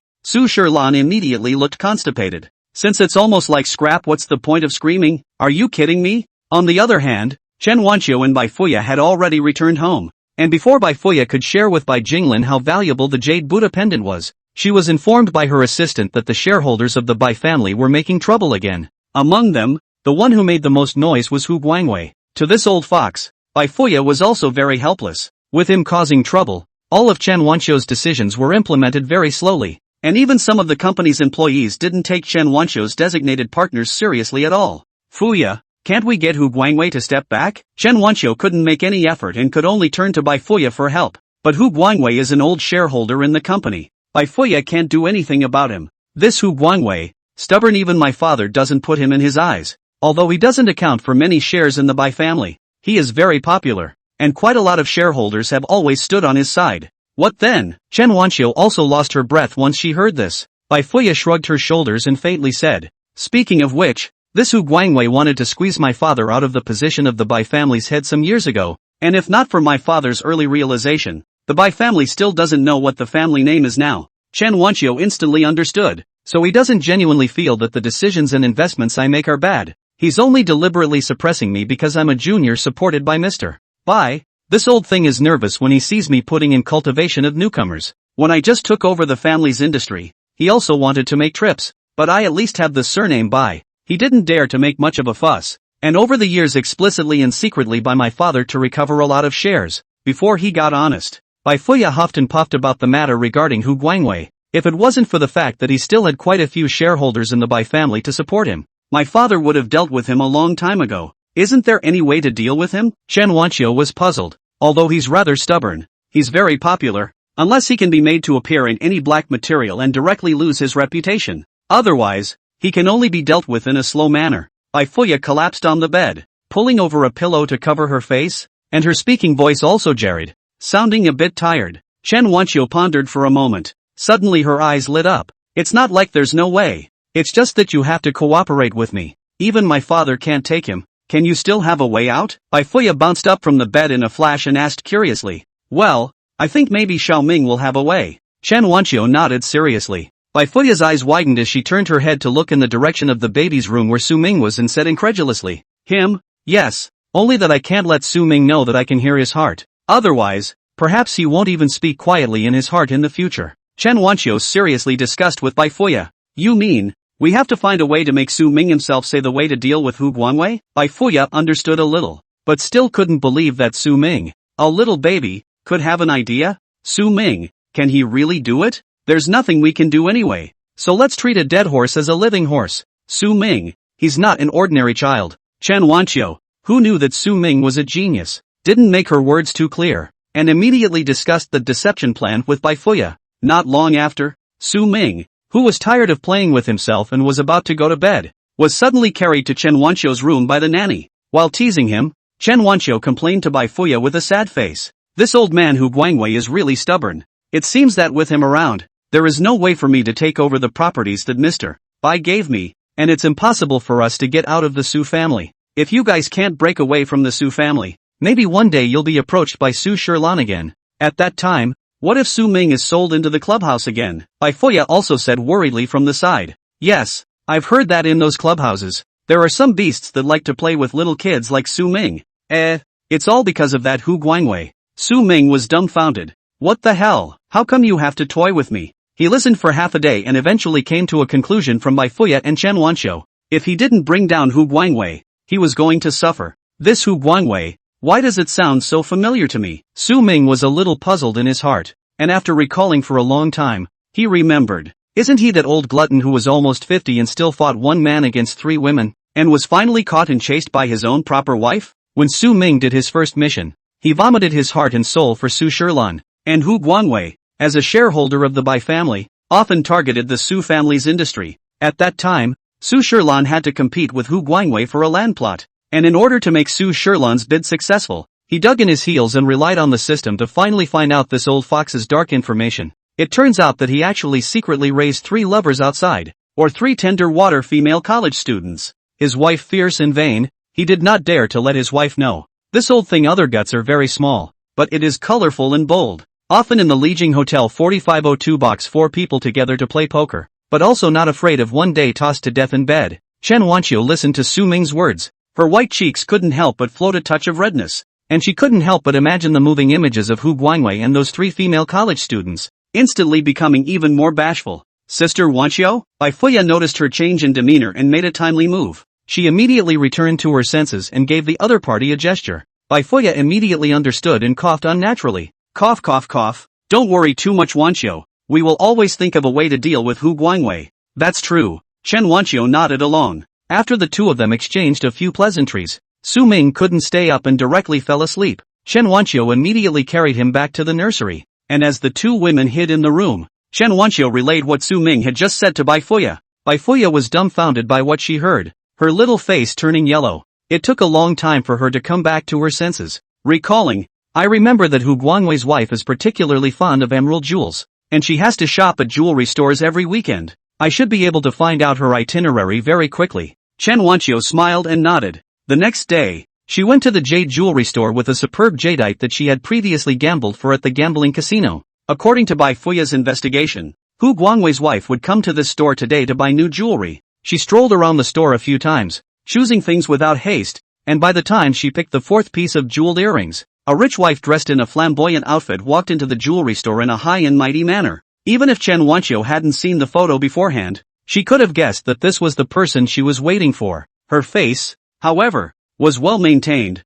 her body was slightly blonde, and what she wore was very gaudy even though it was all designer labels, plus she wore gold and silver again, and from her dressing, one could tell that even though she was rich, her tastes were not very advanced. The main one was showing off her wealth. Behind her was a maid with a large bag. Obviously those are her trophies. Upon seeing her, the shopkeepers immediately greeted her politely. Mrs. Hu, you're here. Well, I've heard that you've got a new white jade Buddha statue here. Why don't you bring it out for me to take a look? Mrs. Hu leaned on the leather sofa in the VIP area of the jewelry store and hummed as she slowly said. Upon hearing this, the shopkeepers' faces instantly changed. Mrs. Hu, that Buddha statue was hired by our manager with a lot of effort, and now it is the treasure of my store. I'm afraid. Without waiting for her to finish, Mrs. Hu scat her tongue in dissatisfaction and swept the clerk up and down in disgust. Just take it if you're told to. No matter how much your manager spent to invite that statue, I can afford it. A working girl. What's the point of talking so much?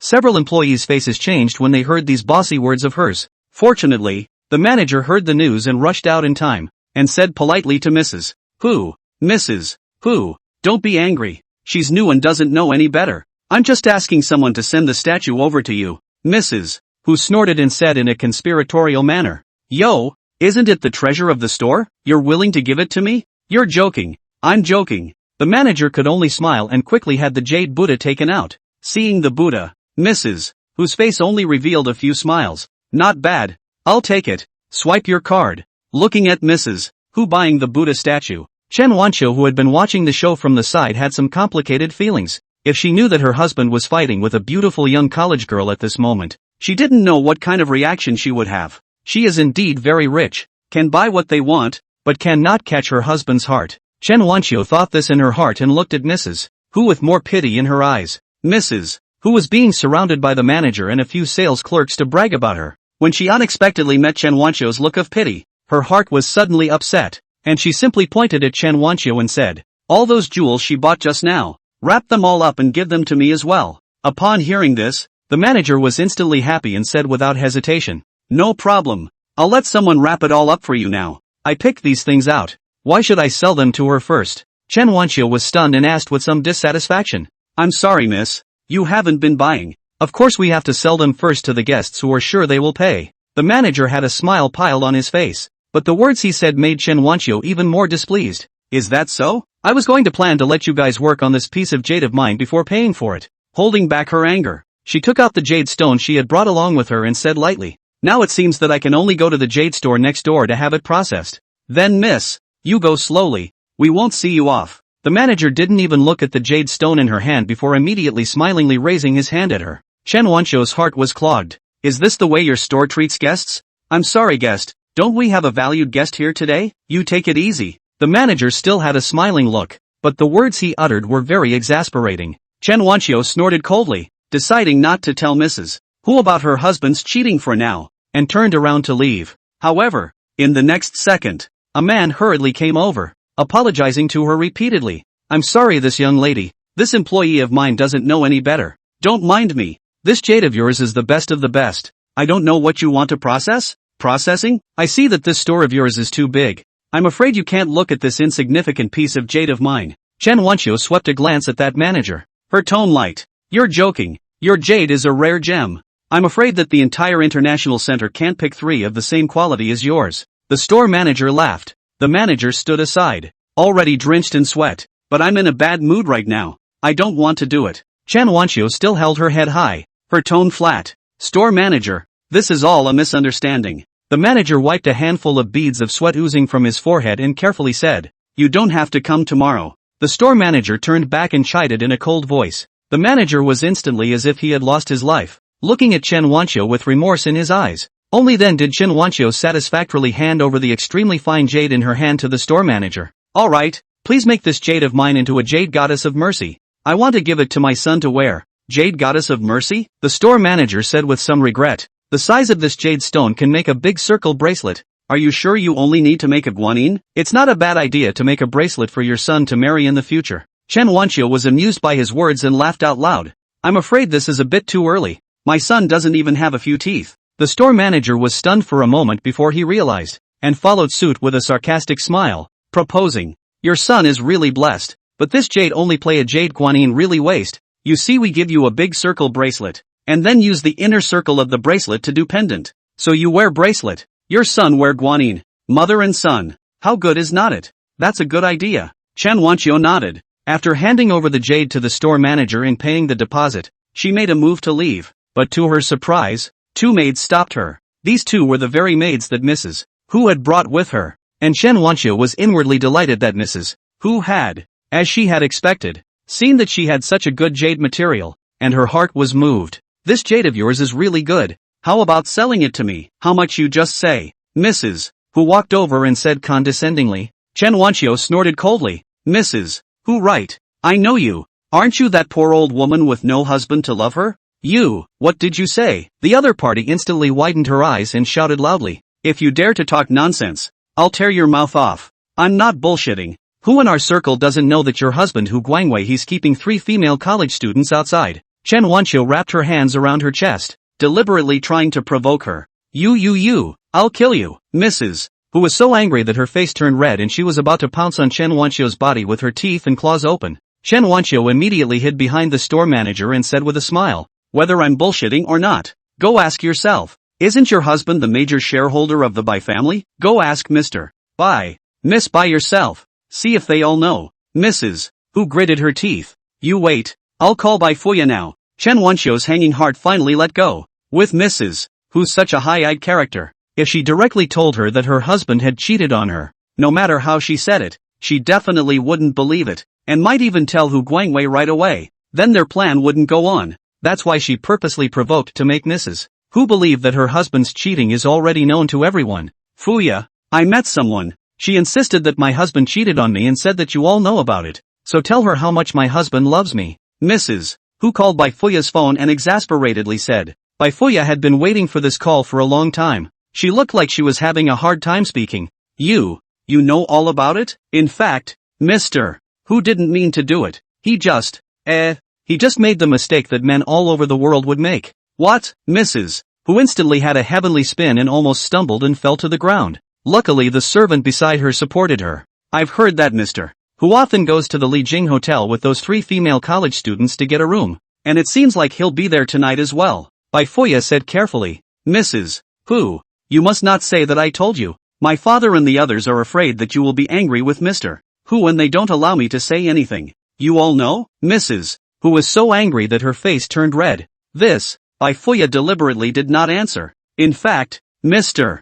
Hu, he still loves you. You think about it, aren't all men like that? Even if Mr. Hu has adopted 3 female college students, a little more than the average man, that does not prove that Mr. Hu he is not the same person." Halfway through her sentence, there was a beep busy tone on the phone. Mrs. Hu was so angry that she hung up the phone. Who knows the next second, her phone rang again. Chen Wanqiu see the phone screen on the big husband 2 words, heart tight, afraid of Mrs. Hu directly and he confronted. Mrs. Hu held back before picking up the phone. Hu Guangwei's voice came, "Wife, I have to work overtime again tonight. I'm afraid I have to stay at the company all night. Don't wait for me at night. Go to sleep first. I'll let the nanny at home stew bird's nests for you. Drink a bowl of it before you go to bed. It's good for beauty and skin care." "Beauty? Hu Guangwei, you think I'm old, don't you?" Mrs. Hu asked exasperatedly. No, my baby, you will always be the most beautiful in my heart." Listening to this sweet coaxing,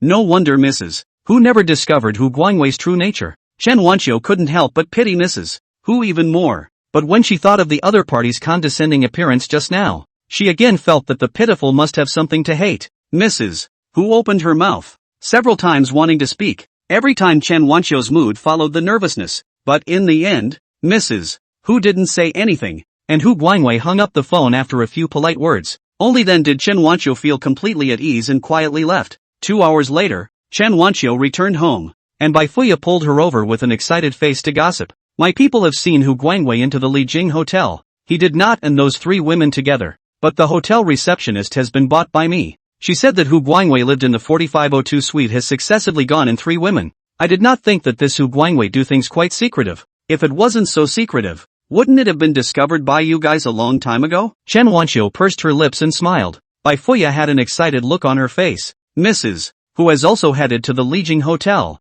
I've already released the news to the media. Just waiting for the night to fall. A good show was officially staged. That night, Mrs. Hu forcefully knocked down the door of Suite 4502, where Hu Guangwei was studying body art with 3 female college students. Mrs. Hu immediately burst into a rage, rushed into the 4 people's flesh mixture as a stirring, and soon produced a violent reaction. 5 people pulling hair, pulling sheet. However, Mrs. Hu, a tigress, was obviously unable to defeat the 3 female Wusong, and was soon pushed to the ground by the combined efforts of the 3 female college students. In the moment she fell to the ground wailing. A large group of journalists in great numbers carrying long guns and short cannons rushed in. Regardless of the 3 sevens is Kuji a shot. The scene from the battle escalated into a melee. The next day, Hu Guangwei derailed, while playing 3 female college students on the hot search. With Bai Jinglin behind him, Hu Guangwei couldn't pull down the hot search even if he spent more money. Moreover, his news is really too explosive. Reporters rushed in when Hu Guangwei and the 3 women still have nothing to wear. A bunch of chickens pecking map in the online lightspeed spread. Many netizens have rushed to eat melon to see the fun. And because the reporter captured the picture of the 3 women pushing Mrs. Hu to the ground, everyone thought that Hu Guangwei was condoning his own mistresses to bully Mrs. Hu, instantly making the crowd even more furious. The upper-class circle also regarded Hu Guangwei as a joke, and those shareholders who were originally friends with Hu Guangwei also silently stayed away from him. Rich men are inevitably around some of the warblers, who do not play outside the circle, but there is one thing, that is, the wife of the family can never be bullied. Husband and wife are not in harmony will affect the corporate image of the company under their name. The company's interests will also be implicated. For Hu Guangwei to allow a mistress to ride on his wife's head was breaking the rules. Chen Wanqiu and Bai Fuya also took this into consideration before designing such a show, so that Mrs. Hu personally went to catch the adulterer in bed. Hu Guangwei also completely social deaf, were still dare to come out to speak.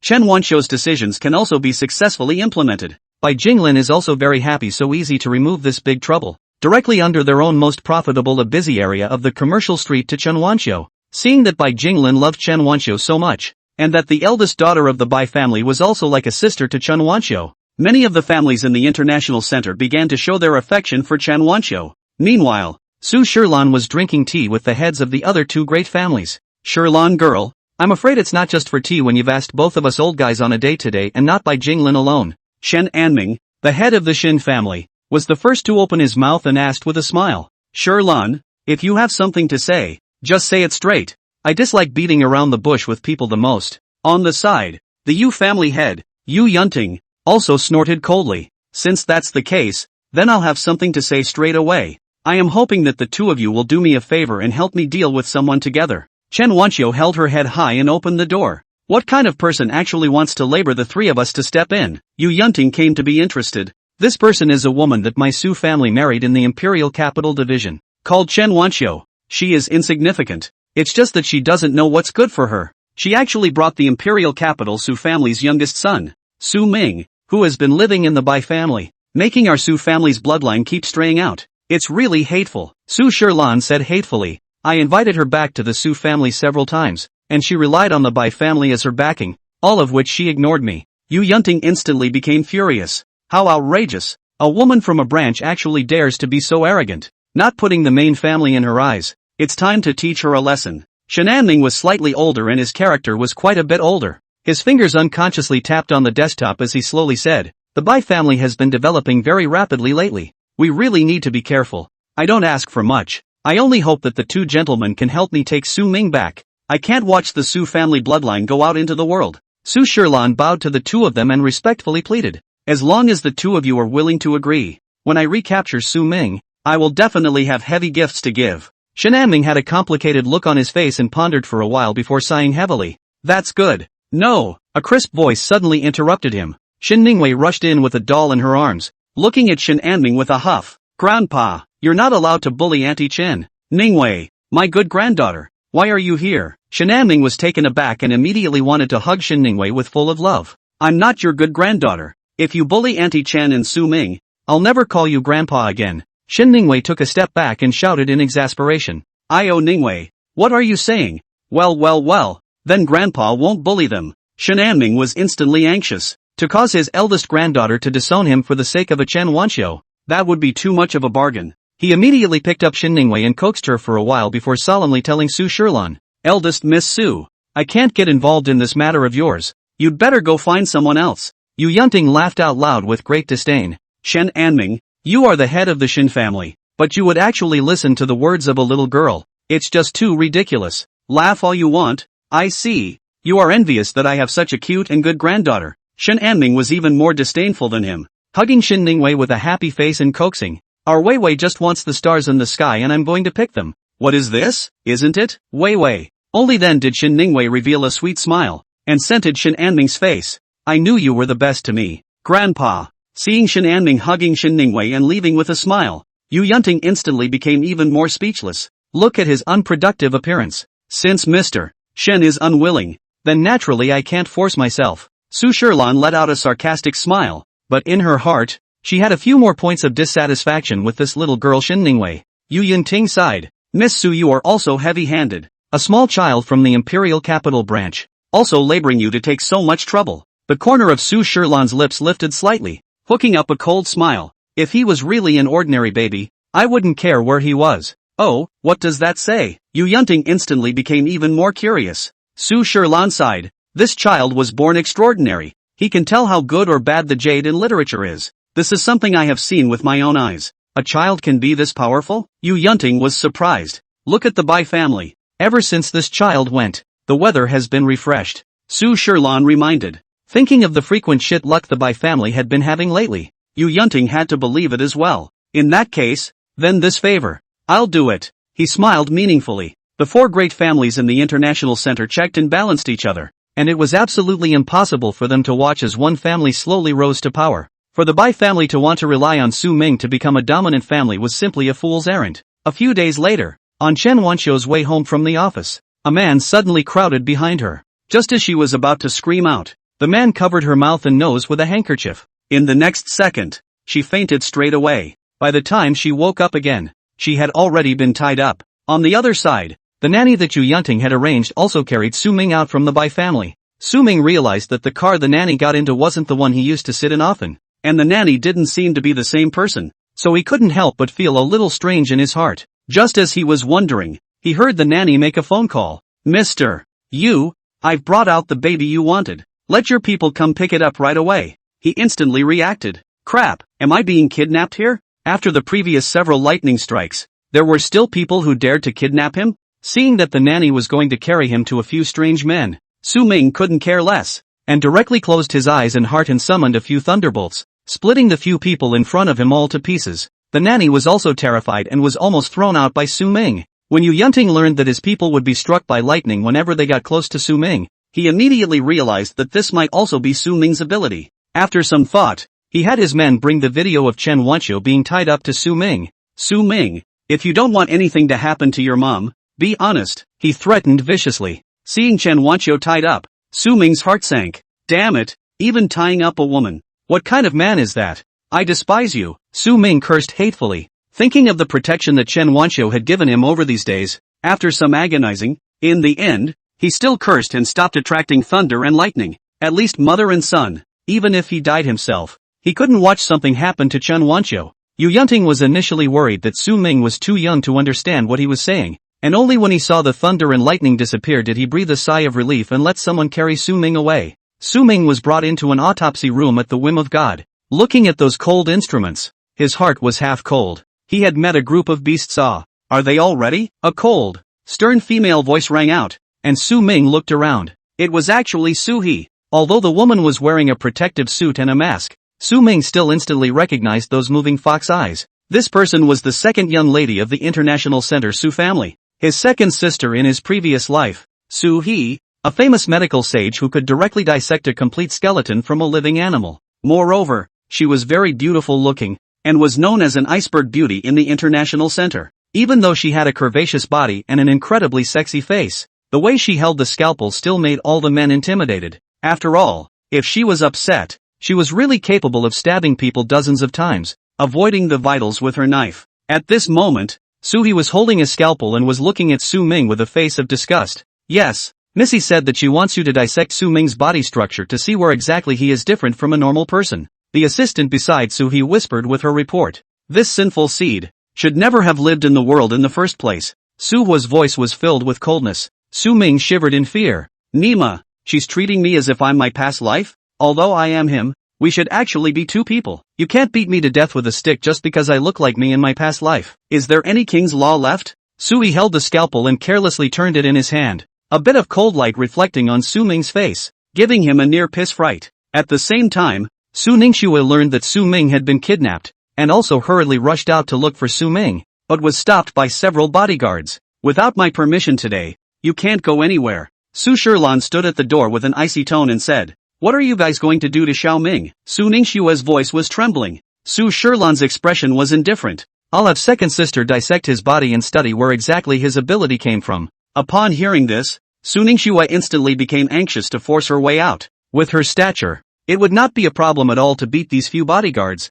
but today, she could not exert any strength at all. I already knew that you would be dishonest. Just stay at home. Su Shilan looked at her and laughed out coldly. Big sister, you drugged me? Su Ningxue was anxious and wanted to call her men, but her cell phone was also snatched by Su Shilan. Don't bother. Before resolving Su-ming, just stay in your room and reflect. Su Shilan dropped these words and had her thrown into the room. Su Ningxue was in agony as tears came to her eyes. Could it be that she could only watch little Ming die again this time? Why hadn't she defended her big sister earlier? Why was she so useless? On the other side of the autopsy room, Su-hee had already carried Su-ming and examined him up and down. It's a bit uneconomical to dissect right away. He still has research value now. She let out a light laugh and ordered, test his brainwaves. Stimulate his brain with electric current. Since he can summon lightning, maybe using electric shock can also change his brain structure. Crap, do you guys have any humanity left? I'm just a little baby. How can you do this to me? Su-ming inwardly screamed madly and couldn't help but want to summon lightning. However, once he thought that Chen Wanxiu was still in the hands of this group of people, he held back hard. Zzz. A current struck Su-ming's heavenly aura, and he was just about to cry out in pain when a familiar electronic tone suddenly appeared in his brain. Congratulations to the host, activating the system. His heart thumped. Wasn't this the voice of the mission system from his previous life? Congratulations to the host for being reborn and obtaining a new identity, the young master of the Su family in the imperial capital. The system slowly said. Su-ming's heart raced with 10,000 horses. Nima, this system of yours has also been delayed for too long, right? How long have I been reborn? I'm going to die if I'm a little bit late again. Zzz. Another strong current struck Su-ming's heavenly aura. There's something abnormal about this brainwave. Increase the current. Su-hee instructed his assistant while observing the data on the instrument. Su-ming was being electrocuted to the point of pain, but he also had to listen to the system chanting. Strong energization detected. The system function is about to fuse with the host. The fusion progress is 10%. What's the use of you fusing? Find a way to save me first. Okay? Su-ming was in tears. The system appeared at this time, just like a drowning person obtaining a bicycle. The main fighter grows useless. Strong energization detected. System functions are being fused. Please do not stop energizing. Fusion progress 30%. Su-ming was so electrified that he couldn't think at all, only seeing a green progress bar appear before his eyes. Increase the current a little more. Su-hee continued to command. Charge enhancement. Fusion progress accelerated. 50, 80, 90, 99%. The system tone followed. Su-ming was in so much pain that he couldn't care less about that fusion progress, frantically waving his hands and struggling. It won't work. Su-ming's eyes rolled over in pain and he was about to lose consciousness. Ding dong. A crisp beep sounded. Congratulations to the host for completing the fusion. You have obtained all of this system's abilities. In the next second, the image of Chen Wanxiu being rescued by Bai Fuya with her people appeared in Su-ming's mind. In a flash of lightning, Su-ming understood. Previously, he could only rely on his memories of his previous life and then on reasonable deduction to judge the future direction of the plot. But as the plot gradually shifted, this golden finger of his could play a smaller and smaller role, and now by fusing it with the system's ability, he had gained the ability to truly be able to foretell the future. Of course, the most important thing right now was that Chen Wanqiu had been saved. With a jolt, Su Ming completely came to his senses. Since Chen Wanqiu had already been saved, then what was he holding back? Where was my fucking Italian thunder? Rumble. The entire dissecting room was instantly electrified. Su Shilan had just rushed to the anatomy room from the Su family, ready to watch how Sui studied Su Ming's body structure, when a thunderbolt fell from the sky unexpectedly, directly splitting down the sign at the door. The sign with its steel plate smashed down directly towards her head. She let out a cry of surprise and scrambled back, but she was still smashed into her calf, and it was a blur of blood and flesh. Rumble. Many more uncountable thunderbolts fell from the sky, and a group of people ran out of the autopsy room in a hurry. Su Shilan fixed her eyes and realized that Sui was also mixed among the crowd with scorched black hair and tattered clothes. She immediately asked her assistant to bring Sui back. What's going on? Sui frowned. I was just checking on Su Ming's body, when suddenly there was constant lightning striking towards the ceiling, directly splitting the ceiling and smashing it right on my head. It's Su Ming. It must be Su Ming's ability again. Su Shilan was furious and immediately ordered her men. Go bring Chen Wanqiu over to me. With Chen Wanqiu here, I'll see if he still dares to be so arrogant. However, the assistant was about to make a call when Su Shilan suddenly stopped him again. Wait a minute. Baifuya rushed in with a large group of fighters and shouted, everyone follow me in to save people. Prioritize protecting Xiaoming's safety. A group of people rushed into the lightning and thundering autopsy room in great numbers. Not a moment's effort. Baifuya walked out holding Su Ming. Su Shilan sat in the car, unwillingly looking at Baifuya leaving. Her assistant worriedly reminded, Missy, let's go first. The injury on your leg must be taken care of quickly or it will get infected. Go. Her teeth clenched, and only after a long time did she spit out this word with difficulty, because Su Ming had already been rescued. Su Ningxue naturally didn't need to be locked up anymore, and learning that both of her sisters had been struck by lightning, she immediately rushed to the hospital in a hurry. I didn't expect Su Ming to know that Chen Wanqiu had been kidnapped and still dare to summon a lightning strike. Isn't he afraid that something will really happen to Chen Wanqiu? Su Shilan was talking to Su He. Su He was also angry. I guess he was worried at first, but after being electrocuted by me twice, he couldn't take it anymore. Soft bone. This kind of person is just selfish. On the surface he also loves his own mother. Once his own interests are compromised, he can't care about anything. Su Shilan analyzed with reason. Su Ningxue was originally listening outside the door. The more she heard, the more she couldn't help it, so she directly stood out. Second sister, that current of yours is something that no one can stand, let alone Xiaoming who is just a baby who can't even walk. Isn't it normal for him to not be able to stand it? A person who doesn't even care about the death of his own mother is definitely a little devil. Fourth sister, don't speak for this devil. Su He gritted his teeth. If I had known, I should have just ended him with a knife. Fourth sister, if you're willing to help, those people Baifuya brought with her wouldn't even be your opponents. We're the ones who are blood sisters. We should be of one mind. Su Shilan also persuaded Su Ningxue in a serious tone. Su Ningxue's head spun for a moment. If you guys really lay your hands on Xiaoming today, then you're murderers, abusing babies, you're the real demons. The two men's faces instantly changed, and they angrily rebuked. Fourth sister, don't you talk nonsense. If we get rid of Su Ming, that's getting rid of a scourge for society. I think you guys are the scourge. Su Ningxue was disappointed in the two of them and cursed in annoyance. Sui also couldn't bear it anymore. Alright, forget it if you don't want to help. Just don't add to the chaos. She turned her head and ordered her men. Go sell Chen Wanqiu to the clubhouse for me. Since Su Ming doesn't care about Chen Wanqiu's death or life,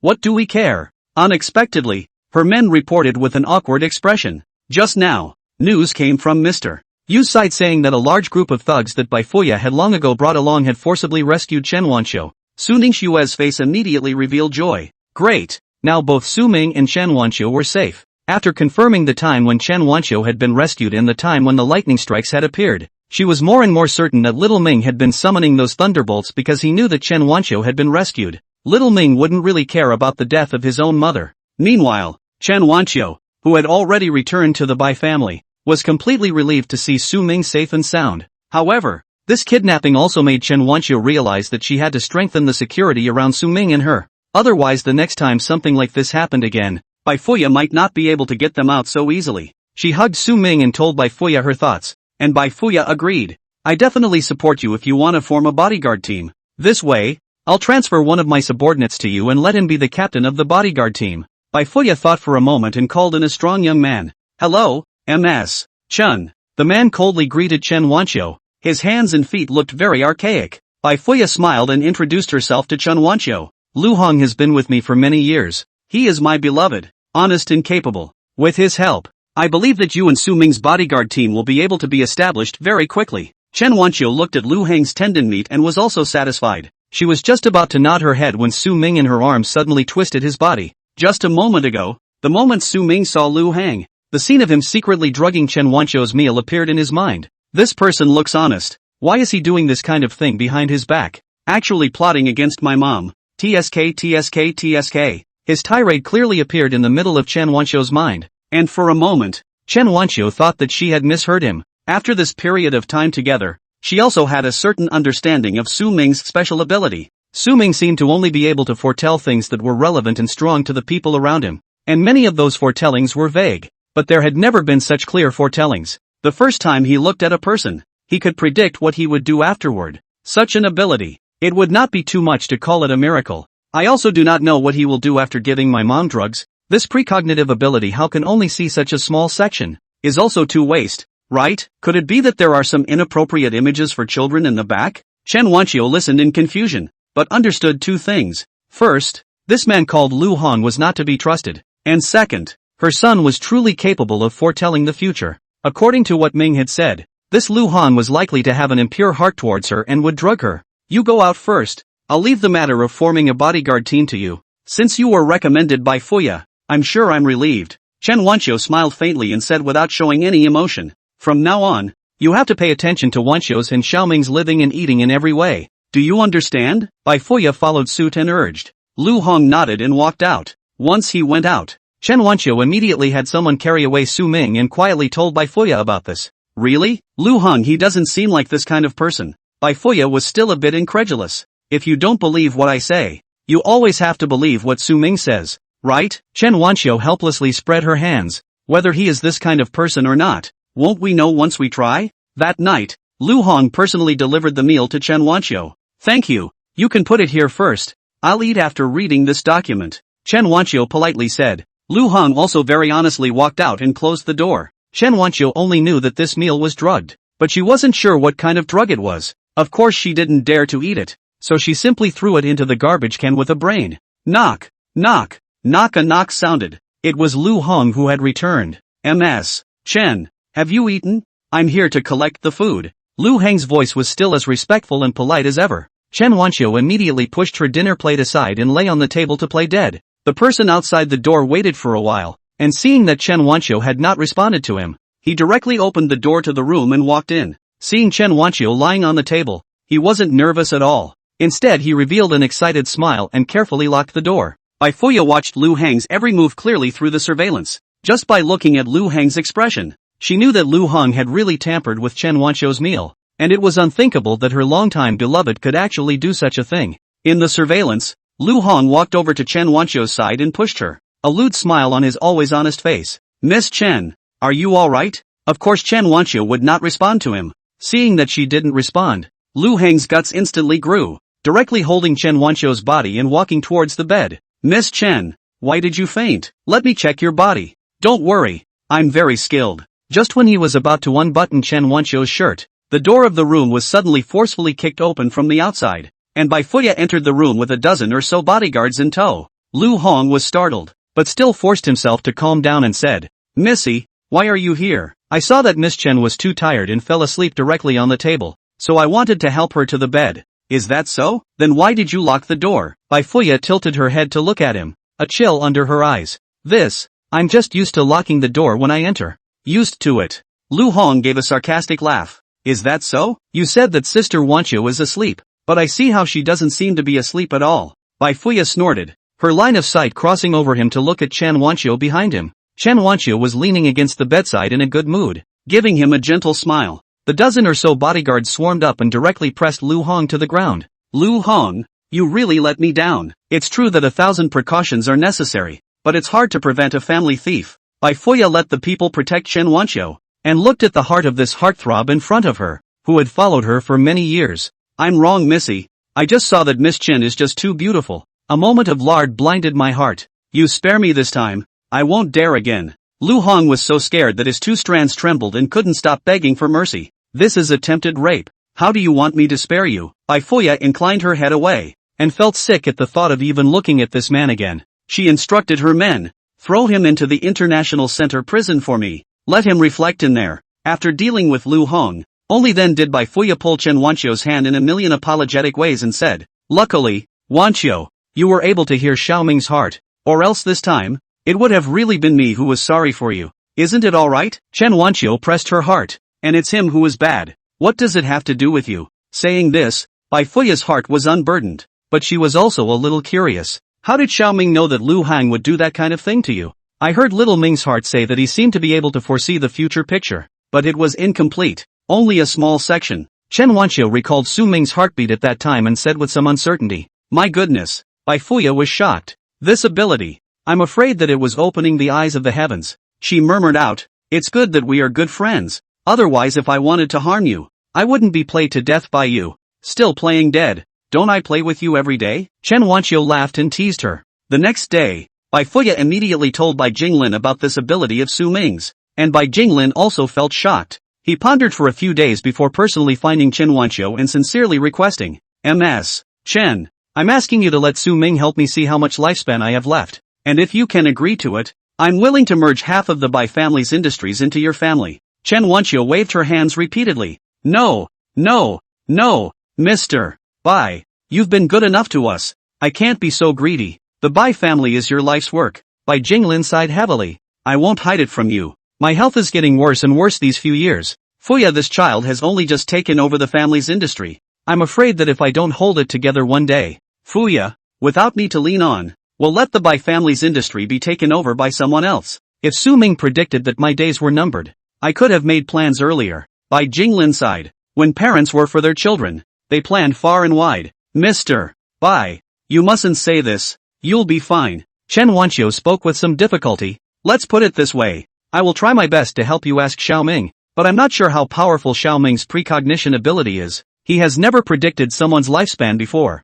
and I'm not sure if it's possible to ask or not. Thank you very much. As long as you ask it out, I will definitely offer half of the Bai family's fortune immediately. Bai Jinglin's face immediately showed joy. That night when Chen Wanqiu was holding Su Ming and breastfeeding, she had been unable to stop sighing. Mr. Bai is really nice. If it wasn't for him helping me all the time, I'm afraid that the two of us would have to live on the streets. And today he actually wants to give me the industry again. I'm embarrassed. Give it to you and you just take it. What's the point of being polite? Su Ming spat while drinking milk. Can you be generous when you go out? Chen Wanqiu continued. But, Mr. Bai's body is getting worse and worse lately. Such a good man should live a long life. I really hope that he will be peaceful and healthy for the rest of his life. Saying that, she also shook Su Ming and tenderly said, Xiaoming, don't you think so? Yes, yes. Su Ming said halfway through his sentence, and so suddenly changed his mouth. Wait, it's not a little bit. I'm afraid Bai Jinglin won't live for 3 days. Hearing this, Chen Wanqiu's hands shook, and she wanted to continue listening, but after waiting for half a day, Su Ming didn't continue. Chen Wanqiu had no choice but to continue talking to herself. Mr. Bai is a really nice person. Do you also think that such a good person will be rewarded with good fortune? He won't be plagued by illnesses, right? Su Ming, however, sighed heavily. Sometimes in this world, it's not always the good people who get good rewards. Just like me. What a nice and kind person. Did I get any good rewards? Chen Wanqiu suppressed the waves within her heart, and after feeding Su Ming's milk, she immediately rushed off in a hurry to find Bai Jinglin. Mr. Bai, I have already asked Xiaoming, and Xiaoming also predicted your life expectancy. But, she was a little hesitant, not daring to directly tell Bai Jinglin about this. Just about anyone who heard someone say that they wouldn't live for more than 3 days would definitely be unhappy. Ms. Chen, just tell me straight. Even if Su Ming said that I wouldn't live more than 3 days, I wouldn't mind. Seeing her so hesitant, Bai Jinglin immediately and generously encouraged her to speak up. Chen Wanqiu instantly raised her head, her eyes widening in surprise as she murmured, Mr. Bai, how do you know that you really won't live for more than 3 days? Bai Jinglin? Learning this shocking news, Bai Jinglin was also frightened and immediately went to the hospital to do a full set of medical checkups. But after a set of checkups, except for his blood pressure being a bit high, there was no problem at all in other aspects.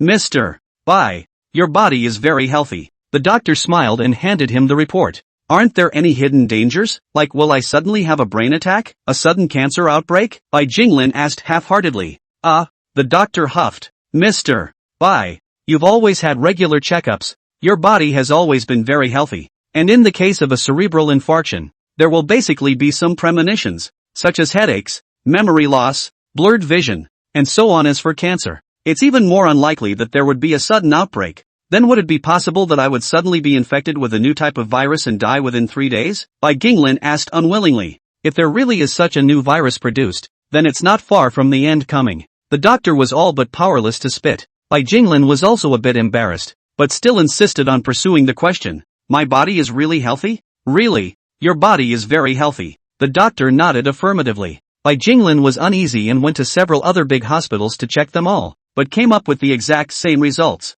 When he reached the last hospital, the doctor was still uneasy and urged him. Mr. Bai, many middle-aged and elderly people will be depressed due to excessive fear of death, which makes them prone to getting sick instead. So you'd better not think too much about it. Your body is really healthy. To put it bluntly, this was to tell Bai Jinglin not to always be paranoid. Nothing to scare himself. It's easy to shorten your life if you scare yourself too much. The doctor had said this, so Bai Jinglin had no choice but to take the medical report and leave. Looking at his regretful back, the doctor is also ahead of black lines. This Mr. Bai today is taking the wrong medicine? It was as if he was looking forward to getting sick. Even though the medical report was safe, Bai Jinglin was still uneasy. He had no doubt about Su Ming's ability, and since Su Ming said that he wouldn't live for more than 3 days, there must be another cause of death. For the sake of insurance, he directly put off all processes for these 3 days, stayed in the hospital's VIP ward, and called dozens of bodyguards to take turns protecting him. If he really had a sudden outbreak of a malady within 3 days,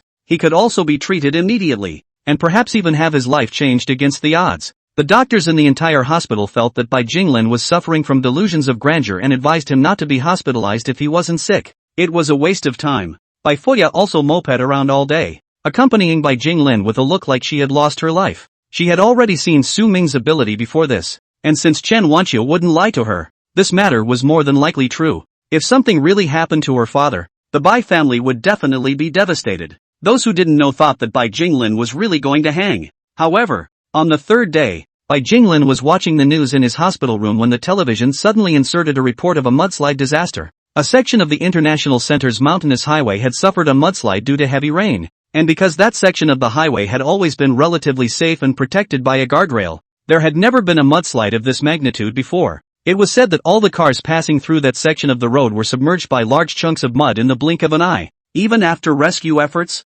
several people were killed. This matter immediately became a major news story in the International Center, with various television stations taking turns reporting on the various details of the mudslide as it happened, as well as experts analyzing the cause of the mudslide's formation. Bai Jinglin's eyes widened as he thought that if he followed his original itinerary, the drinking party he was going to today would pass through this stretch of highway. And the time when the mudslide happened to be the time when he was going to the drinking party. How could it be so coincidental? If there wasn't Su Ming's prophecy, then he must have been buried underneath the mudslide by now, and might have already died. Dad, is this highway? Bai Fuya also realized this, pointing at the TV and carefully opening her mouth. The father and daughter looked at each other with 4 eyes, and their eyes were both filled with the celebration of surviving a robbery. Perhaps Su Ming's prediction is true. Bai Jinglin leaned against the hospital bed and let out a long sigh of relief. Perhaps there was a possibility that other things Su Ming had predicted could have been artificially faked, but this was a natural disaster, and no one could fake a natural disaster.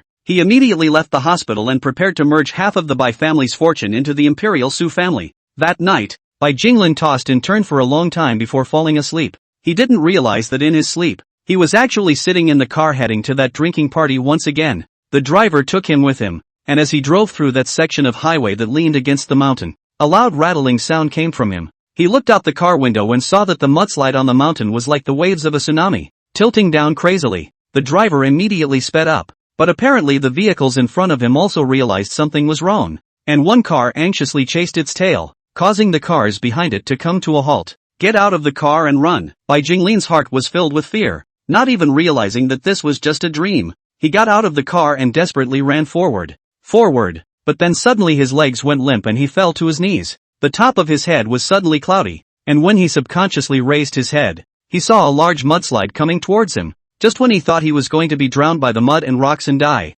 a golden light suddenly appeared around him. That golden light blocked the mudslide and emitted warmth, holding him up and sending him to safety. By the time he came back to his senses, he could only see those who had died tragically under the mudslide. He woke up instantly, the ceiling in front of him reminding him that all that had just been a dream. He wiped his sweat and suddenly realized that this time, he had been able to turn good luck into good fortune, all because of the blessing that had been tainted by Su Ming, and that golden light that had just been brought to him by Su Ming. As long as they held on tightly to Su Ming's thigh, their Bai family's future path would definitely be smooth. Early the next morning, the assistant handed Bai Jinglin the documents to merge the industries, but Bai Jinglin suddenly changed his mind. No, I don't intend to merge these industries. The assistant was unsure. You also think it's inappropriate to give Ms. Chen so many properties? Why is it inappropriate? I don't think this is enough. Bai Jinglin laughed out loud. I've already decided to merge all of Bai's properties with Chen Wanqiu's newly established Mingguan Group, and from now on, our two families will be one. What? This is not a joke. Mr. Bai, you need to consider this carefully. The assistant was stunned and hurriedly reminded. Who said I didn't consider it carefully? This is my decision after careful consideration. After the merger of our two families, I will be the second largest shareholder, Bai Jinglin said, and had already stood up. Go get started on the relevant documents. Remember, it must be done quickly, not to mention the assistant. Even Chen Wanqiu was stunned to learn of this news. This was the Bai family, one of the four great families of the capital, and she had actually become the Bai family's #1 shareholder in disguise, and the company's name was still hers. Even if it was Su Ming who had saved Bai Jinglin once, he was still too generous, right? Soon, the news that the Bai family was going to merge with Mingguan Group spread in the international center, and when Bai Jinglin's best friend learned of this news, he hurried over and reminded him in a serious tone. Jinglin, you just gave the Bai family to a woman like Chen Wanqiu. You'll definitely regret it later. I won't regret it.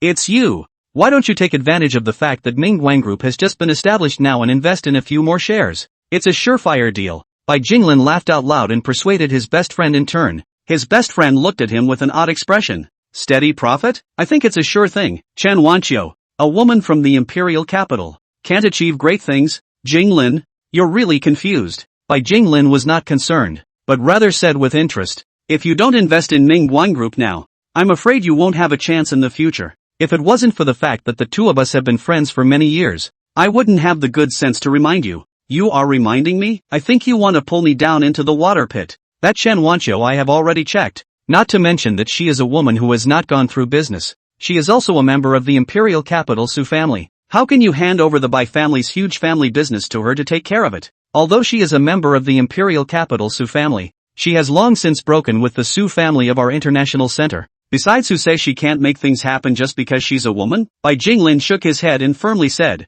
in my heart, she is the star of tomorrow in the international center's business arena. Just wait and see. I think you've really lost your mind. The blood of the Bai family for generations will be ruined in your hands. His best friend scolded angrily, actually accompanying a woman to playhouse. If a woman can make a business, a sow can go up a tree. Once Bai Jinglin heard this, he was also unhappy. I take you as a friend to say this to you. You don't believe it even if you don't believe it. What's the point of being so insulting? Humph. I can't talk you out of it. So be good. The best friend sighed helplessly. Seeing that his best friend didn't believe Chen Wanqiu, Bai Jinglin didn't say any more. However, 2 days later, he unexpectedly learned that this old friend of his had actually invested in Su Shilan's business project. He hurriedly called to persuade his friend, but the other party was very angry, saying that Su Shilan's business project was very promising, and that Bai Jinglin was determined not to let him have a good time, wanting to cut off his financial path. The two had a big fight on the phone and eventually parted on bad terms.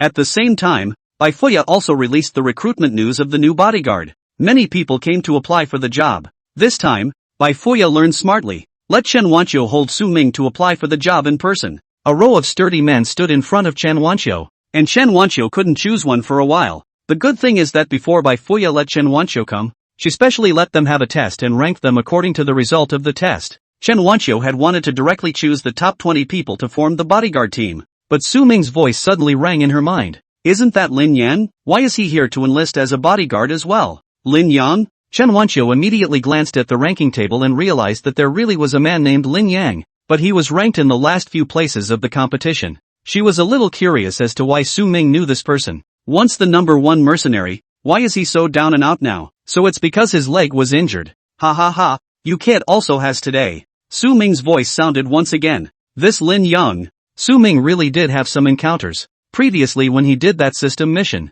there were several lifetimes where he had found this number one mercenary in order to protect Su's family. He was ruthless and didn't say much. He was an absolute expert. But he seems to be a leg injury. No wonder he will run to apply for a small bodyguard. Seems to be because of the injury was fired by the original mercenary team. He still has to be treated for this leg injury. How come he was fired by the mercenary group? Such a good talent just gave up like this? Su Ming was very puzzled. Chen Wanqiu was shocked in her heart. Not expecting this Lin Yang to be so powerful. She immediately raised her head and asked, who is this Lin Yang? A man with a slightly thin figure stood out, and even though he tried his best to hide it, Chen Wanqiu could still tell that he did have some problems with his legs. Su Ming was indeed right. This man was an expert that normally couldn't be hired even if he wanted to. If it wasn't for his leg injury, he wouldn't have come to apply for a job as a small bodyguard. When the few tall, top-ranked men around him saw Lin Yang's appearance, they couldn't help but reveal a sneer. Lin Yang's face also sank a few points. This family wouldn't be trying to elect the eliminated people first, right? Wasn't this too humiliating? Bai Fuya also thought that Chen Wanqiu was unhappy with Lin Yang, so she reminded her in a low voice. This person has a good relationship with several bodyguards in my current bodyguard team, and was recommended by them. The implication was that Chen Wanqiu should not hurt the other party's pride too much. However, the next second, she heard Chen Wanqiu's gentle voice. Mr. Lin Yang, you've been hired. What? Those men who were still trying to taunt Lin Yang all exclaimed in unison. Wanqiu, don't you need to reconsider? Bai Fuya also pulled Chen Wanqiu over and asked in a small voice. No need. Look at him. How handsome he looks. Put him in the bodyguard team to give me and Xiao Ming more face. Chen Wanqiu didn't want to bring up Lin Yang's leg injury in front of the crowd and deliberately changed her words. Hearing that the reason he was hired was actually because of his face, Lin Yang immediately had a black line. The rest of you, wait outside for a while first, Chen Wanqiu faintly said to the others. Everyone was speechless, not expecting to come to apply for a job as a bodyguard and actually end up losing in the face. Su Ming also felt that it was nonsensical. Mom, this Lin Yang with small eyes and 8 forks, where on earth is he handsome? Chen Wanqiu pretended not to hear and said to Lin Yang, Mr. Lin, to be my bodyguard you must be in good health. I'm going to have a doctor come and give you a full body check. Do you have an opinion? Upon hearing this, Lin Yang's face sank. He clenched his fists and finally chose to be honest with Chen Wanqiu. Ms. Chen, I won't hide it from you. I once suffered a serious leg injury, but even with the leg injury limitation, my current strength is still not a problem to be a bodyguard. Previously, Lin Yang had looked for many employers, all of whom were uneasy with him and dismissed him after realizing that he had a leg injury. If Chen Wanqiu thought the same as those employers, there was nothing he could do. What he didn't expect was that Chen Wanqiu was very pleasantly surprised. I didn't expect you to be so powerful with a leg injury. So if you were cured, how powerful would it be? I'll immediately call the doctor to come over to treat you. It's useless. Lin Yang had only just opened his mouth when Chen Wanqiu excitedly interrupted. Let the doctor come over within an hour. First give Mr. Lin's leg a preliminary diagnosis. It would be even better if he can formulate a detailed treatment plan. Looking at her giddy and chattering, Lin Yang could only shut his mouth helplessly. It's useless. If there was a way to cure his leg injury, he wouldn't have been abandoned by the mercenary team, and he wouldn't have been reduced to applying for a small bodyguard job. The doctor quickly arrived and after checking over Lin Yang's leg decided to give him acupuncture treatment. Chen Wanqiu held Su Ming on the side to watch the doctor give Lin Yang under the needle. Not after a while Su Ming complained. This needle is also too careful. This way will definitely not be able to cure Lin Yang's leg injury. It's all a useless endeavor. He kept crunching his words and reported a few acupoints. Although Chen Wanqiu was a little surprised that Su Ming actually knew medical skills as well, but she was not surprised anymore. She asked the nanny to carry Su Ming away and let the doctor go and zap the several acupoints that Su Ming had just said. These points are all very dangerous. Ms. Chen, are you sure? The doctor held the silver needle and asked cautiously. Lin Yang, as long as these points are stabbed, your leg injury will be cured. Do you dare? Chen Wanqiu raised her head and looked at Lin Yang and asked. Why don't you dare? Lin Yang replied without even thinking. Even if it was life-threatening, he was willing to give it a try only if there was a hope of curing his leg injury. A person who had once stood on the peak if he fell to the bottom. The desire for strength in his heart was enough to outlast his life. Good. Have backbone. Chen Wanqiu nodded in relief and instructed the doctor. Lay the needle. If anything really goes wrong, I'll be responsible. Even so, the doctor still didn't dare to lay the needle. and Bai Fuya was also a bit strange. But after Chen Wanqiu turned her head and opened her mouth to her, she immediately said the same thing. Just lay the needle if you're told to. What are you afraid of? Just now, Chen Wanqiu's mouth pattern was Su Ming, and Bai Fuya already understood that these acupoints must have been said by Su Ming. Seeing that several people were so determined, the doctor could only fearfully place the needle. Unexpectedly, just after this needle was placed, Lin Yang immediately foamed at the mouth and collapsed to the ground with both eyes rolled back. Bai Fuya was startled and couldn't help but take a step back, looking at Chen Wanqiu in panic. This. The doctor was also scared out of his wits and reached out to pull out the silver needle. Don't pull it out. Chen Wanqiu suddenly spoke out, stopping the doctor. In fact, she was also panicked a batch in her heart, but thought that Su Ming had once recited that some sinister symptoms would appear after stabbing these acupuncture points, so she didn't need to care at this time. As long as she waited for half an hour, she would be able to wake up on her own. When she saw Lin Yang foaming at the mouth just now, she was actually shocked, and her current calmness was all feigned. The doctor panicked.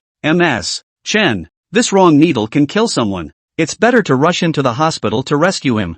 No need. Chen Wanqiu remained calm. It's normal for him to be like this. He'll be fine after a while. The doctor was dumbfounded. The way this person was foaming at the mouth, it didn't look like he would be fine after a while. It was more like he would be cold after a while. Bai Fuya was also worried. Wanqiu, we'd better send him to the hospital first. In case something happens to him, we can't handle it. Even if these acupoints that Chen Wanqiu said were revealed by Su Ming's heart, Bai Fuya couldn't help but worry. In case Chen Wanqiu accidentally misheard the acupoints, or if Su Ming was just talking nonsense, wouldn't that be harmful? There's really no need. I can guarantee that he will definitely wake up after half an hour, and I'll take full responsibility if any accidents occur. Chen Wanqiu gritted her teeth and said against the pressure. In this situation now, if the man was sent to the hospital for resuscitation, there might be new accidents. It would be better to just take a gamble. Chen Wanqiu decided to trust Xiao Ming's words. Seeing her so resolute, the few bodyguards in Bai Fuya's bodyguard team who were on good terms with Lin Yang were a bit unable to look at her.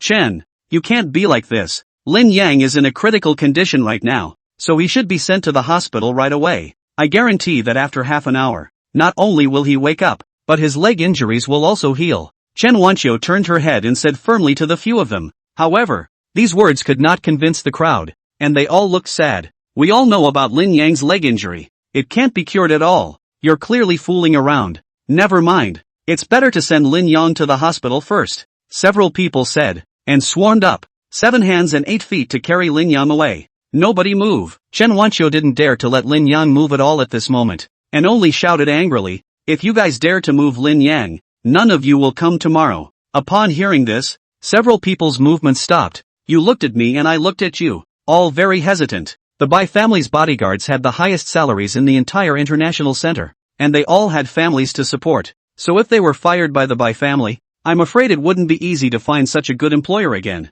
In the end, Bai Fuya couldn't stand it anymore inside. Forget it, you guys better send him to the hospital. Fuya, Chen Wanqiu was instantly distraught. A few people got the news and immediately sprang into action, carrying Lin Yang and running out. Those men who were still standing in the courtyard waiting for the results of the interview were immediately terrified when they saw Lin Yang foaming at the mouth and being carried out. Chen Wanqiu was also very helpless and could only continue to pick the remaining bodyguards first. However, when she walked out of the gate, she realized that the original top-ranked men were actually trying to sneak away. Where are you guys going? Bai Fuya hurriedly called out to them and questioned in dissatisfaction. The original top-ranked man turned back with fear and trembling. Even his voice was a bit shaky. Bai, we are here to apply for the job of bodyguard, not to play with our lives. Lin Yang just went in for a while, but he came out foaming at the mouth. Who knows what you guys have done to him? Bai Fuya was speechless for a while. Being a bodyguard is supposed to value your employer's life more important than your own. If you guys are so afraid of death, you won't come back to apply for the job. Get lost. As soon as these words came out, a large group of men left without looking back. Only a few men with more average rankings remained where they were. You guys aren't leaving? Chen Wanqiu asked curiously. A bunch of goons. If we were afraid of death, we wouldn't have applied for the White family's bodyguards. A man said solemnly. The bodyguards of the 4 major families in the international center. That was a real possibility of encountering a life-threatening situation, and they had already prepared themselves psychologically long before they came to the Bai family. Chen Wanqiu was satisfied with these few people and immediately said, "Are you all volunteering to be my bodyguards now?" "Yes," the crowd said in unison. "Very well, you are all hired." Chen Wanqiu nodded and said in a loud voice. Upon hearing this, a man couldn't help but reveal a happy smile. Originally, I thought that with my strength, I shouldn't have had a chance to be selected, but I didn't expect some people to be so unhelpful before giving me a chance. Yeah, before, those few top-ranked men were still hugging and ostracizing us, mocking us for not being strong enough. I see them they are all paper tigers. Another man also said happily. Only then did Chen Wanqiu understand that these people had all recently applied for bodyguard jobs together, and they had all been ostracized by those who were strong. This was really an accident that allowed Lin Yang to help him try out a group of bodyguards with real guts. The strength was not good, but it was an upgrade. If they didn't have the guts to sell their lives, then they didn't deserve to protect her and Xiao Ming's safety. The group of men who left first were walking down the road spitting at each other. This Chen Wanqiu, it's really horrible, choosing people without looking at their strength, actually looking at their faces. Look at that Lin Yang. I don't know how he was tossed by Chen Wanqiu.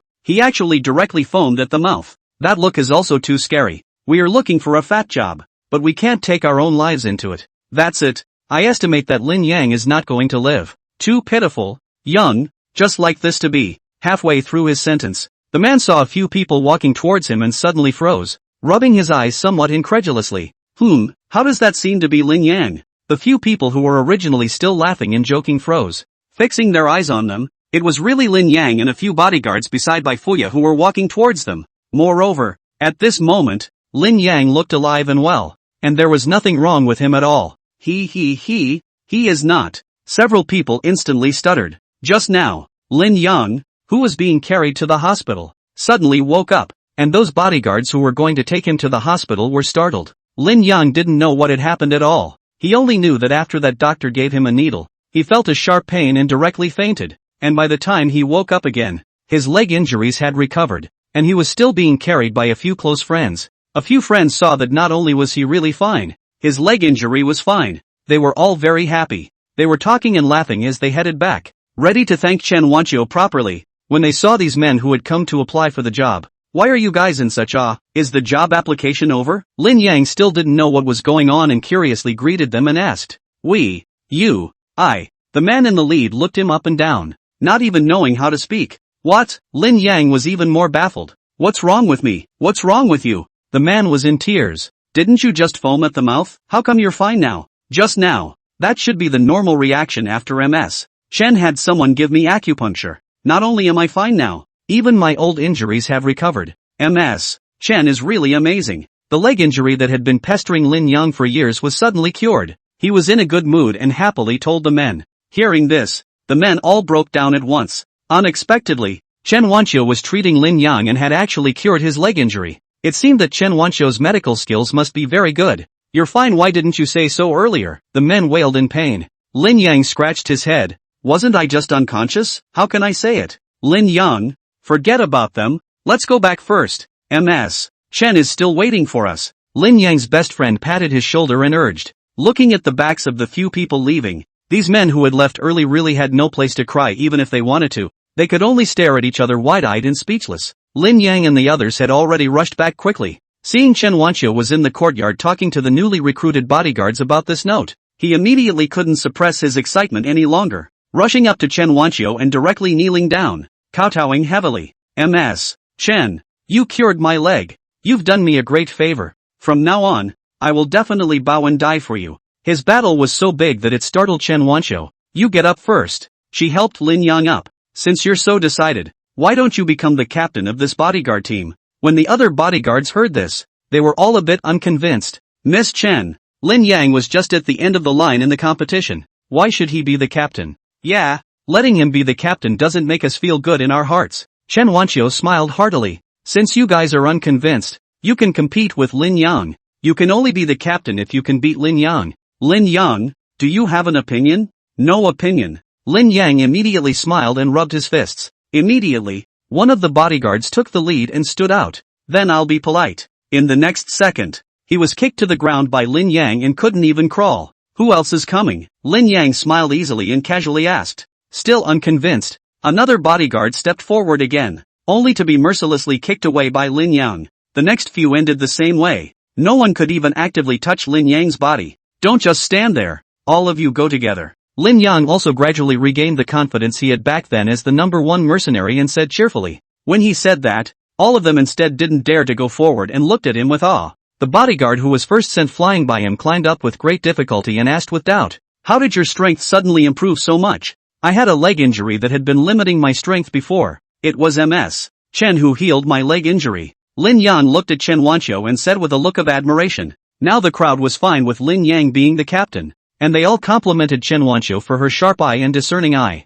Lin Yang was also happy to share Chen Wanqiu's excellent medical skills with his close friends that he had met when he was originally a mercenary. And each of these friends had some old injuries on their bodies. And once they heard that Chen Wanqiu was actually so good, they all wanted to join Chen Wanqiu's bodyguard team. It was a pity that Chen Wanqiu had already picked her candidates and was no longer recruiting. At this moment, she was holding Su Ming in her arms as she watched the bodyguard team's crowd train. Su Ming looked at the level of this group of people sparring and couldn't help but sigh. The level of these little old men is still not good, but if they use acupuncture to unblock their true qi, these people's strength will definitely be able to increase very quickly. Chen Wanqiu hugged Su Ming and heard Su Ming break into a set of stitches on his own. Hearing him say that this set of needles could help people who practiced martial arts to unblock their true qi, Chen Wanqiu immediately paid attention and memorized the acupuncture points and acupuncture methods he said. In order to study whether this set of needles recited by Su Ming was useful or not, Chen Wanqiu quietly practiced the needles herself for several days, and because she was worried that the needles would be leaked out, she could only look for the bodyguard team to test it out. Hearing that Chen Wanqiu was going to give acupuncture, the people in the bodyguard team were all very active. After all, with Lin Yang as the outstanding representative, the crowd all still believed in Chen Wanqiu's acupuncture skills, and one by one, they lined up and waited for Chen Wanqiu to give them needles. However, after Chen Wanqiu finished giving the needles to the crowd according to Su Ming's stated acupuncture method, before she could ask the crowd how they were feeling, all of them directly fainted. Thinking of Lin Yang's foaming at the mouth after being stabbed last time, Chen Wanqiu also felt that this was a normal phenomenon, and surely after a while, these people would all wake up. Bai Fuya was also interested in holding Su Ming to watch the fun. Seeing these people fall to the ground, Su Ming was startled. When did my mom become an acupuncturist? It's not like she's just stabbing them, is it? This is going to kill people if it's not stabbed properly. Chen Wanqiu took Su Ming from Bai Fuya's hands and let him out of the door happily. Afraid to let Su Ming see that all those acupuncture points she had zapped were the same set of needles he had mentioned. Wanqiu, are they not tight? Bai Fuya poked her head out, curiously surveying the unconscious bodyguards. It doesn't matter, they'll be fine after a nap. Let's take Xiao Ming for a stroll. Chen Wanqiu was in a relaxed mood as she carried Su Ming and Bai Fuya out the door together. Seeing Chen Wanqiu so relaxed, Bai Fuya instantly didn't worry anymore, and the two happily pulled Su Ming to the street to buy a whole bunch of baby items. Su Ming didn't expect Chen Wanqiu's heart to be so big that she was still playing outside even after zapping someone. I also don't know which obscene villain is teaching my mom acupuncture indiscriminately. I hope those people are not okay, but don't be paralyzed by my mom zapping. While he was silently praying for those people in his heart, Chen Wanqiu incomparably wanted to laugh. This little doll, why is he still cursing himself? If he knew that the lewd little man was himself, he still didn't know what his expression would be. Chen Wanqiu strolled around for a day and returned home with a large pile of loot and Bai Fuya. As soon as she entered the door, she saw that all the members of the bodyguard team had regained their senses, and seeing this,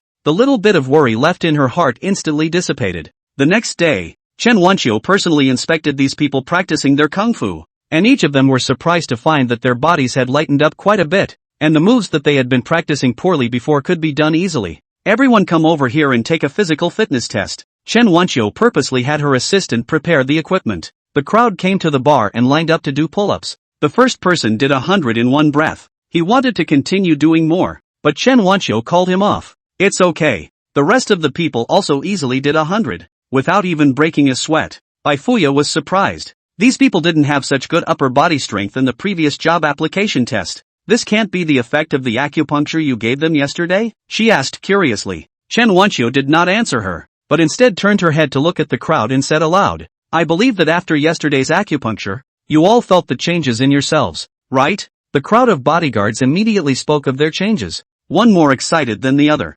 Ms. Chen, your acupuncture is just too powerful. I feel like the qi and blood in my mixed body is much more fluid, and my movements are lighter than before. Me too. Before I was always almost heightened practicing the 3-step kick, but today I did it with ease. My 100-meter speed is 3 seconds faster than yesterday. This is simply amazing. Waiting for the crowd to say enough, Chen Wanqiu then seriously instructed. This needle method is my exclusive secret method. It can help you all dredge your true qi. Remember, this matter can never be spread out. Once someone lets it slip, I won't be able to administer the needle to any of you again. Remember? Remember? The crowd said in unison. This needle technique is only small in the end. To improve your strength, the most important thing is your own willingness to put in the hard work. I am optimistic about you all. Don't let me down. Chen Wanqiu took up the stance of a boss and said a bunch of things before leaving at ease. At the same time, on Yu Yunting's desk, there was an additional piece of information. It was the information of the entirety of Chen Wanqiu's bodyguard team.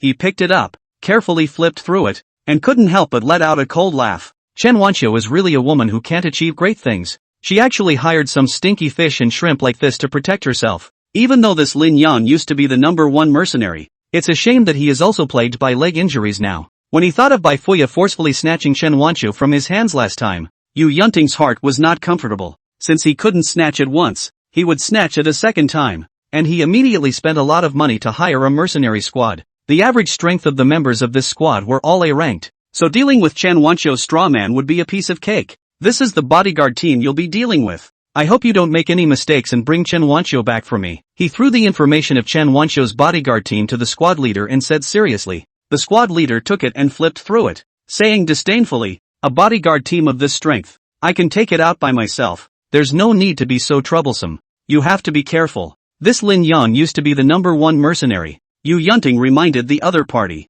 He's just a waste now. He was fired from our mercenary group a long time ago. The squad leader sneered and said with increasing disdain. Hearing this, Yu Yunting was completely relieved and burst out laughing. Chen Wanqiu, don't think that you can escape me just because you have the protection of the Bai family. That night, this squad leader led a surprise attack on Chen Wanqiu. Yu Yunting had thought that these people would soon return with Chen Wanqiu, but he didn't expect to wait half a day for the news that the entire mercenary squad had been beaten up and hospitalized. He angrily went to the hospital to settle the score with that squad leader, only to learn that the other party had already been beaten into a coma. What the hell is going on here? He had to grab a team member next to him and ask about the situation. The team member shivered and said, there's a problem with the information you gave us. Chen Wanqiu's group of bodyguards are way stronger than us. It's not at all like the group of stinking fish and shrimp written in your information. The others were also slightly dissatisfied. If we knew those bodyguards were that strong, we wouldn't have gone looking for death. It's all because of the wrong information you gave us that we were beaten so badly.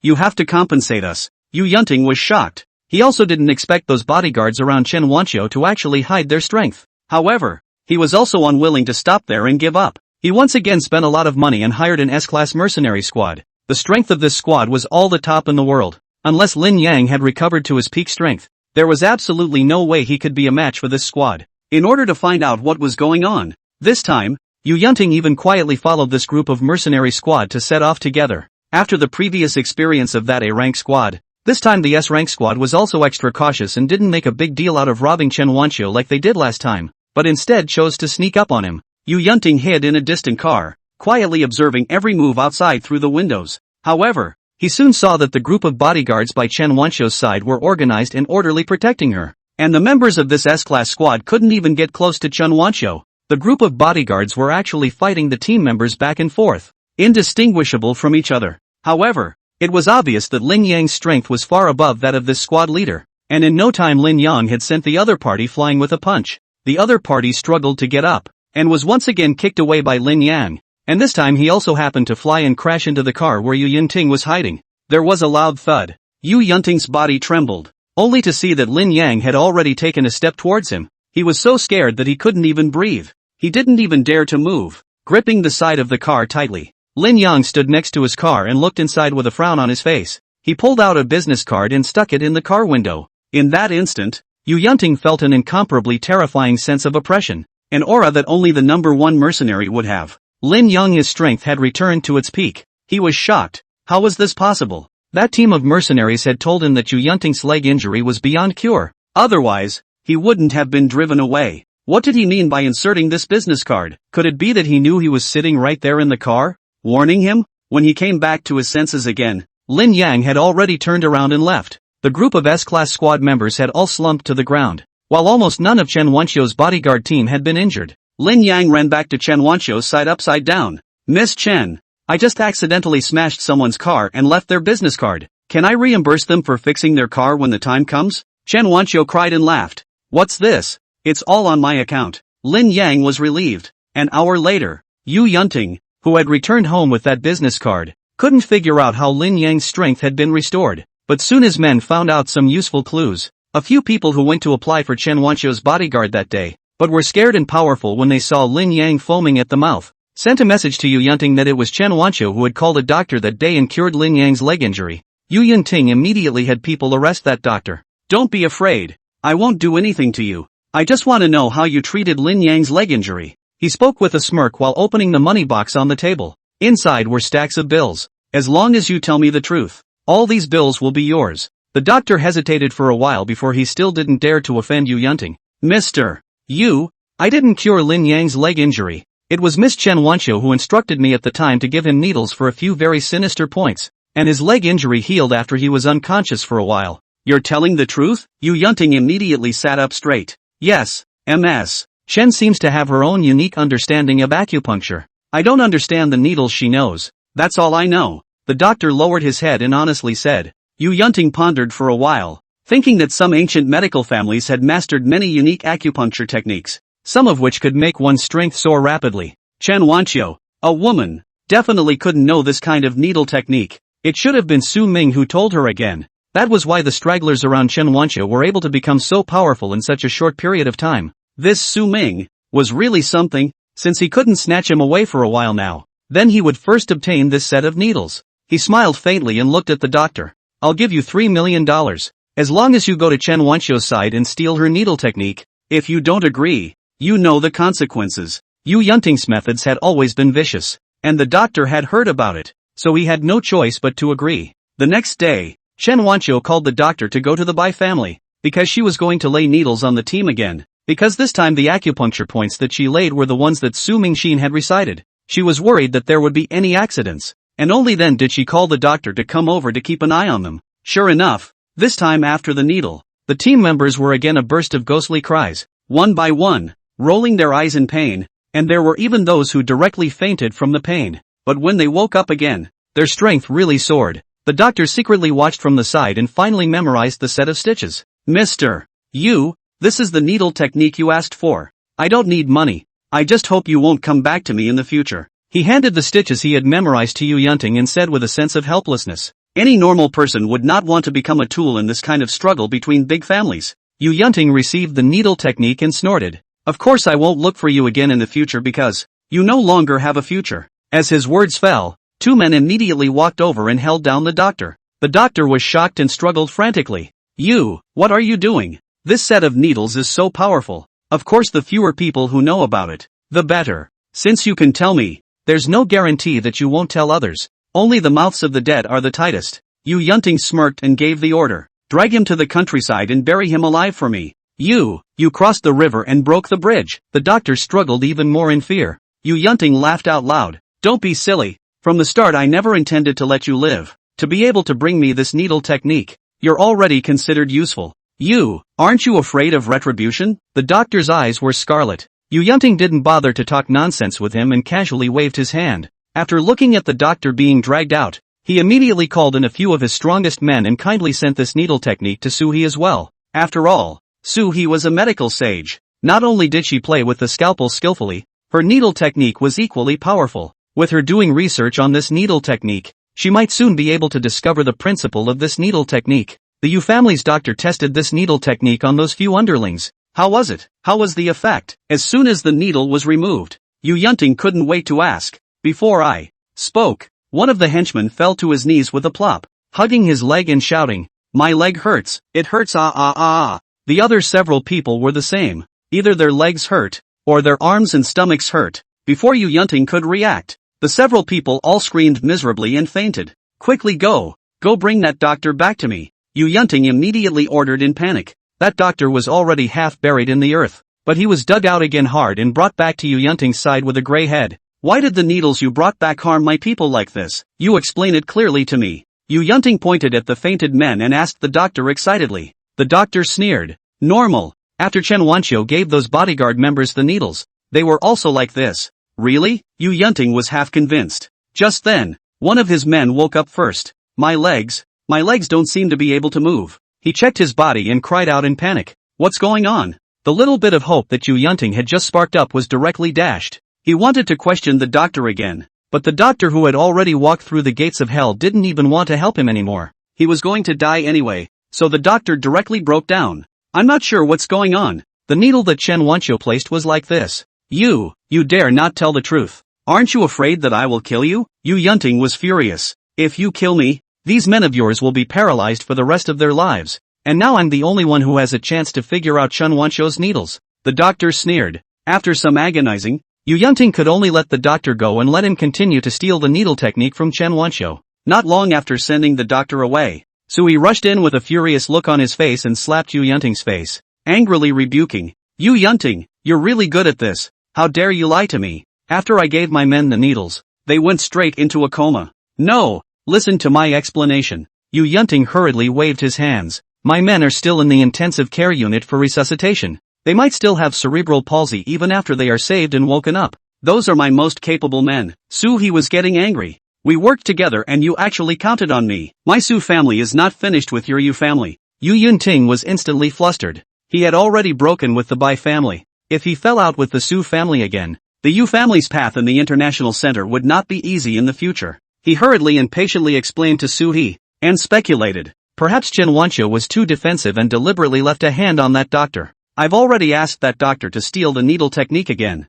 Su He was speechless for a while. You idiot. That doctor was almost killed by you. How could he still work for you? He probably would have run away by now. Yu Yunting was stunned. Immediately let people go to find that doctor, but learned that the other party had immediately taken a plane and ran away with a family, and could not be captured for a while. So he felt speechless towards Yu Yunting, but was very interested in the set of needles that Chen Wanqiu had placed. She spent a lot of money to hire a top-notch disguise artist to disguise herself as one of Chen Wanqiu's henchmen, and then had someone kidnap that henchman and blended into the Bai family unknowingly. Unexpectedly, her luck was quite good. Just the second day after mixing into the Bai family, she came across Chen Wanqiu again wanting to give acupuncture to her subordinates. Although Chen Wanqiu's acupuncture was very painful, the Bai family's men all knew that her acupuncture had great benefits, and one by one, they lined up to ask Chen Wanqiu to help them to do the same. Sui also happened to be mixed in amongst these people. Chen Wanqiu was so focused on the needles that she didn't notice that someone was secretly observing her needles.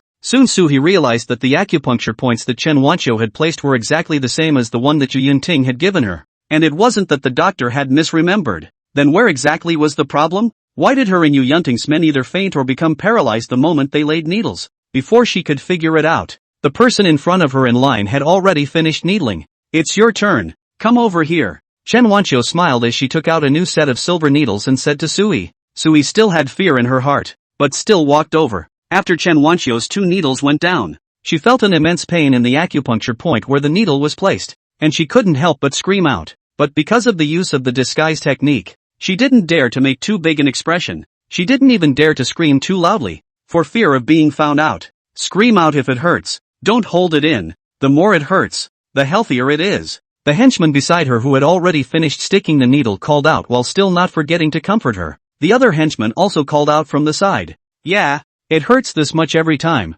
I thought I'd get used to it after I'd stuck it in more often. It's not something you can get used to a little bit, but just bear it and it'll pass. MS. Chen, can you invent painless stitches next time? Chen Wanqiu smiled a little embarrassed. As the saying goes, good medicine tastes bitter. It's only effective when it hurts, isn't it? Lin Yan walked over and chided the complaining team member. If you think it hurts, don't stick it next time, and save MS. Chen a little bit of effort. The other party immediately gave a sarcastic smile. How can that be? It just hurts like hell. I still have to tie it. Miss Chen zapping the needle once is more useful than me training for a year. How can I not zap it? It was only when Sui heard their conversation that she finally believed that Chen Wanqiu really did have a set of needles that could greatly increase one's strength. Moreover, this needle technique was so powerful that even if it could cause pain, these people were willing to do it. It seemed that Chen Wanqiu had left her hand in the air, so that the doctor had not seen all of the stitches. She endured the pain and silently compared Chen Wanqiu's and that doctor's stolen stitches in her mind,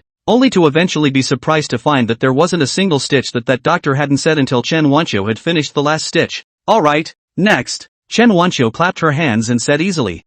He was upset. MS. Chen, have you finished zapping me? Chen Wanqiu was unsure. Finished zapping Are you sure you don't want to zap a few more needles? He did not die. Sure What's wrong? Chen Wanqiu was all a bit unsteady by her, but without waiting for He to continue speaking, the other henchman beside her hurriedly pulled her to sit on the side. You're still not quick to get up. You don't think it doesn't hurt enough, do you? She's probably stupid from the pain, ha ha ha. Someone in the surroundings scoffed nonchalantly. Chen Wanqiu didn't care about this little episode, and happily went out shopping with Bai Fuya after giving everyone needles. Sui stayed in the room with a group of henchmen. All of them were rolling on the ground in pain, and she also felt like there was an invisible hammer hitting those points that had just been stabbed one by one. Just as she was about to pass out from the pain, the nanny came over to watch their antics while holding Su Ming. Look at what they're doing. The nanny hugged Su Ming and said with a smile. Just as Su Ming approached, Sui suddenly felt that the pain and ache in her body had eased a lot. She raised her head and quietly observed the reactions of the others,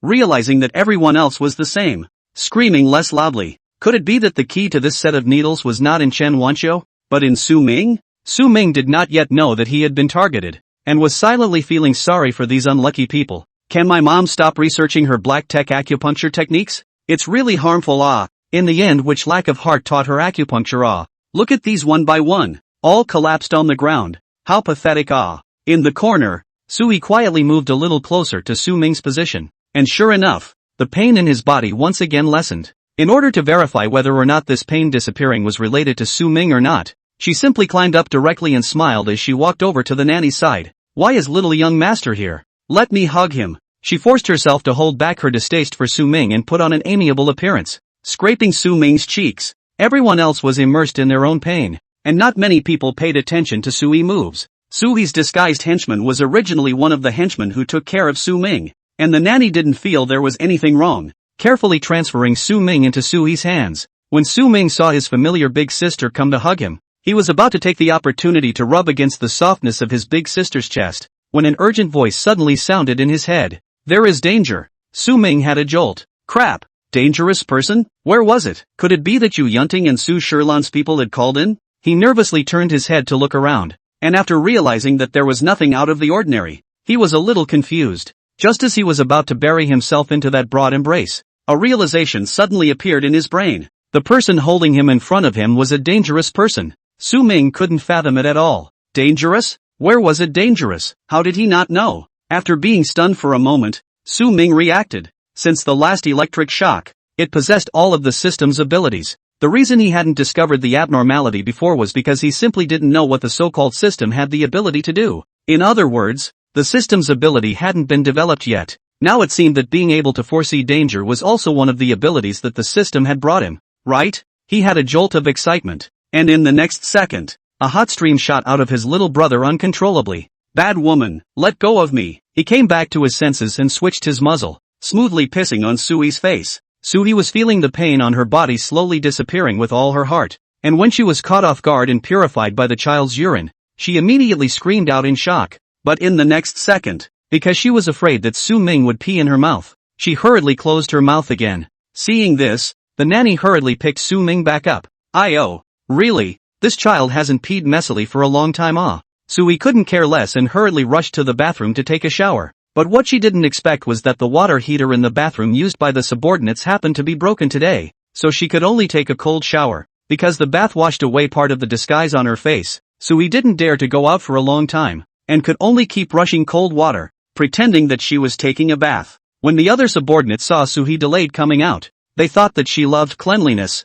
and all went to other bathrooms to take a bath and went straight to bed. Only after everyone had gone to sleep did Sui quietly leave, looking for a disguise master to remake up her disguise and return to the Bai family. However, as soon as she woke up the next morning, she realized that her body was sore and her head was dizzy, and she didn't even have the strength to get out of bed. This soreness was completely different from the pain she felt yesterday after being stabbed by Chen Wanqiu, and Sui also noticed that something was wrong. This was her fever from taking a cold shower for too long yesterday. Luckily, there were fever-reducing pills in the room of this subordinate she was staying in, and after taking the fever-reducing pills, she was thinking about how to repay Su Ming. Yesterday Su Ming peed all over her in front of everyone, obviously on purpose. Even the nanny said that Su Ming hadn't peed without making a mess for a long time. This little bitch, she didn't believe there was no way to deal with him. Just at this time, her cell phone suddenly rang. It was big sister Su Shilan calling. Second sister, I heard that you disguised yourself to sneak into the Bai family. This is really too dangerous.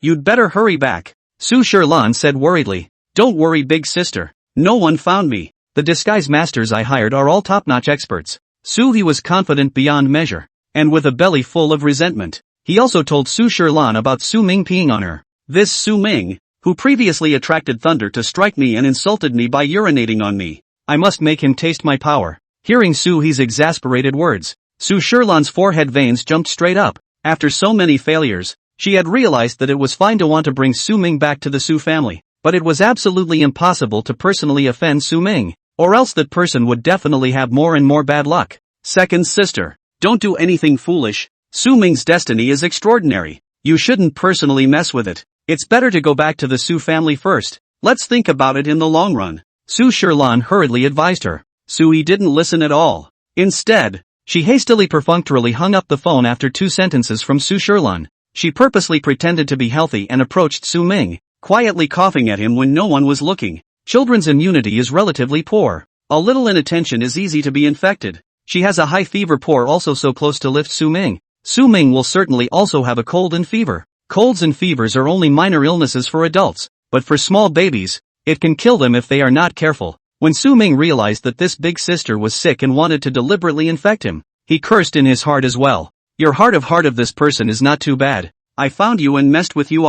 You want to do this to me? You're not honestly going to the hospital when you're sick. Instead you're coming to infect me. Isn't this hurting the enemy 1,000 times and damaging yourself 800 times? Sui was still coughing at Su Ming when the nanny suddenly walked in with a milk bottle. Sui hurriedly returned to normal, and the nanny didn't notice anything strange. For a few days afterward, Sui often looked for opportunities to hang around Su Ming. As for Chen Wanxiu, because she was busy with the merger of Mingguan Group and Bai Clan, she didn't go home much, and even more so, she didn't hear those broken thoughts in Su Ming's heart. In order to make sure that Su Ming could catch a cold without any problems, Sui was all about hanging around him first, and only when his body eventually couldn't take it anymore did he go back to his room to take his medication. But a few days in a row, Su Ming was still fine, but it was the nanny who caught a cold first. The nanny was a middle-aged aunt, and her body wasn't as strong as Sui's, so she immediately took a vacation after catching a cold and fever. Soon another underling who took care of Su Ming also caught a cold. Su Ming was still fine.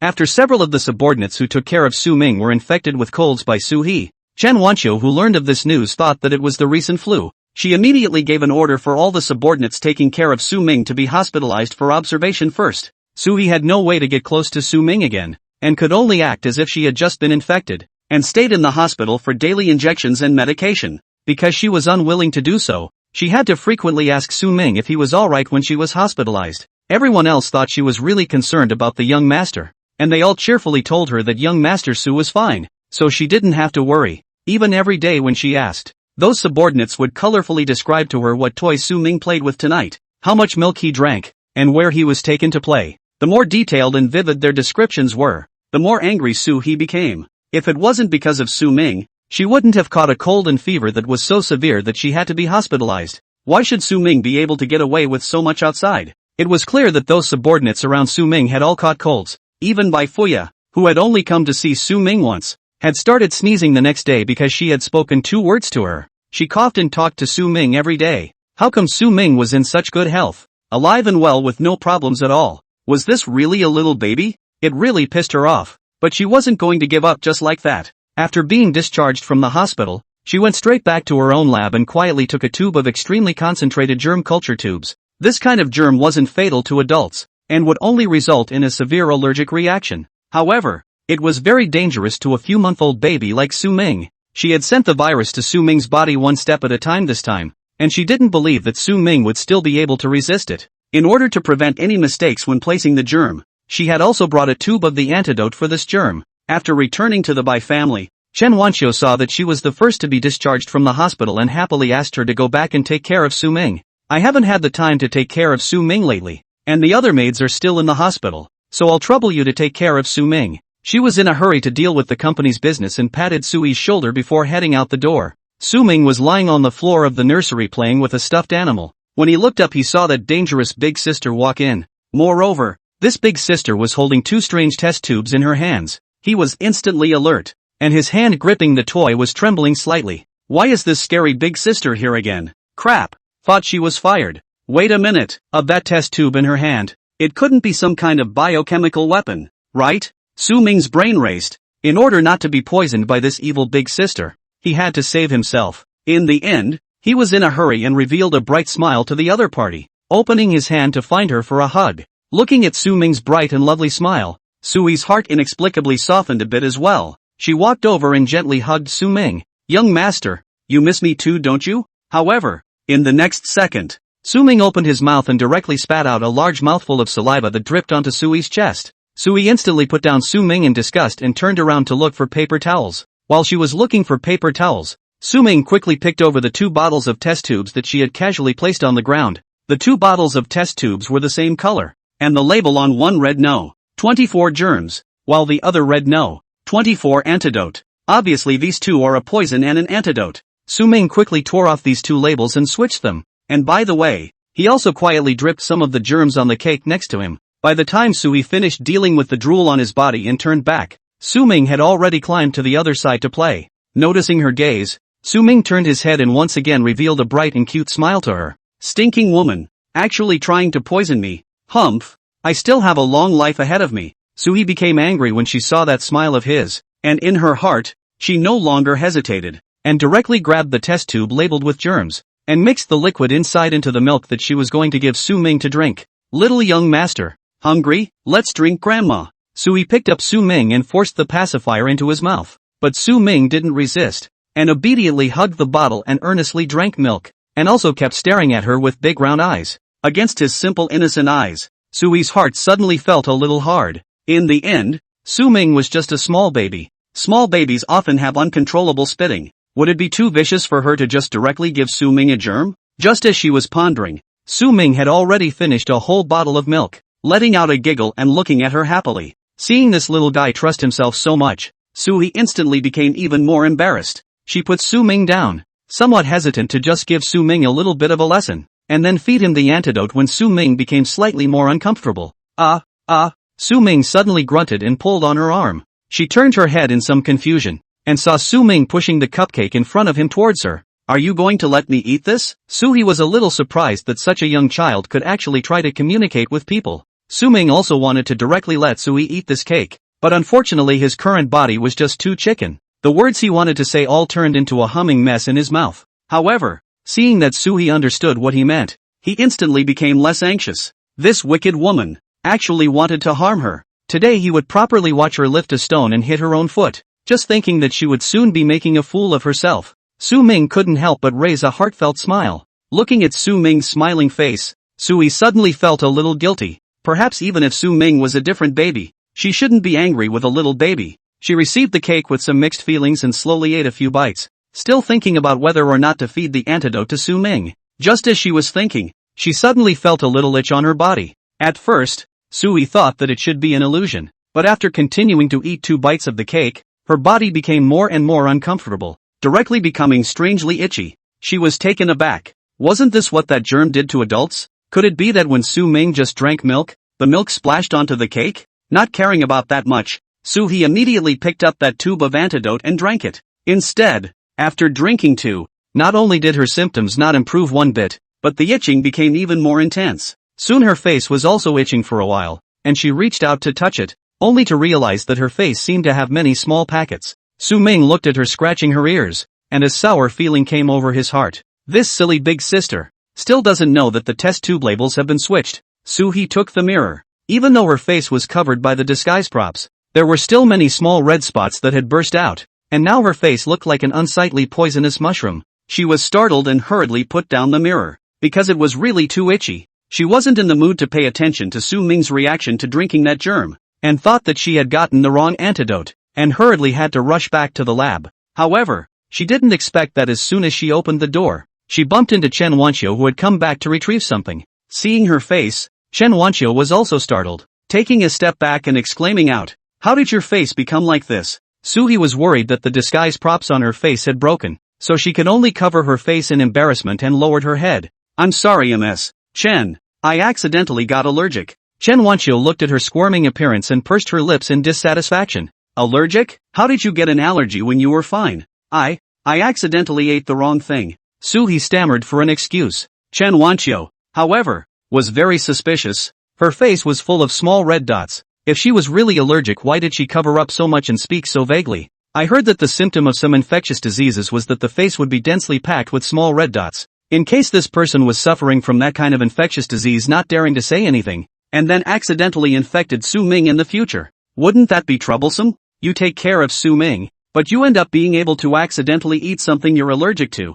So careless. How can I rest assured that I'm letting you take care of Xiao Ming? You don't have to come tomorrow. She made an excuse and said, go find the housekeeper to settle the wages yourself. Miss Chen, I really didn't mean it. Please give me another chance. Sui hadn't yet figured out the secret of that needle technique of hers. Naturally she wasn't willing to leave like this, and immediately begged, you're either sick with a fever or allergies. Are you still planning to leave Xiao Ming alone in the room now? Chen Wanqiu said without a trace of anger. How else can I give you another chance? Sui still wanted to fight a little more, but her body was just too itchy, so she could only reluctantly leave first. At the same time, in the Su family's manor, Su Shilan also rummaged through a diary from a utility room, and discovered that it was actually left behind by Su Ming back then. She recalled for a while before remembering that this utility room used to be Su Ming's room, and after Su Ming's death it was used as a utility room by the servants. Originally, Su Shilan was disgusted with all of Su Ming's things, but for some reason, when her fingers touched this diary, her mind naturally conjured up the smile of the young Su Ming. She ghostly opened the diary, and unexpectedly found Su Ming's handwriting to be exceptionally neat and atmospheric. But Su Ming was clearly a bad student who didn't study, actually able to write such a good handwriting. Looking at the unfamiliar handwriting, Su Shilan felt as if she didn't understand that already dead brother at all. With curiosity, she carefully flipped through the 2 pages and found that Su Ming had recorded many things he had done in his diary. Today Xiao Tian bullied the family subordinates again, and finished the strawberry milkshake that Zhang Ma had just made for big sister, and he and third sister said that I stole it, so I'm the one who took the blame again. I'm really the world's #1 absolute unlucky person. Su Shilan recalled. She really couldn't remember this. After all, in her impression, Su Ming had done countless wrong things, and she wouldn't intentionally remember this. It rained today. Xiao Tian drove me out of the house. Luckily I'm in good health and didn't catch a cold when I got caught in the rain. Today I made a cake for third sister, but Xiao Tian ate it first. I can only make it for third sister next time. Next time I have to buy all the ingredients to make a cake, I still have to save up a long time's allowance. It feels like it's far away. Su Shilan silently watched Su Ming's day, suddenly remembering what Zhang Ma had said to her some time ago. At that time, when Zhang Ma said that she had always thought that Su Ming had been taking the blame for Xiao Tian, she hadn't quite believed it. But what was written in this diary was the same as what Zhang Ma had said. Could it be that Su Ming deliberately wrote this diary, in order to one day design for her to accidentally see it, and thus change her opinion of him? Otherwise, why would he always write something bad about Xiao Tian? Su Shilan continued to read with misgivings, and found that Su Ming had not only written about Su Tian, but also about the rest of the Su family, as well as the household servants and Zhang Ma. Today Xiao Tian tried to torture a small stray cat again. I fought with him, snatched the kitten back and sent it to the rescue center. But when I came back, Xiao Tian had already complained to Big Sister, saying that I bullied him, and Big Sister punished me for kneeling in the courtyard for a night, and my knees were purple. But luckily, it's good that the kitten is fine. I named it Flower. On the side of the diary, Su Ming also used colored pencils to draw a sketch of a small 3-flowered cat. Su Shilan suddenly felt that if she didn't know that the person writing the diary was Su Ming, she might also think that this pattern was cute, and that the person writing this diary was more loving. Turning the next page, Su Ming drew another scruffy little pug. This puppy, I named him Dot. He's especially well behaved. It's just that his leg is injured. I bought him medicine, but I couldn't bring him home. Otherwise Xiao Tian would have tortured him, so I had to sneak him to the rescue shelter. The uncle at Xinlan Small Animal Rescue Center is really nice. Every time I cured these small animals, he was willing to take them in for me. Seeing that Su Ming had rescued so many small animals, Su Shilan's heart was very suspicious, because according to the date marked on this diary, at this time Su Ming had already killed Xiao Tian. The Su family wouldn't give Su Ming a single penny more, and he didn't have a job or an income. So where in the world did he get so much money to rescue these little animals? She was full of curiosity and went to visit this rescue center. However, she didn't expect to really see those kittens and puppies that Su Ming had drawn here, as well as some other small animals. Could it be that Su Ming had come to this rescue center in advance to learn the names and looks of these small animals in order to convince her? As she was wondering, the person in charge of the rescue shelter walked over and smiled. This lady, are you here to adopt a small animal? May I ask that cat, is it called Flower? Su Shilan pointed at the 3-flowered cat that was very similar to Su Ming's sketch and asked, how do you know? When Flower was first brought in by the rescuers, it was still a little milk cat. The person in charge was somewhat surprised. Su Shilan's mood was instantly a bit excited. Can I ask what that rescuer's name was? Rescuer? The person in charge was stunned for a moment, then revealed a gentle smile. Of course I remember. He is very nice. Many of our small animals here were sent over by him. Many of the small animals were sick, and it was also when he sent them over that he paid to cure them. May I ask if his name is Su Ming? Su Sherlan didn't have that much patience and asked directly. You know him? The person in charge was a bit surprised. He hasn't come to our rescue shelter to see the small animals for several months for some reason. Did he move?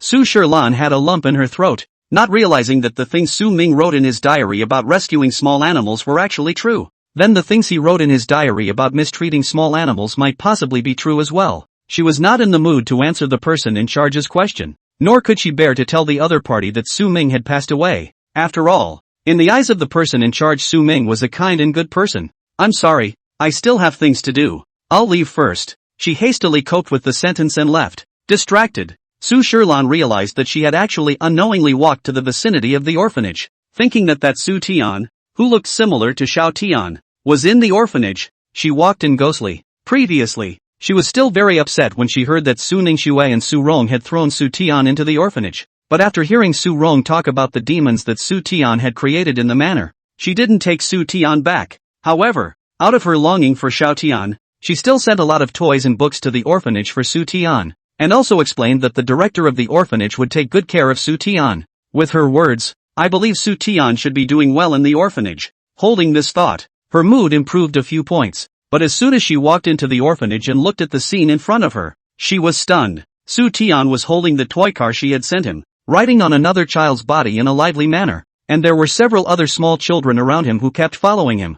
Whoever listens to me the most today, I'll give him this little car of his to play with for an hour. He held up the little car, treating the kid underneath him like a horse, and slapped the other kid hard. Giddy up, don't run faster yet. Because they wanted to play with the little car, quite a few small children came over to flatter Su Tian, saying nice things to him, and even took the initiative to hand him their snacks. There were only a few small children who cowered to the side quietly looking at the children's books, not interested in Su Tian's toys. Su Sherlan gave Su Tian these toys just to let him have a happier life in the orphanage, but she didn't expect that he would actually take these things and make the other orphans work for him as a cow. She was about to walk in to reprimand Su Tian, when she saw Su Tian riding someone else close to a little girl who had been cowering in the corner, and asked in dissatisfaction, everyone else has come to honor me, why don't you come over? Is it because you don't look at me favorably? You go away The girl seemed to be very afraid of Su Tian, screaming as she grabbed the books by her hand and threw them towards Su Tian's body. However, her strength was particularly small, and the book fell to the ground without even touching Su Tian. Su Tian was furious. You're deliberately looking for a fight, aren't you? He rushed to the front of the little girl, pulled her arm and violently kicked her several times. The other small children all instantly took a few steps back in fear, but the few small children around Su Tian were more excited than one another. Big brother Su Tian is awesome. Brother Little Sky. She didn't listen to you. Beat her to death. A little bitch. What's the point of pretending to be noble? Su Sherlan was astonished beyond belief, not expecting that these children who were only a few years old could actually say such vicious words. They had clearly already embraced into a small group. If they could bully this little girl today, they would definitely normally bully other children who didn't care to flatter Su Tian. And for some reason, when she looked at this little girl, she always felt somewhat familiar, as if she had seen it somewhere. The dean was also very helpless. Miss Su, because you often send gifts over. Su Tian often says in our place that you will take him home sooner or later, although we have also educated him. But the children in the orphanage are all precocious, and are the most skillful at reading people's eyes. He bullies the other children so much, and you guys don't care? Su Sherlan felt a pang of depression in her heart. Miss Su, you instructed us to take care of Su Tian, and we don't dare offend the Su family. Su Sherlan also realized that Su Tian can be so arrogant now and she can't get out of it, but she just wanted to let Su Tian have a better life in the orphanage. She didn't expect him to actually be so good at foxing. Seeing that little girl shrinking in the corner had lost her voice, she really couldn't bear it anymore. Directly rushed in and slapped Su Tian's face. Who dares to hit me? Su Tian didn't see the person who came, and thought that an employee of the orphanage made a move, covering his face and paralyzed on the ground wailing, believe it or not, I'll tell my big sister to fire you. I will kill you. Hearing this, Su Sherlan also understood why the employees of the orphanage didn't dare to step in to stop Su Tian when he was hitting people. She picked up the little girl who had already fainted. and was surprised to find that this little girl was actually rescued by little Tian himself a few years ago and sent to the orphanage. She didn't expect that after a few years, she would actually be abused by Su Tian like this. Su Tian's mouth was cursing and swearing, and only when he got up from the ground did he realize that the person who came was Su Shilan. The anger on his face immediately turned into a smile, and happily said, "Big sister, have you finally come to pick me up and take me home?" Su Shilan gave him a disgusted look and asked, "Who is your big sister? Are you even remotely related to our family?" Dropping these words, she hurriedly took the little girl to the hospital. Fortunately, the little girl's injuries were not particularly serious, and when Su Shilan went to see her the next day, she was already awake. But she was still shivering all over, and kept muttering, "There's a ghost, there's a ghost." Su Shilan was a bit puzzled, thinking that she was also being haunted by an evil spirit, so she asked Su Ningxue to go and invite Wu Wei over. After Wu Wei examined her, he also said in confusion, "She is not haunted by evil spirits? The color of her face is also very good. There isn't any problem." Su Shilan pulled over the little girl's hand and patiently asked, "Little sister, tell your sister what the ghost you saw looked like, okay? It's Su Tian. He came to life and came to beat me up again just like before." The little girl shrank her neck and shivered. The amount of information in this sentence was a bit too much, and Su Shilan was stunned for a moment before reacting. This little girl seemed to think that the current Su Tian was Xiao Tian who had returned from the dead, which was why she thought she had seen a ghost. Then what did she mean by coming to beat me again like before? Su Shilan's heart suddenly had a bad feeling. "Little sister,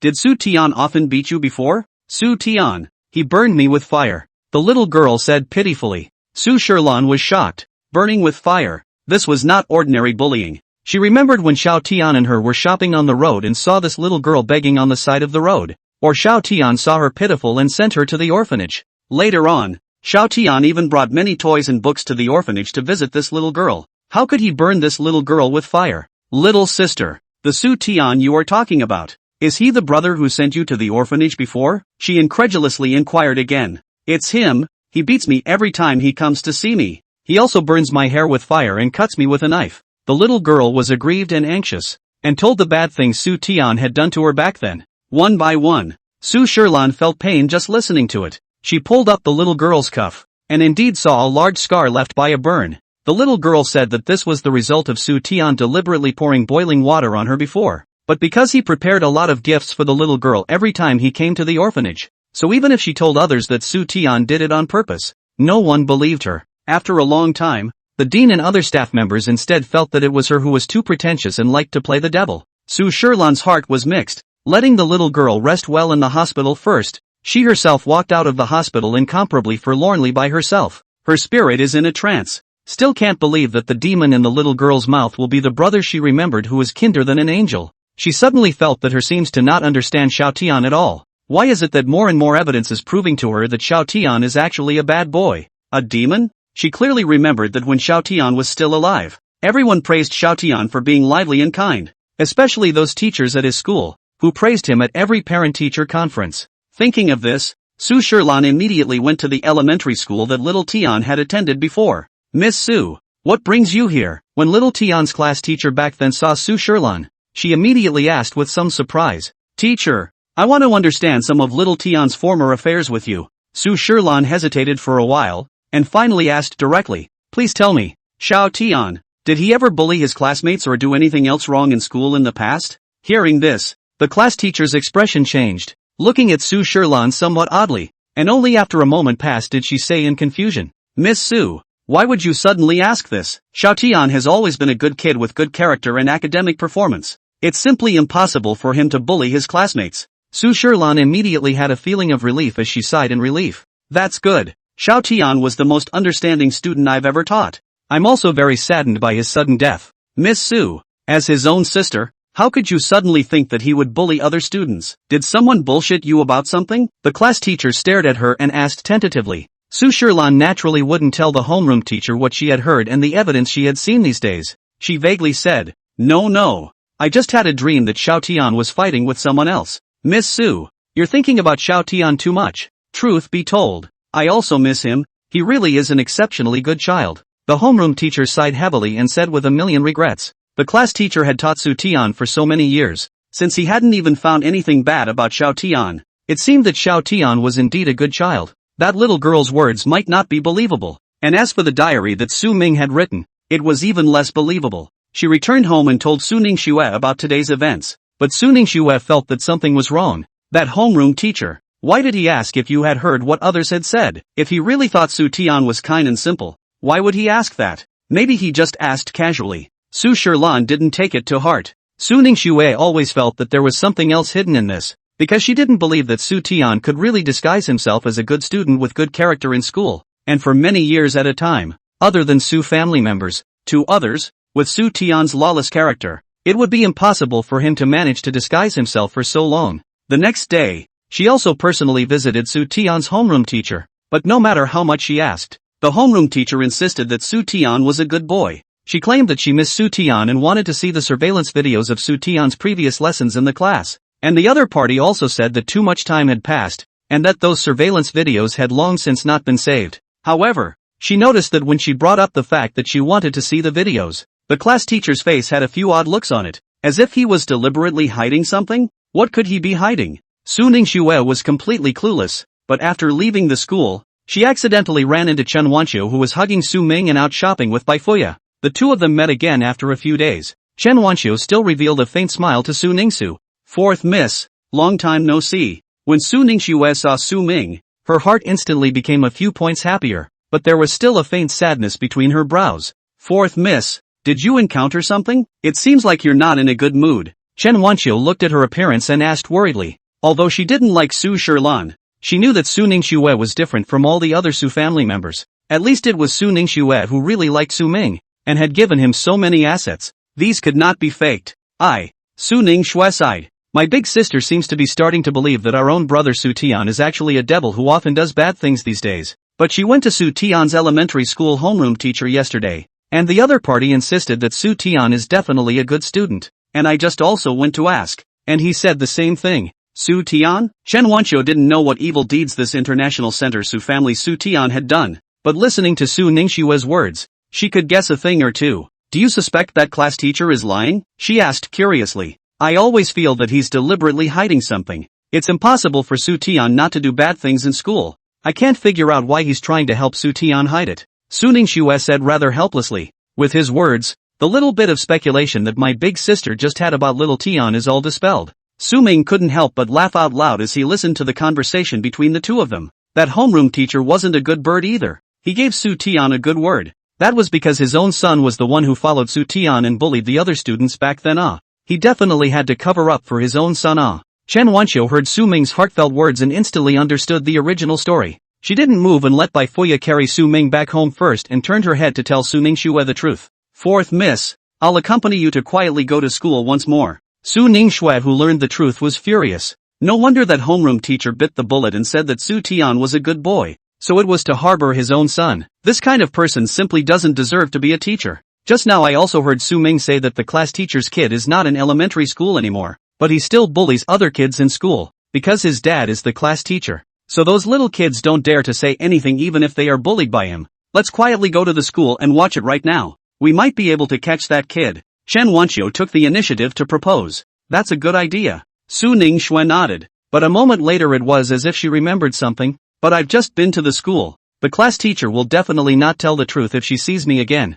I'll let my assistant go. Soon, Su Ningxue's assistant disguised as a gym teacher and quietly slipped into Su Tian's elementary school. Without a moment's effort, he saw the homeroom teacher walk into the school with a boy. It was lunch break time, and the boy directly swaggered into the class managed by the homeroom teacher. When the students in the class saw him, they all shrank their necks like little chickens who had seen a hawk. He proudly walked up to a small child and stretched out his hand. Where are the snacks I asked you to buy for me yesterday? Why don't you hurry up and bring it out? I ran out of pocket money. I'm sorry. That little child was so scared that tears flowed from his eyes, but he didn't dare to cry out. Seeing this, the assistant directly went down inside and gripped the boy up. You. Who are you? What do you want? The boy was startled and shouted. Do you know who my father is? It's useless even if your dad is Li Gang. The assistant was all pissed off and laughed at him. Come with me. The class teacher heard that a strange man broke into the classroom to take away his son and immediately rushed over in a hurry, shouting angrily, What are you doing? Su family's people are on business. If you don't want to die, get out of the way. The assistant saw the homeroom teacher and instantly became even more angry. It seemed that the other party had always known about the good things his son had done in school. They had just been turning a blind eye and not caring. Someone from the Su family? I'll believe you if you say you're from the Su family. Quickly release my son or I'll call the police. The class teacher was eager to protect her son. Then what if it's me who says it? Su Ningxue, who had been waiting outside the school gate, got the news and rushed over in time, questioning aloud. Upon seeing Su Ningxue, the class teacher immediately turned into a quail and carefully said, "Fourth Miss Su, why are you here? Why did you take my son away? The Su family is on business. Ask less." Su Ningxue's expression was indifferent. She directly raised her hand, letting her assistant take away the boy. Su Ningxue brought the boy into the interrogation room, and asked in a cold voice, "If I ask you, you'll say whatever you want. If you say one word wrong, I'll kill you." Boys see their biggest backer in front of Su Ningxue actually a blow down. Instantly lost the arrogance of a moment ago. He was so scared that he wowed and cried, Oh, don't kill me. I say everything. Why are you bullying other students? Who taught you? It's Su Tian. He was the one who taught me in the past. If you guys want to kill him, kill him. Don't kill me, woo woo. The boy collapsed to the ground in fear, and in one breath he told all the previous events. He asked me to be his little brother, with him in the class to bully classmates, collect protection money. See who is not happy to collect protection money. In the past there was a boy in our class because we always collected protection money. The psychology is too fragile, and now he just hides all day and does not go to class. Su Ningxue had a complicated mood. What do you mean by psychologically too fragile? It was clearly his and Su Tian's long-term school bullying that caused the other to have psychological problems at such a young age. After asking the name of the boy who was being bullied, she let the boy go. Su Tian is already dead. If you don't want to die, return the money that you robbed the others with. Otherwise, I will even kill you and your father together. These words were of course to scare him, but to this kind of bad boy, reasoning is useless. It's better to come straight to the hard way. Su Ningxue gave the interrogation video to Su Shilan, and under her persuasion, Su Shilan finally decided to go with her to visit the home of the boy who was bullied by Su Tian to the point where he was off from school. The boy's parents looked very kind, and when they heard that they had come to investigate what Su Tian had done to their son, they immediately tearfully told them all about what Su Tian had done to their son. When we found out, there wasn't even a piece of good flesh on my son's body. His body was bruised and purple, but the class teacher just kept saying that our son fell on his own, and we wanted to adjust the school's surveillance. But the school's surveillance had been broken for a long time. They also made my son kowtow. Every day he had to kowtow many times. They also recorded videos for other students to see. My son couldn't stand the humiliation. He was originally a sunny and lively good boy. Now he doesn't even want to talk. Su Ningxue and Su Shilan quietly observed the child through the doorway, discovering that his gaze was very sluggish and the curtains in his room were all drawn. It was clear that he was severely traumatized, thinking that this child had become like this, all caused by their own brother. Su Ningxue's heart was incomparably guilty. She took the initiative to take out a $5 million check and handed it over to this couple. Both of you, take this check and take your son to see a better psychiatrist. This. How can we accept so much money from you guys for no reason? Both of them were stunned. I'm sorry, it was my brother who caused your son to be like this in the first place. He's already passed away. We just want to try our best to make up for the sins he committed. The couple reacted for a while before they spoke out in annoyance. You two are the sisters of that little brute Su Tian? You guys get the hell out. Why didn't you come earlier when Su Tian bullied my son? And now you're here to pretend to be a good guy. They pushed and beat Su Ningxue and Su Shilan and directly drove them out. Even the $5 million check was torn to shreds by them. This couple were just ordinary people, yet they were able to tear up a $5 million check without batting an eye. So it was evident that what they said was true, and that Su Tian really did cause a lifelong incurable psychological shadow on their son back then.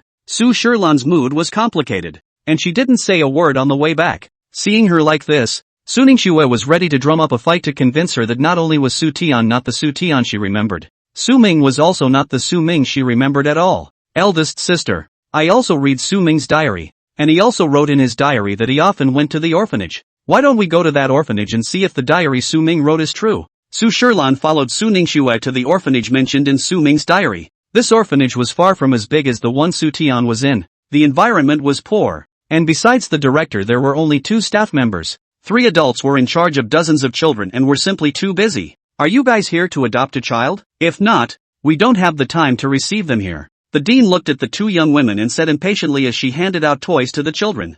We are not. We are here to. The dean immediately interrupted Su Ningxue's words. Not here to adopt a child or volunteer. Then please go back. We have nothing to see here. Our brother used to come here to take care of the children. We came here to take a look, Su Shilan said with some dissatisfaction. This dean's attitude was too bad. If you're not welcome, we'll just leave. Brother? The dean suddenly came into the spirit. Are you guys talking about a boy named Su Ming? Yes. Did he used to come here often? Su Ning Shui asked gently. So it's Su Ming's sisters. Have a cup of tea with me in the lounge. The dean's attitude instantly changed drastically, smilingly leading them into the lounge. You should be Xiao Ming's eldest and fourth sisters. The dean poured tea for them, and without waiting for Su Ning Shui to speak, he was the first to ask, how did you know? Su Ning Shui was surprised. Little Ming mentions you guys every time he comes. My ears are getting calloused from hearing it. It's really rare to find siblings like you who have such a good relationship. Hearing the dean's explanation, Su Ning Shui couldn't help but glance at Su Shilan.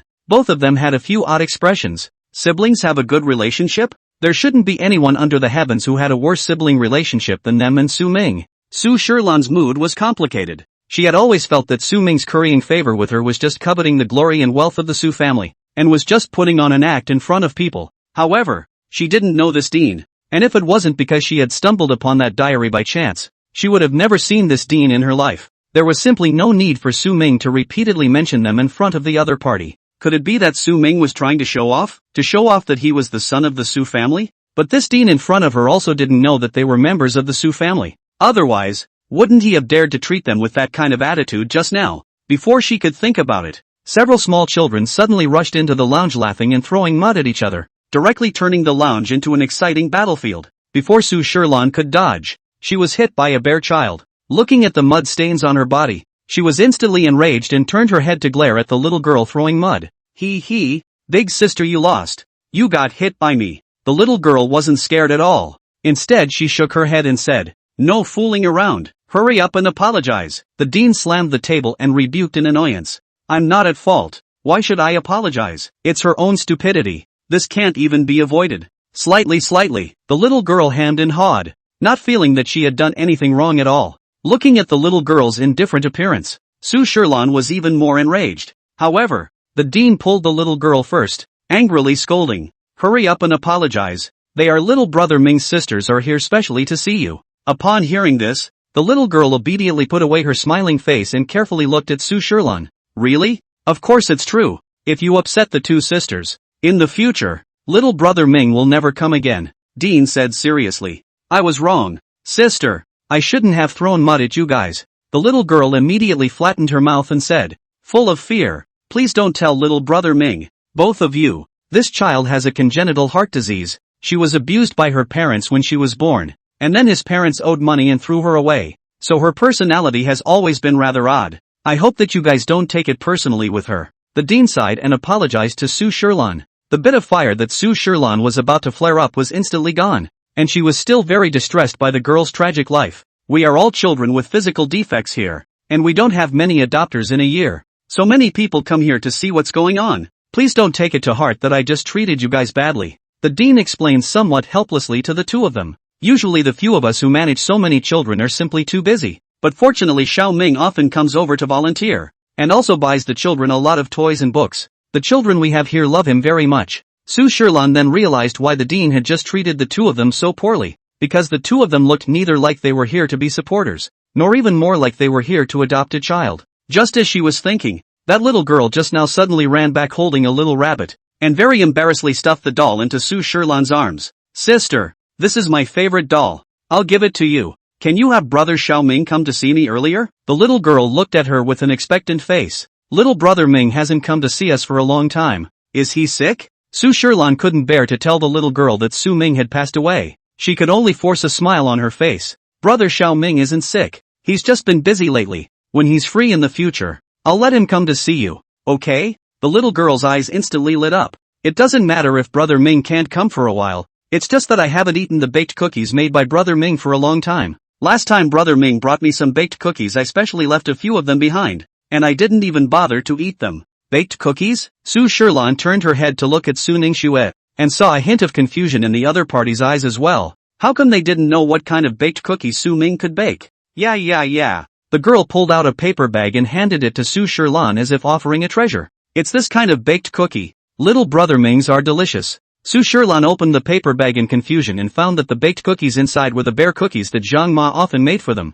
However, this kind of cookies can only be baked and eaten on the spot. They can't be kept for long, and these cookies must have all expired a long time ago. Good. The next time I come to visit you, I'll let little brother Ming make more cookies to bring to you. Okay? She smiled and touched the little girl's head, promising. The little girl immediately ran out with joy, happily sharing the good news with her best friends. Looking at the children's happy faces, Su Shilan's heart was inexplicably warmed. She returned home and handed the bag of cookies to Zhang Ma. Zhang Ma, please bake more of these cookies. Zhang Ma opened the bag and said somewhat helplessly, Missy, this kind of cookies used to be baked by young Master Xiaoming. I don't know how. Su Ming baked them? Su Shilan was puzzled for a split second, thinking that after Su Ming passed away, Zhang Ma also went to the countryside, and was only recently invited back by Su Ningxue, but after she came back, she had never made this baked cookie either. The kind of cookies we used to eat were all baked by Su Ming as well? She asked with her brows furrowed in some even disbelief. Yes. Zhang Ma nodded seriously. They were all made by young Master Xiaoming, but he was afraid that you wouldn't eat them if he said he made them, so he asked me to serve them to you every time. Su Shilan's feelings were complicated. She had already promised that little girl, if she couldn't get the cookies, then, Mom Zhang, do you remember how Su Ming made them at that time? I'll ask the dessert chef to do it. Zhang Ma pondered for a moment before slowly saying, in the past, when Su Ming baked cookies, I did often watch from the side. She quickly recalled a cookie recipe, and the dessert chef Su Shilan hired made 2 large bags according to the recipe, and the appearance was exactly the same as Su Ming's before. Su Shilan was satisfied and took the 2 bags of cakes to the orphanage. The little girl heard that Su Shilan had brought baked cookies, and immediately brought her own group of buddies to look for Su Shilan to collect the cookies. As she looked at the children's happy smiling faces, her heart warmed up, and she couldn't help but imagine the scene from the past when Su Ming came to the orphanage alone to give the children biscuits. But just by thinking about it, she felt that it was very out of character. An evil person like Su Ming would actually do this kind of thing. No, this isn't a cookie made by little brother Ming at all. The little girl ate a few bites of the cookies and suddenly muttered with a crying face. Su Shilan was a little surprised and picked up a cookie and tasted it herself, realizing that it indeed didn't taste quite the same as the ones made by Su Ming from before. Although the difference in flavor between the two was only a little bit, it just wasn't as tasty as what Su Ming had made. Sister, didn't you say that you would let brother Xiaoming make cookies? Why isn't this cookie made by little brother Ming at all? The little girl aggrievedly pulled Su Shilan's arm and asked. Su Shilan was momentarily speechless. Of course she couldn't tell the truth to the little girl. She only casually pulled an excuse. Brother Xiaoming has been very busy lately. This cookie is something he taught sister to make. Isn't sister's not as delicious as brother Xiaoming's? Upon hearing this, the little girl was happy again. Yummy, yummy, yummy. It's just a bit different from the ones made by brother Ming. After dealing with the little girl, Su Shilan hurriedly returned home. Su Ningxue was sitting on the sofa eating cookies while reading documents. Seeing Su Shilan's complicated look, she already guessed what all happened today when Su Shilan went to the orphanage. Big sister. In fact, Xiaoming he is not as bad as you remember. Look how much those little kids in the orphanage love him. She smiled, ready to seize the opportunity to persuade Su Shilan. Is that so? Su Shilan's heart was still very torn. Su Ming could take care of small animals and orphans. He was definitely not the bad boy she remembered who did nothing wrong, but he did do a lot of bad things. Previously, when she had just taken over the Su family's industry, she had once vomited her heart out trying to do a good job of cooperating, but just when she was about to have that big client negotiate a business deal, Su Ming suddenly yelled and rushed out, punching the other party in the face. The most infuriating thing was that not only did Su Ming not know anything about the mistake, but he also let loose on that big client, saying that he would beat him up every time he saw him. The big client that she had worked so hard to maintain for a month was thus spoiled by Su Ming. Because of the failure to do this cooperation, the Su family suffered great losses, so angry that she severely beat Su Ming. But Su Ming not only did not admit his fault, but also said that he did it all out of good intentions. This matter has always been in her heart, and it was something she saw with her own eyes. Can a person really be good and evil at the same time? At night she lay in bed, her mind still pondering what kind of a person Su Ming is. After thinking for half a day she didn't have a clue, but instead fell asleep in a daze. After she fell asleep, Su Shilan actually had a rare dream about Su Ming when she was a child. In the dream, she was suffering from abdominal pain because of her menstruation, and Su Ming boiled brown sugar water for her and kept rubbing her abdomen until her tightly wrinkled brow was loosened. And only then did Su Ming quietly leave. As the scene shifted, she saw Su Ming baking a large bag of cookies by himself and asking Zhang Ma to bring them to her and a few of her little sisters to eat. There was also Su Ming making a cake for them.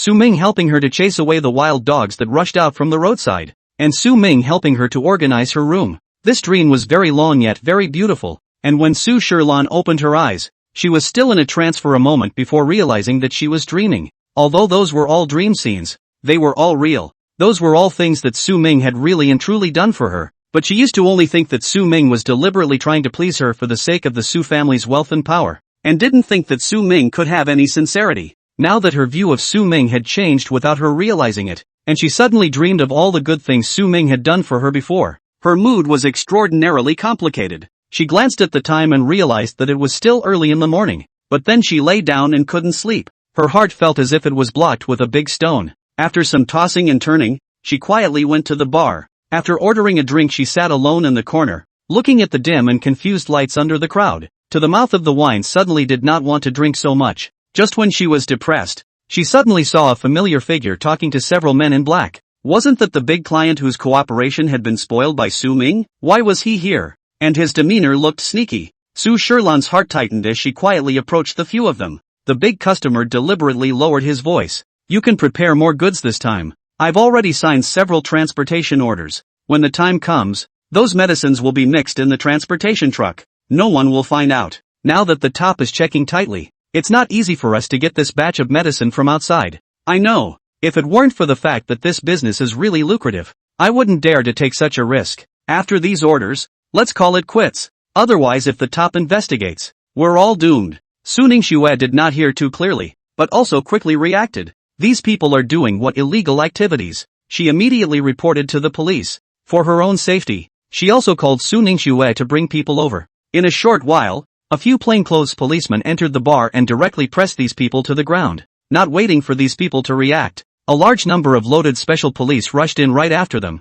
and I do not know how many guns were aimed at these people at the same time. As long as they dared to make a slight move, they would immediately be beaten into a sieve. Only then did Su Shilan realize that the illegal business these people were doing might not be ordinary. The police chief personally stepped in and said gratefully to her, "Ms. Su, this time, thanks to you being able to report the case in time, these few people have been smuggling prohibited medicines. We've been watching them for a long time. We just haven't been able to find any substantial evidence." Smuggling prohibited drugs? Yes. This suspect has been using the various industries under his name as a cover for him to smuggle prohibited drugs. If not for your timely report to the police today, we are afraid that it will be a long time before we can find them trading on site. Su Shilan listened to a burst of fear. If she and this big client had negotiated a cooperation, by then this big client would have used their cooperation project as a cover for smuggling prohibited drugs, and the Su family would have been implicated in the illegal business, which would have caused only greater losses. It turned out that Su Ming's initial statement that he was doing it for the good of the Su family was actually true. Just as he was thinking, Su Ningxue had already brought someone over. You said that since this person is really smuggling prohibited drugs, why didn't Su Ming say it straight with me in the first place? Su Shilan asked Su Ningxue in a very puzzled manner. I'm afraid that Su Ming had already said this to us. It's just that we didn't believe his words at all. Su Ningxue sighed, and there were a few feelings of sadness in her heart. She believed that Su Ming must have said it to Su Shilan back then. It was just that at that time, everyone in the Su family felt that he was an evil person who lied, and even if he told the truth, Su Shilan would only think that he was trying to stir up the Su family's business, and wouldn't take it to heart. Su Shilan carefully recalled, and only with great difficulty did she remember that Su Ming had told her at that time that there was something wrong with this big client, and asked her to investigate it properly. At that time, she had been furious, thinking that Su Ming had nothing better to do than to talk nonsense on purpose, and not only did she not believe him, she even punished him to kneel in the courtyard for the afternoon. Could it be that all those bad things Su Ming did in the past were actually something else? Su Shilan touched her chin and speculated,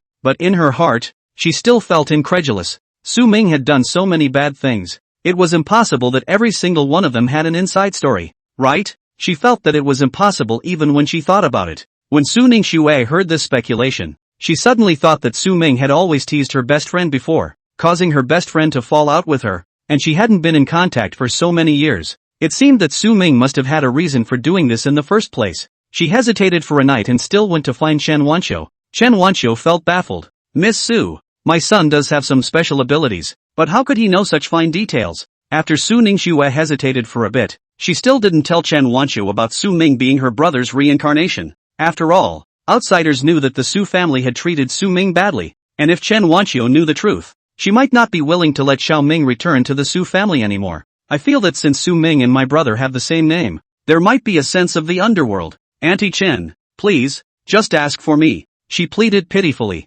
Chen Wanxiu was soft-hearted in the end and eventually agreed. After she returned home, she hugged Su Ming and deliberately talked to Bai Fuya. Today, Su Ningxue said that she wanted to be friends with me, but I heard that she and that bosom friend of hers, Yu Hui, both fell out because of something. Do you think that I can be friends with such a person? You can't be friends with her. Don't forget, she is a member of the Su family. Bai Fuya wrapped her arms around Chen Wanxiu and said domineeringly, is it not enough for you to have me as a friend? When Su Ming heard Yu Hui's name, he immediately let out a cold snort in his heart. Isn't Yu Hui that gold-digging woman who has been working as a drink support to cheat money? She is good with Su Ningxue just for the sake of other people's money. And it's only because Su Ningxue is too stupid that she hasn't been able to discover Yu Hui's true colors. Chen Wanxiu was a bit shocked that Su Ming could even calculate this. It was too powerful. But also do not know if this kind of thing counted right. Is there any harm to his body? She quietly sent a message to Su Ningxue, telling the other party about Su Ming's heart. Su Ningxue was still a little shocked the moment she saw the message,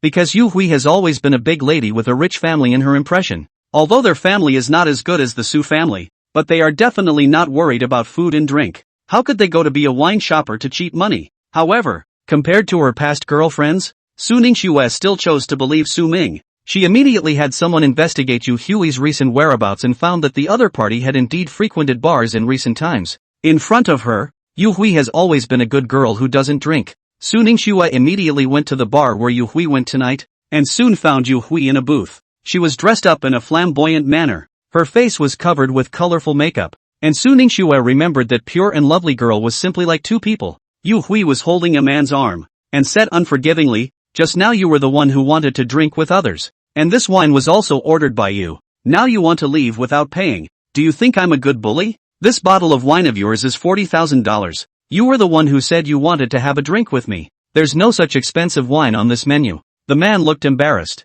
Aren't you teaming up with the boss to cheat me out of my money? Didn't you just say that your monthly salary is easily over $100,000? Now you can't even afford to buy me a bottle of wine? Stinking man. Yu Hui stomped her foot and called for 2 bodyguards, smugly saying, if you don't pay today, you don't want to leave. You guys are bullying people too much. I'm going to call the police. The man's face was iron blue, so angry that he pulled out his cell phone with a shivering hand. You ordered this wine. Even if you call the police, you're not in the right. You still have to pay just the same. Yu Hui lightly laughed, walked up and held the man. Her slender fingers drew a circle on his chest. Her voice was delicate. As long as you pay, not only can you go, but you can also take people away. Oh. In a corner, Su Ningxue looked at Yu Hui. This appearance her stunned. She could not bear it, walked up and said, Yu Hui, I really didn't expect you to be such a person.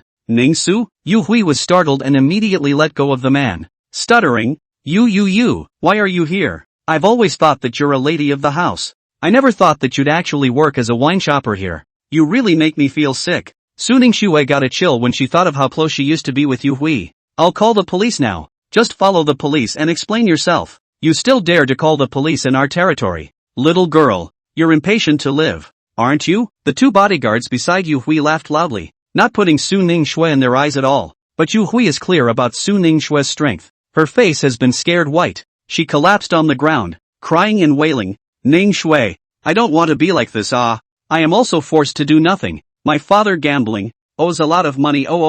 She cried with pear blossom with rain. If it is not in order to pay back the money, I have to be so trampled on themselves? Looking at the former good girlfriend crying so pitiful, Su Ningxue also some heart cannot bear. Forget it, how much money your family owes. I'll make it up for you. In the future, you shouldn't do this kind of thing again. She sighed and said helplessly. At least she had been a good friend for so many years. If Yu Hui really had difficulties at home, she would naturally give a hand if she could. Yu Hui instantly stopped crying and carefully raised her head to look at her. Really? Aha. Su Ningxue nodded somewhat unnaturally. Our family owes $500,000. I really can't pay it back. Ningsu, I promise you, as long as I pay back this money, I will never do this kind of thing again. Yu Hui pulled Su Ningsu's hand and spoke with incomparable sincerity. After Su Ningxue gave Yu Hui $500,000 and sent her out of the bar, she actually wasn't sure if she was doing the right thing or not. After thinking about it, she went to visit Chen Wanxiu again. Chen Wanxiu hugged Su Ming and listened to her finish the entire process of meeting Yu Hui today. Sister Chen, Do you think it's right for me to do this? Even though Wei Hui is working as a wine shopper out of necessity, she must have already cheated many people out of their money before. Su Ningxue was torn in her heart. Do you think Wei Hui will really be able to change her ways in the future? Reformed as 6 Before Chen Wanqiu could speak, she had already heard Su Ming's strong spitting, that Yu Hui has never been on the right path as a wine shop do not know how many years. But also Su Ningxue, this boob's brainless stupid white sweet, can believe her words. Chen Wanqiu also felt that Su Ming had a point. How can you be sure that your friend is telling the truth? Since she's been a drink support, she's bound to be a person full of lies. If she really had difficulties, even if you guys had broken off your friendship, she would still try to find you to help her out first, instead of going to be a drink support, right? As if a word woke up a dreamer, Su Ningxue instantly came to her senses. If you think my words make sense, you can squat near that bar during this period of time. If what your friend said is true, she naturally won't go back to being a drink trustee, and if she lied, then you'll definitely still be able to see her. Chen Wanqiu gave Su Ningxue a suggestion according to Su Ming's heart. Su Ningxue pondered, and after parting ways with Chen Wanqiu, she let his men continue to track Yu Hui's whereabouts, and sure enough, not 2 days later, his men brought news that Yu Hui had gone to that bar again. She immediately killed over there and happened to catch Yu Hui on the spot as she was forcing a man to pay for the drinks. Yu Hui, you actually lied to me again, she shouted angrily, and the few men behind her immediately rushed over and pinned Yu Hui to the ground. The man who was being pestered by Yu Hui was so scared that he turned around and ran away, and Su Ningxue had no intention of stopping him. Yu Hui saw the duck in her hand fly away, opened her mouth and let out a hey sound. After meeting Su Ningxue's icy cold eyes, she closed her mouth again resentfully. Didn't you promise me that you won't do this kind of thing in the future? You're not in trouble at all. You've been lying to me all along? Su Ningxue's chest trembled a little with anger, and she questioned in a cold voice. No, Ningsu, listen to me. It's my father, he went gambling again. Yu Hui turned her eyes. A pair of beautiful eyes rolled out a few drops of crystal tears, pitifully said, I put the money you gave me, take it back. And he took it to gamble again. Don't you lie anymore. Su Ningxue couldn't listen anymore. I've already checked. Your parents are just ordinary people. No bad habits, but they are not rich either. From the very beginning, Yu Hui's identity as a big lady was a pretense. She was using the money she cheated from working as a wine shopper to give herself a fake identity as a big lady. After seeing her true colors, Su Ningxue felt sick to her stomach listening to every word she said and watching every tear she shed. It seemed that Su Ming had known what Yu Hui was for a long time, which was why he had been catching her and not letting her get close to him. Being friends with such a profit-oriented and lying person, sooner or later, she would be victimized to death one day. Give me back the money I gave you. She looked at Yu Hui, who was still crying and wailing in pain, and all that was left in her heart was a strong disappointment. It was unthinkable that the friend she once trusted so much was actually so disgusting. I don't have any money. Seeing that she couldn't fool her, Yu Hui also completely stopped pretending to be pitiful and directly broke the pot. What money? Didn't you give me money voluntarily in the past? It's not like I forced you to give it to me. She had a look of a dead pig not afraid of boiling water. Directly to Su Ningxue angry laugh. Okay, you do not give. Then I can only send you into the international center of the prison to sit. Ningxue, you can't do this to me. Aren't we good friends? You treat your good friend like this. It won't look good on your face when you say it. I don't have a scammer friend. Su Ningxue didn't eat her moral kidnapping set and directly said. Yu Hui instantly deflated. Wait. I'll pay you back always, okay? For the sake of our friends. You just let me off this time, okay? She reluctantly spat out all the money Su Ningxue had given her before. From now on, we'll return to the bridge, the road returns to the road. So don't mind my business anymore. Su Ningxue did not want to see Yu Hui again, but she suddenly thought that before Yu Hui and her as girlfriends often want her to send bags to send gifts, perhaps Yu Hui began to approach her. Is for her money. Filled with depression, she asked another good girlfriend out to go shopping and spilled the beans on the matter with her.